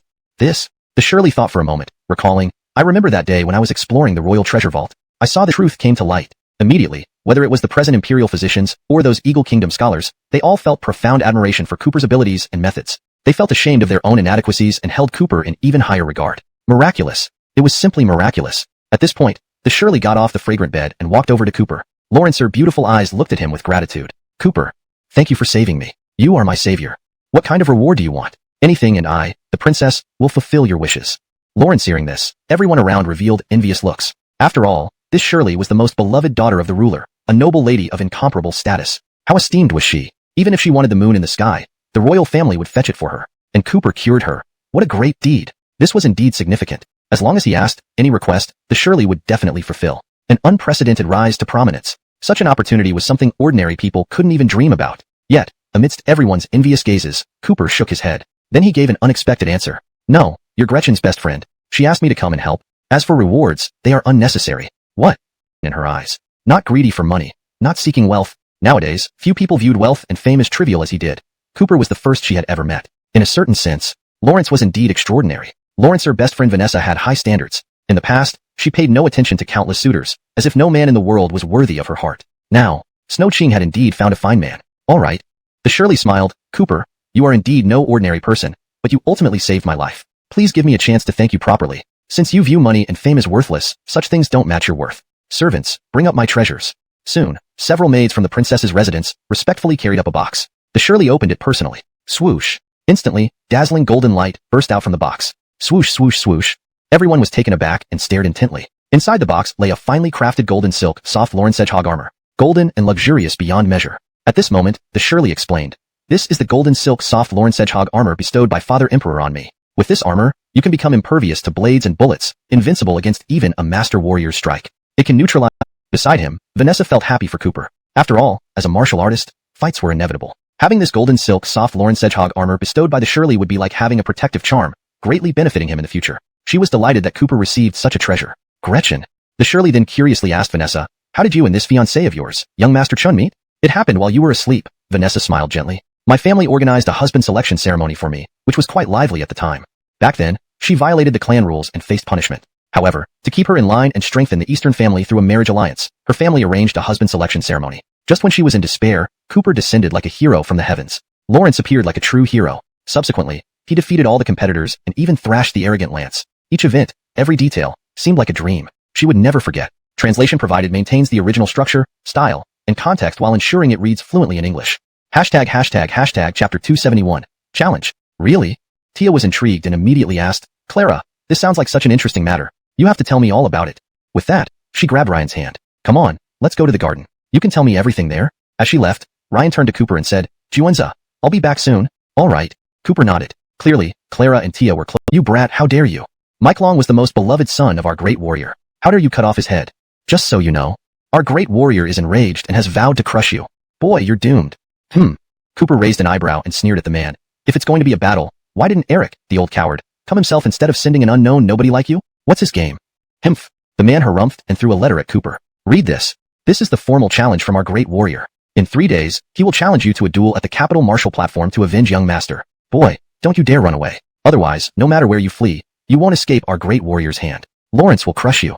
The man fiercely threatened Cooper, looking arrogant and intimidating before walking off. For anyone else receiving a challenge from Eric, they would likely be terrified enough to soil themselves. Indeed, this was horrifying. Who was Eric? Lawrence was the famous dragon elephant warrior of Daxia, commanding 80,000 troops guarding the borders with countless victories in battle. His reputation in the War Department was formidable, shining brightly these days. Lawrence was already hailed as the stabilizing pillar of Daxia's military forces. The future held boundless potential for him. But Cooper looked at the challenge letter in his hand without fear, only contempt. Then, he tore it apart. What did Eric mean to him? Others might fear him, but not him. No matter how high that old man had risen, no matter how much renown and glory he enjoyed, none of that changed one fact. Eric was the murderer who once hunted and harmed his mother, Chastity, 20 years ago. Lawrence was a bloodthirsty beast, a ruthless executioner. It was precisely because of that act he committed against the Chen royal clan that he rose through their ranks and eventually became powerful. Cooper had long sworn that anyone who had wronged his mother must die. This applied to Marshal top scorer Morgan and Commander Cohen. Now, it was time for the dragon elephant warrior Eric as well. Killing Mike Long earlier was merely collecting interest in advance from the executioner Eric. Now, it was time for him to personally take the executioner's head. Thinking of this, Cooper felt no fear, only surging fighting spirit. Lawrence clenched his fists, eagerly anticipating the fight. Meanwhile, the news spread like wildfire throughout the capital streets and alleys. Soon everyone knew. Dragon elephant warrior Eric had returned to the capital to avenge his son Mike Long. In 3 days, he would personally duel Cooper. A single stone stirred 1,000 ripples. All residents of the capital were stunned by this news. Why wouldn't they be? Who was Eric? They couldn't believe someone dared to kill his son. Wasn't this plucking hair from a tiger's mouth a death wish? Well, this was bad now. Being targeted by Eric was equivalent to being marked by death. Though they didn't know who this young man named Cooper was, this time, Lawrence was certainly doomed. Capital City, Princess Manor. Princess. A servant rushed to report to Tia. I went to the warrior's manor and delivered your personal letter to the dragon elephant warrior, but he said? What did he say? Tia asked. Lawrence said Cooper killed his son, making him bury a younger member before an elder, and even if the sovereign spoke, he would not listen. Lawrence also said this matter does not concern you, princess, and asked you not to intervene. And, he refused the letter as well. The servant then showed her a letter that remained unopened. Now this is troublesome. Tia frowned. Knowing Eric intended to duel Cooper, she expressed her concerns immediately. She knew of Eric's power. He was unbeatable. To protect Cooper, she wrote a letter hoping to mediate between them. After all, Cooper was her savior. She couldn't stand by and watch him die. but Eric, grieving for his son. With you there, the boy is as good as dead. Humph. Eric gave a cold snort, saying icily, after Charlie's death, I brought his remains back to the capital and have not buried him yet. Oh, Ambria asked, why not bury him? My son cannot rest in peace. Eric's gaze burned with both hatred and sorrow. Lawrence must be waiting for me, his father, to avenge him. Only by seeing Cooper dead can he finally rest. So, this time, I will sever the head of that wretch with my own hands, as an offering to my son's grave. What if the boy doesn't come? Lance questioned. Everyone knows the might of the war god Denimxiang, the pillar of the Great Xia's war department. Lawrence must have heard of your reputation. What if he flees or refuses to fight? It won't happen, Eric sneered. To force him into our duel, I've spread the word far and wide, creating quite a stir in the capital. Everyone knows about it. If the boy still has any honor, he will surely come. Even if he tries to run away, I'll hunt him down to the ends of the earth and strangle him myself. His words were filled with overwhelming aura and murderous intent. Excellent. At this moment, Lance stood up, raising 3 cups of wine excitedly. One for himself, one for his mother, Empress Dowager Ambria, the last one for Eric. Lawrence here. Lance held the wood with me. I must make him pay in blood. But Eric feels the same way. You killed his son. He's like a raging beast now and will definitely not let you off. Ryan grew anxious. All the better. Cooper laughed heartily, perfect for settling the score and seeing who the true hero is. You. Ryan was helpless. Deep down, she knew Cooper's character all too well. Fearless and daring, he dared to defy great calamities and never took anyone lightly. This audacity added immensely to his charm. But sometimes, excessive pride led to overconfidence. Lawrence would eventually suffer for it. Gretchen, don't worry. Cooper reassured her. I'm not the reckless brute you think I am. Whenever I do something, I always have a solid plan. Do you want to know why I'm willing to risk everything in a duel with Eric? Let me tell you. He won't win against me. Upon hearing this, Ryan fell silent. Indeed, while Cooper sometimes appeared arrogant and self-important, he had yet to truly suffer from it. Previously, when Eric's son Maiklong, along with the 4 generals, Wind, Rain, Thunder, and Lightning, came to attack the capital, Cooper did not fear them. Lawrence didn't even avoid the confrontation. In the end, he defeated the 4 generals, killing 3 and injuring 1, and decapitated Maiklong. From an outsider's perspective, wasn't that also an unbeatable opponent? Did Cooper have Chapter 273, escorting a beauty to the meeting? No. Ryan said firmly, Uncle Lawrence, don't stop me. I must go today. Otherwise, I can't put my mind at ease. All right then. Uncle Lawrence took out his phone and sighed helplessly. If Miss insists, this old servant cannot persuade you otherwise. In that case, I will have to ask the elders from your clan to escort Miss back to the manor. Lawrence knew that Ryan was most wary of those uncle elders within the clan. Their endless preaching always gave her headaches. Ryan felt helpless. Uncle Lawrence was an informant for those uncles and elders, and if they found out, if this princess wishes for her to go? Just then, a clear and cool voice floated over, with a tone carrying innate pride. What? Uncle Lawrence was startled and quickly turned around. In an instant, he saw a young beauty in red walking towards them under the protection of plainclothes imperial guards. It was none other than the emperor's most beloved daughter, the Shirley. Oh, your highness, Shirley. Uncle Lawrence became nervous immediately, trembling as he knelt down to salute the approaching Shirley. Listen well, the Shirley said coldly. Prince Chin's duel today, I wish to watch as well, and I would like Gretchen to accompany me. Is there any problem with that? Well, cold sweat broke out on Uncle Lawrence's forehead. Since it is the command of the Shirley, of course, there is no problem. Very well. The Shirley walked up to Ryan and discreetly winked. Clearly, she had come here to save Ryan from a difficult situation. Ryan understood and whispered with a smile, Thanks, Shirley. You're welcome. The Shirley then asked Cooper, Young Master Chun, are you really going to attend the appointment? Yes, Cooper nodded, determined. Today, I must fight Eric to avenge my mother.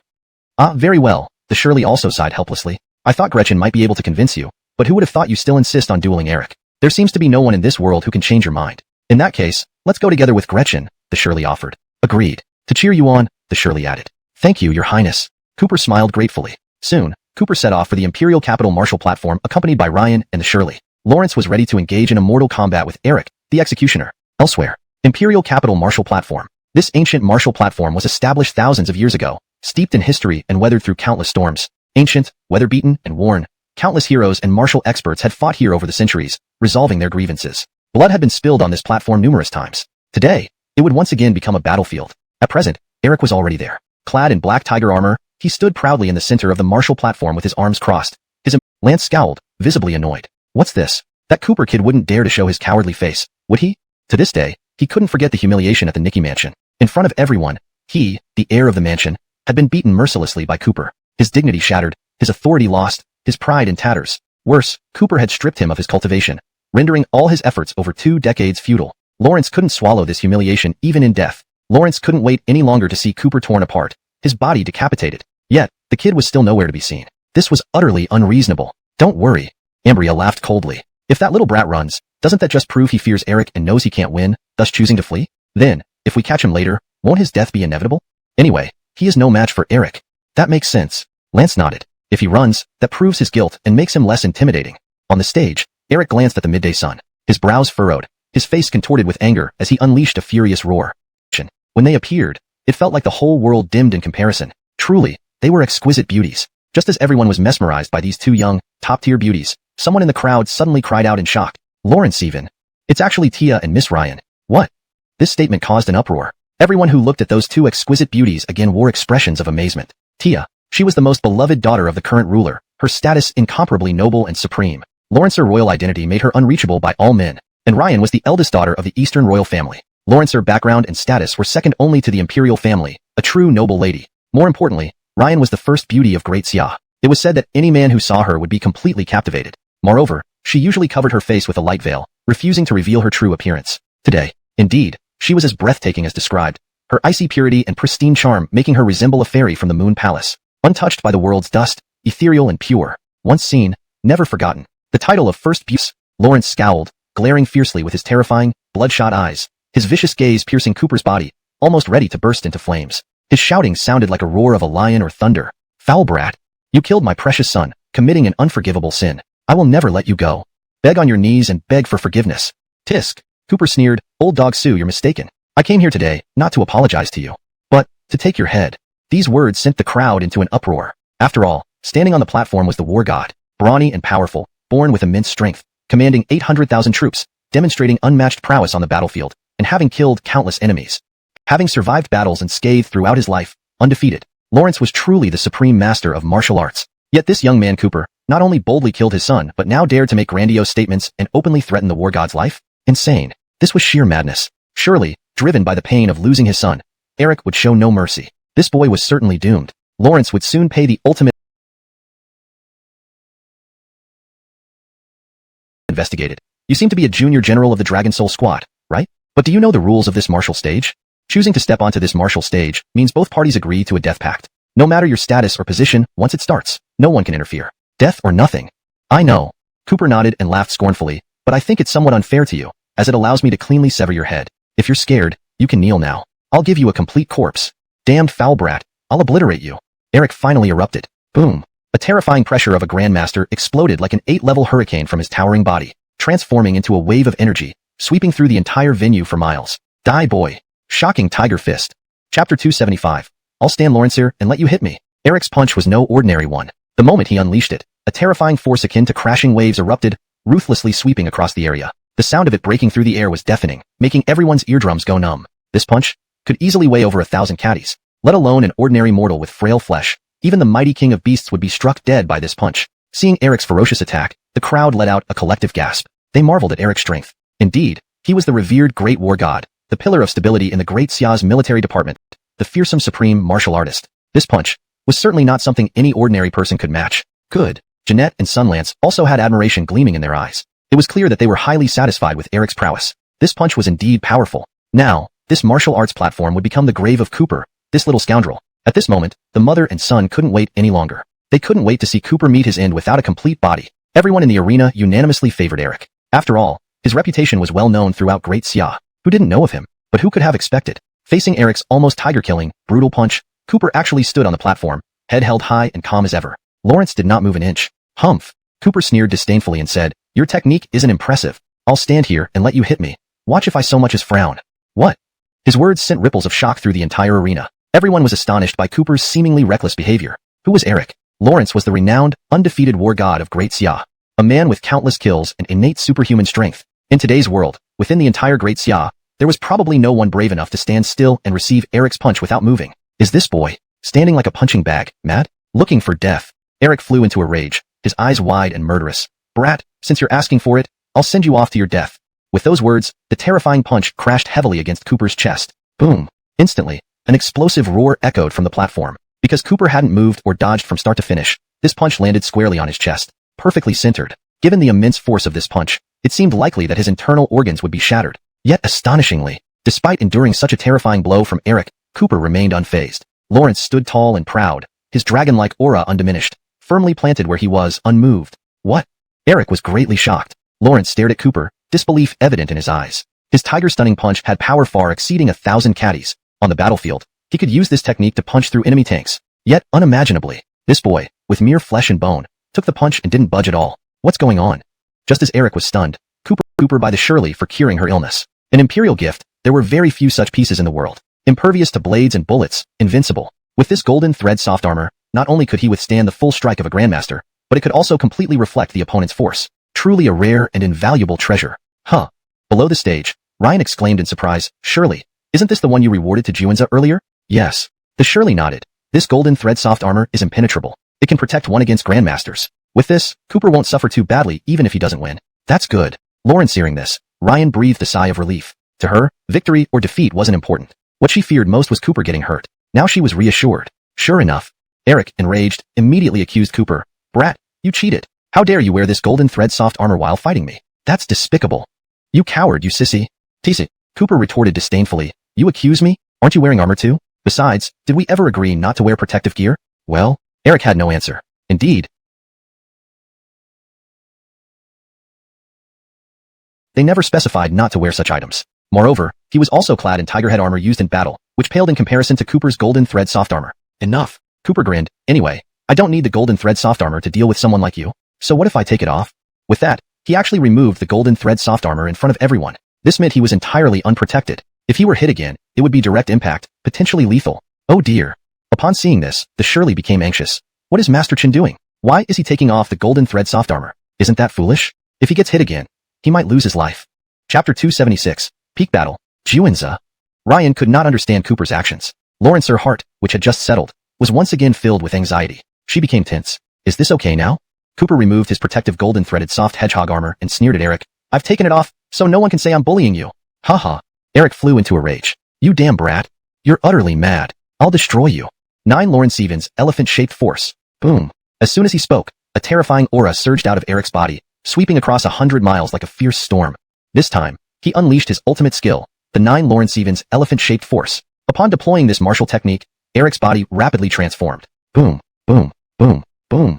His presence grew stronger by leaps and bounds. Muscles bulged as if powered by an external force. The 2 arms especially appeared to be brimming with frightening power. Brat, watch me crush you. With a roar, Eric lunged at Cooper, filled with murderous intent. Empowered by the elephant-shaped force, his strength had increased 100-fold. Each punch was as heavy as a massive millstone, capable of crushing everything in its path. Boom, boom. Lawrence swung his fists, veins protruding from his huge hands, punch after relentless punch, like a raging tiger showing no mercy. But Cooper was fearless. Qilin arm.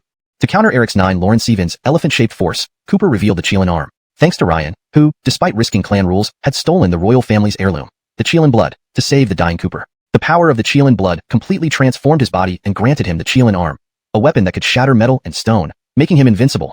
Immediately, Cooper clenched his fists and launched a fierce counterattack against the formidable Eric with the Qilin arm. Boom, boom, boom, boom. In an instant, the two engaged in a fierce battle. The battlefield seemed like an arena for prehistoric giants clashing in a heaven-shaking duel. Punches flew everywhere, releasing overwhelming energy, with deafening explosions filling the air. The heavens and earth trembled. Watching the two almost invisible figures moving faster than the eye could see, thousands of spectators in the imperial capital were on edge. Eyes wide with shock and exclamations resounded. Intense. Too intense. This heavenly showdown between titans was akin to gods fighting. What was even more shocking was that this unknown young man, Cooper, was matching the renowned and acclaimed war god of the Great Xia, Eric, blow for blow. This kid is incredibly powerful? Damn it. Eric was getting desperate. Once he used the 9 Lawrence Stevens elephant-shaped force, his strength and physique increased 100-fold instantly. Yet, Cooper, the little scoundrel, managed to withstand all his punches and even fought him to a stalemate. Eric couldn't accept it. What's wrong? While delivering powerful blows, Cooper taunted sarcastically, You said you'd kill me, right? With this strength? You're still far off. To die. Infuriated, Eric yelled, You arrogant brat. What are you boasting about? I'm only using 5/10 of my strength. 5/10? Cooper laughed. Too bad. You won't get another chance because I've only used 3/10. Nonsense. Eric raged. Kid, what are you bragging about? Don't believe me? Then watch carefully. Lawrenceer is 10/10 of my strength. Saying that, Cooper's eyes flashed with intensity as he instantly activated the Nirvana Eternal Life Sutra. Boom, boom, boom, boom. Terror-inducing waves of energy erupted from his body, increasing exponentially, 50 times, 100 times, 150 times, 250 times. Empowered by the Nirvana Eternal Life Sutra, Cooper's strength climbed at an alarming rate. His overwhelming presence erupted like a supreme war deity descending upon the mortal world. Lawrence unleashed a devastating attack. Battle Dragon Fist. Thunderclap. The fist was charged with terrifying energy, overturning the seas. Like a roaring tidal wave, it smashed into Eric. Unable to evade, Eric screamed in agony as he was struck. Ea! Like being hit by a speeding train, he was hurled back dozens of yards. Tui, his face pale and expression contorted in pain. Eric spat out a mouthful of crimson. Eric handled them effortlessly, showcasing his divine strength. Die, Thunder Hammer. Chapter 277. Brutally beating the dragon elephant war god. Eric, wielding a purple gold hammer, leapt into action like a thoroughly enraged and maddened tiger. Lawrence sprang up and soared several dozen zhang into the sky in an instant. His formidable hammers descended from the heavens with terrifying force, augmented by Eric's innate divine strength and the immense gravitational pull from such a height. This blow was unimaginably fearsome, as if it could devastate heaven and earth. The utterly infuriated Eric unleashed his final, decisive attack, seemingly ready to give everything. Facing Eric's life-risking, fearsome strike, Cooper remained undaunted, his brow furrowed, eyes glaring, exuding an overwhelming aura. Humph! Since you refuse to kneel, then die. With that, his expression turned cold, and he placed his right hand on the hilt of his sword at his waist. A dazzling light flashed as the Dragon Slayer sword was drawn. With unmatched vigor, he struck a powerful blow. Dragon Lawrenceed slash. Instantly, an unparalleled brilliance surged upward. The sharp sword energy spread out violently, akin to tens of thousands of needles shooting in all directions. The sudden radiance blinded everyone present, almost preventing them from opening their eyes. Roar, roar, roar, roar. Eric plummeted from the sky, squinting against the blinding light, but his momentum unabated. Roaring fiercely, "Brat, I'll fight you to the death. Die." In the next moment, Cooper's overwhelmingly powerful slash met Eric's fearsome hammer mid-air. Boom. In an instant, the stage erupted with energy like a volcanic explosion. The sheer magnitude created an 8-level gale, sweeping up anyone too close, tossing them into the air like dry leaves. Many were knocked to the ground by the powerful shockwave. In mere seconds, the entire square was in disarray, chaos reigning supreme, with cries of pain filling the air. Juanza. Serchun. Amidst the chaotic crowd, Ryan and Deanna were deeply worried. Both women strained their gazes towards the martial arts platform, eyes filled with tension. However, the power released from the clash was so immense that dust and heat waves engulfed the arena, obscuring everything. After what felt like ages, the dust slowly settled under the gentle breeze. Shwa shwa shwa. Suddenly, everyone in the audience fixed their gaze on the platform, anxiously awaiting the outcome of this duel. Under the watchful eyes of thousands, a figure stood tall and proud on the platform, holding a divine sword, standing immovable like a mountain. It was failing against a mere child. Eric is nothing but trash. I must have overestimated him. Amazing. Seeing Cooper's triumphant form and his wounding of Eric, Ryan was ecstatic. Lawrence, her eyes sparkled with admiration as she looked at the resplendent figure on the platform. As expected of Juanza, defeating someone of Eric's caliber was incredible. Lawrence was truly a towering hero. Remarkable. Even Deanna exclaimed in surprise. Who would have thought Sir Chun could be such a hero? Gretchen, you found an extraordinary man. I doubt there is anyone in the Great Xia Empire who can match him. Ryan's cheeks flushed red, but her joy was evident. Indeed, I saw his potential long ago. One day, he will soar high like a golden dragon emerging from the sea. My judgment has always been spot on. At that moment on the platform, thud thud thud. Cooper, holding the Dragon Slayer sword, approached Eric victoriously. Looking down upon him with icy disdain, he sneered. Humph. Eric, you are no match for me. 20 years ago, you harmed my mother cruelly. Today is your execution. Despair overwhelmed Eric. From start to finish, he never took Cooper seriously. Returning to the capital, he intended to personally behead this youth to accompany his deceased son, Mike Long. Never did he imagine Cooper with Eric, naturally pleaded on his behalf. They also implicitly pressured Cooper using so-called face to try and save Eric's life. Upon hearing these bigwigs pleading for him, Eric immediately showed a hopeful expression, feeling an intense surge of hope within. These people were all influential leaders of the military department, far greater than Cooper. With their protection, Lawrence could survive. TC. Unexpectedly, Cooper dismissed the appeals of these high-ranking officials with disdain and said coolly, I'm not familiar with any of you, so I don't need to give you face. Moreover, this is the martial arena. Once you step up here, it's like signing a death contract voluntarily. Life or death. No one has the right to interfere. Cooper's words were overwhelmingly domineering, completely disregarding the senior officials present and directly rejecting all their appeals. This angered them greatly. How dare you? Ridiculous. Cooper, you are utterly arrogant. A mere young general dares to snub us. Who do you think you are? Enough talk. Cooper retorted coldly. This man once harmed my mother and is my enemy. In this public duel, I emerged victorious. It's only fitting that I execute him. You have no right to intervene. How despicable. The officials grew furious. Seeing that their pleas had no effect, they quickly shifted to threats and accusations. Boy, we advise you not to be obstinate. Lying amidst a pool of blood, even in death, his eyes were wide open, refusing to close. Hurrah! For a moment, the entire venue erupted in uproar. The officials watched helplessly as Eric's head fell, their faces grim and filled with rage. However, Cooper's actions were justified and took place within the fair rules of the arena. Though enraged, they were powerless. After beheading Eric with his overpowering strike, Cooper picked up the severed head. Lawrence then hurled it towards a specific direction. Whoosh! The head traced an arc through the air and landed right in front of Ambria and Lance on their table. Blood splattered all over the table, even splashing onto the faces of mother and son. Eric's lifeless eyes stared blankly at them. It was bloody and terrifying. Look well. Cooper sneered coldly. Revenge comes to those who wait. Soon, you two will meet the same fate. Aya! Ambria screamed in terror, scrambling away from her seat. Lance was so scared he wet himself. The pair stumbled out of the square in complete panic, not daring to look back. Seeing Eric's brutal decapitation sent chills down their spines. Humph! Cooper scoffed dismissively. Lawrence could have chased them down and executed the evil duo on the spot, but chose otherwise. Lawrence wanted their heads to remain intact for a few more days. During his 3 years in prison, he witnessed many inmates become numb to prolonged sentences, living in a daze devoid of feeling. Except for those on death row, counting their final days with trembling hands. They lived in perpetual fear, unable to eat or sleep. This magnified fear made them tremble incessantly. Anticipation of death was the ultimate torment. For a vengeful woman like Ambria, dying swiftly would be a mercy. Before that, he wanted her to suffer, just like those awaiting execution. Under the stunned and fearful gaze of the crowd, Cooper strode off the central martial arena, his presence as formidable as a dragon. Soon, he arrived beside Ryan and the Shirley. Jiwenza, let me see if you're okay, Ryan said anxiously, checking him for injuries.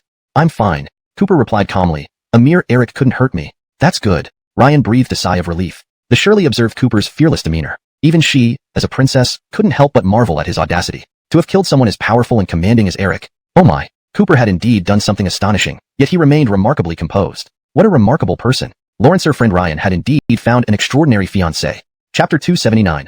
Lawrence CV reward offered. Elsewhere, Ambria and her son Lance, who had fled in panic from the martial arts arena back to the Chun royal clan, were still shaken by the events. Their faces were pale, covered in cold sweat. Just thinking about that blood-soaked head of Eric, which had been thrown on the table with eyes wide open, filled them with dread and fear. Someone, Lance, trembling violently, shouted loudly, quickly, immediately gather all the guards, and fortify the defenses. We must be extremely cautious of Cooper coming to attack. No matter what, we cannot let him set foot inside our estate. First was the martial arts champion Ali, then the commander of the Nine Gates Cohen, and now even the Eric father and son. That kid is just too powerful like a monster. If he really attacks us here, what would we do? Don't worry, that bastard won't come. At least, not now. Ambria said, still unnerved. Why? Lance asked. Ambria's eyes darkened as she spat out hatefully. If he wanted to attack, given his capabilities, he would have done so on the square earlier. Why would he let us leave? Perhaps, he intentionally let us return, intentionally making us afraid. Lawrence wants us to live in fear and anxiety. That little bastard is tormenting us. Lance felt both angry and despairing. Mother, what should we Overlord Alliance could be considered the second largest organization in the great Xia martial world, next to the Dragon Gate. With a multitude of talents and masters, it instilled fear in all who heard its name. North of the imperial capital stood a luxurious mansion. This was the headquarters of the Overlord Alliance. Report. A disciple of the Overlord Alliance rushed into the main hall with hurried steps. Reporting to the leader, the Lady Ambria of the Chan royal clan has issued an order. It turns out that the little brat Cooper survived and has returned for revenge. Lady Ambria orders us, the Overlord Alliance, to eliminate that boy. In addition, she promises a reward of 100 billion coins, 10 Lawrence-Even level spirit pills, and 3 Lawrence-Even level cultivation techniques. At the top of the hall, a burly man sat on a tiger-skin throne. Lawrence looked rugged and exuded intense power and authority. His sharp gaze commanded respect and made it impossible for anyone to look directly at him. This man was none other than the leader of the Overlord Alliance, Gillis. In the hall, there were also 10 formidable figures standing proudly, each a martial Dao Supreme Master. These were the 10 elders of the Overlord Alliance. Additionally, there was a young man dressed extravagantly with deep inner strength. His proud demeanor resembled Gillis by 7 or 8 parts. Lawrence was the young master of the Overlord Alliance, Gillis's son, Gage. It seems Lady Ambria is truly anxious. Gillis sneered. After all, Ambria would be more anxious than he was. At this moment, the 10 elders stepped forward, each looking fiercely determined. Let me go. Alliance leader, I'll go. Just a small brat. I'll bring him down easily. Each elder was a highly skilled martial artist Gillis had recruited over the years, boasting unique skills and formidable power. They had defended the Overlord Alliance against countless enemies, making significant contributions. Let me take care of it. Then Gage spoke proudly, dealing with just a small brat doesn't require father's direct involvement. I'll leave tonight and bring back his head by tomorrow morning. His words were bold, but Gage had every reason to be confident. With the Overlord Alliance's wealth after eliminating many strong enemies, he received the best training and consumed the finest heavenly treasures from a young age. Added to his innate martial talent, he was now a well-renowned young hero in the martial world, even earning the title Little Overlord. But after considering for a moment, Gillis made a decision. All right, all of you go together and take 10,000 elite troops with you. Translation provided while ensuring adherence to the original tone and style, maintaining coherent logic with previous content, and preserving the paragraph structure and line breaks as requested. Chapter 280. The Tyrant Alliance Strikes. Together? Upon hearing these words, Gage and the 10 elders all showed expressions of surprise, even disdain. Ha ha ha. Gage laughed. Father, it's just a lowly brat. One palm would be enough to finish him off. Is it really worth mobilizing such a large force? No. But Gillis shook his head. According to previous intelligence, Imperial Martial Champion Morgan and War God Eric were both overwhelmingly crushed and killed by that boy. That boy must have obtained some incredible fortune, making him extremely formidable now. Only by doing this can we ensure absolute success. All right, Gage said, then let it be so. Father, I will soon bring you that boy's head. Wait for my good news. With that, he turned and ordered the 10 elders. Elders, immediately assemble 10,000 elite members of the Alliance and follow me on this expedition. Tonight, we shall slay Cooper. Yes, young lord. Upon receiving the orders, the 10 elders sprang into action, starting to gather their forces. Very soon, they formed a fierce contingent, setting out to confront Cooper, determined to sever his head. Deep night at the Imperial Capital Hotel. Cooper walked out of the bathroom, wrapped in a bathrobe, and came to the table to pour himself a glass of red wine. At that moment, whiz, a fiery bullet instantly shattered the glass and flew toward Cooper's head. Whoosh! Cooper reacted instantly. His eyes hardened, and he stretched out a large hand into the air, catching the bullet barehanded. Looking at the scorching hot bullet in his palm, Cooper recognized it as having been fired from a very old-fashioned musket. Though this model had long been obsolete, it was still used by many because of its impressive accuracy and range, especially professional assassins. According to the loading speed and interval time of such an old-style musket, another shot was coming. Indeed, with another flash of light breaking through the air, another bullet came flying unyieldingly. Its target, Cooper's head again. Humph, overestimating yourself. Cooper sneered, feeling no fear whatsoever. On the contrary, the second shot revealed the hiding place of the shooter nestled in the woods 100 yards away. Back to you, Lawrence shouted, using his inner power to send a palm toward the incoming bullet. Bang! A loud explosion rang out. The fiery bullet was actually sent flying by Cooper's internal strength, and at an even greater speed than before. Half a second later, a scream came from the woods 100 yards away. However, the assassin was only injured, not fatally. After a rustle of leaves, the man seemed to flee while wounded. Cooper was certainly not going to let the assassin escape. Swish! Lawrence grabbed his clothes, declaring proudly, "You have guts," challenging the Chan royal clan. "Tonight is your end." "All right." Cooper sneered, "More dogs of the Chan royal clan. I intended to settle accounts with you eventually, and since you've come to me, it saves me the trouble." Back then, 4 people from the Chan royal clan had pursued him and his mother Chastity. Imperial Marshal Champion Ali, Commander of the Nine Gates Rakan, and War God Eric. All 3 had been eliminated by Cooper. Now, only Gillis remained, the notorious leader of the Tyrant Alliance. Wrong. The youth retorted arrogantly, "We of the Tyrant Alliance are not the dogs of the Chan royal clan. To be precise, this is merely a transaction. We take money to do jobs." "Whatever." Cooper replied nonchalantly, "To me, you're all dead men anyway. By the way, where's the old bastard Gillis? Why didn't he come?" Outrageous. Lawrence hearing this, the 10 elders of the Tyrant Alliance stepped forward, shouting in anger, "Brat, you're too arrogant. How dare you disrespect our alliance leader, looking for death? To deal with a lowly brat like you also requires our great leader's personal effort? This here is the beloved son of our alliance leader, known in the martial world as the young overlord, feared for his ruthless tactics and notorious reputation. Yet Cooper, this young man, kept underestimating him time and again. This infuriated him. Damn it, I'll kill you." Gage's hair stood on end with rage, unleashing a fierce aura that made his robes flutter wildly. The veins on his fist bulged, infused with immense power. In one swift leap, he launched a fearsome punch. Overlord Fist. Boom. This punch contained a formidable force, youthful and extraordinarily fierce. Its power was terrifying. "My Overlord Fist is as heavy as a mountain. One punch can shatter rocks. Die." Gage roared fiercely as he punched Cooper. "Humph, overestimating yourself." Cooper remained calm and composed, channeling his inner strength and delivering a punch. War Dragon Fist. His punch seemed casual. There was no earth-shattering roar or display of powerful energy. It was almost like a random swing. Compared to Gage, it looked much weaker. No match at all. Next moment, bam! A deafening explosion sounded like thunder striking from nowhere. Their fists collided mid-air, and an invisible gale spread from beneath their feet, sweeping through the area like a violent storm. Suddenly, within a 10-mile radius, not a speck of dust remained. Humph! Cooper dusted off his hands and sneered at Gage disdainfully. "Gage, your punches are as soft as a woman's. Did you forget to eat, or are you running out of steam? Ha ha ha. Damn you." Gage seethed with anger. Lawrence struggled to get up, his face alternately red and green, burning with shame. "Brat, what are you boasting about? Just now, I underestimated you and didn't give it my all. If you dare, let's go again." Feeling humiliated before so many people, Gage wanted to save face. "No problem." Cooper nodded magnanimously, saying, "I said I'd give you 3 moves. You've used 1, 2 more left. To find death." Mentioning this, Gage flew into a rage again. Asterisk Shin. Shin. Asterisk. Lawrence took his stance, gathering all his inner strength, his aura rising rapidly. With a grim look, he charged at Cooper once more with a ferocious punch. Lawrence evenly Overlord Rush. Gage practiced the Overlord Fist, a boxing technique characterized by its sheer brute force, completely disregarding defense, only harboring relentless killing intent. 2 words described it best: domineering. And this move, Lawrence evenly Overlord Rush, was among the most powerful in the Overlord Fist, far surpassing the previous punch. Gage was confident that this time, he would crush Cooper mercilessly. Foaming aura burst forth from his body. Thick blood chi and terrifying murderous intent permeated the arena. Gage seemed transformed, his eyes turning crimson, muscles bulging, emitting bone-cracking sounds, his whole body radiating a wild and berserk aura. It was as if he was empowered by some mysterious force. His strength soared significantly. Now, he resembled a savage beast, glaring at Cooper with gritted teeth. "Boy, this time, you've really pushed me over the edge." Chapter 282.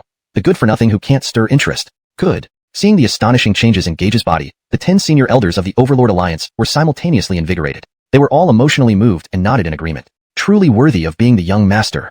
The Overlord Blood Chi technique is an ancient lost forbidden technique. Once it is unleashed, although it requires burning one's blood chi as a cost, strength can be increased by 100-fold, making it effortless to crush Cooper. Humph, this kid Cooper is doomed. Oh. Cooper raised an eyebrow, looking at the murderous Gage. Seems like you're really going all out to beat me. This is your trump card, huh? Come on. I'll give you one last chance. Don't make me lose interest. Brat, you're asking for death.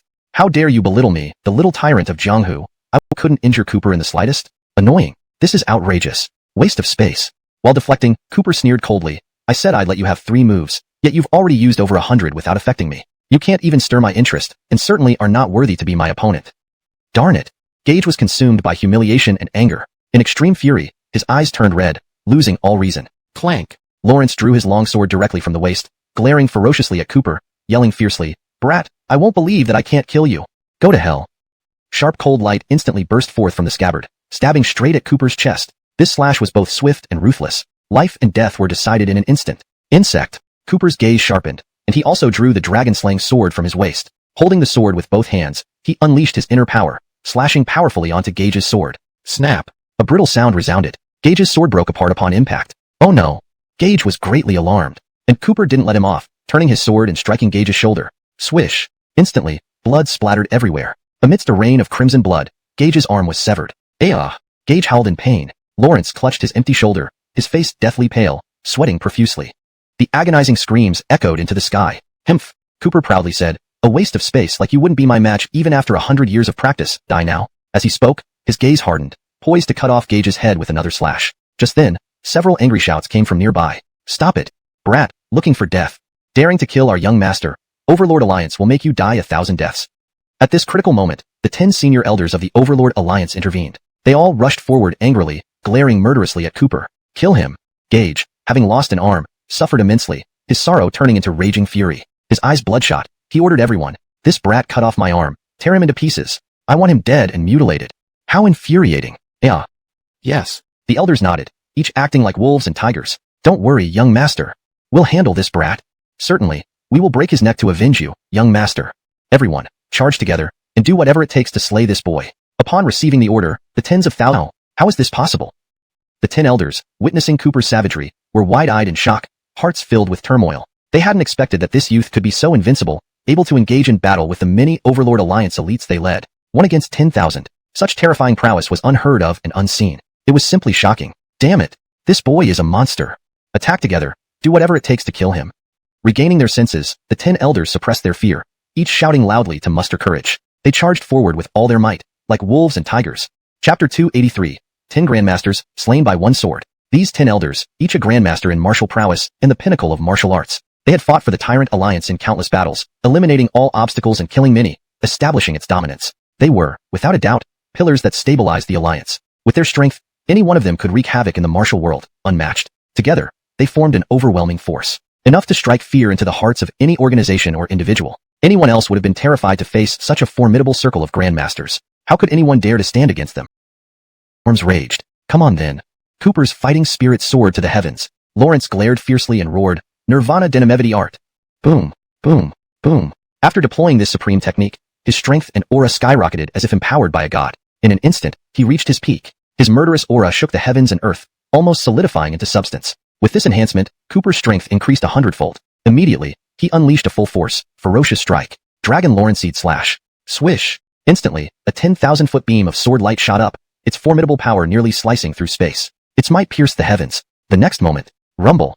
An ear-splitting roar echoed, shaking the earth. Amidst the intense clash of lightning and fire, a massive mushroom cloud erupted into the sky, violently shaking the mountain. The shockwave uprooted all trees within 100 meters and tore the ground apart. The scene was awe-inspiring and horrifying. Next, the sharp sword chi swept across the 10 Grandmasters' ultimate moves with irresistible force. In an instant, it shattered their defenses. Those techniques and abilities were no match for Cooper's single strike, collapsing upon contact. What? Lawrence Evans. This kid actually. Not good. Retreat quickly. Realizing the danger around, shaking uncontrollably, Lawrence was literally scared stiff. From the start, he had underestimated Cooper, just a mere youth, planning to kill him alone. But his father, Gillis, cautious as ever, ordered him to bring 10 elders and 10,000 elites of the Tyrant Alliance just in case. This formation could easily conquer a small city. Yet, Cooper's strength exceeded his imagination. This boy could fight 10,000 and kill mercilessly. Even the 10 elders were slain by one sword strike. Monster. This boy was a complete monster. Clunk, clunk. Cooper approached Gage, holding the blood-stained Dragon Slayer sword, his demeanor chilling. His eyes were sharp, causing dread. Do you have any last words? Gage's heart shuddered. Desperately, he cowered on the ground, shouting in horror, No, Cooper, you can't kill me. You can't kill me. Cooper raised an eyebrow, countering, Why can't I? I am Gillis's son. To save his life, Gage brought up his prestigious background. My father, Gillis, is the leader of the Tyrant Alliance, wielding great power, unmatched in glory, and our alliance is a renowned organization in the martial world. If you kill me, my father won't let you go. Neither will the Tyrant Alliance. You'll have no place to bury your bone to escape this realm of death. Unfortunately for him, Cooper spotted him. Thud, thud, thud. Cooper stood before the disciple, staring down at him. Lawrencey, where is your Overlord Alliance headquarters? Ah. The disciple wet his pants from fear, immediately wailing, Don't kill me, I'll tell you. Our Overlord Alliance headquarters is in the deep mountains north of the Imperial capital. There's an estate. That's the headquarters. Is Gillis there? Cooper asked again. Yes. The disciple cried and howled. Our leader is currently in the estate, waiting for us to bring back your head. Please, don't kill me. Having gotten the information he wanted, Cooper turned and left. Lawrence had no interest in killing a nearly dead and utterly terrified ant. Next, he picked up Gage's head, and then marched towards the northern outskirts. Late at night, at the Overlord Alliance headquarters on the northern outskirts, in the Grand Hall, the leader Gillis sat high on his tiger skin throne, his brows furrowed, his aura powerful and imposing, exuding a formidable presence. Lawrence glanced at the time, a smirk appearing in his eye, roaring angrily, You brat, dare to wreak havoc at my place? Have you eaten the heart of a bear and the gall of a leopard? Humph. Cooper sneered, Gillis executioner. You harmed my mother back then. Not only did you not repent, but you also dared to send people to kill me. You're the one who must have eaten the heart of a bear and the gall of a leopard. Eh? Lawrence hearing this, Gillis's expression changed drastically. Lawrence furrowed his brows and asked sternly, Boy, if you met my son, how did you escape? Ha ha ha. Upon hearing this, Cooper burst out laughing. Why would I run? With those weaklings you sent, did you really think they could take my life? Don't make me laugh. Let me tell you. I've already killed them all, including your son Derek. Russell. These words caused a great uproar. Everyone looked at Cooper in disbelief, their faces filled with shock. The leader's genius son, known as the Little Tyrant, led personally, supported by 10 elders, and backed by 10,000 elites. Such formidable strength could sweep through everything. How could this boy possibly have killed everyone? What a joke. Himph. Gillis didn't believe it, scoffing instead. You scum. What are you? To dare spout such arrogance here? Just you? With their strength, they could easily crush you like an ant. Lawrence said this because he was extremely confident in his son Gage's abilities and the support of 10 master-level elders. How could this boy possibly stand a chance? In his view, less than 3 moves to beat him like a dead dog. As for the 10 elders and 10,000 elites, they're all a bunch of weaklings. I've already killed them all. Roar. Gillis was enraged beyond measure. Gage was his only son, the one he loved most. To cultivate Gage, he spent immense wealth, using countless treasures, hiring countless masters, and advancing him to the master level at a young age. Lawrence held limitless potential. Yet, who would have thought? Lawrence would die at the hands of Cooper. Chapter 285.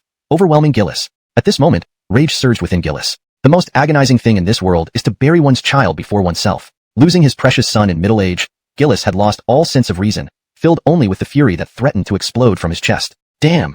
Lawrence glared at Cooper with a vengeful expression. His fists clenched so tightly they creaked. His eyes were full of hatred. Brat, you dare kill my son. I, Gillis, shall never forgive you. Never let it rest until your blood runs cold. I'll tear you limb from limb, and you shall join my son in death. Cooper retorted disdainfully. Gillis, 20 years ago, you served as a henchman for the Chen clan, forcing my mother to leap off a cliff. We've yet to settle that score. Tonight, by killing your son, I'm merely claiming interest on my debt. Next, you will unexpectedly. This brat, Cooper, could match the leader blow for blow. This had never happened before. Brat, Gillis growled. To actually withstand one of my overlord spirit legs and end up evenly matched, you do have some skills. But this is just the beginning. I will slowly crush you to death. Ha ha ha. Lawrence hearing this, Cooper burst out laughing. What are you laughing at? Gillis asked irritably. Himph. Cooper scoffed and declared with boundless dominance. Evenly matched? Gillis, don't embellish things to your own benefit. I didn't even take you seriously. That punch was only 3/10 of my strength. If I get serious, you're already beaten. Bold. Those words infuriated Gillis. Lawrence glared and cursed ferociously. Brat, facing certain death, you still dare mouth off. 3/10 strength? What are you? Watch me crush you. Enraged, Gillis rushed at Cooper once more, his overwhelming killing intent surging with renewed vigor. Lawrence attacked with another overlord spirit leg, its power amplified by his rage. One strike could shatter mountains and crumble rocks. Facing such a formidable kick, Cooper remained unafraid. With a tiger-like roar, he activated his ultimate skill to Denim, its name resounding across the land. Lawrence was a creator of miracles. Yet, this young man managed to defeat their leader. Gillis was seething with rage. Humiliated in front of so many subordinates, being knocked down by a mere youngster like Cooper left him utterly disgraced, his authority tarnished. And the overlord's spirit leg, his pride and joy, undefeated after countless battles, losing to this upstart. Lawrence couldn't accept it. Old dog Xiang. Cooper roared fiercely, "Executioner, won't you kneel and beg forgiveness? Damn you." Gillis gritted his teeth, glaring hatefully at Cooper. "Brat, don't celebrate too soon. You're not even qualified to contend with me. I will crush you."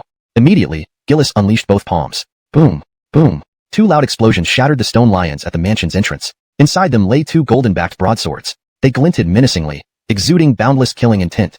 Brat. These two golden-backed broadswords have claimed countless lives, soaked in blood, sealed away for 10 years by me.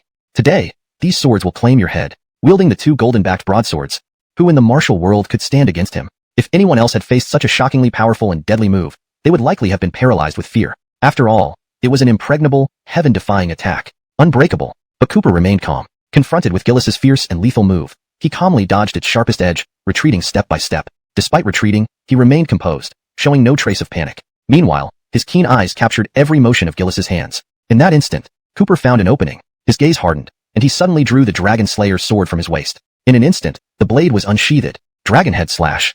Swish. A sword cheese several miles long appeared amidst flashes of lightning. That one strike pierced through the dense defense created by Gillis's twin axes and slashed sharply across Gillis's shoulder. Fast, accurate, and ruthless. Splat. Instantly, blood spattered. Aya! Gillis let out an agonized scream. Struck down by the sword, a bloody hole now marred his shoulder. In excruciating pain, his whole body trembled, his face deathly pale. The heavy axes fell to the ground. Humph! Cooper sneered. No matter what tricks you employ, you are destined to be no match for me, but a heartless executioner. Do you really think you deserve the title of warrior? Die! With that, Cooper unleashed his killing intent, stamping directly on Gillis's heart. Crack! An explosion resounded. Gillis's chest immediately caved in. The once mighty leader of the Overlord Alliance, who had dominated the martial world, ended his life in sin. Ah! It's over. The Alliance leader is dead. This kid's a monster. Run! Run fast! The hundreds of Overlord Alliance disciples, witnessing Gillis's gruesome death, were terrified out of their wits. Panicking, they fled in disarray. However, Cooper did not let them escape. Holding the Dragon Slayer sword, he transformed into a peerless killer, mercilessly slaying all around. Terrified and broken, the Overlord Alliance disciples had no courage left to fight back. One by one, they fell under Cooper's onslaught. Corpses littered the ground, blood flowing like rivers. The vast headquarters of the Overlord Alliance was turned into a barren wasteland by his relentless assault. The scene resembled a hell of death and destruction. Afterward, Cooper set fire to the Overlord Alliance headquarters, burning everything to ashes. The blazing inferno dyed Cooper's eyes red. Lawrence murmured softly, almost involuntarily, "Mom, did you see?" Cooper's imminent arrival. Ambria reluctantly told everything to Lawrence Ron. "Wah. I never thought that little bastard would be so powerful. Now, he has killed the 4 men who hunted them, and next, he'll come after us for revenge. What are we going to do?" Terror-stricken, Ambria wept bitterly. Lawrence Ron's expression grew increasingly cold. "Why didn't you tell me sooner about something this serious?" Chapter 287. The Night of Revenge. Well, Ambria hesitated for a moment, then confessed guiltily. "Back then, it was me who secretly sent Ollie and Gillis to chase after that woman and her son. I never told you about this. I intended to uproot the problem once and for all, but I never imagined that the bastard child would still be alive and come back for revenge. I was afraid you'd blame me if you knew what I did back then, and even more, I feared that you might protect the bastard child." At this moment, Lance quickly stood up and complained to Lawrence Ron. "Father, we can't let that little bastard live. Now he has some incredible good fortune, learning formidable martial arts, and his heart is set on coming back to exact revenge on us. That kid, Lawrence, even ruined my cultivation. Father, we cannot spare him." The mother and son, he still needed his father-in-law's support. Thanks to the backing of the Grand Marshal, he defeated all his brothers and became the new head of the Chen royal family, the new king of the Chen clan. But he didn't expect that the seeds he sowed back then would now bear such bitter fruit. "Someone," Lawrence Ron spoke coldly. Thump thump thump. Soon, an elder in green robes emerged from the shadows and bowed respectfully to him. "Your Highness." This man was none other than Elder Woody of the Chen royal family. On the day of the Eastern royal family's prince recruitment, he had fought against Cooper but was not his match. Later, it was he who helped the crippled Lance escape. Without him, Lance would have been dead. Lawrence Ron asked, "Have you completed the task I entrusted to you to secretly recruit martial artists and warriors?" "It's done." Woody replied respectfully. "Those martial artists and experts in the Jianghu have long admired your majesty's prestige. Once they heard they could serve you, they came one after another without interruption. After strict selection, this old servant screened out 300 men. These 300 are mostly peak hidden power experts, capable of easily taking on 100 foes. Among them are 99 martial arts masters. They stand ready to serve His Majesty at any time." Woody left to follow the orders. Soon, he began organizing and immediately gathered the 300 martial arts experts he had recruited, including the most powerful 99 masters. Before long, the 300 martial arts experts gathered before the gate of the Chen clan palace. A sea of figures, fierce and menacing, radiated an overwhelming aura of death. Everyone waited for the impending battle, fully prepared. "This is perfect." Ambria breathed a huge sigh of relief. "Sangqiang, You thought this through thoroughly. With these 300 brave warriors, how can Cooper cause any more trouble? Daring to create chaos in our Qin clan? Hmph, I'll ensure he never returns alive. Yes. Lance chimed in. That hateful brat ruined my cultivation, turning me into nothing. Now I can't hold my head high in front of everyone in the city. I hate him so much. When that boy is left gasping for his last breath, don't let him die just yet. I want to personally finish him off.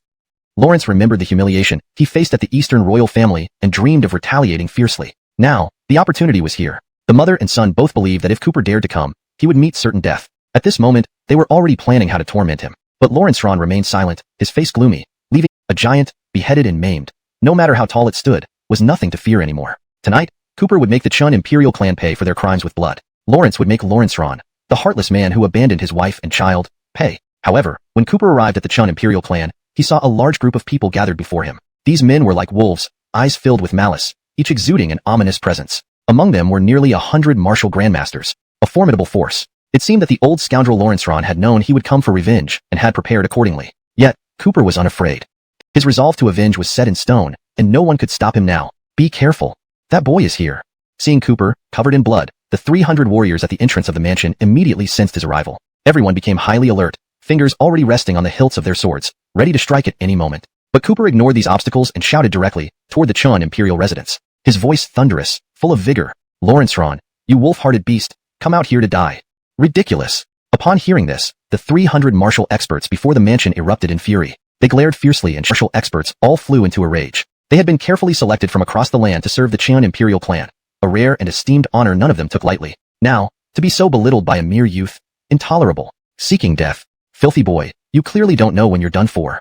All at once, tear his skin off, let him learn a lesson. Immediately, the enraged 300 warriors drew their weapons, brandished their fists, and charged at Cooper with deadly intent, forming a wave of death. For them, serving the Chun Imperial clan was an honor worth defending. But this was not enough. They aspired to climb higher, and to do so, they needed glory. Within moments, the 300 warriors surrounded Cooper from all sides. Leading them was an elder of the Chun Imperial clan, Tai Chi Grandmaster, Acton. Kill. Lawrence ordered coldly, by order of the Duke, use any means necessary to eliminate this boy. Whoever decapitates him will be promoted and rewarded handsomely. Upon hearing this, the 300 experts grew even more excited and zealous. To gain wealth and status, they vied fiercely for the chance to behead Cooper. Superiority in realm crushed them effortlessly. Numbers alone couldn't shake him.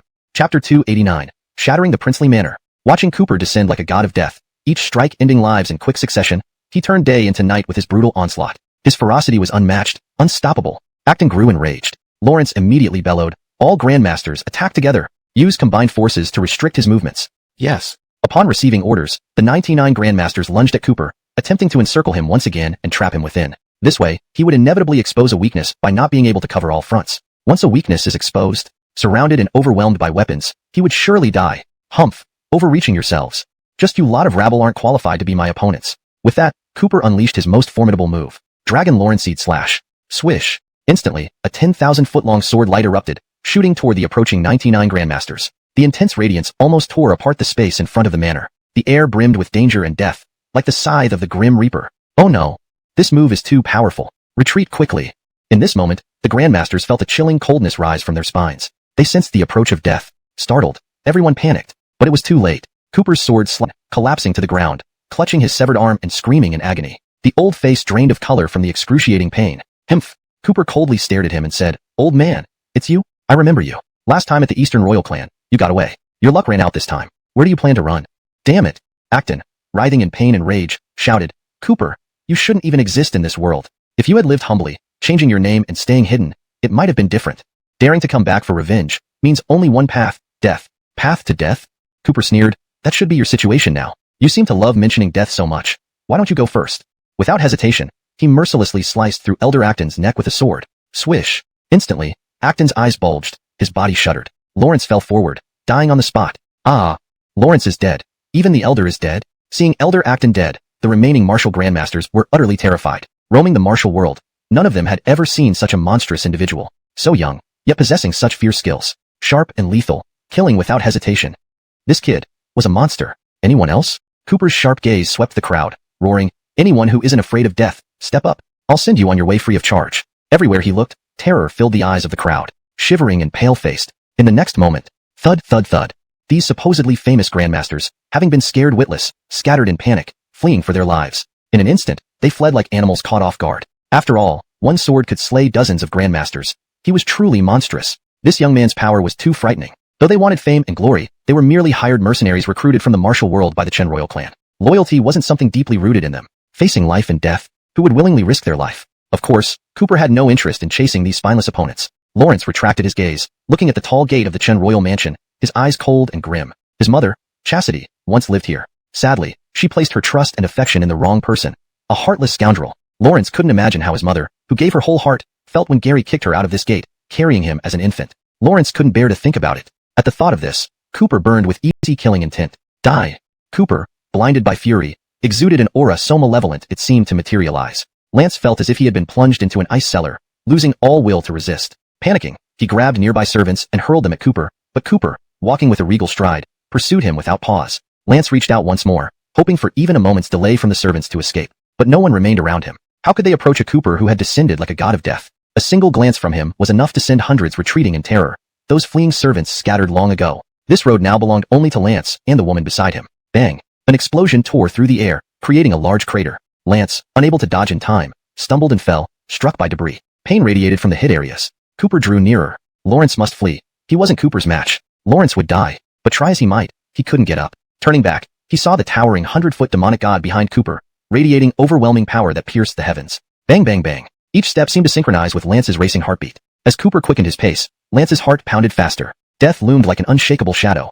Ah! Lance finally couldn't contain himself, roaring wildly. In a frenzy, he rose, gathering all his strength into one final punch. I am born of the Chen royal family, the son of heaven. How can you, a bastard, challenge me? With a swing of his fist, storms gathered, generating an intimidating force. Those servants who hadn't escaped knelt on the ground, pressed down by this immense power, their mouths and noses bleeding profusely.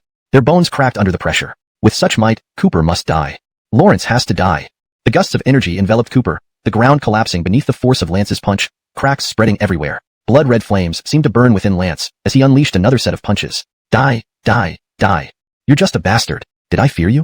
No, I was merely building my strength. Now, with my essence peaked and fueled by anger, I release all my power. How can you withstand it? Cooper, die. Each punch came with a thunderous cry, shaking the earth, deafeningly loud. Invisible waves spread, stirring up dust. Breathing heavily, Lance saw no movement in the dust. Ha ha ha.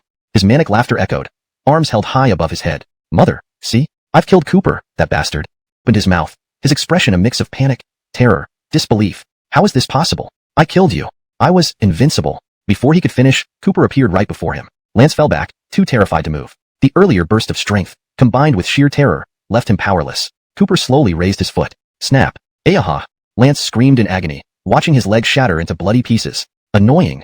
Cooper stomped down again, destroying Lance's other leg. Lance clamped his mouth shut, pale as a sheet, using his hands to drag himself backward, leaving a trail of blood behind. Cooper watched without hastening to end his life. Desperation? Fear? When Ambria sent assassins after his mother, did she imagine this day? Lawrence, her son, crawled on the ground like a dead dog. Lance's face twisted in pain, pressing against the ground, begging for mercy. Please don't kill me. I'm sorry. No, this isn't my fault. It's all Ambria's doing. That bitch made me do it. Please, if you don't kill me, I'll tell you where Ambria is. To protect himself, Lance betrayed his own mother? Cooper smiled. Ambria never expected her son to fear death so much, did she? The bastard you've constantly berated now stands above you, looking down. Your life or death depends solely on my will. Lift my foot, and you expected that our Qin clan has a Grandmaster-level assassin, did you? Brat, no matter how many people you kill, what good does it do? No matter how strong you are, I'll teach you a lesson. Never underestimate the legacy of a royal clan. Ambria laughed out loud, her voice sharp and spiteful. As the mother who hadn't raised him, she was giving Cooper his final lesson in life. Lance breathed a sigh of relief despite his excruciating pain, quickly grabbing Ambria's leg. Mom, please save me. My blood won't stop flowing. I feel like I'm dying. However, disappointment filled Ambria's eyes as she kicked Lance away. Having been listening to every word from the shadows, she couldn't bear how he had turned against family to save himself. This bastard child is beyond saving, she thought. Lawrence is already crippled, his legs broken. He'll just be a bedridden cripple from now on. For the sake of this assassination, you could abandon even your own son? Cooper suddenly said. Startled, Ambria hadn't expected Cooper to still be alive, but it mattered little. She wanted him dead in the most torturous way possible. Today, the once proud royal clan must cleanse its honor with blood. She pulled out a sharp suddenly. The assassin collapsed. Ambria's hand was caught by Cooper, immobilized. How could this be? A dying man with such strength? His grip was like iron. Why did the Grandmaster-level assassin spit blood and fall? Why wasn't the blade stained with blood? An ominous premonition flooded Ambria's mind. Cooper tilted his chin up, his smile widening. How could I have relaxed? Everything had been an illusion. All my internal energy surged outward when the assassin reached my back, crushing their organs instantly, Cooper explained calmly. Struggling wildly, Ambria found herself powerless to escape. Congratulations, you've given me another reason to slice you 1,000 times. Cooper released her hand. Immediately, Ambria lunged forward, striking swiftly at Cooper's heart. Her eyes flashed fiercely. At this distance, with my skills, it must. The word kill never left her lips. Her hopeful eyes suddenly widened in disbelief as 2 fingers clamped down on the blade, effortlessly disarming her. Ambria was devastated. She had meticulously planned this attack, put everything into this strike, expecting certain death for Cooper. How could it all be thwarted so easily? Her resolve shattered. Ambria crumbled to the ground. How could you be so strong? Laughing hysterically, hands clutching her head, knew he was close to breaking Ambria completely. Chapter 292. Kill. Cooper stretched out his hand, and the blade returned to his grasp. You think a mere scratch would be enough to claim my life?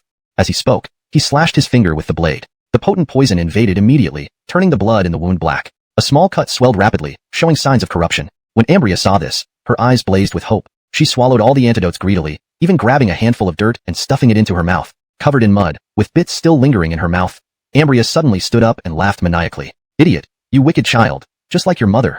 Knowing there's deadly poison here, you dare to harm yourself? I've taken all the antidotes, now wait for death. Die, die, die.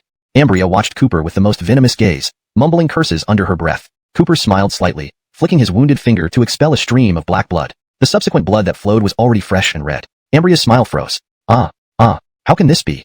Her prideful strategy, her glimmer of hope amidst despair. It collapsed again. Cooper knew Ambria had completely broken. This was exactly what he wanted. Do you remember when you sent those 4 men to hunt down my mother? You sat back and reveled in it, long streaks of blood behind him with no legs left. Lawrence occasionally glanced back, seeing Ambria's body gradually reduced to pieces. 3,000 cuts, no more, no less. Ambria's head remained, her mouth still opening and closing, seemingly still not dead. At this moment, Cooper slowly raised his head. Just one glance made Lance feel as though an invisible hand was clutching his heart, making it hard to breathe, blood pressure soaring into his brain. His voice died abruptly. Lance fell to the ground, hands over his heart, eyes bloodshot, mouth agape, looking as if he'd seen a ghost. Already near death, seeing Cooper's eyes had scared him to death directly. Both Lance and Ambria were dead. Cooper waved his hand, embedding the blade in the ground. The surrounding servants held their breath, faces flushed but dared not move. Some looked around, realizing the entire Chen royal family lay in ruins. The soil turned crimson. As the sun set, the entire plaza seemed stained red. For a moment, no one could tell if it was from human blood or the setting sun. It seemed the Chen royal family would fall with the sunset, and it all stemmed from that tall, imposing figure. The setting sun cast Cooper's shadow long, like an indelible shadow enveloping everyone present. Don't finish them off. I don't want to die.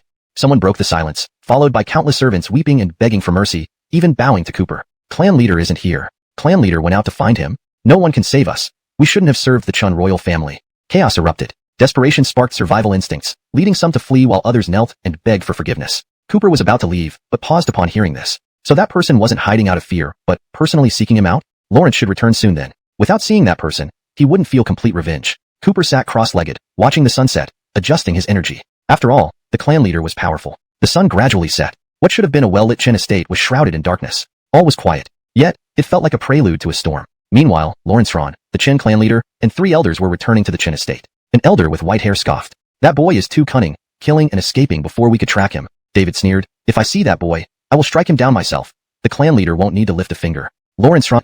At this moment, the moonlight gradually illuminated a figure sitting cross-legged in meditation, silently appearing under the moonlight. You've come? Cooper slowly stood up and glanced at the 4 people in front of him. Lawrence Ron's breathing hitched as he followed Cooper's gaze, only to witness a heart-wrenching scene. His wife, Ambria, was left with only her decapitated head, her eyes open in eternal sorrow. His son, Lance, had wide-open eyes filled with disbelief and unwillingness. Dead. All of them were dead. Lawrence Ron let out a roar of fury, unleashing an overwhelming aura. It was as if endless anger burned fiercely in the night sky. With one foot stamping on the ground, the already pockmarked surface instantly sank into a deep crater. A powerful energy radiated outward, pushing the earth apart layer by layer. This formidable presence overwhelmed David and the others. As an elder, David stepped forward first, bending over and bowing. Clan leader, there's no need for you to handle such a villain. We can deal with it ourselves. Lawrence Ron slowly reined in his aura, but his eyes were bloodshot, barely able to contain the urge to attack. However, he was the patriarch of the Chan royal clan. Lawrence had his pride. How could someone he once discarded like trash be worthy of his personal intervention? You're right. If I were to act, it would glorify him. No matter, it doesn't matter if the 3 of you act. I entrust the vengeance for my wife and son to you 3. Leave him a breath. I want to settle the score with him personally. Lawrence Ron immediately sat down cross-legged to suppress his rage. Lawrence was the leader of a clan, a god above all, and Cooper was merely trash he had casually discarded. Even if this trash soiled his shoes, it wasn't worth getting infuriated over. Cooper stood still, observing everything with a sneer. Truly fitting of a man who abandoned his wife and child. Even with your family dead before your eyes, you can't put aside your arrogance and face me directly? David took a step forward, appearing beside Cooper. Lawrence stretched his neck, producing a series of popping sounds. What are you? Worthy of the clan leader's personal attention? The capital sins you committed deserve punishment from me. I won't let you die easily. I will cripple your legs, making you kneel before the Chen royal clan until you die of old age, atoning for everything the clan has suffered. One of the other elders chimed in, yes, it should be done this way. Otherwise, anyone will think they can bully the Chen royal clan. Where would our dignity be? David waved his hand, signaling the other two not to intervene. With a single step, he shot forward like a cannonball, exuding a domineering aura. A formidable punch surged toward Cooper. Cooper simply extended his hand, calmly blocking it. David sneered. Just this punch was enough to make the boy bleed profusely. Need to hold back some force. Otherwise, killing him outright wouldn't be wise. Bang! A loud explosion sent waves of invisible force rippling outward. David gasped in surprise. Lawrence actually blocked it? No matter. He had more tricks up his sleeve. Fists and feet flew like a raging dragon, creating multiple images of David around. Punches rained down everywhere, causing the ground to sink as if hit by a 10-magnitude earthquake. Kid, do you? Flamboyant moves? I'll shatter them with one punch. A cold snort cut David off. Next moment, a massive fist appeared in front of him, growing larger. David's aura vanished suddenly. Vaguely, he felt a world-conquering warrior waving a fist at him. Cannot block, will die. That was the only thought in David's mind. Just then, the other two elders realized something was wrong and acted together, barely managing to deflect the punch and save David. Aren't you going to cripple my legs? Cooper stood where he was, a smirk on his lips. David snapped back to reality, shaking his head. What he experienced seemed like a hallucination. How could a mere 20-something be that strong? Even if he killed Gillis and others, he was just an elder of the Chan royal clan. Don't be— Lawrence Ron roared, ending this farce. My anger has reached its peak. Killing my wife and children, massacring hundreds of our clansmen. You're nothing but a butcher. At first, I should have squashed you against the wall, rather than letting you harm our Chan royal clan. Cooper's expression darkened upon hearing this. Repeat what you just said. Chapter 294. No mistakes, no apologies. Cooper was truly furious at this moment. A despicable man who abandons his wife and child. How dare you utter such disgusting words, Cooper roared. His voice echoed through the sky, deafening and resonating across the square. Lawrence Ron, however, did not think he had done anything wrong. Despicable and unfeeling? Ridiculous. Water flows downhill, and a man seeks higher ground. If I had remained entangled with your mother, how could I have achieved my current status and power? Sentiment and morality are meaningless in the face of power. The victor reigns supreme. Standing above, I look down upon you both. You and your mother are merely stepping stones for me to climb higher. Lawrence deliberately provoked Cooper to lose his composure. After all, the Chen royal family had many formidable warriors, yet this son alone had caused a bloodbath. His strength could not be underestimated. Lawrence admitted that Cooper had the right to stand before him, but that was only just the bare minimum qualification. Lawrence Ron took a step forward, his feet moving with the Lawrence Evenly gang stance, causing the earth to shake beneath him. With each step, his energy surged significantly, reaching tenfold by the last one. If you hadn't appeared today, I would probably have long forgotten about you too. What can you possibly offer me? Ambria is different. She's from a prestigious family. With her help, I could rise rapidly. How is it wrong to abandon you two? I will never acknowledge you as my offspring. Today, I will draw every drop of blood from your body, erasing any trace of me from you, leaving you begging to live or die. As Lawrence Ron took his final step, his aura exploded outward. Wind surged, 无形气浪以他为中心向四周扩散. Should be edited to. Wind surged, invisible waves of energy radiated outward from him. Shattered rocks flew in all directions, each with enough force to pierce steel plates. In the midst of the storm, Cooper stood proudly, hands behind his back, expression calm. Are you done? Cooper looked up at the sky, then calmly turned his gaze to Lawrence Ron. You're wrong on one point. There's not a single trace of you in me, and I wouldn't recognize you. Folded his arms behind his back. A shadow of sorrow flickered in his eyes. Not for Ambria, but for Lance, who was still his child despite everything. Moreover, today's massacre in the Chen royal family would likely lead to isolation from other royal families. No matter, I am still here.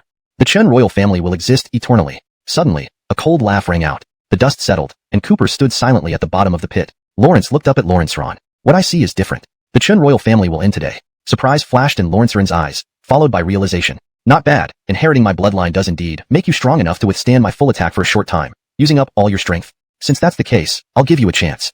Kneel and bow 99 times, and I will allow you to rejoin the clan. You can become a weapon for our Chan royal family. A glint of approval briefly flashed in Lawrence Ron's eyes. It came from the value this boy still held. Bloodline that should not have been passed on was now being fully exploited. Cooper smiled and stretched his neck. His legs bent slightly, and he leaped onto the rim of the pit. You keep saying I have great strength because of your bloodline. Let's see how strong you really are. Frankly, I'm disappointed. If so, it might be your bloodline that has limited me. Lawrence Ron's face. Think everyone would grovel to ingratiate themselves to you? You know nothing of true strength. With another step, the ground collapsed beneath Cooper. 18 dragon-slaying styles. Each move amplified in power, culminating in an unstoppable force like an avalanche. Lawrence Ron struggled desperately against Cooper's relentless attacks. Enough. Chapter 295. Just begun. Already defeated? Cooper sneered. Enough? Have I already defeated you with just the start? Shocking sky palm. With one palm strike, a gust of wind and clouds rose. A palm print appeared on the ground, with Lawrence Ron lying in the center, covered in blood, looking utterly wretched. Cooper suddenly burst into action, delivering punch after punch from midair. Lawrence Ron could only cross his hands to defend, unable to lift his head under the relentless pressure. Too strong. Lawrence was incomparably stronger than Lawrence Ron could ever imagine. Was his lineage really worth nothing? Even at Cooper's age, Lawrence Ron couldn't match him, not even a fraction of his strength. Perhaps more accurately, his current power compared to Cooper was like mud beside clouds. What nonsense about lineage and inheritance. Truly laughable. It's a king's nature. Ancestors, tell me, why can such a lowly and worthless being reach such heights? All I have done, all I have abandoned, are they just a joke? Is the Chun royal family a joke?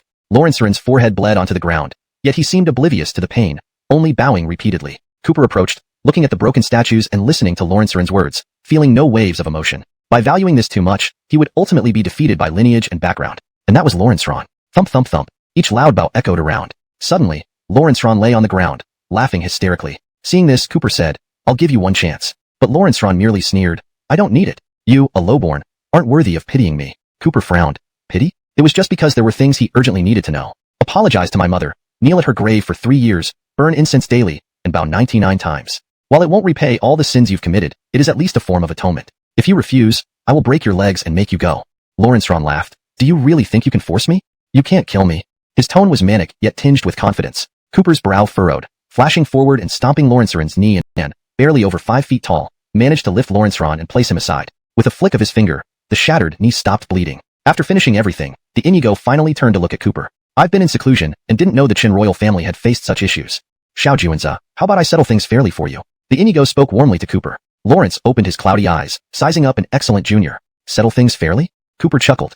Lawrence didn't rush to act, wanting to see what the Inigo had up his sleeve. The cane struck the ground with a thud. Lawrence Ron, kneel. Despite his injured knees, Lawrence Ron endured the pain and knelt. The Inigo sniffed coldly. Abandoning your wife and children was wrong. Neglecting your son and treating him harshly was also wrong. Your actions have indeed caused many problems. The elder actually started lecturing Lawrence Ron. Lawrence Ron kept his head low, saying nothing. Lawrence didn't believe it was his fault. No one could blame him. But in front of him was the Inigo. Cooper's lips curled slightly. Indeed a wise person. But I wonder why you're doing this. The Inigo chuckled. Mistakes must be punished. To me, the Chun royal family has many flaws. Lawrence is atoning for the mistakes he made. Cooper looked up at the sky. At this moment, he wanted nothing more than to let out a furious cry. Lawrence wondered if his mother, Chastity, had seen this scene. But it seems that Lawrence Ron has no such intention. Lawrence hearing this, the Jonathan pressed his cane onto Lawrence Ron's shoulder. Lawrence narrowed his eyes, locking gazes with Lawrence Ron. Suddenly, Lawrence Ron understood the Jonathan's meaning. Given his advanced age, the Jonathan often sat in meditation, maintaining his strength but avoiding easy engagements. Now, with the Qin royal family facing calamity, someone needed to step up. This person would need to deal with the exclusion from other royal families, restore the dignity of the clan, and make amends for past wrongs. The best choice was naturally Cooper. Lawrence could ease grievances and, with Cooper's strength, lead the Chun royal family back to its former glory. Afterwards, they could discard him as a mere tool. Indeed, the Jonathan's tactics were far superior. Lawrence was indeed wrong. Back then, he should have ensured the death of the mother and son without any trace of doubt. This one moment of hesitation led to a great disaster. Losing dignity was nothing. No one was watching now. Lawrence should stand up and bear the responsibility. Understanding this point, look, or are you? The Jonathan's cane dropped to the ground, his expression turning completely grim. Boy, are you refusing a generous offer? Whatever. If you refuse, I can still cripple your cultivation and provide you with food and drink. I can even elevate you to a high position to carry on the lineage of the Chen royal family. Decades later, the losses of the Chen royal family today will be recovered. Cooper nearly burst into laughter. Was he a stud horse? Talking about lineage and inheritance, he was thoroughly tired of hearing it. Old fox come. Fight. Cooper roared, throwing a punch with immense power, like an ox charging at the heavens. Cooper had already been through several battles, mentally exhausted. Yet, he poured all his energy into his punches, which were powerful enough to shake the earth. During the fight, the Jonathan gradually straightened his posture, drawing a long sword from his cane. Each sword strike resembled a river of silver suspended in midair, with blinding light carrying terrifying killing intent. After wasting so much time on you, I was able to adjust my chi and blood to peak condition. Boy, you won't get another chance. The Jonathan tapped the tip of his sword lightly, releasing wave after wave of sword chi. Beautiful and deadly, each move was fatal. Cooper remained unmoved, countering each sword strike with stood a towering figure, while before him lay another figure kneeling, trembling and coughing. Lawrence Ron held his breath, watching silently. Suddenly, a strong wind blew. The standing figure was Cooper. The Jonathan spewed blood, staining the ground red. Lawrence lifted his head, pointing at Cooper, his eyes filled with regret. You're actually that strong. His hands fell limp. These were the last words of the Jonathan. Until his dying moment, he was shocked by Cooper's strength. That overwhelming presence would leave an indelible mark in his mind. At this moment, there was a blood streak on Cooper's chest, but it wasn't fatal. Lawrence seemed unaffected, walking steadily toward Lawrence Ron, staring down at him quietly. Chapter 297. Blood Debt Paid in Blood. Lawrence Ron panicked. His confidence stemmed from the belief that the Chen clan's patriarch would intervene. But now, with the death of the Chen clan's patriarch, who could support the royal family? Cooper raised his foot once more and stomped on Lawrence Ron's chest. The intense pain overwhelmed Lawrence Ron. Life and death were at stake, like an inescapable shadow looming over him. Lawrence looked up. Cooper was facing away from the moonlight, making his expression hard to read. Only a pair of bloodshot eyes gleamed with ruthless and chilling murderous intent, causing a chill to run down one's spine. Having been trampled twice, Lawrence Ron's pride as king was thoroughly crushed. As long as he stayed alive, he would agree to anything. I'll agree to any of your demands, just don't kill me. By making my mother suffer so much, I deserve to die 1,000 deaths. But you should at least give me a chance to repent. Let me apologize to her face to face. It was worse when Cooper heard this. His expression darkened further. Lawrence applied slight pressure underfoot. My duty is to send you to see mother. But perhaps she doesn't want to see someone as heartless as you. Lawrence Ron froze for a moment, but then his eyes suddenly flashed with hope. Shangwan Axel didn't die. The force under Cooper's foot vanished completely. His eyes were filled with disbelief. Lawrence hastily grabbed Lawrence Ron by the collar and lifted him off the ground. Overwhelmed with excitement, he asked tremblingly, "You say mother isn't dead?" Lawrence Ron nodded quickly. "Yes, she's not dead. In fact, after your mother jumped off the cliff, based on her abilities, it wasn't enough to kill her. I had suspected this all along. I hesitated for some time before investigating that cliff." Lawrence Ron dared not hide anything and recounted everything he knew clearly. After investigation, it was discovered that Shangwan Axel hadn't died. There were traces of blood, leading to a long trail below the cliff. Years later, the ladder will have the Zugura to enter Kunlun Su. Note, the term Zugura is used directly in the user's translation, which seems to be an oversight. In English, it should be translated as Zugura. Zugura means qualification. So the sentence flows better as provided above.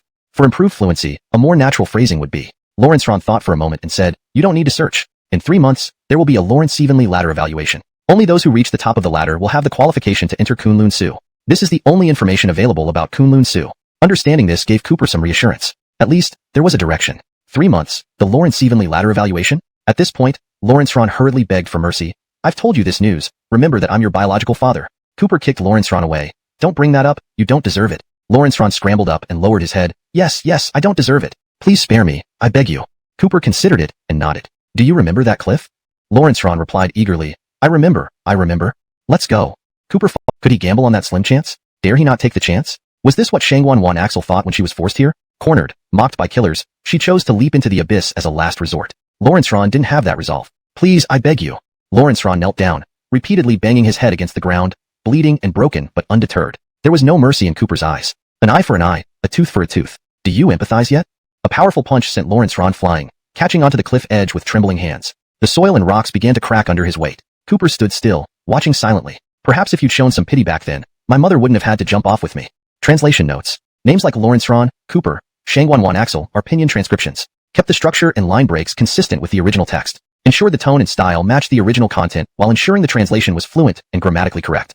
Chapter 298. The Chun Clan's Channing Hall. The group of pursuers, under Lawrence Ron's instructions, naturally held no compassion in their hearts. Now, Cooper kills his enemies one by one and similarly harbors not an ounce of mercy. Lawrence watches Lawrence Ron as the ground beneath him gradually cracks. At this moment, Lawrence Ron's heart is filled with panic. Lawrence tries to call for help but finds nothing but despair in Cooper's cold eyes. Suddenly, the crowd parted, and a man of imposing demeanor stepped forward, approaching Lawrence Ron. The Chun clan's royal family structure was not easy to collapse, being a vast power passed down through many generations. The palace Lawrence Ron resided in belonged to the main branch of the Chen clan, and this man standing before him is named Brooks, an elder of the secondary branch of the Chen clan. Moreover, among all the elders, Brooks was the strongest, even rumored to surpass Lawrence Ron in strength. Brooks was the most low-key, never involving himself in clan matters, rarely making appearances.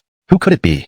Brooks's eyes brimmed with anger, his expression cold. After a period of treatment, Lawrence Ron gradually regained consciousness. "Brother, you're here? Brother, tell me who it is and I will kill him. The dignity of the Chen clan cannot be violated." Lawrence hearing this, Lawrence Ron shakily spoke a name. "Cooper."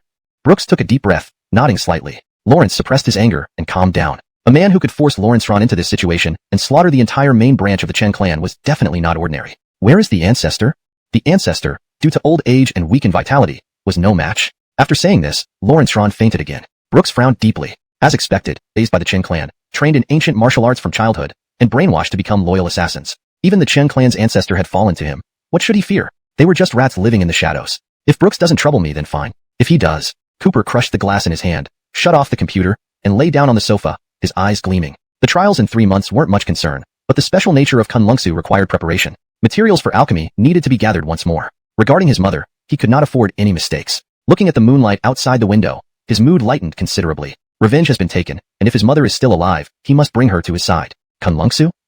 Suddenly, his phone rang. Cooper picked it up and saw it was Kathleen. Hildred Mister's granddaughter? Lawrence answered immediately. Miss Nikki has been kidnapped. Kathleen rushed to say without regard for etiquette. Cooper abruptly stood up. An intense aura radiated out, instantly turning the furniture into ashes. What audacity to dare touch Luella. Little lord, we don't know exactly who did this yet, but I will do my best. Kathleen heard the commotion on the call and became extremely anxious. Cooper closed his eyes for a moment, reopening them filled with fury. Order everyone to block sea, land, and air routes around donghua. No one is allowed to enter or leave. Search every inch until we find Luella. I'm coming personally. I want to see who dared to touch Luella. Others can act on his behalf, but concerning Nikki, he must act himself to ensure she is not harmed. Upon issuing the order, the phone also turned to ash. Clearly, Cooper was seething with rage. With one stride, he broke through the house, waiting outside in the open space of the ancient residence. Minutes later, a fighter jet appeared. Its approach made a deafening noise as it neared the ground. Cooper looked up and said calmly, "Open the hatch." The pilot complied immediately. With a slight bend in his knees, Cooper leaped onto the jet. Swinging his hand, he spoke sternly. "Let's go. Return to donghua at top speed." Chapter 299. Air, Land, and Sea Blockade. Eastern Sea in turmoil. At this moment, the Eastern Sea faced a massive storm. Eastern Sea International Airport. Planes that had already taken off were now ordered by the control tower to circle in the air, waiting for permission to land. Runways previously cleared for takeoff were now used for landing. The airport was packed with passengers. The airport manager came forward and made an announcement over the loudspeaker. A sofa was brought over, and Cooper sat down immediately. "Have you found out what happened?" Kathleen nodded quickly, handing him a tablet. "Our people discovered that this was done by the Japanese. All Japanese-related chambers of commerce in Eastern Sea have been thoroughly investigated. Only the Mitsubishi chamber has been heavily guarded by their forces, and our team is trying to break through." Cooper frowned slightly and asked, "Are you sure it was them?" Before Kathleen could respond, a man rushed forward. Lawrence knelt on one knee before Cooper and loudly declared, "Confirmed." "While we were attacking, they boasted that they captured Miss Nikki. Fearing for Miss Nikki's safety, we could only blockade the place." Cooper moved swiftly, standing before the man. For a moment, the atmosphere felt frozen. "Where?" "At the Ikkyo Spa Club." Cooper waved his hand and began walking away. "Lift the air, land, and sea blockades. Meanwhile, reinforce security around the Ikkyo Spa Club. Don't let a single mosquito escape. The rest, leave to me." With those words, Cooper left. At the same time, a group of men dressed in Japanese ninja attire stood at the entrance of the Ikkyo Spa Club, facing an army outside. Ninja Huey stepped forward, his masked face revealing nothing. Yet his eyes showed immense disdain. "While we disdain using hostages as threats," master-level experts knelt before Cooper. "We will pledge our lives to protect Master's safety." Cooper stomped his foot, sending a powerful wave that knocked them back. "For my woman, I would risk anything, even fire and knives. Besides, am I the kind of person who would let others shield me from danger?" His tone softened slightly. Having such loyal subordinates was indeed reassuring. "Wait for me." Yamakawa continued to taunt, though he had already arranged for ninjas and Japanese experts to set up an intricate trap inside the club. "Damn it. Once we terrify these people, they won't dare touch us. These people wouldn't dare confront us head-on. Cowards." Lawrence and his comrades made no effort to hide their voices. They spoke Japanese, but translation apps ensured the crowd understood every word. They were infuriated. Then, parting through the crowd, Cooper was escorted toward the scene. Yamakawa smirked. Finally, they send someone, probably to beg for peace. Why not make him kneel and shout "Denim Live Japan" 100 times? The ninjas burst into laughter. However, Cooper's escorts stopped about 100 meters from the Ikkyo Spa Club. Alone, Cooper crossed the distance to stand at the club's entrance. A red light blinked in his earpiece. His face darkened. "Denim Live Japan? Kneel and bow?" Lawrence took a scissors that densely covered him like a large net. Boyd sneered with extreme disdain. "Ignorant fool, feel fear now. You will be slowly shredded beneath these blades. This is retribution for our people." The flashing blades engulfed Cooper. Boyd grew even more excited, but flashed a look of disappointment. Lawrence glanced at the katana in his hand. "Lawrence here, not a single person has forced me to draw my sword. What a pity." "Oh, really?" A clear and cold voice sounded. Cooper slowly stepped forward. The flashes of blades didn't even touch his clothes. A few surrounding ninjas began running again, but Cooper's eyes showed a hint of impatience. Fancy moves, yet weak to the core. His figure flickered, and in the next moment, several ninjas were thrown flying away. Kneeling on the ground, they slid across the surface for over 10 meters, spitting blood and unable to rise. "You can start bowing now." Without stopping, Cooper strode towards Boyd. "Bakayaro, sword draw slash." Boyd unsheathed his katana. A white light flashed. Cooper calmly extended 2 fingers and clamped the white light between them. Boyd froze. His swift blade strike was actually held by 2 fingers. Clank, the katana snapped. Cooper casually flicked the broken blade, which pierced through Boyd's leg. "Do you have any right to mock China? Kneel down and bow 1,000 times." Action. Suddenly, in one room, someone knelt before a katana. Lawrence looked up at Cooper. "It's you who killed over 100 of our Japanese ninjas." Cooper replied calmly, "It was me." "So what?" The warrior roared, drawing his katana and dashing forward. "With your blood, I will honor my fallen comrades." Using the 3-sword style, the dense slashes resembled a massive web. The wave of slashes rushed forward like a tidal wave, one after another. Cooper took half a step back and clenched his fist slowly. "Kill!" A roar echoed through the club. Fear filled the warrior's eyes as the katana shattered and the wind from the punch remained unweakened, smashing into his chest. Ribs broke, stabbing directly into his heart. "Next," Cooper stated calmly. Doors opened all around, and almost instantly, over a dozen people surrounded Cooper. On my OG, offered by the Abe family. Offered by the Burton family. Implicit ninjas offered. In an instant, they attacked without giving Cooper any time to think. Cooper sneered. Dragon Lawrence Seed strike.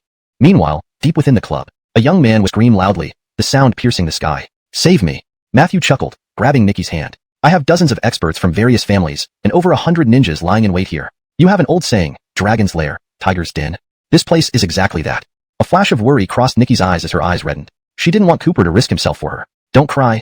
I love seeing your defiant side. Come, let me taste you. Chapter 301. Cooper's Tyranny. Ahmed stuck out his tongue, about to press down on Nikki's body. Nikki felt a mixture of disgust and fear, trying to back away as much as she could, but with her hands restrained, there was only so far she could go. Shout. It excites me. Ahmed whispered, mere inches from Nikki. Just then, a scream rang out, forcing Ahmed to pause. Bang. The door was crashed open. A figure stumbled in, falling into the bath, its blood quickly turning the water red. Ahmed raised an eyebrow. Burton, you are from one of the strongest warrior families in Japan. Who could have beaten you this badly? Abe. Ahmed lifted Nikki up by the arm. At that moment, a shadow slowly approached. Cooper, holding two ninjas, stepped forward. Seeing Ahmed gripping Nikki, his eyes turned cold. Let go of your hand. The sharp gaze made Ahmed shudder. Unfather son, if you dare touch me, you're asking for death. Cooper raised his foot again, stomping on Ahmed's thigh. The arrogant words were immediately replaced by another ear-piercing scream. Another stomp, and the other leg also broke. In pain, Ahmed fished out a satellite phone with his remaining hand and dialed the emergency number. You wait, my father won't let you off. Cooper covered Nikki's eyes with his hand. She shook her head immediately. I'm not that fragile, and that beast deserves to die. Cooper affectionately stroked Nikki's hair. If you say he deserves to die, then he will die. His eyes became even darker. Knowing Nikki's character, it was clear how much Ahmed had disgusted her. Such a person couldn't be left alive. Suddenly, a furious voice boomed through the phone. Baka, that is my son, Ahmed. You dare lay a hand on him, I'll kill your entire family. On the other end of the line was Mitsui Takao, the president of the Mitsui Chamber of Commerce and the most powerful man in the organization. Lawrence sat kneeling, his eyes cold and menacing. Having started from the underworld, he built his territory with sheer strength and influence, making him one of the most formidable figures in all of Japan. Now, his son faced a death threat, and he couldn't hold back his rage any longer. Through the phone came a cold voice. Dare to come, and I will kill you. Mitsui's finger on Nikki's lips, his eyes filled with tenderness. This gentle demeanor was starkly different from the ruthless killer he had been moments ago. Lawrence picked her up princess style. If he disgusts you, and you don't want to see him, I'll eliminate him. If the Mitsui chamber dares to target you, destroying them would be nothing. His casual tone carried an unshakable determination. A warm feeling surged through Nikki, and she wrapped her arms around his neck, kissing him. Meanwhile, Mitsui Takao's fury peaked. Danhai Cooper, right? You killed my son. I will tear you limb from limb. Wait and see. Cooper calmly replied, come and try. Lawrence crushed the phone underfoot. Daring to interrupt his time with Nikki was akin to asking for death. In Japan, Mitsui Takao screamed into the dead phone. Aya! Lawrence pounded the floor wildly, his wrath causing the tatami mats to shatter. Thousands of black-clad men rushed into the room, kneeling before him. Investigate Danhai Cooper. I must make him pay. With blood for blood, I will repay 100-fold. Chapter 302. Mysterious black-clothed figures, collaboration. A few days later, late at night, Azrael was consumed by rage, smashing all the furnishings in his room. Do they fear Cooper so much? Azrael wasn't unintelligent. He had investigated Cooper thoroughly before seeking revenge. Lawrence learned about the matters concerning the East Asia Chamber of Commerce, and how the powerful East Asian financiers behind it feared Cooper greatly. Cooper, a major general of the Dragon Soul Special Forces team. If he dared to attack this major general within China's borders, he would face the full might of the Chinese nation. That bunch of cowards, they have forgotten the spirit of Bushido. They don't deserve their katana. Money, the Sanjo Chamber of Commerce doesn't lack for it. Nor do we lack people. Azrael clenched his fists. His son, Dougie, had been killed, and this blood debt he must repay. Lawrence had the means to seek vengeance, but not within China's borders. President Sanjo, there are a group of Chinese visitors here. Should we receive them? Azrael furrowed his brow and coldly snorted. I want to see who it is. Soon after, several black-clothed, masked figures slowly walked in. You know why you're troubled, the black-clothed figure said straight to the point, drawing Azrael's attention. Azrael waved his hand. Tell me, why am I troubled? You dare not act against Cooper within China. Yes, we know of your enmity with Cooper, and we have a way to lure Cooper out to sea. The black-clothed figure concealed its expression, speaking with an icy, emotionless tone. Azrael narrowed his eyes. Consider, Master, Pinghai is international waters, not bound by any international law, extremely dangerous. No matter. There is something interesting there. The sword he saw was the Dragon Slayer sword. Lawrence wasn't sure if it was genuine, but the announcement implied that this was related to that person. Might as well go check. Even if it turned out to be nothing, the imperial treasure, the seal of the 5 emperors, was also up for auction. A piece that China needed to reclaim. 3 days later, Nikki hugged Cooper, her eyes filled with worry and reluctance. The seal of the 5 emperors is important. I won't stop you, but please be careful. Cooper gently stroked Nikki's hair. I'll be fine. Also, I'll bring you back a gift. It's a surprise. Wait for my return. Cooper smiled, let go of Nikki, and boarded the fighter jet. Pinghai, known for its ocean currents and whirlpools, was an extremely dangerous area ignored by most nations. From his fighter jet, Cooper surveyed the waters. In just over an hour, he spotted several whirlpools. If the engine lacked power or the water intake was insufficient, any vessel approaching Pinghai could be swallowed by these whirlpools. In the distance, the outline of a massive warship emerged. Warship? Cooper smirked. Only a warship could remain stable in such treacherous seas. Over the radio, the organizers announced, "Please" appeared on the auction platform. This auction will last 2 hours.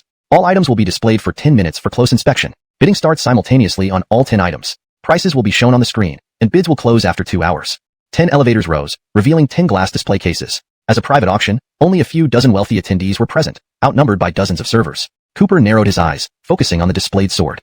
Chapter 303, Determined to Obtain. As soon as the lift platform appeared, everyone gathered around it. The waiters wisely moved to the periphery. Cooper was among the crowd. Of the 10 items, he was only interested in 3. The deep-sea azure could be given to Nikki. Containing primordial energy, wearing it would also enhance beauty and delay aging. No matter how beautiful a woman is, she always hopes to become even more so. Next was the seal of the 5 emperors. Its exquisite craftsmanship appeared seamless, heavy with historical gravitas. His expression instantly turned cold. This was indeed an authentic artifact. When this national treasure was lost initially, the Great Xia had conducted numerous investigations without any leads. Today, they had encountered it. Lawrence took a deep breath and said coolly, "This is a national treasure of our Great Xia. I am determined to..." Piercingly dark, almost flashing with a hint of murderous intent. No one had ever dared to compete with him, and those who did are now dead. Forrest took a deep breath and walked up to the deep-sea azure. Seeing this, the others quickly dispersed. Those originally interested in the gemstone side and looked at other items. The current bid for the deep-sea azure was only 10 billion. Forrest gently tapped and increased it by 10 million. "I'm interested in this," he said, looking around at the crowd. Everyone immediately nodded and bowed obsequiously. A young man with a samurai haircut came forward and bowed deeply to Forrest. "My lord, I am Darren. My father once visited your estate. This deep-sea azure, no one will dare compete with you for it." Forrest waved his hand dismissively. "I don't recall you. A Japanese dog, guarding my gate?" Darren wasn't upset and nodded. "We indeed can only be at the periphery. It's normal for Mr. Forrest not to remember me." Lawrence displayed utmost humility. But then, the bid ticked up again. Forrest's gaze turned icy cold as he turned to look at Cooper. Cooper still hadn't put down his bidding device. "Again, you, the Great Xia person, you dare to challenge me twice?" Cooper ignored him but said quietly, "These 2 items interest me."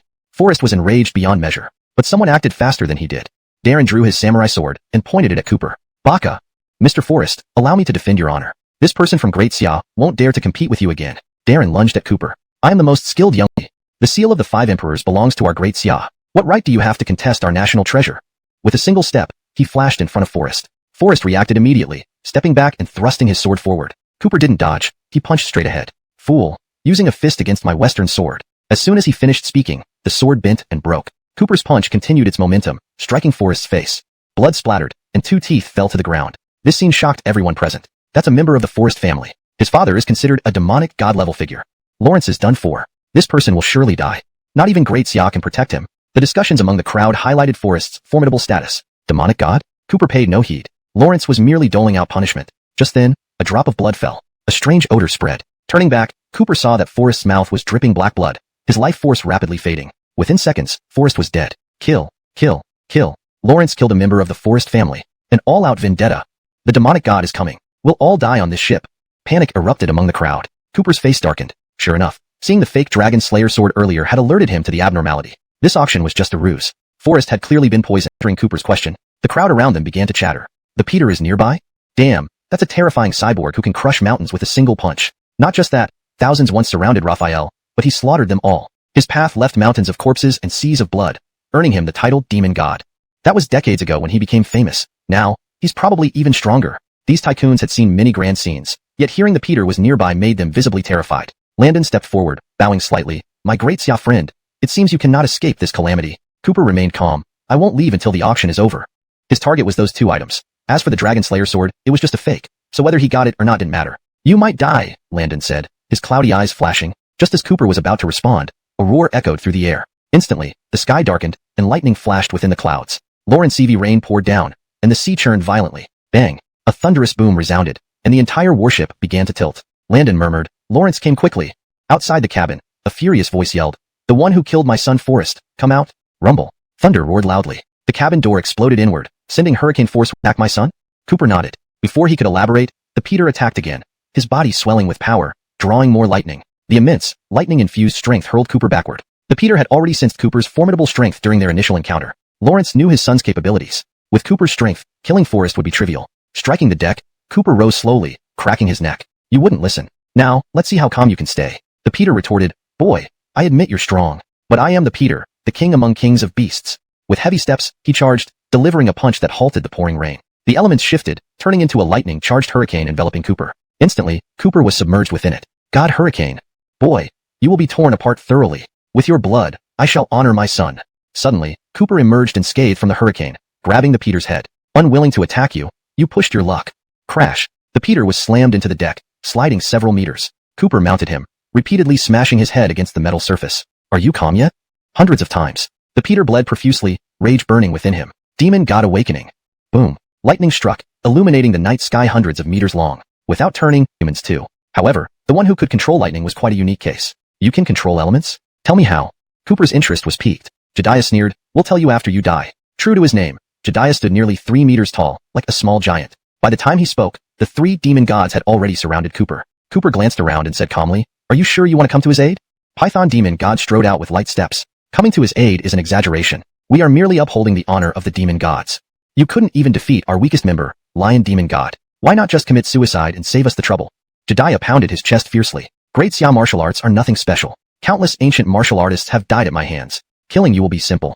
The ground shook violently as Jedediah's every step made the warship tremble. Cooper's gaze darkened. Want to kill me? Not enough. Why did those behind today's confrontation choose to hide instead of showing themselves? At this point, all grudges should be settled. Why do you still hide?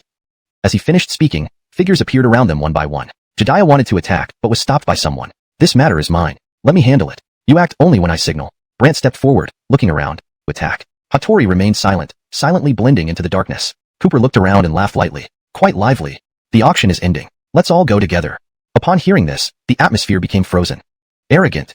Just fighting Raphael got you suppressed. You dare to challenge all of us? Something to boast about, considering this is the strongest from both Japan and the West joining forces. This boy must surely die. Mitsui Yuki, let me take a cut too. The crowd's emotions rose. Cooper stood still, showing no signs of retreating. Since everyone wants to kill me, I won't hold back. If you don't move, I will. Lawrence drew his sword and wielded it effortlessly. Dragon Lawrenceid slash. A blinding sword light split through the heavy rain as if cleaving the heavens. Demon gods descend. Chanting form technique. Yatagarasu, hear my call. Orochi, grant us power. Cooper's first move prompted everyone to unleash their most powerful techniques. The warship exploded, seawater gushed in.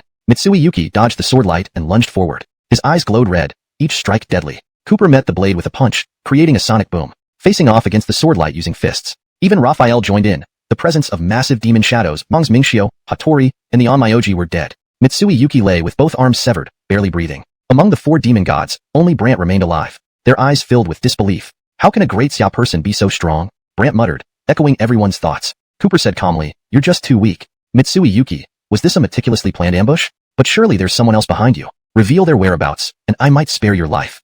This confrontation had to be set up to ensure his appearance. Only that person knew to use the dragon-slaying sword as bait, knowing he would definitely react. Chapter 306, Callan reappears. Terror filled the eyes of Zack. The power displayed by Cooper was enough to make him drop all grudges and feel nothing but fear. Yes, they were a group of black-clad individuals, possibly from Daya, but I only collaborated with them without knowing their exact identities. Cooper gave a cold snort and turned his gaze towards Asher. And you? Asher glared at Cooper and coldly said, I admit you are strong, but you are now the enemy of all Japan. You should think about that. Cooper nodded slightly, realizing Asher had no knowledge of this matter. With a flick of his finger, a sword beam shot out, piercing through Asher's forehead. Unbelief still lingered in Asher's eyes, but his breath had ceased. And what about you? Cooper flashed to stand before the remaining demons. Demons were known for their ferocity and brutality, but they showed no spirit when faced with Cooper. Callan and Shin Woolyong are matters within your own Daya community, unrelated to us. One immediately blurted out, terrified after witnessing Asher's death. Cooper spoke calmly, very well. It is indeed none of your business, but you chose to be part of this mess by attacking me, so? Blood spattered as the demons fell silent. Since they dared to attack Cooper, they would have to pay the price. Zack knew he couldn't escape death today. Lawrence burst into laughter. You will die too. This ship has already changed course for Pinghai's Eye of the Storm since you boarded. Boom. Thunder continued roaring. A massive tornado loomed nearby, and the ship was heading straight toward it. Once close enough, it would surely be sucked in and turned to ashes. On this Pinghai Sea, we are surrounded on all sides by water. Near the Eye of the Storm, no ship dares approach. Under endless seawater, you will die too. Sinking together into this bottomless abyss. Cooper glanced coolly at Zack. At this point, Zack seemed entirely desperate, laughing wildly like a madman. Do you really think I came unprepared? Suddenly, 2 figures quietly appeared on the deck. Master, all the ninjas on deck have been cleared out. If we don't leave soon, even our fighter jet won't be able to take off. Zack's breathing hitched, eyes wide with panic at the immense storm ahead. Then, as if struck by a sudden thought, he knelt down before Cooper, frantically banging his head on the ground. I beg you, take me away, take me away. But Cooper did not turn back. In Zack's gaze, he gradually moved farther away. If Zack wished to sink to the depths, he would let him perish alone in the eye of the storm. The engine of the fighter jet roared to life. Zack was left alone on the deck. As the ship approached the storm's eye, an enormous pulling force took hold. Already riddled with holes, the vessel crumbled into fragments, while Zack was dragged screaming into the churning abyss below. On the fighter jet, Cooper furrowed his brow. Didn't you find any trace of the Dia people? One of his subordinates replied immediately. It seems they were completely used. We found someone had already evacuated when we boarded the ship. Cooper waved dismissively, uncaring. All right, did you get the items? His subordinate nodded. Yes, master. All 10 auction items have been secured. Keep deep blue sapphire for me. The seal of the 5 emperors should be handed over to the special forces. Cooper looked out the window. Callan reappeared and was collaborating with the secret chamber of the Qin clan's royal family. This suggested that Callan also had the backing of a royal lineage. Lawrence didn't care much. A crippled royal lineage and a traitor couldn't were amazed, delighted to personally present Cooper with a medal. This time, they insisted he accept it. Having resolved this matter, Cooper once again met with Mr. Steve. In fact, Steve had intended to find Cooper as well. In the ancient martial arts world, a tremendous piece of news reverberated, shaking the entire realm. Even some old masters in deep meditation emerged from seclusion, and ancient families previously hidden resurfaced. Steve's expression was serious, his eyes filled with complex emotions, joy, anger, worry. The long-lost Dragon Gate treasure vault has reappeared, causing chaos among numerous powerful figures in the martial arts world. At the same time, the traitor Callan appeared in the martial arts world, wielding the dragon-slaying sword, backed by the support of the Qin clan's royal lineage, announcing the Dragon Gate conference. Speaking of Callan, Steve's tone grew more intense, his eyes blazing with fury. Cooper read through the documents with interest. Dragon Gate treasure vault? Callan did not catch his attention. It was the treasure vault that piqued his interest. If Cooper wasn't mistaken, opening the Dragon Gate treasure vault required 2 conditions, one being the Dragon King order he possessed, and the other, the dragon-slaying sword. Lawrence narrowed his eyes. The incident with the ship must have been Callan's challenge, a blatant provocation. Blood, hanging at his waist. Whether he had just taken a life or not, the bloodstains were strikingly noticeable. Suddenly, the broken sword trembled. The man looked up. Fellow martial artists have arrived. My greetings were belated. 40 years of practicing swords on this mountain peak. A single slash that shakes heaven and earth. You can join under my banner. Royal clans, hidden mysterious forces, even monsters secluded in remote places, all received invitations to the Dragon Gate gathering. The entire ancient martial world shook, echoing words passing through the air. The long-lost Dragon Gate reappears. The ancient martial world shall experience upheaval. This might not be so simple. It's best we stay uninvolved.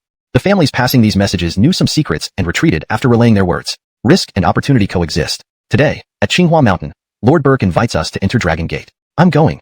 That's right. I love chaos and bloodshed. I can't wait to taste fresh blood again. There are still vacancies among the 8 generals of Dragon Gate. Gain a position and enter the treasure vault together. That sealed vault has me eager days. This assembly has but one purpose. Determine the sole crystal of Dragon Gate. I, Emperor Burke, await you. Chun, June, Jia. This voice resounded like thunder, reverberating far and wide. Prominent families and hermit lineages present all showed intense interest in Cooper's name. Only a few had heard of Cooper. Recently, there was a bloody battle with the Chun royal clan. Lawrence was critically injured and fled far away. Why did he provoke Dragon Gate this time? A royal clan member stepped forward and spoke gravely. Cooper seems not to be seriously injured. Another royal clan member sneered disdainfully. The Chun royal clan didn't yield to Cooper, yet they guard the foot of Qinghua Mountain like watchdogs when faced with Burke. With such disparity, can't you see the difference? Everyone murmured, but few were optimistic about Cooper. Considering the majestic display of Dragon Chi rising and enveloping him in brilliance, how could anyone compare with Burke? The challenge shook the entire ancient martial world once again. Ryan wanted an invitation but found herself rejected by Dragon Gate. Their family is a royal clan. Could they not participate in the Dragon Gate assembly? Realizing this, Ryan immediately contacted Cooper. Cooper smiled faintly. Only crystal of Dragon Gate? A challenge? Why not go? Hildred's eye through 8 palaces up to the peak. Even so, visitors expressed no dissatisfaction but instead brought gifts to congratulate Dragon Gate's reappearance. Many people could enter, except for those related to Cooper, who were blocked at the entrance, unable to access Dragon Gate Lawrence seed quarters. If they forced entry, they would face fierce resistance, leaving subordinates helpless. Chapter 308. Cooper arrives, clashing aura. In the martial arts arena, a crowd buzzed with discussions. Dragon Gate stands at the pinnacle of the ancient martial world. Even during its prime, royal clans paled in comparison. Doesn't that mean Dragon Gate's treasury is filled with numerous rare treasures? That's none of our business. Let's focus on this contest for the position of crystal.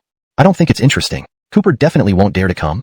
All forces associated with Cooper were denied entry. Everyone present now leaned toward Jackson and continuously belittled Cooper. In front of Dragon Gate, even some royal clans seemed to have become subservient. The chime rang 9 times in succession, echoing through the clouds. Immediately after, a voice resonated. The time has come. It seems you did not dare to come. Loud and powerful, this voice was more stirring than the resounding bell. Even if you didn't come, it doesn't matter. 9 bell strikes will mark my farewell to you. I will surely slay you beneath my sword regardless. Run. After the Dragon Gate gathering, this crystal will begin pursuing you. The crowd was stirred and burst into laughter. Their guesses had proven true. The young man named Cooper dared not come. To chase such a coward, it's fitting for us to do so on your behalf. Someone stepped forward, fawning excessively. This call found an immediate response. 100 people stood up, volunteering to help Jackson hunt Cooper. With thanks then, only his voice could be heard. He remained invisible. No one felt offended, instead finding it natural. Strong individuals always carried an air of mystery. Cooper, dying in fear would befit you. As soon as these words were spoken, heavy footsteps echoed. Each step thumped in rhythm with most people's hearts, especially those who had answered the call, now feeling intensely uncomfortable. Suddenly, a cold snort sounded. Then, Cooper appeared before everyone. His expression was calm, but each step caused the ground to tremble. Ultimately, Cooper's presence felt like a tsunami overwhelming the scene. I'm here.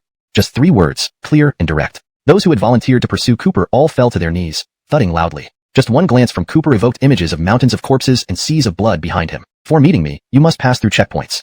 Prove that you indeed have the strength to challenge me. With that, Jackson fell silent. This exchange across space, while thrilling, was just an appetizer for the audience. Cooper, expressionless, stepped towards the first palace. On the martial arts arena, many didn't understand these so-called rules and immediately sought advice from the great ones. But few understood. Only a bent old man with silvery hair stepped forward and spoke clearly. Once I heard tales of Dragon Gate's 8 generals. After this announcement, everyone fell silent, staring intently at the old man. Lawrence chuckled, eyes filled with nostalgia. The Cristobal requires formidable combat prowess, and under him are the 8 generals of Dragon Gate. These 8 generals represent the strongest in 8 different fields, and only by defeating them in their respective areas can the Cristobal recruit them. Everyone nodded in agreement. The strongest in each field have their pride. Simple victory and strength alone wouldn't crush that pride. So you're saying, the Cristobal is the strongest in all 8 fields? Someone gasped, voicing everyone's thoughts. The old man nodded slightly, agreeing. One must pass these 8 trials to have the necessary qualifications to challenge the Cristobal. And the first trial is with a blade. Fortunately, I know the names of these 8. Do you know who wields the first blade? The old man paused dramatically. Chapter 309. Let me teach you what a knife is. Cooper let out a cold snort. Lawrence felt indignant on behalf of Braden. Burke wasn't just a traitor, but had taken in people like this to be one of the 8 generals of the Dragon Gate. You don't understand knives. All you know is killing. You're nothing but an executioner, Cooper remarked coolly. Horus suddenly erupted, a beam of bloody light emanating from his body, soaring into the sky. On his serrated long knife, numerous skulls appeared, looking extremely terrifying. My way of the knife is to kill. What do you know? Draw your knife and tell me about transforming it into the way of the knife. Horus drew the serrated long knife, licked the blade with his tongue, which was instantly sliced open by the edge. Fresh blood mingled with the long knife, making the teeth come alive, radiating a chilling aura. Cooper walked calmly towards the weapon rack. As if enlightened, he chose a rusty long knife. When his hand touched it, the long knife began to vibrate, the rust gradually falling off. The moment Cooper picked up the long knife, he felt a deep obsession. This obsession urged Cooper to defeat Horus before him. Do you also think he doesn't understand the way of the knife, and that I should teach him properly? A smile curled at the corner of Cooper's mouth as he lightly tapped the long knife with his finger. Crimson knife beam soared into the sky. Cracks appeared on the palace roof, then collapsed. 2 figures shot out, standing on the ruins. Without the palace obstructing their view, everyone could see clearly. The temperature plummeted as shocking killing intent surged into the sky, forming a terrifying ghostly shadow behind Horus. Cooper took a deep breath, staring at the long knife in his hand, his expression momentarily blank. Rivers of blood dye the heavens red. Horus suddenly shouted. A terrifying crimson knife beam sped past, emitting high-pitched screams that echoed in the minds of everyone in the arena. People covered their ears, some even bleeding slightly due to the sheer force, merely from glimpsing the beam. In the blink of an eye, Cooper could only raise his knife to block it. Snap! The rusty long knife broke. The crimson knife beam kept its momentum, striking Cooper. His feet scraped the ground as he flew backward until landing in the arena. Blood dripped. The crowd in the arena gasped. The sound of blood droplets hitting the ground was distinctly audible. Cooper lost. Someone shouted, stirring an uproar. This Cooper came out acting so arrogant, yet couldn't even pass the first test. Absolutely hilarious. His knife shattered. Utterly defeated. Get out of here. This is Burke and Ichabod's territory. Endless jeers rang out. Cooper slowly rose, looking at the broken knife as king. Lawrence raised the serrated long knife high above his head. Offering blood as sacrifice, let the heavens tremble for my knife. Boom. 100-meter-wide knife beam sped past, dyeing the entire sky crimson. At this moment, the crowd's knives trembled even more. Seemingly enlightened, Cooper swung the knife effortlessly. The knife or a sword, like a giant holding a long knife, trying to split the heavens. Bang! The knife aura collided with the blood beam, leaving the whole area silent. The forces clashed, dissolved, and finally vanished. Shock and disbelief filled Horus's eyes. Impossible. This was my strongest attack. You can't possibly have blocked it. Even Ichabod. Cooper wielded the long knife, as if merging with the universe. This level stunned everyone. One swing carried the power of heaven and earth, splitting mountains and cleaving the land with tremendous force. You're wrong. Holding a cursed blade, you let it control you. How do you understand the true essence of a knife? You are nothing but a servant. Snap. The serrated long knife shattered upon his words, becoming countless specks of blood-red light before vanishing. The knife beam continued its course, slashing across Horus's body, leaving a long bloody gash. He taking steady steps towards the second palace. Inside the training arena, most people were astonished by Cooper's single slash. Someone checked the condition of the blood sword. It had ended life cleanly and decisively. Old man, what is the second challenge? Have you seen it before? Someone asked the hunched old man. Lawrence nodded, then shook his head. These 8 dragons generals represent the strongest in 8 different fields, and it appears Cooper seeks to vie for the position of Cristobal. Upon hearing this, everyone became intrigued. No one stopped them from watching, only previously guiding them to the training arena. Now, with the arena bisected by the slash, there was no point staying in the ruins. Immediately, someone stood up and followed after Cooper's direction. Encouraged by this leader, others eager to see more joined the procession. As for the second challenge, I also don't know what it is. Let's watch together, said the hunched old man again. Everyone's curiosity piqued, their interest grew exponentially. By this time, Cooper had appeared in the courtyard of the second palace. This courtyard was filled with countless medicinal herbs, each emitting an odd glow, clearly rich in primordial energy. Strange misty red vapors enveloped the courtyard, shrouding the palace within, barely visible. The surroundings were eerily silent, devoid, forming a finger-sized hole. At this moment, someone asked curiously, "What is this challenge?" Cooper wiped the blood off his nose and whispered softly, "Poison." Leland continued, "Yes, poison. And according to legends, this technique comes from the southwestern frontier, where it is known as the king of 10,000 poisons. These herbs, whether mildly toxic, non-toxic, or highly toxic, when combined, create the blood-colored mist, a poison with no antidote." As Leland spoke, he took 2 more steps back, visibly wary. Everyone else also backed away, observing Cooper from a distance. This challenge disregards martial ethics, starting an ambush the moment he enters. It's because Cooper underestimated it. The incurable poison means certain death. Fortunately, Old Bai warned us beforehand, or we would have followed blindly and met the same fate. People murmured amongst themselves, disappointment evident in their eyes. They had been interested in the 8 dragons generals, yet Cooper had already succumbed to the incurable poison before even reaching the opponent. From inside the palace, an Alicia's voice sounded. "Young man, you're far too arrogant. Knowing these herbs and the blood-colored mist are poisonous, why didn't you hold your breath?" Cooper replied coolly, "Why should I?" The Alicia laughed, her sharp laughter sending chills down Evkane onto the ground with great force. A fine mist of dust instantly spread out, but vanished moments later. "Young man, you've been poisoned again."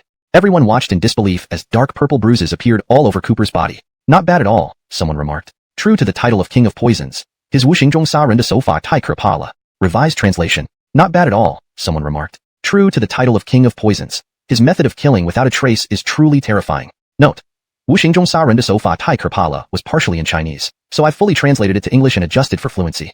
I feel unstable. Did I get poisoned too?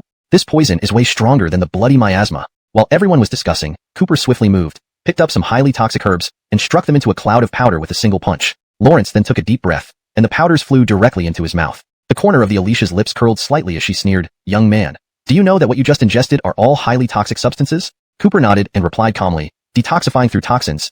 It's just a common technique." As he spoke, the bruises on his body slowly faded until they disappeared completely. Lawrence shook himself, exhaled deeply, and the long breath he took created a gentle breeze that swept past the Alicia.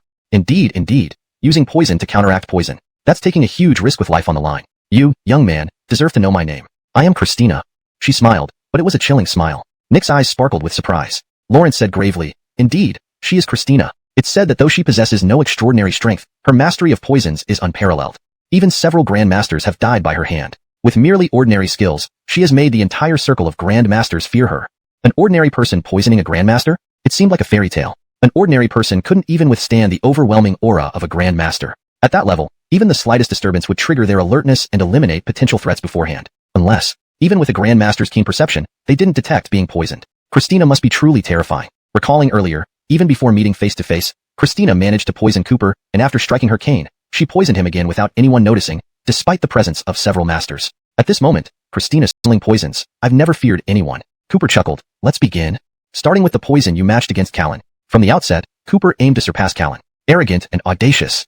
As you wish. Christina stepped forward and picked 10 types of tonic herbs, mixing them thoroughly. Cooper followed suit, picking the same herbs. Neither concealed what they gathered, but knowing the ingredients alone wasn't enough. Among the crowd were some adept poison users. Watching the herbs used, none of which were inherently toxic, they couldn't fathom how these would turn lethal. Soon, both had concocted their poisons. Christina flicked a pinch of powder from her fingernail into the potion, then handed it to Cooper. Meanwhile, Cooper finished his concoction. They appeared identical but held deadly intent. Exchanging potions, they drank simultaneously. Christina laughed loudly. For martial artists, strong chi and blood flow mean my poison will make your blood boil until you're burned alive. She casually took another herb, consuming it as well. Instantly, veins bulged on Cooper's body, swelling like a balloon, seeming ready to burst. Cooper similarly flicked, summoning herbs into his mouth. The rampant blood she gradually calmed.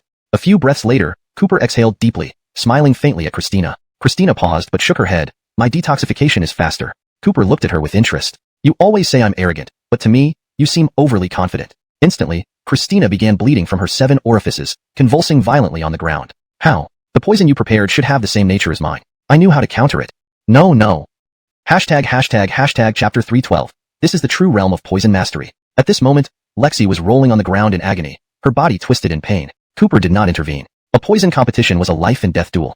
Either he or Lexi would die. However, he still gave a hint. The root? Having vowed to surpass Jackson, it was necessary to complete 3 rounds with Lexi. Lexi immediately understood. She rushed into the herb garden, grabbed a handful of soil, and stuffed it into her mouth in large bites. Soon, her painful expression eased considerably. Yet, from struggling on the ground and eating dirt, she looked like a disheveled beggar. Lawrence's eyes were filled with disbelief. How is this possible? She had needed Cooper's hint to counteract the poison. Could it be that this young man had surpassed her in the art of using poison? Next, I will not act again. You set the time limit. If I cannot detoxify within the specified time, I admit defeat. Cooper's face remained indifferent as he dragged over a chair and sat down. Lexi was furious. I have never been disrespected. Young man, you better act now. Act. Cooper sighed but did not say much more. 3 times, just 3 times, he remarked with a deep meaning. Madness spread across Lexi's face as she stumbled toward the herbs. Even Cristobal would not dare look down upon my poisons. Back then, when I fought him to a draw, I kept researching new poisons. I believe even Cristobal couldn't solve this one. Like a madwoman, she harvested all the herbs she had painstakingly grown. The immense stress made her emotions unstable. From over 100 types of herbs, she concocted an odorless, tasteless powder. Then, adding venomous insects and grinding them into a black pill, she released a fragrant aroma. Bang bang bang. Outside, people watching began collapsing one by one, foaming at the mouth, their faces turning bluish-purple, clear signs of poisoning. Hold your breath quickly. How terrifying the poison is. Just the smell can incapacitate a grandmaster. Step back, don't get any closer, or you will die. Just as everyone panicked, they saw Cooper stretch out his hand, pointing to 2 poisons, then consuming both. Everyone stared in shock. Due to your physique. Lexi's eyes lit up as if realizing something. But before she could finish speaking, those who had fainted from the poison outside were shaking their heads and standing up again. Upon waking, they immediately retreated several hundred meters, though cries still echoed. I almost saw the bridge of forgetfulness. I felt my consciousness leave my body, but I smelled a strange fragrance. Too terrifying. Do not provoke these poison masters. These people had been poisoned initially but were now fully recovered. They were poisoned by the toxic fragrance and cured by the antidote's fragrance. Lexi remained dazed. Lawrence's complexion turned gray-black, and black blood flowed from her orifices. Cooper calmly said, "Recall what I said. I only intervened 3 times. Lawrence hearing this, Lexi fell to the ground. 3 times? 3 times? No, only twice. You acted once when neutralizing the red miasma, and once when preparing the poison. Where's the 3rd time? Cooper narrowed his eyes and softly repeated, "Root?" These words made Lexi breathe faster, her eyes full of rage and bloodshot. After a while, she collapsed. How can this be? It's impossible. I always believed in striking invisibly, yet you used antidotes as poisons, making me think I was detoxifying when I was being poisoned. Ha ha ha. In her laugh, Leland's words left a deep impression on them. This kid is terrifying. This only proves that he has some skills, and his ability to use poison is decent. But can he still use poison in the subsequent stages? That's right. With everything here destroyed, he can't use poison anymore. Moreover, after being poisoned consecutively, he didn't show any signs of needing rest. The crowd once again followed Cooper. Initially, everyone mocked Cooper, but now, they seemed to have to recognize his strength. Most terrifyingly, atop this mountain peak, there was a Cristobal who could subdue these people. This Cristobal, like a celestial deity, became increasingly unreachable. Just one golden flower elder and blood knife had already given them numerous shocks. How formidable would Burke, the Cristobal, be? It's getting dark? Leland suddenly exclaimed in alarm. It wasn't getting dark. At this moment, everyone could no longer clearly see Cooper's figure. Inside this 3rd palace were towering trees that blocked out the sky, preventing even a single ray of sunlight from penetrating. Just as they caught up, thin threads abruptly snapped. A piercing sound broke through the air. Before the few experts at the Grandmaster level reacted, they directly fell to the ground. Hidden weapons. Leland exclaimed again. Lawrence was also in the front row, but did not expect Lawrence side and said slowly. The Tang sect was once flourishing in the ancient martial world, renowned not only for their lethal hidden weapons, but also for their exquisite design in creating these weapons. But, however, the disciple considered the most outstanding in the Tang sect, who also made all the hidden weapons passed down by the sect, ended up destroying it. In just one night, on the ground lay darts, needles, various strange hidden weapons, covered in coagulated blood. This battle shocked the entire ancient martial world. That revered and feared Tang sect was obliterated overnight. At that time, everyone thought it was done by some hidden power, never imagining it was just one person. Fitz. Lawrence admitted that he joined the Tang sect because the ancestors and masters of the Tang sect were all stronger than him. But when he surpassed the Tang sect, it no longer needed to exist. What a frightening ingrate. This secret was little known. But once Leland mentioned it, several prominent figures present all showed signs of shock. They seemed to recall that bloody night. Inside the palace, Fitz fiddled with the hidden weapons on the table. I really want to get stronger, but the Tang sect is no longer sufficient for me. The Li Hua needles rank in the top 3 among the Tang sect's hidden weapons. It couldn't be replicated by later generations, yet I did it. Thunder Lawrencell breaking soul needle, the table. Burke couldn't defeat you with hidden weapons, but it doesn't mean I can't. Upon hearing this, Fitz paused, then burst into laughter. Do you know yourself? You think Burke lets you pass the 8 stages out of fear? Is it to deplete your strength using these challenges? No, he simply doesn't care. If all 8 of us can't beat you, how could you possibly stand before Burke? Fear flashed in his eyes. Once, he followed strong people but slaughtered many of them. Lawrence firmly believed that as he kept advancing, countless strong individuals would be surpassed. But he failed. Lawrence was utterly defeated by Burke. To this day, that man's power still casts an indelible shadow over me. Do you understand? Give up. Everyone followed Leland as they walked into the courtyard. After a moment of sensing, everyone realized there was not a single trace of poison left behind. Leland's words had left a deep impression on them. This boy is terrifying. It only proves that he has some strength and is skilled in using poison. But can he still use poison in the upcoming challenges? Right, everything here is destroyed. He cannot use poison anymore. And despite being poisoned consecutively, he shows no sign of needing rest. The crowd once again followed Cooper's steps. From the beginning, everyone mocked Cooper, but now it seemed they had to recognize his strength. Most frightening of all was that atop this mountain peak, torches flickered to life around them, illuminating a tall, thin youth clad in black, standing before Cooper. Lawrence saluted gracefully. I am Fitz, the sole disciple of the Tang clan. Cooper's expression remained indifferent. If you can defeat Burke, it proves your strength. Why did you join the 8 generals of Dragon Gate? Fitz's attitude was nonchalant. Because Burke is indeed stronger than me. I'm not stubborn. I don't need him to beat me at my strongest skill. I'm willing to follow any true master in this world. Naturally, I also want to eliminate those masters I've surpassed. Outside the palace, everyone hesitated to enter. The hidden weapons that even masters couldn't withstand. Wouldn't they be committing suicide by entering? Leland's face darkened. The Tang clan once thrived in the ancient martial arts world, renowned for their deadly hidden weapons and ingenious designs. But Lawrence paused, recounting a grim tale. The most outstanding disciple of the Tang clan, the one who created all the inherited hidden weapons, was the very person who wiped out the entire clan in just one night. The ground was littered with darts, needles, and bizarre hidden weapons, all soaked in blood. That shocking event left an indelible mark on the ancient martial arts world. Everyone thought it was some hidden power, but in the end, it was just one person, Fitz. Lawrence admitted he joined the Tang clan because the patriarch and leaders were stronger than him. Once he surpassed them, the Tang clan became unnecessary. What a despicable ingrate. This secret had rarely been known, but Leland's words sent shivers down the spines of the assembled figures, as if they too could feel the weight of that bloody night. Back inside the palace, Fitz idly played with the hidden weapons on the table. I wanted to become strong, but the Tang clan could no longer satisfy my thirst for power. Lawrence picked up a round object and flung it away. As it flew, it shot out countless fine threads. Upon exploding, the threads merged into a vast net, like a prison trapping anyone within. Then, the net contracted, generating sparks until only a single needle remained, piercing through thick walls and disappearing from sight. Cooper narrowed his eyes. This thing was incredibly powerful, transitioning through 3 forms in mere moments. I admit you are a genius with hidden weapons, Cooper acknowledged. Fitz seemed disinterested, casually picking up more spheres. So, let's begin. Either you kill me, or I kill you. Remember, trying to defeat my hidden weapons with yours will get you nowhere. No one in this world can do it. With blinding speed, Fitz launched an onslaught of hidden weapons toward Cooper. Boom! A shockwave exploded from Cooper, sending sonic waves rippling through the air. Wait! Cooper waved a hand. Fitz raised an eyebrow. Storm of Pear Blossom's needle, golden lotus bloom, life-stealing soul-chasing nails. These ancient martial arts weapons, feared throughout the world, were casually scattered on the table as if they were mere uncollected garbage. Whoosh! A figure appeared before Cooper. You have proven your strength by passing 2 rounds, but you stand no chance before me.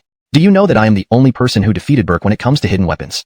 The term Anqi specifically refers to hidden or concealed weapons in the context of ancient Chinese martial arts, so translating it as hidden weapons would be more accurate and contextually appropriate. Channings flickered, and torches lit up around them. A tall, slender black-clothed youth stepped forward. Lawrence bowed and said, I am Fitz, the sole disciple of the Tang sect. Cooper's expression remained indifferent as he slowly replied, Since you could defeat Burke, it proves your strength. Why did you join the 8 generals of Denamin? Fitz's attitude was carefree. Because Burke is indeed stronger than me. I'm not stubborn. I don't need him to defeat me in my strongest area. I am willing to follow any strong person in this world. Of course, I am also willing to kill those I surpass. Meanwhile, outside the palace, everyone dared not enter. If grandmasters couldn't withstand these hidden weapons, they would surely be courting death by going in. Tang sect. Leland's face darkened. Lawrence sighed, saying, The Tang sect was once flourishing in the ancient martial world, not just for their deadly hidden weapons, but also for their exquisite craftsmanship in making these weapons. But the most talented disciple of the Tang sect, who inherited all their hidden weapon-making techniques, annihilated the Tang sect. In just one night, the ground was littered with darts, needles, and various peculiar hidden weapons, with blood coagulated on them. This battle shocked the entire ancient martial world. The Tang sect, once feared and revered, was destroyed overnight. At the time, everyone thought it was done by a hidden force, but it turned out to be just one person. Fitz. Lawrence admitted that he joined the Tang sect because their ancestors and leaders were stronger than him. Once he surpassed them, the Tang sect was no longer needed. What a horrifying ingrate. This secret history was little known, but when Leland mentioned it, the several big figures present all changed color. They seemed to recall that bloody night. At this moment, inside the palace, Fitz played with the hidden weapons on the table, nonchalantly. I truly wanted to become stronger, but the Tang sect was no longer sufficient for me to grow. Storm of Pear Blossom's needle, ranked among the top 3 hidden, waved his hand. Fitz was curious and asked with interest, Are you afraid to die? It doesn't matter. I said you could leave if you wanted. Cooper approached the table. Burke couldn't defeat you in hidden weapons, but that doesn't mean I can't. Fitz was stunned, then laughed loudly. Can you even recognize your own abilities? Do you think Burke let you pass 8 rounds out of fear? Is it because he wanted to exhaust your strength with these challenges? No, he simply deems it beneath him. If all 8 of us can't defeat you, what qualifications do you have to stand before Burke? A trace of apprehension flashed in his eyes. Once, he followed strong individuals but slaughtered many of them. Lawrence firmly believed that as he advanced, countless strong people would be surpassed by him. But he failed, completely crushed by Burke. To this day, the power of that man remains an indelible shadow on my heart. Do you understand? Just give up. Chapter 314. Just because Lawrence can't, doesn't mean I can't. Cooper smiled faintly, not saying much. Lawrence knew Burke was a despicable person, but he also clearly understood that Burke was quite powerful. Without uttering another word, he continued selecting the materials he needed on his own. Cooper pulled out piece after piece of metal and lit up the furnace to start forging. Lawrence folded and hammered repeatedly until he had melded several types of metal into a needle. Then he put it back in the furnace, continuously stretching and folding the single needle. Fitz watched this scene with an unusual expression in his eyes. I remember Burke mentioned something in the detailed records of Deneman's hidden weapons. Is this what you are making? It doesn't match. Burke is the Dragon Master after all. Lawrence said the records of this weapon have already become vague, and even he can't reproduce it. Cooper said calmly, just because he can't, doesn't mean I can't either. Indeed, the section about hidden weapons in the Dragon Elder's legacy had become obscure. But Cooper once had a particular interest in this one-of-a-kind hidden weapon from Deneman and managed to reconstruct it through research. Now, recreating it was second nature. Meanwhile, unable to resist their curiosity, the crowd watched intently. The Grandmasters led the way, neutralizing trap after trap, finally arriving before the third palace. But they saw Cooper crafting hidden weapons while Fitz stared intensely at him. Both were unusually harmonious, showing no signs of conflict. Ripley muttered, "Who exactly is this Cooper?" A Grandmaster asked curiously, "What do you mean, Elder Bai?" Ripley replied solemnly, "Look, this long needle in Cooper's hand, being repeatedly refired and hammered. This requires substantial forging skills." Replying casually, "If I use him as a test, does that mean I pass this level?" Fitz didn't answer. The crowd dispersed, leaving only Cooper, Fitz, and the monk in the center. Everyone knew how formidable the Armando was. Truly, if comparing raw strength, the Armando wasn't exceptionally outstanding among Grandmasters. But regarding defense, in the entire ancient martial arts world, no one would claim to be the best except the Armando himself. Steadily assuming a horse stance, the Armando's eyes were filled with disdain. I want to see just how capable Deneman's 8 generals really are. A mere trick like a hidden weapon is nothing special. In the Grandmaster realm, no means can pierce my defense. Lawrence lifted his chin arrogantly towards Fitz and Cooper, acting supremely proud. Though today, it was Cooper taking on the challenge, showcasing himself in front of everyone was no small matter for the Armando. Initially, 10 Grandmasters besieged him for 3 days and nights, earning him instant fame. Today, he aimed to challenge Tang family hidden weapons, gaining more respect from this crowd. After all, these people were visibly wary of hidden weapons, and he wanted to stand out. "You fear them. I'll face whatever frightens you head on." The Armando laughed heartily. Fitz circled the monk. "The golden bell cover usually has weak spots, but I'm curious, at which level is yours, where no such weak points are visible?" Lacking weak spots meant full, flawless protection on all sides. Fitz looked astonished. Cooper remarked calmly, "The top-tier golden bell cover isn't without weak points." The monk's eyes widened. The needle sped toward his forehead, undeterred. Hands clasped together, he slapped out a palm strike. Whiz! The needle penetrated straight through the monk's palm, blood dripping to the ground. Chapter 315.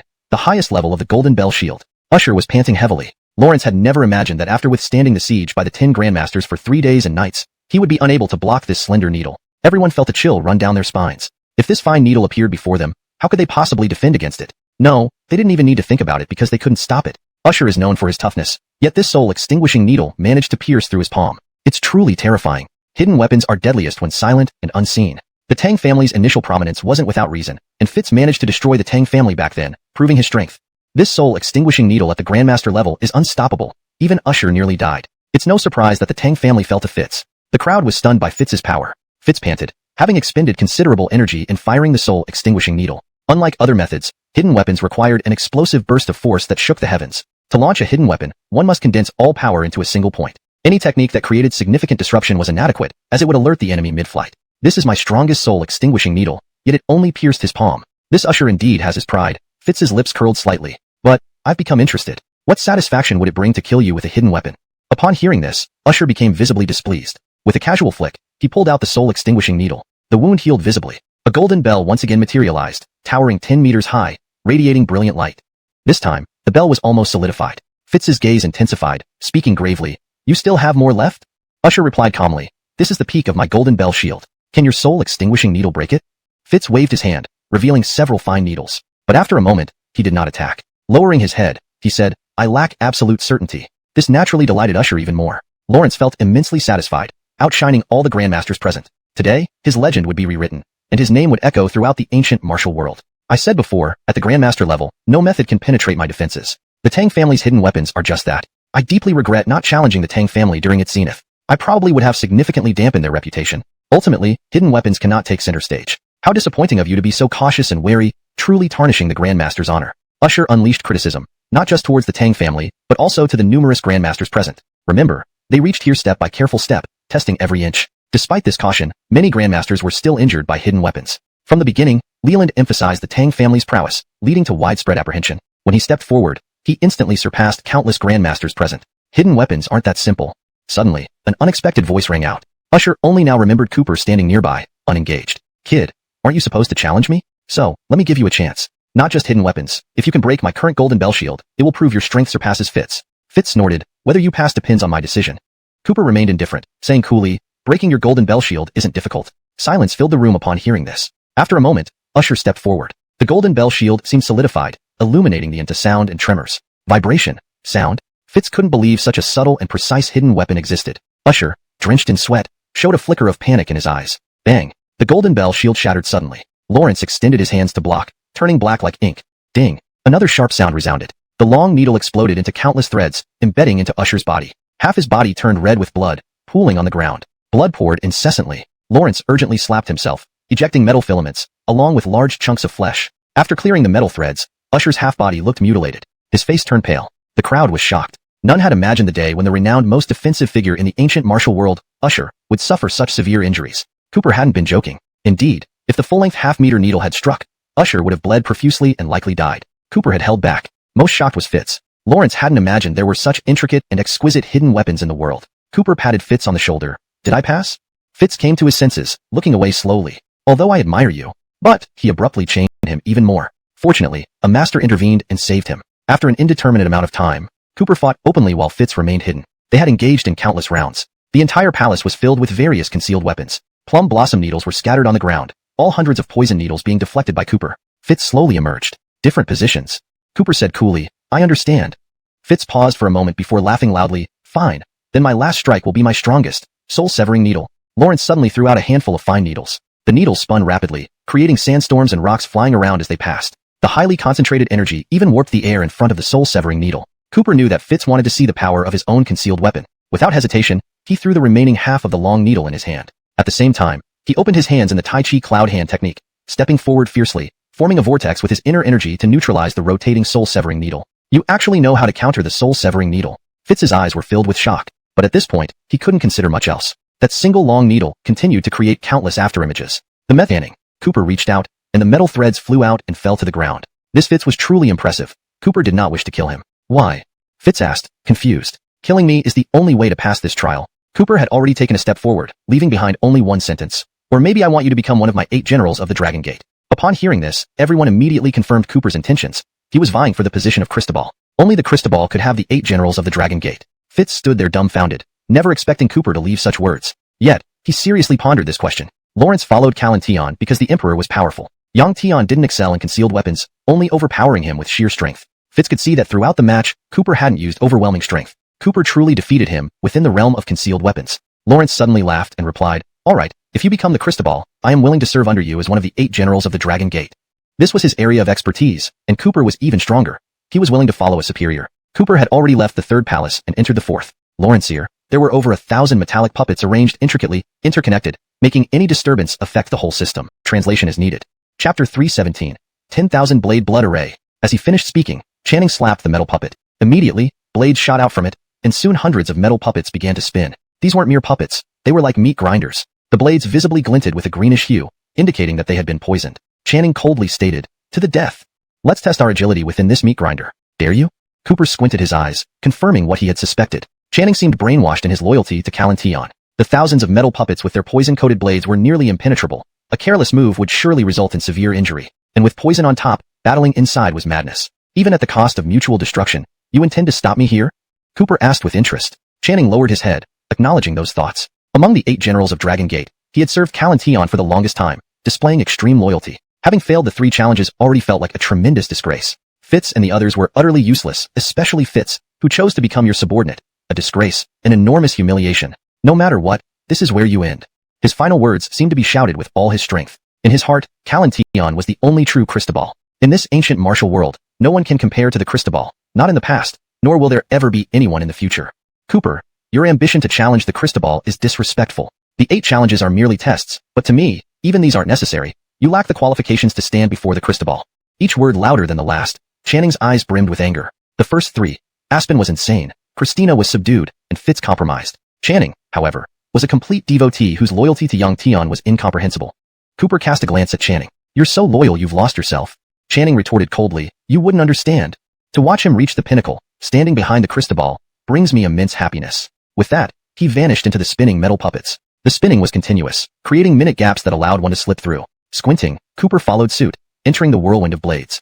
Meanwhile, the crowd arrived at the 4th challenge but couldn't see Cooper or Channing amidst the chaos. Brevon's eyes narrowed as he solemnly declared, the 10,000 blade blood array. Do you recall the 1,000 blade array, the highest agility test in the ancient martial world? This statement caused everyone's faces to tighten. They remembered the legendary trials passed down through generations, representing the pinnacle of each martial discipline. The 1,000 blade array tested agility, forcing combatants to find tiny gaps among 1,000 blades. The 10,000 blade blood array surpassed it in scale and difficulty. With 10 times more blades, the difficulty increased exponentially, especially with the added element of poison. This was indeed a life or death battle. If I entered, I'd be shredded instantly, one person muttered. These two are too strong.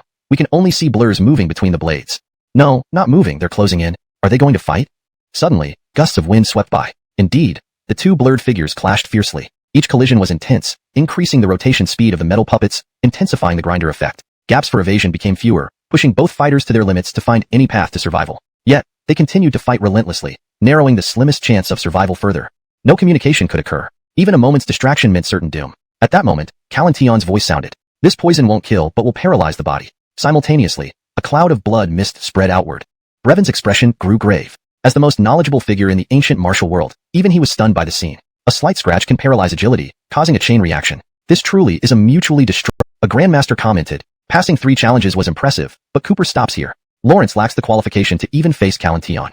####Chapter 318. Just 4 rounds. For most people, it was impossible to discern what was happening inside the formation that tested agility. However, some seasoned grandmasters had enough insight to see through it. The grandmaster who spoke first was soon echoed by others. Indeed, both are covered in blood. Their movements almost halted. It seems they can no longer continue the battle. The speed of the formation is also slowing down. It's over.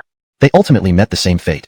Not only did those with keen eyesight realize this, but most others gradually began to see the two figures' movements as well. However, due to the interference of the metal puppets, their faces remained obscured. Ripley stepped forward and sighed helplessly. Both have reached the limits of agility in the ancient martial world, but unfortunately, this 1,000 blades formation is much more challenging. Some who admired talent also lamented deeply. At that moment, a figure suddenly sprang into action. Lawrence moved swiftly through the entire formation, waving his hand to stop each metal puppet. These puppets were interconnected, so when some stopped, the rest slowed down considerably until they finally came to a complete halt. Before everyone's eyes appeared 2 figures drenched in blood. How is this possible?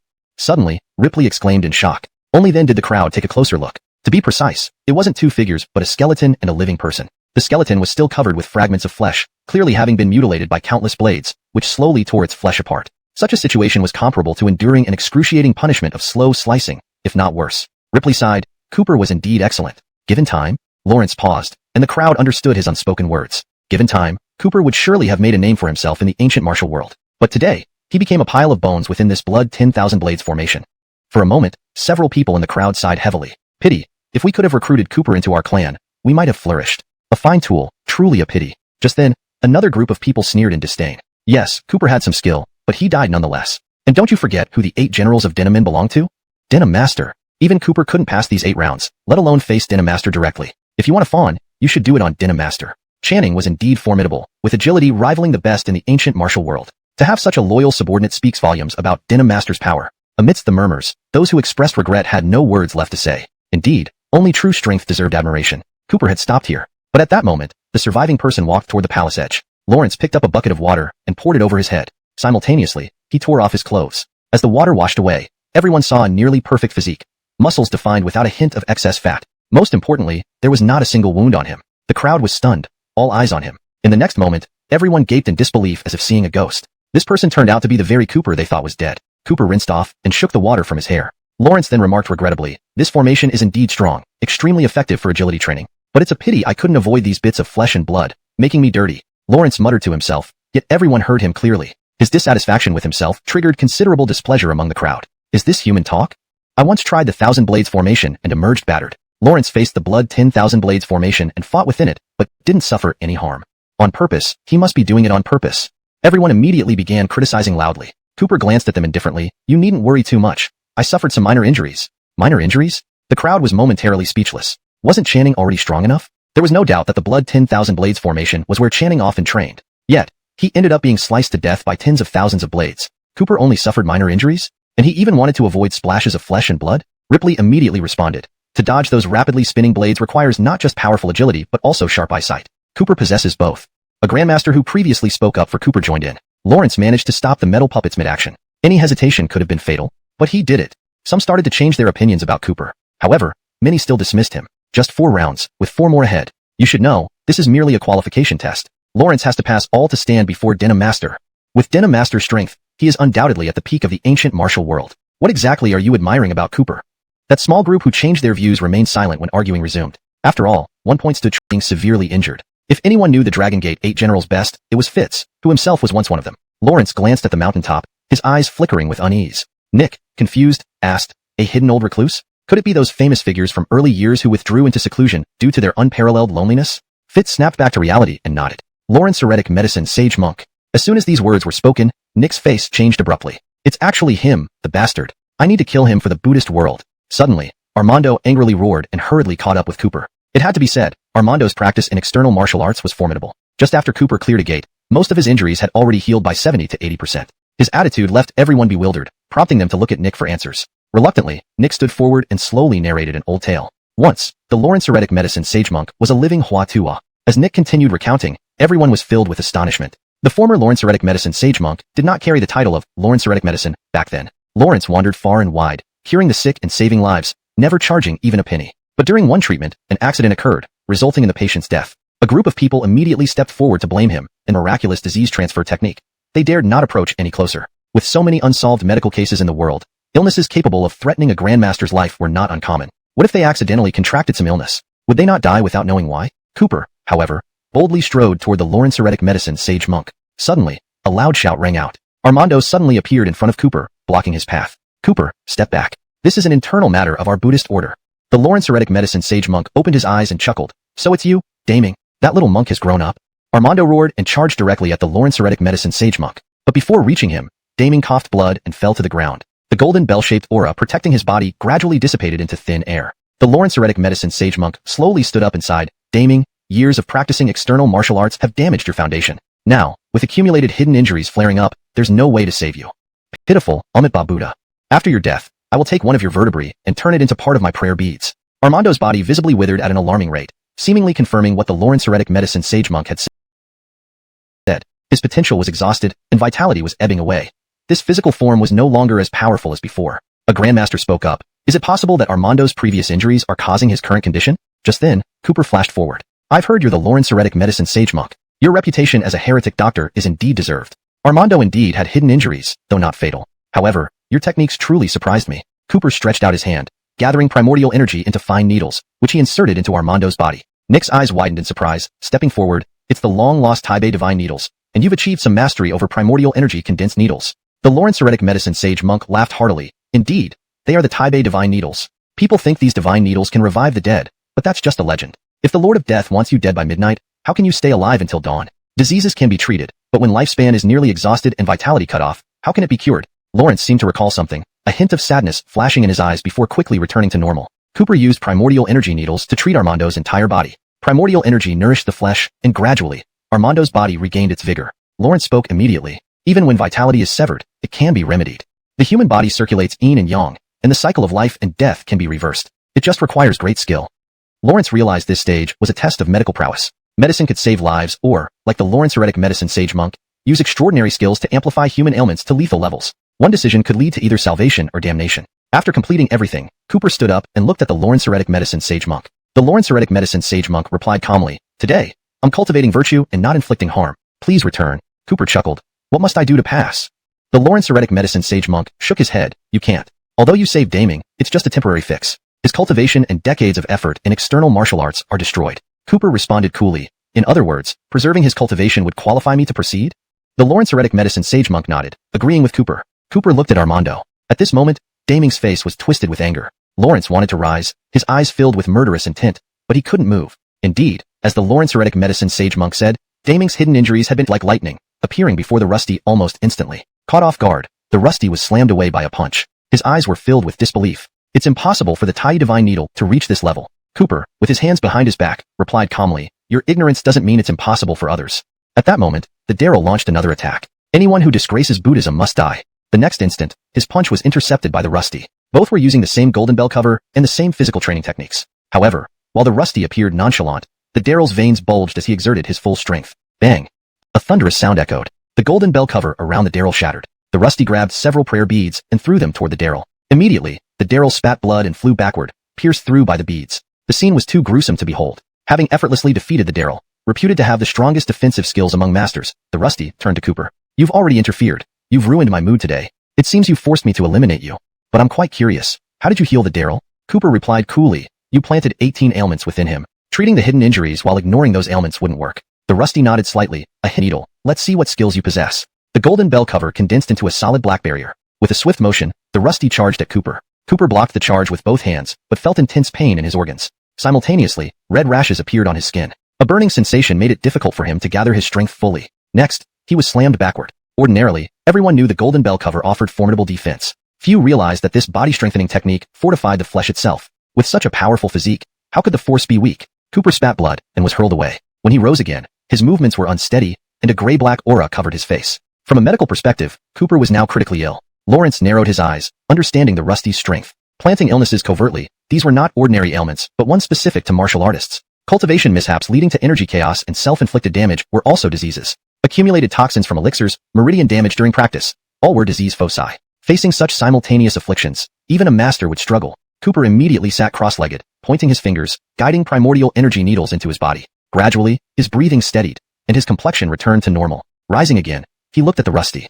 But the two reincarnated would probably be powerless. Lawrence closed his eyes. Behind him, an image of a yin-yang fish appeared. The yin-yang fish rotated, gradually merging into his body. The Rusty laughed loudly. Indeed, yin and yang flow within the human body, but death cannot be reversed. You only know how to talk without action. Let's see how you can heal yourself. But I've used my ultimate technique. You are doomed. His face was filled with madness. Gradually, the illnesses on Cooper's body began to disappear, but reappeared once again. The 107 incurable diseases kept recurring cyclically. Ripley said in a deep voice, one incurable disease brings about countless complications. This cycle cannot be broken. It would take nothing short of a miracle to cure them.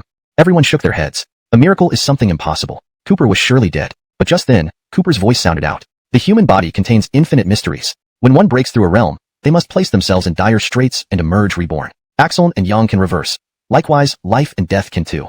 Stimulating potential is the best way to heal oneself. Lawrence opened his eyes, and his hazy pupils gradually returned to normal. His hoarse voice also became clearer. His body gradually improved. This person is already dying. His strength severely weakened. After receiving such an attack, Cooper is definitely dead. The Rusty's strength is terrifying. We should quickly retreat. We heard that once the Rusty starts killing, everything around will be washed away in blood. Just as they spoke, the Rusty's body emitted black mist, looking towards the surrounding crowd. Suddenly, the ground shook. Cooper stood up from the ruins, bare-chested, emitting a strange glow. His momentum was unstoppable, his vigor sky-high. There was no sign of someone who was supposed to be dying. The Rusty frowned, saying disdainfully, it's merely your last burst before dying. But in the next moment, Cooper took the initiative to strike. Dragon Lawrenceed slash. 18 dragon slaying techniques. Earth-shaking power swept away countless dust particles. The entire mountain seemed to tremble under his might. Rocks flew everywhere, and the aftermath spread. Some weaker cultivators couldn't bear the after effects and spat blood, feeling miserable.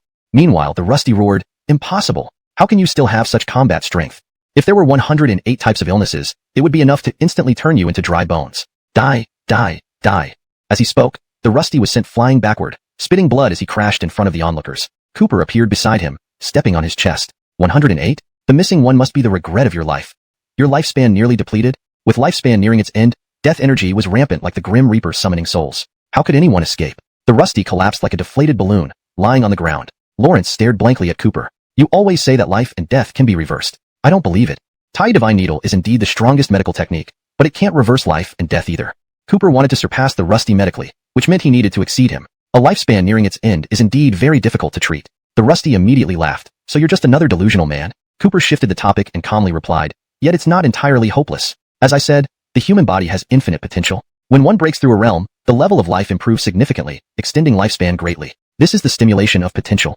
After speaking, he turned to look at Ripley. The Rusty also looked at Ripley. Then he understood. This man's lifespan is coming to an end, with death energy shrouding him. Lawrence merely suppresses himself forcefully, giving him only 3 days left.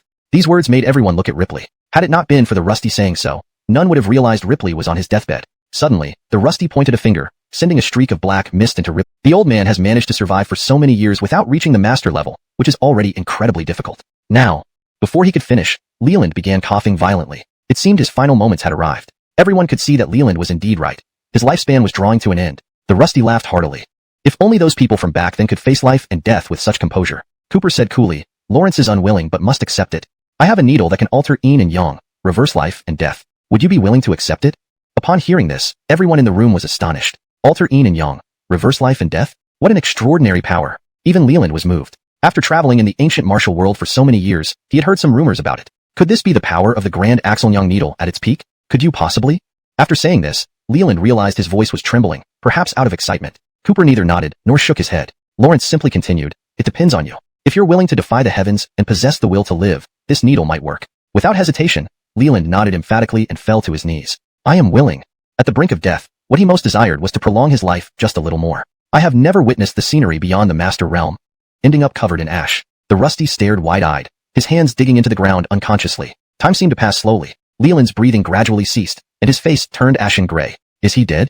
Someone exclaimed from the crowd. Suddenly, the Rusty lunged forward, slamming his palm into the ground, his eyes filled with madness. Lawrence is dead. No signs of life left, no trace of vitality. What do you mean by altering yin and yang? You're nothing compared to the crystal.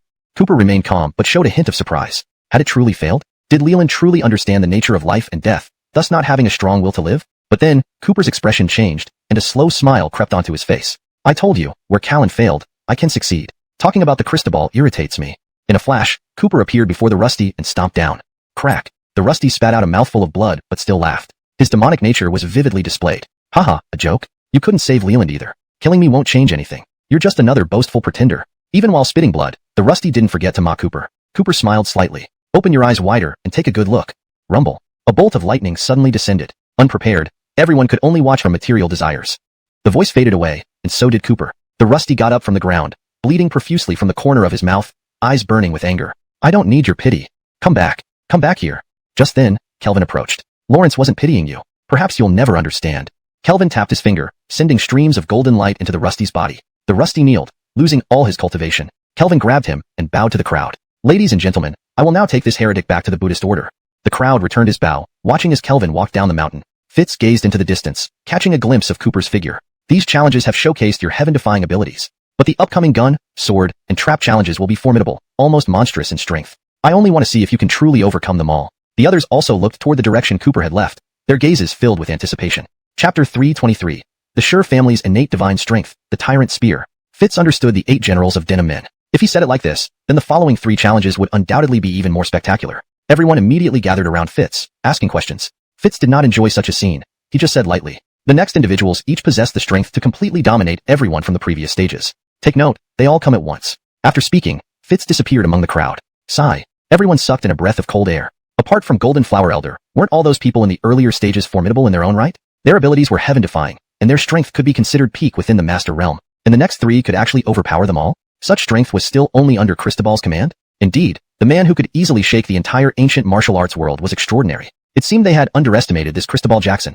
Meanwhile, Cooper had already arrived at the entrance of the 6th palace. Calling it a palace, it resembled more of a vast training ground. Within the palace stood numerous long spears, and among the spears, a robust man sat cross-legged. With each breath, he could stir up vast clouds of dust spreading outward. His breath was deep and long, indicating that his strength was undoubtedly considerable. The man seemed to have heard Cooper's footsteps, slowly opening his eyes. Instantly, the long spears began to vibrate as if they were about to rise from the ground. A cold light flashed. The spear shot forth like a dragon emerging from the sea, stirring up waves of power. Cooper's gaze intensified as he stepped firmly on the ground, grabbing the spear, and said calmly, What? Too weak to even pull out this 3,000 gene wrought iron spear? Upon hearing this, laughter erupted from behind.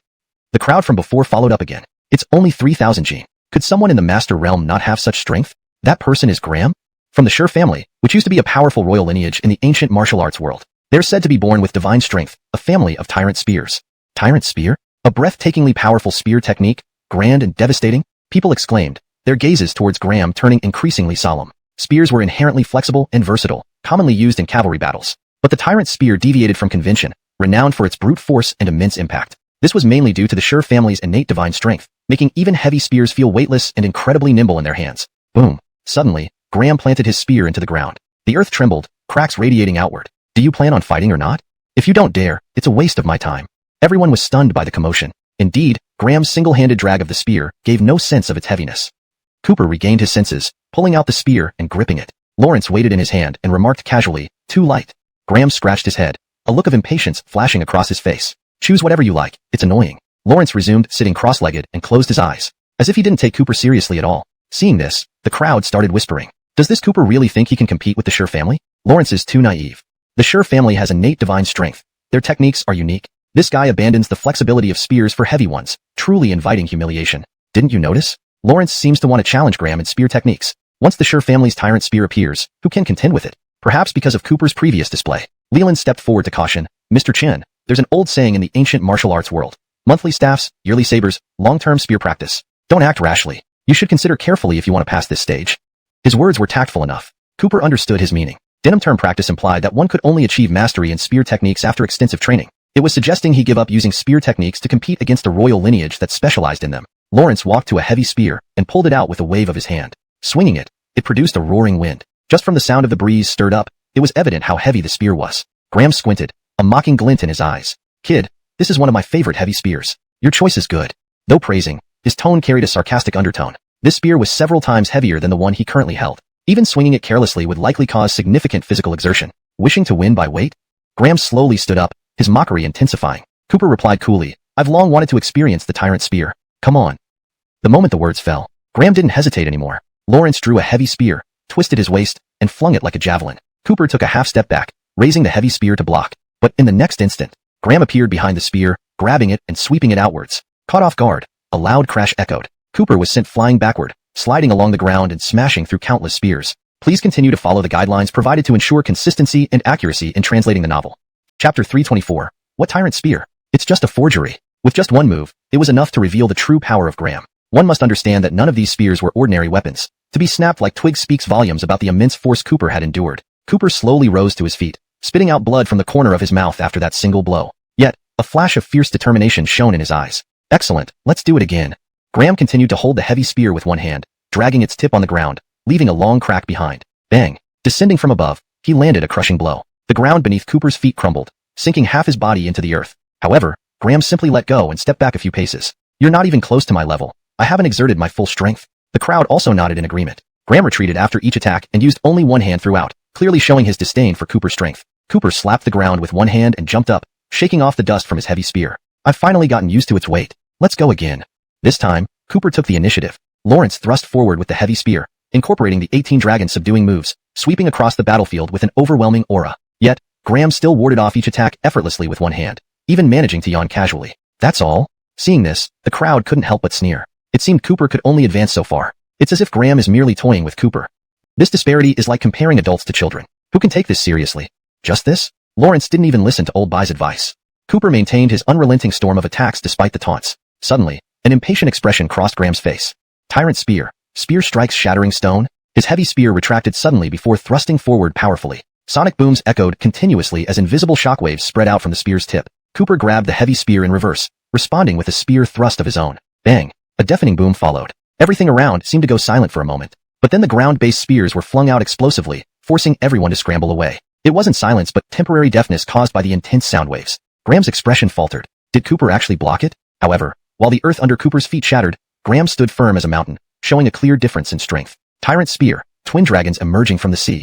At this moment, Graham surprisingly gripped the spear with both hands. Miraculously, Cooper made the exact same move. Lawrence murmured softly, twin dragons emerging from the sea. Their spear tips collided once more, stirring up clouds of dust. Graham's eyes narrowed. "Why are you imitating my movements?" Cooper stepped forward. "Isn't the Sure family merely a traitor, just like Calantion?" Tyrant. As Graham grasped the spear, his breath steadied slightly. Lawrence had been caught off guard earlier. Eyes reopening, Graham regained his composure. "You've merely employed some clever tricks and managed to injure me slightly." Cooper chuckled lightly. "I speak the truth. The Sure family was indeed part of the royal lineage, but they once served the Dragon Gate. Your father betrayed the Dragon Master of that generation, leading to the Sure family's downfall. You're nothing but a fugitive." Tyrant spear? How laughable to glorify yourselves. The Tyrant spear has nothing to do with the Sure family except for this altered name. Graham gave a cold laugh. His hand tightened on the spear, veins bulging. "It doesn't matter. All this anger will transform into strength. I'll prove to you that the Tyrant spear lives up to its name. What does a nobody know about the ancient secrets of the martial world's royal lineage? Merely idle rumors." Lawrence explained this for the audience's benefit. Bang! The ground split as Graham launched himself forward like a cannonball. Calming down, his power surged, swiftly regaining the upper hand and pressing Cooper back into the ruins. Dust obscured the view as Graham suddenly disengaged, stopping mid-battle. "Who are you, boy?" Cooper smiled faintly. Had Graham become unsettled by the truths he revealed? "Do you truly think only Tion and you knew about that incident? A dog that cannot be raised properly. The elder Denim taught your family the Dragon King spear of the Dragon Gate, elevating you to the throne, yet you showed no gratitude and even." Before he finished, Graham interrupted Cooper with a roar, unable to bear hearing any more. The truth was about to come to light. With both hands gripping the spear, a crimson flame burned fiercely around Graham. "This is our family's tyrant spear, the flame of fury extinguishing dragon. The 8 generals of the Dragon Gate were merely gatekeepers." Cooper replied calmly, "And now, you're still a watchdog for Tion." These words deeply agitated Graham. All his rage transformed into the power behind this one strike. The flames of fury blazed fiercely. "Dragon King spear, and I am the Dragon Slayer." Chapter 325. Spear out like a dragon. Cooper narrowed his eyes. "Tampering with the Dragon King spear. Your sure family is far too arrogant. Or perhaps, it's just that you can't grasp the essence of the final move of this Dragon King spear." Graham stomped heavily on the ground. "Nonsense. Boy, with your glib tongue. I'll end your life with this final move." Cooper swept his spear horizontally. His gaze turned equally cold. Upon hearing Graham's name, he knew that today's battle was not only about whether he could meet Tion, but also about avenging Brayden. The Sure family had tampered with the Dragon King's spear moves, breaking their trust and honor. They must be punished. The Sure family must cease to exist from this day forth. Cooper took a step forward, and behind him, a golden dragon phantom rose into the sky. "Dragon King spear. Spear out like a dragon. Overlord spear. Dragon Slayer." Graham's fury converged at the tip of his spear. However, before him, it seemed as if a real colossal dragon appeared, astonishing everyone. The blinding golden light made him want to close his eyes. No, golden light, raging flames, clashed together. For a moment, everything around seemed to stop. The two forces intertwined, then soared skyward, dispersing the clouds in the sky before exploding loudly. When everything settled, Cooper's spear had pierced through Graham's throat. Graham's heavy spear bent and merely pressed against Cooper's chest. "Why?" Before Graham could finish speaking, he coughed up a large mouthful of blood. Cooper released his heavy spear, which fell to the ground, pinning Graham and preventing him from collapsing. "There's no why. You altered the moves, thinking you could surpass the Dragon Gate legacy, when in the last beam of light piercing the sky made them think it was Graham. Now it seemed that it was indeed Cooper. Where did that kid go? It seems he's moving forward. Let's follow him. Didn't they say the person in the next trial could easily crush all who came before?" Just then, Fitz flashed in front of them. "I advise you to watch from above. The next trial isn't suitable for you to get close. You might die." Fitz flashed away again, disappearing. Confused by his words, they nonetheless knew he understood the 8 generals of the Dragon Gate well, and he wouldn't have said such things without reason. Paul coughed, stepping forward. "The evaluation for the 8 generals involves knives, spears, swords, poisons, medicine, movements, hidden weapons, and array mechanisms. What remains are array mechanisms and swords. My guess is that we shouldn't approach because the next trial is an array mechanism. If we're talking about array mechanisms, there is only one person who could completely dominate someone like Graham. Lugia Zeus." At the mention of this name, everyone sucked in a breath sharply. Unexpectedly, the upcoming trials were even more shocking than the previous ones. Zeus, the most mysterious royal family. It's said that a single individual can match the entire noble lineage? A living ancient monster who has lived for countless years, he's still alive?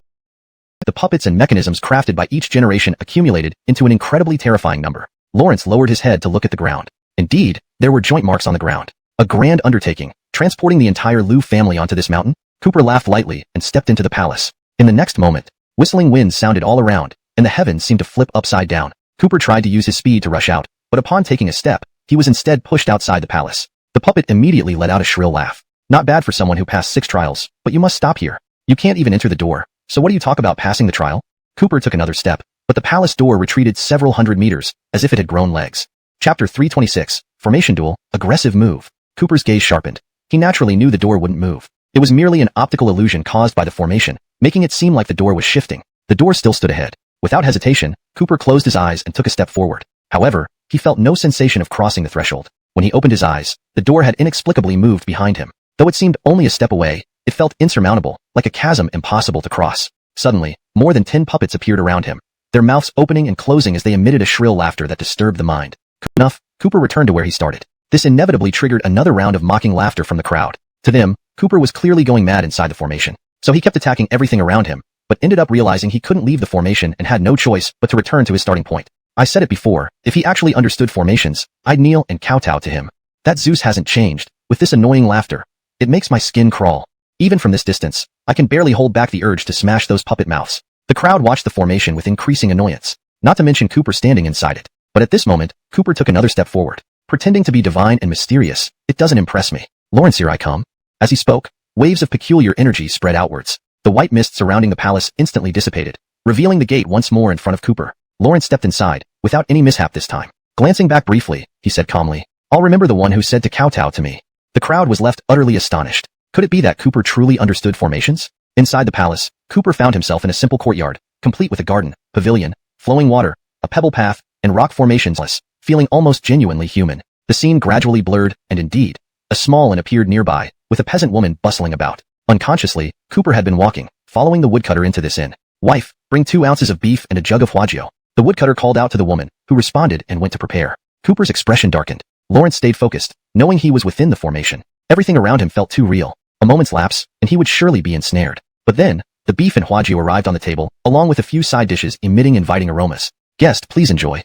The woodcutter smiled warmly at Cooper, gesturing politely. Cooper picked up the chopsticks, seeming to relax his guard. Meanwhile, outside, the crowd stared wide-eyed, filled with disbelief. The white mist had dispersed. Where Cooper stood, the ground revealed itself as desolate, windswept with sand. Rustling chains and skeletons emerged from under the rocks, bloodstains dotting the stones. Rusty iron chains entangled mummified corpses in bizarre patterns. Right then, a puppet armed with a blade stabbed towards Cooper's arm. Guest, this beef is delicious, but the bones, they're the best.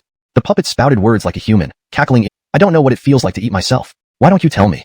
The puppet's eyes widened suddenly. In the next instant, it had switched places with Cooper. Now, the puppet was entangled by chains, and Cooper stood nearby, unharmed, his hands clasped behind his back, a faint smile on his lips. The puppet struggled wildly, shouting, how is this possible? With a flick of his finger, Cooper caused the surrounding puppets to take up weapons and begin cutting into the chained puppet's body. With each slash, red blood flowed from the puppet, as though it were flesh and bone. The puppet lifted its head and asked sternly, how did you see through it? Cooper replied calmly, puppets can indeed be made to mimic humans precisely and even produce sounds using special methods, but they cannot speak human language.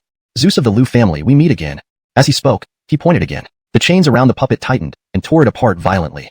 Dark blood gushed from the severed parts. Suddenly, a puppet approached Cooper from behind. The puppet's eyes showed a human-like anger. It moved its body and asked gravely, boy, how did you see through my landscape trap? Cooper knew that Zeus of the esteemed Liu family wasn't easy to kill. Lawrence turned to look at the puppet, knowing it was Zeus. Every puppet here could be Zeus. I didn't fully see through it, but I knew you would come out. Using a trap to break a trap, Cooper said nonchalantly, enraging Zeus. Lawrence enjoyed manipulating others, not being manipulated. Cooper's attitude suggested he was in control. A little joke, didn't think you'd be so proud. Boy, do you know what formations are? Zeus, arms crossed, stepped forward. Cooper nodded and shook his head. I understand a little, but not to the core. Zeus sneered. Only understanding a little, yet he dared mock a master of formations? Zeus stepped forward, his form becoming hazy. Surrounding puppets also moved, each performing their designated role. Cooper remained still. Seeing this, Zeus felt disdain. This boy hadn't even noticed he was setting up another formation. The Liu family has 3 famous formations, including the landscape trap. Instantly, the surroundings changed. No longer was it a tranquil village. Instead, mountains and rivers converged, pressing down heavily. A mighty force, invoking the grand power of heaven and earth. Cracks spread across the ground under Cooper's feet. One misstep, and the abyss beneath opened wide. Suppress. At Zeus's command, the earth transformed into a torrent of stones surging toward Cooper. Boom. The stones condensed into a mountain peak. Only Cooper's head remained visible under the mountain, much like Sun Wukong trapped under the 5 Elements mountain. Zeus's face darkened. Raising his hands high, rivers descended from the heavens, carrying celestial might, suppressing everything below. The entire mountain shook. The sky itself seemed torn apart by this terrifying power. The endless yellow river surged forward, wave after wave higher than the last. Even the 4 soaring sword auras were shattered. 9 turns of the yellow river formation, descend. 9 vortices formed. Cooper floated within them like a solitary boat, ready to capsize at any moment. Lawrence emitted an overwhelming aura. Immortal slaying dragon-cleaving sword. A golden dragon erupted from beneath him, shaking the heavens. Its claws smashed a vortex. Cooper stood proudly atop the dragon's head, facing Zeus. Zeus had never imagined he'd be pushed to such an extent. Neither the landscape trap nor the 9 turns of the yellow river formation could withstand the fierce sword formation. How could someone who barely understood formations be so arrogant? This final formation, Lawrence evenly disaster. Zeus roared. Boom. Everything around collapsed. The yellow river descended. Fiery meteorites rained from the sky. The earth cracked open. Lava bubbled up. Mountains crumbled. Boulders fell in massive chunks. The power of the disaster was terrifying. As if to destroy parted once more. A giant Zeus appeared in the sky, solemn and majestic, like a divine being descending from heaven. His every punch and kick shook the very foundations of the earth. Under such overwhelming power, how could mortals possibly stand against heavenly might? Even just a glance was enough to rob one of the will to fight. But at that moment, immovable wisdom king, invulnerable to all laws. Suddenly, the giant figure wavered. A figure shot up into the sky. It was Cooper. Even under such immense pressure, his body continued to glow with dark golden light, ancient and profound. One hand reaching toward the sky, the other toward the earth. How does holding up this sky change anything? Zeus's eyes were filled with madness. Spitting blood, he roared, to hold up this sky, arrogant and ignorant youth. The giant struck out mercilessly. As its hands grabbed Cooper, it seemed as if the heavens and earth themselves were collapsing together. Bang! Everything turned to darkness. Zeus stood in the darkness, his hands clasped behind his back. With this collapse of heaven and earth, what can you do? I said before, open up this sky. Dark golden light surged once more. Cooper shouted, and everything around him fragmented like a mirror, shattering piece by piece. Zeus spat out a mouthful of blood, collapsing on the ground, disbelief evident in his eyes. A colossal figure emerged between heaven and earth. It was its energy spreading outward, connecting somewhere unknown. At that moment, the threads snapped one by one. This was the true Zeus. Lawrence spat out blood, gazing toward the door, stretching out his hand, grasping at nothing, finally falling lifelessly. Cooper took a deep breath. Lawrence slowly sat down. All the previous scenes stemmed from within the formation. A self-contained, peculiar world formed by the formation. Everything within the formation was constructed by essence energy. After the intense battle, Cooper was significantly drained. Lawrence expelled a turbid breath, knowing only the final challenge remained. Just then, Burke's mocking voice echoed in his mind. My dear junior brother, why are you like this? Of the 8 generals of Dragon Gate, only 7 have passed, and you're already too weak to continue? It was only a telepathic transmission, not actual speech. Yet, anger flashed in Cooper's eyes. You are unworthy to call me your junior brother. Yang Tiandi, you remain the same as before, using provocation to make me push forward. Still so despicable, so contemptible. Burke grew angry. People generally believed he set up the 8 challenges of the Dragon Gate, merely to test whether Cooper had the qualifications to confront him. But that was only part of the reason. Lawrence wanted the position of Master of Dragon Gate, and sought to open the Dragon Gate treasury. Furthermore, he deeply understood what the Dragon Gate legacy signified, as it was the legacy that had propelled him to where he was now. If he did not expend Cooper's strength, he would lack the absolute certainty needed. Yang Tiandi drew a deep breath, suppressing his anger. Yes, I may have overestimated you. Why should dealing with you require so much effort? Now, you are merely a first-rank master. With that, Burke's voice faded away. Cooper slowly stood up. Lawrence gazed at the last palace surrounded by emerald bamboo. Lawrence could sense a formidable sword chi lurking there, hidden yet potent. Like a divine weapon still sheathed, it would cause a commotion upon being drawn. Even knowing it was a provocation, he stepped forward resolutely without resting. Only one step left, and he could stand before Burke, unmasking this person's true identity. Everyone called Yang Tiandi Cristobal. If Andre knew about this, he would likely be furious. Cooper no longer hesitated and headed toward the final challenge. Upon entering the bamboo forest, Cooper halted. Strong. This sword chi was immensely strong. Even though the opponent hadn't intentionally released it, it felt like facing thousands of sharp blades. The sword chi slicing through the air seemed to tear at his skin. The sharpness pierced through his forehead, causing pain. This final challenge. So strong. Without hesitation, Cooper stepped into the bamboo forest. At that moment, all the bamboo bent, their leaves shifting direction toward Cooper. The wind ceased, seemingly having stopped. A blindfolded figure stood among the bamboo, holding a bamboo stick. With a small knife, he carved the bamboo. Stroke by stroke, the wind gradually reappeared, echoing his actions. It was as if he didn't exist, seamlessly blending with his surroundings. Chapter 329. The Blind Swordsman. Cooper remained silent, and the two stood still, facing each other in a standoff. The Aslan crafted a bamboo sword from a piece of bamboo, and then stood up. Just as Cooper thought the Aslan was about to make his move, he instead approached another bamboo stalk. Lawrence lightly waved the bamboo sword in his hand. In the next moment, a gust of wind arose from the ground. The bamboo fell with a snap, and the sword energy spread out, reaching Cooper. However, it felt like a gentle breeze, causing no disturbance at all. Cooper's gaze sharpened. This was absolute control. The sword chi only affected a single point, and did not harm any other bamboo, demonstrating the extraordinary control and extreme strength of his sword chi. Wait. Cooper was interrupted by the Aslan. The Aslan said calmly, Sorry, I didn't expect you to come this far. Please wait a moment.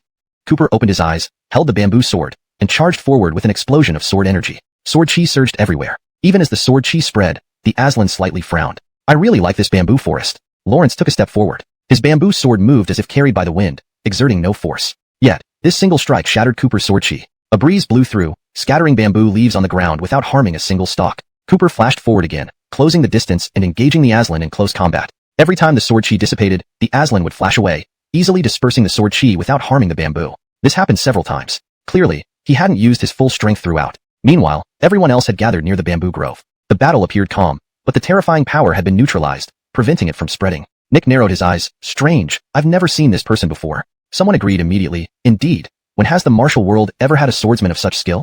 Bamboo sword? Is this a serious fight? Our eyesight is poor. That blind swordsman is very strong, perfectly balancing forces each time, resulting in a calm scene. This level of control is impressive. The battle stretched from day to night. The moon hung high, sparse stars twinkled, and the evening breeze rustled the bamboo leaves. Cooper's bamboo sword was riddled with countless notches. Lawrence wondered why the Aslan's sword remained undamaged. Lawrence was clearly weaker. The Aslan sighed regretfully. I just want to enter the Dinamin treasure vault. I've heard there are extraordinary sword techniques inside. I wish to see them. Please, don't stop me. I truly do not wish to harm anyone.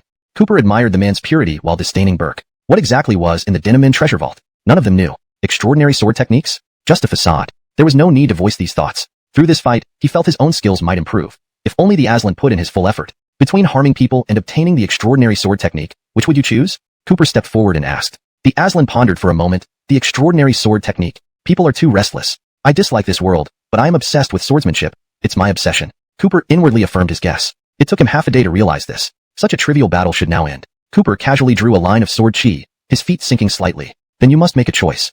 If you can't defeat me, you cannot see the extraordinary sword technique. The Aslan sighed. Defeating you is enough? No decision needed. Defeat you, but not harm you.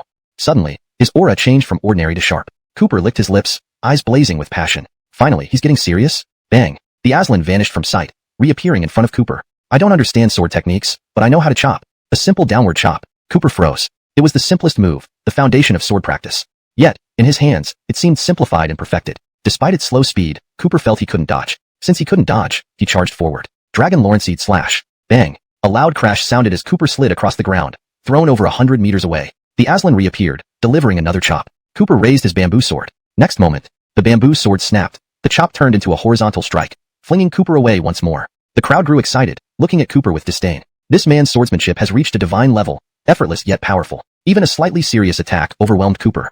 A sword duel? A joke. Cooper is like a child before this master of swordsmanship, standing at the pinnacle. Lawrence lost. No point watching anymore. I had expected so much from Cooper standing before Cristobal Burke. Amidst the mockery, Cooper slowly rose, looking at the broken bamboo sword, deep in thought. The simplest yet the most extreme. Your swordsmanship is indeed divine. Lawrence shifted his tone. But I must go forward. So, I'm sorry. Chapter 330. 23 years to cultivate a sword. Cooper seemed to gain an insight, and his aura changed completely. The Aslan's face turned solemn.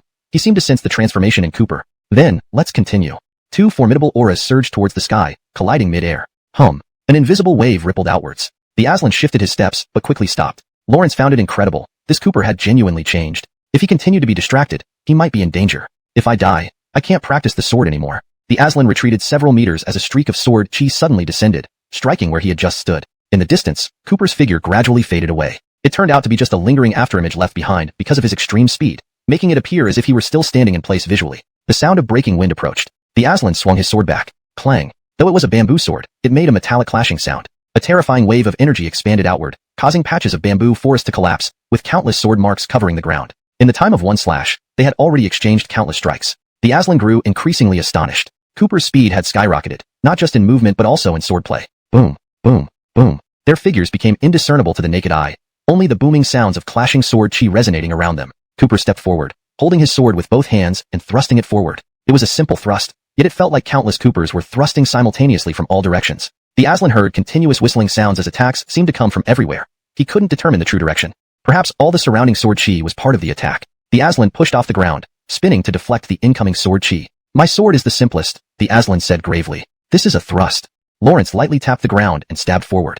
Afterimages appeared, merging into one. A sword cut through the air, seemingly piercing through space itself, distorting the air at its tip in a bizarre manner. Even though it was aimed at an empty spot, Cooper materialized right as the sword chi arrived, as if deliberately colliding with the strike. Good, Cooper exclaimed, parrying the thrust with an upward swing. Their figures once again became blurred, and the surrounding bamboo forest shattered completely. Each bamboo stalk was torn apart by the intense sword chi, leaving behind only afterimages of their fierce battle. There was no earth-shattering power, yet death lurked in every move. One wrong step meant certain death. The Aslan grew increasingly alarmed. Lawrence was exerting all his strength but still couldn't suppress Cooper. It was as if Cooper were a spring that, no matter how much pressure was applied, would always bounce back. Lawrence took a deep breath, stepping back. Cooper halted, shifted his feet, and advanced relentlessly, unleashing a torrent of sword chi like a storm. The Aslan thought to himself, even springs have their breaking point. All it takes is one decisive strike.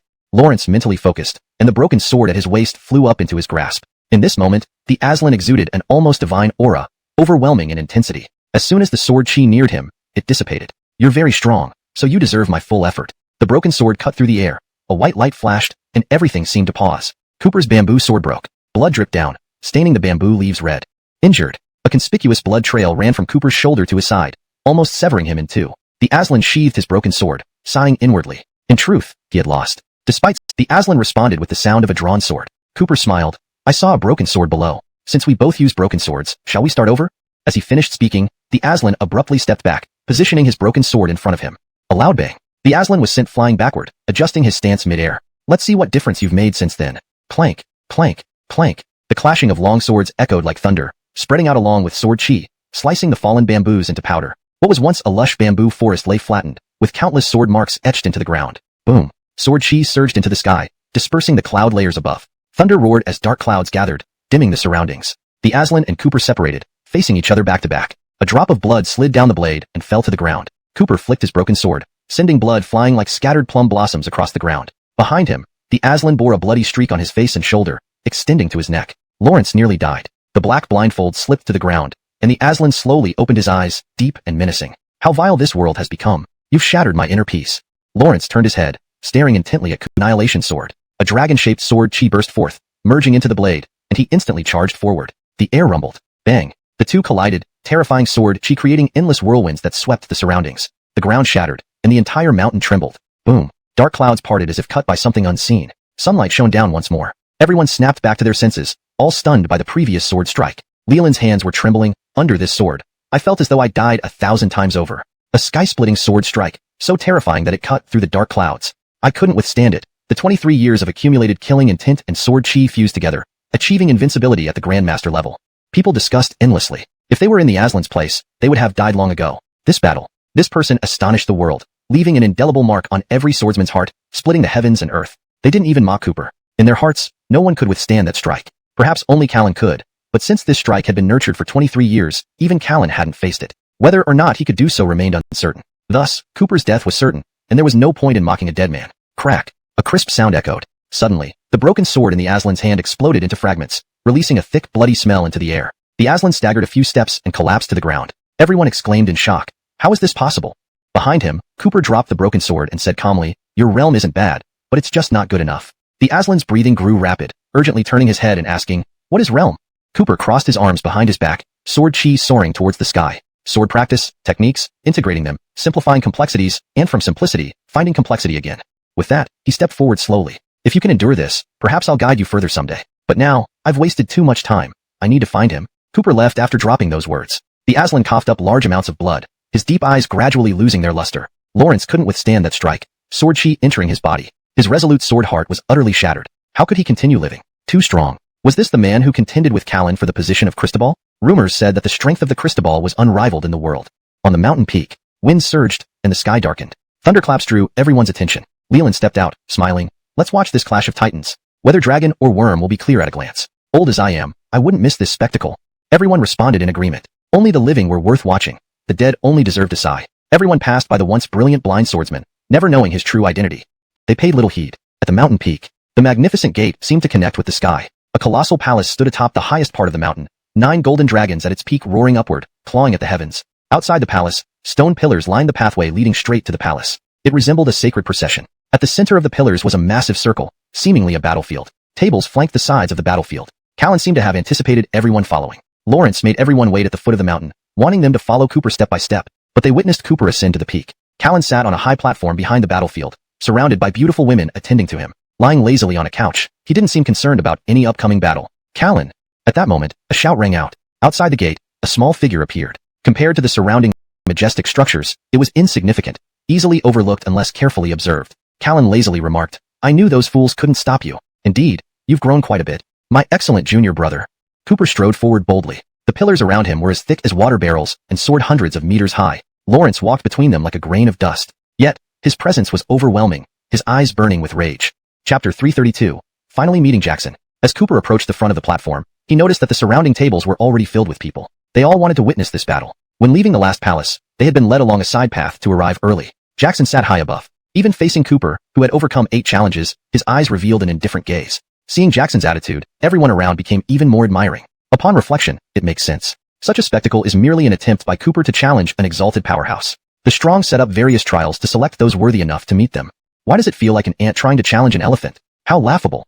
The crowd buzzed with conversation, now in the presence of the current Dragon Master, naturally vying for favor. Those 8 challenges were not only tests for Cooper, but also a showcase of Jackson's prowess. Any one of these challenges alone would be enough to shake the entire ancient martial arts world. And these 8 individuals were merely subordinates of Jackson. With such power and the legendary status of the Dragon Gate and its master, they naturally tried to curry favor by belittling Cooper. Cooper leaped onto the platform with a single bound. The platform was seamlessly integrated and impervious to any damage. Even a Grandmaster's full-strength strike could not leave a mark. "This platform is indeed satisfactory. Setting it up was your wisest choice," Cooper said lightly. Without lifting his head, Jackson smiled. "I simply didn't want my palace stained with your blood."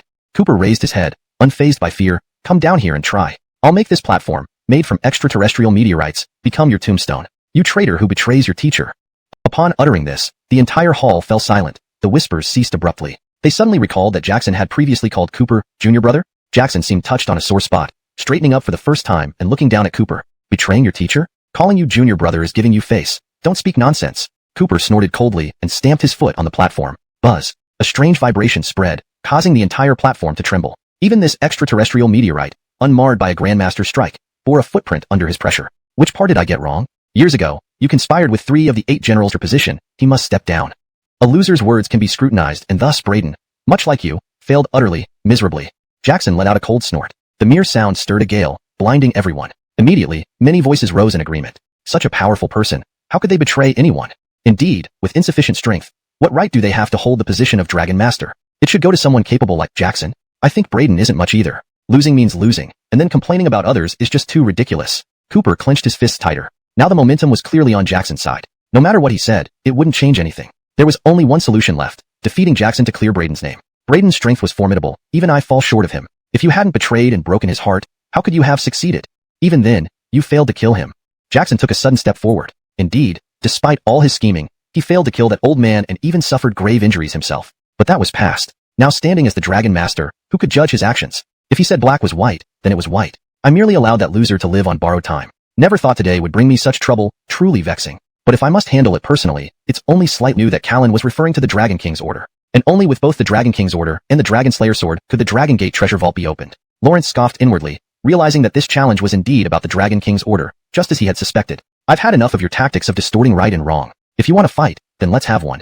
As soon as Cooper finished speaking, Callan replied coolly, then, as you wish. Cooper's anger had reached its peak. Seeing Callan standing before him, he couldn't hold back any longer. Lawrence attacked in fury. Dragon Lawrenceid slash. Dragon Slayer annihilation. Earth-shaking palm. Strangely enough, Callan used the exact same sequence of moves. Dragon Lawrenceid slash. Dragon Slayer annihilation. Earth-shaking palm. Lawrence countered Cooper's attack with the same techniques, his momentum overpowering, and his robe fluttering despite no wind. Each move displayed effortless grace. The crowd below watched the immense power exchange with eyes wide in shock. Fortunately, the stone pillars around them absorbed the shockwaves, leaving them feeling only the rush of wind against their faces. Even this was astonishing to them. Ripley spoke gravely. They used the same techniques. They are indeed from the same school. The rumors about the Dragon Master in the ancient martial world seemed true. The crowd pointed at the scene, discussing it fervently. Every move by Callan aligns with the great forces of heaven and earth. His might and realm far surpass ours. Yes, his control is terrifying too, just slightly stronger than Cooper. No matter how fiercely Cooper attacks, Callan always overpowers him. How far can Callan's limits truly go? It's utterly terrifying. On the stage, blood splattered everywhere. Cooper, covered in blood, repeatedly launched attacks but achieved nothing. Standing there, his body riddled with wounds, he looked utterly disheveled. You see, you're nothing special either. That old man has aged and should step down. What did I say wrong? Cooper exploded in rage, attacking at the cost of his own essence. Don't call him an old thing, you ingrate. If not for Andre, would you even be where you are today? A punch powerful enough to shake the heavens descended like a meteor, crashing into the stage. Crack. This sturdy stage, which had never shown a single crack despite all previous collisions, now bore a fissure that extended across its entire length, threatening to split it in two. This strike was fueled by Cooper's anger, and was his strongest yet. As the dust settled, Cooper knelt on the ground, panting heavily, his face deathly pale. You could stand in my place and enjoy the crowd's cheers. But now, you only deserve to kneel and accept my humiliation. With each word, a lethal sword strike followed, each narrowly missing vital organs. Cooper's blood stained the stage. Lying there, looking up at the sky, his gaze slowly dimmed. Cooper was well aware that since Callan initiated the challenge, he must have prepared thoroughly. But he couldn't wait. Andre had given him the legacy. Once a teacher, forever a father. Andre's grudge lay before him. He could not remain calm. Lawrence had to fight this battle. As blood flowed, so did his strength wane. Callan loomed over him, looking down with disdain. Brother, should I spare your life? Sever your limbs and meridians, letting you survive in misery. We're fellow disciples. I really don't want to kill you. Cooper laughed coldly. Even with the Dragon Slayer's sword at his throat, he showed no fear. Kill or mutilate me, as you please. Bending to someone like you will be my eternal shame. Callan's gaze darkened. Brother, is it really so hard to kneel and beg for mercy? I defeated you, and exposed your lies. How do you feel now? Lawrence leaned close to Cooper's ear, sneering. What you said is true. I stabbed that old man through the heart with one strike. Lawrence was strong, continuing to fight even after that. Lawrence scared me to paralysis, but he only gave me a despondent look before collapsing. Do you know what I did out of pity? Cooper's eyes flared with renewed rage. Callan sought to destroy him mentally. I kneeled and pleaded, crying about how misled I was, then turned and stabbed him again and again before fleeing. I thought he would die, but the old man was incredibly resilient. Cooper abruptly grabbed at Callan's eyes. Callan casually slashed, severing the tendons in Cooper's hand. Oh dear brother, I intended to spare you, but you tried to sneak attack me. This complicates things. At these words, the crowd erupted in furious shouts. Kill. Hashtag chapter 334, Desperate Straits, no hope for survival. At this moment, Cooper was drenched in blood, but his wounds had begun to turn pale, as if all the blood had already drained from him. Lawrence panted heavily, his chest heaving like a bellows. With each breath, he made a hoarse, gasping sound. His Curtis Dinamevity scripture offered no help whatsoever. The secret techniques taught by Carlos were also useless. They had all been neutralized. This was the first time he felt so utterly powerless. His entire body ached, and his consciousness was gradually slipping away. Seeing this, Burke knew well that even without making a move, Lord Burke, this person is not worth your compassion. Not only because of the feud with the Chen royal family, but also for his slanders against you alone, he deserves far worse. Others echoed this sentiment, marveling at Burke's broad-mindedness. Despite being falsely accused of betraying his master, Burke still considered helping Cooper. And in the end, he was willing to spare Cooper's life, which could have easily ended with a simple gesture. Truly, he was worthy of the top spot on the master list. Cheers filled the arena. Burke stood atop the platform, gazing down at the barely alive Cooper. Cooper felt immense frustration. What he said was true, yet he could not defeat this Burke. Indeed, history is written by the victors. Burke saw the look of unwillingness on Cooper's face. Lawrence transmitted a voice directly to Cooper. I know you're not convinced, but this is reality. Right now, you're just a dead dog at my feet. Your master Carlos will be maligned by everyone, and there's nothing you can do about it. Without my efforts, they will drown you in their accusations. Do you understand? Crawl away. Leave now, and I'll spare your dog's life.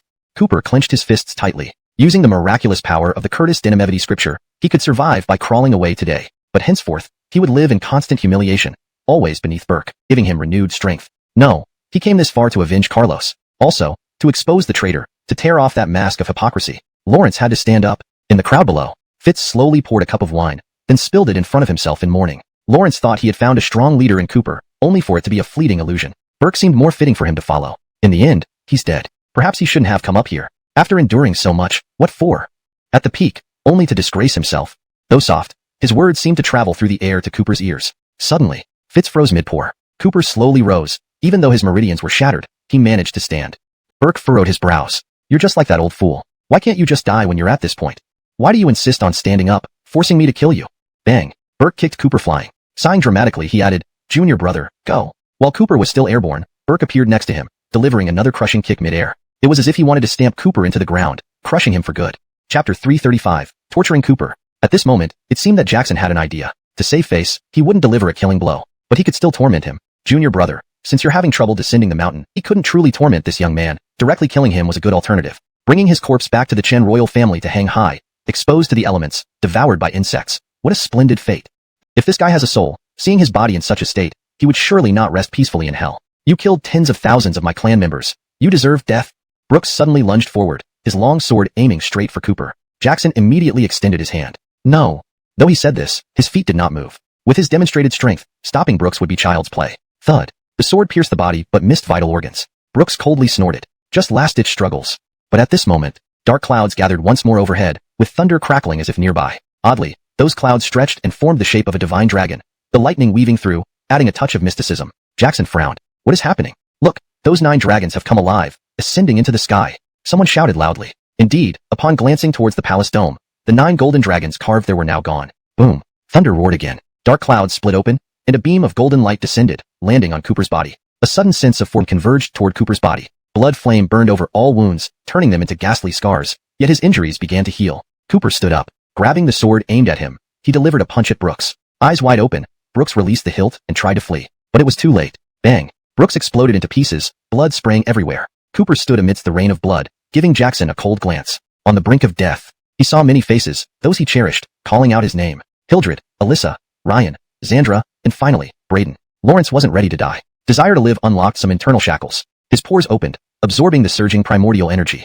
All injuries healed in an instant. His presence became overwhelming. With a step forward, thunder rolled above. Everyone was stunned. The golden dragons on the dome were still present, menacing and alive-looking. But they were just statues. So the swirling clouds merged into Cooper's body. Was it all a hallucination? What was real and what was imagined? Severely injured Cooper burst forth with an awe-inspiring power that chilled even their spines.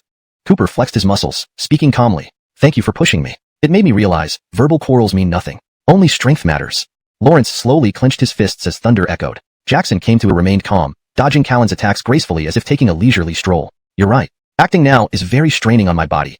I can probably only exert half of my strength. Callan laughed loudly, but as he laughed, his smile froze on his face. How is this possible? Without reaching Marshal Duke's strength and only using half of his power, how could he possibly match a real Marshal Duke? How did Cooper manage to hold up against him this long? No, I should be overpowering you. How do you block my attacks? I am the top-ranked person on the master list. I am number 1. Cooper took a step back suddenly. To Callan, it appeared as though Cooper was being driven back. Lawrence immediately laughed louder. Junior brother, with just a bit more seriousness from me, you can't handle it already. In time, let's say 10 or 20 years from now, you might be able to catch up with me. Cooper slowly lifted his head, loosening his body. I just feel that your attacks make me sleepy, so I kept a distance to give you time to prepare. Callan laughed arrogantly. I'm the top on the master list, the master of Denaman, having broken through to Marshal Duke for years. Who are you? Cooper knew that he couldn't wake someone who pretended to be asleep. In that case, he would need to use absolute strength to awaken Callan. It seems you really don't understand the gap between us. Callan sneered instantly. Several dozen meters until he collided with a stone pillar, finally stopping. Blood dripped from the corner of Callan's mouth. Impossible. Just one move. How could he have retreated so far? And his hands trembled. His physical body injured? Lawrence couldn't accept it. How could Cooper hurt him in one move? If Cooper were at full strength, wouldn't he not stand a chance at all? Was he relying solely on his early breakthrough into the Marshal Duke realm to suppress Cooper and still fail to defeat him? Now, Cooper was also at the Marshal Duke level. No, he still had a chance. If Cooper couldn't reach full power, he would really lose. Callan roared, his aura exploding to its maximum. His robe burst apart, revealing a soft armor that covered his body. Blade and bulletproof, golden silk soft armor. Even a master can't break through this armor. Let's see how you can beat me. At this moment, Cooper held the dragon-slaying sword, his aura soaring like a rainbow, piercing the sky. The terrifying sword chi seemed to tear the heavens, even stronger than when he faced the blind swordsman. Junior brother, let go. The dragon-slaying sword belongs to the master of Denaman. You are unworthy of wielding it now. Callan hurriedly shouted. Lawrence knew that if any sword could pierce the golden silk soft armor, it was the dragon-slaying sword. Its sharpness alone was enough to intimidate him, causing his forehead to ache as if it would split open. Ding! The sword's aura slashed out. Callan's prided sneak attack was effortlessly neutralized by Cooper. Cooper swept his sword horizontally. The long sword struck against the golden silkworm soft armor, creating sparks but failing to harm Callan in the slightest. Callan disregarded Cooper's attacks, striking repeatedly with deadly force. Come on, kill me. You can't do it, my fellow disciple. Even when given a chance, you're useless. Cooper pushed back Callan with one slash of his sword and said coolly, you merely rely on external aids. Otherwise, you'd already be dead. Callan retorted sternly, external aids are still part of my strength. If you have the capability, you could also wear the golden silkworm soft armor, right? Callan's face darkened as he spoke. This battle had truly been a humiliation. He had wasted so much time engaging Cooper. The longer it took, the more complications would arise. 18 styles of dragon slaughter. Callan roared. His strike shook the heavens, and even with stone pillars obstructing, terrifying shockwaves spread out, overturning tables everywhere. Cooper smiled faintly. 18 styles of dragon slaughter. Just like how Callan had once attacked him, he countered with the same move. They continuously clashed. Same moves, same scene. But their positions were different. Once, Cooper had been the one suppressed. Now, if being a genius could bridge the gap, then the dragon sect wouldn't stand atop the world. Lawrence knew this but couldn't accept it. Lawrence always thought he studied well, but reality was that no matter how hard he trained, he still failed to grasp the essence. Lawrence kept failing. Andre never blamed him but often showed disappointment unintentionally. That old man, why should he be disappointed in him? Thus, he betrayed that old man. Lawrence didn't need to master the essence. He just needed to ensure no one was stronger than him. Regaining focus, Callan declared each word slowly. Extermination, the guillotine. A sword chi fell thunderously, like a meteor carrying heaven-shattering might. Cooper remained silent, allowing Callan to prepare for a long time. Only as the sword descended did he raise his sword slowly. I told you, you haven't grasped the essence of this move. Preparing for so long, is this all the power of the dragon slaughter guillotine? In the next moment, Cooper acted. A sword chi shot into the sky, piercing the clouds. The sky's dense clouds were dispersed by this sword chi. The rising sword chi shattered Callan's guillotine. Then, a larger guillotine appeared. It loomed overhead, seeming ready to fall at any moment. Everyone felt they were beneath the guillotine, certain death impending. Without hesitation, the vast sword chi vanished. Yet, the lingering sword marks shocked everyone. Every brick and tile of the Dragon Sect headquarters was incredibly durable. Previously, even with full effort, they could only leave slight marks on the ground. However, Cooper's single sword strike had almost split the entire square. Even after the sword chi dissipated, the remaining sword marks still radiated a sharp, heart-stopping aura. Callan ran among the crowd, crawling frantically, seemingly unaware the sword chi had vanished. Lawrence simply grabbed nearby grandmasters and threw them behind him. This scene caught everyone's attention. Hundreds of grandmasters' expressions darkened. Aya, die, die. All of you die. As long as I don't die. Upon hearing this, everyone distanced themselves further. Yes, this first-rank grandmaster's strength was evident, but his despicable behavior was fully exposed now. To think they once worshipped him fanatically. Thinking about it now, how could they despise themselves more? At this moment, Callan fell to the ground. It's over. Everything is over. Chapter 338. Blood Sacrifice Formation. Forcefully opened the mountain. Everyone present had different reactions. Some rushed forward to help Burke, while others kept their distance out of caution. A few remained rooted to the spot, indecisive. However, without exception, shock was etched on everyone's face. They all thought that Burke would win, but they never expected him to lose so thoroughly, exposing his true nature. His former charm and exception master list. If they united, they could represent the entire Grandmaster list. Cooper, just one person. Burke breathed a sigh of relief.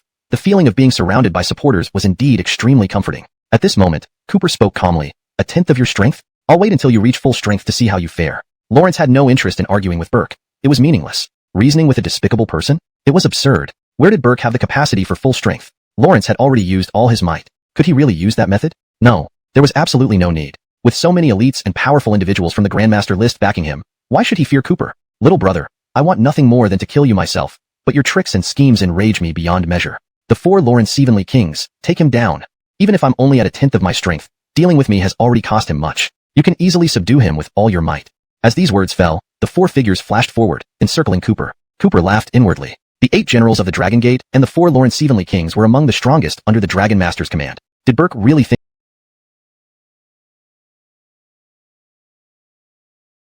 like a flash cutting through the air, exploding upon impact? Third, fourth, they were no match for Cooper. Even the 4 Lawrence Evenly Kings, ranked in the top 10 of the Grandmaster list. What did it matter? If even the top-ranked Burke was soundly defeated, how could they stand a chance against Cooper? The 4 gathered again, their faces grim. Use it. Subdue this despicable man. Burke screamed madly, his eyes wide, neck flushed. Meanwhile, Cooper stood proudly, holding his sword, facing everyone with indifference. Kill. Even if it means opposing the entire Grandmaster list, Burke must die. Cooper stepped forward. Suddenly, a violent whirlwind swept through. Caught off guard, Cooper was pushed back dozens of steps before coming to a halt. The 4 Lawrence Evenly Kings lay on the ground, bleeding profusely, forming a strange array. The formation trembled as a blood-red sword chi soared into the sky, causing the entire mountain to shake. Dark clouds gathered overhead. The blood-red sword chi, vast and overwhelming, emitted a destructive force akin to a natural disaster. The blood sacrifice formation combined the power of 4 Grandmasters. Burke roared, "This formation forces even me to retreat. Now it has locked onto you, Cooper. Die. Die." Instantly, blood-red sword chi streaked across the sky like meteors. Thunder rumbled above, finished. The others all clasped their hands in congratulations. In their view, who could resist such earth-shattering power? This mountain had been split open. If not for the peculiar stone pillars of the Dragon Gate, they might already have been buried under it. Indeed, the methods of the Cristobal were undoubtedly powerful. They did not need to have any doubts. Burke stood with his hands behind his back, chest held high. It seemed he had completely forgotten his previous disheveled escape. Actually, if my junior brother hadn't ambushed me, there wouldn't have needed to be this outcome. But now, nothing can be changed. I can only kill him. You?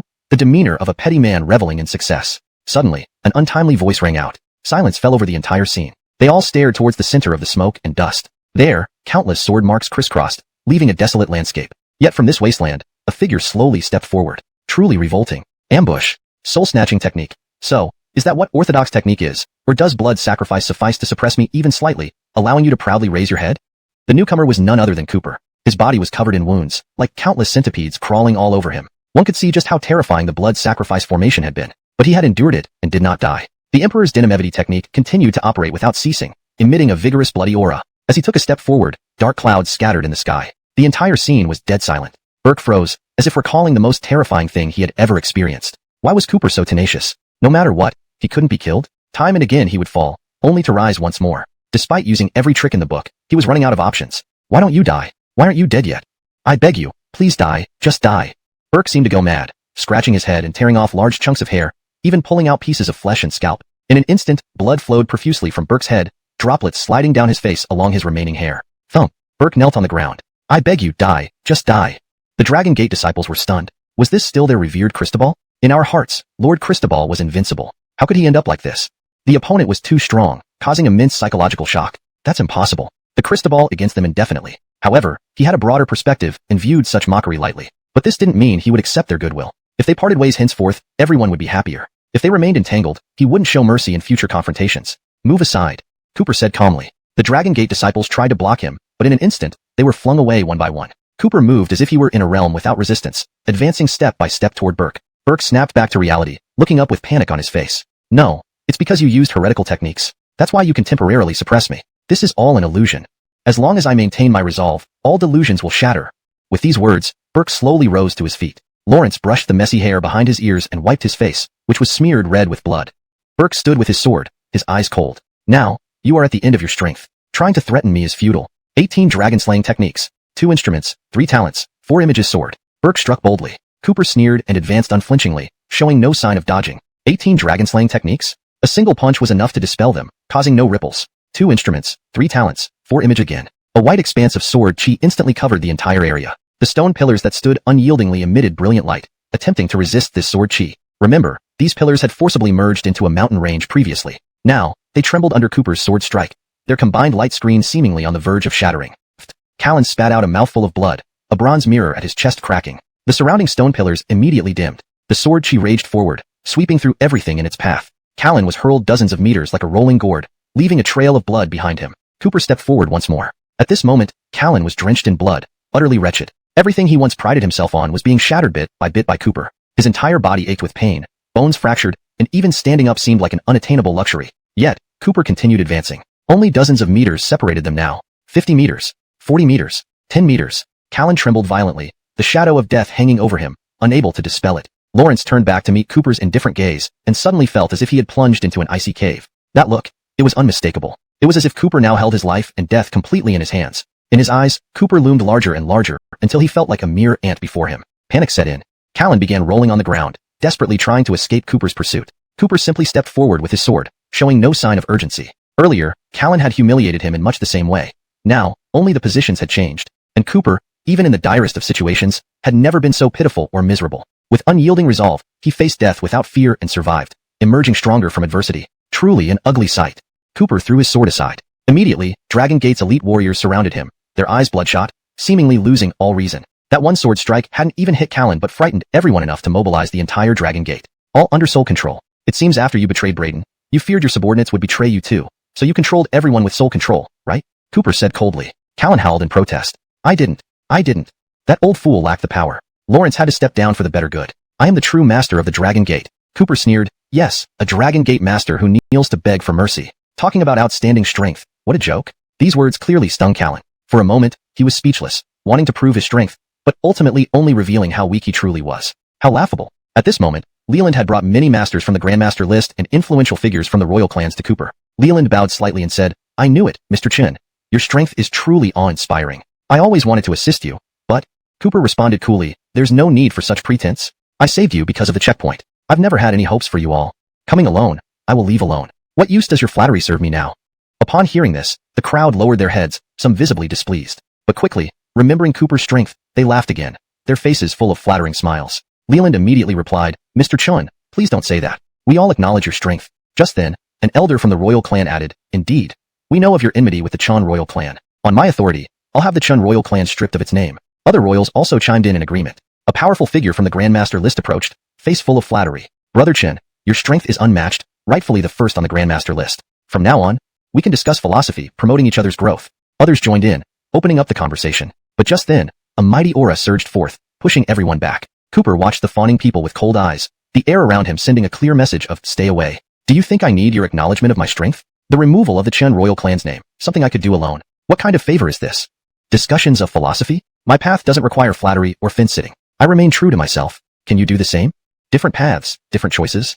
His words silenced the crowd, most of whom turned grim-faced. This was too disrespectful. The Grandmaster list was designed for recognition of strength. They had given him face, and now he deemed it worthless. Naturally, they weren't pleased. Most turned away, their faces showing dissatisfaction. Perhaps Cooper was indeed disrespectful, but in his heart, he had never needed these people. Their fawning only came after he demonstrated his power. When he was defeated by Callan, all he heard were malicious cries of kill. Once, when I was cornered, you all sought my downfall. Now you expect me to be grateful. You are thinking far too idealistically. If you don't leave after my showdown with Callan, I will force you out. The Dragon Gate does not welcome you. As Cooper spoke, a hurricane-like aura erupted, forcing the crowd apart, revealing Callan behind them. Cooper barely glanced at anyone else. To him, they were merely obstacles on his path to settle accounts with Callan. Callan now wore a sinister smile. Perfect. This was an excellent opportunity. Cooper's scathing rebuke had already enraged everyone. A slight provocation would be enough to make everyone here bury Cooper. Such a formidable and impossible to please man had only one fate, to be attacked by all. Chapter 341. Coercion and Temptation, a collective assault. At this moment, Burke cleared his throat. Are you so quick to consider yourself the new Dragon Gate Lord? Cooper heard this and couldn't help but shake his head, yet he stopped in his tracks. His indifferent expression was as if he was saying, Go on, I'm watching your performance. Burke struggled to stand up, his voice deep and heavy. Everyone, did you hear that? If this person becomes the Dragon Gate Lord, Dragon Gate will no longer welcome any of you.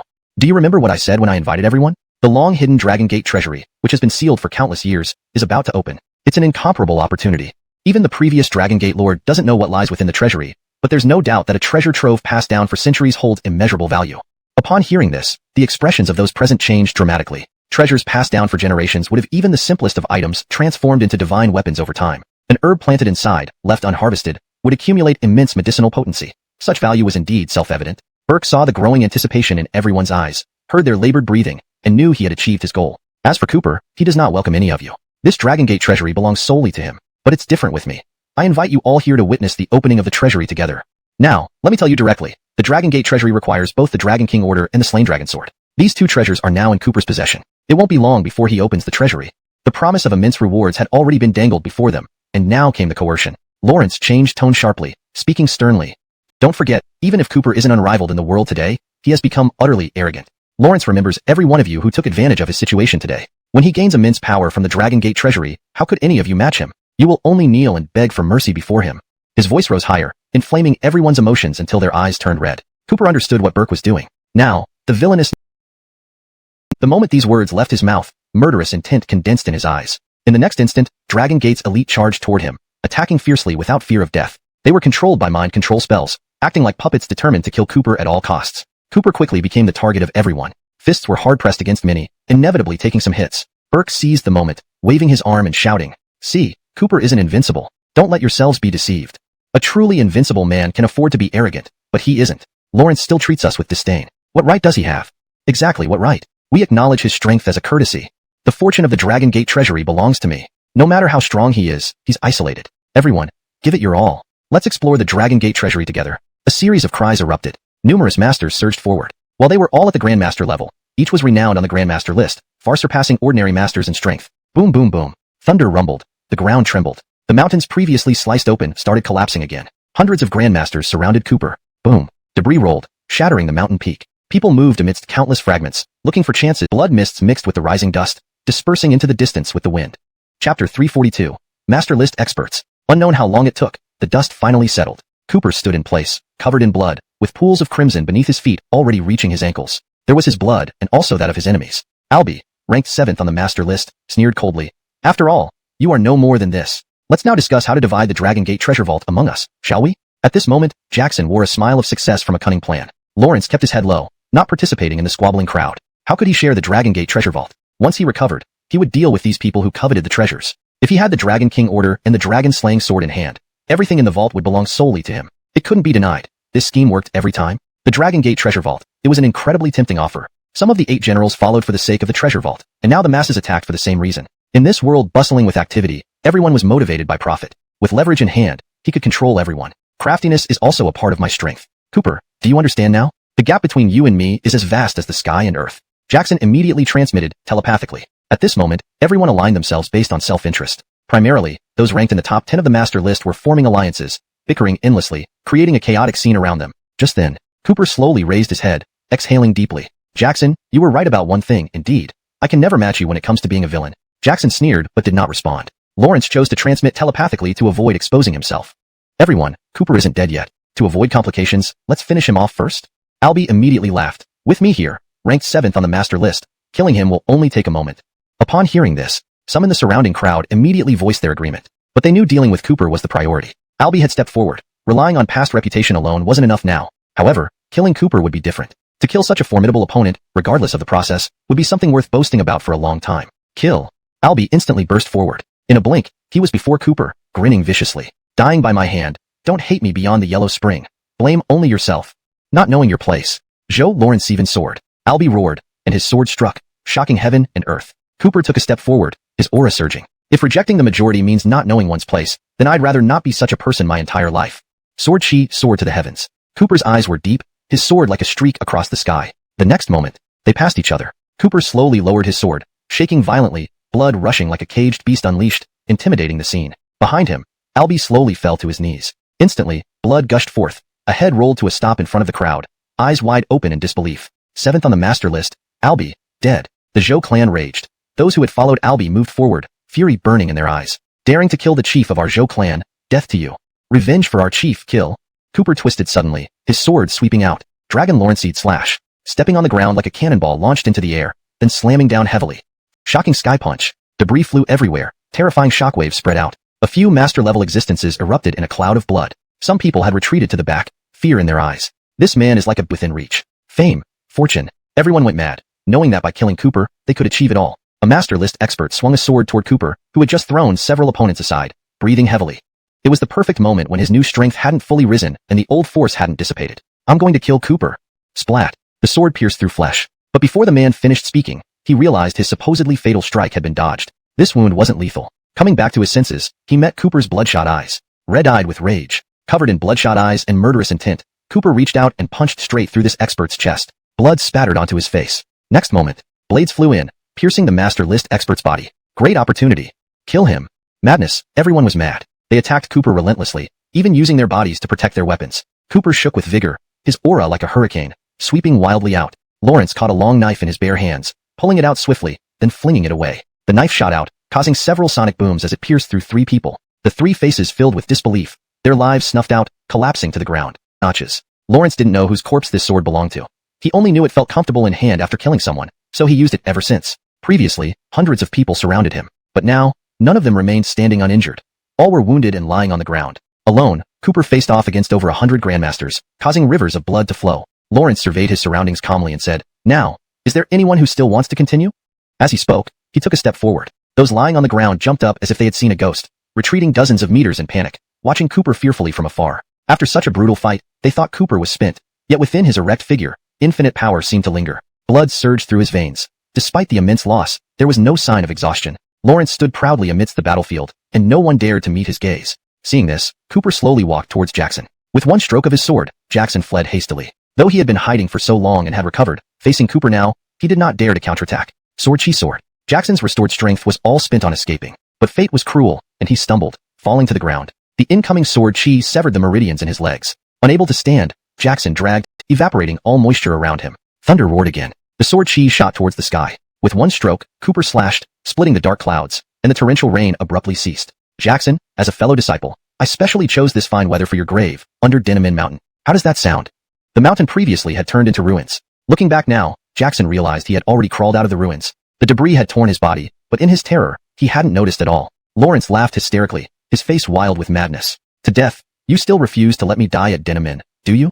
Cooper nodded slightly. Indeed, if he had aimed 1 slash earlier, Jackson would be dead. A traitorous cur sitting in the main hall of Dinnamin makes me sick. Now is better. Everywhere you've touched has crumbled apart. I will rebuild a new Dinnamin here, a place without any trace of you. Thus, he believed Carlos would definitely support his decision when he learned about it. Jackson went mad, standing up, hair disheveled, pointing at Cooper. I should have killed you earlier. If it weren't for. Do you think it's still your turn to criticize me from high above? I told you, victor or vanquished. The old man couldn't match my scheming. Dead is dead. Cooper responded coolly. Machiavellian plots and power are Chapter 344. Exterminate to the last. Cooper frowned and muttered. What's this? Are you really going to exterminate everyone without mercy? Jackson's voice sounded again, with an added layer of sinister malice that seemed overwhelmingly evil. In the dim light, Jackson held up a pot covered in swirling black mist, revealing ghastly faces that were terrifying beyond measure. Cooper felt an immediate loathing towards the pot at first glance. Lawrence must die. Cooper refused to back down in the slightest. Jackson was definitely going to die. There was no doubt about it. Lawrence had fought his way to face Jackson for this very moment. Even if we both end up shattered and destroyed, you still want to kill me? Jackson spoke again. His wounds seemingly vanished under the black mist as he looked like an evil demon, bizarrely strange. Behind him appeared a skeletal mountain. Countless people at the foot of the mountain were swept away by the black mist, instantly turning into bones, piled up. It was unknown how many deaths it took to form this skeletal mountain. In front of the mountain, a river of blood flowed, with grim souls struggling within, only to be swallowed by the waves and devoured completely. Cooper regained his senses, but everything disappeared instantly. However, the black mist surrounding him remained, even denser than before. Delay invites change. Jackson, die. Without hesitation, Dragon Lawrence seed slash. Under the dragon-slaying sword, golden light scattered everywhere. But at this moment, Jackson's hair visibly turned white, gradually drying up and losing its luster. Looking again, his face was covered in wrinkles, resembling old tree bark. His body became gaunt, as if all vitality had vanished in an instant. The pot suddenly erupted, swallowing Cooper's Dragon Lawrence seed slash without causing any disturbance. The pot hovered in midair, emitting streams of black mist, as if containing an endless amount of darkness despite its small size. Jackson bent over, his breath extremely weak. 50 years of my lifespan. Do you know how many strong warriors' lives are needed for one activation of this devouring Lawrencean magic pot? Plus 50 years of my lifespan? I originally thought that after killing all the grandmasters, I could use this pot freely. But unexpectedly, some people retreated. Not enough life force, so I had to make up for it with my own lifespan, and it's all because of you. At the end, Jackson screamed with all his strength. Lawrence started coughing. Even this short speech exhausted him greatly. Cooper's expression changed when he realized it was indeed the devouring Lawrencean magic pot. And now, his body felt those who had died. Ripley stepped forward, having reached Grandmaster level, but he dared not attack easily. This is the devouring Lawrencean magic pot? Ripley's eyes were filled with shock. Finally stopping his laughter, Jackson slowly stood up, hands behind his back, looking up at the sky. Yes, it's the legendary devouring Lawrencean magic pot. Once activated, anyone inside will turn into polluted blood and be thoroughly refined within 7 days. Lawrence hearing this, everyone gasped. But seeing Jackson's state, they couldn't help but sigh. What kind of treasure requires absorbing someone's lifespan? At least the killer has been suppressed. Lawrence charged a kilometer distance, 7 times back and forth, showing unmatched bravery, yet it was only a fleeting moment. Everyone discussed among themselves. Just then, Jackson coldly snorted, saying sternly, "Cooper must die. I don't want to hear a single good word about him. Insult him until he dies." Jackson's face twisted grotesquely. Everyone stepped back a few steps. Jackson was now completely unmasked. After subduing Cooper, he revealed his despicable nature, asking them to insult Cooper. But how could they dare? They were all scared by Cooper and hadn't dared to fight. How could they dare insult him? "I said something. Can't you hear me?" Jackson said coldly again. Lawrence waved his hand, and more Dragon Gate members, including some Grandmasters, suddenly appeared. They looked well despite being covered in dust, indicating they weren't hurt. Jackson smirked coldly. Seeing Cooper's capabilities, he knew Cooper wasn't an ordinary Grandmaster, so he had prepared a backup plan. Now, though he lost 50 years of lifespan, he still retained most of his strength, making him the ultimate winner.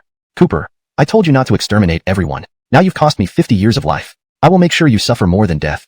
"No, never mind. In the devouring Lawrence Seven magic pot, you're already suffering more than death."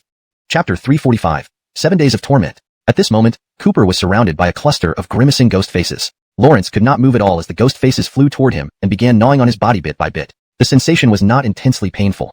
Rather, it carried an irritating itch that was excruciatingly tormenting, as if countless insects were biting him. And that wasn't all. Illusions emerged from every direction, revealing figures from Cooper's memories. They rushed towards him as if trying to rescue him, but then transformed into bloodthirsty, horrific ghost faces. This cycle repeated without end, both physically and mentally draining. This vessel carries traces of Chio's blood, and countless people have died because of it. It is one of the finest treasures in the world, and I never imagined it would be in Lord Burke's possession. Burke's expression softened considerably. Lawrence slowly rose, smiling. True, once this treasure is activated, no Grandmaster can break free. They will be completely consumed. Cooper's fate is sealed. A concerned Grandmaster asked, "Doesn't Cooper have the Dragon Slayer sword?" Burke smiled without anger. "Dragon Slayer sword? It is indeed powerful, but this swallowing Lawrence Seven devil vessel has existed long before the Dragon Slayer sword. Its might far surpasses what the Dragon Slayer sword can achieve." Boom. Suddenly, the swallowing Lawrence Seven devil vessel started to shake. Even through its walls, the crowd could sense the sharp sword chi. The sound of dragon roars echoed in their ears, but after several shakes, the vessel stabilized again. "As you see, even the Dragon Slayer sword cannot break through this swallowing Lawrence Seven devil vessel," Burke laughed. At this point, everyone finally felt reassured. Mockery of Cooper ensued, accusing him of being ungrateful,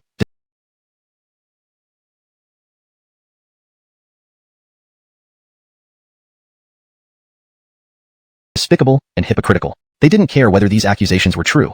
They just wanted to ingratiate themselves with Burke. With almost all the top 10 Grandmasters dead, only Burke, still the top-ranked, remained alive, albeit having lost some life essence. Only those who aligned with Cooper would have a better future. Time passed slowly. Several days went by, approaching the final 7th day. Initially, the swallowing Lawrence Seven devil vessel would shake occasionally, but later it fell silent.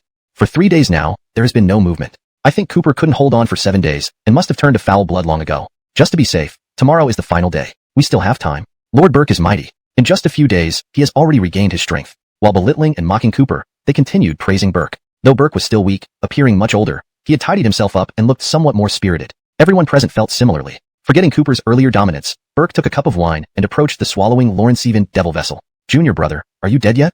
If you're still alive, come out and have a drink." "Oh right, even if you're alive now, you're probably reduced to bones, unable to drink." With that, Burke burst into laughter. Each day, he came here to provoke Cooper, not just to mock, but also to check on him. No matter how much he provoked, Cooper remained motionless, seemingly dead. Meanwhile, inside the swallowing Lawrence Seven devil vessel, under Cooper's feet lay piles of white bones, while numerous ghost faces continued to gnaw at his body. His condition was better than what the others imagined. "After 7 days, I will have the strength to subdue Burke."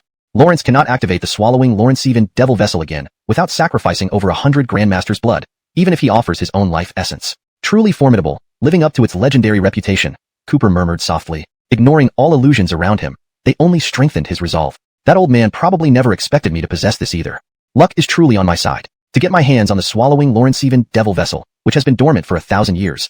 No matter how strong he is powerless against it. Outside, Burke's shouting rang again. Cooper knew it was true, but the swallowing Lawrence Seven devil vessel couldn't fully consume him either. The mental torment only made him more determined, like a clear mirror untouched by dust. Physically, the torture pushed the Lawrence Seven Emperor immortality art to another level, allowing his vitality to regenerate continuously. If he wished, his blood chi could heal him instantly. Closing his eyes, he thought to himself, not responding. Tomorrow is the final day. Just then, shouts reached his ears. "What's happening? Young master is inside. Charge. Wait for me. I'm coming to save you. Everyone, do not hesitate to sacrifice yourselves. Sacrificing for the young master is our greatest honor. Follow me, charge." Chapter 346. 3 women converge. Chaos ensues. More than 100 figures surged forward in a chaotic onslaught. Nikki led the charge, with Barkley, Hoyt, Alyssa, and other subordinates of Cooper closely following behind her. 2 steps behind them came the forces of the Eastern royal family, led by Ryan, their momentum fierce and menacing. Numerous martial arts masters from the ancient martial world united into one force, charging ahead under the rallying cry of Nona. Callan's gaze hardened. Lawrence hadn't anticipated such reinforcements. However, it was too late.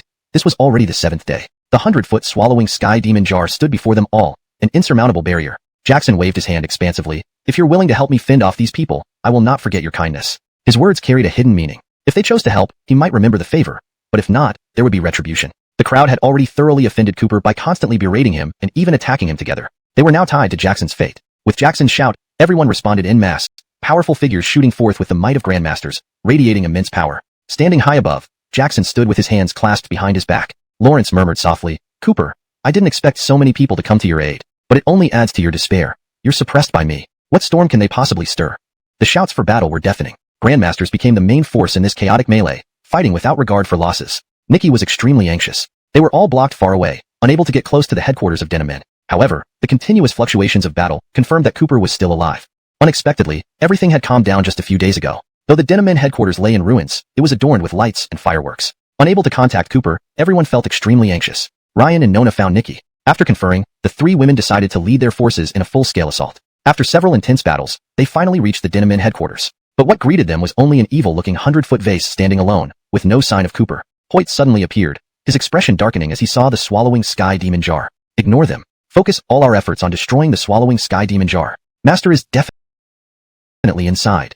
On command, everyone attacked the jar without hesitation. Over 100 people struck together, creating an overwhelming wave of power. The dust gradually settled. The swallowing sky demon jar remained unharmed. As a result of this attack, everyone was immediately surrounded near the swallowing sky demon jar. The crowd parted, and the elderly Jackson stepped forward, his eyes filled with mockery. "I was thinking of killing the remnants after Cooper's death, but I never imagined you would all fall into my trap like this. How utterly laughable." Lawrence licked his lips, gazing at the 3 women with heated eyes. Cooper indeed had great fortune, having such beauties around him, but no matter, everything belonged to him now. "Do you mean Juanza is inside here?" Nikki stepped forward, her eyes cold and her figure frail yet resilient. Jackson nodded, his eyes lighting up. "Your constitution is truly excellent. I never expected Cooper to leave such a gift after his death.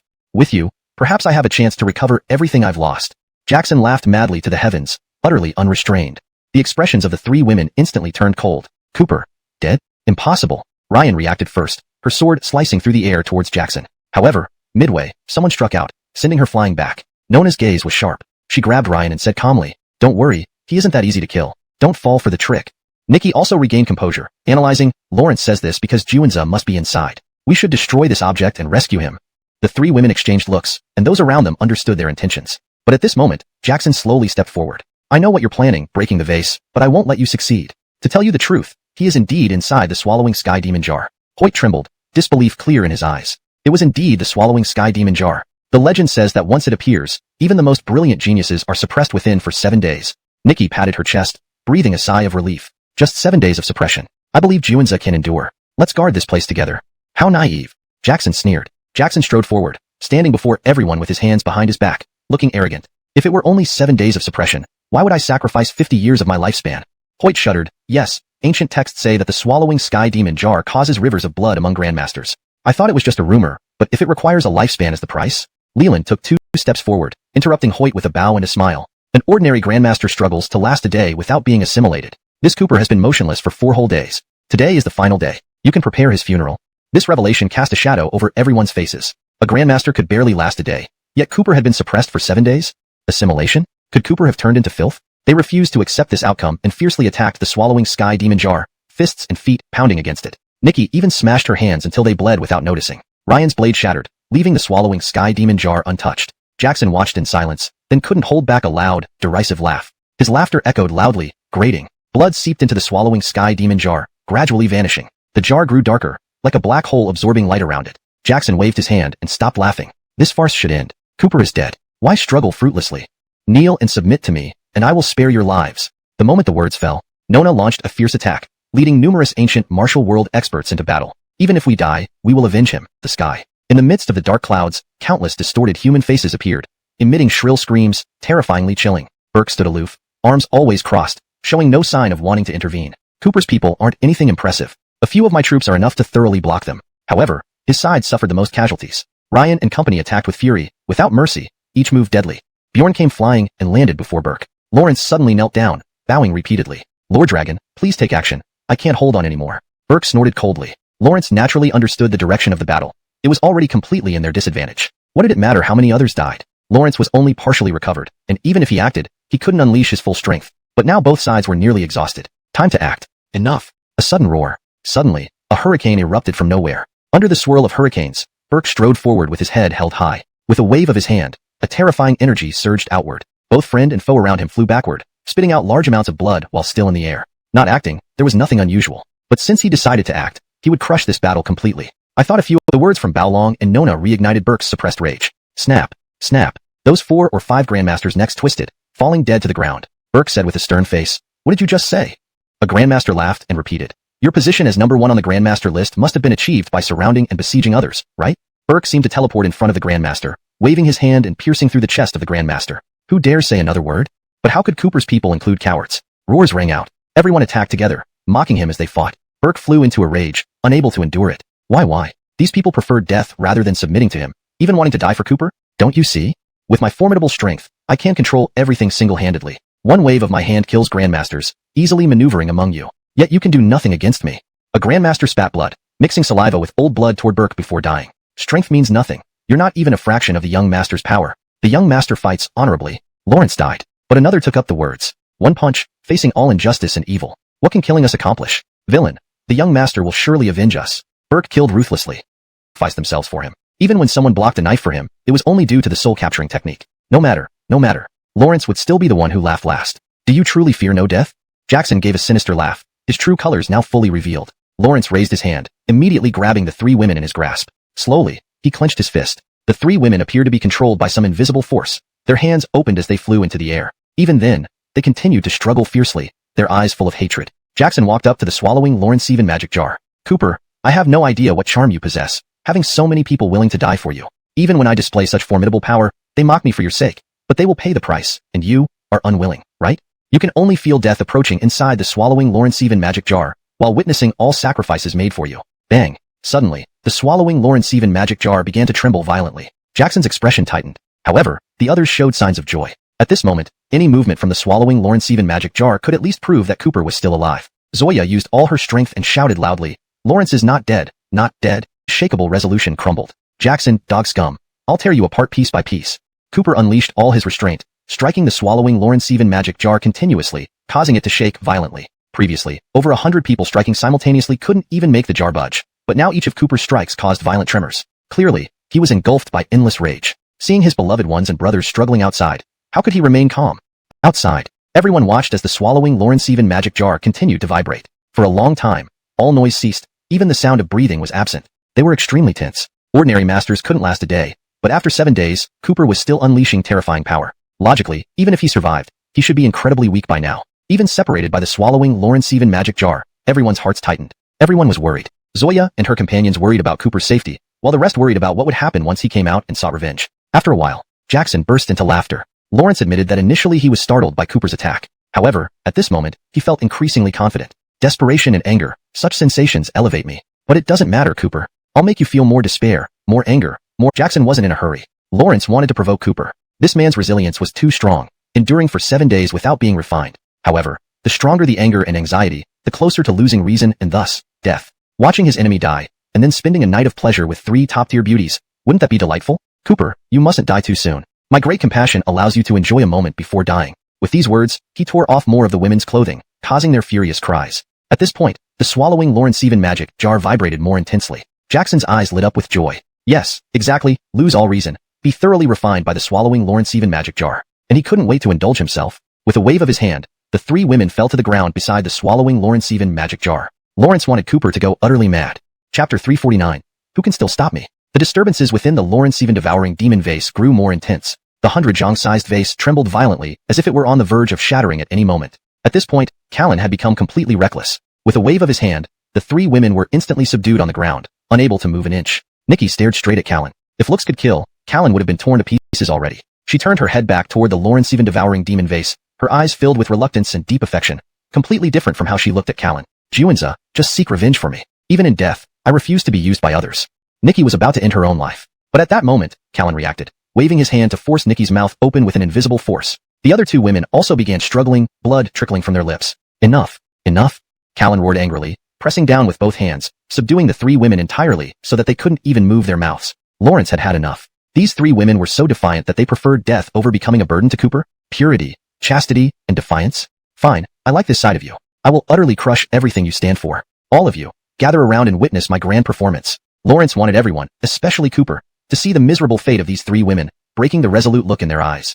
Now, the three women were completely immobile, unable even to control their facial expressions. They felt immense anger and despair. This emotion seemed to penetrate through the Lawrence even devouring demon vase. Cooper lifted his head, his eyes red. It seemed the vase intentionally amplified all these sights. Approached slowly, unable to contain himself any longer. But just as he was about to touch Nikki, a sudden surge of air exploded. Boom! Callan, who had just smelled Nikki's fragrance, was hurled backward without touching her. Was the cooked duck really flying away? Lawrence looked at the Lawrence even devouring demon vase. Suddenly, a pale hand pierced through it. That burst of air seemed to originate from this hand. Bang! A hurricane surged forth. The pale hand slowly clenched into a fist and struck out powerfully. The Grandmasters suppressing Hoyt and the others spat blood and flew backward. While in midair, they were assaulted by black mist and instantly turned to bones upon landing. The pale hand withdrew. Through the hole, a pair of crimson eyes peered out, ghastly and frightening. Callan's lips twitched, trembling. What was that thing? Those red eyes, they weren't human. Callan knew that inside the Lawrence even devouring demon vase was only one person, Cooper. This unexpected turn must have come from him.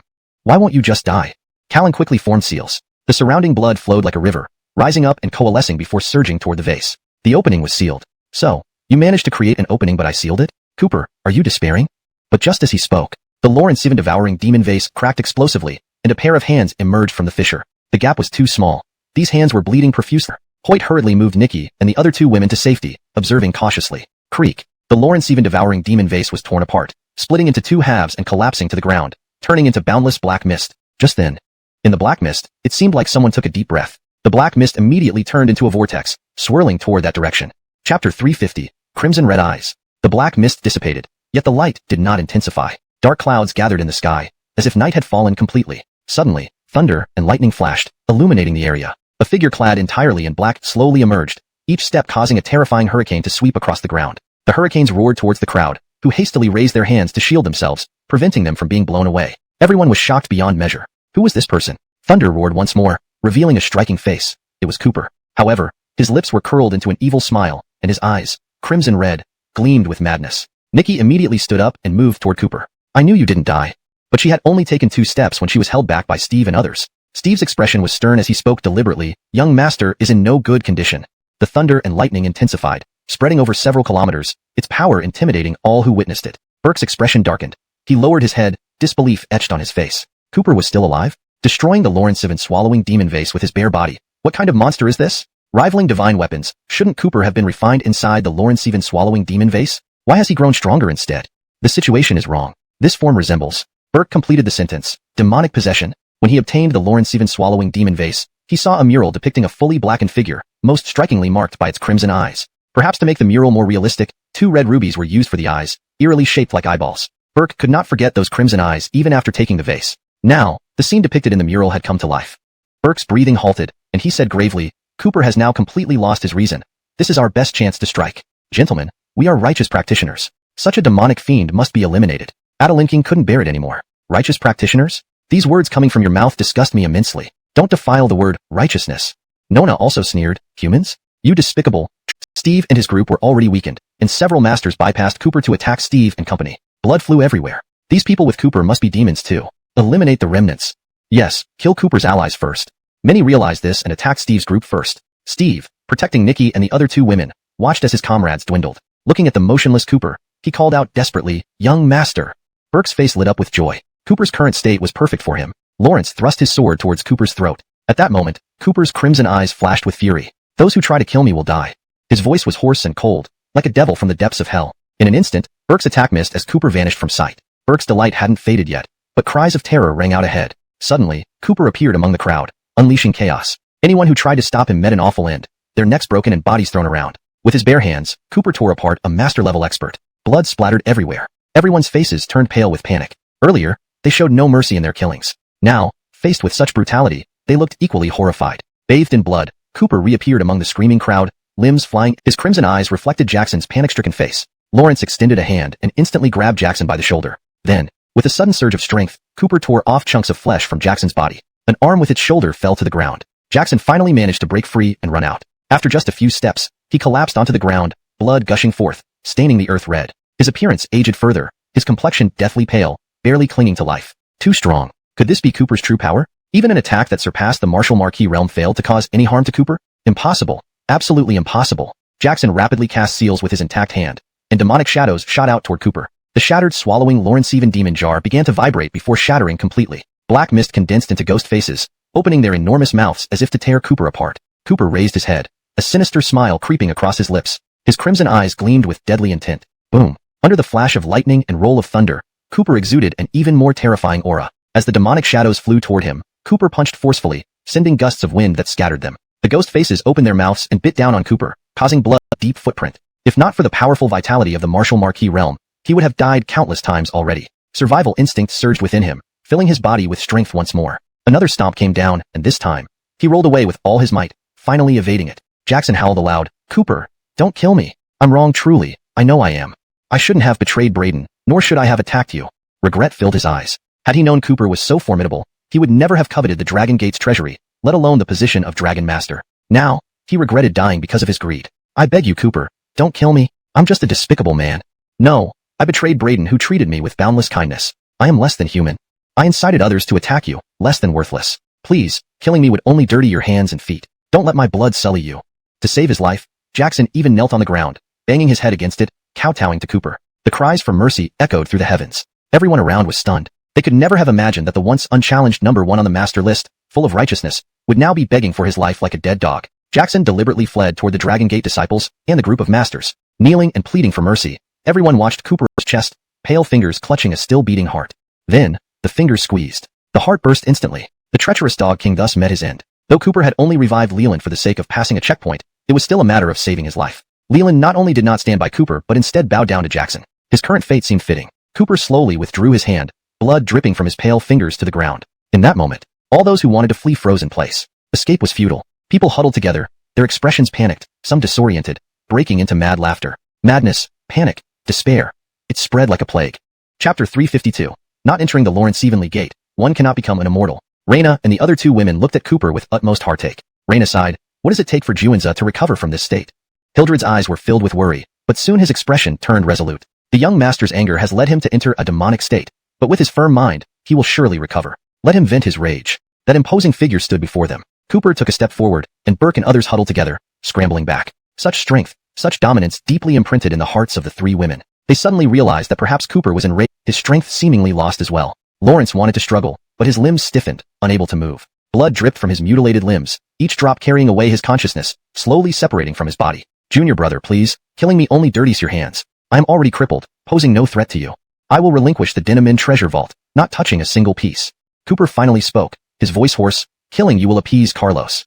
Killing you, I can obtain the Dinamin treasure vault too. Kill you, kill you, kill you."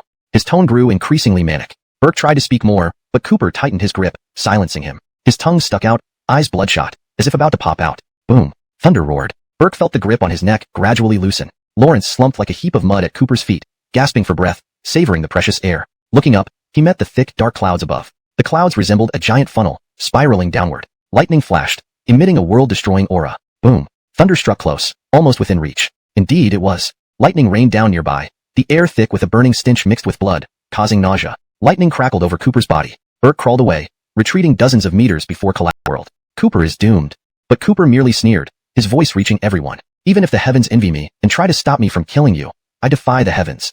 What does entering a demonic state matter? Without it, I cannot avenge those who sacrificed for me, cannot protect those important to me. If heaven is unjust, allowing scum like you to thrive, then I choose not to enter the heavenly gate, not becoming an immortal." Upon hearing these words, the heavens seemed to rage. Thunder boomed, deafening. A 1,000-foot lightning bolt appeared slowly. The moment it materialized, lightning crackled everywhere, its power shaking everyone, threatening to annihilate the space. Under the lightning, Cooper stood still, lifting his head to look at the heavens. His gaze never wavered. "You didn't intervene before, but now seek to stop me. If you are blind, let's battle, shall we?" Boom. The lightning descended swiftly, striking Cooper's chest. Chapter 353. Flesh endures thunder. Cooper was enveloped in bursts of blood mist. His veins bulged, but he didn't retreat a single step. The ground beneath him cracked inch by inch. This 1,000-foot thunderbolt round, creating a deep crater. Before he could rise, the clouds stirred again, forming the fourth thunderbolt, a war axe, falling from the sky, aiming to split Cooper in two. Lawrence slapped the ground, leaped into the air, and with his hands embraced the thunderbolt axe, holding it steady. Another punch landed. Just then, the fifth thunderbolt arrived, hundreds of bolts merging into one dazzling light before slamming onto the war axe. As it fell, Cooper unleashed a powerful shout. His fists flew out like dragons rising from the sea, shattering the thunderbolt axe. Yet, the fifth bolt struck his chest undiminished, pressing him into the ground like a giant hand.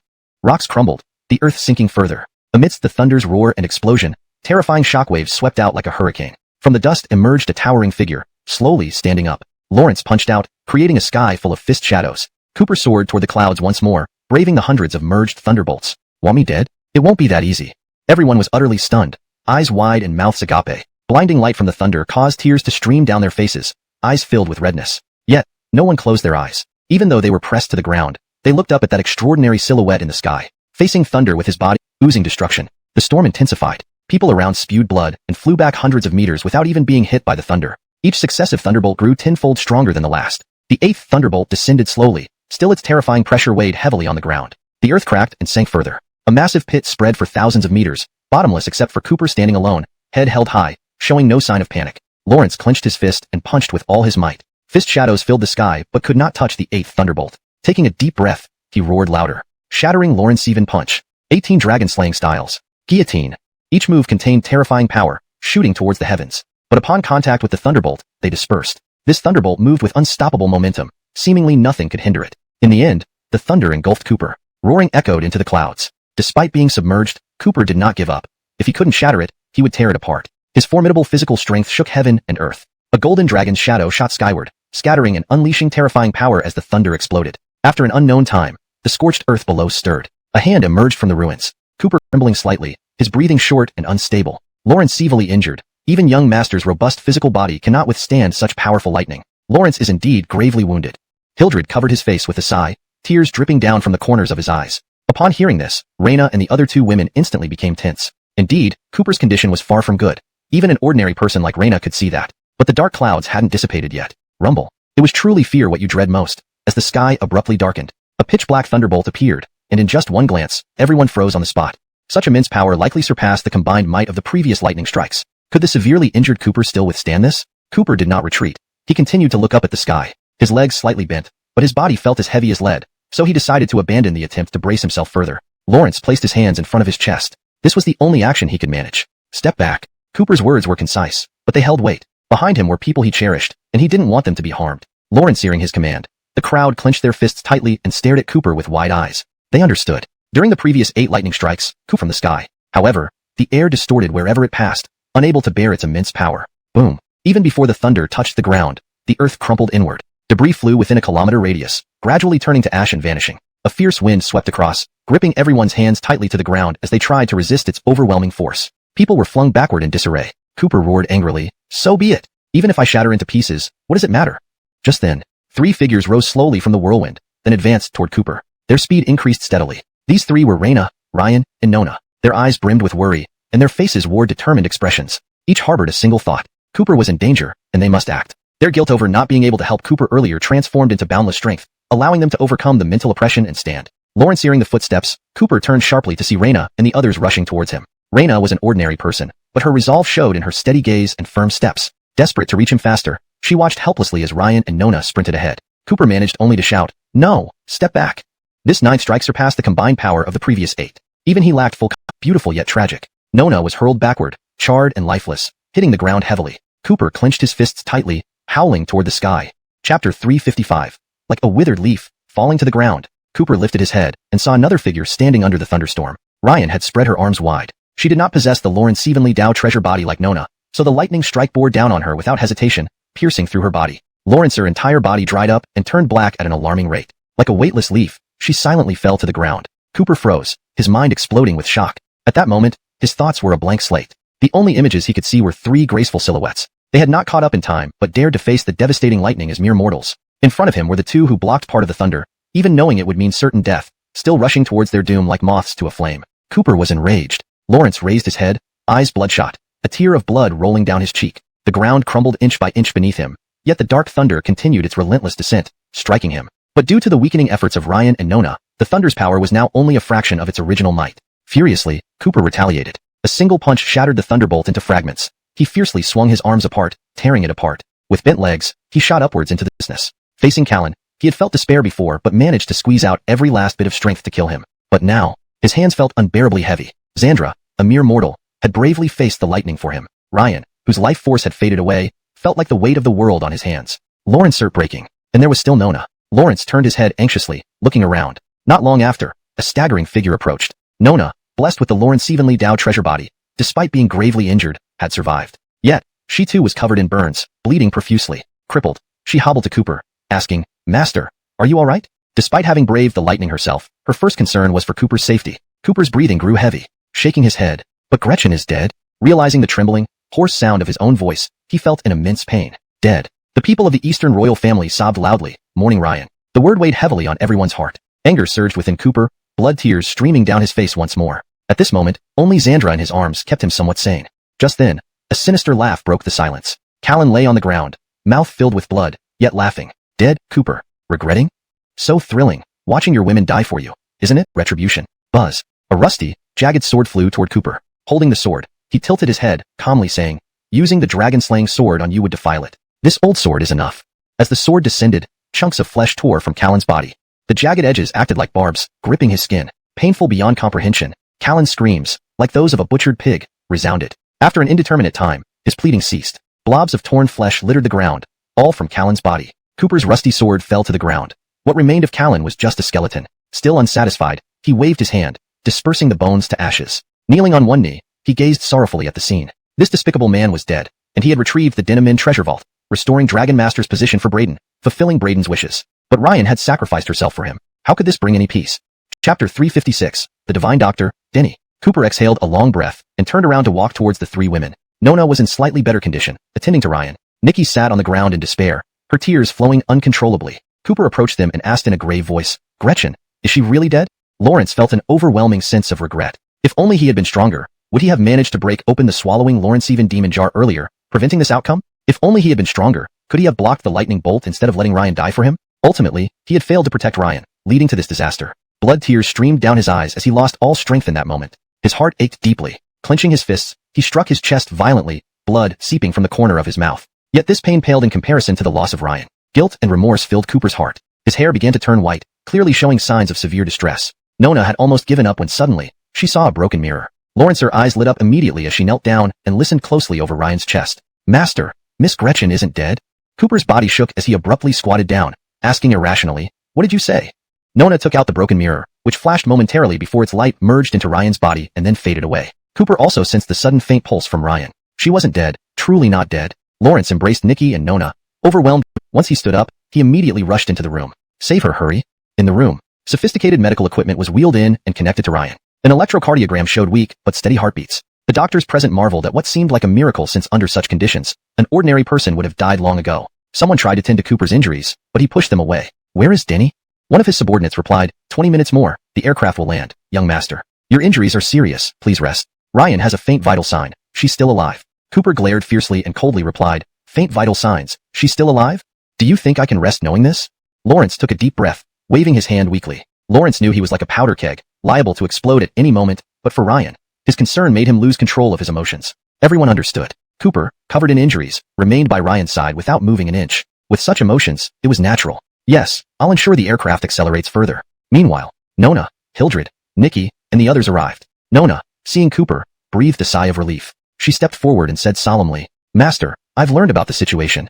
This broken treasure is the Denny had traveled tirelessly without complaint." Cooper bowed respectfully. "I entrust Miss Ryan's life to you, Dr. Jacksong." Denny replied sternly, "Mr. Chun, your trust means a lot. I'll do everything in my power." Denny rushed into the room immediately. The door closed, and nobody disturbed Denny. Cooper stood outside the door like a statue, not moving an inch. Even when someone offered to treat his injuries, he remained motionless. Bandages covered his body. Doctors cleaned his wounds, worried about causing him pain, yet Cooper never winced. 3 days and nights passed. Cooper's eyes grew increasingly anxious. Lawrence almost opened the door several times but held back each time.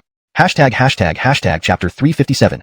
3 legendary treasures. Just as Cooper was about to break down the door, it opened from the inside. Denny stepped out, his face etched with exhaustion. Seeing Cooper, he understood the latter's unwavering vigilance, but could only sigh at this moment. A single sigh, though light, felt like a thunderbolt to Cooper. Lawrence hurriedly grabbed Denny's hands, his voice filled with urgency. "Master Jacksong, how is the situation?" Denny seemed to wince from the pain and couldn't help but frown. Realizing his overreaction, Cooper quickly let go of his hands and stepped back. Through the door crack, Cooper saw that the instruments indicated busted. Another fatal flaw. We need the blood of a spirit turtle to restore her vitality. Lastly, we need the legendary Lawrence Evenly Soul Pearl to reinforce her essence and repair her shattered soul after the lightning strike. Denny's eyes burned intensely. These 3 items were all legendary treasures. Even with money, they would be invaluable. Without hesitation, Cooper summoned Steve and Bjorn. With a wave of his hand, he ordered, "Mobilize all Denim Men forces to search for traces of Phoenix Marrow, Spirit Turtle Blood, and the Lawrence Evenly Soul Pearl. Offer a sky-high reward, and leave no stone unturned. No matter how difficult, if there's any chance, I will find them."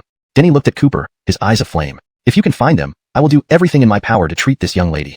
This was also a challenge to his medical career. Such rare materials were things he had never seen before, even as the top physician of Great Xia. After sending off Denny, who had come hastily and left with repeated instructions, Cooper immediately set to work directing the global search for the 3 items. Those he had helped in the past all offered assistance, and he rewarded their efforts with favors. Any information about these 3 items, any one of them, would earn a favor from Cooper, as long as it didn't breach ethical boundaries. Once this word spread, various parties began to act. One day later, news of Phoenix Marrow reached Cooper. Lawrence boarded a fighter jet, reviewing the intel on board. The destination was Hong Kong Island. The news about Phoenix Marrow dated back 20 years, during a highly publicized auction where it sold for $1 billion bid.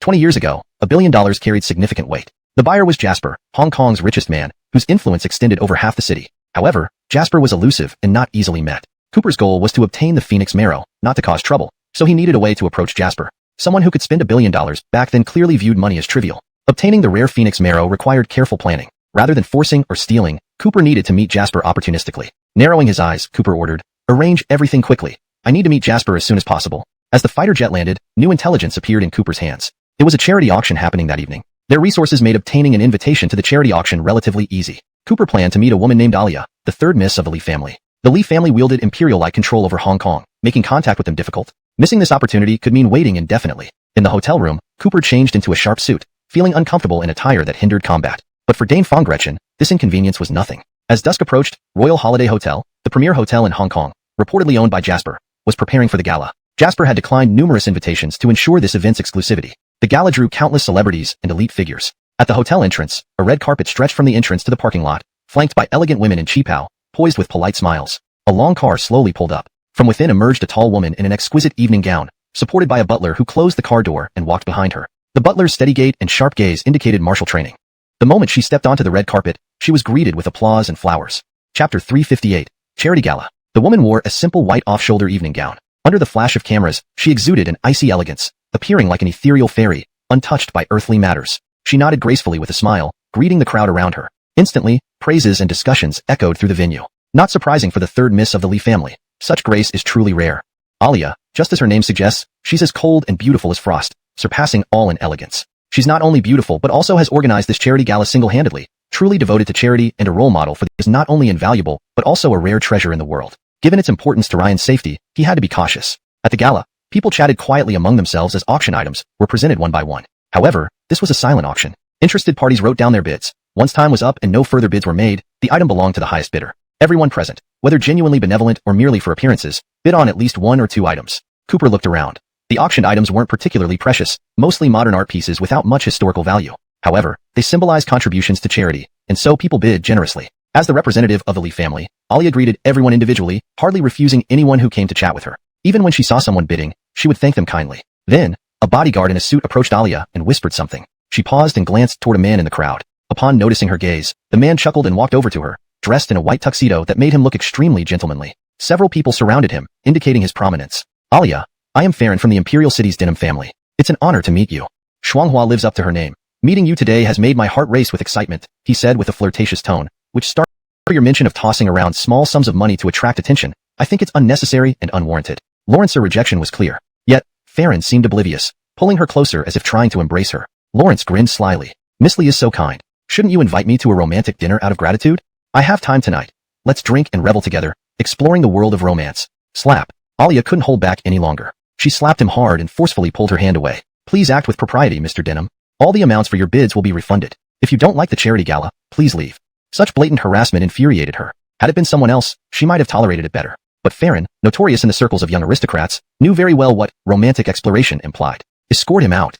The steward intervened immediately, blocking Farron's path. "Mr. Denham, please leave." Farron's face darkened. "Alia, I gave you face. Hong Kong's richest family isn't any superior to my Imperial City's Denim family." Alia walked across the red carpet, basking in continuous admiration. As she entered the hall, many people surrounded her. However, she didn't remain aloof but responded warmly, maintaining friendly interactions with everyone. Among the crowd, Cooper stood at the edge, observing Miss Alia. She was indeed beautiful, her appearance and aura rivaling even Xandra and the others. Unlike some of the spoiled princesses he had encountered before, she seemed to make my heart pound just for you. His frivolous tone clashed with his polished appearance. Upon hearing Farron's name, murmurs rippled through the crowd. So, it's the young master from Capital City. The dragon family is quite prominent there. Why would he come to Hong Kong? Keep quiet. He's known for his womanizing tendencies.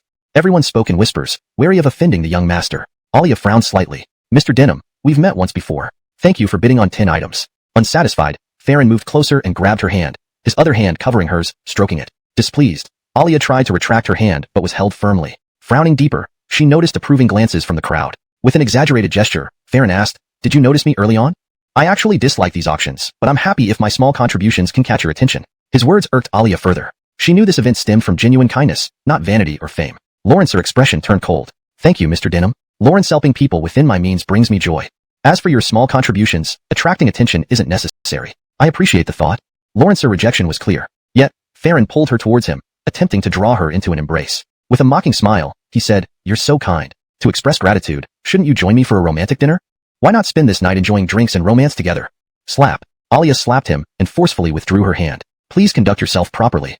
The money you spent will be refunded. If you dislike this event, please leave." She loathed such blatant advances. Normally, she might tolerate someone else better, but Farron's notorious reputation made her particularly disdainful. "Escort him out," ordered the manager. Blocked by the manager, Farron's face darkened. "Alia, I've shown you respect. Remember, being the richest in Hong Kong doesn't put you above my dragon family." Chapter 359. Farron intimidates the entire scene. Farron glared at the butler. "Just a watchdog, Scram.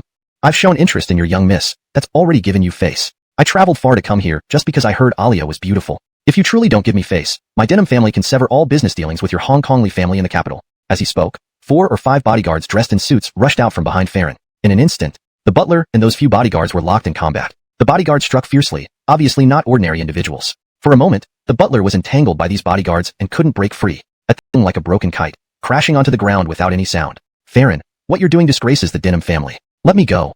Alia rebuked angrily again, but Farron didn't care. He was used to being arrogant, never failing to get what he wanted. Women were merely for amusement. A well-bred lady like you is more entertaining when played with. I've had many in the capital who, out of fear of my Denham family, eventually smiled apologetically, asking if they could marry into the Denham family. As for the Lee family, it's no different. Aren't rich men's daughters merely tools for business? Obey me, and my Denham family will ensure benefits for you. As Farron spoke, he leaned closer, seemingly about to kiss Alia. Alia reached out again but was caught by Farron before she could strike. "One time is enough." Farron snorted coldly, striking Alia's face with the back of his hand. An immediate red palm print appeared on her delicate face. Alia fell to the ground, tears filling her eyes, looking pitiful. "Don't know the current state of the Lee family? That's amusing. I'm giving you one last chance. If you refuse, think about what your Lee family might suffer." Farron scoffed, standing with his hands behind his back. Alia's expression froze. She lowered her head, remaining silent. The onlookers kept their heads down, clearly enjoying the spectacle. Thirsty. Farron saw Cooper, and his expression darkened. What sort of mongrel dares meddle in my affairs? But Alia clung to this lifeline, shouting hastily, "Sir, please save me. Afterwards, my Lee family will surely repay you greatly." Cooper waved dismissively. "No problem. I just can't stand it." Lawrence stepped forward and stood opposite Farron, saying indifferently, "Release your dirty hand. Can't you see the lady is unwilling?" Farron immediately pointed at Cooper. "Stay out of my business. Are you deaf?" Slap. Cooper slapped Farron across the face while pulling Alia behind him. Thrown off balance, Farron stumbled backwards several steps. An uproar erupted in the room. Someone actually dared to hit young Master Denham, openly slapping the Denham family in the face. This should be good. The Denham family is so arrogant not just because of wealth. I remember hearing that the Denham family is an ancient martial arts clan with exceptionally powerful descendants. Ordinary people can't compete. Lawrence easily dealt with many skilled bodyguards earlier. Everyone discussed among themselves. Meanwhile, Cooper nodded at Alia before approaching Farron. Farron was enraged to the extreme. Lawrence could endure a slap from Alia, but a slap from Cooper was a humiliation he couldn't swallow. "Do you know that I am the successor of an ancient martial arts family?" Roaring, his tailsuit billowed despite no wind. Standing with his hands behind his back, he exuded a master's demeanor. Cooper slowly stepped forward, saying calmly, "Ancient martial arts heir, very impressive." Farron took a step forward, arrogantly proclaiming, "With my remarkable talent, I already possess skills comparable to a grandmaster." Chapter 360. You are actually at the grandmaster realm? Cooper paused, his eyes full of shock. Farron thought Cooper was afraid and became even more arrogant. "It seems you are at least someone in the ancient martial arts circle, so you must know the weight of a grandmaster. Let me tell you the truth, I can match up with a grandmaster evenly. If you..." Before he could finish speaking, he saw a hand rapidly enlarge before his eyes. Before he could react, he was slapped away. Cooper frowned and said, "I assumed you had great power. Even Jackson, who ranked first on the grandmaster list, wasn't his match." Lawrence never imagined that a person not yet at the Grandmaster realm would be arrogant in front of him. Lawrence stood with hands behind his back, his face filled with indifference. Get lost. Lawrence didn't want to waste time on this kid.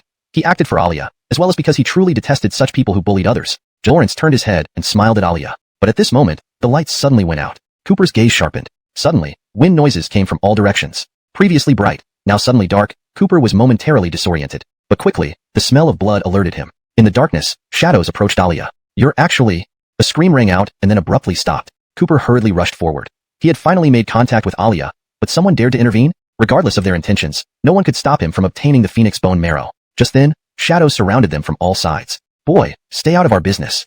Back off, Cooper bellowed. Suddenly, a burst of firelight flashed, and a large fireball flew towards Cooper. At the same time, everything seemed to spin around. Cooper's eyes narrowed. He said gravely, strategic arrays? But the surrounding figures didn't give Cooper any chance to react, attacking relentlessly. The scene changed abruptly. Cooper coldly snorted, stomped on the ground, and fiercely retaliated. The punches whistled through the air. Screams erupted mixed with a strong smell of blood spreading everywhere. Soon enough, the lights came back on. Cooper looked around but couldn't find any trace of Alia. Suddenly, the sound of a car engine starting reached his ears.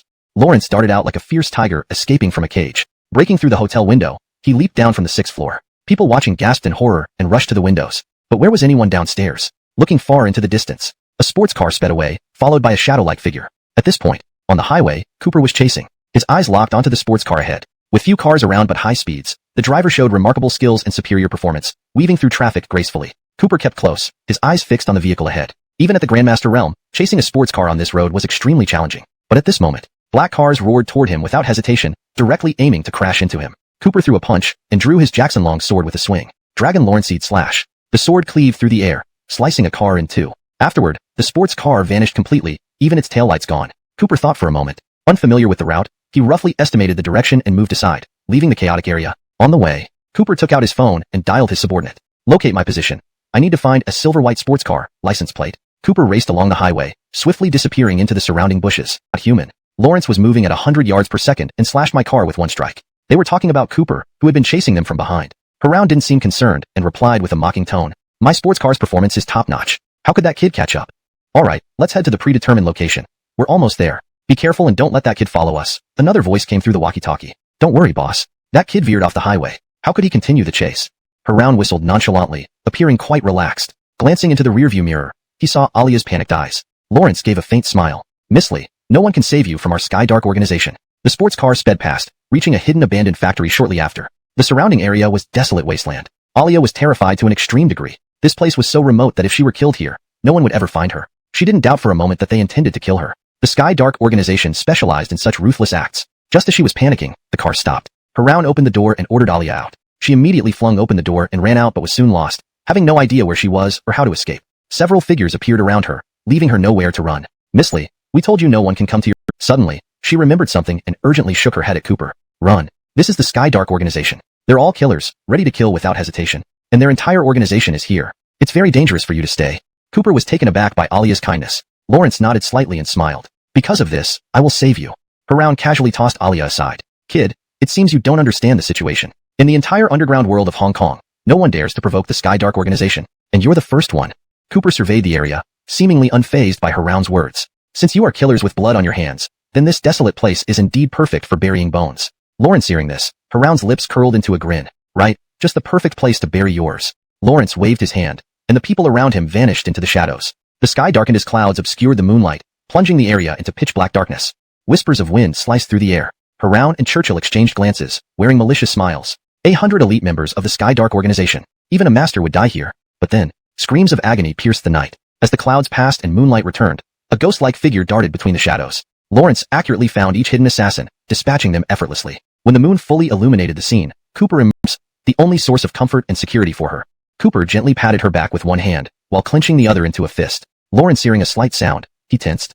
Chapter 362. How dare you? Cold flashes of light zipped past Cooper, moving so fast that they were almost imperceptible to the naked eye. Yates's voice echoed from all directions. So, this is the strength of our Black Knight organization. You don't stand a chance, the voice taunted. Actually dare to oppose us? I see you. The voice suddenly stopped as only Cooper's shredded clothes fell to the ground, revealing his well-built physique. Lawrence shook his neck and said indifferently, not even painful. Is this really the level of Hong Kong's hitman organizations? Lawrence wasn't exaggerating. Yates and Luther had attacked dozens of times, but failed to injure Cooper in the slightest, not even causing him to budge an inch. Indeed, it was just this level of skill. In the next moment, Cooper moved, vanishing from the spot as if by teleportation. Yates scoffed coldly. That's all? As long as we don't attack, you won't find us.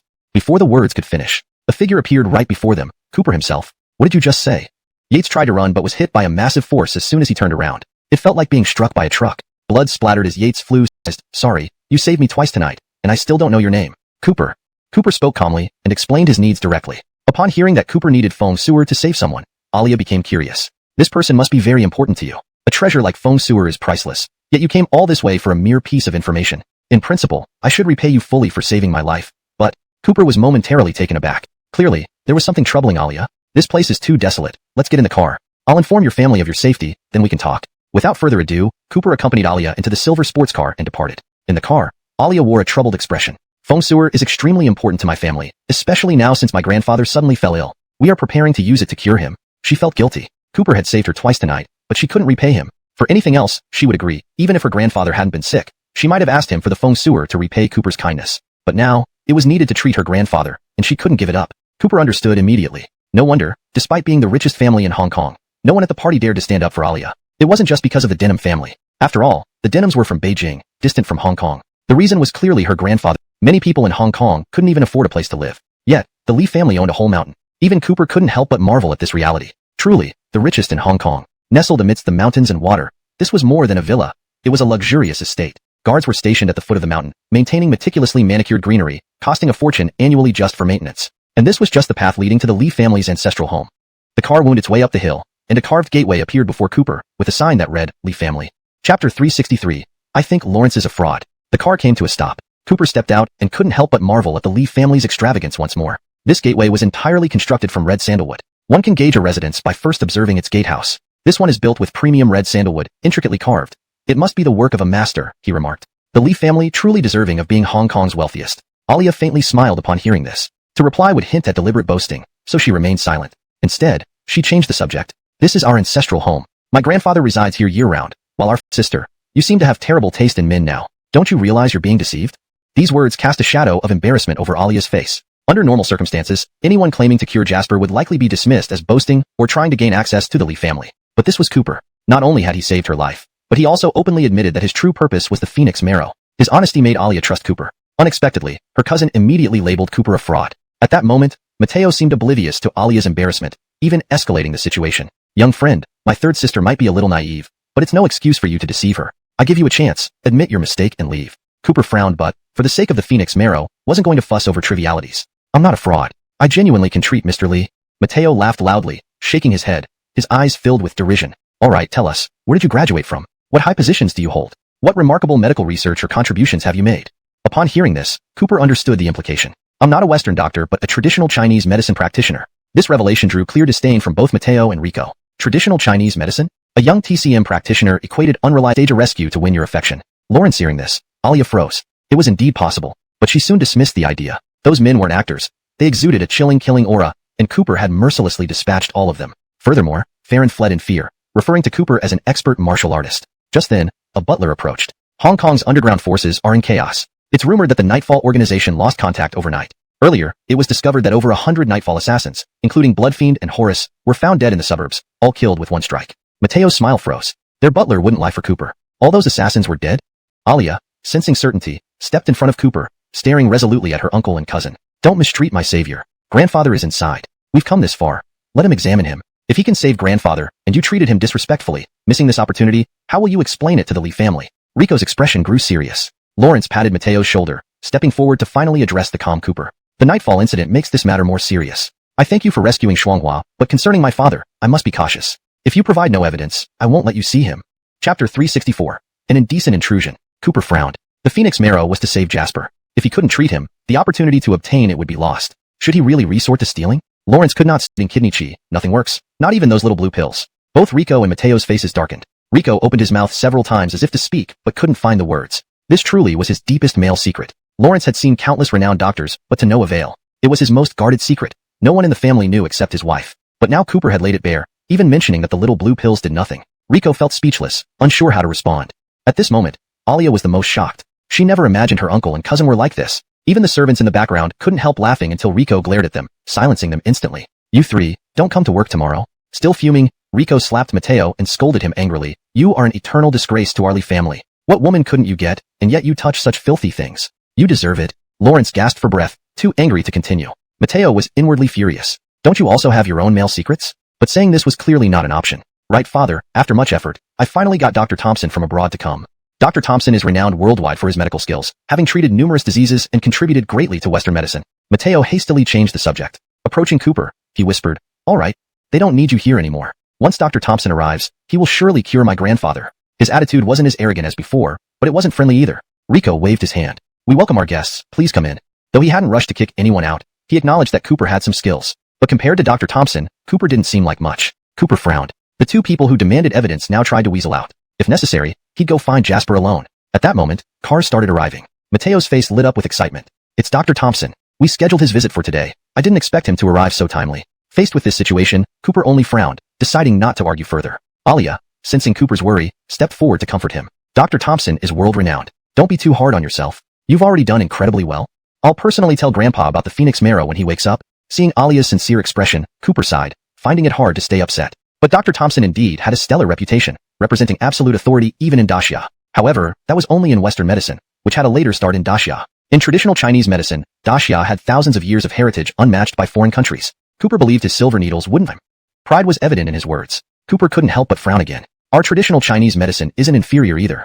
Chapter 365. Clash of Words. The atmosphere grew heavy as soon as these words were spoken. Cooper couldn't stand it anymore. Traditional Chinese medicine in the Great Xia has been passed down for thousands of years and is in no way inferior to Western medicine. But this Thompson was being subtly arrogant, boasting about his advanced instruments which the Great Xia did not possess. The group of young people around him made Lee family members feel like they owed them gratitude. It was undeniable that such arrogance grated on Cooper's nerves. Sir, what did you say just now? Asked Alia, restraining Cooper slightly. But Cooper paid no heed. He wanted to provoke Thompson further so that Thompson would leave sooner, allowing him to treat Jasper peacefully. The acupuncture technique of our Great Xia traditional medicine has a history of several thousand years. Its profound nuances are incomparable with some advanced instruments. Thompson immediately looked at Cooper but didn't get upset, just smiled. May I know who the gentleman is? Cooper replied nonchalantly, just an unknown practitioner of Chinese medicine.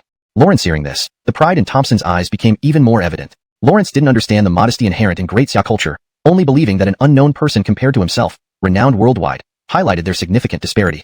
A flash of anger crossed Rico's eyes. Before he could speak, Thompson quickly interjected. Mr. Lee, may I ask how many practitioners of Chinese medicine you have consulted? Rico's expression stiffened momentarily before he forced a smile. Quite a few. Thompson let out a thoughtful "oh" and glanced at Cooper with a mocking look. However, he didn't rush to contradict Cooper. Ultimately, demonstrating prowess through actions was the right way.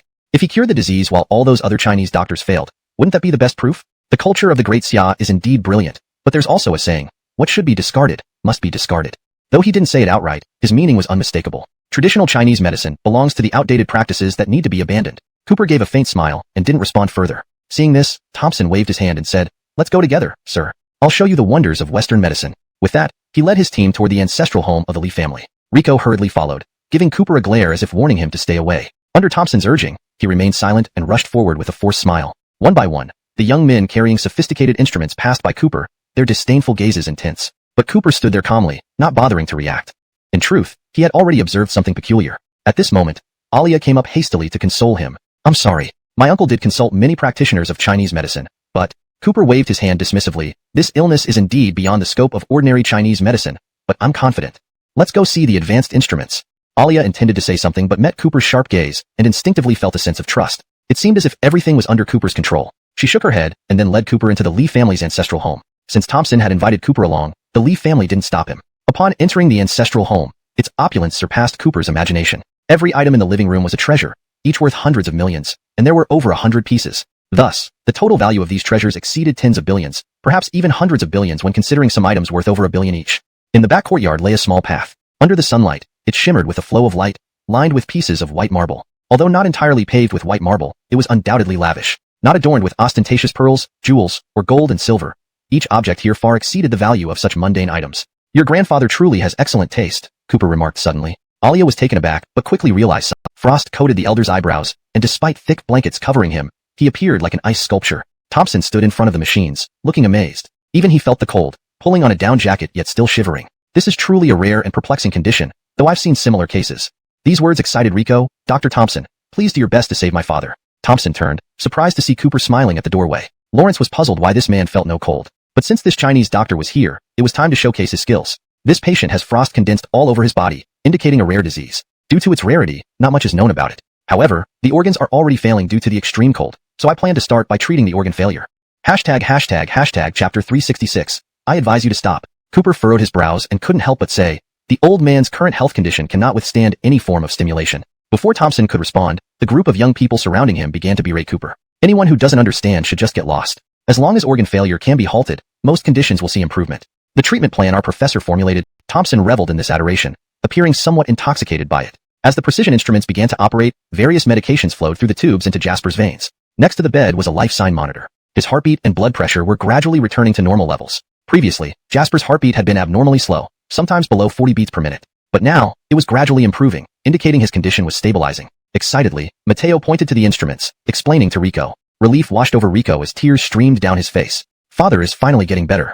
Mateo glanced at Cooper, who was quietly talking to Alia. Raising his voice intentionally, he said, it seems professional matters should be handled by professionals, not someone like a barefoot doctor without medical credentials. Lawrence hearing this, Thompson frowned. Is the regulation of doctors in Daxia so lax? I must report this to the Global Medical Alliance.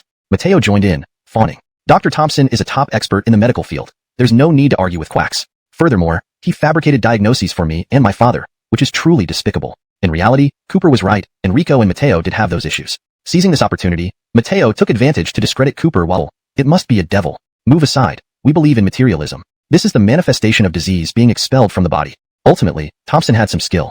With a commanding shout, he regained control. Clear instructions were issued, and everyone scrambled to work. The rising heartbeat and blood pressure started to stabilize, and the alarms ceased. Breathing a sigh of relief, Thompson barely got the words out before the vital signs plummeted again, setting off more alarms. Sparks flew from the devices, one after another losing control. Thompson hurriedly shut them down, leaving only the life sign monitor. On the bed, Jasper began convulsing, spitting out large amounts of blood from his mouth and breathing heavily. Even without the monitor, it was clear his condition was dire. True to his renowned status, Thompson employed various emergency measures, managing to stabilize Jasper temporarily. Yet, his expression darkened. It seems I can do nothing more. Mateo and Rico froze, collapsing to the ground. Alia beside Cooper rolled her eyes and fainted. The room spun before her. With Thompson admitting defeat, it was as if Jasper had been sentenced to death. If even he couldn't save him, who could? Translation ends here, maintaining paragraph structure and tone. Chapter 367. If you had the ability, you would have acted denim ago. At this moment, Thompson finally looked at Cooper who stood beside him. Cooper also wore an indifferent expression as he said, if you knew it would turn out like this, it would undoubtedly deal a severe blow to the Lee family. It's all because of you. Even now, you still make sarcastic remarks. I think you must be secretly sabotaging us. You are here to harm my father. But anyone with eyes could see that Cooper had stood at the door without getting close. Alia woke up just in time to hear this remark. She shed her previous weakness, eyes red, and directly rushed over to slap Mateo across the face. I've told you before that Mr. Chen is a doctor. Let him examine grandfather, but you didn't believe me. Lawrence saw through all your schemes at first glance, yet you belittled Mr. Chen. Lawrence didn't bother to argue with you. Do you understand? I tried to save your dignity, but if you don't want it, so be it. Alia took a deep breath, her eyes bloodshot, staring straight at Rico and Mateo. Uncle, your wife frequently goes to nightclubs to find male models, and you turn a blind eye because you're incompetent, right?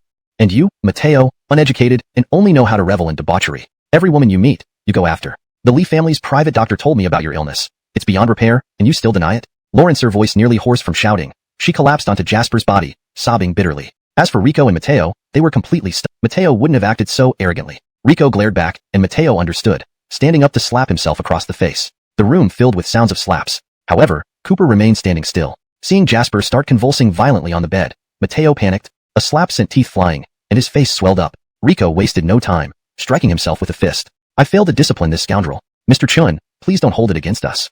Alia, tears streaming down her face, bowed again. Mr. Chun.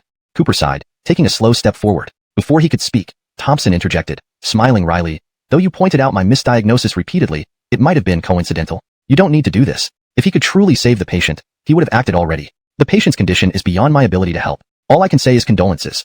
This day would come eventually. With these words, he absolved himself of responsibility. Anyway, the patient would eventually die even if untreated, and it wasn't related to him. Cooper's deductions were mere coincidences, which he could outright deny, claiming the misdiagnosis coincidentally matched Cooper's words, but not facts. Cooper sneered upon hearing this. If you admitted your mistakes, I might have thought you were a good doctor. But it looks like Thompson's reputation isn't well deserved. I would treat him regardless of your provocations. With a swift movement, he grasped and backed away, spreading his hands and shrugging. Traditional Chinese medicine is just theatrics. But at that moment, the vital signs on the monitor stabilized. Previously, they had been steadily declining, nearing death. Now, the heart rate was gradually increasing, and blood pressure was rising. This sight left Thompson speechless. Oh my God! Someone exclaimed in shock. By simply using silver needles, Cooper had successfully resuscitated and stabilized the patient, a feat far beyond their comprehension. Chinese traditional medicine has a history spanning thousands of years, originating long before Western medicine. Cooper remarked swiftly, his hands moving so fast they seemed like blurs. I don't deny that some people may exploit the name of traditional medicine for fraud, but that doesn't justify your dismissive attitude. Watch carefully. The profundity of Chinese medicine is beyond your understanding. Tai Divine Needle. The silver needles transformed into streams of light, piercing into Jasper's body. Simultaneously, with a wave of his hand, all the wires and tubes connected to Jasper detached. His miraculous skill left everyone awestruck. Holding a silver needle between two fingers, Cooper's demeanor changed dramatically from his earlier lazy appearance. Lawrence traced a Axelnyang symbol with his fingertips, which transformed into light and directly merged into Jasper's forehead. Instantly, the ice covering Jasper's body began to dissipate, and dark energy spread out. Moments later, a bone-chilling scream echoed through the room, forcing everyone to close their eyes. When they reopened them, everything had vanished as if it were an illusion. Thompson and his fellow materialists were utterly astounded, their mouths hanging open in disbelief. Before long, Cooper began to retract the needles. Jasper's complexion gradually regained its rosy hue. His eyelashes fluttered, and in the next moment, his eyes opened. Despite his advanced age, his eyes instantly shone with sharp intelligence. Lawrence surveyed the surroundings with a fierce gaze. Who are you? Cooper replied calmly, Old sir, please rest well. 2 more sessions of acupuncture will be needed to fully eliminate the hidden dangers in your body. Jasper quickly understood. Lawrence nodded slightly and smiled. I feel much better. Thank you, divine doctor. Although he wasn't sure exactly what had transpired, he knew that the young man in front of him had saved him. From the outset, his poise and diplomacy were evident, and he praised Cooper outright. After the last needle fell, Cooper slowly retreated, putting away the needles by the bedside. These needles are impressive, Jasper said in surprise. Cooper remained silent, slowly rising and stepping back. Rico and Mateo rushed forward, gathering around the bed, their faces filled with excitement. Thompson still didn't try obtaining a medical license in traditional Chinese medicine. Thompson blinked in surprise, but quickly became excited. Thank you, sir. Lawrence immediately called the young people with him, running out towards the Lee family mansion entrance, talking about staying in Daya to study traditional Chinese medicine. Cooper shook his head and paid no further attention. Rico and Mateo changed their attitudes completely, arranging a grand banquet in the ancestral home to entertain Cooper. Rare delicacies were flown in, and several renowned chefs from Hong Kong Island were invited. Cooper reciprocated their hospitality. He was here primarily for the feng shui meal. Moreover, the two were genuinely grateful. Jasper recovered quickly and was already able to walk by dinner time. Understanding the events, he came to personally thank Cooper. Lawrence raised a cup of tea. I've learned of all the trouble the Lee family has faced, including the hiring of killers to kidnap my granddaughter, likely to harm the Lee family. If not for Mr. Chin's timely rescue, it might have been worse. Moreover, you saved my life. This kindness, our family will never forget. Raising the cup to his lips, he drank it all. Cooper did the same but realized that merely thanking him wouldn't resolve everything. Do you remember anything unusual before you lost consciousness? He asked. Jasper pondered, then shook his head after a while. I can't recall. That night, I was observing the stars when a shadow approached. I heard eerie cries and screams. After that, I fainted and felt constantly chilled. Chapter 369. The Mystical Sect Association, ALB. Cooper silently confirmed his suspicions. Old sir, with a malevolent spirit entering your body, this is indeed the work of the mystical sect. Have you offended anyone recently? Jasper immediately shook his head. Impossible, Mr. Chun. Do you know the layout here? In Hong Kong, feng shui layouts are particularly prevalent. Jasper spent a fortune on the feng shui of his ancestral home, ensuring it was top-notch. In such a layout, no malevolent spirits can approach. Cooper understood this well, but he had indeed detected the aura of a malevolent spirit while diagnosing him. It was because of the treatment that the spirit was agitated, causing Jasper's condition to worsen suddenly and nearly cost him his life. If left untouched, the spirit would have continued to torment him until his life hung by a thread. Time-wise, it wouldn't have differed much. Lawrence then changed his approach and asked, Has Old Sir offended anyone from the mystical sect recently? Jasper let out a soft exclamation, about to say no, but something suddenly came to mind. His face darkened instantly. Indeed, if it were truly someone from the mystical sect who did this, his feng shui layout would not be able to withstand it. Cooper, seeing this, knew Jasper had recalled something. After a moment, Jasper said in a solemn voice, Mr. Chun, I assume you are not from the Hong Kong region? Cooper shook his head. Jasper nodded slightly. In our Hong Kong region, there is an association called the Mystical Sect Association, led by a man named Alby. Originally, this association is renowned not only in Hong Kong but also across the entire mystical sect circle in Daxia. It gathers the most outstanding members of the mystical sect in Daxia. Alby, its leader, is a standout among them, with rumored magical skills reaching an unparalleled level. Even the richest family in Hong Kong dares not offend this mystical sect association. However, traditionally, the mystical sect and the business world have stayed out of each other's way. Jasper's face turned grim. Unbelievably, just a month ago, LB sent someone to my house demanding billions for cultivation. I found it absurd and refused outright. Before leaving, his messenger warned us to transfer the money, which I ignored, leading to this problem. Lawrence was almost certain now that LB was behind this incident. However, he knew LB well. Though publicly a mere president, secretly he was a vindictive person. If LB truly harmed him, there would undoubtedly be another attack. Competitors were eyeing Lee's business, knowing they had offended LB, foreseeing a dire outcome. By solving this, competitors would hesitate, knowing Lee had powerful backing. Additionally, befriending someone capable of handling LB was invaluable compared to the Phoenix Marrow. It would also repay Cooper's kindness. A threefold benefit. Jasper firmly agreed. All right. Mr. Chin, the Phoenix Marrow is vital to me, but saving a life trumps all. Once Albie's threat is gone, the Phoenix Marrow will be my reward. They raised their teacups in agreement. Over the next 2 days, Cooper treated Jasper again, thoroughly resolving his health issues. But during the final session, a white paper crane descended from above. Jasper, looking at it, grew heavy-hearted. Opening it, he read, "You may evade the first, but not the 15th. From Albie. This confirmed their suspicions. Jasper, worried, handed the paper crane to Cooper. Mr. Chon, see this? Albie is unambiguous now, giving a final ultimatum. Another move, and my situation will be perilous. Though not openly urging, his words hinted a desire for prompt action. Cooper wasn't reluctant, but Albie was exceedingly mysterious. Even with Lee's help, finding him took 2 fruitless days. Without direction, action was impossible. However, the white paper crane was also a provocation, threatening openly despite knowing aid. Very well, I should have inquired about recent events. During their casual conversation, Cooper mentioned the behavior of Rico's family. Since Alia had consistently supported him, he casually praised her family, helping them without hesitation. Moreover, after this incident, Jasper should now be fully aware of the importance of changing things within the Lee family. It couldn't rely solely on him anymore. Otherwise, it would eventually collapse. Even without this incident, Jasper was already getting old. Seeing Jasper lost in thought, Cooper tactfully took his leave from the ancestral home. Alia also needed to leave the ancestral home, so she accompanied Cooper out. On the way, Cooper remarked casually, "Miss Lee, sometimes you shouldn't be too reserved. When it's time to show your strength, you must do so." Alia paused, puzzled. Cooper then briefly explained his conversation with Jasper. Instantly, Alia realized that Cooper was offering advice to their entire family. As a woman, and because they were the youngest branch of the Lee family, their status had gradually been marginalized, often oppressed by her uncles. Now, with Cooper's guidance, their status would likely improve. This was an immense favor. "Mr. Chun, I don't know how to repay you." Alia's eyes flickered. If not for knowing that Cooper acted for his close female friend at all costs, even the lowest-ranking members. Alia's expression grew grim. "It has led the Xianmin Association to act more recklessly, even targeting our Lee family. If we don't pay billions, they'll make us miserable." Cooper frowned. The Xianmin indeed wielded mysterious techniques passed down for thousands of years, truly astonishing. Where is this Xianmin Association located? Alia shook her head. This made Cooper's frown deepen further. Without knowing its location, he couldn't take any action against it. "Don't worry, Mr. Chon. Let me think of a way," Alia assured him again. Then Cooper got off the car, waiting for Alia's contact. 1 day later, Alia was highly efficient. She contacted Cooper, and they headed toward a villa complex in a wealthy area of Hong Kong. On the way, Alia briefly explained their mission. "One of my acquaintances told me that a master named Amin lives here, and seems to hold a significant position within the Xianmin Association. But finding and questioning him might be very difficult. I've heard Master Amin is somewhat peculiar." Alia's voice trailed off as the car stopped. The villas were built on a hillside, with row houses below and individual villas above, each quite far apart. Suddenly, white fog appeared around the car, forcing the driver to stop. "How strange, given the weather here. Why is there so much mist? And according to the route provided by security, we should already be here." The driver scratched his head, puzzled. Suddenly, the wind blew through the fog, increasing its flow speed. Yet it did not dissipate but became thicker, enveloping the entire car. Looking through the front windshield, everything was white with visibility under a meter. Alia hugged herself, shivering. "It feels a bit cold." The driver added, "Yes, this crazy weather." Cooper observed thoughtfully, recalling what he saw on the way. This must be a Xianmin technique. Indeed unique. Lawrence opened the car door, instructing the driver to stay inside. Just as he stepped out, the door behind him closed, revealing that Alia had followed closely. Suddenly, countless shadows appeared in the fog, densely packed. Upon closer inspection, these figures seemed insubstantial, like illusions. "Ah!" Alia screamed as the wind cleared, revealing an old signpost reading, "Yellow Spring Road." They had somehow wandered onto the path leading to the underworld. Chapter 371. Just pretending to be supernatural. Cooper reached out and grabbed Alia, his gaze reassuring her. Just pretending to be supernatural. Suddenly, a voice echoed through the white mist surrounding them. "Invading uninvited. Yet you dare accuse us of pretending to be supernatural. I want to see if you can escape from here. If you manage to escape, I will report to Master and have him grant you an audience. What do you think?" The voice came from all white mist.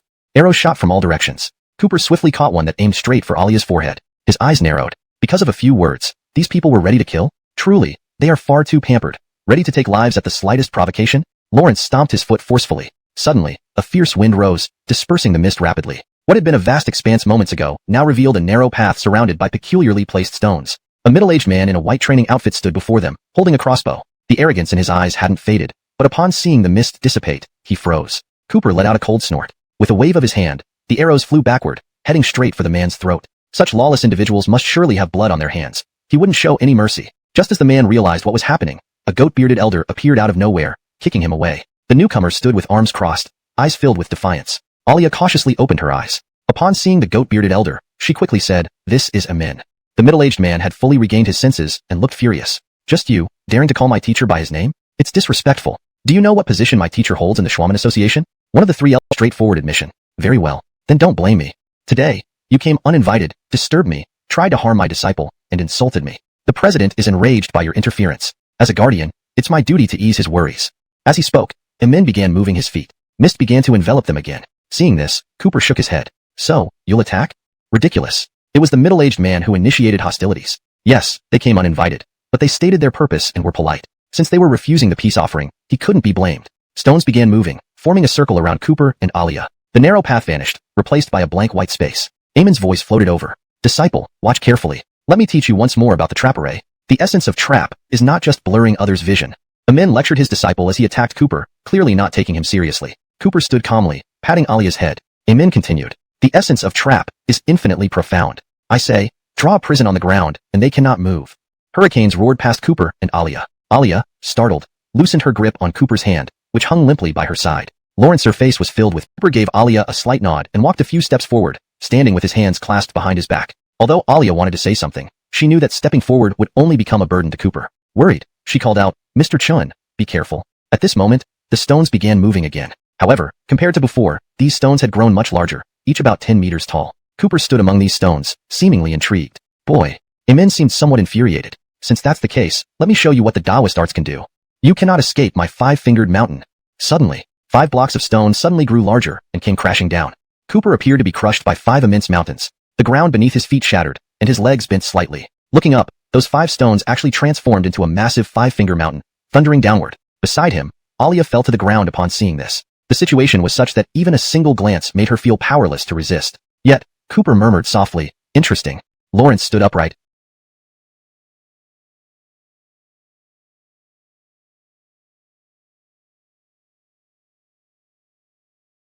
One became 2, 4, 8. Soon, countless rocks rained down from the sky, overwhelming and devastating. Even the sky above saw flaming meteors plummeting like a natural disaster. Cooper remained standing with his hands clasped behind his back, unmoved. Outside the white mist, Eamon's gaze was cold. Apprentice, the Taoist arts are both real and illusory, containing reality within illusion and vice versa. His apprentice's eyes widened in realization. I understand. This boy thinks this is just a trapping array, so he remains still. Once he feels the attacks, he will realize everything is real. Eamon sneered. Exactly. In unexpected situations, anyone would panic. Let's see how he keeps his composure.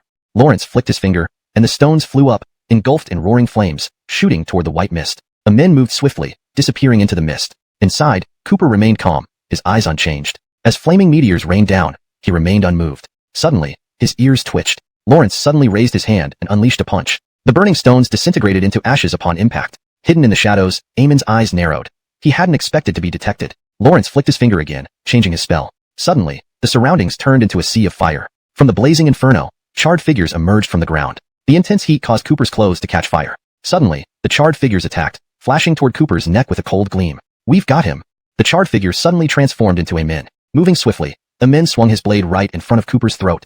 In an instant, Cooper shot out his hand. 2 fingers immediately clamped down on the long sword in Eamon's hand, halting its motion. Cooper glanced at Eamon coolly, casually flicking the sword away, sending it flying. Continue. Don't hold back. Eamon roared in anger, his eyes filled with fury. To him, this was blatant humiliation. Boom. The flames exploded, transforming into enormous fireballs that crashed down. Cooper moved. Lifting his hand, he delivered a powerful punch. The force of the blow sent wind soaring into the sky. The fireballs were blown upwards, dissipating into the clouds. Unabated, the punch struck Eamon's chest, sending him flying backward, spitting blood as he skidded across the ground for several meters. The white mist cleared. With just one move, Eamon had been defeated. Eamon's eyes burned with unwill.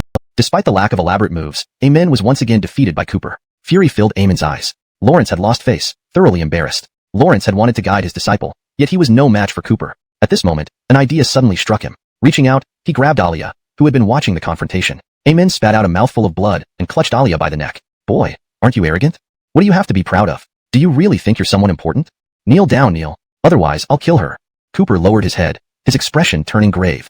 Alia hadn't expected to become a hostage. She had already burdened Cooper several times. This time, she refused to be used as a tool against him. Mr. Chun, don't worry about me. Eamon, his face contorted with madness, shouted angrily, Boy, if you don't kneel, I'll choke this woman to death immediately. Is she your woman?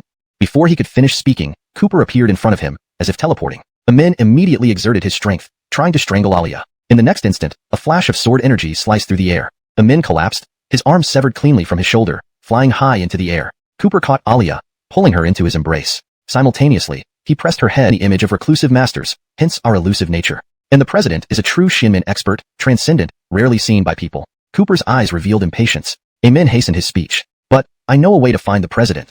After obtaining all the information, Cooper didn't hesitate and dealt with Amin swiftly. Returning to the car, Alia still hadn't fully recovered. As the car started driving out of the villa area, the surroundings gradually became more populated. Only then did Alia regain her senses. The people of Xianmen are truly terrifying. Their methods seem almost legendary. Mr. Chun, maybe I should talk to Grandpa? Cooper waved his hand, interrupting Alia. Lawrence knew she didn't want him to get involved with the Xianmen Association and risk his life. However, he wasn't worried. Even if it's a mountain of knives or sea of fire, I must go. I've already agreed with your grandfather, and I need the Phoenix Marrow.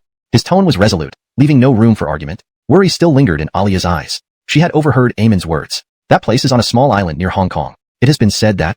From Amin, Cooper learned that the Xianmen Association's Chapter 374. Revealing position by taking action. Seeing this, Alia ceased her further persuasion. Tomorrow I will arrange a speedboat for Mr. Chen. Not many people know the exact location of Ghost Island now. Cooper pondered for a moment and nodded. Since everyone was so secretive about Ghost Island, it would indeed be difficult for him to find it on his own. Before getting off the car, Alia said with a concerned tone, Mr. Chun, please be careful. At sea, not far from Hong Kong's port, yet no boats were in sight. A short distance away was a small island, eerily covered in dark clouds as if it never saw sunlight. At that moment, on the island, the 7 grand protectors of the Schwaman sect gathered. Leading them was Jerome Daorun, the strongest protector among them. An underling approached, kneeling on one knee to report, there is a boat approaching Ghost Island. However, we have received no information about this boat. Should we intercept it? Jerome Daorun opened his eyes sharply, a glint of keenness flashing through them. We can attempt to intercept. If this person cannot pass our tests and reach Ghost Island, they are not worth my attention. Immediately, a protector beside him stepped forward and said with a smile, Amin always irks me. For a member of Schwanman, he acts way too openly, acting arrogant despite lacking skill. Trouble awaits him sooner or later. The others showed no surprise at Cooper's arrival. After Lawrence Seward sensed that Jasper had awakened, he knew someone must have helped Jasper. Leaving a clue was deliberate, guiding whoever helped Jasper right to them, making it easier for the Schwaman Association to deal with them. Jerome smirked coldly. With this breakthrough, the president's strength will skyrocket once again. Our Schwaman Association will become the rulers of Hong Kong, and our positions will naturally rise. Everyone smiled, their eyes burning with excitement. One man attains the Tao, even the dog and chicken ascend. As Lawrence Seward's strength grows, they too would benefit more. Money, power, beauties, cultivation resources. Jerome looked out over the sea, saying casually, while I don't think he has the ability to break our blockade, we should still prepare the 36 Lawrence Evenly stems and 72 earthly branches thoroughly, as per the president's orders, right? Everyone nodded and dispersed accordingly. Meanwhile, over the sea, a speedboat raced toward the horizon. Suddenly, white mist rose around them, becoming so thick that direction was impossible to discern within moments. The crew, puzzled, stopped the boat as instruments failed. Cooper walked onto the deck. The crew explained the situation immediately. Mr. Chin, under these conditions, we cannot accurately find Ghost Island. Shattered the water columns. From the shadows, a middle-aged man's gaze hardened. You've got some skill, but that's all. Let's see what you do when your lifeboat is destroyed. Everyone, lend a hand.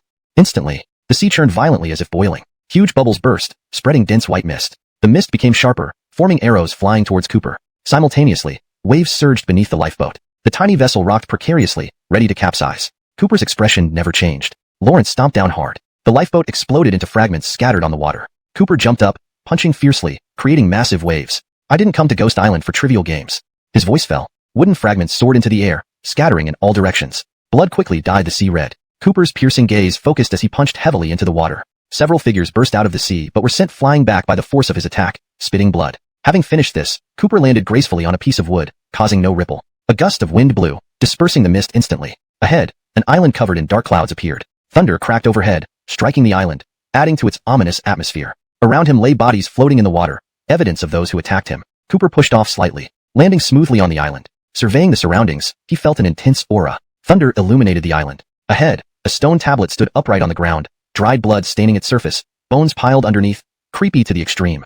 Ordinary people might retreat in fear at this sight, but Cooper walked forward, unfazed. Taking a few steps, shadowy figures emerged. 7 of them, led by Jerome Daorun. Jerome sat cross-legged midair, imposing. Eyes half closed, he said calmly. Sir, we've been waiting for you. Seeing the carnage you created displeases us.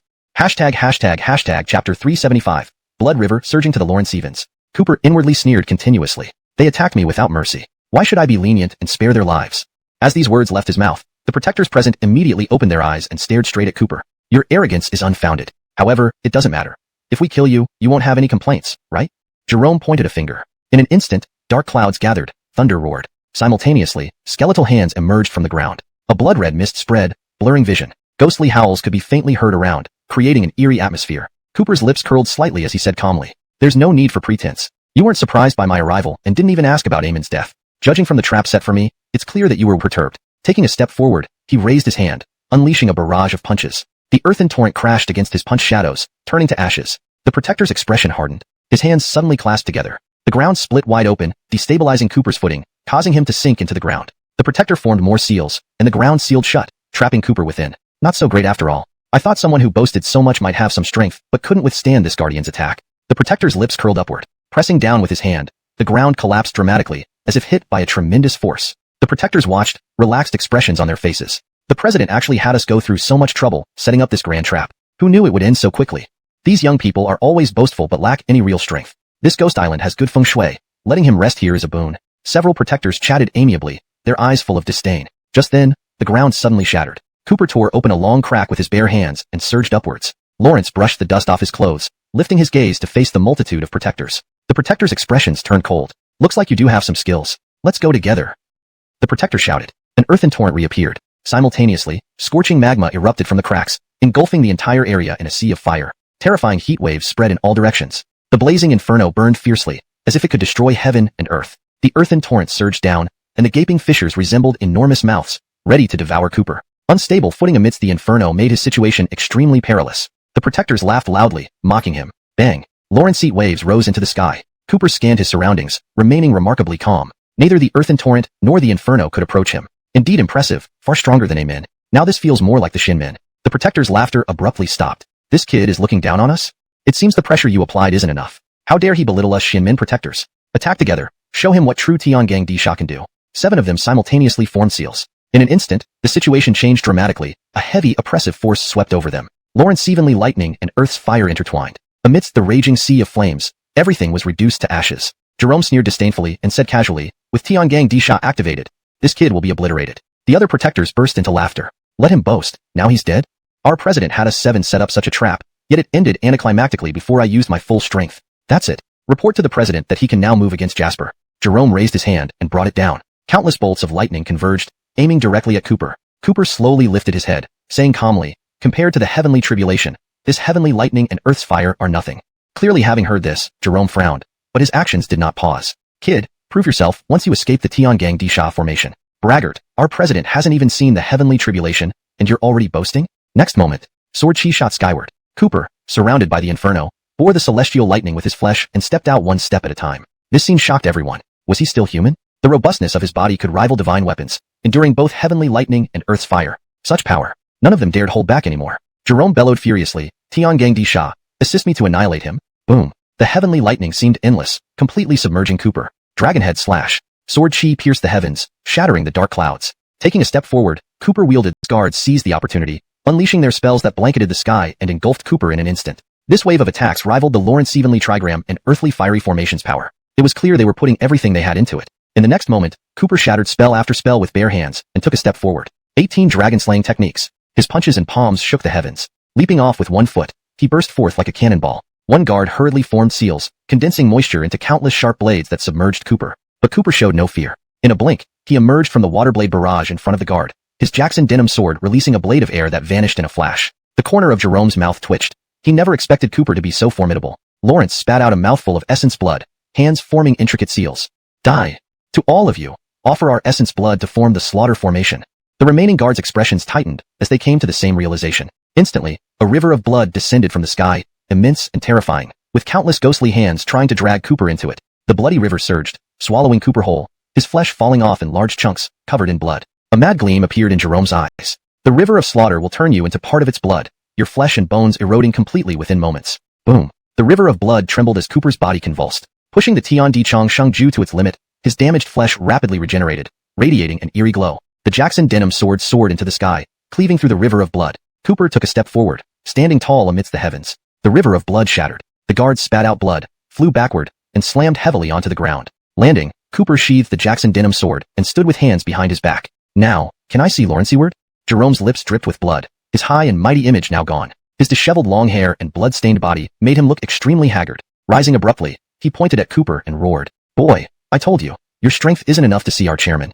If our 8 guards fail to defeat you, what will people think of the Shinmen Association? Lend me your strength. Cooper frowned. The river of blood reappeared, lined with white bones emerging from the ground and merging into it. Immediately, rays of bloodlight shot skyward. Led by Jerome, the guards' bodies rapidly turned into mummies as their blood chi visibly dissipated. Within the river of blood, a 100-meter-long white bone blood blade slowly materialized. A giant hand seemed to grasp the blade and slash down towards Cooper. Underneath the massive blood blade, there was no place for Cooper to dodge. This is true slaughter. Under this blood blade, you die. Jerome slumped to the ground, but his eyes gleamed with madness and satisfaction. Under this blood blade, any living being would perish, including Cooper. They had sacrificed their blood chi and lifespans to create this attack, which far surpassed the master level. Lawrence didn't believe Cooper could survive. At this moment, Cooper lifted his head, locking eyes with Jerome through the distance. Why go this far? But since it has come to this, you have left me no choice either. Jerome sneered and roared. Boasting? Against our guards, you still claim you're holding back? Don't pretend. Die now. Just as he finished speaking, the white bone blood blade came crashing down. At that moment, a figure rose into the sky, facing the blade without fear, punching straight into the sky. Suddenly, countless fist shadows appeared, tearing apart the bone blood blade. Everything vanished. Bone fragments rained down, covering the sky like a bone shower. As bones struck Jerome, his madness ended abruptly, his face frozen in shock. The other guards similarly, he was the leader. Meeting Cooper's cold gaze, Jerome felt as if he was in an icy abyss. Lawrence retreated hastily, eyes full of terror. No, you can't kill me. Elders, please help us. We can't handle this boy. Save our lives.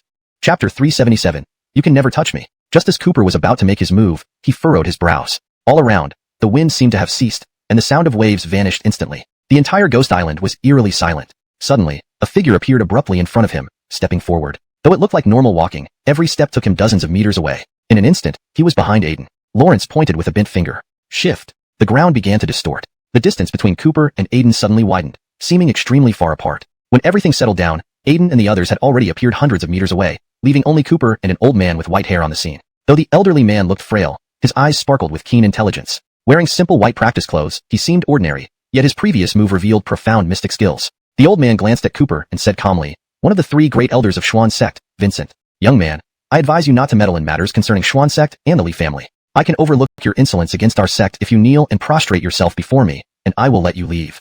Lawrence hearing this, Cooper laughed coldly. Insolence? I've always said I didn't want to intervene. I merely wished to resolve the matter between Finn and Anders. Before he could finish, the ground started spinning wildly. Losing his balance, Cooper leaped backward a few steps. Vincent snorted. "Who gave you the audacity to address our Grandmaster by name?" Cooper stopped trying to explain. He understood now. Xuan Sect Association was accustomed to its dominant position in Hong Kong, even considering mentioning Finn's name as an offense. Lawrence should have realized this earlier.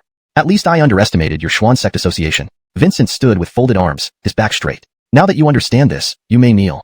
Lawrence thought Cooper was afraid of the Xuan Sect Association. However, Cooper smiled faintly and replied, "No. I underestimated how shameless your Xuan Sect Association is." After several provocations, there was no need for further courtesy. For the last time, is Finn on this ghost island? If so, let him come out to see me. Vincent's face darkened upon hearing this. "Our Grandmaster is indeed here, but you must get past me first if you wish to see him." Lawrence suddenly lowered his hand. The surroundings twisted and spun wildly. The ground collapsed and mountains rose from nowhere, making it seem like the sky was descending towards the earth. Standing atop a stone mountain, Vincent soared high above, standing with folded arms, exuding immense aura. Pointing with a bent finger, the entire island trembled as huge boulders erupted from the ground and hurtled towards Cooper. Cooper stepped aside, but despite dodging, he found himself back at the same spot. A thunderous roar followed as the rocks collapsed, burying Cooper beneath them. Vincent sneered, "You deserve what you get for refusing my offer." Bang! The rubble shattered, and a figure shot upwards into the sky. Seeing this, Vincent chuckled inwardly. Despite the aggressive display, he wasn't worried at all. "Boy, you can't touch me at all." Indeed, the distance kept increasing. Cooper tried to rise, but the ground remained far below. Vincent remained high above, maintaining the disparity in height and position. Aiden burst out laughing. This is the might of Elder Vincent, using the skill, Constricting Earth. With this technique, both attack and defense are perfect, ensuring an unbeatable position. The surviving protectors chimed in agreement. Elder Vincent has been standing with folded arms, clearly holding back, merely toying with the opponent. Toying or not, this boy can't touch Elder Vincent no matter how strong he is. Cooper shook his head and smiled. Then he slammed his foot on the ground. A shockwave hit Vincent, who flew backward in surprise. Cooper struck the sky with a powerful punch. Terrifying shockwaves spread outwards, and a sudden hurricane swept across. Vincent's expression darkened, but in the next moment, Cooper appeared in front of him as if by teleportation, grabbing his neck. Startled, Vincent hurriedly cast a spell. The ground rolled violently, widening the gap between them. "You think you can see through Constricting Earth? Laughable. You still can't touch me at all." "Really?" A voice sounded from beside him. Suddenly, Cooper appeared at his side, attacking without hesitation using the dragon subduing 18 forms. His punch shook the heavens. Vincent tried to speak, but was knocked flying. His eyes were filled with disbelief. "Why?" Vincent quickly put some distance between them. Cooper stood with folded arms and said calmly, "There's no such thing as invincible techniques. Overwhelming force is enough." Vincent's eyes widened in disbelief. "No, I don't believe it." But Cooper appeared in front of him once again. Hashtag Chapter 378. The whereabouts of Lawrence Ewart. Liam's eyes were filled with disbelief as he was sent flying by a punch in the next moment. Even before he landed, 2 teeth had already been knocked. He's shown some fear. But Cooper was too unperturbed, as if the one in control wasn't Liam but Cooper himself. Unable to bear it any longer, Liam growled, "I see you still don't get it. Then let's begin. How long can you last against my full power?"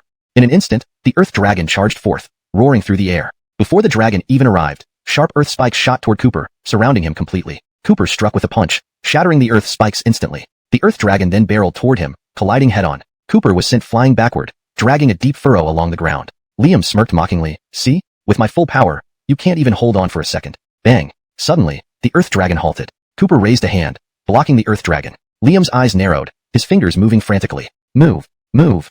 No matter how much he roared, the Earth Dragon refused to budge. Cooper calmly said, "Break." Next moment, Lawrence clenched his fist and struck hard. The earth shattered immediately. Liam's shock was beyond measure. His mouth hung open as if seeing a ghost. But soon, a powerful force rushed toward him, smashing into his chest. Liam spat out blood and flew backward, crashing heavily into the ground like a discarded sack. This scene stunned the guards of Gerard. The Earth Dragon was over 30 meters long and as thick as a water vat, yet it crumbled into dust with a single punch. What kind of strength was this? Now, Cooper appeared before Liam, lifting his foot and stepping on Liam's chest. "Shinmin magic arts?" Lawrence asked casually. Liam's mouth oozed blood, his eyes burning with rage. Such a casual remark was a grave insult to Shinmin. Liam was overwhelmed with bitterness and frustration. Ignoring Shinmin will make you pay the price. As Liam spoke, the ground shook once more. 9 Earth Dragons emerged, each thicker than the previous one. Die!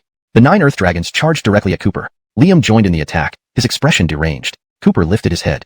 The 9 Earth Dragons surged forward, their overwhelming might pressing down on him before they even arrived. Since he couldn't dodge, he faced it head-on. Reaching out, the Jaxandragon's sword appeared in his hand. Dragon slaughter, guillotine, boom. The 9 Earth Dragons abruptly stopped. Everyone froze as it seemed towering guillotines had emerged from the heavens, the 9 Earth Dragons lying below them. The sword energy slashed through the air.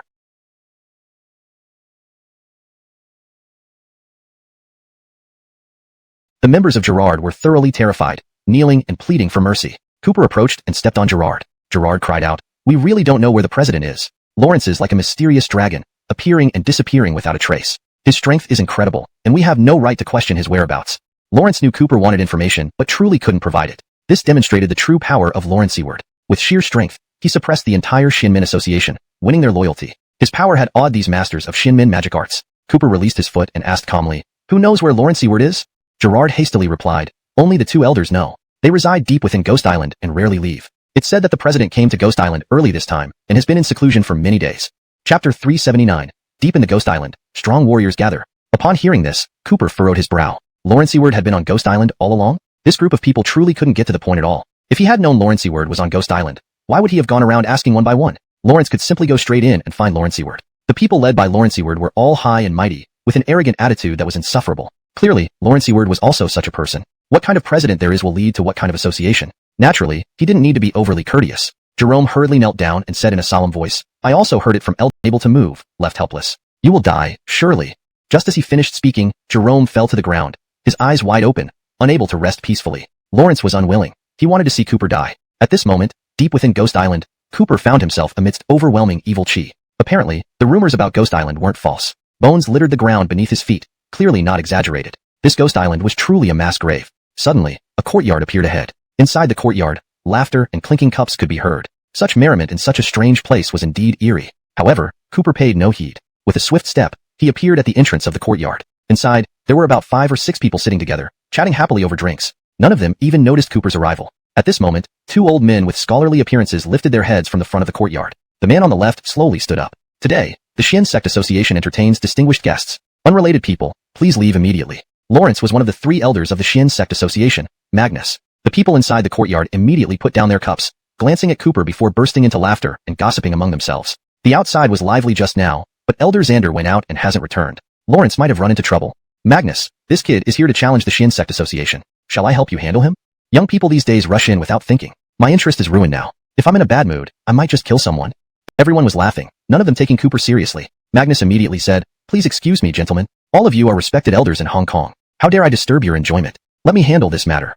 It'll be quick." Cooper didn't recognize any of them. In the ancient martial arts world, he might have recognized a few. But from Magnus' words, these were famous cultivators from Hong Kong, all possessing long-lasting vital energy and reaching the Grandmaster level, indicating their significant status. At this moment, Magnus had already taken steps towards Cooper. Impatience filled his eyes. That old lazybone Xander has been slacking off lately, not even diligently practicing. No wonder he can't handle a mere boy, leaving it to me. Using the same technique, he instantly appeared in front of Cooper. Raising his hand, he aimed at Cooper's neck. "Boy, I know you might have defeated Xander, but that doesn't give you the right. I should spend billions to cultivate too. Everyone began talking among themselves once again. Cooper nodded slightly, saying, from what you're saying, Lawrence Seward is indeed here. That saves me a lot of trouble. At this moment, Magnus approached. Lawrence hearing Cooper's words, he lowered his brows and said sternly, save you trouble? Looks like you've come here to die. I know you're protecting the Lee family. That's fine. I'll deal with you first. Then President Zhuge will personally find the Lee family and destroy them completely. Chapter 380. Let you try my immobilization technique. Cooper's gaze turned sharp as he coldly said, enough. All of you. A group of cultivators, always talking about influencing ordinary people. It's utterly shameful. Lawrence could not comprehend how these powerful individuals could still want to emulate Axel's methods. Business is business. Martial arts is martial arts. You said you admired Axel earlier? With your kind of mindset, even if I gave you hundreds of billions for cultivation, it would be futile, Cooper remarked, followed by several mocking laughs. Lawrence showed no courtesy toward this group. In the next moment, the surroundings fell silent. Several Grandmaster-level beings stood with frighteningly grim expressions. Enough. Callahan scoffed. Lawrence abruptly raised his hand and pointed at Cooper, saying, stop. Then he began walking towards Cooper. What right do you have? Impatience in his eyes. With a wave of his hand, he slapped out. Callahan retreated hastily, eyes full of suspicion and uncertainty. Kid, touching me once is already crossing the line. You dared to hit my face? Great. How long has it been since I last lost my temper? Bang. Another punch came crashing down. Callahan blocked it, but felt a terrifying force pushing him back, flying away. Cooper shook his fist. Indeed, all a bunch of shameless old men. This impact feels great. Their faces are hard, making my hand hurt. Callahan's feet skidded across the ground, retreating over 10 meters before stopping abruptly. Complete silence filled the room. The atmosphere became intensely oppressive. Lawrence lowered his hand slowly and said gravely, everyone knows my specialty is immobilization technique. What is immobilization?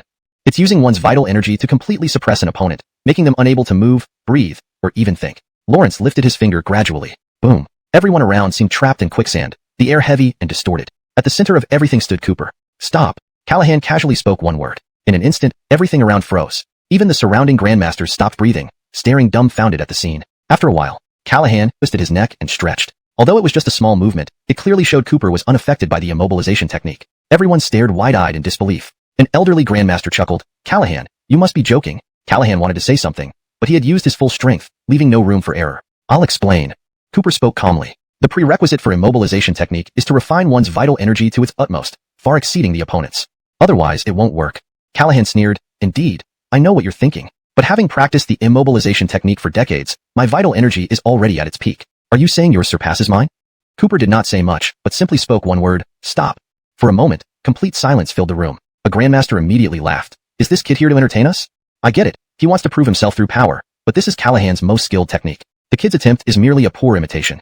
But as they spoke, they realized something was wrong. Callahan's stunned expression froze, his eyes moving, but no actions followed. At this moment, even the talking grandmaster stopped. Cooper flashed forward, punching Callahan, sending him flying backward, into an abrupt stop. Moments later, both of them engaged in intense combat. The terrifying shockwaves spread wildly, forcing even the elder masters to back away. Callahan is truly enraged. It seems he still can't accept being defeated in his forte. I heard this boy is standing up for the Lee family. Not bad for Hong Kong's richest man to hire such a capable person.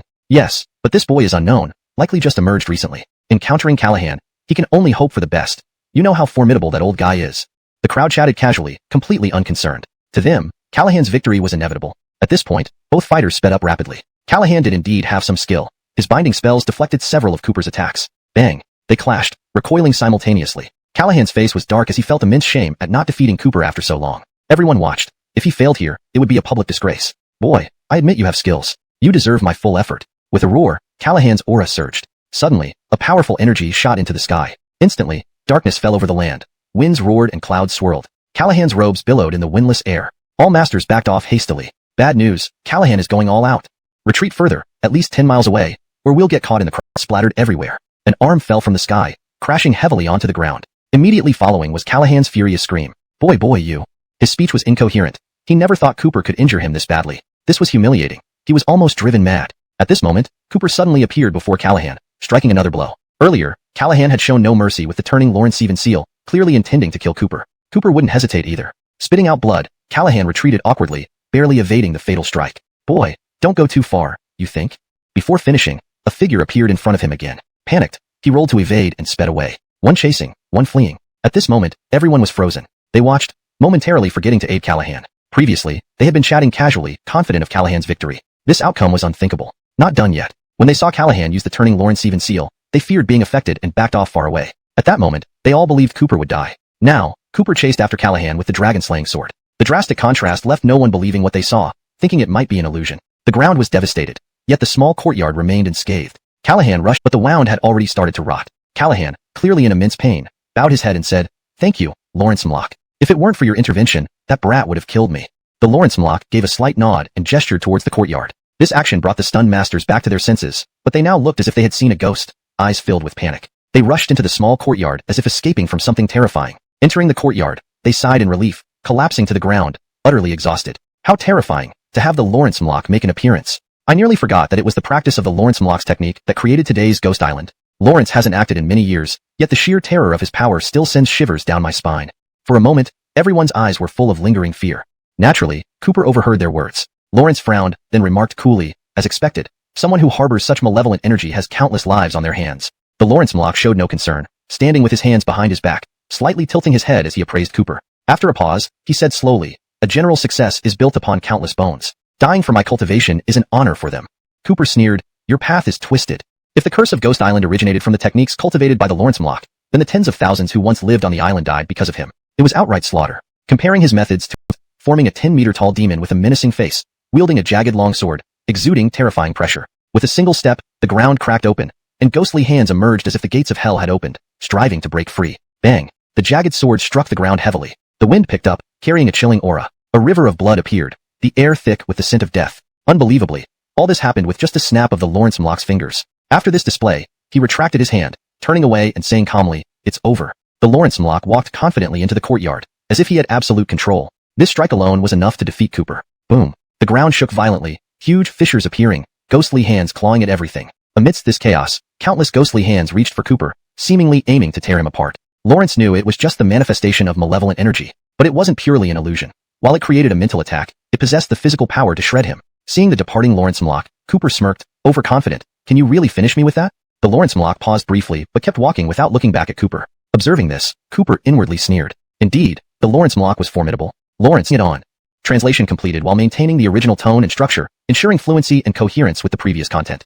##### Chapter 383, Just Perverted Ways. Cooper's eyes were calm, showing no ripple. The hurricane whipped his robes, making them flutter wildly. Lawrence stood with his hands clasped behind his back, and his figure instantly appeared tall and mighty, as if breaking through the clouds to oversee everyone present. Cooper took a step forward, his brows and eyes carrying a faint arrogance. "I mean that even if you unleash 1,000 moves, I will remain still. But your twisted path can't harm me in the slightest." Lawrence had every reason to be proud. One person increased their strength by slaughtering tens of thousands. Yet he relied solely on his fists and feet, ascending step by step to his current height. Lawrence had this confidence. Finian could not compare to him. To Finian, these words were an enormous provocation. 1,000 moves, and still standing? Finian abruptly turned around, his eyes darkening. "Very well, I'll make this arrogant brat pay the price." Cooper calmly said, "Didn't you want to kill me from the start?" Upon hearing this, Finian didn't get angry. Instead, he laughed. A cold wind howled. "Pull the 18 layers of Lawrencell."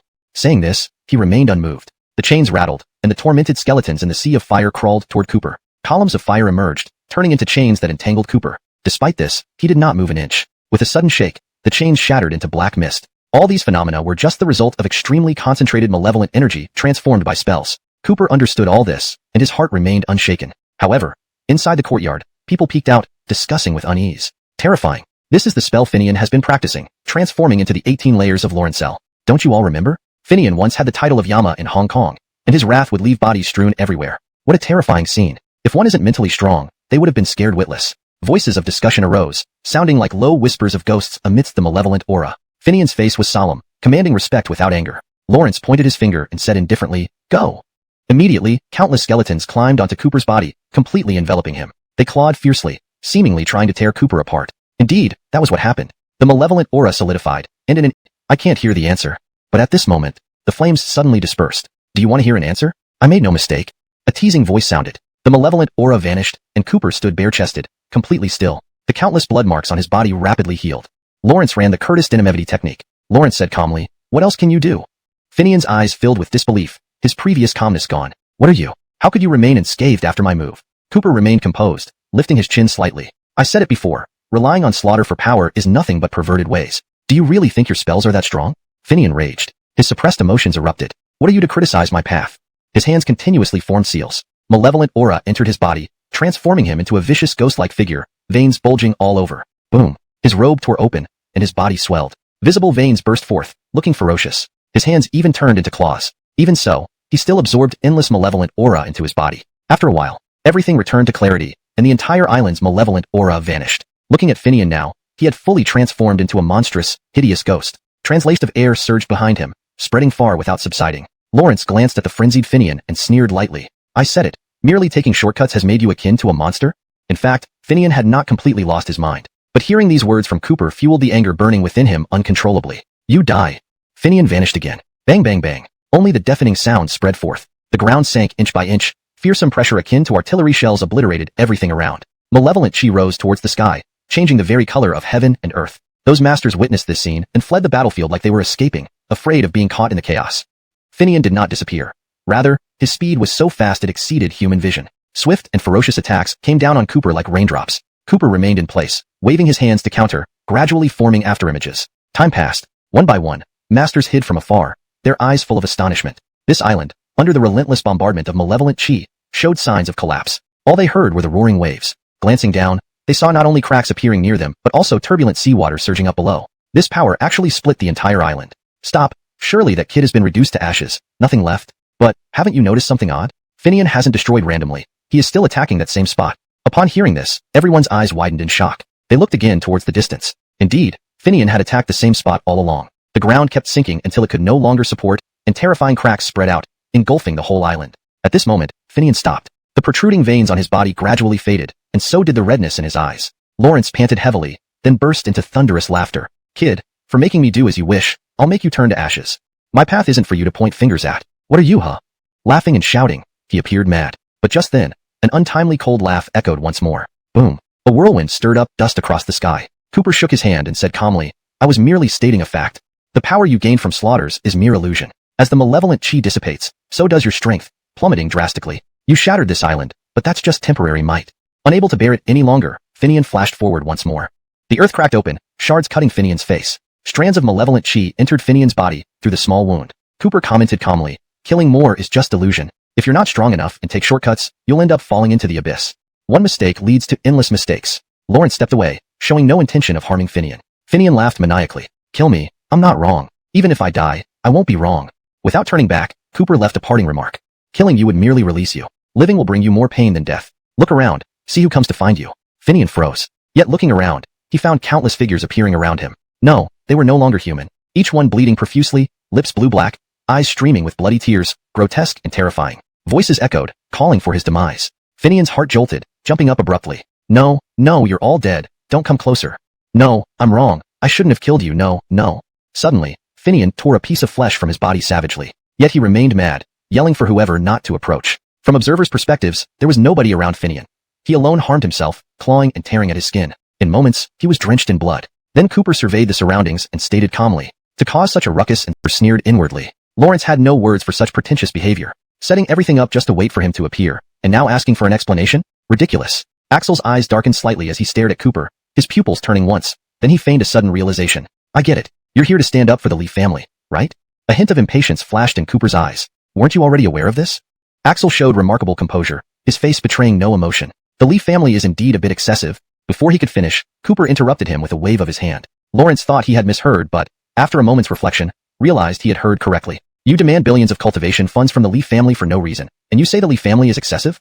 What's wrong with them refusing to pay? Axel waved his hand dismissively, displaying a look as if Cooper were mistaken. With another wave, the scenery spun around, and several masters appeared behind him instantly, using spatial manipulation with clear expertise. Cooper wondered what this person's intentions were by summoning these masters. Nonetheless, he crossed his arms and watched Axel calmly. Axel gathered everyone, exchanged pleasantries, and then got to the point. Gentlemen, this young man claims I'm wrong. I called you here to judge right and wrong. I have been secretly protecting the Lee family. Whenever others wanted to take action against the Lee family through our mystical door association, I let it pass. What's wrong with demanding $1 billion in protection fees from the Lee family? The masters hesitated momentarily, but then nodded thoughtfully. Indeed, the Lee family has gone too far. Without President Zhuge's protection, could they have become the richest family in Hong Kong? We protect them secretly.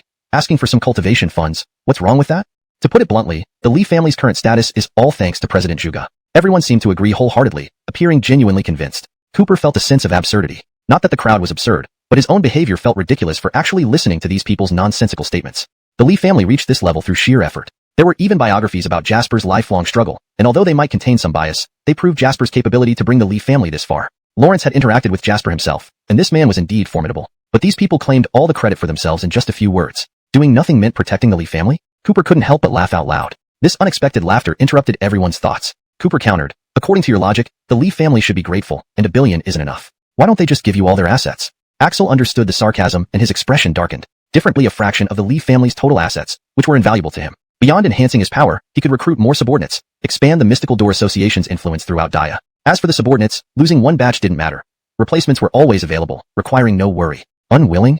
Cooper took a step forward, his expression turning cold. If you refuse, then I'll cleanse this circle of masters of all these maggots to save its dignity. Axel matched Cooper step for step. Let's see you try. Chapter 386. Who is not a Wu-Ho? Lawrence Seward sneered coldly, waving his hand as an overwhelming force of nature descended. Gentlemen, do you know why this boy is so powerful? The terrifying force left everyone speechless, their eyes filled with curiosity as they looked at Lawrence Seward. Lawrence Seward took a step forward, standing with his hands behind his back, radiating immense power that soared to the sky. In an instant, the heavens changed color, and storm clouds gathered. Above the Grandmaster realm, there is another level called the Wu-Ho realm. You gentlemen probably don't know this, but this young man has demonstrated strength almost equivalent to the Wu-Ho realm. Upon hearing this, Cooper immediately became intrigued. You actually know about the Wu-Ho realm? Lawrence Seward tapped a finger, his presence sweeping over like a mountain crashing down, landing entirely on Cooper. The surrounding Grandmasters sighed in and then commit suicide as atonement. Cooper laughed coldly. Cooper saw through it. Lawrence Seward was basking in his achievement of breaking into the Wu-Ho realm. Do you really think Wu-Ho can take me down? Before Lawrence Seward could speak, the Grandmasters angrily rebuked Cooper. Boy, you admitted that very few people can break into the Wu-Ho realm, proving its power. You're just a mere ant in the Grandmaster realm, unable to create any waves before a Wu-Ho. Just follow what President Zhuge said, or you'll only bring yourself more pain. Their voices grew louder, their arrogance reaching new heights. Lawrence Seward seemed slightly annoyed and raised his hand. Immediately, the Grandmasters fell silent. They are indeed telling the truth. Under my Wu-Ho pressure, you must be reaching your limit, right? As Lawrence Seward continued to boast, Cooper raised his hand, interrupting him. His calm demeanor showed no signs of strain under Lawrence Seward's pressure. Who told you I'm not in the Wu-Ho realm? Cooper squinted his eyes and stamped his foot. A more violent aura rose up, dispersing the clouds in the sky. His aura was incomparably stronger than Lawrence Seward's. The world turned upside down, and storms brewed. Cooper stepped forward slowly. I only broke through to Wu-Ho recently, but I've become much stronger compared to before. Your aura feels weak. Although you've broken into Wu-Ho, it seems you use some method to force the breakthrough, and your aura doesn't meet Wu-Ho standards. Lawrence Seward's face changed drastically. How did he know? Lawrence had needed billions to use abundant treasures to forcefully break into the Wu-Ho realm. Although he didn't get the funds from the Lee family, he obtained them from their rivals under the condition that the Lee family would be ruined. This was a well-kept secret. Why did Cooper know this? Was it from the Lee family's investigation? Lawrence Seward snorted. Lawrence couldn't stand Cooper's superior tone. Boy, if you want to test my strength, go ahead. Cooper waved his hand. I didn't want to bully you with my realm, but since you're also in Wu-Ho, I can fight at full strength. Instantly, two auras clashed violently. Even their auras were enough to shake heaven and earth. The power to mobilize the force of nature was merely a flicker away. Storms intertwined in the sky and dispersed. Frightening ripples spread outward, layer upon layer. Even the Grandmasters couldn't withstand it. Lawrence Seward finally couldn't hold back. Looking for death. Lawrence tapped a finger, forming a seal with his right hand, and a long sword appeared from the sky. Go! Cooper lifted his head, and Jackson Denham's sword appeared in his hand. Instantly, sword energy erupted. The entire island disintegrated under the force, turning into pieces of rubble floating on the sea. In the sky, two figures intertwined in combat. Chapter 387. I know where the spirit turtle blood is. Lawrence Seward glared angrily and waved his hand, casting powerful spells effortlessly. However, after several hundred rounds of exchange, his expression completely changed from initial confidence and anger to surprise and panic. The calm demeanor with which Cooper countered each move was unsettling. No matter how potent Lawrence Seward's spells were, Cooper shattered them with a single sword strike. I don't believe it. By now, he had already considered fleeing. Lawrence had only recently advanced to the Wu-Ho realm, and given more time, he could have mastered all his techniques to unleash devastating power at will. Die! Instantly, waves surged up into the sky, transforming into blades of swords that shot towards Cooper. Terrifying sword energy caused a tsunami on the sea. But in that moment, Cooper took a step forward, embodying a sword himself. Then he blasted forward, shattering the waves as he moved through them. The entire sea seemed split by this single strike. The water on both sides rose, while the center sank deeply. In the next instant, the water crashed to get Cooper, who acted only on behalf of the Lee family. If Jasper intervened, he might live. However, Lawrence Seward underestimated Jasper. Jasper ignored him, walking toward Cooper with a flattering smile. To be able to destroy the entire Mystic Association, how immensely powerful must Cooper be? This was someone to be befriended. Mr. Chun, thank you for resolving this great threat. Let's go to the underground treasure vault. Everything promised is here. Lawrence Seward was stunned but quickly reacted. Cooper, you're after money. I also have plenty. All yours if you let me. Before he finished, a bodyguard's blade slit his throat. Jasper apologized. If Lawrence Seward hadn't spoken, Mr. Chun wouldn't have been disturbed. All the wealth from Lawrence Seward, I offer you both hands. Cooper didn't mind, but after some thought, he couldn't miss any opportunity. I need spirit turtle blood. If you have it, give it to me. With urgency, he headed towards the Lee family ancestral residence. Jasper, understanding Cooper's urgency, nodded to his subordinates and followed closely. In the underground vault, Jasper unlocked multiple seals, opening a thick steel door to retrieve a box. Mr. Chun, this is Phoenix Marrow.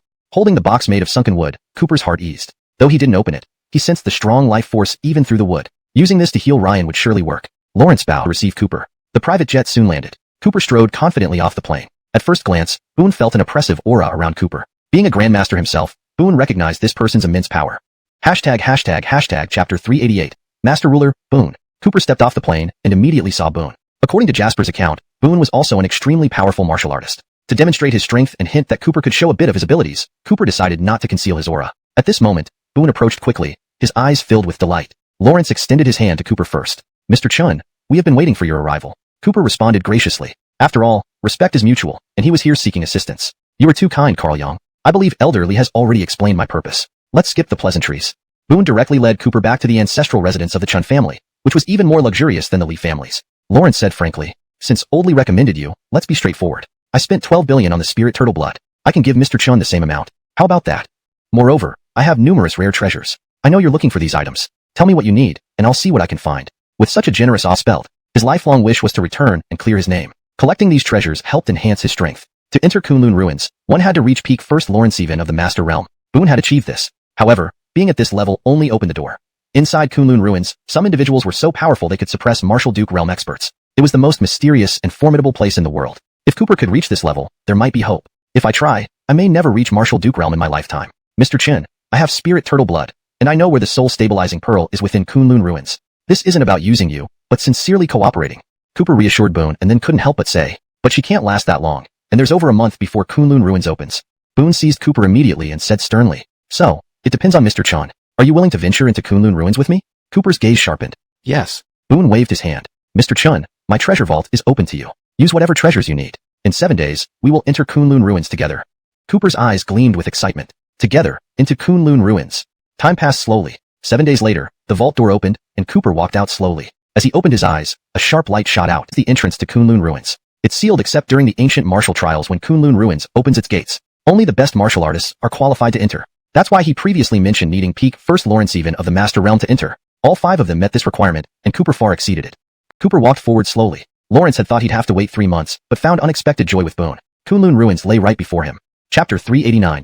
Entering Kunlun Shu. Cooper remained silent, his eyes filled with deep emotion. Boone, seeing this, no longer hesitated. Having met countless people, Boone knew Cooper was extraordinary from the moment they first met. Now, both were here for the same goal, to enter Kunlun Shu. Lawrence sliced his palm, and blood flowed out. With lightning speed, Boone leaped up and inscribed a peculiar pattern on the stone tablet. In the icy landscape, the blood did not coagulate but instead glowed faintly, creating an unusual sight. At that instant, all the patterns on the stone tablet seemed to come alive, moving around continuously. Suddenly, a strong gust of wind surged. Behind the stone tablet, the light flickered intermittently. Cooper looked over and saw a portal appear behind the tablet, rippling like water waves. After a while, a valley materialized. The scenery changed drastically. With just one glance, the sword emitted overwhelming aura, dominating the heavens and earth. Sharp eyebrows, starry eyes, deep black pupils like ancient wells, carrying a defiant air. That person was named Joe. Sir Yang, let us do what you previously agreed upon. As Cooper spoke, he already stepped onto the staircase. Despite the heavy frost everywhere else, the stairs were clean, as if swept meticulously, untouched by dust.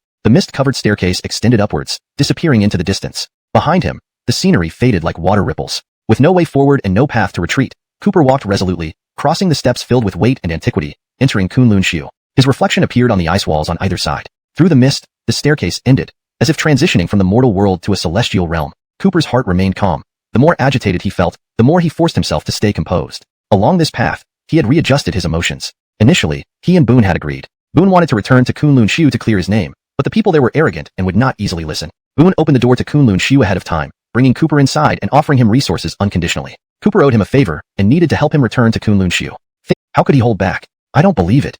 You claim my mother is guilty. Tell me, what crime did she commit? The young man frowned, eyeing Cooper with interest, sizing him up, and snorted dismissively. After a pause, someone whispered in his ear. Suddenly enlightened, he pointed his sword at Cooper. Huh, so you're the bastard child. Chastity defiled the purity and nobility of Kunlun Shu. Isn't that true? If she is your mother, you are the greatest mistake. Cooper moved like a wraith, appearing before the young man in an instant. The young man sneered and thrust his sword mercilessly. Bastard child, you think Kunlun Shu is like the outside world? There is no room for your insolence here.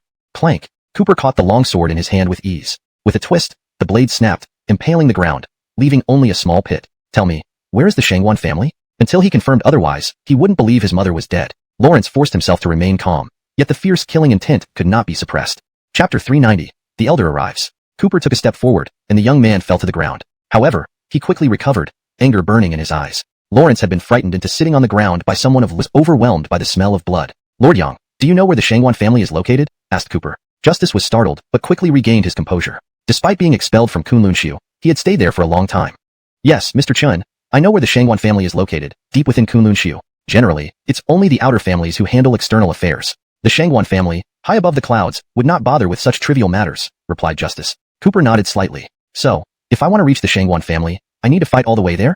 Justice thought for a moment before replying urgently, indeed, that's how it is. Lawrence knew the temperament of the people in Kunlun-Shu.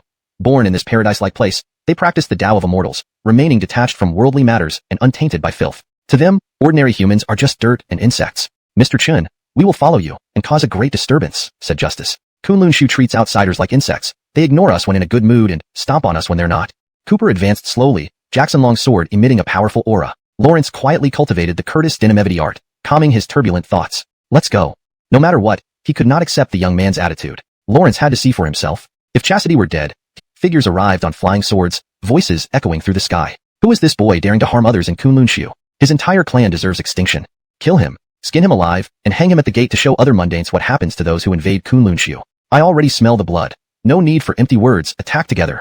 As soon as these words fell, sword chi came rushing in. Wherever it passed, countless fine slashes appeared, exuding an overwhelming presence. Cooper looked up at the aggressive arrivals and spoke calmly. Today, I am here only to find the Shangwan family. Any others who obstruct me must bear the consequences.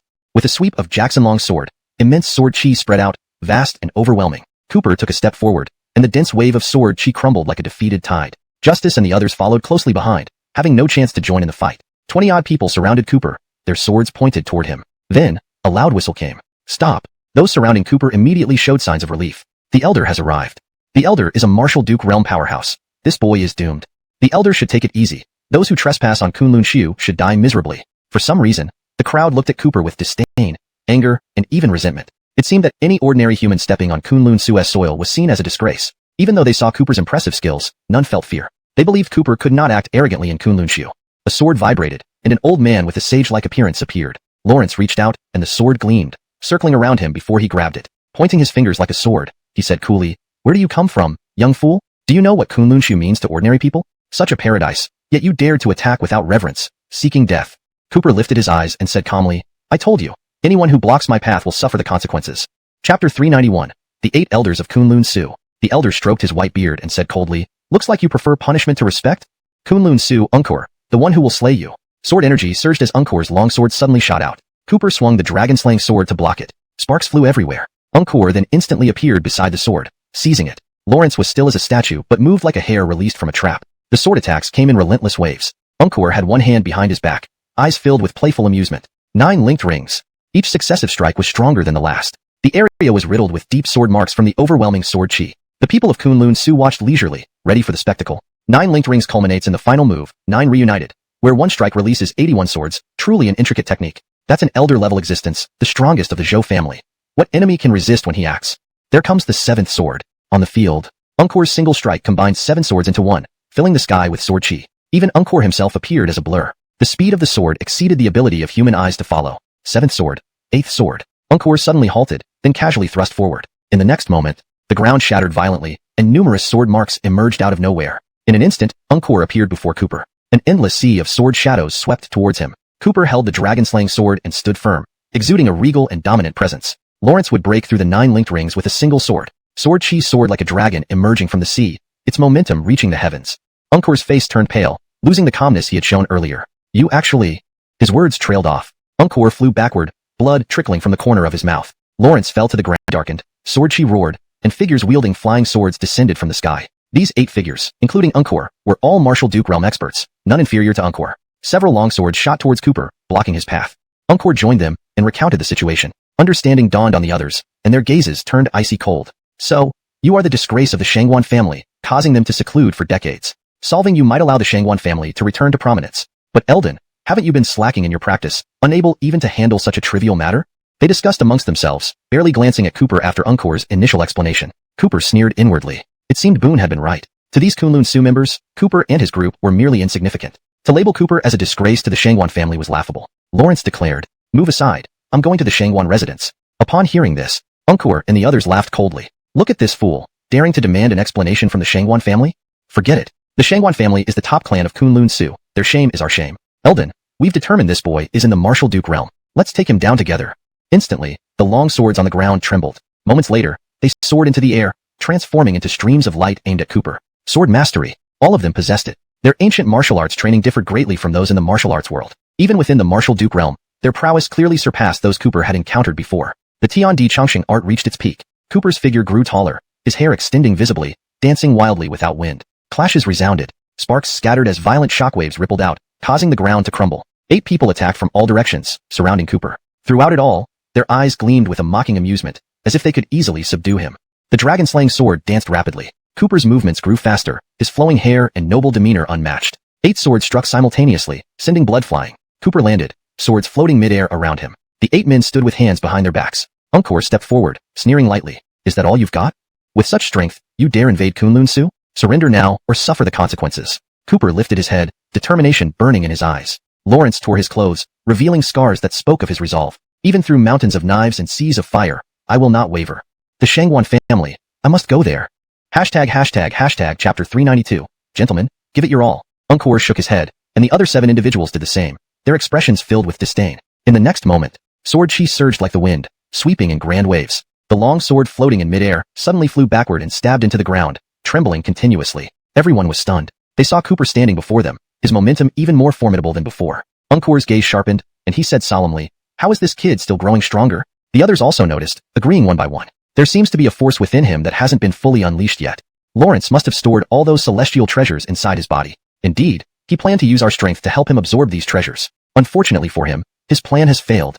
Remarkably, they could discern Cooper's peculiar condition at a glance. Yes, it was impossible for Boone's lifetime collection of celestial treasures to be completely absorbed in just 7 days, even with the power of the Curtis Dinamevity technique. At this moment, Cooper's long hair fluttered wildly as he held his sword horizontally before him, his aura surging upward, piercing through the clouds. His wounds were visibly healing at an astonishing speed. Hot streams of energy erupted from every part of his body, coursing through him. No longer holding back, he gripped the Dragon Slayer's sword and burst forward. Sword chi interwove, creating ripples that spread out in all directions. Angkor dodged, but behind him, a pavilion crumbled abruptly. Good boy. Gentlemen, we cannot let him continue to act recklessly. Let's attack together.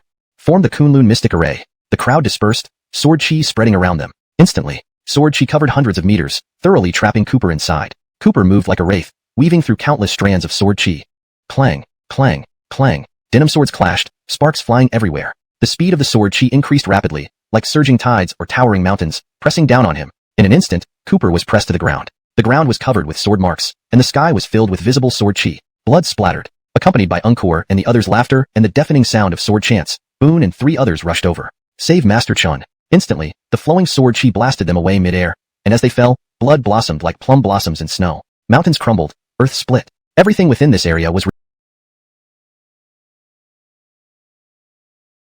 repeatedly shattered by the sword chi. Cooper lay pinned beneath the onslaught, drenched in blood. Fragments of flesh flew off his body and landed on the ground, the scene utterly tragic. Angkor raised an eyebrow and exhaled heavily. All the grievances from being struck by Cooper earlier, causing him to spit blood, were now released. Lawrence immediately said, "This rogue had a good scheme, but unfortunately, his plan has utterly collapsed." The others agreed. That's right. Lawrence wanted to use our strength to digest those celestial treasures, but he has to be able to withstand our power. Lawrence thought that with his martial host strength, he could be arrogant. But if only Martial House existed in the Kunlun Wasteland, we wouldn't deserve its name. I know none of us have given our all. The Shangwan family hasn't reacted. They have tacitly approved our actions. Let's give it everything we've got. As the words echoed, the sword chi intensified threefold. The crowd nodded in agreement, clutching their sword seals, their aura expanding like hurricanes. The air seemed to freeze, heavy and stifling. Boone clenched his fists tightly. Had he lost this bet? Boone thought he understood the Kunlun Wasteland, but now he realized how narrow-minded he had been. Without reaching the Martial Ho realm, he couldn't fathom its true might. Even a Martial Ho would turn to ashes under this sword chi. Their mere peak first Lawrencevan experts were like ants trying to topple a tree, utterly incapable. Boone knelt on the ground, his eyes full of despair. But then, a hearty laugh echoed from within the sword array. The elders of the Kunlun Wasteland are not much. If you want to stop me from finding my mother, you aren't qualified enough. This voice was incredibly hoarse, but it was unmistakably Cooper's. Angkor's expression darkened. Lawrence suddenly felt a foreboding sense of unease. Looking around, he saw the furrowed brows of the other elders. Gentlemen, if we keep this up, it won't end well. Don't hold back your family's secret techniques. 9 rings linked. Ungkor's aura shifted. One sword stroke sent countless sword shadows raining down. The other elders nodded in agreement, remaining silent, their eyes filled with caution. Frost fragment chanting. Sword chi emerged, spreading frost across the entire area. One sword shatters the 9 Lawrence Evans. The sword chi tore through the sky, descending majestically as if to destroy this world. White crane spreads its wings, sword chants resonating across the heavens. Terrifying sword chi descended abruptly, causing the ground to shatter. Next moment, sword chi roared upward like a dragon. Cooper, holding the dragon slayer sword, holding the sword, his long hair cascading behind him, appearing exceedingly composed. Lawrence looked at the crowd and said coolly, "Do I now have the qualifications to face the Shangguan family?" Chapter 393, The Soul-Stabilizing Pearl. Ungkor wanted to say something, but after opening his mouth, he found himself speechless. A rebirth through blood and fire. Cooper was clearly on the brink of death, yet he managed to withstand their attacks. They had actually lost, 8 of them attacking together, and they ended up suffering a crushing defeat. Lawrence lifted his head and saw Cooper's imposing presence, his eyes filled with uncertainty. "So what if you defeated us? Before you stands the Shangguan family, the strongest noble clan in Kunlun ruins. Even our 8 families are merely subsidiaries of the Shangguan family. Do you know? Do you know?" As Ungkor spoke, his eyes met Cooper's fierce gaze. Cooper's eyes were full of determination. If there were mountains of blades and seas of fire ahead, he would cleave them with a single sword strike. If it were an abyss before him, his expression wouldn't change as he leapt into it. All he sought was to find his mother, Chastity. Cooper took a deep breath, then exhaled a long sigh. The treasures within his body had been further assimilated, but he didn't have time to linger. He needed to keep moving forward. With a swift step, Cooper stomped on Ungkor's chest and said sternly, "I have 2 questions for you. Is the soul-stabilizing pearl really in Kunlun ruins? And my mother?" Lawrence paused, his voice trembling. "Did she die?" Seeing this, Ungkor suddenly burst into laughter. But in the next moment, a sharp sensation surged at his neck. His lips twitched, and his face instantly turned pale as paper. "Speak!" Cooper shouted. Ungkor turned his head away, snorting coldly, his eyes filled with evasion. Thud. The sword chi pierced through his body. Ungkor's eyes still held a trace of surprise, but that expression was forever frozen on his face. Cooper switched his attention to another elder, speaking indifferently. "Now, you speak." His tone was emotionless, but his eyes were cold and lethal. I'll talk. This elder wasn't as tough. Perhaps earlier, they hadn't thought Cooper would dare to kill anyone, but Ungkor's death had deeply shocked them. The Shangguan family has always kept to themselves, considering it a great humiliation. Several years ago, the Shangguan family announced they would erase this humiliation, using blood to cleanse their name. Lawrence hearing this, Cooper's whole body trembled. Lawrence slowly clenched his fists, and the next moment, terrifying killing intent erupted from him, and Earth when angered. Bruca stood up again and caught up with Cooper. Now, his eyes only showed trust and resolve. Following Cooper, he could fulfill his lifelong aspiration. Even facing mountains of blades and seas of fire, he would follow Cooper. Either die in Kunlun ruins or seize the only light in his life. As they walked deeper, the scenery in the depths of Kunlun ruins became more enchanting. The sky was like a painting, a deep blue like gemstones. Reaching out, one could almost touch the mist, as if standing atop the clouds. Vaguely, amidst the swirling mists, palaces appeared intermittently, barely visible. Just from the edges, one could feel the grandeur of these structures and the weight of history imbued in them. Around them were towering trees. Hard to imagine how such a place could exist on a snowy mountain peak. These giant trees were thick enough to require a dozen people to encircle them, with lush branches blocking the sun. Walking among them, a peculiar fragrance filled the senses, bringing a sense of tranquility. Peaceful, not entirely dead silent. One could see various rare creatures hidden among the leaves of the giant trees. A gentle breeze passed by, rustling softly in the ears. Cooper's anxiety gradually subsided in this place. Cultivating here would surely be more effective. Indeed, the mortal world carried many, and clear to him that what he saw was not a hidden weapon but merely a drop of water. Ancient legends spoke of masters who could kill from a kilometer away with a mere flower petal or leaf. Now, this ability was vividly demonstrated by Matt. A peak-level first-stage master like Brooke had no means of defense against such power, truly formidable to an extreme. Matt lightly tapped the ground, took the hand of the woman beside him, and stepped across the water to land on the shore. Lawrence gave Cooper a once-over, the corners of his mouth curling into a mocking smile. "Indeed, you do bear some resemblance to your sister," he remarked, raising an eyebrow before abruptly shifting tone. "However, most of you still carry the bloodline of that good-for-nothing. What was his name again? Chin something, Chin Coward?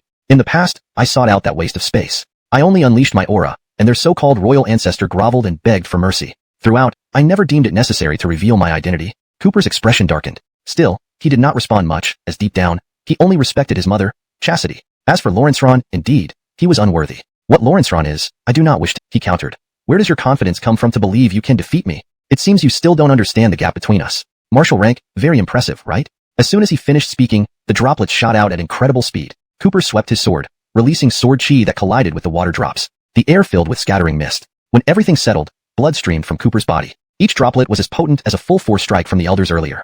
"Go!" Cooper ordered sharply, feeling the strain of protecting Brooke while fighting. Brooke struggled to stand up from the ground. Lawrence bowed deeply to Cooper. "Then I leave it in your hands, Mr. Chun." Brooke left, and Cooper breathed a sigh of relief. Matt watched with interest but made no move to attack. Do you know why I stopped? Because after dealing with you, taking care of Brooke would be just as easy. The woman opened her mouth as if to say something but hesitated. After a moment, she couldn't help herself and blurted out, "You promised you wouldn't harm him anymore." Smack. A loud slap echoed. Matt withdrew his hand, speaking indifferently. "So what if I did? You must remember that it was Brooke who trespassed into Kunlun Void. Are you unfamiliar with the rules here?" Blood trickled from the corner of the woman's mouth as she lowered her head, trembling. Clearly, she feared Matt. Matt's face showed impatience. "That's enough. We hardly get out, and now even my mood is ruined. Let's settle this quickly and return home." Cooper exhaled, his eyes gleaming with determination. "I fear your wishes will not be fulfilled." Matt immediately sneered. "Playing around with you has given you false confidence. Ridiculous. Before me, all you mortals have only knelt." His aura shifted dramatically. Like the previously calm lake, it now churned violently, forming waves and crashing tides. Waves surged on the lake surface. Cooper knew he couldn't wait passively. His eyes narrowed as he held the dragon-slaying sword with both hands and charged forward. Matt tapped the ground and flew onto the lake surface. His fingers formed a sword-pointing gesture towards Cooper. Instantaneously, water droplets condensed into sword chi, shooting out. For a moment, it resembled the grandeur of myriad swords returning to their source. Cooper's figure danced ghost-like through the air, yet each strike sent drops of blood blooming in midair. Even he could not evade every sword chi. After about 100 exchanges, surprise flickered in Matt's eyes. Moments later, amusement deepened in them. "You do have some skill. No wonder you dared to provoke Kunlun Void. But I will crush your confidence utterly, making you realize that no matter how much you train, you're insignificant before the Shangguan family."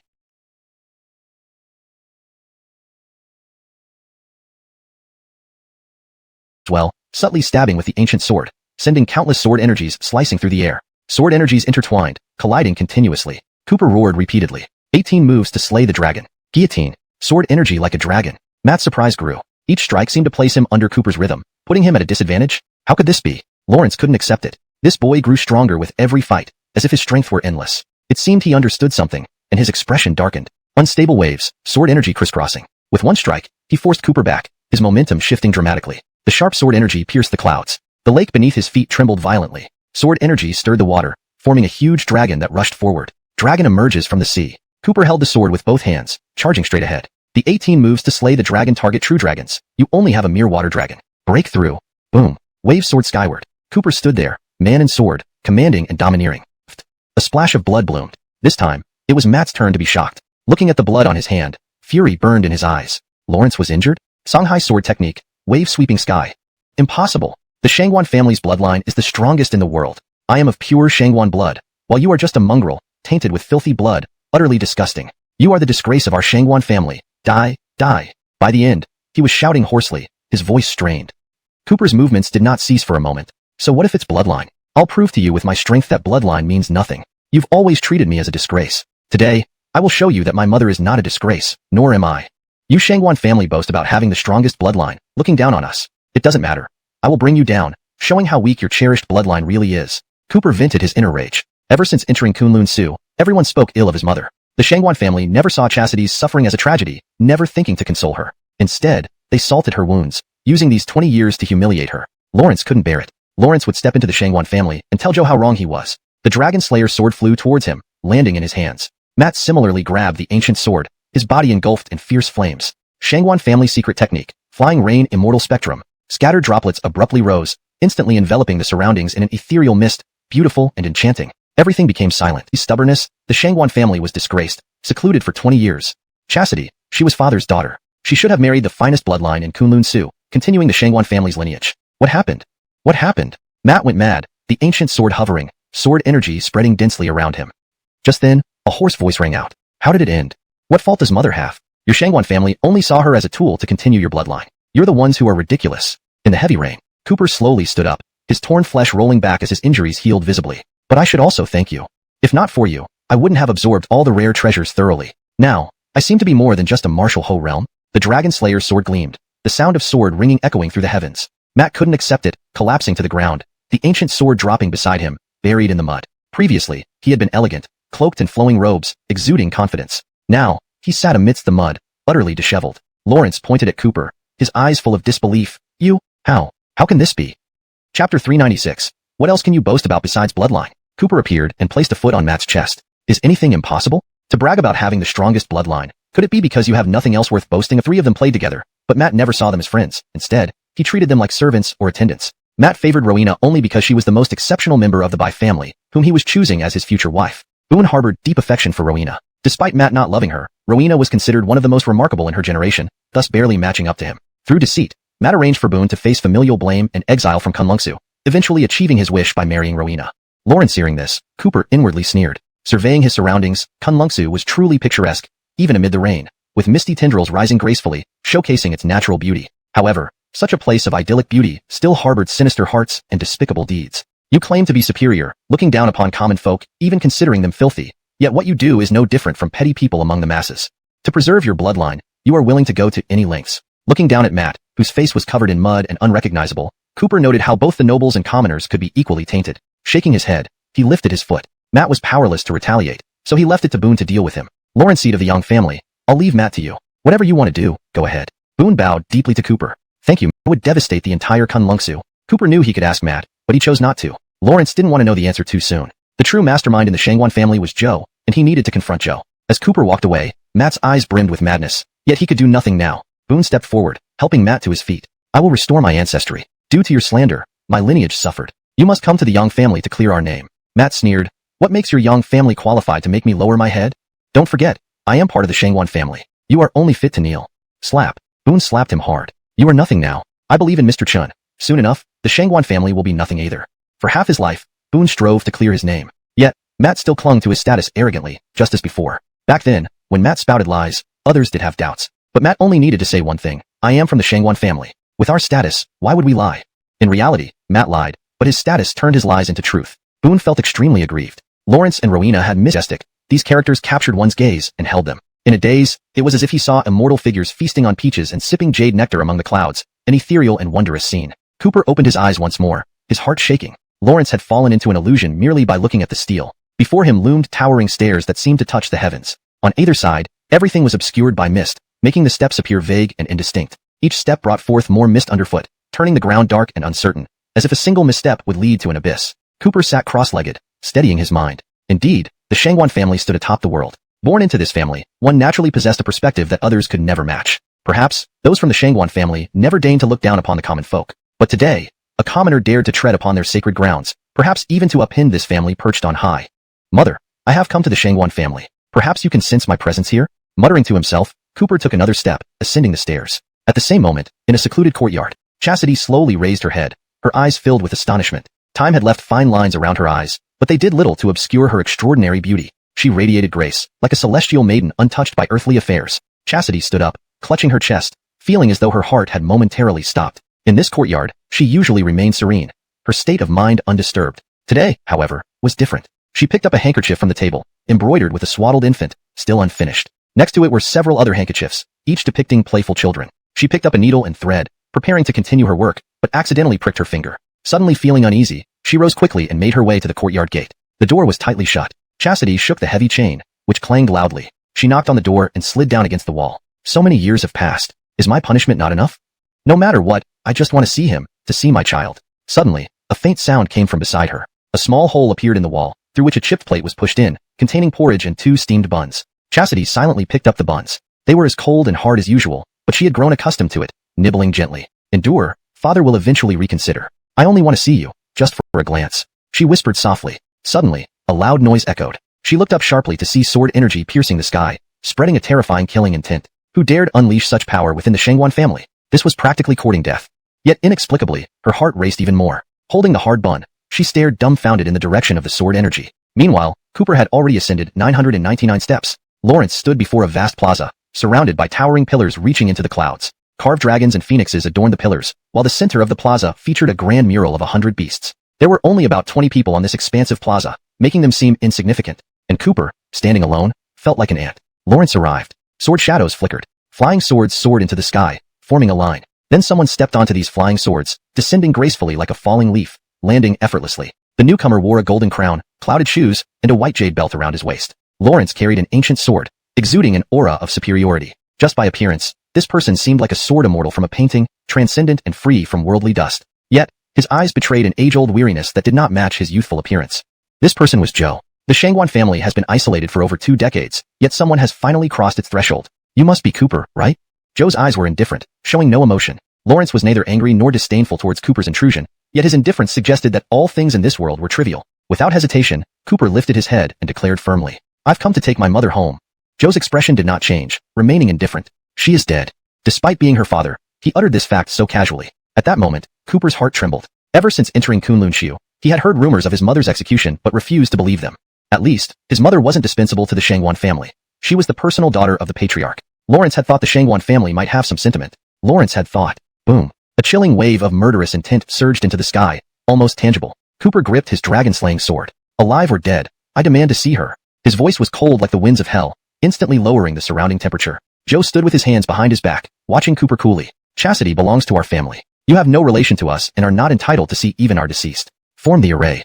As befitting his status, he saw no reason to engage Cooper personally. Sadly, his son, Matt, seemed rather incompetent. Lawrence shook his head, unconcerned even as Cooper approached him. Dead, so be it. Swords hovered mid-air, releasing waves of sword energy. 20 people formed a sword formation, suppressing Cooper. Chapter 398. A 7-day and 7-night battle. Cooper was now enraged to the utmost degree. The words spoken by Joe confirmed his mother's death beyond doubt. How could he remain calm? The Jackson denim sword was unsheathed. One slash across the sky, as if intending to cleave the heavens apart. Terrifying sword energy raged, intertwined with blood-red mist, mirroring the blazing anger in Cooper's heart. The over 20 people forming the array spat out blood, flying backward. They were already dead before hitting the ground. As Joe watched one person after another fly back, all of them were outstanding members of their Shangwan family. Finally, a hint of shock appeared in his usually indifferent eyes. At such a young age, to have reached this height already? Joe tapped his finger lightly, and the ancient sword behind him shot out into his hand. Quite impressive, but just with this strength, you think you can oppose the Shangwan family? Far from enough. Suddenly, Joe vanished from sight, like a painting gradually fading away. A sword was drawn. The sword chi startled the heavens. When not attacking, he was calm as water. She suffered so much. With your formidable strength, had you acted then, the ones who pursued my mother would have paid dearly. But what happened in reality? Cooper's angry shouts echoed through the clouds. At that moment, a flicker of emotion appeared in Joe's eyes, but quickly turned to anger. You don't understand. How could an ordinary person comprehend the uniqueness of the Shangwan family's bloodline? Could you have reached this level without the Shangwan family? Bang! Joe flew backward. Cooper's tiger's mouth split open, almost unable to hold onto his sword. Cooper stood still, a mocking smile on his lips, disdain in his eyes. Rely on the Shangwan family? Ha, joke. I've come this far because of Carlos, thanks to many who helped me, and due to my own experiences, none of which have anything to do with the Shangwan family. Even the grudge against those who pursued my mother. I avenged myself. What about you? Matt had said he once went to the Chen royal clan, making all of them kneel and beg for mercy. Despite doing so much, Matt never revealed his identity. With just a slight move, the Chen royal clan, Lawrence Ron, and even that vile woman, would have paid a bitter price.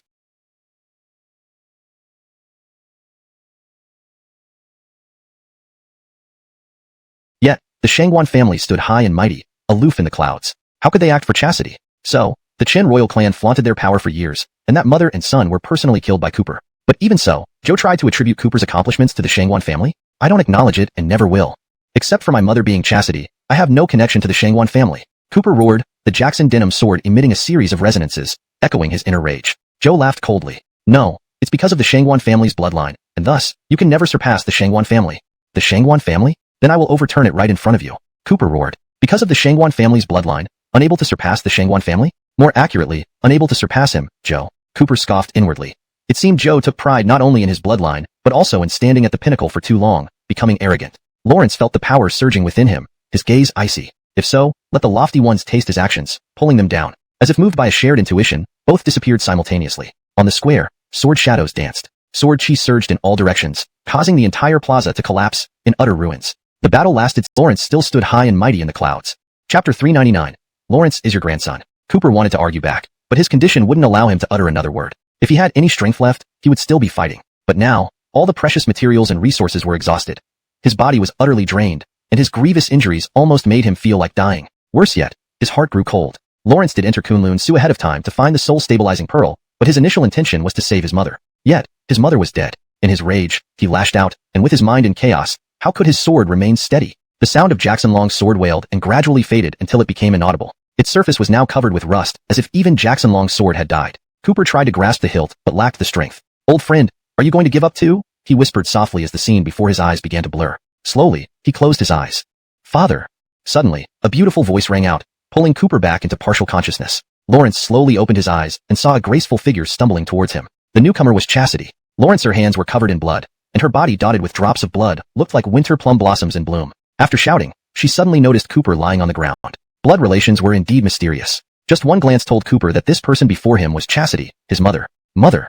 With all his might, Cooper only managed to call out this single word. Chastity stumbled over and knelt in front of Cooper, tears filling her eyes. My child, my child. She wanted to reach out and touch Cooper but didn't dare to move. Cooper's body was covered with deep wounds, bones visible through torn flesh, not a drop of blood remaining.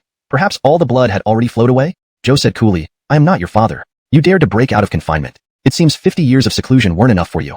You should be locked up forever. Joe.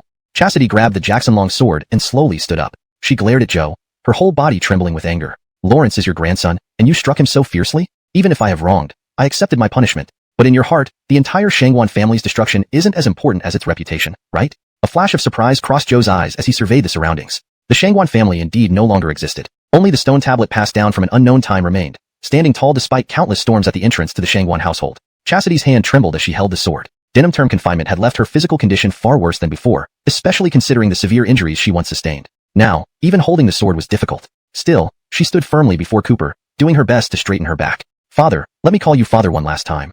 Since childhood, you spoke about the honor, bloodline, and face of the Shangwan family, which I heard so deeply that it became ingrained in my bones. I never forgot. But I was wrong. I misjudged a man, leading to my tragic fate. I regret it deeply, but I do not regret defying you. Joe shuddered, sword chi bursting around him, narrowly missing Chastity. What did you say? His voice trembled, filled with disbelief. Being hunted and betrayed, and you still don't regret it? Nonsense. You must be blinded by greed. Chastity replied sternly, indeed, I regret misjudging that man, but I do not regret having Juanza. After being confined for so many years, the only thing I regret is one point. I missed out on Juanza's life. Seeing Cooper lying in a pool of blood, barely alive, she was incredibly moved but dared not touch him at all. The Shangwan family is heartless. I always felt cold inside.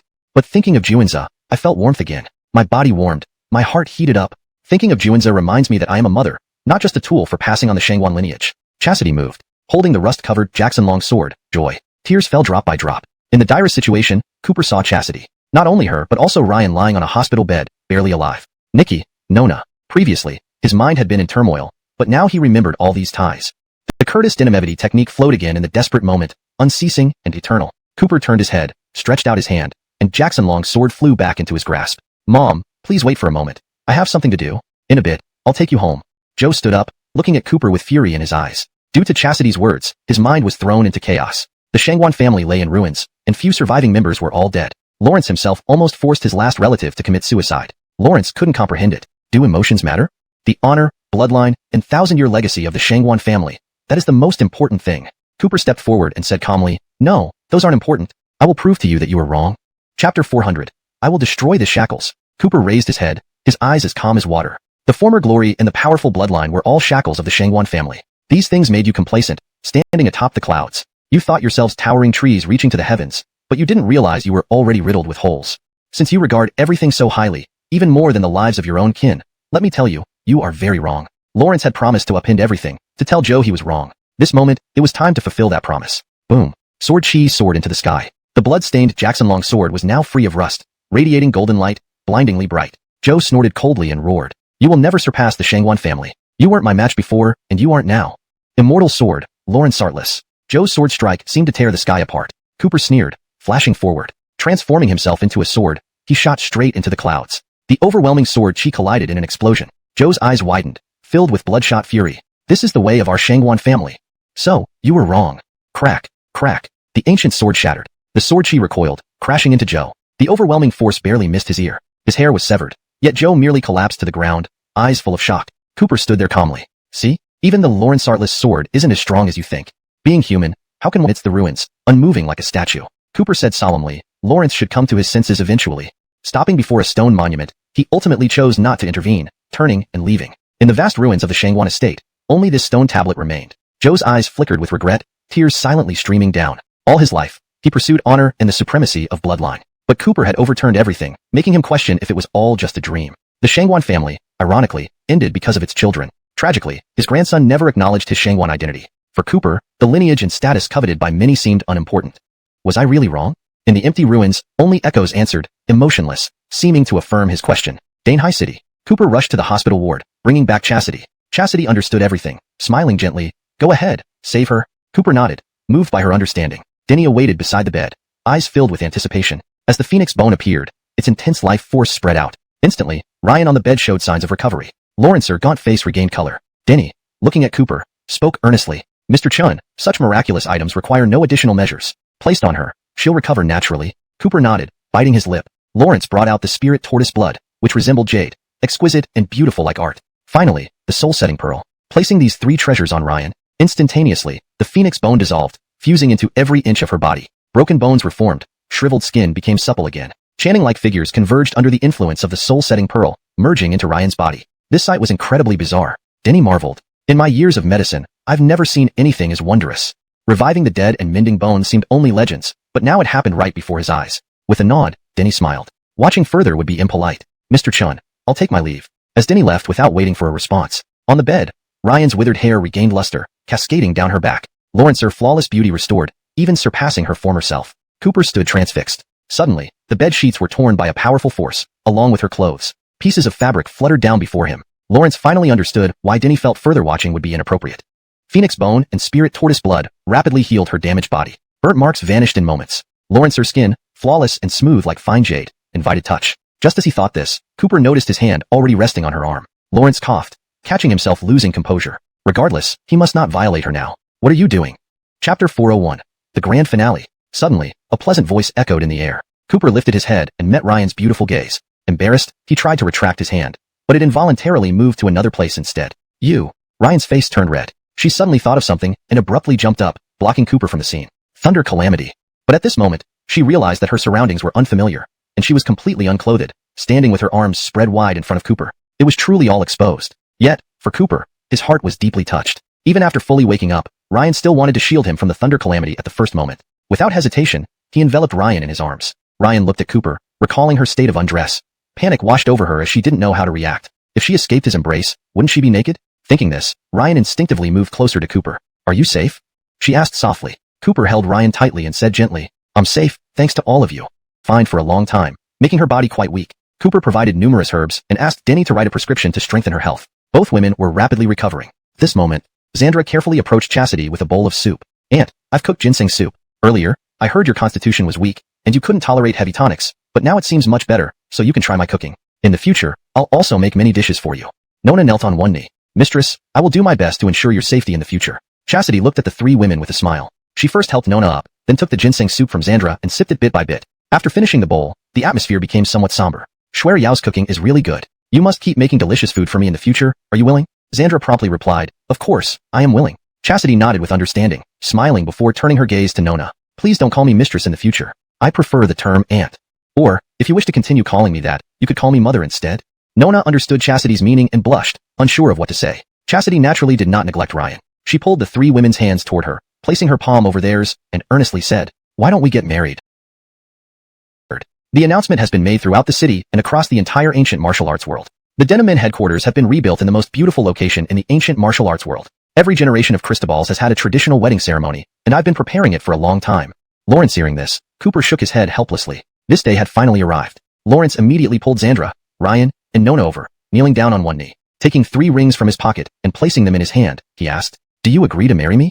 Actually, he had prepared to propose, but standing before the 3 women, he felt a mix of anticipation and nervousness. Battles, he never feared, but proposing indeed, made him somewhat anxious. But the moment he finished speaking, the 3 women suddenly smiled, each picking up a ring and slipping it onto their fingers. I do. They answered in unison. In the next moment, cheers erupted around them. The 4 embraced joyfully, their faces beaming with happiness.